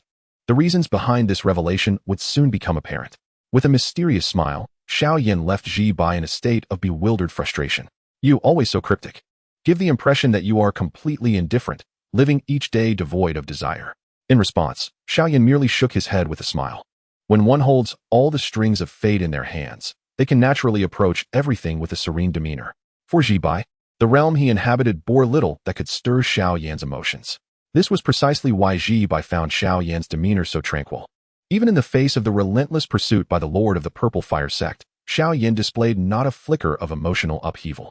Suddenly, as Xiao Yan sat in place, his brow twitched slightly, and a smile graced his face. Behold, the mysteries that perplex you are about to be unveiled. What on earth? Jibai, perplexed, was about to admonish Xiao Yan for his penchant for theatrics when the distant sky began to warp, swiftly revealing 7 figures. Accompanying their arrival was a pressure akin to that of a colossal dragon, instantly enveloping the surrounding area for 1,000 miles. Under this terrifying weight, even Jibai, despite being separated by hundreds of miles, could not help but shudder, nearly collapsing beneath its force. He exerted every ounce of strength to suppress the humiliation of faltering before Xiao Yan. Yet, when he turned to glance at his companion, he found Xiao Yan still wearing a serene smile, sipping from his cup. You, how are you so unaffected? Jibai's face reflected his confusion. At that moment, Xiao Yan rose slowly to his feet. Observe, the answers to your queries are on the verge of revelation. As his words fell, Jibai witnessed the 7 figures erupting in radiant beams of light, charging fiercely towards a small mountain below. That mountain, Jibai's expression shifted to one of astonishment, as if he had suddenly grasped the truth. In the next instant, a piercing sound, nearly capable of rupturing his eardrums, resonated, followed by a thunderous rumble from the earth. Then, an enormous shadow, pitch black and towering 1,000 feet, emerged from the ground. Staring at the colossal dark figure, Jibai's face stiffened for a moment before he murmured. So the extraterrestrial clan was indeed lurking beneath us all along. As this realization dawned upon him, a chill surged from the depths of his being, further intensified by the ever-smiling Xiao Yan beside him. How did you know? Jibai swallowed hard, gazing at his friend with palpable dread. Chapter 558, The 8-Star Demon Saint. The Battle with the Demon Clan. It was at this moment that Jibai truly comprehended the terrifying depths of his friend's capabilities. In the past, although Xiao Yan presented an air of mystery before him, Jibai merely believed that Xiao Yan possessed a temperament of indifference and was adept at concealing his true strength. Despite sensing that Xiao Yan was far from an ordinary 5th-tier alchemist, he did not dwell on the thought, considering him merely capable of contending with some Dou Huang experts. However, it was only today that he discovered to his astonishment that this friend of his had a profound understanding of the movements of the foreign evil clan. As he gazed at the 7 Dou saints in the sky, there was not a trace of reverence in his eyes. Instead, he felt an inexplicable sense of superiority. This instilled a quiet dread within him regarding Xiao Yan, leaving him puzzled as to why, despite being fellow Dou Huang, he remained utterly unperturbed under the pressure of the Dou saints. In response to Jibai's look of trepidation, Xiao Yan merely shook his head with a smile, casually remarking, "You will soon discover who I truly am." With that, he disregarded Jibai's bewilderment and attentively observed the 7 formidable Dou saints in the distance. The 7 Dou saints had formed an extraordinarily powerful formation, led by a 4-star Dou saint of the Xiao clan. Under his leadership, their combined might could rival that of a 5-star Dou saint, and they could even withstand a 6-star Dou saint for a considerable duration. Together, they unleashed a barrage of terrifying beams, each radiating with a distinct hue that sent shockwaves of energy rippling across the landscape for miles, targeting the 2-star demon saint. With a resounding crash, the combined forces of the 7 Dou saints generated such overwhelming power that the very earth trembled and mountains crumbled. The mere fluctuations of energy in the atmosphere caused Jibai's complexion to pale, revealing his distress. Despite the considerable distance from the epicenter of the conflict, the mountain upon which they stood continued to shake violently. Observing this spectacle, Xiao Yan gently placed his hand on Jibai's shoulder, infusing him with pure energy, alleviating his suffering. However, as Ji Bai felt the profound aura radiating from Xiao Yan, a complex expression crossed his face. Indeed, you are a hidden, unparalleled powerhouse, he sighed, only to be interrupted by a piercing roar. Under the relentless assault of the 7 Dou Saints, the towering foreign evil being, exceeding 1,000 feet in height, began to disintegrate. Although the foreign evil clan was notoriously resilient, even a 2-star demon saint would not have absolute certainty in defeating a 3 or 4-star Dou Saint. Yet in the face of the 7 Dou Saints' onslaught, he found himself utterly powerless to resist. Soon, as the siege continued, the 2-star demon saint's aura weakened significantly, showing signs of imminent collapse. Witnessing this, a glimmer of joy appeared on Ji Bai's face. The foreign evil clan was faltering. The might of the Dou Saints was indeed astonishing, having so swiftly reduced the foreign entity to such a state. He is a natural optimist, and even when the opportunity for the 8th grade pinnacle elixir was snatched away by the master of the Purple Fire sect, and despite enduring numerous upheavals in a short span of time, the moment he witnessed the formidable combat saints nearing the annihilation of the extraterritorial evil clan, a smile still graced his face. However, beside him, Xiao Yan wore no semblance of a smile. His gaze was intensely fixed on the battlefield. Though the 7 combat saints held an undeniable advantage, Xiao Yan, having anticipated this, discerned that the proximity of these 7 combat saints was perilously close. Should a true super expert launch an attack, they could very well suffer catastrophic losses in an instant. This so-called super expert had already begun to reveal its presence. Just as the combat saint of the Xiao clan was poised to unleash a devastating strike to obliterate the 2-star demon saint, a faint spatial fluctuation unexpectedly emerged behind the combat saints. This was the moment. A glint of brilliance flickered in Xiao Yan's eyes as he exhaled, enveloping Ji Bai in a dazzling flame, and with a sudden unfurling of golden wings, he vanished from his location. Meanwhile, hundreds of miles away, the combat saint of the Xiao clan, on the verge of unleashing his ultimate move, was taken aback upon sensing the strange spatial disturbance. Caution! He could not help but issue a loud warning. But at that very instant, a pitch-black blade of light had already rent the fabric of space, striking toward the 7 combat saints. This was an extraordinarily sharp blade of light, imbued with a terrifying aura of murder and demonic intent. Even a mere wisp of its demonic energy caused a prickling sensation on the skin of the 7 combat saints, instilling within them a profound sense of existential peril. This is bad. There's an ambush. A collective thought surged through their minds, just as they found themselves enveloped in an overwhelming aura of death. Such a terrifying attack could only be unleashed by a 7-star demon saint. In that instant, the faces of the 7 combat saints turned ashen. They were all seasoned warriors who had survived countless battles, yet the moment they sensed this aura, they were shrouded in a thick veil of death. They understood that should this blade strike them, the odds of survival would be slim. Even if a few managed to escape, most would sustain severe injuries or even perish. The extraterritorial evil clan dared to set such a perilous trap, and it was orchestrated by a top-tier demon saint. The faces of the 7 combat saints paled further. Yet, at this moment, retreat was no longer an option. The enormous pitch-black blade of light extended for thousands of feet, leaving a slender black line in its wake as it coursed through space, causing the hearts of all combat saints to race violently. Just as the blade was about to descend upon these combat saints, a colossal black ruler, engulfed in resplendent flames, abruptly emerged from the spatial void. At the end of this black ruler was a slender, pale hand. Clang! The obsidian giant blade collided abruptly with the colossal demon knife, producing a sound akin to a resounding bell, reverberating with terrifying vibrations that shattered the space within 100 miles. The dreadful murderous intent emanating from the dark blade surged forth towards its master, the slender hand, and the numerous formidable Dou Saints nearby.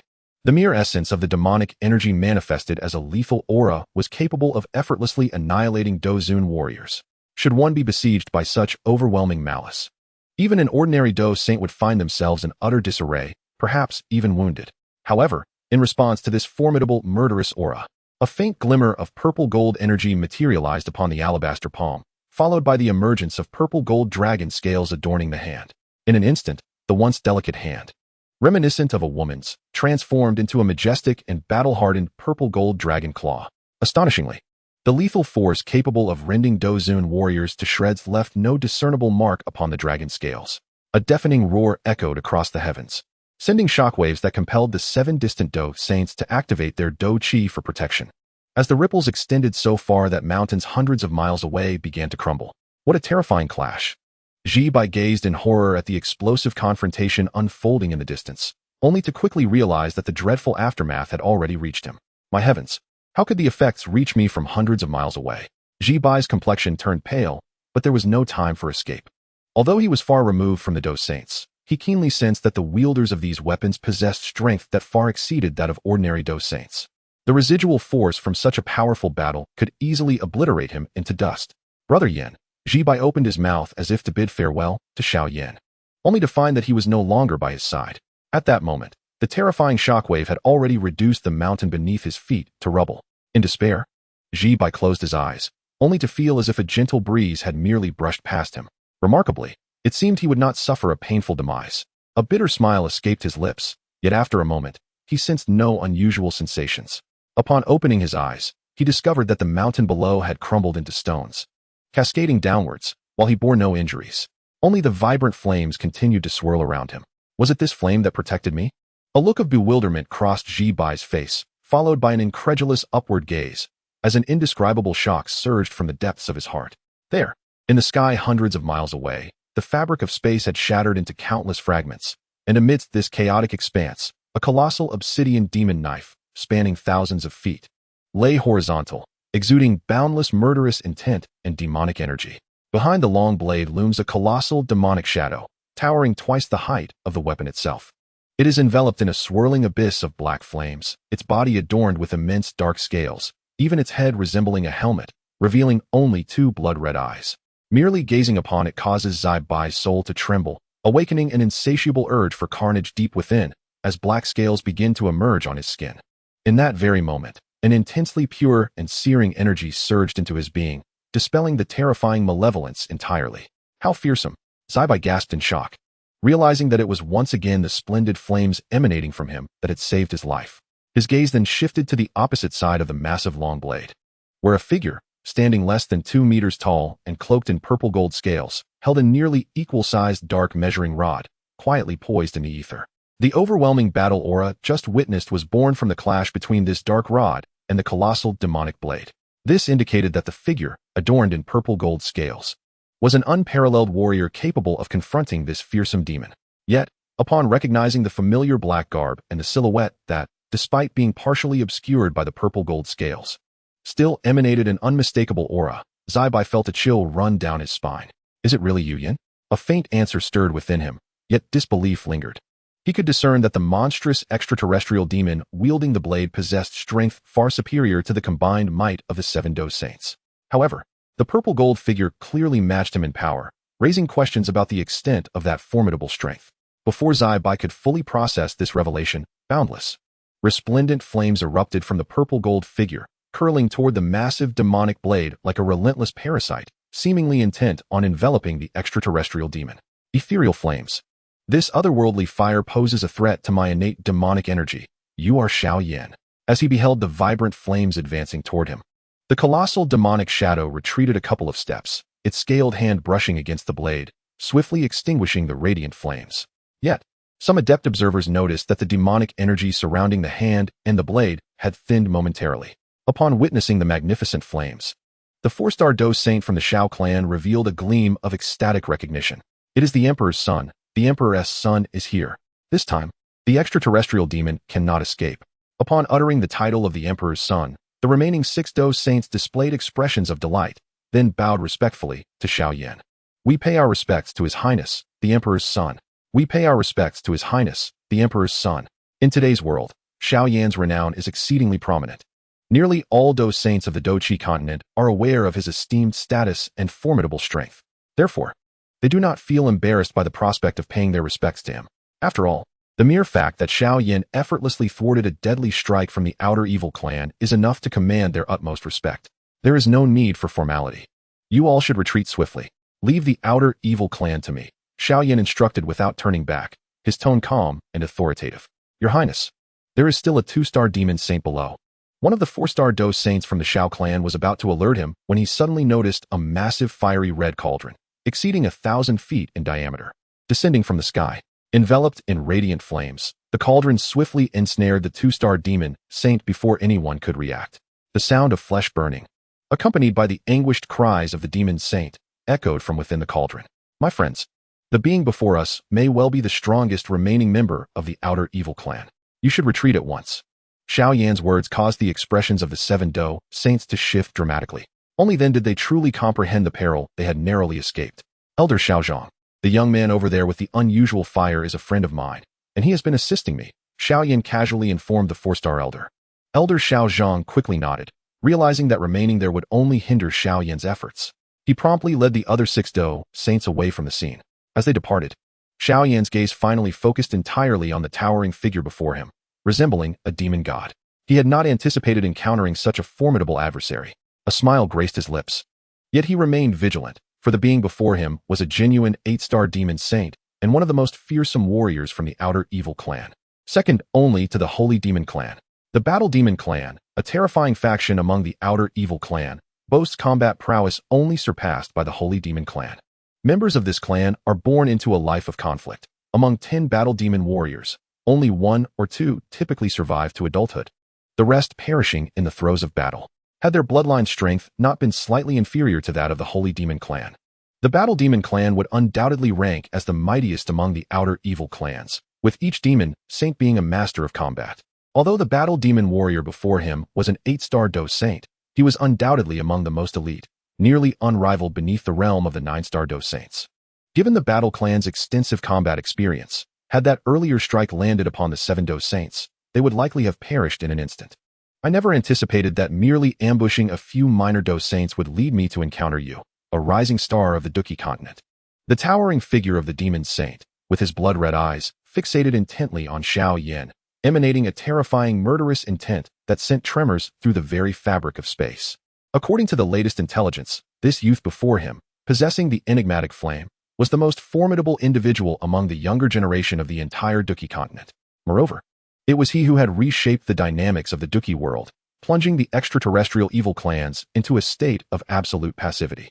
Little did he expect that his second ambush on a Dou saint would lead him to confront this profound threat from the outer realms. The prince himself was taken aback, for in merely embarking on a journey for cultivation, he found himself face to face with the current strongest entity of the extraterrestrial evil clan. In response to the words of the demon saint of the Battle Demon Clan, Xiao Yan merely smiled faintly, noting the combat stance assumed by the black long blade in the opponent's hand. Xiao Yan, I am well aware of your capabilities. It is likely that under your summons, the 9-star Dou saints from your Duki continent will arrive here in no time. The black long blade in the demon saint's hand ignited with dark flames. I shall deliver 3 strikes. Should you survive, I will spare you. As the demon saint's voice echoed, the black long blade, imbued with an incredibly sharp aura, swung fiercely toward Xiao Yan. As the blade descended, a black radiance instantly enveloped the entire heavens and earth, cleaving the space almost in two, leaving only the ominous silhouette of the black blade in existence. Witnessing this scene, Xiao Yan's pupils constricted, and he dared not exhibit even the slightest negligence. Although he believed he would not be outmatched by this demon saint of the Battle Demon Clan, a moment's carelessness could spell disaster. After all, this demon saint posed a threat even to the 9-star Dou saints. Ancient fire, eternal measure, Xiao Yan called out, wielding the pitch-black great measuring tool, and struck down fiercely, unleashing a beam of flame extending 1,000 zhang. The flames surged forth, radiating an overwhelming heat and power to confront the incoming blade. Boom! The 2 fearsome strikes, capable of altering the very hues of heaven and earth, collided instantaneously, shattering the already fractured space into utter ruin. The area within 100 miles transformed into a maelstrom of darkness interspersed with silvery tempests, while the space within 1,000 miles quaked and splintered, projecting an aura of sheer terror. Observing this spectacle, the 7 Dou saints stood in trepidation, fully aware that the residual waves generated by the clash of these 2 might pose significant danger even to them standing at the center. The 4-star Dou saint of the Xiao clan glanced at Ji-Bai, who was left speechless by the horrifying scene, and with a grand gesture, he manipulated the space, whisking Ji-Bai away to a more distant and secure location. At this moment, Xiao Yan had already engaged in a second strike. This blow, after colliding with his own, astonishingly retained its vigor, crashing with terrifying brilliance against it. A resounding clang echoed as they emitted a melodious chime, ultimately dissipating the formidable assault. Immediately following, a dreadfully powerful black long knife effortlessly cleaved through countless spatial turbulence, hurtling towards Xiao Yan with the full force of the 8-star demon saint. This time, both the true form of the demonic knife and the demon saint launched a simultaneous attack, their combined might causing Xiao Yan to involuntarily pale slightly. Block it, Xiao Yan commanded with a low growl, as they expanded in his grasp, swiftly transforming to a size nearly identical to that of the black long knife. Colliding heavily with it. Upon impact, the massive black was sent flying back, crashing into Xiao Yan. With a dull thud, beyond Xiao Yan's body was slightly deformed by the force of and the sheer power caused a faint trickle of blood to escape from the corner of his mouth. You managed to block that so effortlessly. Observing this scene, the 8-star demon saint was not elated. Rather, his voice was laced with astonishment and fury. In his estimation, with his late-stage 8-star demon saint strength and the combat techniques honed through countless battles, even with a sacred artifact shielding Xiao Yan, he should have suffered severe injuries. Yet, to his astonishment, Xiao Yan had only sustained minor wounds, his breath barely faltering. Xiao Yan, you are indeed a formidable adversary to my clan's future. However, once the new Demon Emperor emerges, no matter how defiant you may be, you will inevitably meet your demise. The voice of the 8-star demon saint from the Battle Demon clan was deep and hoarse, accompanied by a sinister chuckle. This time, I shall spare your life, but alas, no matter your extraordinary talents, you cannot alter the fate of your Duki continent. As his words faded, his voice began to blur, clearly indicating he had no intention of lingering with Xiao Yan. Though Xiao Yan's strength astonished him, he still underestimated him, fearing instead that Xiao Yan might summon other powerful beings from the Duki continent. Should Gu Yuan and Zhu Kuan be summoned, even his might would be no match, and he would likely perish on the spot. After all, even the true saint of Dragon Demon had been unable to escape when they joined forces. Haha, having come thus far, do you still think you can flee? Gazing at the increasingly ethereal form of the 8-star demon saint, Xiao Yan let out a cold laugh. In the past, if the demon saint had resolutely chosen to escape, Xiao Yan would have found it nearly impossible to pursue. Yet now, he possessed a new treasure. Heavenly Phoenix golden wings.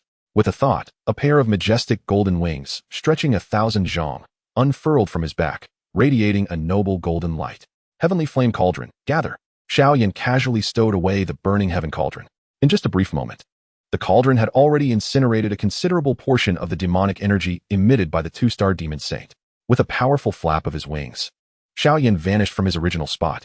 Witnessing this scene, the 2-star demon saint, who had momentarily regained a semblance of clarity and was preparing to flee, suddenly found a resplendent fire lotus appearing beside him without warning. Boom! Accompanied by a thunderous sound, the entire Zhangjiang region trembled violently, and from 1,000 miles away, people could see a dazzling and brilliant light. The temperature of the Zhangjiang region also rose slightly on that day. Yin Xiao, observing the magnificent mushroom cloud that had abruptly risen in the distance, displayed a look of confusion on his face, even as the 7 Dou saints had pulled him away. It seems this young lad is unaware of the true identity of the Prince of the Emperor. Noticing Ji Bai's dazed expression, a 4-star Dou saint from the Xiao clan couldn't help but reveal a playful smile. The Prince of the Emperor is rather mischievous. How much damage must this cause to the young lad's tender heart? Ah, let the damage be. This young one is indeed fortunate to have befriended the esteemed prince. The path he walks is so broad that it even evokes my envy, remarked an elder adorned with an embroidered flying sword on his chest. At this moment, Ji Bai remained somewhat bewildered, although he understood that the old men before him were all Dou saints. He was far too stunned by Xiao Yan to concern himself with these elders. He merely glanced up at the elder and then at the flying sword emblem on the elder's chest, before his mind once again entered a state of blankness. The 10,000 Sword Sect. The elder before him was the Dou saint ancestor of the 10,000 Sword Sect. Ji Bai's recently revived thoughts became even more vacant. The very person he had longed to join, the most powerful Dou saint ancestor of the 10,000 Sword Sect, stood right before him. And this ancestor had recently nodded in acknowledgement to his good brother, Yin Xiao. Brother, how can you be so impressive? Ji Bai murmured, his eyes glazed over. Meanwhile, Xiao Yan had already returned to confront the 8-star demon saint. Now possessing the Heavenly Phoenix golden wings, he was swift enough to compete with an ordinary 9-star Dou saint, let alone an 8-star demon saint.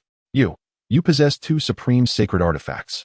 Upon seeing the ancient of in Xiao Yan's hand and the Heavenly Phoenix golden wings on his back, the 8-star demon saint's face revealed a mix of shock and fury, his blood-red eyes beneath the mask glinting with a fierce glare. Immediately, he gripped his long knife and struck fiercely at Xiao Yan. You refuse to take the path of survival. Then I shall be the one to slay you. The battle demon's roar echoed as his long knife tore through the turbulent space, aimed directly at Xiao Yan. Yet this time, Xiao Yan felt an exhilarating thrill. Heavenly Fire 3 mysterious transformations.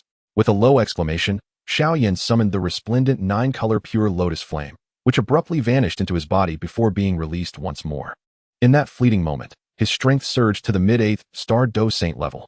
This exemplifies the terrifying nature of the 9-color pure lotus flame, an extraordinary fire, primarily composed of the pure lotus demon flame, amalgamating 9 distinct types of, which stands as one of the most formidable flames in existence, second only to the imperial flame. Even though Xiao Yan's prowess had already reached an exceedingly terrifying tier, ordinary means could not elevate his strength further, yet. The 9-color pure lotus flame had the capability to do so. After his power surged to the 8th star Dou Saint level, the ancient of in his grasp expanded once more, allowing him to withstand the impending strike, retreating merely 3 steps this time. Impossible. How could your strength have ascended to such heights, and yet you still possess the ability to enhance it through secret methods? The sight left even the 8-star demon saint momentarily bewildered. Such secret techniques were exceedingly rare among their extraterrestrial evil kin, typically only accessible to the progeny of the celestial demon emperors. Barely had he completed his thought when a profound pattern emerged on Xiao Yan's forehead, and at that moment, his aura once again augmented, reaching the late 8th star Dou Saint level before gradually stabilizing. This cannot be. The 8-star demon saint uttered in disbelief, instinctively contemplating flight. Despite still perceiving Xiao Yan as a formidable opponent, he had relinquished any hope of slaying him, as long as he could not eliminate this adversary swiftly. The impending arrival of the 2-peak 9-star Dou Saints would likely seal his fate. Yet, even as he sought to flee, Xiao Yan, with the heavenly phoenix golden wings, ensured that the 8-star demon saint could not escape his grasp. Xiao Yan, you seek your own demise. After several exchanges, the 8-star demon saint ultimately abandoned his escape, turning with a visage full of murderous intent, wielding his long blade imbued with a terrifying killing aura. Seek my own demise? A smile graced Xiao Yan's eyes. Since reaching my current level of strength, few have offered me a truly exhilarating battle. Today, let us test your mettle. With that declaration, the ancient of in his hand ignited with vibrant flames, cleaving towards the 8-star demon saint with ferocity. Both combatants were nearly on par. Situated at the late 8th star Dou Saint level, their strength almost equal. However, when Xiao Yan's 9-color pure lotus flame collided with the 8-star demon saint, it inflicted immense discomfort upon him, as he astonishingly realized that this held a restraining effect on his demonic energy. You force my hand. After several exchanges where he gained no advantage and found himself subtly suppressed, the 8-star demon saint roared in fury. Instantly, black flames ignited upon his body. Covered in dark scales, his aura and power now perilously close to the 9-star Dou Saint level. Prepare to perish. He let out a furious roar, his long blade transforming into a blur, each strike shattering the fabric of space, imbued with lethal intent aimed directly at Xiao Yan's vital points. Clang, clang, clang. Amidst the endless chaos of spatial turbulence, the black blade, interwoven with demonic flames and resplendent fire, clashed violently, unleashing a force that reverberated throughout the entire realm. However, amidst these countless collisions, the 8-star demon saint was alarmed to discover that this heir of the Xiao clan was using him as a training tool. How dare he treat me as a whetstone? His voice grew increasingly enraged, only to realize that a small infant, no larger than a palm, had appeared on Xiao Yan's shoulder. In the infant's tiny hand, a magnificent fire lotus, significantly larger than itself, was slowly taking shape. Abba Abba. The playful little one on Xiao Yan's shoulder exclaimed excitedly, flinging a 7-colored fire lotus that transformed into a streak of light, hurtling towards the 8-star demon saint. Upon witnessing this scene, the 8-star demon saint's expression shifted. He summoned a flurry of blade shadows, forming an impenetrable curtain of blades in an instant. Boom. Accompanied by a terrifying explosion, the seemingly formidable blade curtain shattered, forcing the 8-star demon saint to retreat several steps, a hint of fear flickering in his eyes. Yet, before his fear could dissipate, a towering, ethereal figure, wreathed in resplendent flames, appeared before him. Pure Lotus, Heavenly Fury. Chapter 560, Slaying the 8-star Demon Saint. Rumble. With the tremendous blast, an endless storm of flames engulfed the chaotic space. Although the explosive power of the 7-colored fire lotus was formidable, it did not inflict substantial damage on an 8-star demon saint. At most, it merely shattered his blade curtain. However, the boundless released by the explosion incinerated a layer of the black, demonic energy surrounding the 8-star demon saint, leaving him feeling a momentary sense of weakness. Damn it. This heir of the Xiao clan will undoubtedly become a great threat to my race in the future.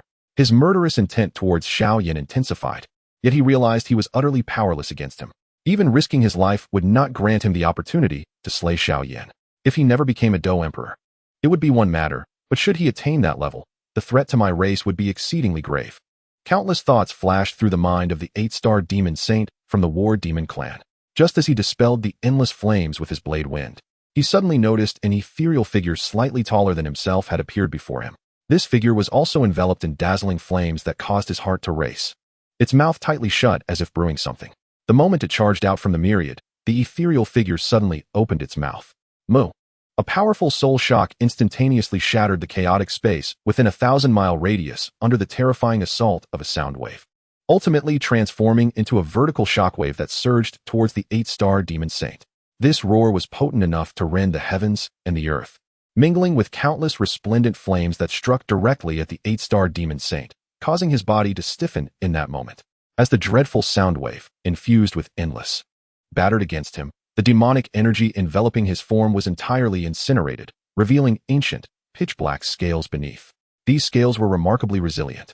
Even the formidable attack of Xiao Yan's pure lotus heavenly wrath merely distorted a fraction of them, failing to completely damage any scale.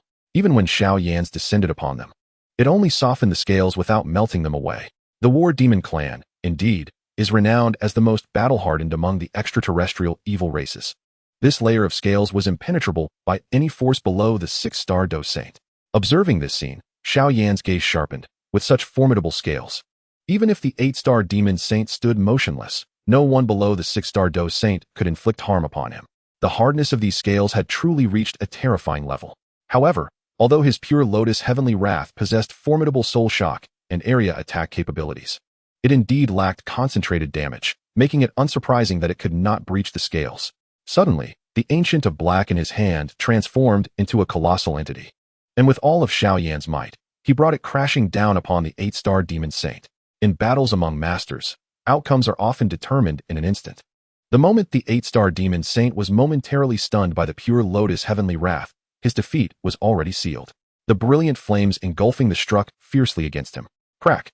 The incredibly tough scales shattered under that impact, exposing the black flesh and bones within. Drops of pitch-black demonic blood, imbued with terrifying malevolence, shot forth.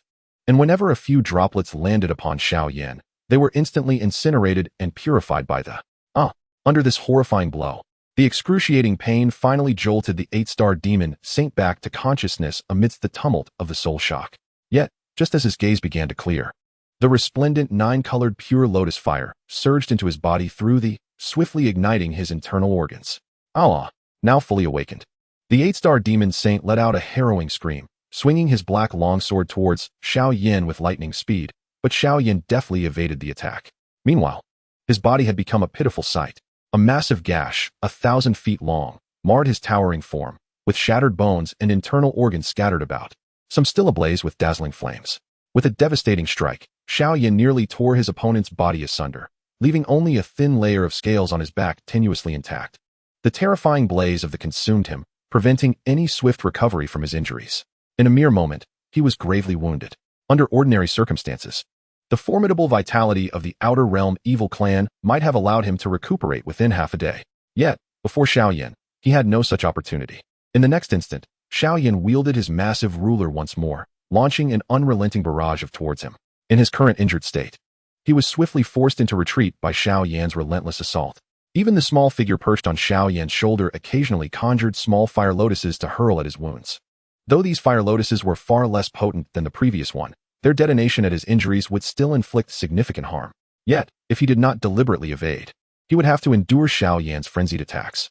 Within a mere span of several dozen exchanges, another small fire lotus found its way into his body, subsequently erupting into a fearsome storm of that ravaged him from within.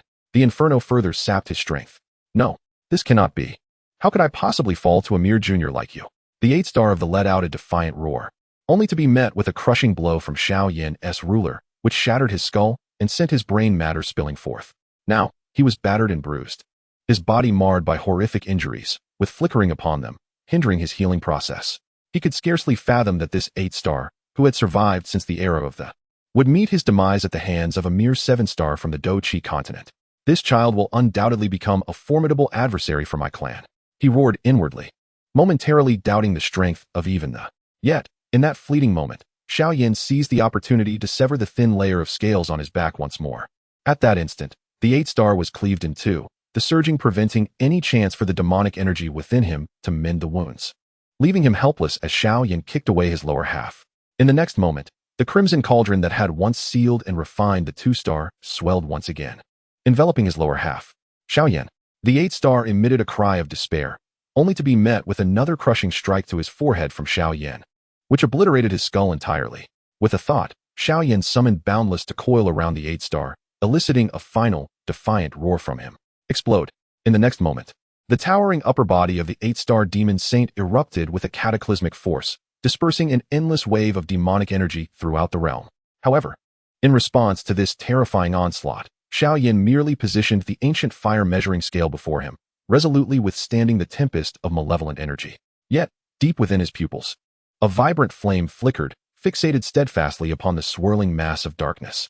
Unbeknownst to him, a slightly ethereal stream of black light surged forth from the boundless demonic energy, rapidly retreating into the distance with astonishing speed. Even with the deployment of the heavenly phoenix golden wings, Xiao Yan found it arduous to keep pace. Indeed, the elite of the extraterritorial evil clan were well versed in such tactics. Nevertheless, witnessing this scene, Xiao Yan displayed no hint of anxiety. As the black demonic soul fled, an enormous hand, resplendent in violet and gold, materialized amidst the chaotic currents of space, effortlessly obstructing the escape route of the shadowy spirit. Before the black soul could react, the violet golden hand commenced its lightning-fast contraction. A peak 9-star Dou Saint. How infuriating that heaven would conspire against me. The black soul let out a reluctant roar. Yet it was swiftly quelled by a brilliant burst of light from the violet golden hand, which crushed the dark essence into a swirling cloud of black mist. In swift succession, a dazzling flame descended upon the black mist, incinerating it entirely. The agonizing shrieks emanating from the murky vapor soon diminished under the relentless blaze, ultimately dissipating into the vast tumult of space. If blame is to be assigned, it should be directed at the Dragon Demon True Saint for having prematurely unveiled your hidden trump cards. Observing the completely vanquished 8-star Demon Saint, a cold smile crept onto Xiao Yan's lips, and he turned his gaze towards the middle-aged man emerging from the chaotic spatial rift. Uncle, how fortunate you arrived in time. Otherwise, at my current speed, I might have truly allowed this fiend to escape, Xiao Yan said with a beaming smile directed at Zhu Kuan. In their brief confrontation, only Zhu Kuan could have reached him with such swiftness on the Duki continent. Although Gu Yuan was also a peak 9-star Dou Saint, he lagged behind Zhu Kuan in speed. Who would have thought your strength would ascend to such heights? Zhu Kuan overlooked Xiao Yan's flattery, instead gazing at him with a profound sense of awe. In such a short span, Xiao Yan's prowess had evidently reached a level capable of slaying an 8-star Dou Saint. At this juncture, Zhu Kuan could no longer afford to underestimate him. It is critical to recognize that the War Demon clan is comparable to the most formidable 8-star Dou Saints in the Duki continent, and yet Xiao Yan had slain one, showcasing a terrifying strength that rivaled even the early stages of a 9-star Dou Saint. Yet, the true age of Xiao Yan is astonishingly youthful, causing his heart to tremble. Without the assistance of his uncle, it is unlikely that he could have completely subdued this individual. A faint smile graced Xiao Yan's lips, prompting Zhu Kuan to shake his head. There is no need for further discussion. Your current strength is already worthy of being regarded as a true pinnacle powerhouse of the Duki continent, rivaling even the genuine 9-star Dou Shang. Zhu Kuan sighed, stating, once your soul steps into the imperial realm and your power further ascends, you may indeed be capable of challenging the Dou Di realm. With that, he could not help but gently pat Xiao Yan's shoulder. Should you encounter that final 8-star Demon Saint again, feel free to contact me. As for the rest below the 8-star Dou Shang, even with their formidable secret techniques, they will likely be unable to escape your grasp. I leave the handling of this demonic energy to you. Ziyin is currently at a critical juncture in her breakthrough, and I must return to protect her. With that, he ceased to engage with Xiao Yan and vanished once more into the chaotic currents of space. After Zhu Kuan's departure, Xiao Yan did not hesitate any longer. His gaze swept through the endless demonic energy swirling in the chaotic currents, and he exhaled, unleashing a torrential wave to incinerate the malevolent essence once again. Although these demonic energies were without a master, should they fall into the Duki continent amidst the chaotic currents, they would undoubtedly wreak havoc upon the lives of countless beings in the region. Once he had completely reduced the last vestige of demonic energy to ashes, a pallor washed over Xiao Yan's face. It was evident that confronting this 8-star demon saint was not a trivial matter for him. Throughout the battle, whether it was the activation of the Heavenly Fire's 3 profound transformations or the continuous release of fire lotuses and the invocation of the pure lotus heavenly wrath, all had taken a considerable toll on his energy. However, Despite the hardships, it was not an insurmountable challenge. Xiao Yan, as Zhu Kuan had remarked, had already attained a terrifying combat prowess akin to that of an early 9-star Dou Sheng.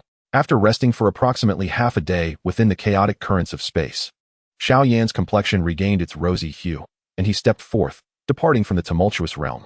Upon reappearing on the Duki continent, the once shattered space had already mended. However, the ground bore deep gashes left by several enormous blade auras, and not far off lay a vast pit, the result of the fire lotus he had thrown. He wondered how Ji Bai was faring now. Just as Xiao Yan was about to employ his soul power to survey the surroundings, the space before him rippled, revealing 7 Dou Sheng who had materialized directly in front of him. At their center stood a young man with a somewhat dazed expression. "Your Highness, the Demon Saint." The 7 Dou Sheng looked upon Xiao Yan with anticipation. Although the two factions had battled within the chaotic currents, they had an implicit awareness of each other's conditions. Sensing that the Demon Saint's aura was growing increasingly feeble, "I have dealt with that fellow," Xiao Yan replied with a slight smile, his gaze settling on Ji Bai. "Brother Ji Bai, I apologize for the fright you endured." Chapter 561. The relationship. Ji Bai, bewildered, gazed at Xiao Yan, seemingly on the verge of uttering something to convey his emotions. However, upon glancing at the 7 Dou Saints surrounding him, he opted to suppress his words. Faced with Xiao Yan, he found himself at a loss for what to say. He could never have imagined that the seemingly unremarkable Xiao Yan, who had once shared drinks and laughter with him, was now a being who commanded the respect of Dou Saints, an existence he could not have dreamt of in the past. Yet, reality can often be fantastical and surreal. In the blink of an eye, that former friend had transformed into an unparalleled powerhouse, one whom even the Dou Saints treated with reverence. The 7 Dou Saints beside Ji Bai were starkly different from Xiao Yan, their eyes wide with astonishment. Particularly the Dou Saint from the Xiao clan, who was acutely aware of the formidable strength possessed by the demonic saint of the War Demon clan, knowing full well that the latter had achieved at least a 7-star Dou Saint level. Yet, Prince DZ had defeated him decisively. "Your Highness, what was the true extent of that demonic saint's power?" The Xiao clan Dou Saint could not help but inquire. With a slight smile, Xiao Yan revealed, "From this moment forth, there remains but one 8-star demonic saint on the Duki continent." At the utterance of these words, the expressions of the 7 Dou Saints hardened into disbelief, staring at Xiao Yan in shock. They comprehended the implication of his statement, that the assailant who had ambushed them was indeed an 8-star demonic saint. Such a being could easily annihilate them all in a single blow. This revelation sent chills down their spines, leaving them in awe of Xiao Yan's terrifying prowess. What level of strength had Prince DZ attained? The Dou Saints pondered silently, refraining from questioning Xiao Yan further, instead adopting a demeanor of utmost respect and deference. Afraid to speak aloud, only Ji Bai, standing among them, remained utterly perplexed, unaware of how many 8-star demonic saints existed beyond the realm. Nor did he grasp the full significance of Xiao Yan's declaration. However, a glance at the expressions of the Dou Saints around him allowed him to discern the essence of Xiao Yan's words. Xiao Yan was indeed extraordinary. "Ah, esteemed ones, this matter is now resolved, and you may return," Xiao Yan declared, surveying the crowd, his gaze unexpectedly landing on the face of the ancestor of the Wan Sword Sect. "Ancestor Wan Jian," Xiao Yan spoke suddenly. "I am here. What commands do you have, Your Highness?" The Wan Sword Sect's ancestor responded obediently, regarding Xiao Yan with utmost deference. In a world where strength dictated respect, Xiao Yan's power had reached a level where he could easily extinguish the life of the ancestor, hence the profound respect he exhibited. "The individual beside you is indeed a dear friend of mine, who has long been captivated by the art of swordsmanship and wishes to join your esteemed Wan Jian sect. I hope you will grant me this favor." Xiao Yan beamed at the venerable ancestor of Wan Jian, nearly causing the latter to break into a cold sweat. Instantly, his gaze towards Ji Bai transformed, resembling that of a devoted father. "Rest assured, Your Highness, this young friend shall henceforth be a direct disciple of our Wan Jian sect. I shall personally cultivate him, ensuring he achieves great heights in the sword arts," the venerable ancestor of Wan Jian declared hastily, prompting a slight tremor in Ji Bai's body. At that moment, his dream materialized, all thanks to Xiao Yan's mere words. "Brother Yan," Ji Bai stammered, causing the other Dou Saints to involuntarily raise their eyebrows in surprise. "Haha, Brother Ji Bai, let us pause our conversation here for now. During these past 6 months in Kangwu City, your company has indeed been delightful." With a flick of his fingers, Xiao Yan sent a jade box soaring into Ji Bai's hands. "As for the whereabouts of the foreign evil clan, you were the one who uncovered it, so this 8th grade pinnacle elixir naturally belongs to you. You are." At the moment the jade box landed in Ji Bai's hands, he suddenly looked up at Xiao Yan, realization dawning upon him. He finally comprehended the true identity of this extraordinary individual. It turned out that he was the one who had issued the bounty, and for the past half-year, he had been casually conversing and even jesting with such a remarkable being. The Purple Gold Saint is quite audacious, seeking to claim this credit and even wishing to silence my brother and me. You should consider administering punishment accordingly, Xiao Yan remarked with a faint smile, shifting the pressure directly onto the Purple Gold Saint. Rest assured, Your Highness, I shall deal with this fool appropriately. The Purple Gold Saint obediently nodded. However, he added, while punishment is warranted, do not execute him outright, as it may dampen everyone's enthusiasm for pursuing the foreign evil clan. Xiao Yan cast a glance at the Purple Gold Saint before offering a slight bow to Zhibai. Brother Zhibai, esteemed elders, I must take my leave. As the saying goes, the green hills remain, and the flowing waters persist. We shall meet again if fate allows. With those parting words, his figure vanished into the ether.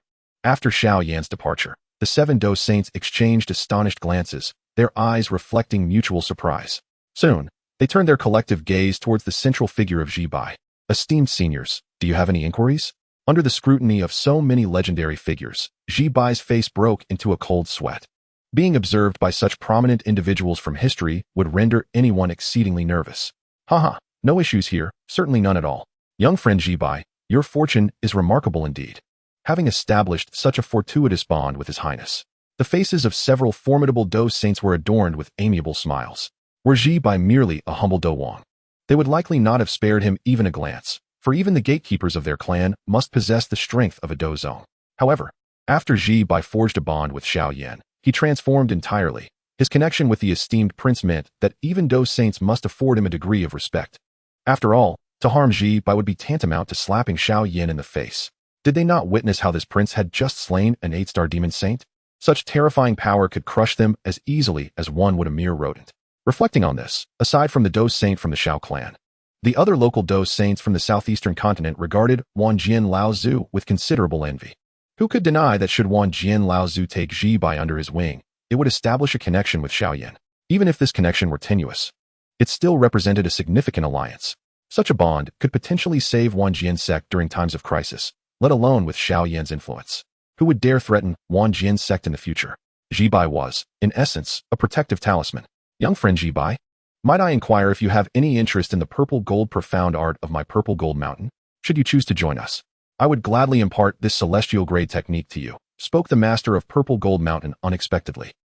Young friend Zhibai, I believe your talents are better suited for my 9 absolute sect, which also boasts the 9 absolute divine technique, a celestial grade martial art, chimed in another.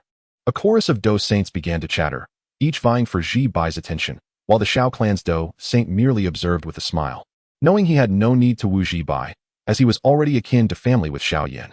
Enough. A sudden, thunderous roar interrupted the commotion. Wanjian Laozu glared at the crowd, then turned his gaze toward Zhibai. Young friend Zhibai, my Wanjian sect also possesses celestial grade techniques. Since you have an interest in the sword path, I can personally teach you the art of the sword. When it comes to swordsmanship, none of these lesser figures can compare to my expertise. Huffed, so you can teach personally? Young friend Zhibai, if you were to join Purple Gold Mountain, I would ensure you receive ample resources for cultivation, and I too could personally instruct you, guaranteeing your ascendance to Dou Zone. The group of Dou Saints erupted again, clamoring for Zhibai's favor. Observing this scene, Zhibai felt a swell of emotions within him. It appeared that even the lofty Dou Saints could engage in such trivial squabbles over these matters. Once the veil of their mysterious authority was lifted, they resembled common folk in their bickering. All of this was not due to any exceptional talent of mine, but simply because I am a friend of Yin Xiao. Zhibai could not help but feel a profound sense of gratitude. Thank you, Yin Xiao. No, it should be Xiao Yan. With that, he lifted his head with renewed determination. Esteemed seniors, there is no need for further disputes. Since my youth, my singular passion has been the way of the sword. Gaining entry into the illustrious sword sect has been my fervent aspiration since the age of 15. Not to mention the generous conditions set forth by the esteemed ancestor of the sword sect. Even if it were merely the transmission of a single sword technique, I would still unequivocally choose the sword sect. Upon hearing my words, the previously contentious expression on the face of the sword ancestor transformed into a smile, and his gaze towards me shifted from one solely driven by self-interest to one imbued with a newfound appreciation. While innate talent is undoubtedly significant in the pursuit of swordsmanship, without an unwavering heart dedicated to the craft, achieving great accomplishments would ultimately prove elusive. Given my resolute spirit, as long as adequate resources are provided, I shall encounter no insurmountable obstacles prior to reaching the level of a saint in combat. As for attaining that level, it cannot be achieved solely through talent or perseverance. After I spoke, the previously quarreling saints of combat fell into a contemplative silence, taken aback by my unwavering dedication to the sword. The Holy One of Purple Gold could not help but chuckle, his gaze towards me reflecting a hint of approval. Ah, with such a mindset. It is no wonder you have become a friend of the Prince of the Empire. The Master of the Nine Absolutes also joined in the mirth. Initially, their interest in me stemmed solely from my connection to Xiao Yan. Otherwise, a mere combat king would hardly warrant such attention. Yet, witnessing my steadfast resolve, they each revealed a glimmer of acknowledgement in their eyes. To accomplish any endeavor, talent, luck, and opportunity are all essential. However, without a resolute heart, even the best conditions cannot lead to success. Only with a steadfast spirit can one unlock the myriad possibilities that lie ahead. Since you, young friend Jibai, are so resolutely committed, we shall not impose further. However, should you wish to join us in the future, our doors shall remain open. The Saints of Combat exchanged a few pleasantries before vanishing with a ripple of spatial energy. From this day forth, you shall be the direct disciple of our sword sect, and I shall personally instruct you in the ways of the sword. However, be prepared to endure the trials that accompany this path. As the formidable saints departed, the sword ancestor turned to me with a smile. Rest assured, Elder, I will give my utmost effort. I nodded earnestly. Very well, then. Accompany me back to the sword sect, the sword ancestor said with a slight smile, grasping my shoulder, and, with a sweeping motion of his hand, transformed into a fierce sword aura that cleaved through the fabric of space. As I felt the terrifying sword energy capable of rending the heavens, my eyes sparkled with brightness, and my heart surged with boundless yearning.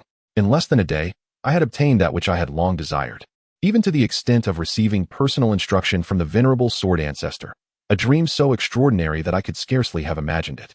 All of this transpired solely because he was a friend of that individual. Thank you, Xiao Yan. Jibai silently repeated this in her heart once more. After everyone departed from the scene, Xiao Yan's figure reappeared, his eyes once again reflecting a glimmer of enlightenment. It was truly unexpected that these once lofty Dou saints would engage in bargaining like mere street merchants, all due to my connection. However, considering it from another perspective, even those at the pinnacle of the 9-star Dou saint realm would likely scramble for the opportunity to ascend to Dou D. A smile graced Xiao Yan's lips. When the powerful cast aside the veils of authority and might, vying for something of great significance, they bear little distinction from ordinary beings. Ultimately, the powerful are also life forms. Even Dou D practitioners cannot transcend the limits of existence. With a smile still lingering on his lips, Xiao Yan vanished once more from the place. Within the Purple Gold Mountain Palace, the master of the Purple Fire Sect was seated in a secluded chamber, sipping tea, a smug expression adorning his face. Once that 2-star demon saint is slain, I shall acquire a pinnacle 8th grade elixir, enabling me to ascend to the ranks of the Dou Zun and join the elite of the Dou Qi continent. The master of the Purple Fire Sect harbored boundless aspirations for the future, yet was abruptly met with a shift in the cosmic order. Soon finding the Purple Gold Saint standing before him, accompanied by 2 Dou Zun experts standing respectfully by his side. Cast this blind fool into the Purple Gold Mountains to mine for a decade, the Purple Gold Saint said coldly. I request a leave of absence. The narrative has stalled. Numerous readers have recently remarked on the lack of updates. One reason is that this book has dwindled in readership, meaning it generates little revenue. The other is that I have been overwhelmed with numerous matters. However, this is my first book, and I assure you it will be completed, so please rest assured. Chapter 562. I am Xiao Yan, the master of the Purple Fire Sect. He gazed at the Purple Gold Saint in bewilderment, his complexion paling significantly, unable to restrain himself from asking, Holy One, what have I done wrong to deserve such treatment? Why such treatment? A cold smile appeared on the face of the Purple Gold Saint. I ask you, was the trace of the outer evil clan truly discovered by you first? As the words fell, the master of the Purple Fire Sect froze momentarily, then his face turned ashen. From the Purple Gold Saint's words, he discerned some discrepancies, evidently. Those 2 insignificant Dou Kings had been discovered by the Purple Gold Saint. Nonetheless, despite this realization, a trace of unwillingness lingered on his face. Contemplating his impending fate of being sent to the Purple Gold Mountain for mining, the master of the Purple Fire Sect could not help but argue, Holy One. Even if those 2 minor Dou Kings discovered the trace first, I was the first to arrive at the Purple Gold Mountain to report the situation, was I not? Oh. Upon hearing this, the Golden Purple Sage revealed a cold smile. Are you aware that you are not the first to discover that location?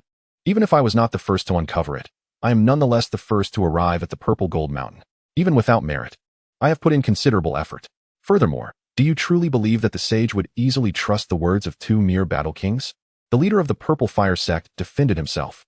Huh, your justifications amuse me, the golden purple sage retorted with a disdainful laugh.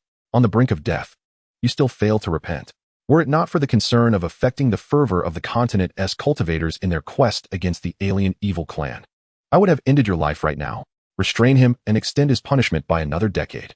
His words elicited a look of increasing desperation from the leader of the Purple Fire Sect, who could not help but exclaim, throughout history, opportunities have always favored the capable.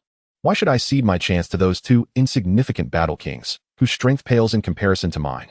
Why should you yield to them? The golden purple sage shook his head gently. Had you merely come to report in advance, I would not have made things difficult for you, at most. I would have revoked your rewards. However, let me ask you this. Do you harbor intentions to kill those two battle kings?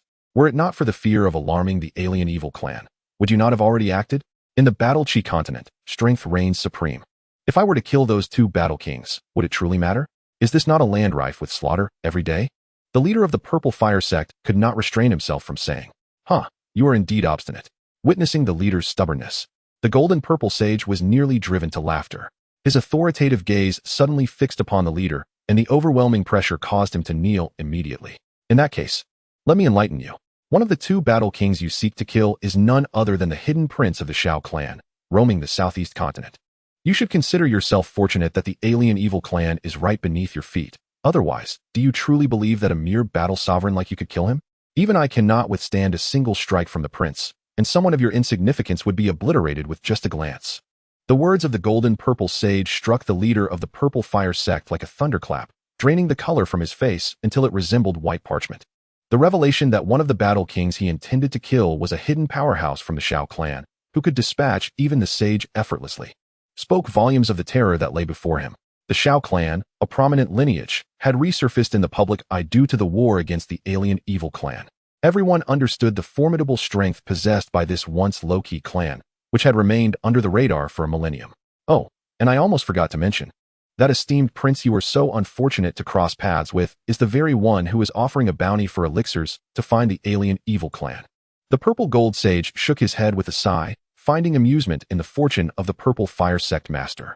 It was one thing to encounter a wolf in sheep's clothing, but quite another to face the likes of Xiao Yan, a master of deception. Xiao Yan, of course, was the eminent figure who had a bounty placed on the pinnacle 8th grade elixir. Upon hearing the sage's final words, the Purple Fire Sect master's countenance turned as pale as parchment, collapsing to the ground as he was dragged away by two formidable Dozun warriors towards Purple Gold Mountain. Like the former Ji Bai, he felt as if he were trapped in a dream, unable to fathom the gravity of the situation. One of the two was stunned by Xiao Yan's meteoric rise, while the other was devastated by Xiao Yan's catastrophic fall. As the events in the southeastern continent drew to a close, Xiao Yan's figure re-emerged across the land. His reputation, during this period, resonated throughout the continent once more. But unlike before, this time his achievements stirred the attention of all the powerful beings in the Dou continent. To slay an 8-star demon saint is a testament to formidable strength. It must be noted that the 8-star demon saint ranks among the most elite combatants in the Dou continent. Given the terrifying life characteristics of the alien evil clan, even a newly ascended 9-star Dou saint would lack absolute certainty in defeating such an opponent. As for ordinary 8-star Dou saints, they could only engage in a protracted struggle, as the prospect of slaying one was akin to chasing a mirage, utterly unattainable. Yet, Xiao Yan had accomplished the impossible by vanquishing this 8-star demon saint, a feat indicative of terrifying power. Although it is acknowledged that Xiao Yan's possession of granted him certain advantages in battling the alien evil clan, the mere knowledge that he had slain an 8-star demon saint left all powerful beings unable to suppress a gulp of astonishment. They understood that Xiao Yan was drawing ever closer to the pinnacle of the Dou continent. Perhaps in a few years, he would truly step into the realm of supremacy. Meanwhile, in the distant ancient realm, when Gu Yuan learned of this news, he was taken aback by Xiao Yan's exploits. Despite having made ample predictions regarding Xiao Yan's potential, the magnitude of his current achievements still astonished Gu Yuan. From the time he unleashed Zhu Kuan to slay the demon dragon True Saint until now, how much time had truly passed? Xiao Yan had already reached the capacity to slay an 8-star demon saint. It is worth noting that Xiao Yan was merely in his 20s. To have attained such prowess at such a young age was remarkable. One could only wonder when he would possess the strength to contend with him. My son-in-law is indeed extraordinary, Gu Yuan mused, recalling Xiao Yan's startlingly youthful visage. and he could not help but take a deep breath. No wonder even Xiao Xian had such high hopes for this young lad. Gu Yuan inhaled deeply, his eyes revealing a glimmer of anticipation. If Xiao Yan were to truly ascend to the rank of Dou Di, the benefits for Sun Heir would undoubtedly be immense, and in the future, there may even be a chance for her to step into the realm of Dou Di herself. Contemplating this, he suddenly regarded Xiao Yan as his esteemed son-in-law. In a distorted space in the southwestern continent, Xiao Tong gazed with a hint of excitement at the ancient, colossal stone tablet. As a descendant of the clan and a prince, he had now slain the 8-star demon saint. His strength was indeed sufficient to lead the entire Xiao clan. When Xiao Yan first reached the 7-star Dou Saint level, Xiao Tong was surprised but not overly astonished. However, upon hearing that Xiao Yan had slain one of the 2 8-star demon saints from the foreign evil clan, he comprehended just how formidable Xiao Yan's power had become, especially considering the report from a 4-star Dou Saint of the Xiao clan, who indicated that this particular entity from the foreign evil clan was among the most battle-hungry of the war demon tribe. Regarded as the strongest demon saint of the foreign evil clan, the 8-star Dou Saints of the Xiao clan could not remain complacent. Such a demon tribe would pose an insurmountable challenge, potentially leading to a passive confrontation, yet Xiao Yan had decisively vanquished them.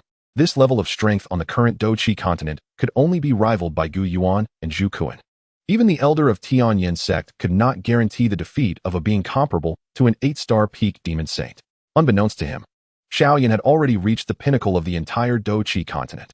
Indeed, this was a natural progression. In response to Xiao Tong's report, Xiao Xian merely smiled.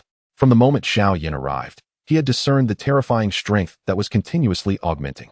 His true concern was when Xiao Yan would break through to the imperial realm. Only when one's soul attains the imperial level can Xiao Yan truly claim his ticket to becoming a Dou Di.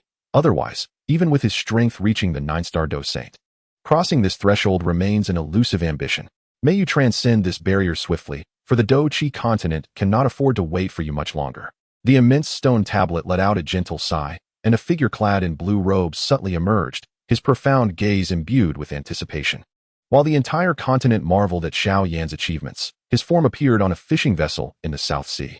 Drifting along, half a year passed unbeknownst to him, and Xiao Yan found himself again in the eastern continent. Time slipped away, and in the blink of an eye, another year had passed. Calculating the time, Xiao Yan had roamed the Dou-Chi continent for a full 2 years. Throughout these 2 years, he assumed various identities, appearing in every corner of the Dou-Chi continent. He was the pioneer from the northeast continent, the alchemist from the southeast continent, the fisherman from the South Sea, and even a small-time medicine vendor. Unbeknownst to him, he had seamlessly integrated his past experiences from the Bodhi ancient tree into his journey across the Dou-Chi continent. Within his heart, a profound sense of completeness had emerged over the passage of these 2 years. 2 years later, in the northwest continent, in the empire of Gamma, within the city of Wutan, Xiao Yan stood atop a small hill at the edge of the Beast Mountain range, gazing quietly at the fortress beneath him. He observed the bustling throng of merchants and nobility intermingling in Wutan City, where countless tales of youth unfolded. Unbeknownst to him, an inspiration surged forth, filling his heart with an exquisite sense of fulfillment. This place was destined to be where dreams began to take flight. 30 years in the east and 30 years in the west. Do not underestimate the youth in their poverty. As he surveyed the multitude traversing Wutan City, a sudden epiphany graced his mind, as if an intangible barrier had been pierced. It felt akin to a seed sprouting or ice melting. In that fleeting moment, he transitioned into another realm. Each soul in Wutan City harbored infinite possibilities. Perhaps the boy who faced humiliation today might seize an opportunity tomorrow. Embarking on the path of the strong. Each individual, infants, children, youths, men, women, the elderly, possessed their own thoughts and a unique life journey. Xiao Yan slowly closed his eyes, a mystifying sensation brewing within his soul, as if he had unlocked a door to myriad wonders.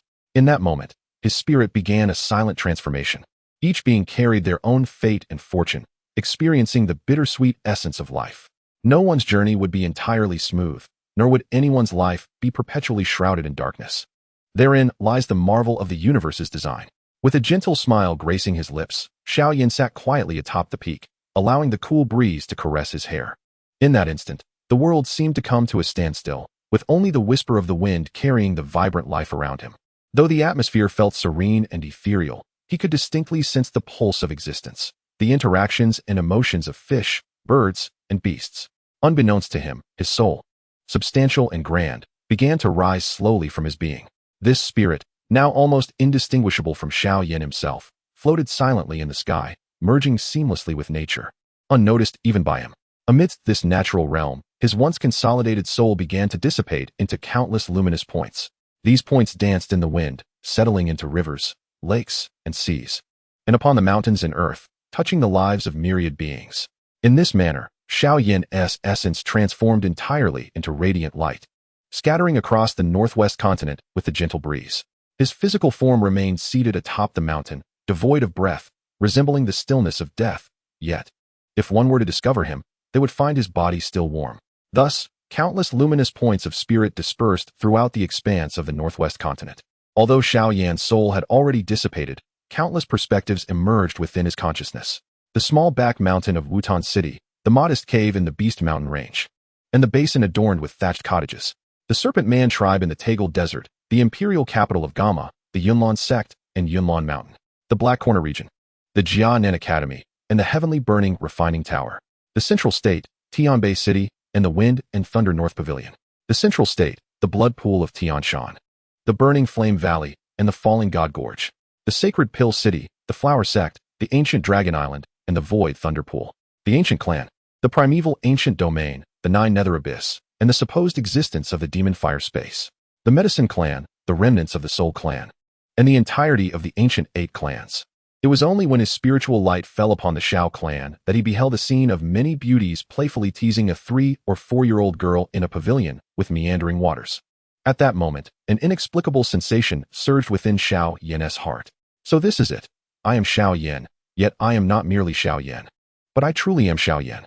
In that instant, his consciousness, which had lingered in a state of natural chaos, finally flickered with a glimmer of awareness. The next moment, a nearly imperceptible spiritual light began to shimmer across every corner of the Douqi continent. Chapter 563, The Soul of the Imperial Realm.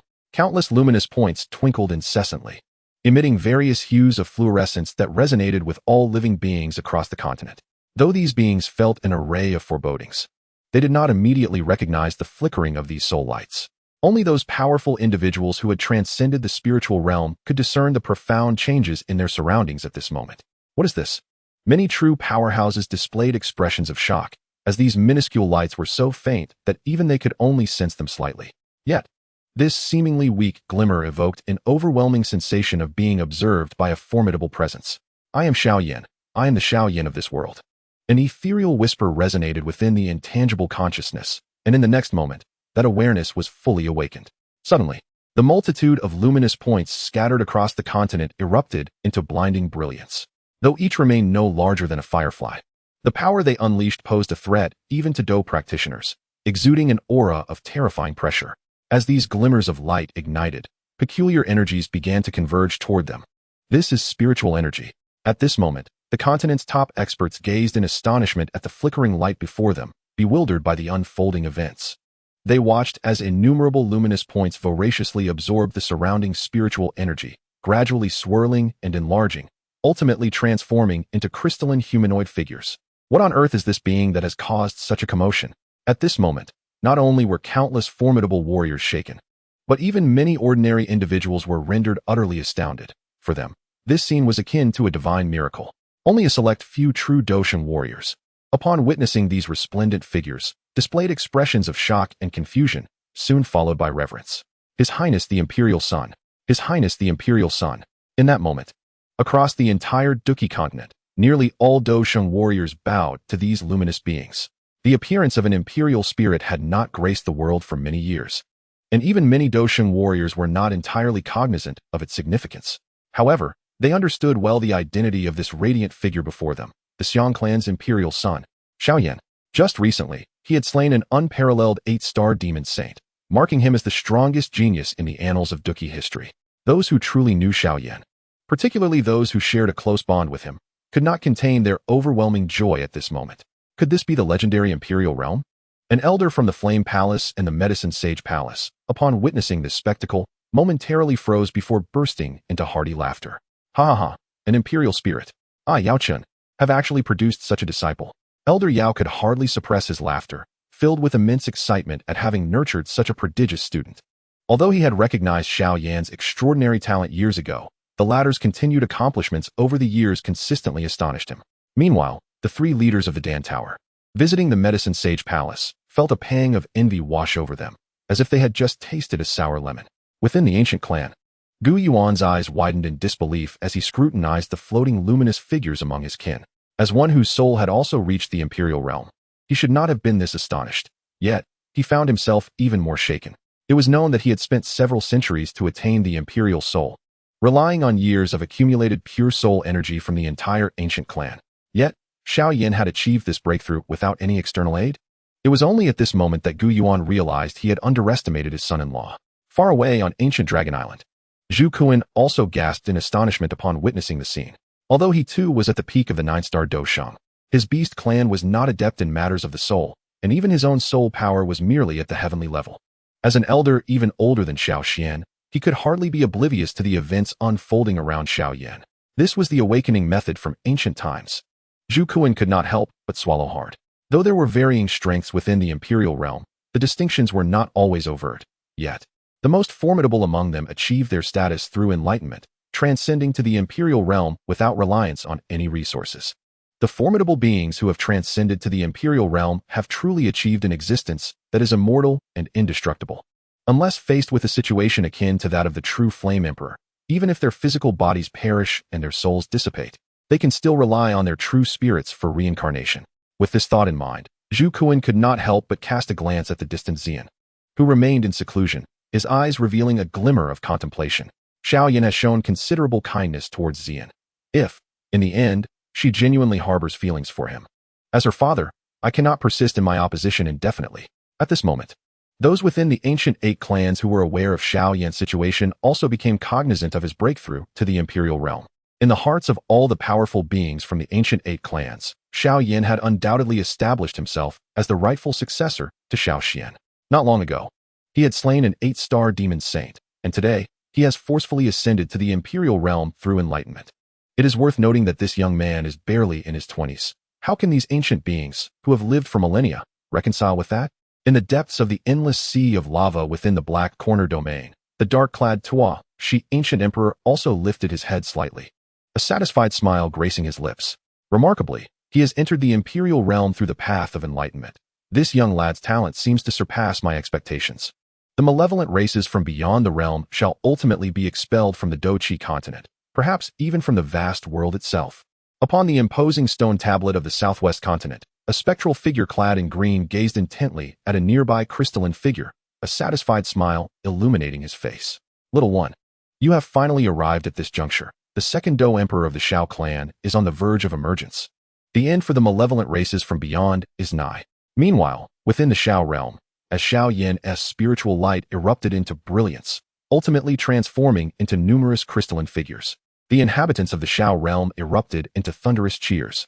Imperial Sun, Imperial Sun, the faces of all present shone with fervor. Even the 8-star Dou saints could not suppress their excitement.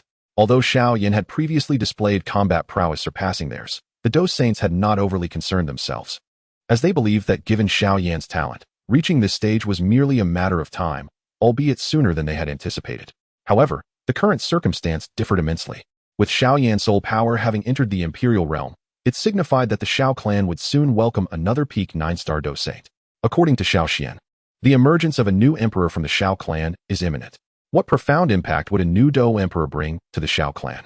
With only Xiao Xian, the clan had flourished to such an extent over the millennia. Thus, the addition of another Dou emperor would render the Xiao clan's strength beyond imagination. My son, Xiao Yan, possesses the bearing of a Dou emperor. Xiao Zhan stood within the confines of his family estate, his countenance alight with fervor. Yet this time, none dared to harbor whispers of dissent in their hearts. For the present Xiao Yan truly embodied the essence of a Dou emperor, and he was perilously close to achieving that pinnacle. Amidst the collective astonishment of the multitude, the enchanting beauties within the Xiao clan's flame hall momentarily froze, their lovely visages soon transforming into expressions of joy, with tears of happiness glistening in their eyes. Father, Father, Xiao Xiao called sweetly from the crowd, and at that moment, a radiant little figure above the flame hall also broke into a smile. Wait for me. The crystalline figure emitted an invisible wave of spiritual energy, and in the next instant, all the shimmering figures throughout the Douqi continent began to dissolve once more, coalescing into a torrent of luminous souls heading towards the northwestern continent. At this juncture, if one were to gaze down from the heavens upon the Douqi continent, they would witness myriad glimmers fervently converging towards the direction of Wutan City in the northwest. Each of these lights was exceedingly minute. Yet collectively, they formed a brightness akin to that of a sun, numbering in the billions. In this moment, all living beings in Wutan City, and indeed throughout the entire northwestern continent, instinctively gathered together. The radiant beams began to coalesce with fervor, ultimately transforming into an ocean of souls without discernible boundaries. Its surface roiling as if billions of spirits were howling within. Upon closer inspection, one could see countless crystalline figures radiating their unique luminosities.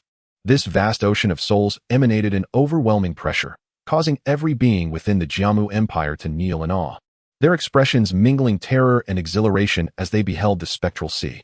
With a thunderous roar, from within this ocean of crystalline figures, one central soul figure erupted in a dazzling blaze, prompting the entire ocean of souls to begin its tumultuous howl. A vortex, exceeding 1,000 feet in diameter, rapidly formed, drawing in the surrounding figures, which swirled into the center where the radiant figure blazed with fervor. Amidst the gathering of ethereal light, the originally thumb-sized soul core rapidly expanded, transforming in an instant to the size of a palm and growing at an astonishing pace. 1 foot, 10 feet, 100 feet, 1,000 feet. This soul energy was intrinsically linked to Xiao Yan, and as it multiplied into countless forms, it ultimately returned to augment his true self. Yet, in this back-and-forth exchange, sufficient energy had accumulated to facilitate a breakthrough into the Emperor realm. As this torrent of soul energy surged into Xiao Yan's essence, forming a colossal vortex, the energy throughout the entire northwestern continent felt an imperceptible shift, particularly around the periphery of the Jiamu Empire, where energy began to gather frantically. The energies initially transformed into a mist that enveloped the entire Gamma Empire, and then, in the denser region of Wutan City, they began to take on a semblance of liquefaction. Accompanying this phenomenon was a remarkable surge in the cultivation speed of all individuals within the Gamma Empire, increasing tenfold at that very moment. As Xiao Yan engaged in an almost voracious process of refining and absorbing, the oppressive aura emanating from his soul grew increasingly formidable, with the surging power of his spirit gradually approaching the legendary imperial realm at a steady pace. As time flowed inexorably, the ethereal manifestations of souls in the sky amassed into an astonishingly vast quantity. Once the beings of the Gamma Empire acclimated to this overwhelming pressure, their faces lit up with ecstasy, each falling into a fervor of relentless cultivation. Such an opportunity was indeed a rare occurrence, unlikely to be encountered again in their lifetimes. This dramatic transformation persisted for an entire month, and when the skies of Wutan City became shrouded by a sea of liquid energy, the colossal ethereal figure towering above reached an unprecedented solidity. Were it not for its crystalline translucence, one might have mistaken it for an actual giant, whose appearance mirrored that of the young man quietly meditating atop the mountain. Breaths resounded like thunder, and the dense fog surged into its nostrils like a dragon through the clouds. Its hair cascaded like a 1,000-foot waterfall, garments billowing, stirring the ocean into fearsome waves. A regal aura, reminiscent of a sovereign ruling over the heavens and earth, gradually emanated from the immense soul figure. This essence seemed to embody the very essence of a soul's dominion. As the ethereal ocean above finally coalesced into the spirit figure, the towering apparition momentarily fell into silence, and the next instant, its tightly shut eyes abruptly flung open, with a resounding roar akin to countless thunderclaps. A brilliant light erupted from the giantess' eyes, piercing the heavens. Immediately thereafter, an aura reminiscent of a soul emperor began to surge wildly from the colossal figure. This essence rapidly radiated throughout the entire Gamma Empire, swiftly expanding across the northwestern continent at a speed akin to light. Wherever it passed, all beings across the northwestern continent trembled involuntarily. Although this aura bore no intent to kill, the imperial essence it exuded compelled one to bow in reverence. This formidable soul power extended until it nearly enveloped the entire northwestern continent before gradually subsiding. At that moment, the towering giant, standing at the epicenter of the dispersing soul force, could not help but smile. Was this the power of a soul in the imperial realm? Chapter 564, 8-Star Dou Saint. Xiao Yan could now distinctly perceive that under the terrifying soul power of the imperial realm, the entirety of the northwestern continent lay within his sight. Moreover, every movement of all beings across the entire northwestern continent lay within his keen observation. At that moment, Xiao Yan immediately discerned several peculiar locations within this land. Although these places bore no visible distinction from the others, Xiao Yan was all too familiar with that particular aura. Even when deliberately concealed, he could effortlessly detect its presence. The foreign evil clan. A cold smile crept upon Xiao Yan's lips, and in the next instant, a significant portion of his soul power dissipated from his being. Almost simultaneously, far away in a remote mountain range, a figure of crystalline clarity began to take shape. This figure, though entirely translucent, could easily be recognized as Xiao Yan himself. It was truly unexpected that you could conceal yourself so deeply. No wonder those Dousheng powerhouses could not locate you. The figure emitted a chilling laugh. And in the next moment, a resplendent spear of flame, stretching 100 feet in length, materialized in his grasp, thrusting downwards with great force. Boom! The magnificent spear, radiating terrifying heat, melted the surrounding rocks in an instant, piercing directly into the earth below. At the moment the spear penetrated the ground, countless tendrils of pitch-black demonic energy surged forth from the depths, swiftly retreating into the distance. Trying to escape? Xiao Yan scoffed, as the fiery spear in his hand transformed into a colossal hand of flame that struck the black figure with tremendous force, eliciting a shriek from it. A mere one-star demon saint. Even a fraction of my soul power can easily crush you. The enormous hand of otherworldly fire, towering 1,000 feet high, clenched tightly, obliterating the one-star demon saint into a mass of demonic energy, which was then engulfed by the 9-colored purifying lotus fire, reducing it to naught. With an Imperial Realm soul, even in terms of pure combat prowess, one could rival an 8-star Dousheng. Even a mere tenth of my strength far exceeds that of a 5-star or even 6-star Dousheng. Coupled with the terrifying restraining power of the 9-colored purifying lotus fire against the foreign evil clan, any entity below 7-star Dousheng could not escape Xiao Yan's grasp. Even if the adversary's strength reached 7-star or even 8-star demon saint, with just a thought, all of Xiao Yan's soul power could converge upon them in an instant. It can be said that should Xiao Yan encounter an 8-star battle demon clan saint again, he could likely slay them solely using soul power. The speed of his Imperial Realm soul, in many ways, approached the realm of teleportation, perhaps even surpassing Zhu Kuan by a slight margin. Of course, soul power cannot carry the physical body in a teleportation. However, even so, Xiao Yan's current soul power had reached a truly terrifying level. His towering soul essence flickered between light and darkness, while his soul avatar swiftly vanquished yet another 2-star demon saint in the blink of an eye. At this moment, the hidden demon saints of the northwestern continent, with the exception of a few who had sealed themselves in slumber, were entirely exposed beneath the Imperial realm of Xiao Yan's soul. Apart from a 6-star demon saint that Xiao Yan had dispatched with the cleansing fury of the Lotus of Heaven, the remaining 7 ancestral demon saints were effortlessly crushed by his soul avatar. With but a single avatar, he easily suppressed all the extraterritorial evil races across the northwestern continent. When the final demon saint was shattered into demonic essence by the sonic waves of the cleansing fury and subsequently incinerated by the 9-colored lotus fire, Xiao Yan's soul avatar abruptly dissipated. In the next moment, his soul entity, located tens of thousands of miles away, restored itself to its pinnacle state. Indeed, the Imperial realm of the soul is formidable. Relishing this exquisite sensation, a smile graced Xiao Yan's lips. The Imperial Soul Realm stood merely a step away from the Celestial Realm's great perfection. One ascended to the heavens, while the other remained grounded. Between the two, there existed no semblance of comparison. Only through experiencing the might of the Imperial Realm could one comprehend why this abyssal divide compelled many formidable beings to expend their entire lives in vain attempts to traverse it. For one was divine, and the other was mortal. Xiao Yan's ability to break through to the Imperial Soul Realm at such a young age, apart from the myriad opportunities he had accumulated over the years, was fundamentally rooted in the 100 cycles of reincarnation he had undergone beneath the ancient Bodhi tree. The trials of those 100 cycles, corroborated by his travels over the past 2 years, ultimately allowed his soul to silently breach that barrier. In the next moment, his towering soul, reaching a height of 1,000 zhong, began to gradually shrink until it returned to its normal size, gently descending into the physical form that had remained seated upon the mountain peak.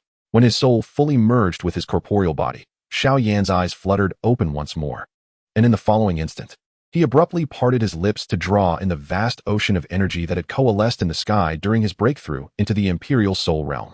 Devour. A glimmer of brilliance shone in Xiao Yan's eyes. Throughout his travels over the past 2 years, his strength had already reached the pinnacle of a 7-star Dou Saint. Now, seizing the opportunity presented by the integration of his Imperial Soul into his body, he felt his physical form touch upon the threshold of an 8-star Dou Saint. The ocean of energy above, sensing this formidable suction, began to transform into a torrential flow cascading towards Xiao Yan's mouth. Boom! Vibrant 9-colored flames abruptly manifested within the energy torrent, rapidly refining the impurities within the energy while emitting hissing sounds. These resplendent flames formed 9 distinct blossoms, the largest of which spanned over 100 zhong, while the smallest was merely the size of a palm. The 9 flames, arranged from greatest to least, fervently refined the impurities within the energy. By the time this energy, having traversed through the 9 layers of fire blossoms, entered Xiao Yan's mouth, it had become remarkably pure. Thus, he opened his mouth wide, allowing the refined energy to flow into him, where it underwent one final transformation through the 9-colored lotus fire, converting into vast quantities of Dou Qi that fused seamlessly into his being. He allowed himself to be consumed, his body resembling an unfathomable abyss, seemingly endless. This act of consumption persisted for a full 2 months, during which the ocean of energy in the sky was drained multiple times. Yet, whenever the energy approached depletion, the fearsome power of souls would once again converge the energy of the northwestern continent to this place. From a distance, a vibrant energy ocean, with a diameter exceeding 10,000 feet, floated ominously in the sky, emanating an aura of terror. A cascade of multicolored energy flowed like a waterfall, cascading downwards, only to be ignited by 9 resplendent fire lotuses before descending into the diminutive figure below. This figure, though of ordinary human stature, exuded an overwhelming sense of veracity, as if the vast ocean above was insufficient to satiate his hunger. This sensation was not illusory, it was undeniably real. Such a miraculous scene had long been regarded as a divine phenomenon throughout the city of Wutan, even stirring the higher echelons of the entire Gamma Empire in the northwestern continent. When many formidable figures from the Flame Palace came to inspect, upon discovering the silhouette standing atop the mountain, voraciously consuming the colossal energy, they immediately knelt in reverence, their expressions filled with excitement. It was the Palace Master. This individual was none other than Xiao Yan, the master of the Flame Palace.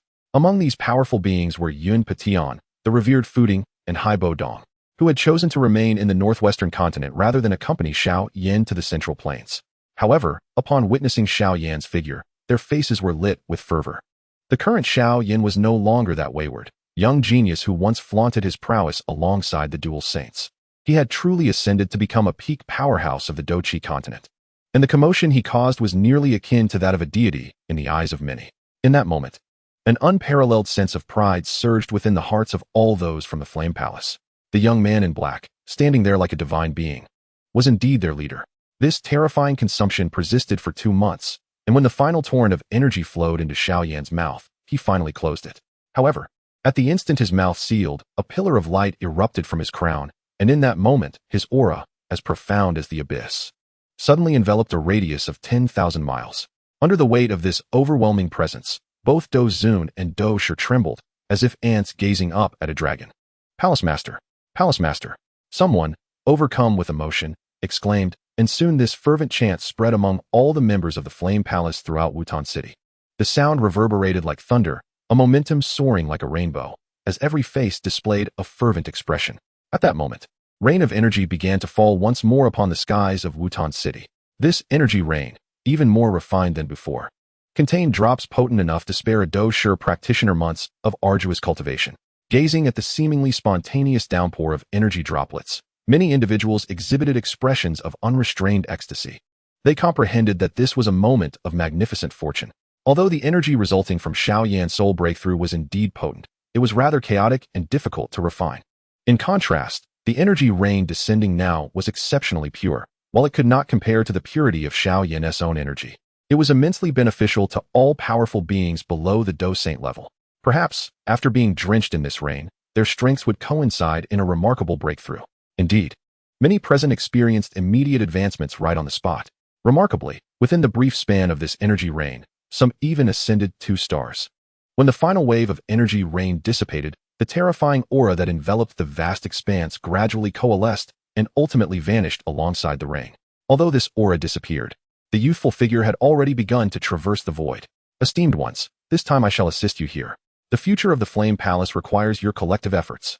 His hearty laughter resonated throughout the realm of the Flame Palace, while Xiao Yan's silhouette faded into the ether. The Palace Master truly is a celestial being. Gazing in the direction of Xiao Yan's departure, the distant Yun Patian could not help but exclaim in admiration. Beside him, numerous elders of the Flame Palace nodded in agreement. Given Xiao Yan's current strength and abilities, he indeed bore little distinction from a divine entity. To the majority of beings who had yet to attain the Dou Zun level, Every action of Xiao Yan now was akin to that of a deity, within the infinite currents of time and space. The golden wings of the heavenly phoenix behind Xiao Yan flapped vigorously, and in the blink of an eye, he had appeared miles away. In light of the fact that our clan's ancestors and leaders are trapped in the southwestern continent, I find that only my father-in-law Gu Yuan and uncle Zhu Kuan can rival my prowess across the Douqi continent. Xiao Yan gently closed his eyes, attuning to the terrifying power within him. Whether it was the strength of an 8-star Dou Saint or the formidable force of an imperial-level soul, his capabilities had reached a remarkably fearsome echelon.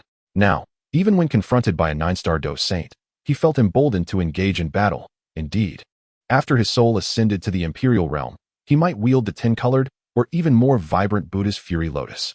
When that lotus erupted, it could very well compel even a peerless 9-star Dou Saint to evade its brilliance. One could assert that, apart from the Dou Emperor level, no one on the Douqi continent could readily pose a threat to Xiao Yan. Even the likes of Gu Yuan and Zhu Kuan, unparalleled beings, would incur tremendous costs should they wish to subdue him, and their ties with Xiao Yan were notably close. Although he had attained the status of an 8-star Dou Saint, it was still insufficient. A glimmer of brilliance and a fierce ambition ignited in Xiao Yan's eyes. In this moment, my soul's power has ascended to the imperial realm. I merely need to elevate my physical cultivation to the pinnacle of the 9-star Dou Saint, and then I shall be poised to refine the imperial-grade embryonic pill. Once I succeed in refining the imperial-grade embryonic pill, I will truly step into this realm. Xiao Yan's eyes burned with fervor. Since the very first day he arrived in this world, he has been preparing for this moment. Now, after more than 20 years, that day draws ever closer. With this thought, he could not help but hasten the movement of the Tianhuang behind him. Soon, he returned to the Xiao clan. Upon seeing Xiao Yan again, the elders of the clan were not merely astonished. There was also a hint of reverence in their gazes. If the news of Xiao Yan slaying an 8-star demon saint had shocked them, then the mere surface of his current power commanded immense respect from those few who had reached the status of 8-star Dou Saints. The combination of Imperial Realm soul power and the power of an 8-star Dou Saint meant that, in the absence of Xiao Xian and the 5 pinnacle Dou Saints, Xiao Yan had already become the foremost powerhouse of the Xiao clan. After exchanging pleasantries with the elders, Xiao Yan cast a glance at his parents and family before finally returning to his Hall of Flames. Upon entering, a small figure clad in a white dress suddenly leapt into his embrace. "Daddy, you're back." Xiao Zhao's sweet voice rang out. "Oh, my precious daughter," holding the little girl. A look of uncontainable fondness spread across Xiao Yan's face. Now, Xiao Xiao had grown to his waist height, her white dress accentuating her delicate features, which had begun to show the early signs of beauty. Her large, dark eyes sparkled with an undeniable intelligence. A 7-colored snake pattern adorned her forehead, giving her an enchanting appearance. It was due to this snake pattern and the resources Xiao Yan had devoted to her cultivation that this seemingly 4 or 5-year-old girl exuded a terrifying aura of Dozun. If this scene were witnessed by others, it would surely leave them in a state of shock. After all, Xiao Yan had astonished countless people when he became a Dozun at the age of 18, and the age of Xiao Xiao only served to heighten the terror. "Daddy, I missed you so much," Xiao Xiao exclaimed, her adorable smile lighting up her face as she planted a kiss on Xiao Yan's cheek. In that moment, Xiao Yan felt as if his heart might melt. Who could truly understand the feeling of being a doting father? Before long, he took Xiao Xiao to where the women were gathered. As he gazed upon their beautiful faces adorned with charming smiles, a wave of satisfaction surged within him. "How long do you plan to stay this time?" asked Kai Lin, the eldest among them. "This time, I won't be leaving for long." Upon hearing this, Xiao Yan couldn't help but smile slightly. He was now well prepared. All that remained was to elevate his cultivation to the pinnacle of the 9-star Dou Saint, marking the moment he would break through to become a Dou Emperor. The words of Xiao Yan brought smiles to the faces of the women around him. Since Xiao Yan ascended to the rank of Dou Saint, his power had grown exponentially, yet he found himself increasingly burdened with responsibilities, resulting in a long absence from their tender moments together. Over the past 2 years, they had all been in a state of solitary waiting. That evening, Xiao Yan organized a family banquet. During his travels across the northwestern continent over the past 2 years, he had encountered numerous delectable dishes and fine wines, amassing a collection of precious ingredients. With his current prowess, he could effortlessly transform these ingredients into exquisite culinary delights with merely a thought. As the group dined and engaged in lively conversation, Xiao Yan eloquently shared his experiences from the continent, causing the eyes of the women to sparkle with intrigue. In truth, under Xiao Yan's abundant resources and diligent efforts, the women had all achieved remarkable cultivation levels. Even Yafei, who possessed the least talent among them, had reached the pinnacle of Douhuang. Even the young Xiao Xiao, who had only recently weaned, required no sustenance. Eating and drinking had become mere pastimes for them. What truly captivated them were the myriad experiences scattered across the Dou continent. Among the women, even Kai Lin, the most powerful at present, knew little more than the northwestern continent. The wonders and vastness of the Dou continent remained a mystery to them. After hearing Xiao Yan's words, a longing desire began to stir within their hearts. Once I become an emperor, I shall take you all to explore the wonders of the Dou continent, Xiao Yan declared with a smile. As the banquet drew to a close, Xiao Yan finally revealed his intentions, gazing at the women with a playful grin. Ladies, as night has fallen, perhaps it is time for us to rest. Under his gaze, the women initially blushed, followed by a chorus of light-hearted protests. Yanran and I shall return to Yunlan Pavilion first. Yun Yun and Nalan Yanran spoke up, gracefully departing. I too must return, others chimed in, including Yafei, Yao Ling, Han Shui, and the rest, all casting furtive glances at Xiao Yan before leaving in succession. They understood his intentions. He merely wished for a private gathering. Yet they were not inclined to indulge his desires. Once the women had departed, the once lively courtyard was left with only Kai Lin and Sun Er, who held Xiao Xiao in her arms. Xiao, we too must return, Kai Lin remarked, casting a knowing glance at Sun Er. A hint of mischief gracing her enchanting visage, causing Sun Er's cheeks to flush slightly. Mother, is Aunt Sun Er going to give me a little brother or sister? Xiao innocently inquired. Her curiosity piqued as she was pulled away by Kai Lin. At that moment, a faint blush adorned Sun Er's cheeks, which quickly blossomed into a deeper hue. You mischievous child. Kai Lin cast a glance at the little girl, yet upon encountering her innocent and wide eyes, she refrained from saying more, simply taking her hand and leading her outside. Father, do your best. Xiao called back to Xiao Yan and Sun Er while following Kai Lin, making a funny face. In that instant, even Xiao Yan was left momentarily speechless. Are children today so perceptive? Perhaps so. Beside him, Sun Er's pretty face flushed crimson. After stealing a glance at Xiao Yan, she couldn't help but huff lightly. With a father like you, it's hard for a child not to mature early. Hee. Xiao Yan, however, showed no signs of embarrassment at Sun Er's remark.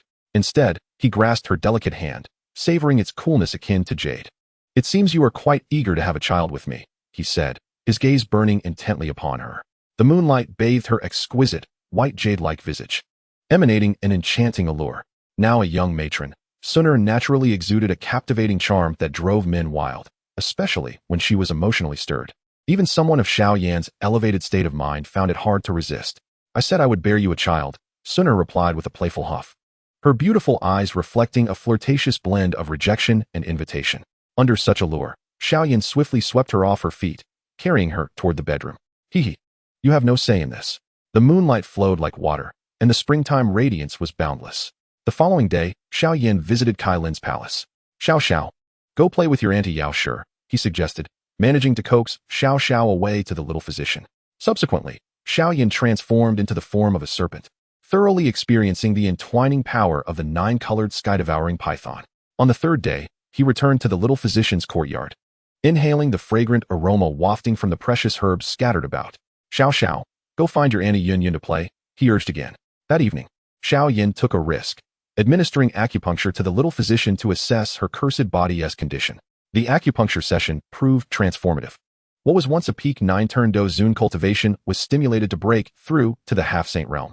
On the fourth day, he arrived at Yunlan Pavilion. Xiao, go play with your auntie Yao Ling. He was about to persuade the little girl to leave when she shot him a significant eye roll. Humph, father is so mean. I'll go back to find mother. I don't want to play with you anymore. Sighing, Xiao Yan shook his head helplessly, turning his gaze toward the two smiling figures of his master and disciple. Why the laughter? Tonight, let me thoroughly examine whether the bond between you two, master and disciple, has indeed grown stronger. On the fifth day, Xiao Yan arrived at the residence of Han Yu and Han Shui. After a thorough inquiry, he discerned that the sisters' relationship had become even more solid, which left him feeling somewhat uneasy. On the sixth day, he visited Yafei and Yao Yi. Although the two women now resided within the Xiao realm, they were diligently managing many logistical tasks of the Flame Palace. Consequently, that night, Xiao Yan meticulously reviewed their work, which left him exceedingly satisfied. On the seventh day, he ventured to the palace of Yao Ling, where he engaged in an in-depth discussion about alchemy. During their conversation, he fortuitously encountered Dan Shun and Chao Ying, who came to explore the true art of alchemy. Thus, Xiao Yan decided to retain them, imparting a newly comprehended set of alchemical techniques. In such a leisurely state, time flew by. Under Xiao Yan's diligent assistance, the cultivation of the women progressed at an astonishing pace. while Xiao Yan himself remained industrious. Occasionally, he would embark on quests to seek rare heavenly materials and treasures. And with the Xiao clan's extensive resources accumulated over the years, he refined a 9th-grade elixir for consumption. This was also a source of his confidence in reaching the 9-star Dou Saint level within a short span. As time flowed, unknowingly, another year passed. During this time, Xiao Yan's strength ascended to the pinnacle of the 8-star Dou Saint level. Achieving this was intrinsically linked to the immense resources amassed by the Xiao clan over a millennium and Xiao Yan's own mastery of alchemy. Now, he possessed the extraordinary 9-colored lotus fire, as well as an imperial-level soul. It can be said that in the realm of alchemy, the only one who could surpass him was the ancient Emperor Tuasha, who remained hidden in the depths of the magma world. With such mastery in alchemy and abundant resources, Xiao Yan's prowess naturally surged to the peak of the 8-star Dou Saint level.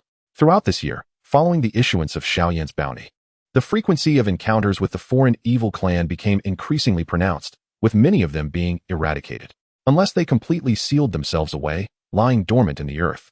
As long as these foreign evil beings harbored covetous desires for the blood essence of the creatures of Dochi continent, there would inevitably come a day of exposure.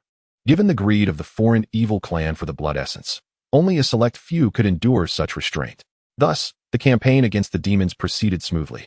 Particularly under the purging efforts of Xiao Yan and Gu Yuan, the number of foreign evil beings that had escaped from the demon realm dwindled to less than 1/5. Even the remaining 8-star demon saint met his demise at the hands of Xiao Yan. Henceforth, the invasion by the evil clan that had plagued Dochi continent for many years was essentially brought to an end, ushering in a brief period of tranquility. On this day, as a resounding scream dissipated, a new Dou Saint presence once again emerged within the Xiao realm. The breath emanating from her was none other than the little healer, who had only ascended to the level of semi-saint a year prior. Under Xiao Yan's diligent efforts, the little healer's prowess had finally reached the realm of Dousheng. Consequently, among Xiao Yan's companions, there were now 5 formidable Dousheng warriors: Kai Lin, Sun Heir, the little healer, Hun Miao Miao, and Yao Ling. Shortly after the little healer's elevation to Dousheng, the Xiao realm welcomed a new guest. When Xiao Yan beheld the mature visage of the purple-haired woman, he could not help but pause in surprise. Who else could she be but Ziyan? Yet at that moment, a look of dejection adorned Ziyan's face. "You already have a child," she remarked, glancing at Xiao Yan's shoulders where Xiao Xiao sat. "I never claimed I didn't have a child," Xiao Yan chuckled. Meanwhile, Xiao Xiao, perched upon his neck, gazed at him with curiosity. "Daddy, have you found me a new mother?" Upon hearing this, Xiao Yan's smile froze momentarily. As for Ziyan, she was momentarily taken aback, her cheeks flushing a delicate hue. This child certainly had a way with words. However, this visit to the Xiao clan had dealt Ziyan a significant blow. Not only had she discovered that Xiao Yan had a child, but she was also astounded to learn that among his women, for had attained the level of Dousheng, excluding Hun Miao Miao. This revelation extinguished her desire to flaunt her recent breakthrough in Dousheng. Never mind. Once I return to the Tai Su ancient dragon clan, I shall have old Deng take me to seek the dragon phoenix origin fruit. I refuse to believe that with the dragon phoenix origin fruit, I cannot surpass them. Ziyan thought indignantly, though she begrudgingly acknowledged that Kai Lin and Sun Heir's talents and opportunities were not inferior to her own. Fortunately, this girl was not there to cause trouble. And after a lengthy play session, she returned to the Tai Su ancient dragon clan.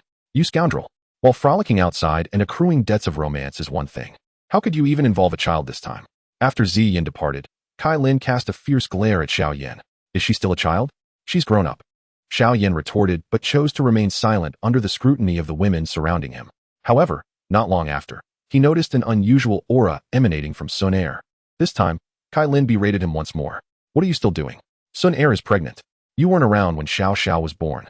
Upon hearing this, Xiao Yan was momentarily stunned, and an uncontainable grin spread across his face. Only Sun Heir, hearing this news, bore a rosy blush, her smile radiating happiness.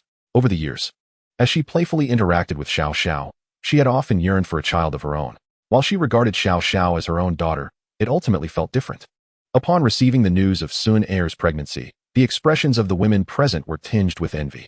Alas, as Xiao Yan's power escalated, the difficulty of begetting offspring grew proportionally. After toiling for so long, Sun Heir was the only one to conceive a new life. This was, in part, due to the significant disparity in strength among the women. Following Sun Heir's pregnancy, Xiao Yan dedicated a portion of his energy daily to her. Yet he bore immense responsibilities on his shoulders. The time until the emergence of the new Demon Emperor drew closer, necessitating Xiao Yan's urgent advancement. Thus, Upon sensing that his strength had reached the zenith of the 8-star Dou Saint, he temporarily departed from the women and journeyed towards the valley. Chapter 566, Refining the Valley. In the Xiao realm, the valley continued to flow with torrents of molten lava, frequently releasing searing heat. It was precisely due to the abundance of fire attribute energy that various exotic flames thrived within the molten rivers. When Xiao Yan returned to this familiar place, the many exotic flames that once gazed at him with curiosity now retreated in reverence. Although they bore no discernible expressions, an unmistakable aura of awe radiated from them. The current Xiao Yan was no longer the fledgling Dou Huang who first entered the valley. He was now merely a step away from the 9-star Dou Saint. Undoubtedly, what instilled fear in these exotic flames was not solely Xiao Yan's formidable cultivation, but also the potent aura emanating from the 9-colored pure lotus fire within him. This 9-colored pure lotus fire had long since ascended to the rank of the foremost exotic flame beneath the Emperor flame. Were it not for the existence of the ancient Emperor Tuo Shi, the 9-colored pure lotus fire would have undoubtedly blossomed into a new Emperor flame. Nonetheless, even with the presence of the ancient Emperor Tuo Shi, Xiao Yan remained confident in his ability to forge a new Emperor flame, a task merely requiring the refinement of the flames listed on the exotic flame, ranking anew. However, even with the complete refinement of these flames, Xiao Yan would only attain the pinnacle of the Dou Qi continent. According to the messages relayed by the pure lotus demon saint and the ancient Emperor Tuo Shi, the true power of the true flame of the pure world, hidden within the fire spirit clan of the vast universe, far surpassed that of an Emperor flame. It was said that the might of the true flame of the pure world posed a threat even to those at the level of the heavenly demon emperor. If left uncontrolled, it could easily reduce an entire lower realm to nothingness. Should he obtain such a flame, Xiao Yan could scarcely fathom the heights of power he would attain. Perhaps, even if he could not directly reach the realm of the heavenly supreme, he would be perilously close. Nevertheless, all of this hinged on his ability to first ascend to the Dou Emperor realm, or, more precisely, the realm of the heavenly supreme.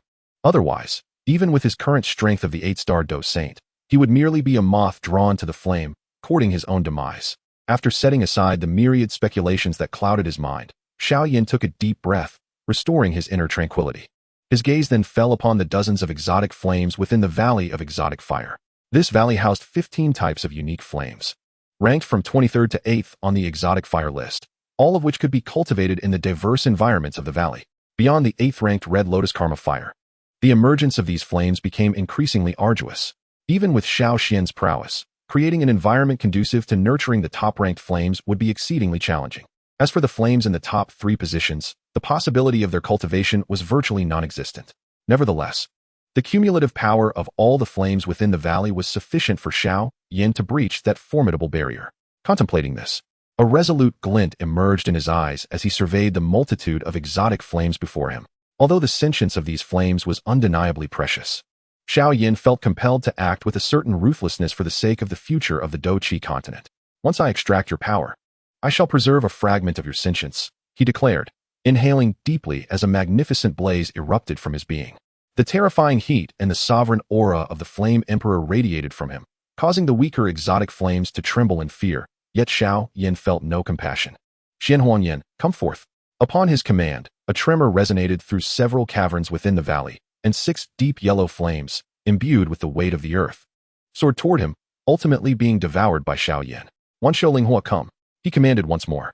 This time, 7 brilliantly colored flames surged toward him from various directions within the valley. Although the Wanshou Linghua surpassed the Xianhuang Yan in strength, its rarity was slightly inferior. The cultivation of the Wanshou Linghua was not particularly difficult. One merely required the essence fire from a 9th-tier magical beast, combined with the essence fires of countless high-tier magical beasts to create it.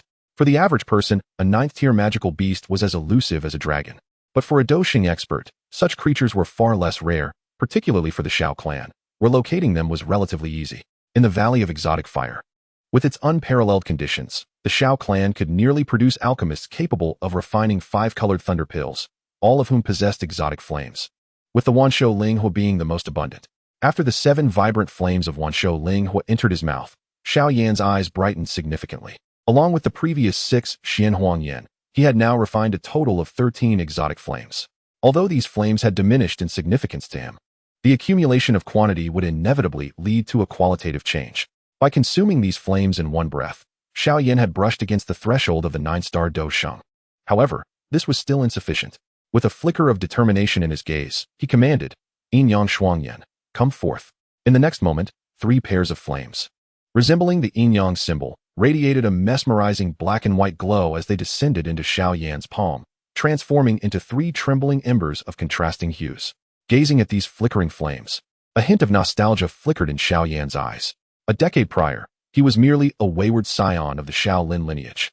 But with a single utterance from Xiao Xian, he ascended to greatness, becoming the pride of the Xiao clan.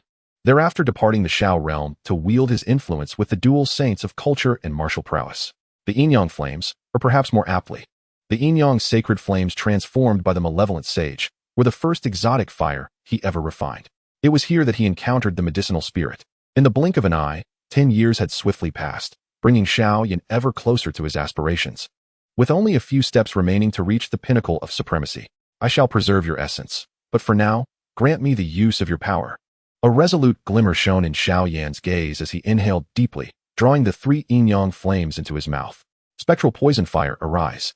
2 flames, entirely cloaked in a purplish-gray hue, surged forth and entered him. Heavenly lotus earth fire, come forth. In an instant, 5 flames, radiating a deep emerald glow, erupted from the valley of exotic fires. The heavenly lotus earth fire, along with the Xian Huang flame and volcanic stone flame, were relatively common exotic fires, born from magma, and thus easier to cultivate than the spectral poison fire. Wrathful dragon flame, manifest. 2 fire dragons, each the size of a forearm, spiraled towards Xiao Yan, stirring up torrents of lava. Volcanic stone flame, forth. 3 flames resembling flint cascaded into Xiao Yan's mouth. In that moment, his aura reached the zenith of the 8-star Dou Saint. Fire cloud water flame, emerge. 2 flames, entirely azure and reminiscent of a tumultuous sea of clouds entwined with fire, surged forth. Ocean heart flame, come. 2 flames radiating a cerulean light akin to ocean waters entered Xiao Yan's mouth. Fallen heart flame, arise. He called once more, as 2 transparent serpents, exuding a terrifying heat, slithered into him. At that instant, it felt as though an invisible shackle within Xiao Yan shattered, allowing his immense Dou Qi to rupture through an unseen barrier, his aura surging exponentially. Chapter 567, 9-star Dou Saint. In this moment, his Dou Qi transformed into an almost boundless ocean, a formidable presence that enveloped the entirety of the Xiao realm, instilling a sense of dread among all living beings. Many of the less experienced cultivators could not help but kneel, their expressions a mixture of fear and exhilaration as they gazed towards the valley of exotic fires. While they may not discern whether the aura belonged to an 8-star or 9-star Dou Saint, they understood that yet another unparalleled powerhouse had emerged from the Xiao clan.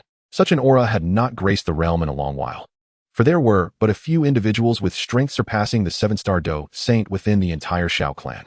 However, in stark contrast to the relatively weaker ordinary members of the Xiao clan, the formidable Dou Saints of the clan stood up one by one, each visage reflecting a profound astonishment. It was the aura of a 9-star Dou Saint. The source of this formidable presence was none other than the imperial scion, Xiao Yan. An expression of incredulity graced the faces of all the powerful individuals present. Just a year prior, when Xiao Yan returned to the Xiao clan, he had only recently attained the status of an 8-star Dou Saint. Yet, in the brief span of a year, he had remarkably ascended to a 9-star Dou Saint. In the absence of Xiao Xian and the 5 pinnacle Dou Saints, Xiao Yan's current cultivation had already positioned him as the foremost among the Xiao clan. Contemplating this, all the Dou Saints chose to remain silent. Among them, the 8-star and 7-star Dou Saints were particularly reticent, for they had witnessed how Xiao Yan had continuously transformed the clan's resources into his own strength over the past year. It was precisely this that rendered their silence all the more significant, as they were acutely aware that, had these resources been placed before them, transcending the threshold of 9-star Dou Saint would still be an exceedingly arduous endeavor. Firstly, they lacked Xiao Yan's extraordinary alchemical prowess and the unparalleled 9-colored purifying lotus fire that aids in energy refinement. Secondly, they did not possess the burning formula, a technique allowing for the enhancement of cultivation through the consumption of foreign flames. Nevertheless, at this moment, they were acutely aware of why Xiao Yan had been conferred the title of Imperial Scion by Xiao Xian even at the Dou Huang stage. Truly, the clan's ancestor was worthy of his title, having already perceived all. However, as they pondered this, their gazes grew increasingly fervent. For if Xiao Xian's predictions held true, Xiao Yan might indeed step into the legendary realm of the Dou Emperor, thereby elevating the Xiao clan's power to new heights, bestowing numerous benefits even upon these ancient elders, who had been separated from the clan's glory for countless generations. Perhaps, The opportunity to break through to 9-star Dou Saint lay within reach. In stark contrast to these thoughts, Xiao Lin, positioned at a distance, couldn't help but feel his eyes moisten and his hands tremble slightly upon sensing Xiao Yan's overwhelming aura. This was his eldest grandson, who had now ascended to a height that even he must look up to.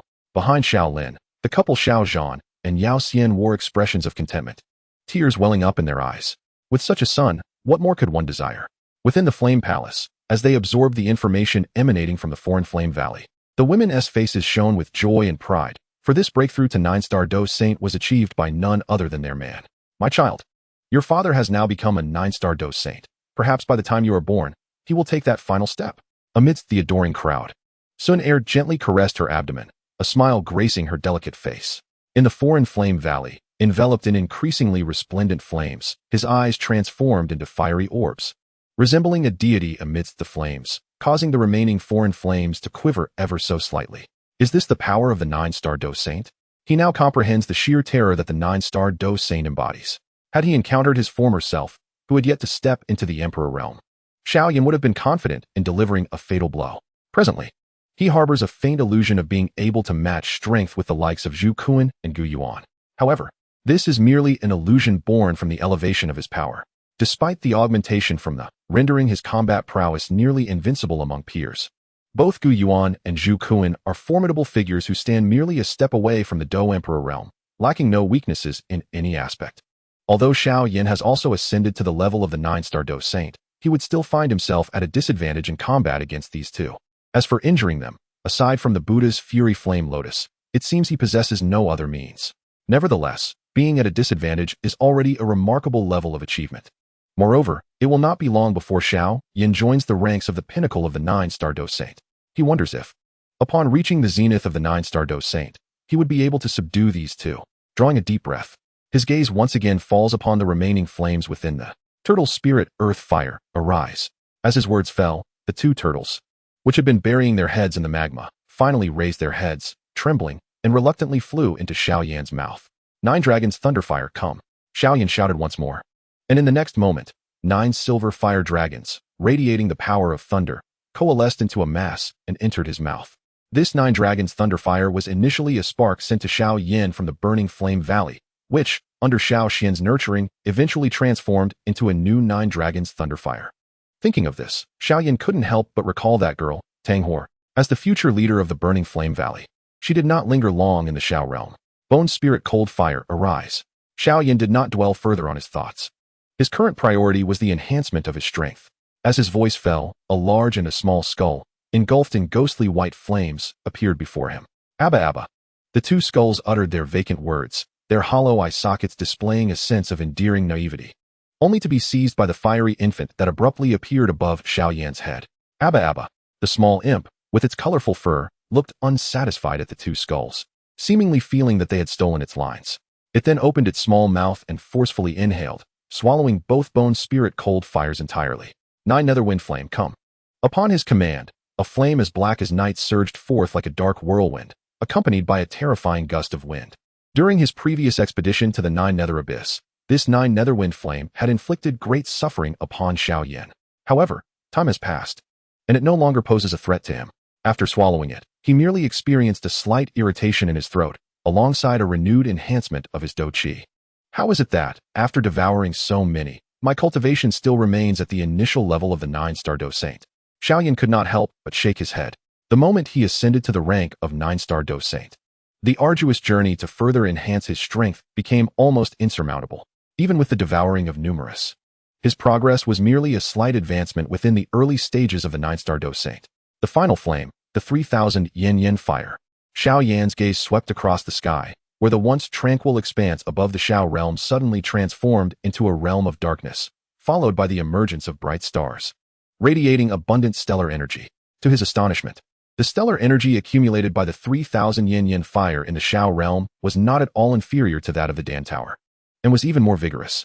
A glimmer of brilliance flickered in Xiao Yan's eyes. The 3000 yen fire in the Xiao realm had amassed stellar energy for nearly a millennium, and what was even more precious was that, surrounded by powerful experts, there was no concern of it breaking free, leading to a lack of intention to weaken it, resulting in its internal stellar energy being several times greater than that of the Dan Tower. To consume this 3,000 yin fire would provide an enhancement to his cultivation that rivaled the effects of directly ingesting a 9th-rank treasure pill. A smile of delight appeared in Xiao Yan's eyes as he opened his mouth, causing the previously calm starry sky of the Xiao realm to tremble violently. In the next moment, a torrent of purple-black flames began to coalesce into a fire dragon, soaring towards him. Chapter 568, Journey to the Flame Clan. Endless black flames descended from the heavens, ultimately transforming into a serpentine black dragon, illuminating the entire Xiao realm, and then darting towards Xiao Yan like a streak of black light. Such a vast quantity of 3,000 yin fire would warrant caution even from ordinary Dou saints. However, for someone of Xiao Yan's caliber, it was of little concern. He unleashed his vibrant flames, which surged forth, ultimately coalescing into a colossal visage towering 1,000 feet above this immense face inhaled deeply, directly engulfing the black dragon. Under such overwhelming might, all the 3,000 yin fire offered no resistance and was promptly absorbed. As this energy surged into him, Xiao Yan's cultivation level rose once more, finally reaching the pinnacle of the early 9-star Dou saint. With his aura elevated to this extent, the flames encompassing the sky returned to his body, ultimately merging with little Dou by, disappearing within him. The advancement in cultivation among 9-star Dou saints was indeed exceedingly challenging. Standing above the Xiao Yan could not help but gently shake his head. At that moment, Dou was entirely devoid of, all consumed by him. From the 23rd ranked Xianhuan Yin to the 9th ranked 3,000 yin fire, dozens had been devoured. Yet his strength had only increased by half a star. Reaching this juncture made further enhancement feel exceedingly difficult. Even if he were to refine all the resources of the Xiao clan, it would not guarantee his ascension to the pinnacle of 9-star Dou saint. A flicker of contemplation shone in Xiao Yan's eyes. The resources of the Xiao clan, when accumulated, are indeed vast. However, the ordinary resources have long since lost their utility for him. The energy required to ascend to the pinnacle of the 9-star Dou saint is an unfathomable quantity. Should he rely solely on his own cultivation, even with the assistance of the various resources, it would take Xiao Yan at least a decade to reach that exalted level. Unfortunately, time is not a luxury he can afford. The emergence of the new Demon Emperor draws ever closer, and if Xiao Yan has not achieved the rank of Dou Emperor by then, it would spell disaster for the entire Duki continent. The threat posed by this calamity would far exceed that of the external evil races, potentially leading to the annihilation of the entire continent. Fortunately, Xiao Yan possesses the formidable burning art. With this thought, his gaze fell upon the small pavilion at the heart of This pavilion was once the dwelling place of the pure lotus demon fire and the void-swallowing flame. However, the former has now been refined into his own source fire, while the latter has been re-refined due to the revival of the second-generation Soul Emperor. Although these two flames have vanished from they have nonetheless left Xiao Yan with a precious legacy. His attention shifted to the area beneath the small pavilion. He extended his long fingers and gently grasped the air in that direction. In an instant, the pavilion was uprooted, revealing a small lotus pedestal beneath. Upon this pedestal flickered two delicate flames, one black and one white. Although these flames were merely the size of fingertips, the pressure they emitted far surpassed that of the previous 3,000. Even a 1- or 2-star Dou saint would find themselves in dire straits, even facing life-threatening peril.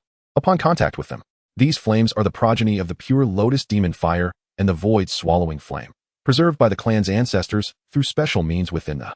Gazing at these two progeny flames, a smile crept across Xiao Yan's face. Just the essence of these flames is sufficient to surpass the 3,000. However, he would not allow himself to become overly exhilarated. His true focus lay on the entirety of the Xiao realm. Pure lotus demon fire, void-swallowing flame, come forth. With a beckoning gesture, the two progeny flames transformed into tiny flickers and settled in the palm of his hand.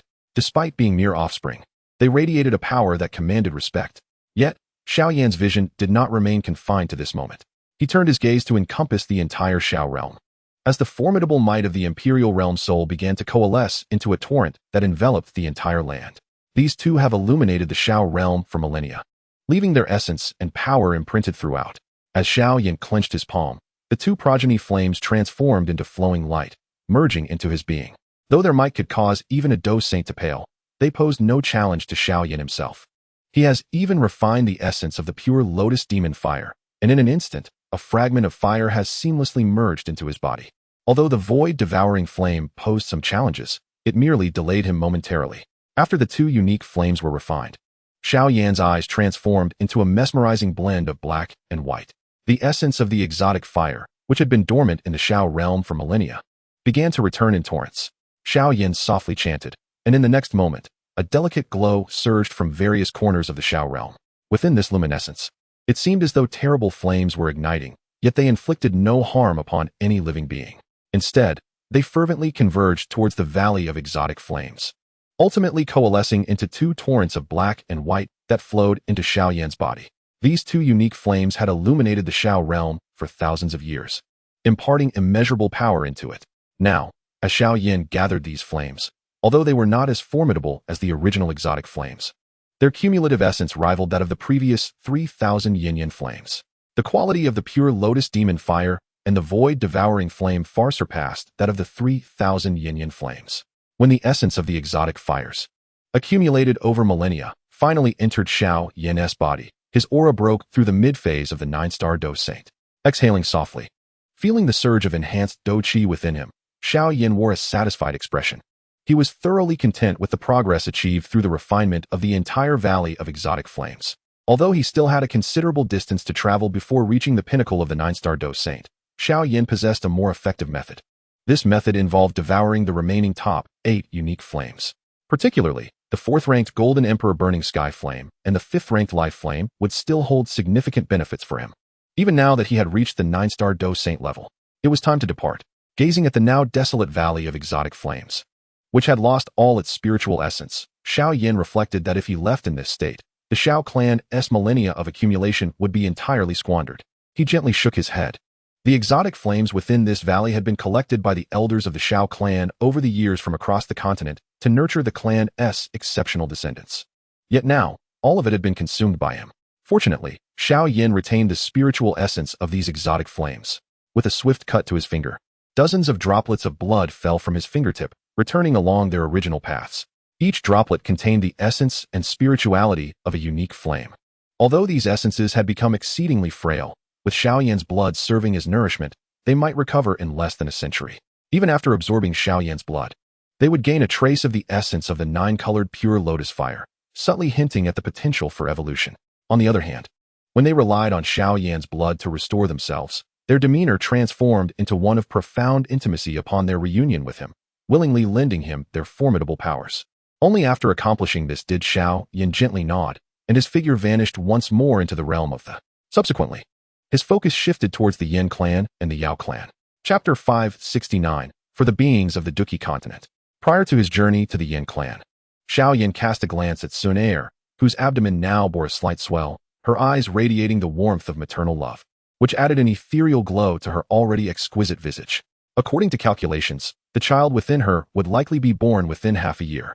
Unlike Xiao, whose potential was extraordinary, human offspring required a gestation period of only 9 months, regardless of the nurturing provided by the finest elixirs. Even with Xiao Yan utilizing the most exceptional medicinal concoctions, the timeline remained unchanged. Among Xiao Yan's aspirations, the Golden Emperor's burning heaven flame was also listed as a final target. Given Sun Heir's current state, he dared not entertain any thoughts of seizing the Golden Emperor's flame. After spending some time together, Xiao Yan wielded the heavenly phoenix's cracking golden wings and departed from the Xiao realm, swiftly arriving at the Yin clan. Upon hearing Xiao Yan's intention to borrow the 3 most powerful of the Yin clan, the clan leader's initially warm smile evaporated instantly. The Yin clan, one of the ancient 8 clans, possessed a remarkable number of, second only to the Xiao clan, including the 6th-ranked 8 Desolation Annihilation Flame, the 7th-ranked 9 Nether Golden Ancestor Fire, and the 8th-ranked Red Lotus Flame of Calamity.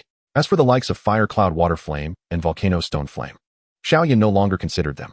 However, the clan leader expressed indifference towards the lesser-ranked. Yet, the 3 treasures of the clan, ranked 6, 7, and 8, were indeed the treasures of the Yin clan. Even with the formidable strength of the Xiao clan backing him, the clan leader's reluctance was palpable. In response to the clan leader's subtle resistance, Xiao Yan merely smiled slightly, as his aura of a mid-level 9-star Dou Saint permeated the entire Yin realm. The facade of indifference on the clan leader's face vanished entirely, replaced first by astonishment, which gradually transformed into respect. In the Duki continent, strength was revered. Despite Xiao Yan's lofty status, the clan leader had once respected him out of deference to the Xiao clan. However, after Xiao Yan vanquished the 8-star demon saint, the clan leader regarded him as an equal, if not superior. Yet, the display of Xiao Yan's current strength compelled the clan leader to reassess his attitude. A 9-star Dou Saint. How many existed across the entire Duki continent? Particularly striking was the fact that this young man, barely in his 20s, surpassed even this ancient being who had lived for nearly a millennium. It appeared that the rumors circulating within the Xiao clan were indeed true. This Xiao Yan could very well become another Dou Emperor following Xiao Xian. Contemplating this, a deeper sorrow welled within his heart. The fortune of the Xiao clan is indeed extraordinary. With the emergence of Xiao Xian, it is remarkable that another talent, Xiao Yan, has surfaced. Judging by Xiao Yan's rapid ascent, he may surpass even Xiao Xian in brilliance. Clan leader Yan Jin, it would be prudent for you to adopt a long-term perspective. Xiao Yan smiled gently. Perhaps in the future, I may bring even greater benefits to the Yin clan. Greater benefits? Yan Jin was momentarily taken aback. Do you not wish to know the fate of our ancestors? Perhaps one day, I shall reopen the passage to the continent of Dou Qi and that other world. When that time comes, I will surely remember the kindness of the Yin clan, ensuring a place for you. Moreover, these 3 extraordinary flames are merely borrowed. Once I ascend to the throne of Emperor, I shall return them. Xiao Yan painted a vivid picture for the clan leader. Yet the implications stirred a profound tremor within Yan Jin's heart. The secret of the disappearance of the Yin clan's ancestors and the gateway to the higher realms. This was knowledge that even the ancient clan leader knew little of. Yet Xiao Yan spoke of it so casually. What astonished Yan Jin even more was Xiao Yan's subsequent words. Once I become emperor, I will naturally return these 3 extraordinary flames. His tone was so nonchalant, as if the title of Dou Emperor was already within his grasp. This scene deeply resonated with Yan Jin, making it abundantly clear that Xiao Yan was on the path to becoming a Dou Emperor, and it would be wise to invest in him now while there was still time. Alas, the Xiao clan is truly favored by the heavens. With a soft sigh, Yan Jin ultimately acquiesced to Xiao Yan's requests. Beyond Xiao Yan's seemingly casual demeanor, there was another reason. He understood that if Xiao Yan did not rise to prominence, once the new demonic emperor of the foreign evil clan emerged, the entire continent of Dou Qi would face catastrophic destruction. At that time, even the ancient 8 clans would not escape unscathed, and the Yin clan, as part of this assembly, would certainly not be exempt. I have one more request. Yan Jin suddenly spoke. What request? Please, go ahead, Xiao Yan replied with a faint smile, believing that the clan leader would not oppose him or ask for anything unreasonable. I wish for His Highness the Emperor's bloodline of the future Dou Emperor to remain with my Yin clan. Yan Jin said with a smile. To leave my future Dou Emperor bloodline with the Yin clan? Xiao Yan was slightly taken aback. Indeed, the Scarlet Lotus Flame is currently within our clan's saintess, Huiji. As long as His Highness engages in dual cultivation with her, this transaction shall be complete. Yan Jin said with a grin. Having long sought to unite Xiao Yan and Huiji. Alas, Xiao Yan's later romantic entanglements had left him little opportunity to cultivate feelings with Huiji. Now that the chance lay before him, he could not let this golden opportunity slip away. Xiao Yan's countenance grew exceedingly grave.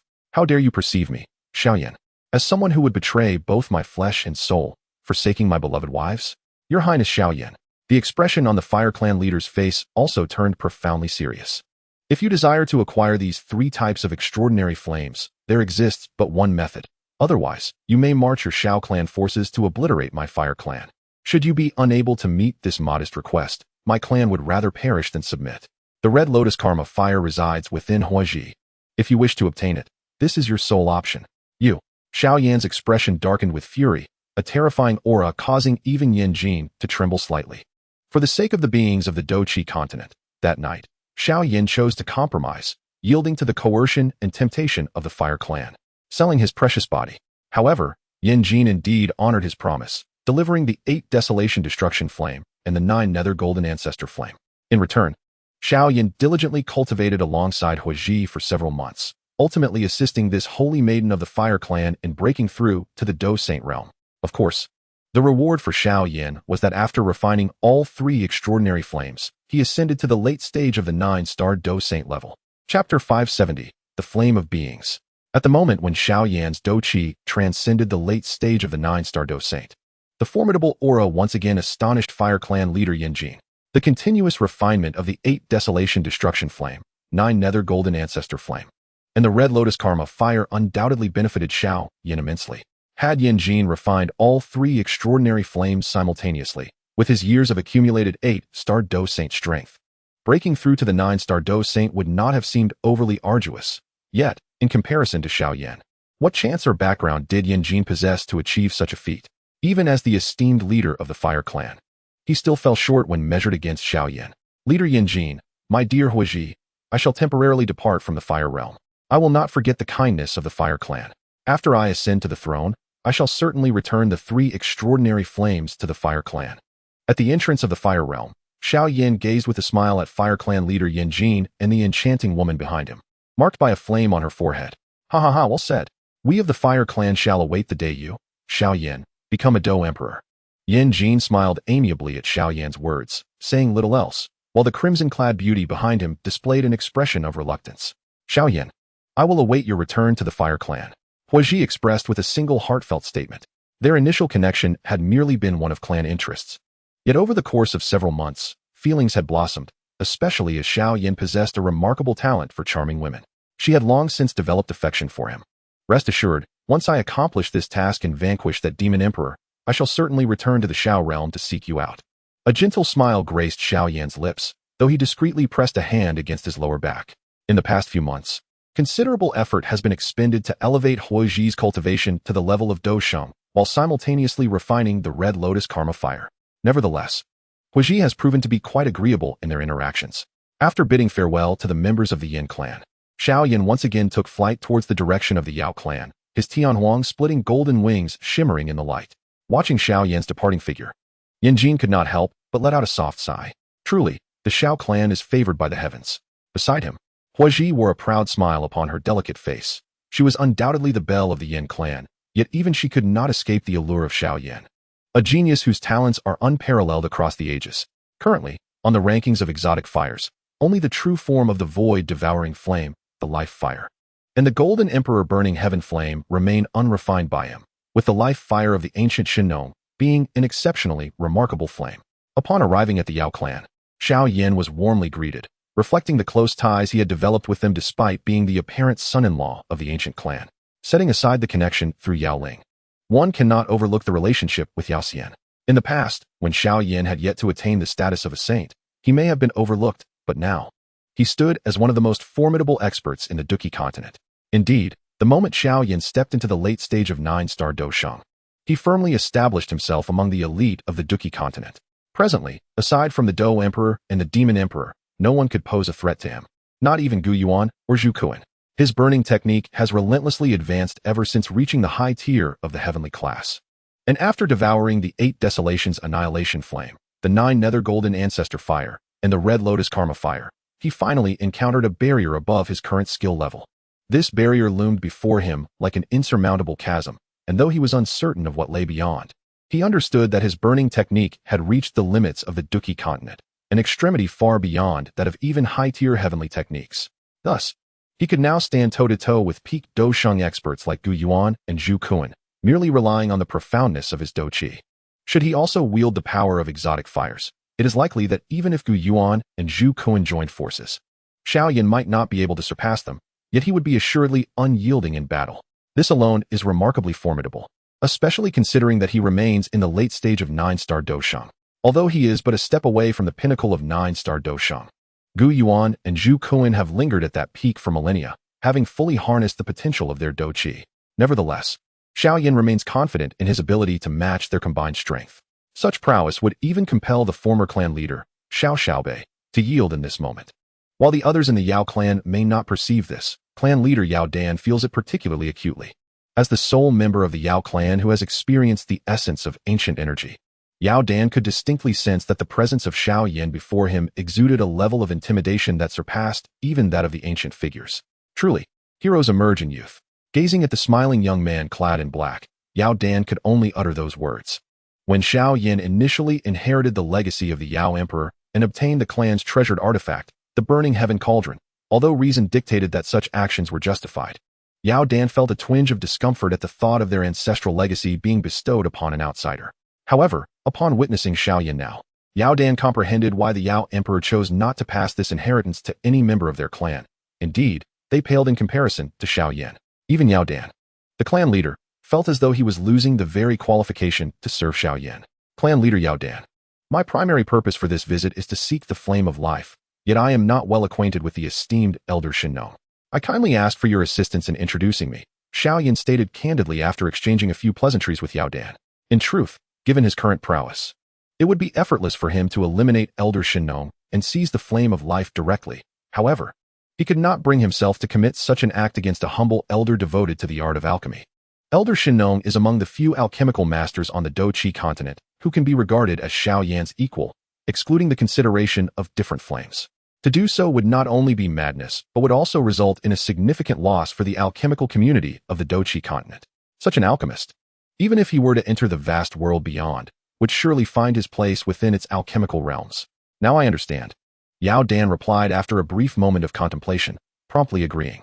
Young master, please rest in the palace previously occupied by Yao Ling while I reach out to that old fellow.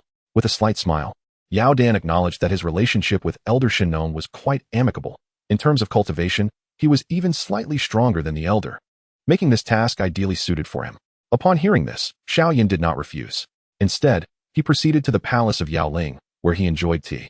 Although Yao Ling had married into the Xiao clan, Xiao Yan had never restricted her freedom, allowing her the liberty to return to her family whenever she pleased. While savoring tea in Yao Ling's palace, Xiao Yan encountered his brother-in-law, Yao Tian. However, the once hostile Yao Tian, who had previously vowed to slay him, now greeted Xiao Yan with a harmonious smile, exuding warmth and courtesy, welcoming him with open arms. Thanks to Xiao Yan. Although Yao Tian still bore the title of young clan leader, the actual authority within the Yao clan had largely shifted to him. With only matters concerning the entire clan's fate remaining under Yao Dan's control, all other affairs had been entrusted to Yao Tian. As Yao Tian gazed at Xiao Yan, a profound sense of nostalgia enveloped him. The once fledgling youth, whom he had relentlessly pursued outside the ruins of the Yinyang evil saint, had transformed into an unparalleled powerhouse, one whom even his own clan leader regarded with reverence. After a brief exchange of pleasantries, Xiao Yan's attention shifted to the sky above the medicine realm. In a fleeting moment, Yao Dan arrived at Xiao Yan's side, accompanied by a venerable elder with flowing white hair. Your Highness, this esteemed figure is the Elder Shinnong, Yao Dan announced with a cheerful demeanor. Upon seeing Elder Shinnong, Xiao Yan respectfully clasped his hands in greeting, holding this elder in high esteem. At the sight of Xiao Yan, Elder Shinnong could not suppress a sigh of admiration. As a venerable figure in the Dou continent, his ability to refine 9th rank Xian Dan granted him a distinguished status among Douxing experts. Despite his extensive experience, the sight of Xiao Yan elicited a deep sigh. This young man had accomplished in merely 2 decades what they had not achieved in a millennium, and he was soon to reach the pinnacle of his journey. Your Highness Xiao Yan, Elder Shinnong replied with a slight bow, and in the next moment, a vibrant green flame erupted from his hand. This emerald-hued flame, reminiscent of liquid jade, swirled with mist, saturating the surrounding atmosphere with an overwhelming vitality. Even the flora around them began to grow wildly in response. This is the flame of life. Whether you can tame it depends on your prowess, Elder Shinnong said with a smile, but the next instant, he found himself utterly astonished. In Chapter 571, the pinnacle of 9-star Dou Shang, as Xiao Yan extended his palm, a dazzling flame burst forth from his hand. This fire emanated a presence that sent tremors through both Yao Dan and Elder Shinnong, yet it did not disturb the environment in the slightest, while the surroundings remained unchanged. The flame of life in Elder Shinnong's grasp became remarkably docile. This sight caused Elder Shinnong's eyelids to twitch in disbelief. Although the flame of life was not primarily an offensive fire, its ferocity was still formidable, ranking 5th among the. Elder Shinnong had expended considerable effort to subdue it. Yet now it behaved as gently as a kitten before Xiao Yan. Such a scene left even Elder Shinnong momentarily speechless. What kind of is this? How can it be so fearsome? Elder Shinnong gasped, for although Xiao Yan had not unleashed the full power of his flame, the presence of this was akin to that of a sovereign among flames, rendering even the flame of life devoid of any will to resist. Hee, Senior Shinnong. It seems that the flame of life does not resist me at all, Xiao Yan said with a smile. Alas, observing this scene, the elderly Shinnong shook his head weakly. In the next moment, a green flame, resembling liquid, detached itself from his palm. At that instant, Shinnong's complexion paled considerably. This flame of life had accompanied him for a millennium, and they had nearly become one. Suddenly severing this bond inflicted significant harm upon him, not merely to his cultivation and soul, but even his alchemical skills would suffer in the future. Senior Shinnong. Xiao Yan supported the elder with one hand while grasping the green, liquid-like flame with the other. The moment he seized it, he felt an overwhelming surge of vitality. It's nothing. Although it is quite taxing, my life remains unharmed, Shinnong said, forcing a smile despite his pallor. The medicinal pill already conveyed your reasons for taking all the. Thus, for the future of the Dou continent, I must proceed with this matter. Upon hearing this, Xiao Yan felt a twinge of admiration for the elder. How profound was his comprehension. unlike a certain patriarch of a fire clan who had the audacity to threaten him with the future of the entire continent, causing him to lose his innocence. With this thought, Xiao Yan flipped his palm, revealing a precious medicinal pill, gleaming with clarity. Let this vitality pill serve as compensation for you, senior. Without allowing Shinnong the chance to refuse, Xiao Yan directly melted the pill into a medicinal liquid and infused it into the elder's body. Though this was a 9th-grade pill capable of healing even heavily injured Dousheng warriors instantly, it still bore significant effects for Shinnong, a 6-star Dousheng, restoring much of his complexion. Once I ascend to Emperor, I shall naturally return the flame of life to you, Xiao Yan said with a slight smile. Upon hearing this, Shinnong could not help but burst into hearty laughter. Ha ha, good. If this flame of life can assist you in becoming emperor, it will not have sullied its reputation as the 5th on the, and I shall not have regretted my millennium of companionship with this. In response, Xiao Yan smiled faintly. Subsequently, he sought an open space within the medicinal realm to begin refining the flame of life. Despite its destructive power being inferior to that of the pure lotus demon fire, as the 5th-ranked flame of life, it remained a formidable. Thus, even with Xiao Yan's current strength, he devoted a full month to thoroughly refining the flame of life. A month later, in a valley within the medicinal realm, tall grasses and trees flourished abundantly, occasionally concealing precious herbs within their midst. A rich, almost mist-like emerald vitality permeates the entire valley, as if a single breath of it could grant years to one's life. In the heart of this valley, a young man clad in black suddenly opened his eyes. This day has finally arrived. A glimmer of green radiated from Xiao Yan's gaze as he slowly rose to his feet. In the next moment, the aura of a peak 9-star Dou Saint emanated from his being, resonating throughout the realm of medicine. At this instant, all creatures within the medicinal world were engulfed in a profound reverence. Even those formidable Dou Saints could not help but change countenance. The pressure of a peak 9-star Dou Saint, in many ways, surpassed that of the remnants of the Medicine Emperor. Had it not been for the absence of imperial might capable of controlling dimensions, Xiao Yan had indeed stepped into this realm. Among all the formidable beings, only Yao Dan and the elder of Shinnong exchanged knowing glances, fully aware of the heights Xiao Yan had now achieved. He stood at the pinnacle of the 9-star Dou Saint, merely a step away from the exalted realm of the Dou Emperor. Throughout history, aside from the invincible Dou Emperors, the peak of 9-star Dou Saint represents the utmost limit of this world, with the only means of transcending it being the acquisition of source energy. Remarkably, Xiao Yan was but in his early 20s. Is this the sensation of being at the peak of 9-star Dou Saint? With eyes closed, Xiao Yan felt as if he had transformed into a vast ocean. With a slight clench of his palm, an overwhelming surge of Dou Qi instantly summoned the energy of the entire medicinal realm, coalescing into a magnificent tidal wave of energy in the sky. With but a thought, he nearly mobilized all the energy within the medicinal world. Disperse. With a gentle wave of his hand, that multitude of energy scattered once more, transforming into colorful clouds that spread throughout the realm. I wonder, can my current strength easily subdue my esteemed father-in-law? Taking a deep breath, Xiao Yan acknowledged that the life flame, ranked 5th on the, was indeed formidable, harboring a vitality so intense that even with his late-stage 9-star Dou Saint prowess, it could propel him to the pinnacle of that level. However, despite having reached the peak of 9-star Dou Saint, he still felt that he had not yet attained his limits. Even the burning art, while it had struck the threshold of its utmost potential, had yet to genuinely break through to another tier. Xiao Yan could not help but gently shake his head. He had a premonition that once the burning art transcended its limits, he would enter an entirely new realm. Upon reaching that stage, while he would not dare claim to rival a Dou Emperor, he would undoubtedly find it effortless to deal with a peak 9-star Dou Saint. Of course, even now, he held confidence in his ability to suppress the combined forces of Gu Yuan and Zhu Kuan single-handedly. Should he encounter the dragon demon True Saint once more, he was even certain he could vanquish him. As Xiao Yan pondered within his heart, the jade pendant at his waist suddenly conveyed a message from Kalen. Xiao Yan, Suner is about to give birth. Chapter 572. My son Xiao Yan possesses the demeanor of a Dou Emperor. Upon receiving this news, Xiao Yan momentarily froze, and then a surge of excitement illuminated his otherwise calm visage. Although he had already experienced the birth of Xiao Xiao, the thought of welcoming another child still filled his heart with undeniable exhilaration. It seems I must hasten back to the Xiao clan. Taking a deep breath, Xiao Yan moved swiftly, appearing before the elder Yao Dan and the venerable Shinnong. Elder Yao Dan, Elder Shinnong, my wife is giving birth. I must return to the Xiao clan at once.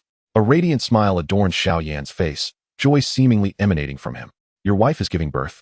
At this proclamation, Yao Dan appeared even more elated than Xiao Yan himself, eagerly inquiring, is it Yaoling? Should it be Yaoling, the head of the Yao clan would undoubtedly be overjoyed. For if Xiao Yan were to ascend to the throne of an emperor, his progeny would undoubtedly possess the most exceptional bloodline of Dou Emperors. In other words, if Yaoling were to bear Xiao Yan's child, that offspring would be of a divine bloodline upon Xiao Yan's ascension to emperorhood. The magnitude of such a divine bloodline is exemplified by the ancient figure of Sun. Furthermore, with Xiao Yan as the Dou Emperor father guiding them, while it may be uncertain whether they would become an emperor, reaching the pinnacle of Dou Saint should pose little challenge. Observing the eager smile on Yao Dan's face, Xiao Yan could not help but chuckle awkwardly, gently shaking his head. Not quite. Upon witnessing Xiao Yan's expression, the anticipation on Yao Dan's face swiftly faded, leaving behind a trace of disappointment. Nonetheless, he managed a forced smile, stating, "Though it is not from that girl Yaoling, I still extend my congratulations to His Highness. Look at you. There's hardly a hint of sincerity." The elder Shinon could not help but jest, then handed Xiao Yan a vibrant green orb. "Your Highness, this spirit fire pearl is a byproduct derived from the spirit flame over 100 years of cultivation. While its value does not compare to the spirit flame itself, it is akin to treasures such as the Bodhi seed. When worn by a young child, it will significantly benefit their growth." Upon hearing Elder Shinon's introduction, gratitude flickered across Xiao Yan's face, and he gently clasped his fists in respect, saying, "In that case, I am deeply grateful, Elder Shinon. Given his current strength and status, obtaining a treasure comparable to the Spirit Fire Pearl would not be a difficult task. However, the gift from Elder Shinon bore profound sentiment." After exchanging farewells with the two, Xiao Yan's figure vanished into the skies of the medicine realm. "Why have you grown so stingy, old man?" After Xiao Yan's departure, Elder Shinon could not resist teasing Yao Dan. "Stingy?"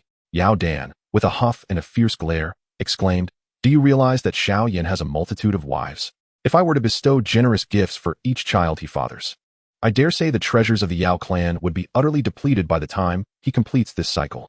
The precious heirlooms of our clan must, of course, be reserved for the progeny of Yaoling." Upon hearing this, the venerable Shinon could not suppress a chuckle. Meanwhile, Xiao Yan's figure swiftly returned to the Xiao realm, making a beeline for the flame hall. As he descended, he was greeted by a throng of jubilant faces. At the heart of the crowd, Yao Xian cradled a tiny infant, beaming with delight, while Xiao Zhan wore a grin that stretched from ear to ear. Xiao Lin also shared in the joy. And aside from them, Kai Lin, Yun Yun, and the little medical sage wore smiles tinged with envy.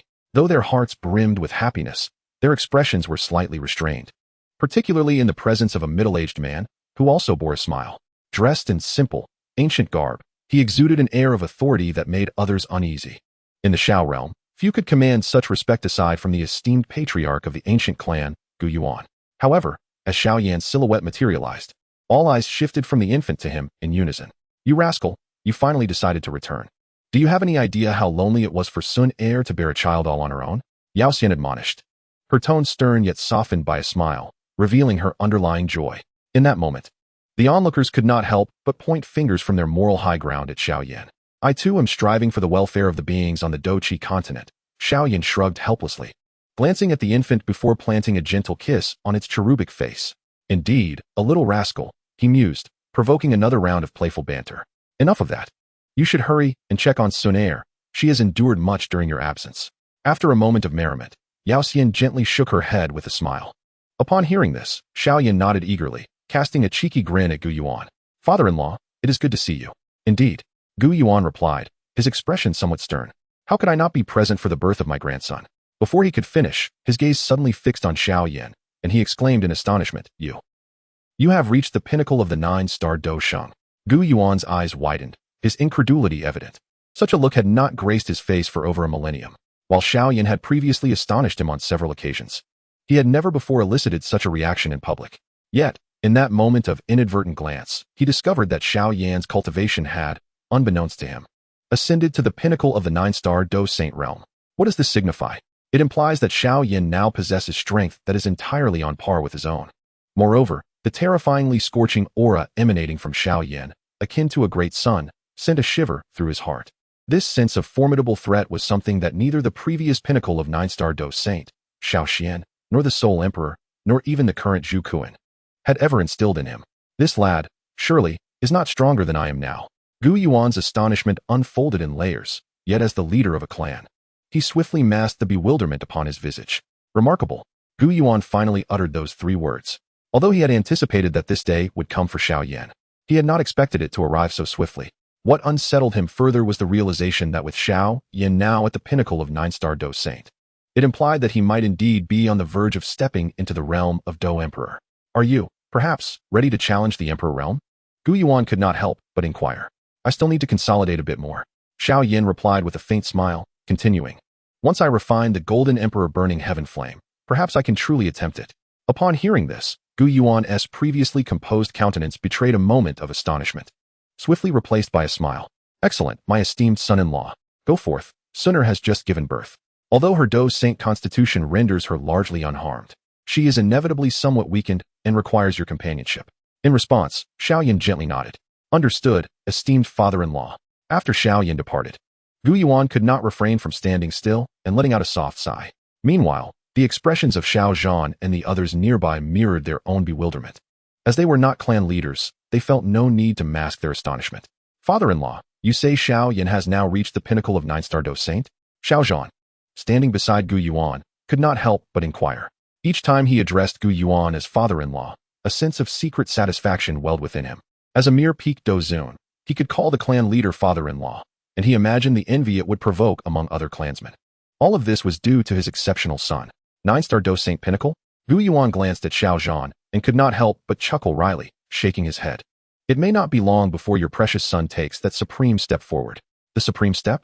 With these words, the entire courtyard fell silent once more. Xiao Yan had already reached the pinnacle of 9-star Dou Saint, and should he take another step forward, there remained only that ultimate step to achieve. To cross that threshold would mean becoming the true sovereign of this realm. That is the Dou Emperor. Haha. I always believed my son Xiao Yan possessed the demeanor of a Dou Emperor. Chapter 573, Battle with Gu Yuan. Xiao Zhan's words shattered the tranquility of the courtyard. Yet when he noticed the peculiar gazes directed at him, akin to that of onlookers observing a fool, a deep crimson crept onto his cheeks. Nevertheless, no one uttered a word. After all, having such a son was indeed a source of immense pride and honor. At this moment, Xiao Yan had already arrived at Sun Heir's chamber, traversing through the elegantly antiquated halls, until he ultimately found himself in a bedroom that exuded a faint, delicate fragrance. Within the room, a woman clad in white lay quietly upon the bed. Her exquisite face bore a hint of pallor, and wisps of hair dampened by fragrant sweat adorned her smooth forehead. Despite having recently given birth, her attire could not conceal her flawless figure. You've returned. Upon seeing Xiao Yan's silhouette before her, a smile graced Sun Heir's pale, yet beautiful face, stirring a gentle warmth within Xiao Yan, which blossomed into a tender expression. I have returned. Xiao Yan softly approached the bedside, taking her delicate, alabaster hand in his own. As he felt her hand, warm and tender like a precious jade, a serene smile illuminated his face. You have worked hard. It's nothing, Sun Heir replied with a gentle shake of her head, gradually propping herself against Xiao Yan's shoulder. She murmured, ever since I laid eyes on that girl, Xiao, I have longed to have a child of our own. Now, my wish has finally come to fruition. Xiao Yan remained silent, simply sitting on the bed as he listened to her soft whispers, his heart growing increasingly tranquil and tender. This tranquility was the kind of bliss every man yearns for in his heart. For the sake of this beauty, he vowed to expel the malevolent foreign tribes from the Dou Qi continent. By the way, have you refined the life flame yet? As they exchanged tender words, Xiao Yan had already infused a vibrant green energy into her meridians. This green energy was warm and soothing, brimming with a breathtaking vitality, swiftly restoring her weakened body. Though she had attained the strength of a Dou Saint, childbirth still left her in a state of frailty. With Xiao Yan's assistance, she felt her body rapidly recuperating. Such miraculous energy could only be the life flame, and Sun Heir could think of nothing else. Indeed, Xiao Yan nodded slightly in acknowledgement. It seems you have now acquired all the extraordinary flames aside from the Golden Emperor's burning heaven flame, Sun Heir remarked with a soft smile. We shall discuss the Golden Emperor's burning heaven flame later. For now, your priority is to recuperate. Xiao Yan gently shook his head, stating, childbirth, even for a Dou Saint, entails a significant toll, as the arrival of a newborn draws abundant nutrients from the mother's body. However, in contrast, the child he shares with Sun Heir is endowed with immense potential. Although he may not possess the innate prowess of a Dou Zone like Xiao, his future may very well rival hers in strength. Sun Heir smiled gently, resting her head against Xiao Yan's shoulder. Initially, the news of his new son circulated only among the higher echelons of the Xiao clan, with the clan sages presenting their congratulations and gifts. Yet, it swiftly spread throughout the Dou Shang community of the central continent. The birth of this child is not merely a matter for the Xiao clan. It is also of great significance to the ancient clan, as he is their sole grandson. One can only imagine the esteem with which the ancient clan regards this little one, especially upon learning that his father is none other than the illustrious Xiao Yan, who is currently at the pinnacle of his fame. Consequently, everyone extended their heartfelt congratulations, showering him with countless gifts. The arrival of this tiny infant has quietly reverberated through the entire Dou Sheng circle of the central continent. Xiao Yan named the newborn Xiao Lin, harboring considerable expectations for him. What level has your strength reached now? In a quaint courtyard of the Yan Hall within Xiao Jia, Gu Yuan, sipping tea, could not help but glance at Xiao Yan. Despite sensing that Xiao Yan's strength seemed to surpass his own, he found it difficult to believe. After all, they were both at the peak of the 9-star Dou Sheng. Why should Xiao Yan be stronger than his father-in-law? As a peak 9-star Dou Sheng, Gu Yuan had honed his abilities to their utmost limits, instinctively believing that even with the aid of Xiao Yan could not possibly overpower him. What strength? Xiao Yan momentarily paused, a peculiar smile gracing his face. Why not, esteemed father-in-law, have a spar with me? His gaze shimmered with fervor and anticipation. After devouring the flame of life, his power had ascended to an unrivaled level beneath the Dou Emperor, rendering ordinary strong individuals unworthy even to serve as his practice partners. At this moment, only his father-in-law, who had also reached the pinnacle of Dou Sheng, could provide him with an opportunity to truly unleash his strength. A spar? Gu Yuan was initially taken aback, but soon a smile spread across his face. Very well. He, too, was immensely curious about Xiao Yan's strength, pondering just how formidable his son-in-law had become. The two exchanged knowing smiles. In the next moment, the previously tranquil Xiao Jia began to tremble violently. Xiao Yan and Gu Yuan had already vanished from the Xiao realm, but several powerful individuals who had attained the 7-star Dou Sheng were acutely aware of a terrifying disturbance arising in the nearby space. An epic battle is underway. The strong figures exchanged glances, and one by one, they tore through the fabric of space to enter the turbulent currents of time and space. Before them lay a scene that caused their pupils to involuntarily constrict. There stood Gu Yuan, the patriarch of the ancient clan, amidst the chaotic currents of space.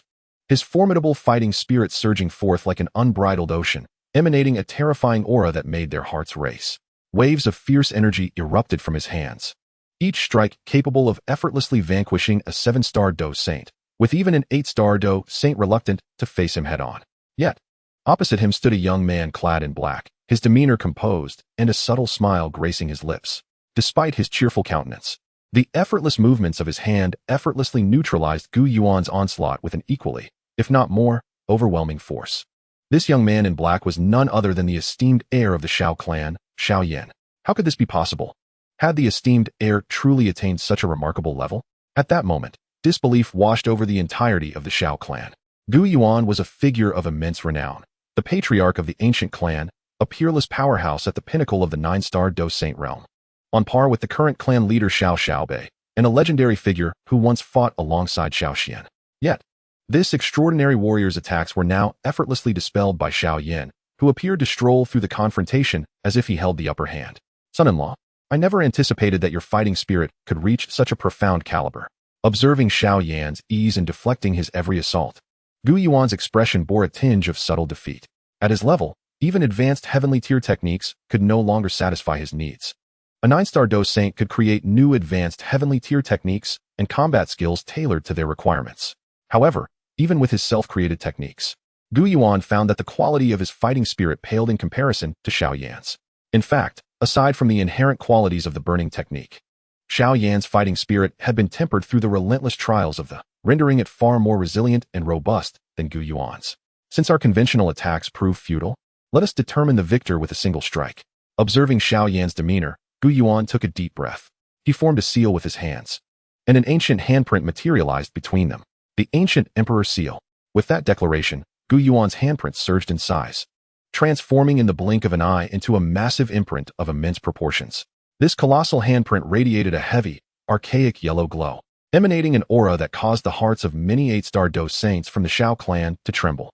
The Emperor Seal technique, originally one of the ancient clan's heavenly tier combat skills, had only truly reached the heavenly tier in its final form, the ancient Emperor Seal. Yet, Gu Yuan had mastered this technique for over a millennium, molding and reshaping it into a heavenly tier combat skill that suited his own prowess. The true power of this technique is likely not inferior to that of the peak 9-star Dou Saint, Gu Yuan, wielding a high-tier heavenly technique. Such a terrifying force, if unleashed upon any of them, would undoubtedly spell their demise. While one cannot claim this technique to be Gu Yuan's ultimate strike, its potency is certainly not to be underestimated. For those who have yet to attain the pinnacle of 9-star Dou Saint, withstanding such an assault would be exceedingly difficult. Son-in-law, should you manage to endure this attack, I shall concede, Gu Yuan remarked with a smile. The improved Gu Di seal, a product of his enhancements, was even more formidable than the one originally crafted by the ancient Dou Emperor of the Gu clan. This was, of course, partly due to the latter's casual creation of it. Nevertheless, the might of this strike was undeniably significant.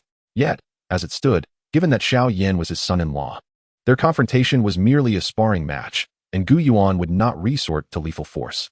However, confronted with such overwhelming power, Xiao Yan displayed no trepidation. Instead, a spark of excitement gleamed in his eyes. Father-in-law, prepare to witness the true might of my newfound. With a glint of determination, Xiao Yan revealed that his had now fused with a remarkable 21 varieties, reaching a level of potency that would surely command respect, even from a genuine Dou Emperor. He was eager to discover just how far his could ascend. As his voice fell, Xiao Yan's hand formed a seal, and in an instant, a colossal, resplendent fiery hand, towering to the heavens, manifested amidst the tumultuous spatial currents. With the emergence of this magnificent flame, chaos erupted within a radius of 10,000 miles.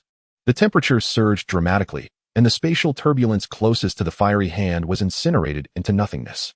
Witnessing this spectacle, not only did the expressions of the numerous experts from the Xiao clan shift dramatically, but even Gu Yuan's countenance revealed a subtle change. He felt an unsettling premonition. Should he become ensnared by that dazzling flame, he would undoubtedly encounter considerable trouble. How has this young man's grown so powerful? Gu Yuan could not restrain a deep breath. As a peak 9-star Dou Saint, he had never experienced such a sensation even against the likes of the void-swallowing flame or the pure lotus demon flame during their prime. Even in the face of Xiao Yan's later fusion into the 9-colored pure lotus flame, Gu Yuan had merely sensed a hint of threat. Yet now, the Xiao Yan's hands instilled in him the distinct feeling that entanglement would lead to insurmountable difficulties. Unbeknownst to them, Xiao Yan's had drawn ever closer to the essence of the Tua, Shi ancient emperor's imperial flame. Thus, he aptly named this technique the Imperial Flame Palm. Imperial Flame Palm. Go! Xiao Yan exclaimed, as the towering fiery hand, imbued with formidable heat, surged through the endless spatial turmoil, colliding violently with Gu Yuan's Gu Di seal. Boom! At the moment when two colossal hands collided, the numerous experts of the Xiao clan felt a tremor in their hearts. They then witnessed a massive shockwave obliterating all spatial turbulence within a radius of 10,000 miles, a portion of which surged toward them. How formidable! The expressions of these mighty beings changed slightly as they hastily invoked protective techniques to shield themselves. The wave's impact on the 8-star Dou Saints caused them to sway slightly, while the 7-star Dou Saints were left in a more precarious state, stumbling back uncontrollably by several steps.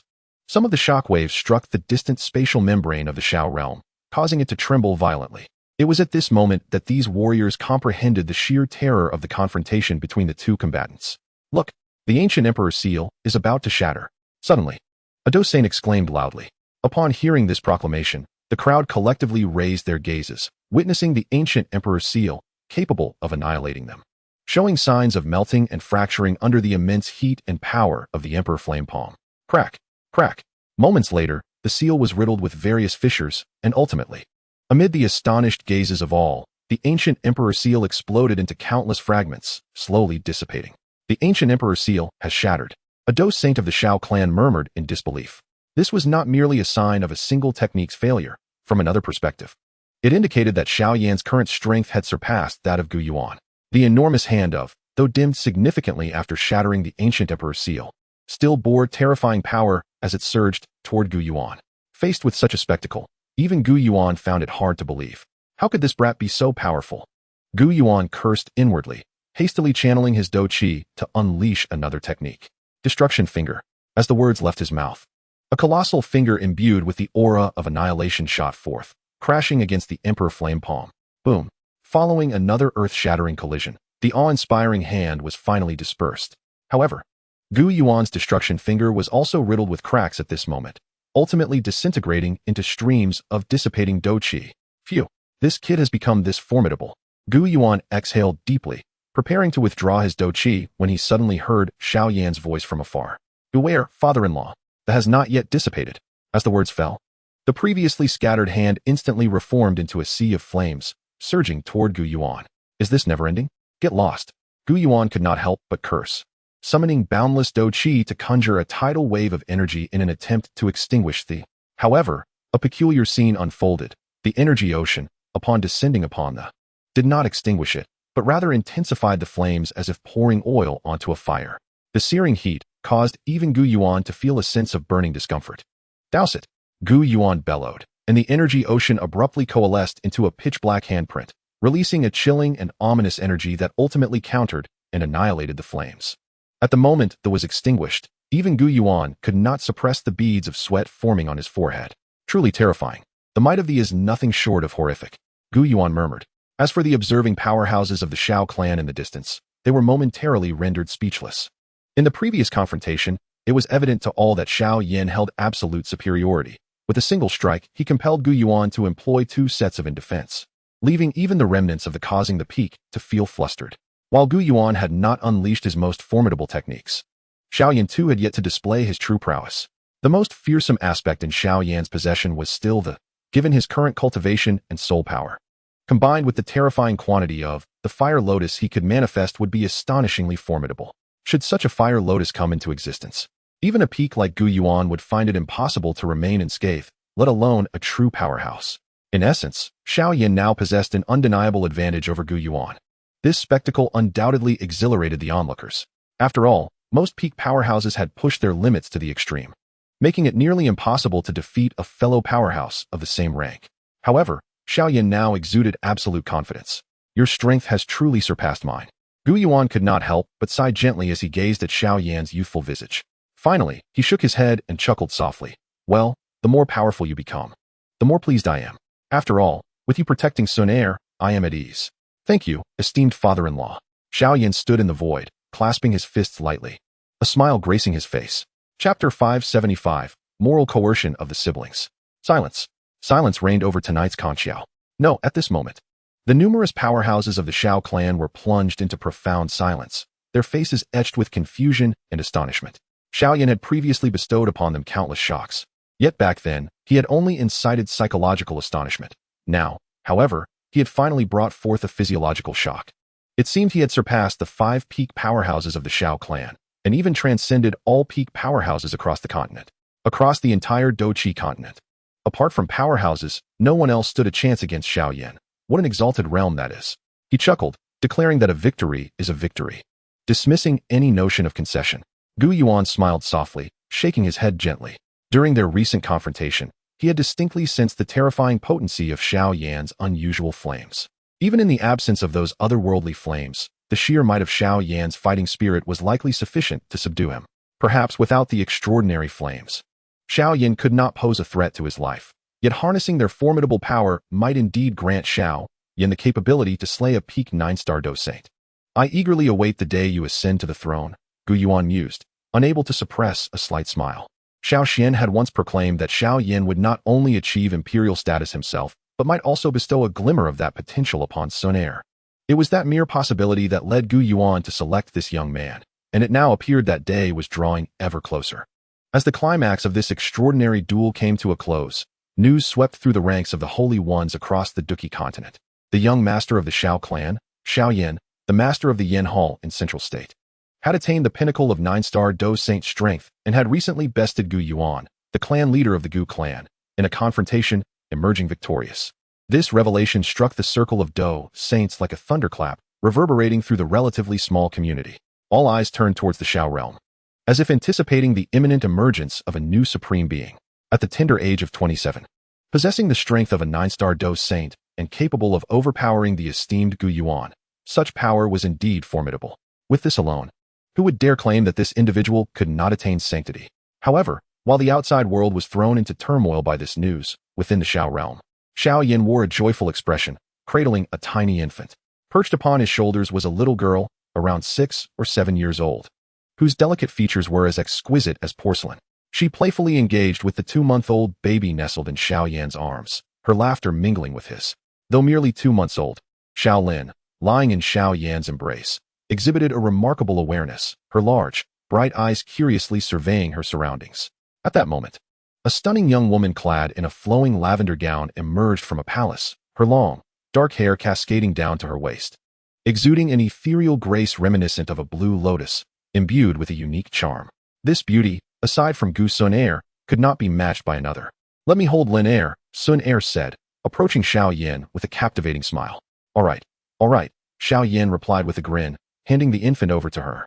Upon seeing Sun Heir, the baby's lively eyes sparkled with joy, and a cheerful grin spread across her tiny face. Seeing him smile so joyfully, Sun Heir's delicate face also revealed a hint of maternal indulgence. At that moment, Xiao Yan gently wrapped his arms around her slender waist, while little Xiao Xiao, now blossoming into a beauty, perched on his neck. This scene was warm and beautiful. However, this tranquility was soon shattered by an unexpected remark. "How is your recovery coming along?" Xiao Yan suddenly whispered in Sun Heir's ear. "It's been well for some time now. Did you not instruct me to take extra time for recuperation?" Sun Heir replied with a slight smile. As a formidable Dou saint, and possessing an abundance of treasures at her disposal, she had managed to restore her health in merely half a month. Yet, Xiao Yan remained concerned, urging her to rest more. Now that 2 months had passed, she had already returned to her peak condition, even making some advancements in her cultivation. "Have you truly returned to your peak?" A mischievous smile suddenly graced Xiao Yan's lips, and before Sun Heir could react, he lifted Xiao Xiao down from his neck and took Xiao Lin from Sun Heir's arms, handing him to Xiao Xiao. "Xiao Xiao, take your brother to find your mother. Or perhaps another aunt. Tell them that your father and Sun Heir aunt have important matters to attend to." With that, he attempted to pull Sun Heir towards the house. Witnessing this scene, not only was Sun Heir taken aback, but even Xiao Xiao, now understanding, gaped in disbelief.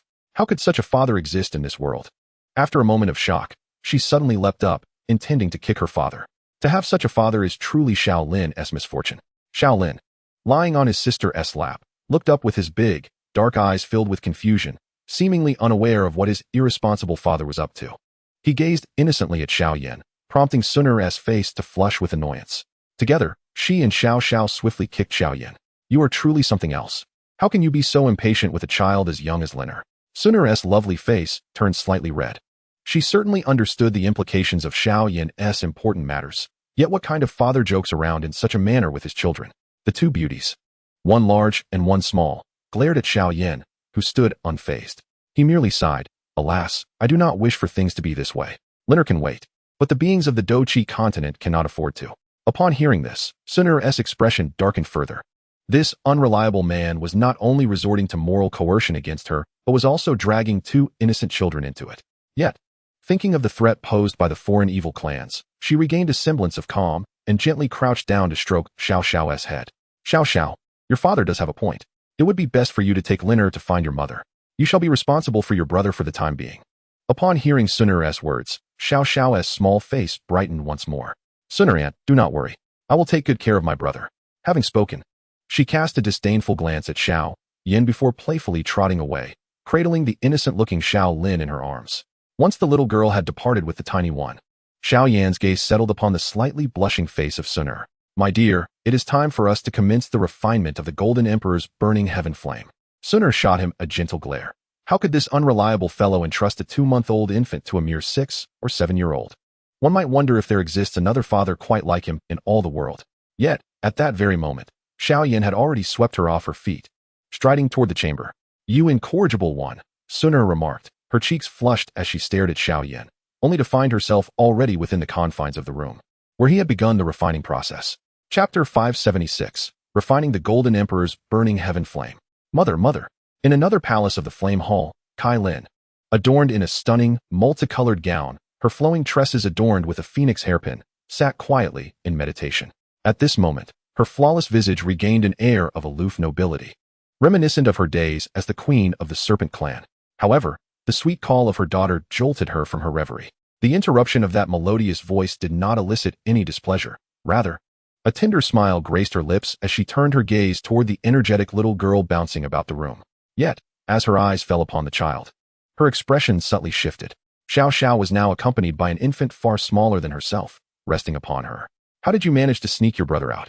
Kai Lin's countenance cooled slightly.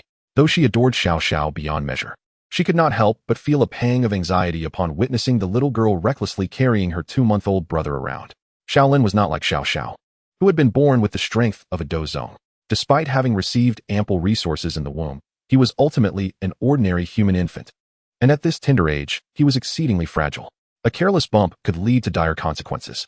Should anything happen to the little one due to Xiao Zhao's mischief, it would surely incite chaos within the flame hall. Even if Sun'er regarded him with the same affection as a daughter, she would likely be overwhelmed with despair if anything befell Xiao Lin. Moreover, this child was not merely the son of Gu Sun'er. He was the future prodigy of the Xiao clan, the sole grandson of the clan leader. Noticing the discontent in Kai Lin's eyes, Xiao Xiao instinctively shrank back before suddenly standing tall with newfound conviction. "Humph, it's all my irresponsible father's doing," she declared defiantly, her pretty face betraying a mix of frustration and indignation. He mentioned that he would engage in cultivation with Aunt Sun'er, and then carelessly entrusted his younger brother to me, all the while proclaiming his commitment to fighting for the beings of the Dou continent. Does he think I am unaware of his thoughts? Though the little girl is merely 6 or 7 years old, she possesses remarkable intelligence. While she does not know her father's intentions, she has already surmised that he is up to no good. This is not the first time she has experienced such occurrences, and she is well aware of the kind of person her father is. Is this truly your father who has left Linner in your care? Kai Lin momentarily froze, her face quickly contorting into a cold fury. How could this irresponsible man abandon such a small child to a half-grown one? He certainly has a carefree spirit. Yet, amid her indignation, she realized that Xiao Yan indeed had his own agenda. Although she inwardly chastised him for his impropriety, she could not interrupt him at this moment. Setting aside the absurdity of the situation, it was undeniably significant. If she were to intervene, she might not be able to find a proper explanation and could end up trapped herself. Poor Xiao Xiao would likely have to seek out the little doctor with Xiao Lin in her arms. Contemplating this, she let out a resigned sigh, then reached out to embrace Xiao Xiao, simultaneously cradling the infant Xiao Lin. The unfortunate child, still not weaned, had been cast aside by their irresponsible father.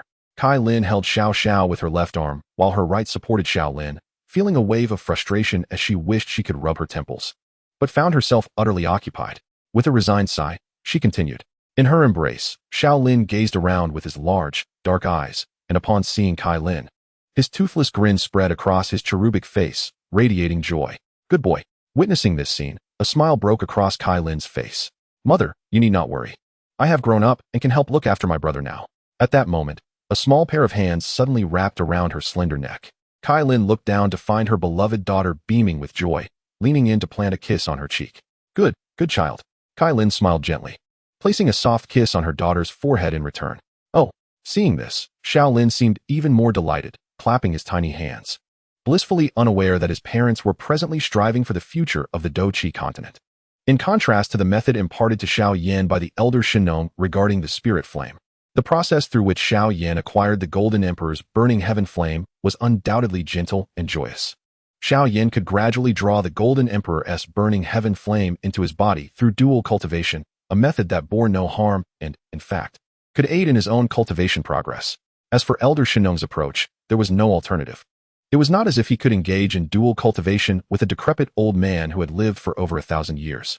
As time drifted by, the unfortunate Xiao Lin had subsisted almost entirely on the kindness of others, oblivious to the fact that his sustenance had been pilfered. He was still weaning and knew not who had taken his rations. He only recognized that it had been 10 to 15 days since he last saw his mother, after which he would be whisked away by his sister to another caretaker's embrace. Fortunately, the Xiao clan possessed an abundance of treasures, countless alternatives that could substitute for maternal milk, thus sparing the little one any deprivation. Months later, the now half-year-old Xiao Lin joyfully crawled about in the courtyard of the little physician. With a solid foundation, he quickly mastered the art of crawling. Little brother, hurry and catch that ball. The courtyard was cushioned with soft energy, devoid of any sharp objects that could harm an infant. At that moment, Xiao Xiao stood atop this soft surface, tossing a small ball across the yard. Xiao Lin, with great agility, propelled himself towards the ball, his limbs moving swiftly. Abba Abba! He exclaimed in glee, soon grasping the ball, only to realize it was cumbersome to hold with his hands. To his surprise, he clamped it between his teeth and hurriedly crawled back toward Xiao Xiao. However, as he was crawling, he suddenly felt himself lifted into the air. A slender, jade-like hand had gently raised him, cradling him tenderly while retrieving the ball from his mouth. Curiously, he widened his eyes and beheld a gentle woman clad in white, smiling down at him. She then turned to Xiao Xiao and said, Xiao Xiao, is this how you tend to your little brother? The little physician shot a playful glare, devoid of reproach, as she affectionately ruffled the little girl's hair. But he was having so much fun. Xiao Xiao protested, her small hands clasped behind her back as she stuck out her tongue, her face alight with mischief. You little rascal. I wonder if you'll grow up to be a little devil like your father, the little physician mused, shaking her head in exasperation. This little girl, merely 6 or 7 years of age, was already exhibiting signs of a cheeky nature. Yet with such a father, it seemed there would always be someone to catch her when she strayed. As she pondered these thoughts, a sudden surge of immense energy emanated from the direction of Sun'er's palace, compelling the little physician to lift her gaze. Has Sun'er broken through? A hint of joy illuminated her fair face. In her arms, Xiao Yan also turned his head, his bright, dark eyes fixed on the distant palace, emitting a series of excited coos. Meanwhile, within Sun'er's chamber, Xiao Yan had slowly emerged from the grand hall. A brilliant flame ignited within the depths of his ebony eyes as he quietly savored the sensation of having surpassed the limits of the burning art. Unbeknownst to him, the once tranquil sky over the Xiao realm had abruptly transformed into a vast expanse of darkness. Chapter 577, Breakthrough of the Burning Art. I shall take my leave for a while. Gazing up at the suddenly darkened sky of the Xiao realm, Xiao Yan's expression shifted slightly as he softly cautioned Sun'er behind him. In the next moment, he vanished from his original position. The emergence of heavenly-level techniques invariably invokes extraordinary phenomena, especially considering that the current evolution of the burning technique transcends even that level. Xiao Yan harbored an instinctive foresight that his present strength far surpassed his previous self. The moment the burning technique broke through the limitations of advanced heavenly-level martial arts, he sensed an astonishing enhancement of his internal fighting energy. In just this brief interval, he felt confident that he could easily defeat his former self should they meet again. As for Gu Yuan, if he were to invoke the Imperial Flame Palm now, it might very well spell disaster for his esteemed father-in-law. Heavenly-level martial arts summon celestial wonders, and the phenomenon elicited by the burning technique, if manifested within the Xiao realm, would likely deliver a staggering blow to it. Xiao Yan flickered through the chaotic space currents until he halted, only to find the previously tumultuous layers of space now shrouded in an expanse of pitch-black clouds. These ominous clouds stretched infinitely, seemingly engulfing the sky within a radius of thousands of miles, but in the blink of an eye, they transformed into a brilliant golden hue. Observing this spectacle, Xiao Yan felt no joy. Rather, his demeanor grew gravely serious. He understood that within the current storm clouds, a formidable 9 Xian golden thunder was about to descend. As anticipated, in the next instant, torrents of boundless golden lightning cascaded from the heavens, enveloping Xiao Yan in an instant. Each bolt of this golden lightning rivaled the 9 Xian golden thunder from the ancient Dragon Island, a force even the 7-star and 8-star Dou Saints would hesitate to confront directly. Fortunately, Xiao Yan had attained the pinnacle of the 9-star Dou Saint realm, and his fighting energy, enhanced by the evolution of the burning technique, had become remarkably formidable. Imperial Flame, Xiao Yan exclaimed, and in the next moment, a resplendent flame erupted from his being, the terrifying heat threatening to incinerate the very layers of space. His now was barely a step short of the true Imperial Flame transformed from the ancient Xiao Emperor, even though the 9 Xian golden thunder was immensely fearsome. Upon striking Xiao Yan, it was melted into countless droplets of golden lightning liquid. While some of the thunder's power penetrated the protective barrier of the Imperial Flame, it was ultimately thwarted by layers of purple golden scales that enveloped him. Despite the overwhelming might of the 9 Xian golden thunder, even Xiao Yan's basic defenses proved impervious. In fact, should he choose not to employ any defensive measures, his current formidable cultivation would allow him to navigate through these strikes unscathed. However, if the 9 Xian golden thunder were to fall simultaneously within the Xiao realm, it would likely herald a catastrophic disaster for the entire realm. As these thoughts lingered in his mind, Xiao Yan suddenly trembled his hand, and in the next moment, a golden dragon tattoo, measuring the length of a finger, on his right arm began to stir with unexpected vigor. In an instant, it transformed into a resplendent golden lightning dragon, approximately 10 feet in length. Little Jean seized this splendid opportunity, he gently encouraged, caressing the 9 Xian golden thunder, which reflected a glimmer of excitement in its eyes. Previously, after dispersing his own power, he had contemplated how long it would take to accumulate strength comparable to a 7-star Dou Saint again. Yet now, Xiao Yan was generously bestowing upon him a substantial amount of 9 Xian golden thunder. With a triumphant roar, the little dragon soared and descended into the tempestuous ocean of thunder that Xiao Yan had conjured. It had once possessed strength rivaling the pinnacle of a 7-star Dou Saint. Now, with the influx of such abundant 9 Xian golden thunder, its power rapidly surged back to that peak. However, upon reaching this level, the enhancement of its strength began to slow. Meanwhile, the golden thunder in the sky grew increasingly vigorous, each bolt more formidable than the 9 Xian golden thunder itself. Regrettably, Xiao Yan had already ascended to an extraordinarily formidable tier of power. It could be said that even without the aid of he was confident in his ability to triumph over Gu Yuan. With the assistance of, he could even challenge all the pinnacle 9-star Dou saints of the Duki continent.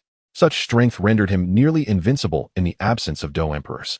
The Golden Thunder persisted for quite some time, inflicting no harm upon Xiao Yan. Rather, it allowed Little Jean not only to restore itself to peak condition, but also to ascend further to the pinnacle of 8-star Dou Saint. Had this little creature not recently gathered its spirit, it might have already evolved into a being on par with a 9-star Dou Saint. Xiao Yan tenderly stroked Little Jin's head. The peak of 8-star Dou Saint had once represented a formidable strength in his eyes. Yet now it bore little impact on him. However, this little fellow was still sufficiently capable of guarding his home. In the future, should he venture into the vast world, this diminutive lightning dragon could potentially grow to rival a Dou Emperor, thereby ensuring the protection of the Duki continent. At this moment, his gaze shifted to the distance.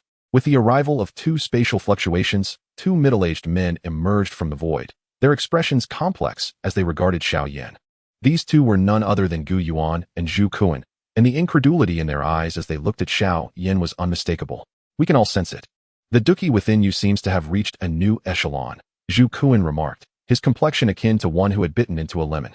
He had been receiving assistance from the Tai Su ancient dragon clan to help Zi Yin refine the Dragon Emperor's origin fruit when he abruptly received news from Gu Yuan about significant energy fluctuations near Xiao realm. Upon his arrival, he discerned that the energy fluctuations were indeed instigated by Xiao Yan, while Gu Yuan regarded him with an oddly enigmatic smile, as if to imply that such discomfort should not be borne alone.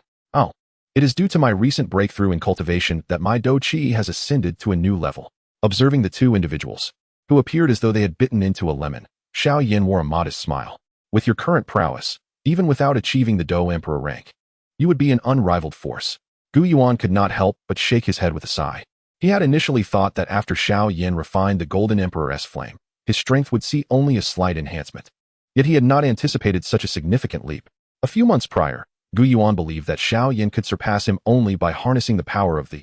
But now, it seemed evident that Xiao Yan could prevail over him even without any external aids. This realization was deeply unsettling for Gu Yuan, who had lingered at the pinnacle of Dousheng for a millennium. However, the presence of the ancient Zhu Kuan, who had lived for thousands of years yet remained in a similar predicament, provided him with some solace. Yet, compared to Gu Yuan's easing expression, the sourness on Zhu Kuan's face was unmistakable.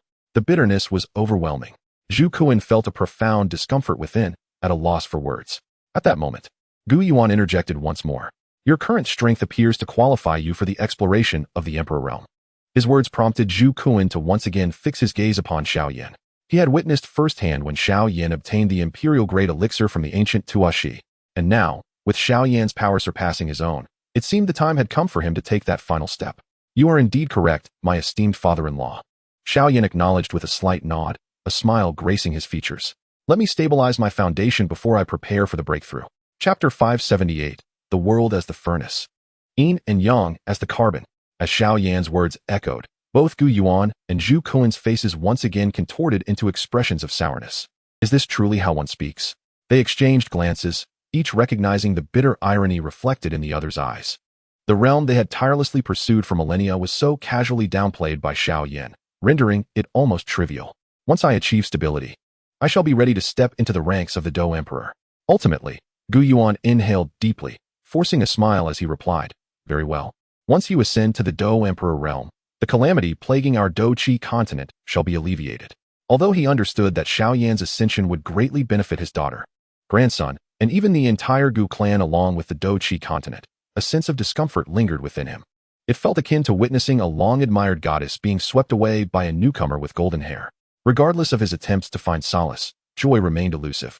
Beside him, Zhu Kuan wore an expression of deep contemplation. Ultimately, after bidding farewell to Zhu Kuan and Gu Yuan, Xiao Yan swiftly returned to the Xiao realm. My prince, my prince. At the moment of his return, numerous elders of the Xiao clan gathered around him, their faces etched with confusion as they gazed at Xiao Yan. The ominous disturbance they had just experienced had left them in a state of heightened anxiety. When the skies above the Xiao realm darkened completely, even they, the esteemed 8-star Dou Saints, felt an intense sense of impending crisis. Yet, this feeling dissipated swiftly upon Xiao Yan's departure, leading them to surmise that the incident must be connected to him. What transpired? Xiao Yan smiled faintly, but his next words caused the countenances of all the powerful figures to stiffen instantly.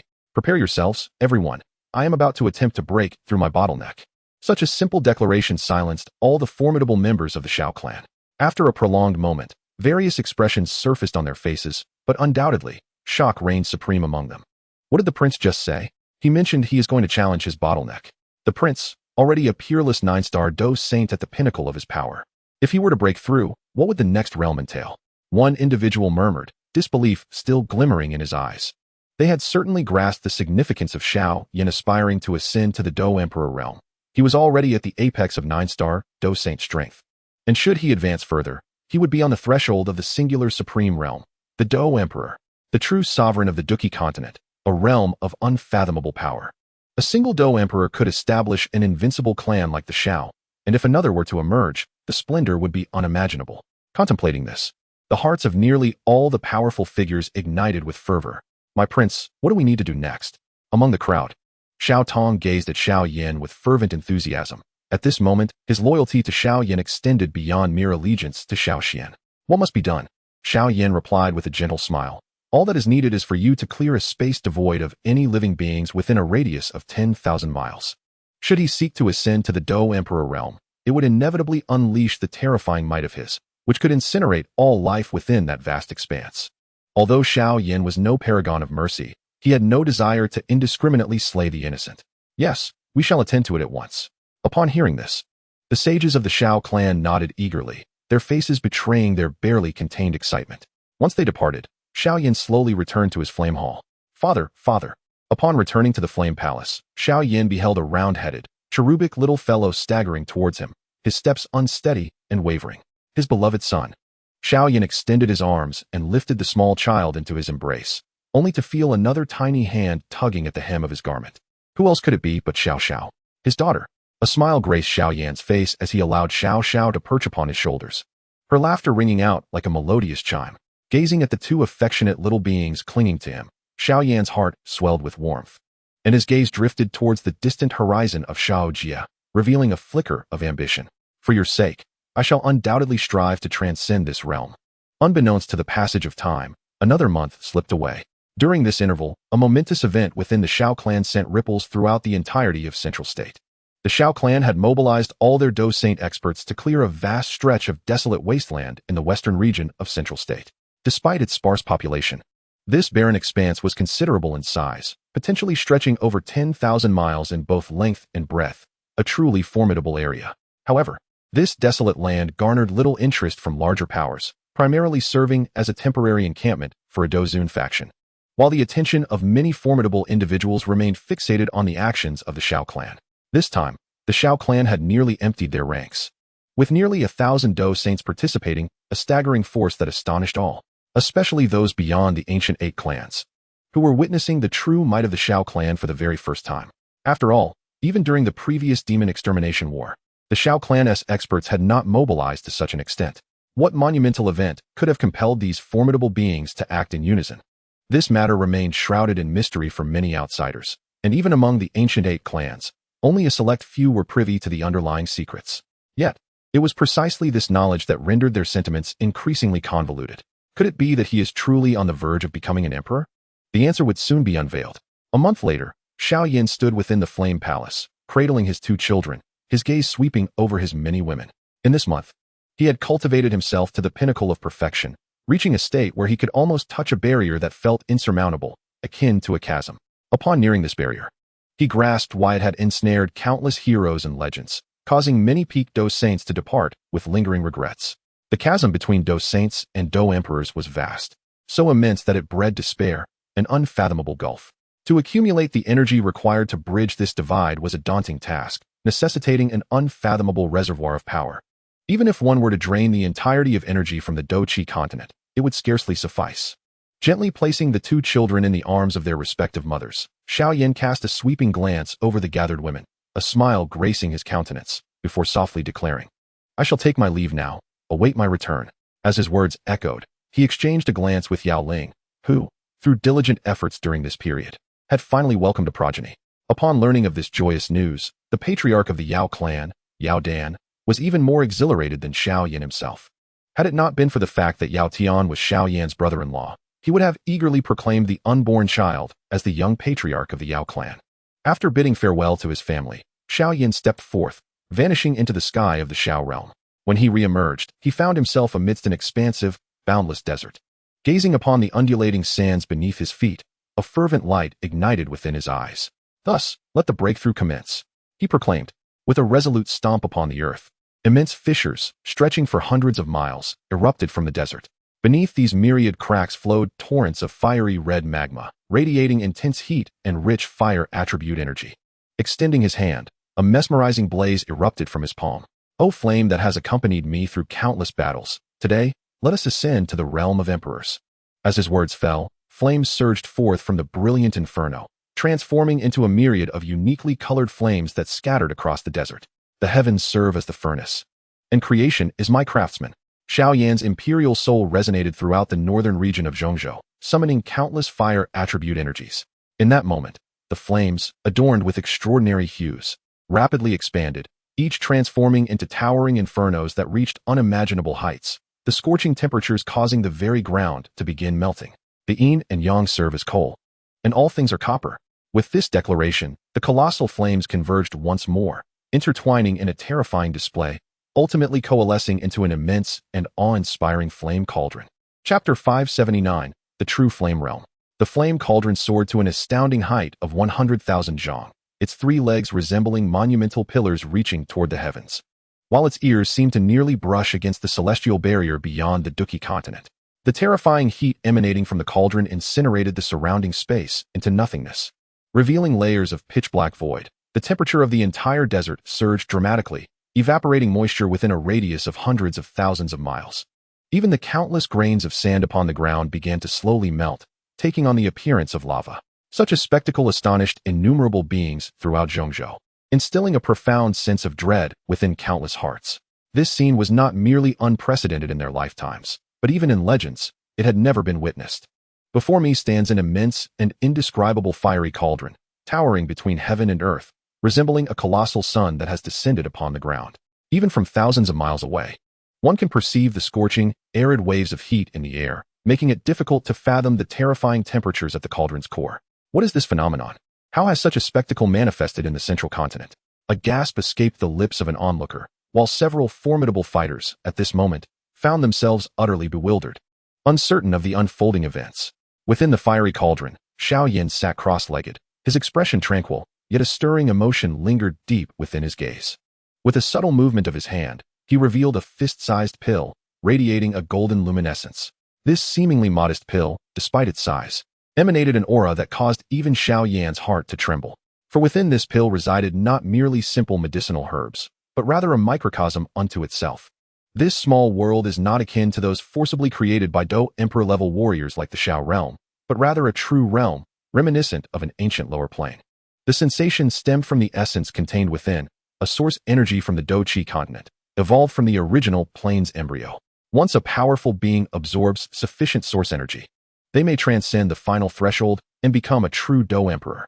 Of course, the prerequisite is one's ability to withstand such terrifying power. Throughout history, many 9-star Dou saints have emerged on the Dou Qi continent, particularly in ancient times when such peak warriors were more common.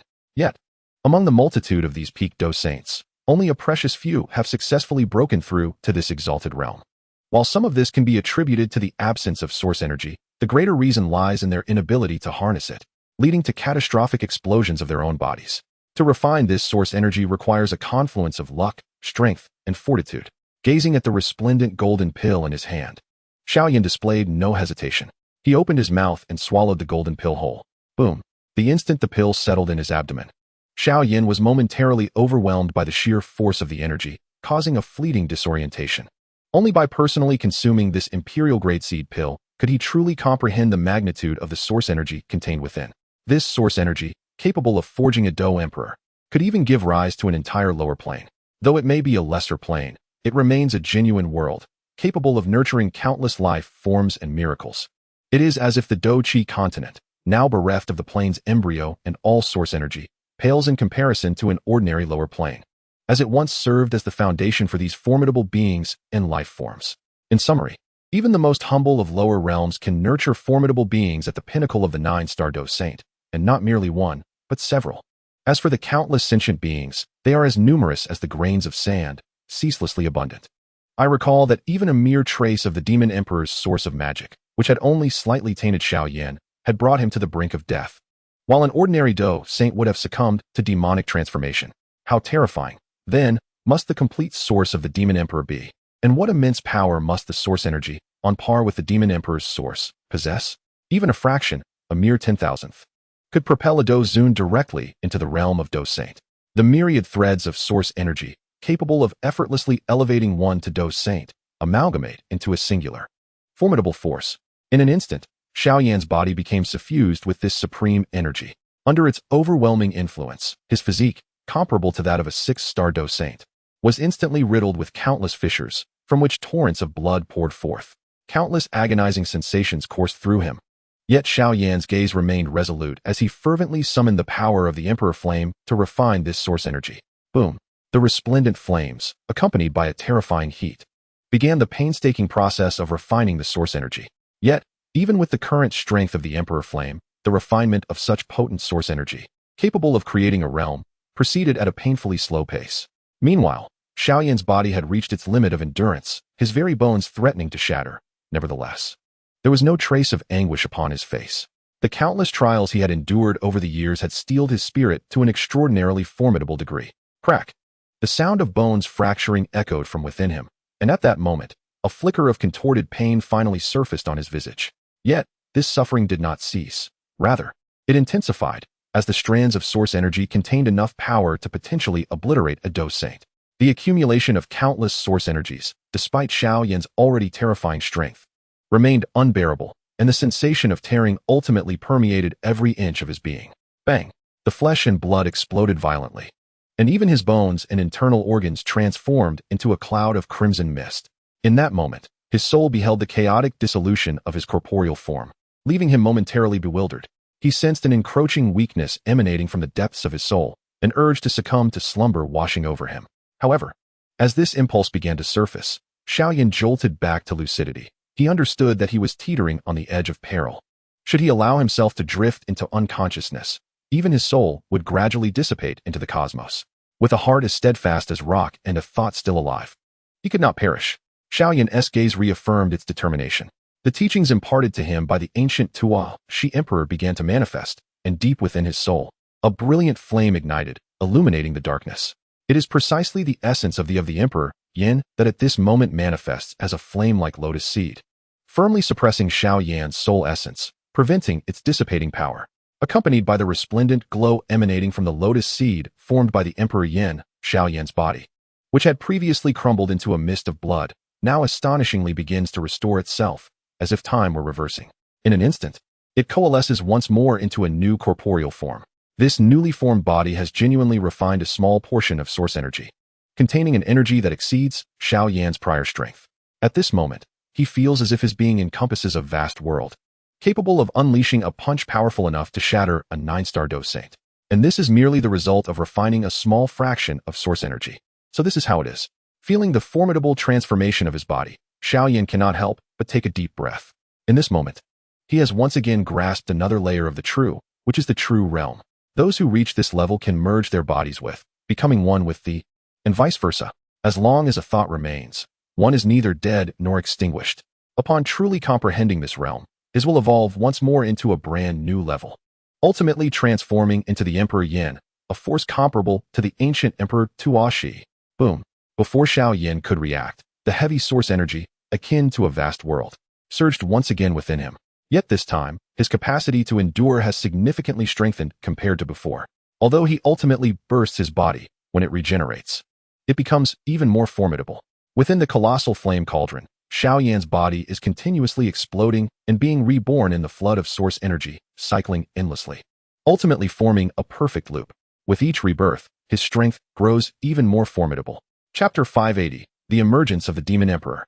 As Xiao Yan refines this source energy from heaven and earth, the towering flame cauldron in central state incessantly releases dreadful heat, transforming the desolate expanse of the western region into a sea of molten lava. Even the lava near the cauldron boils as if it were water. Such a scene has spread throughout the Duki continent, arousing the curiosity of all powerful beings. Deep within the southwestern continent, an ancient tomb flickers in the distorted space. And deep within this tomb, An ancient stone tablet is firmly suppressed. Upon this stone tablet, the ethereal visage of Xiao Yan materializes, his gaze piercing through countless spaces, ultimately resting upon the towering flame cauldron in central state. Has this little fellow finally reached this step? Gazing at the sky-high flame cauldron, a hint of anticipation appears on Xiao Yan's face. After a millennium of meticulous planning, he finally awaited the moment when Xiao Yan would reach this pivotal juncture. Should Xiao Yan ascend to the level of Dou, the calamity instigated by the malevolent forces from beyond the realm would be irrevocably altered. The foreign evil clan would be truly expelled from the Dou continent. Bo Kuei, the Demon Emperor, mark this well. The moment my descendant transcends to Dou shall herald the annihilation of your nefarious kin. A smile crept across Xiao Yan's face. Xiao Yan, do not revel too soon. Whether it is my holy clan's formidable warriors or your descendant who emerges first remains to be seen. Rest assured, the Dou continent will inevitably become the dominion of my holy clan. Bo Kuei, the Demon Emperor, roared defiantly. Yet Xiao Yan merely responded with a cold smile to his outburst. Is that so? Your words make me reluctant to end your existence. Fear not. I shall preserve a fragment of your soul, allowing you to witness the true demise of your foreign clan. Ha ha ha. You think you can annihilate my lineage? Bo Kuei scoffed with derision. You are utterly oblivious to our true strength. Even if you miraculously eradicate all the powerful members of the Holy Clan in the Dou continent, once you venture into the vast world beyond, you will comprehend what genuine despair entails. If that is the case, I might just live on indefinitely. Xiao Yan retorted with a laugh, his expression unfazed by Bo Kuei's mockery. His gaze, however, hinted at a deeper calculation at play. Not far from this exchange, the colossal egg, once sealed by the 5-peaked Dou saints of the Xiao clan, suddenly accelerated its consumption of malevolent energy, even beginning to devour the very essence of the Dou continent itself. This is dire. Reinforce the formation, exclaimed Xiao, his countenance shifting as he hastily urged the other 4-peaked Dou saints to strengthen the sealing formation. Yet, no matter how they fortified it, the terrifying suction emanating from the gigantic egg remained unabated, thwarting their efforts to fully halt its onslaught. This creature Xiao gazed upon the obsidian egg adorned with bizarre patterns, a deep-seated trepidation reflected in his eyes. Even before its emergence, it held the upper hand against 5 9-star Dou saints. Should this entity truly manifest, it could spell a cataclysm for the entire Dou continent. Fortunately, that impudent boy Xiao Yan has finally taken his stride. Xiao turned his gaze toward the direction of Zhongzhou. Despite the considerable distance, he could faintly perceive a resplendent blaze illuminating the sky. This was the message conveyed not long ago by the Xiao clan's dispatched experts to the 5-peaked Dou saints, instilling in him a sense of reassurance. Certainly, it was at the moment when that flicker of flame appeared that the previously languid giant egg, which had been devouring malevolent energy, began to frantically consume the surrounding magical essence and energy. Clearly, the emergence of that fiery glow instilled a sense of tension in the new Demon Emperor concealed within the embryo. It was only at this juncture that Xiao and the others comprehended the terror harbored by the new Demon Emperor hidden within the colossal egg. This harrowing race against time was pivotal to the future of all beings on the Dou continent, and in the blink of an eye, 2 years had already elapsed. During these 2 years, Xiao Yan's body had undoubtedly shattered countless times. Although the pain had rendered him somewhat numb, the increasingly formidable strength he acquired brought him immense exhilaration. This must be the final source of energy. Once I refine this, I shall truly step into the realm of the Dou Emperor. Xiao Yan gazed at the last remaining source of energy within him. At this moment, he was imbued with boundless strength, as if a world was gestating within him. Even the most rudimentary physical power could easily crush a peak 9-star Dou saint. Only now did he grasp the vast chasm separating a Dou Emperor from a peak 9-star Dou saint. The final source of energy. Xiao Yan regarded this energy, a mere tenth of that contained within an imperial-grade embryonic pill, which in the past would have easily overwhelmed him. Yet now, everything had changed. Merge with me. Become the cornerstone of my ascendance into the imperial realm. A glimmer of determination sparkled in Xiao Yan's eyes, and in the next instant, that source of energy seamlessly integrated into his being. Boom. With the assimilation of this energy, his body once again experienced a slight expansion. Yet this time it was not marked by the previous chaos. Instead, it absorbed the energy effortlessly without even a trace of rupture. 3 months later, amidst the desolate expanse of the western region of Zhongzhou, the previously tranquil flaming giant cauldron finally stirred. Boom. An overwhelming aura surged forth from within, only to vanish once more, but with its disappearance came a terrifying vacuum that emerged. In the next moment, energy within a radius of 10,000, 100,000, and even 1,000,000 miles began to rush towards the flaming giant cauldron in a frenzied torrent. Shortly thereafter, the entire energy of Zhongzhou began to be devoured by this cauldron. In an instant, it seemed as though the very energy of the entire Dou Qi continent was being voraciously swallowed by this flaming giant cauldron. This scene compelled all beings of the Dou Qi continent to instinctively look up in terror, with even some remote tribes beginning to prostrate themselves in reverence towards the cauldron. For many beings, such a spectacle was akin to a divine miracle. And at the moment the flaming giant cauldron commenced its insatiable feast upon the energy of the Dou Qi continent, a fissure suddenly appeared in the colossal egg that had been sealed by 5 peak Dou saints. This is bad. Gazing upon this scene, the 5 peak Dou saints could not help but change their expressions in alarm. As the fissure emerged, the malevolent energy, which had already posed a considerable challenge for them to contain, surged forth like a torrential flood, recklessly flooding into the colossal egg. The overwhelming aura of dark energy even caused these formidable Dou saints to feel a sense of unease. Retreat. A voice suddenly echoed in the ears of the 5, unmistakably belonging to Xiao Yan. Retreat? Confusion clouded their faces. Ancestor, brother, if we retreat, won't this fellow be born into the world? Let him be born. If the Demon Emperor emerges, it is likely that Xiao Yan will not be far behind. Xiao Xian's tone was light and laced with amusement, which instantly calmed the hearts of the 5. Their faith in Xiao Xian bordered on fervent adoration. Thus, in the next moment, the grand formation that had long been sealing the area abruptly unraveled, and soon, an array of energies from the entire southwestern continent began to coalesce into torrents engulfed by the massive black entity. The terrifying suction force made even these peak Dou saints feel a tinge of strain. Quickly depart. If you wait until this being is born, you 5 shall have no escape. Xiao Xian's voice resonated once more. Ancestor, take care. The 5 Dou saints exchanged glances and then transformed into streaks of light, vanishing into the horizon. When they reappeared, they found themselves back within the Xiao realm. Meanwhile, the Dou Qi continent was shrouded in 2 fearsome energy whirlpools, at the center of which lay a colossal flame cauldron and a massive black egg.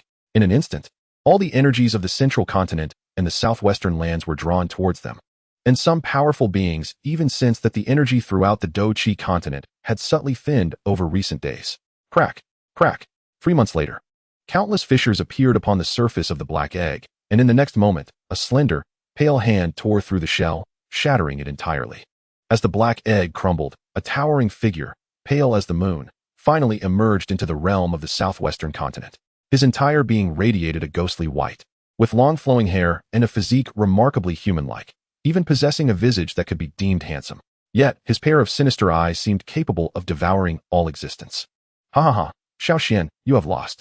The voice of the Demon Emperor, Bo Kuei, echoed through the tomb, filled with triumph, as if he could already envision the moment when the new Demon Emperor would slay Xiao Yan.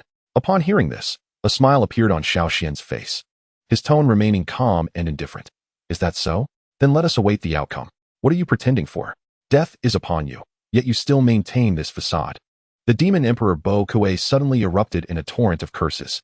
Ever since this individual ascended to the rank of Dou Emperor, it appeared that every step he took was meticulously orchestrated by him. Particularly after being subdued by this person, he felt an even stronger sense of being ensnared, as if all elements were firmly within Xiao Xian's grasp. This sensation stirred a vague unease within his heart, while Xiao Xian's perpetually nonchalant demeanor only served to heighten his agitation. Let me tell you, this new Demon Emperor is of the direct lineage of my holy clan, a formidable figure among the sacred demon clan. Even a newly appointed Demon Emperor possesses strength that ranks among the finest of the infernal Demon Emperors. In other words, he could effortlessly slay any Dou Emperor from your Duki continent. You, descendant, are doomed. Bo Kuei sneered coldly. Understood, came the response, consisting of merely 3 words, still delivered in a casual manner, seemingly devoid of concern. You bastard! Bo Kuei exclaimed in frustration, though his urgency was futile, for his demonic form remained sealed by Xiao Xian. Just wait, your lineage is finished. He huffed, though a flicker of unease lingered in his heart. At that moment in central continent, within the colossal fiery cauldron, Xiao Yan remained with his eyes tightly shut, long hair flowing freely as if stirred by an unseen wind, while an aura of supreme authority intensified around him. In the southwest continent, a strikingly handsome man towering thousands of feet surveyed the distorted sky above, his expression twisting into a cold smirk. Once I deal with that little brat, I shall come to address you, he mused. Despite his handsome visage, a sinister killing intent gleamed in his eyes. In the next instant, he vanished from the southwest continent, transforming into a streak of black light racing towards Central Continent. His terrifying speed tore through the surrounding space, causing avian beasts to turn blood red at the mere sight of him, transforming into ferocious creatures driven solely by the urge to kill. Meanwhile, within the Xiao realm, a gathering of individuals stood in anxious clusters, their faces etched with tension as they fixated on a massive ancient mirror in the distance. The powers of the Xiao clan, the ancient clan, the medicine clan, and numerous strong figures from the 8 ancient clans were intently focused on this grand mirror. On the day of the return of the 5 saints, all of Central Continent had entered a state of readiness. After all, while Xiao Yan represented their greatest hope, no one could guarantee that this hope was infallible. Even if it were accurate, ensuring that the Demon Emperor would not launch a surprise attack on other lives was a different matter entirely. Thus, the 8 ancient clans and various powers of Central Continent had long since formed an alliance, now converging in the Xiao realm. Their eyes glued to Xiao Yan's every move. That immense mirror was but one application of the ancient clan's ancient emperor mirror. This is bad. The Demon Emperor has already set out to ambush Xiao Yan. As they beheld the terrifying speed of the Demon Emperor, fear flickered in the eyes of all present. No one anticipated that this Demon Emperor would emerge before Xiao Yan, and upon his arrival, he aimed directly at him, unwilling to leave even the faintest threat behind.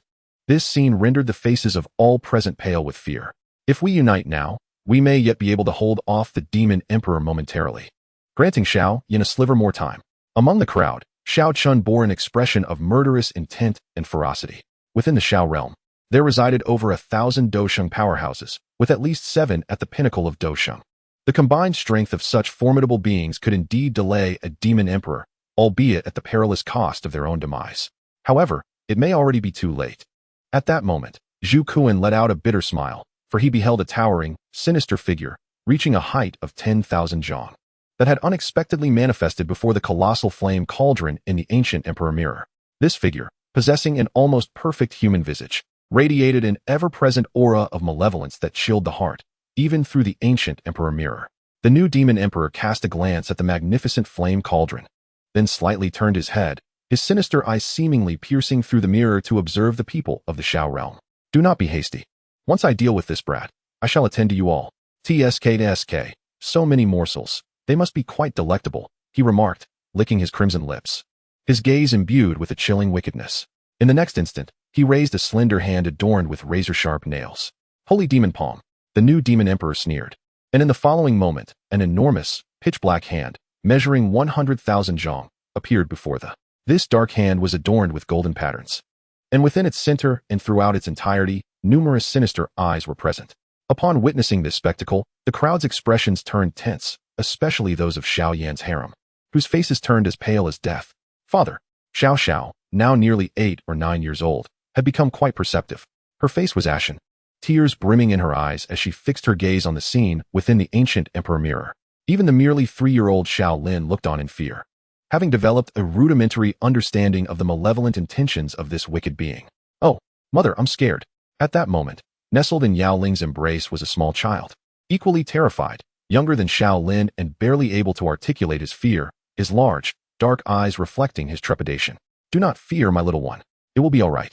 Yao Ling comforted him gently, though her own eyes were already glistening with tears. For that enormous demonic hand was now crashing down with a thunderous roar, aiming straight for the colossal. Bang! A terrifying wave, akin to the cataclysmic rupture of heaven and earth, rent asunder vast expanses of space in the northern realm of Zhongzhou, momentarily pausing the tumultuous sea of molten lava below. Xiao Yan, the imperial son, Yener, father, countless heart-wrenching voices echoed, as the awe-inspiring flame-giant cauldron shattered into myriad sparks of fire. At that moment, despair etched itself upon the faces of all present, confronted with such overwhelming power. It seemed that even the combined might of all the strong within the Xiao realm would falter against the foe, inevitably leading to their annihilation in mere moments. Particularly, Xiao Yan's family felt waves of dizziness wash over them. Just as despair began to take root in their hearts, Xiao, with her eyes reddened from tears, suddenly surged upwards in power.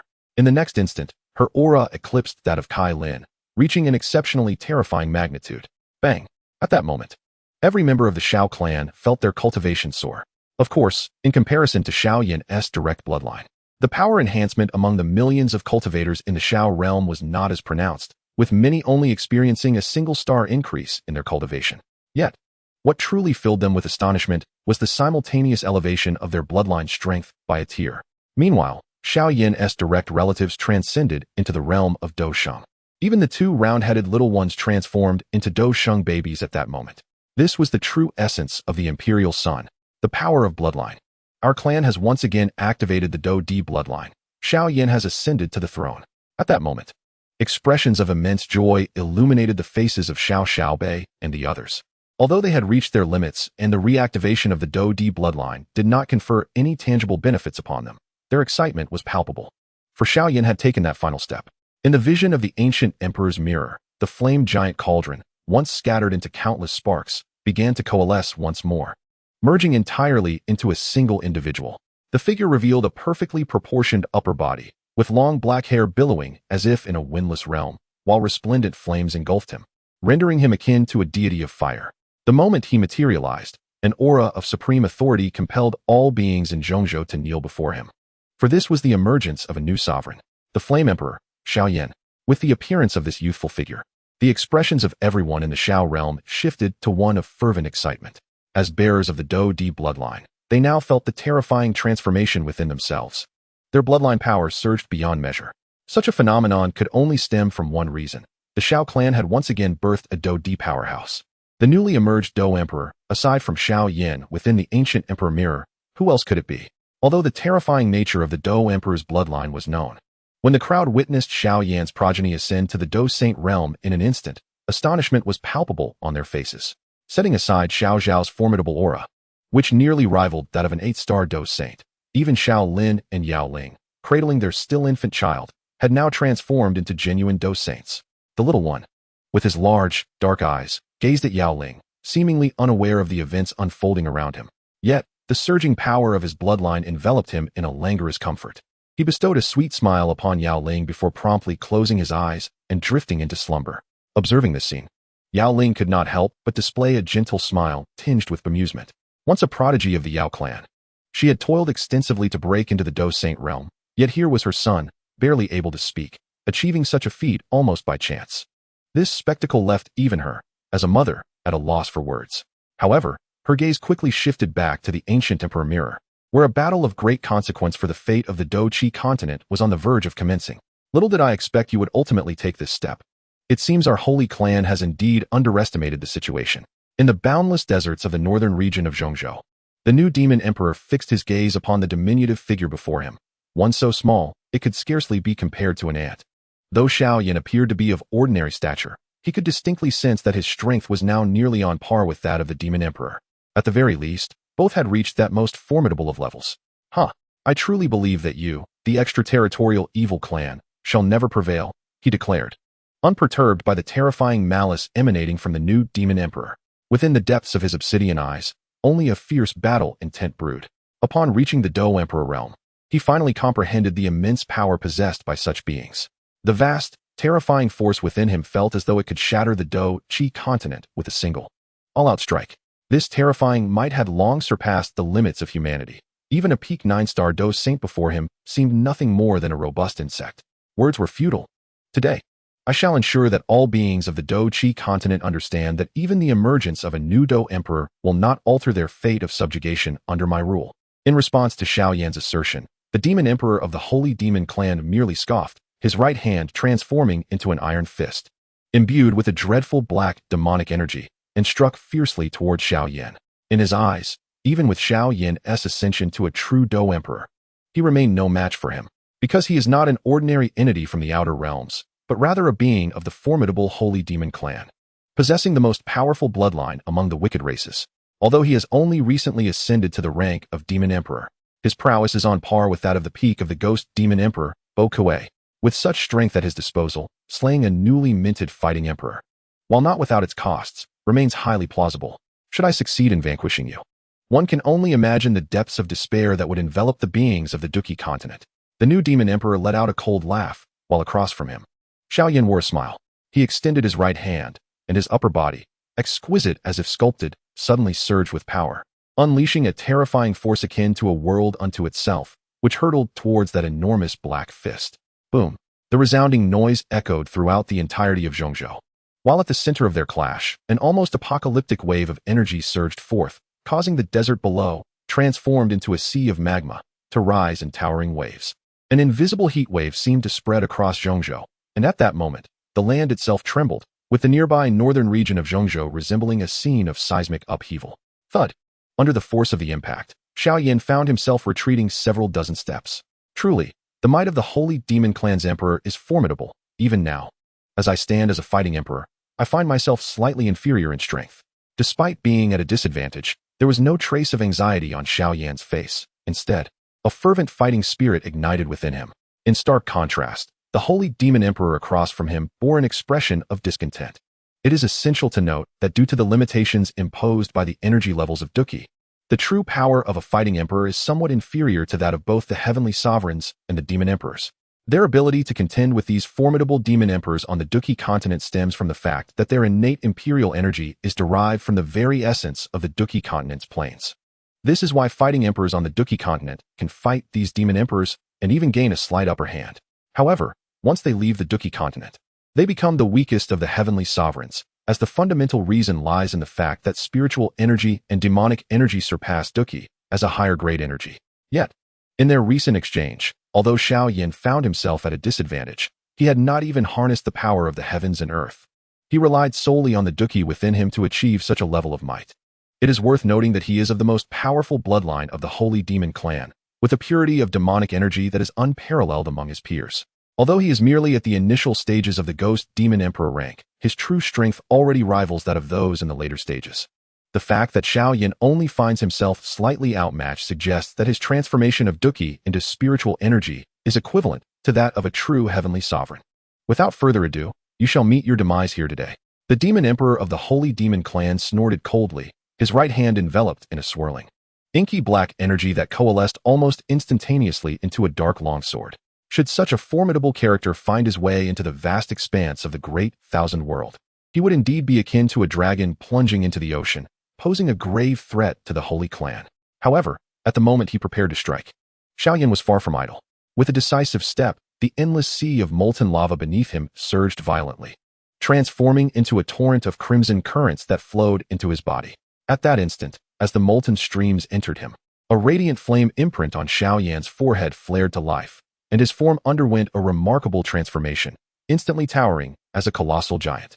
The vibrant flames morphed into serpentine fire dragons that spiraled around him, embodying the essence of divine beings amid the flames. This was the embodiment of a Dou Emperor. In the Xiao realm, those powerful figures observing through the ancient emperor mirror gasped in astonishment at the scene. Many among them had ancestors who had once attained the status of Dou Emperor, fully aware of the terrifying power it bestowed, and thus held Xiao Yan in even greater reverence. The Xiao Yan of today was no longer the young master of the Xiao clan who relied on the name of Xiao Xian. He had ascended to become a new sovereign within the Xiao clan and the Douqi continent. Even with the body of a Dou Emperor, you shall not be my match. Perish.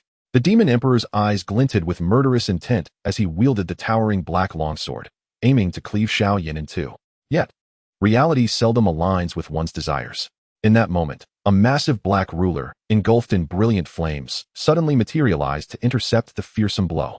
Clang, clang, clang. The two colossal weapons clashed violently, the resounding echoes reverberating throughout the heavens and earth. Yet, the expression in the Demon Emperor's eyes grew increasingly impatient. He realized that with the aid of the power of heaven and earth, Xiao Yan's strength had become nearly equal to his own. What further vexed him was the way Xiao Yan's countered his demonic energy. Though his demonic energy was pure and formidable, typically overpowering ordinary Dou Emperors and even heavenly sovereigns, it found itself thwarted by Xiao Yan's, a situation that left him feeling profoundly frustrated. To force me to this extent, you are indeed formidable.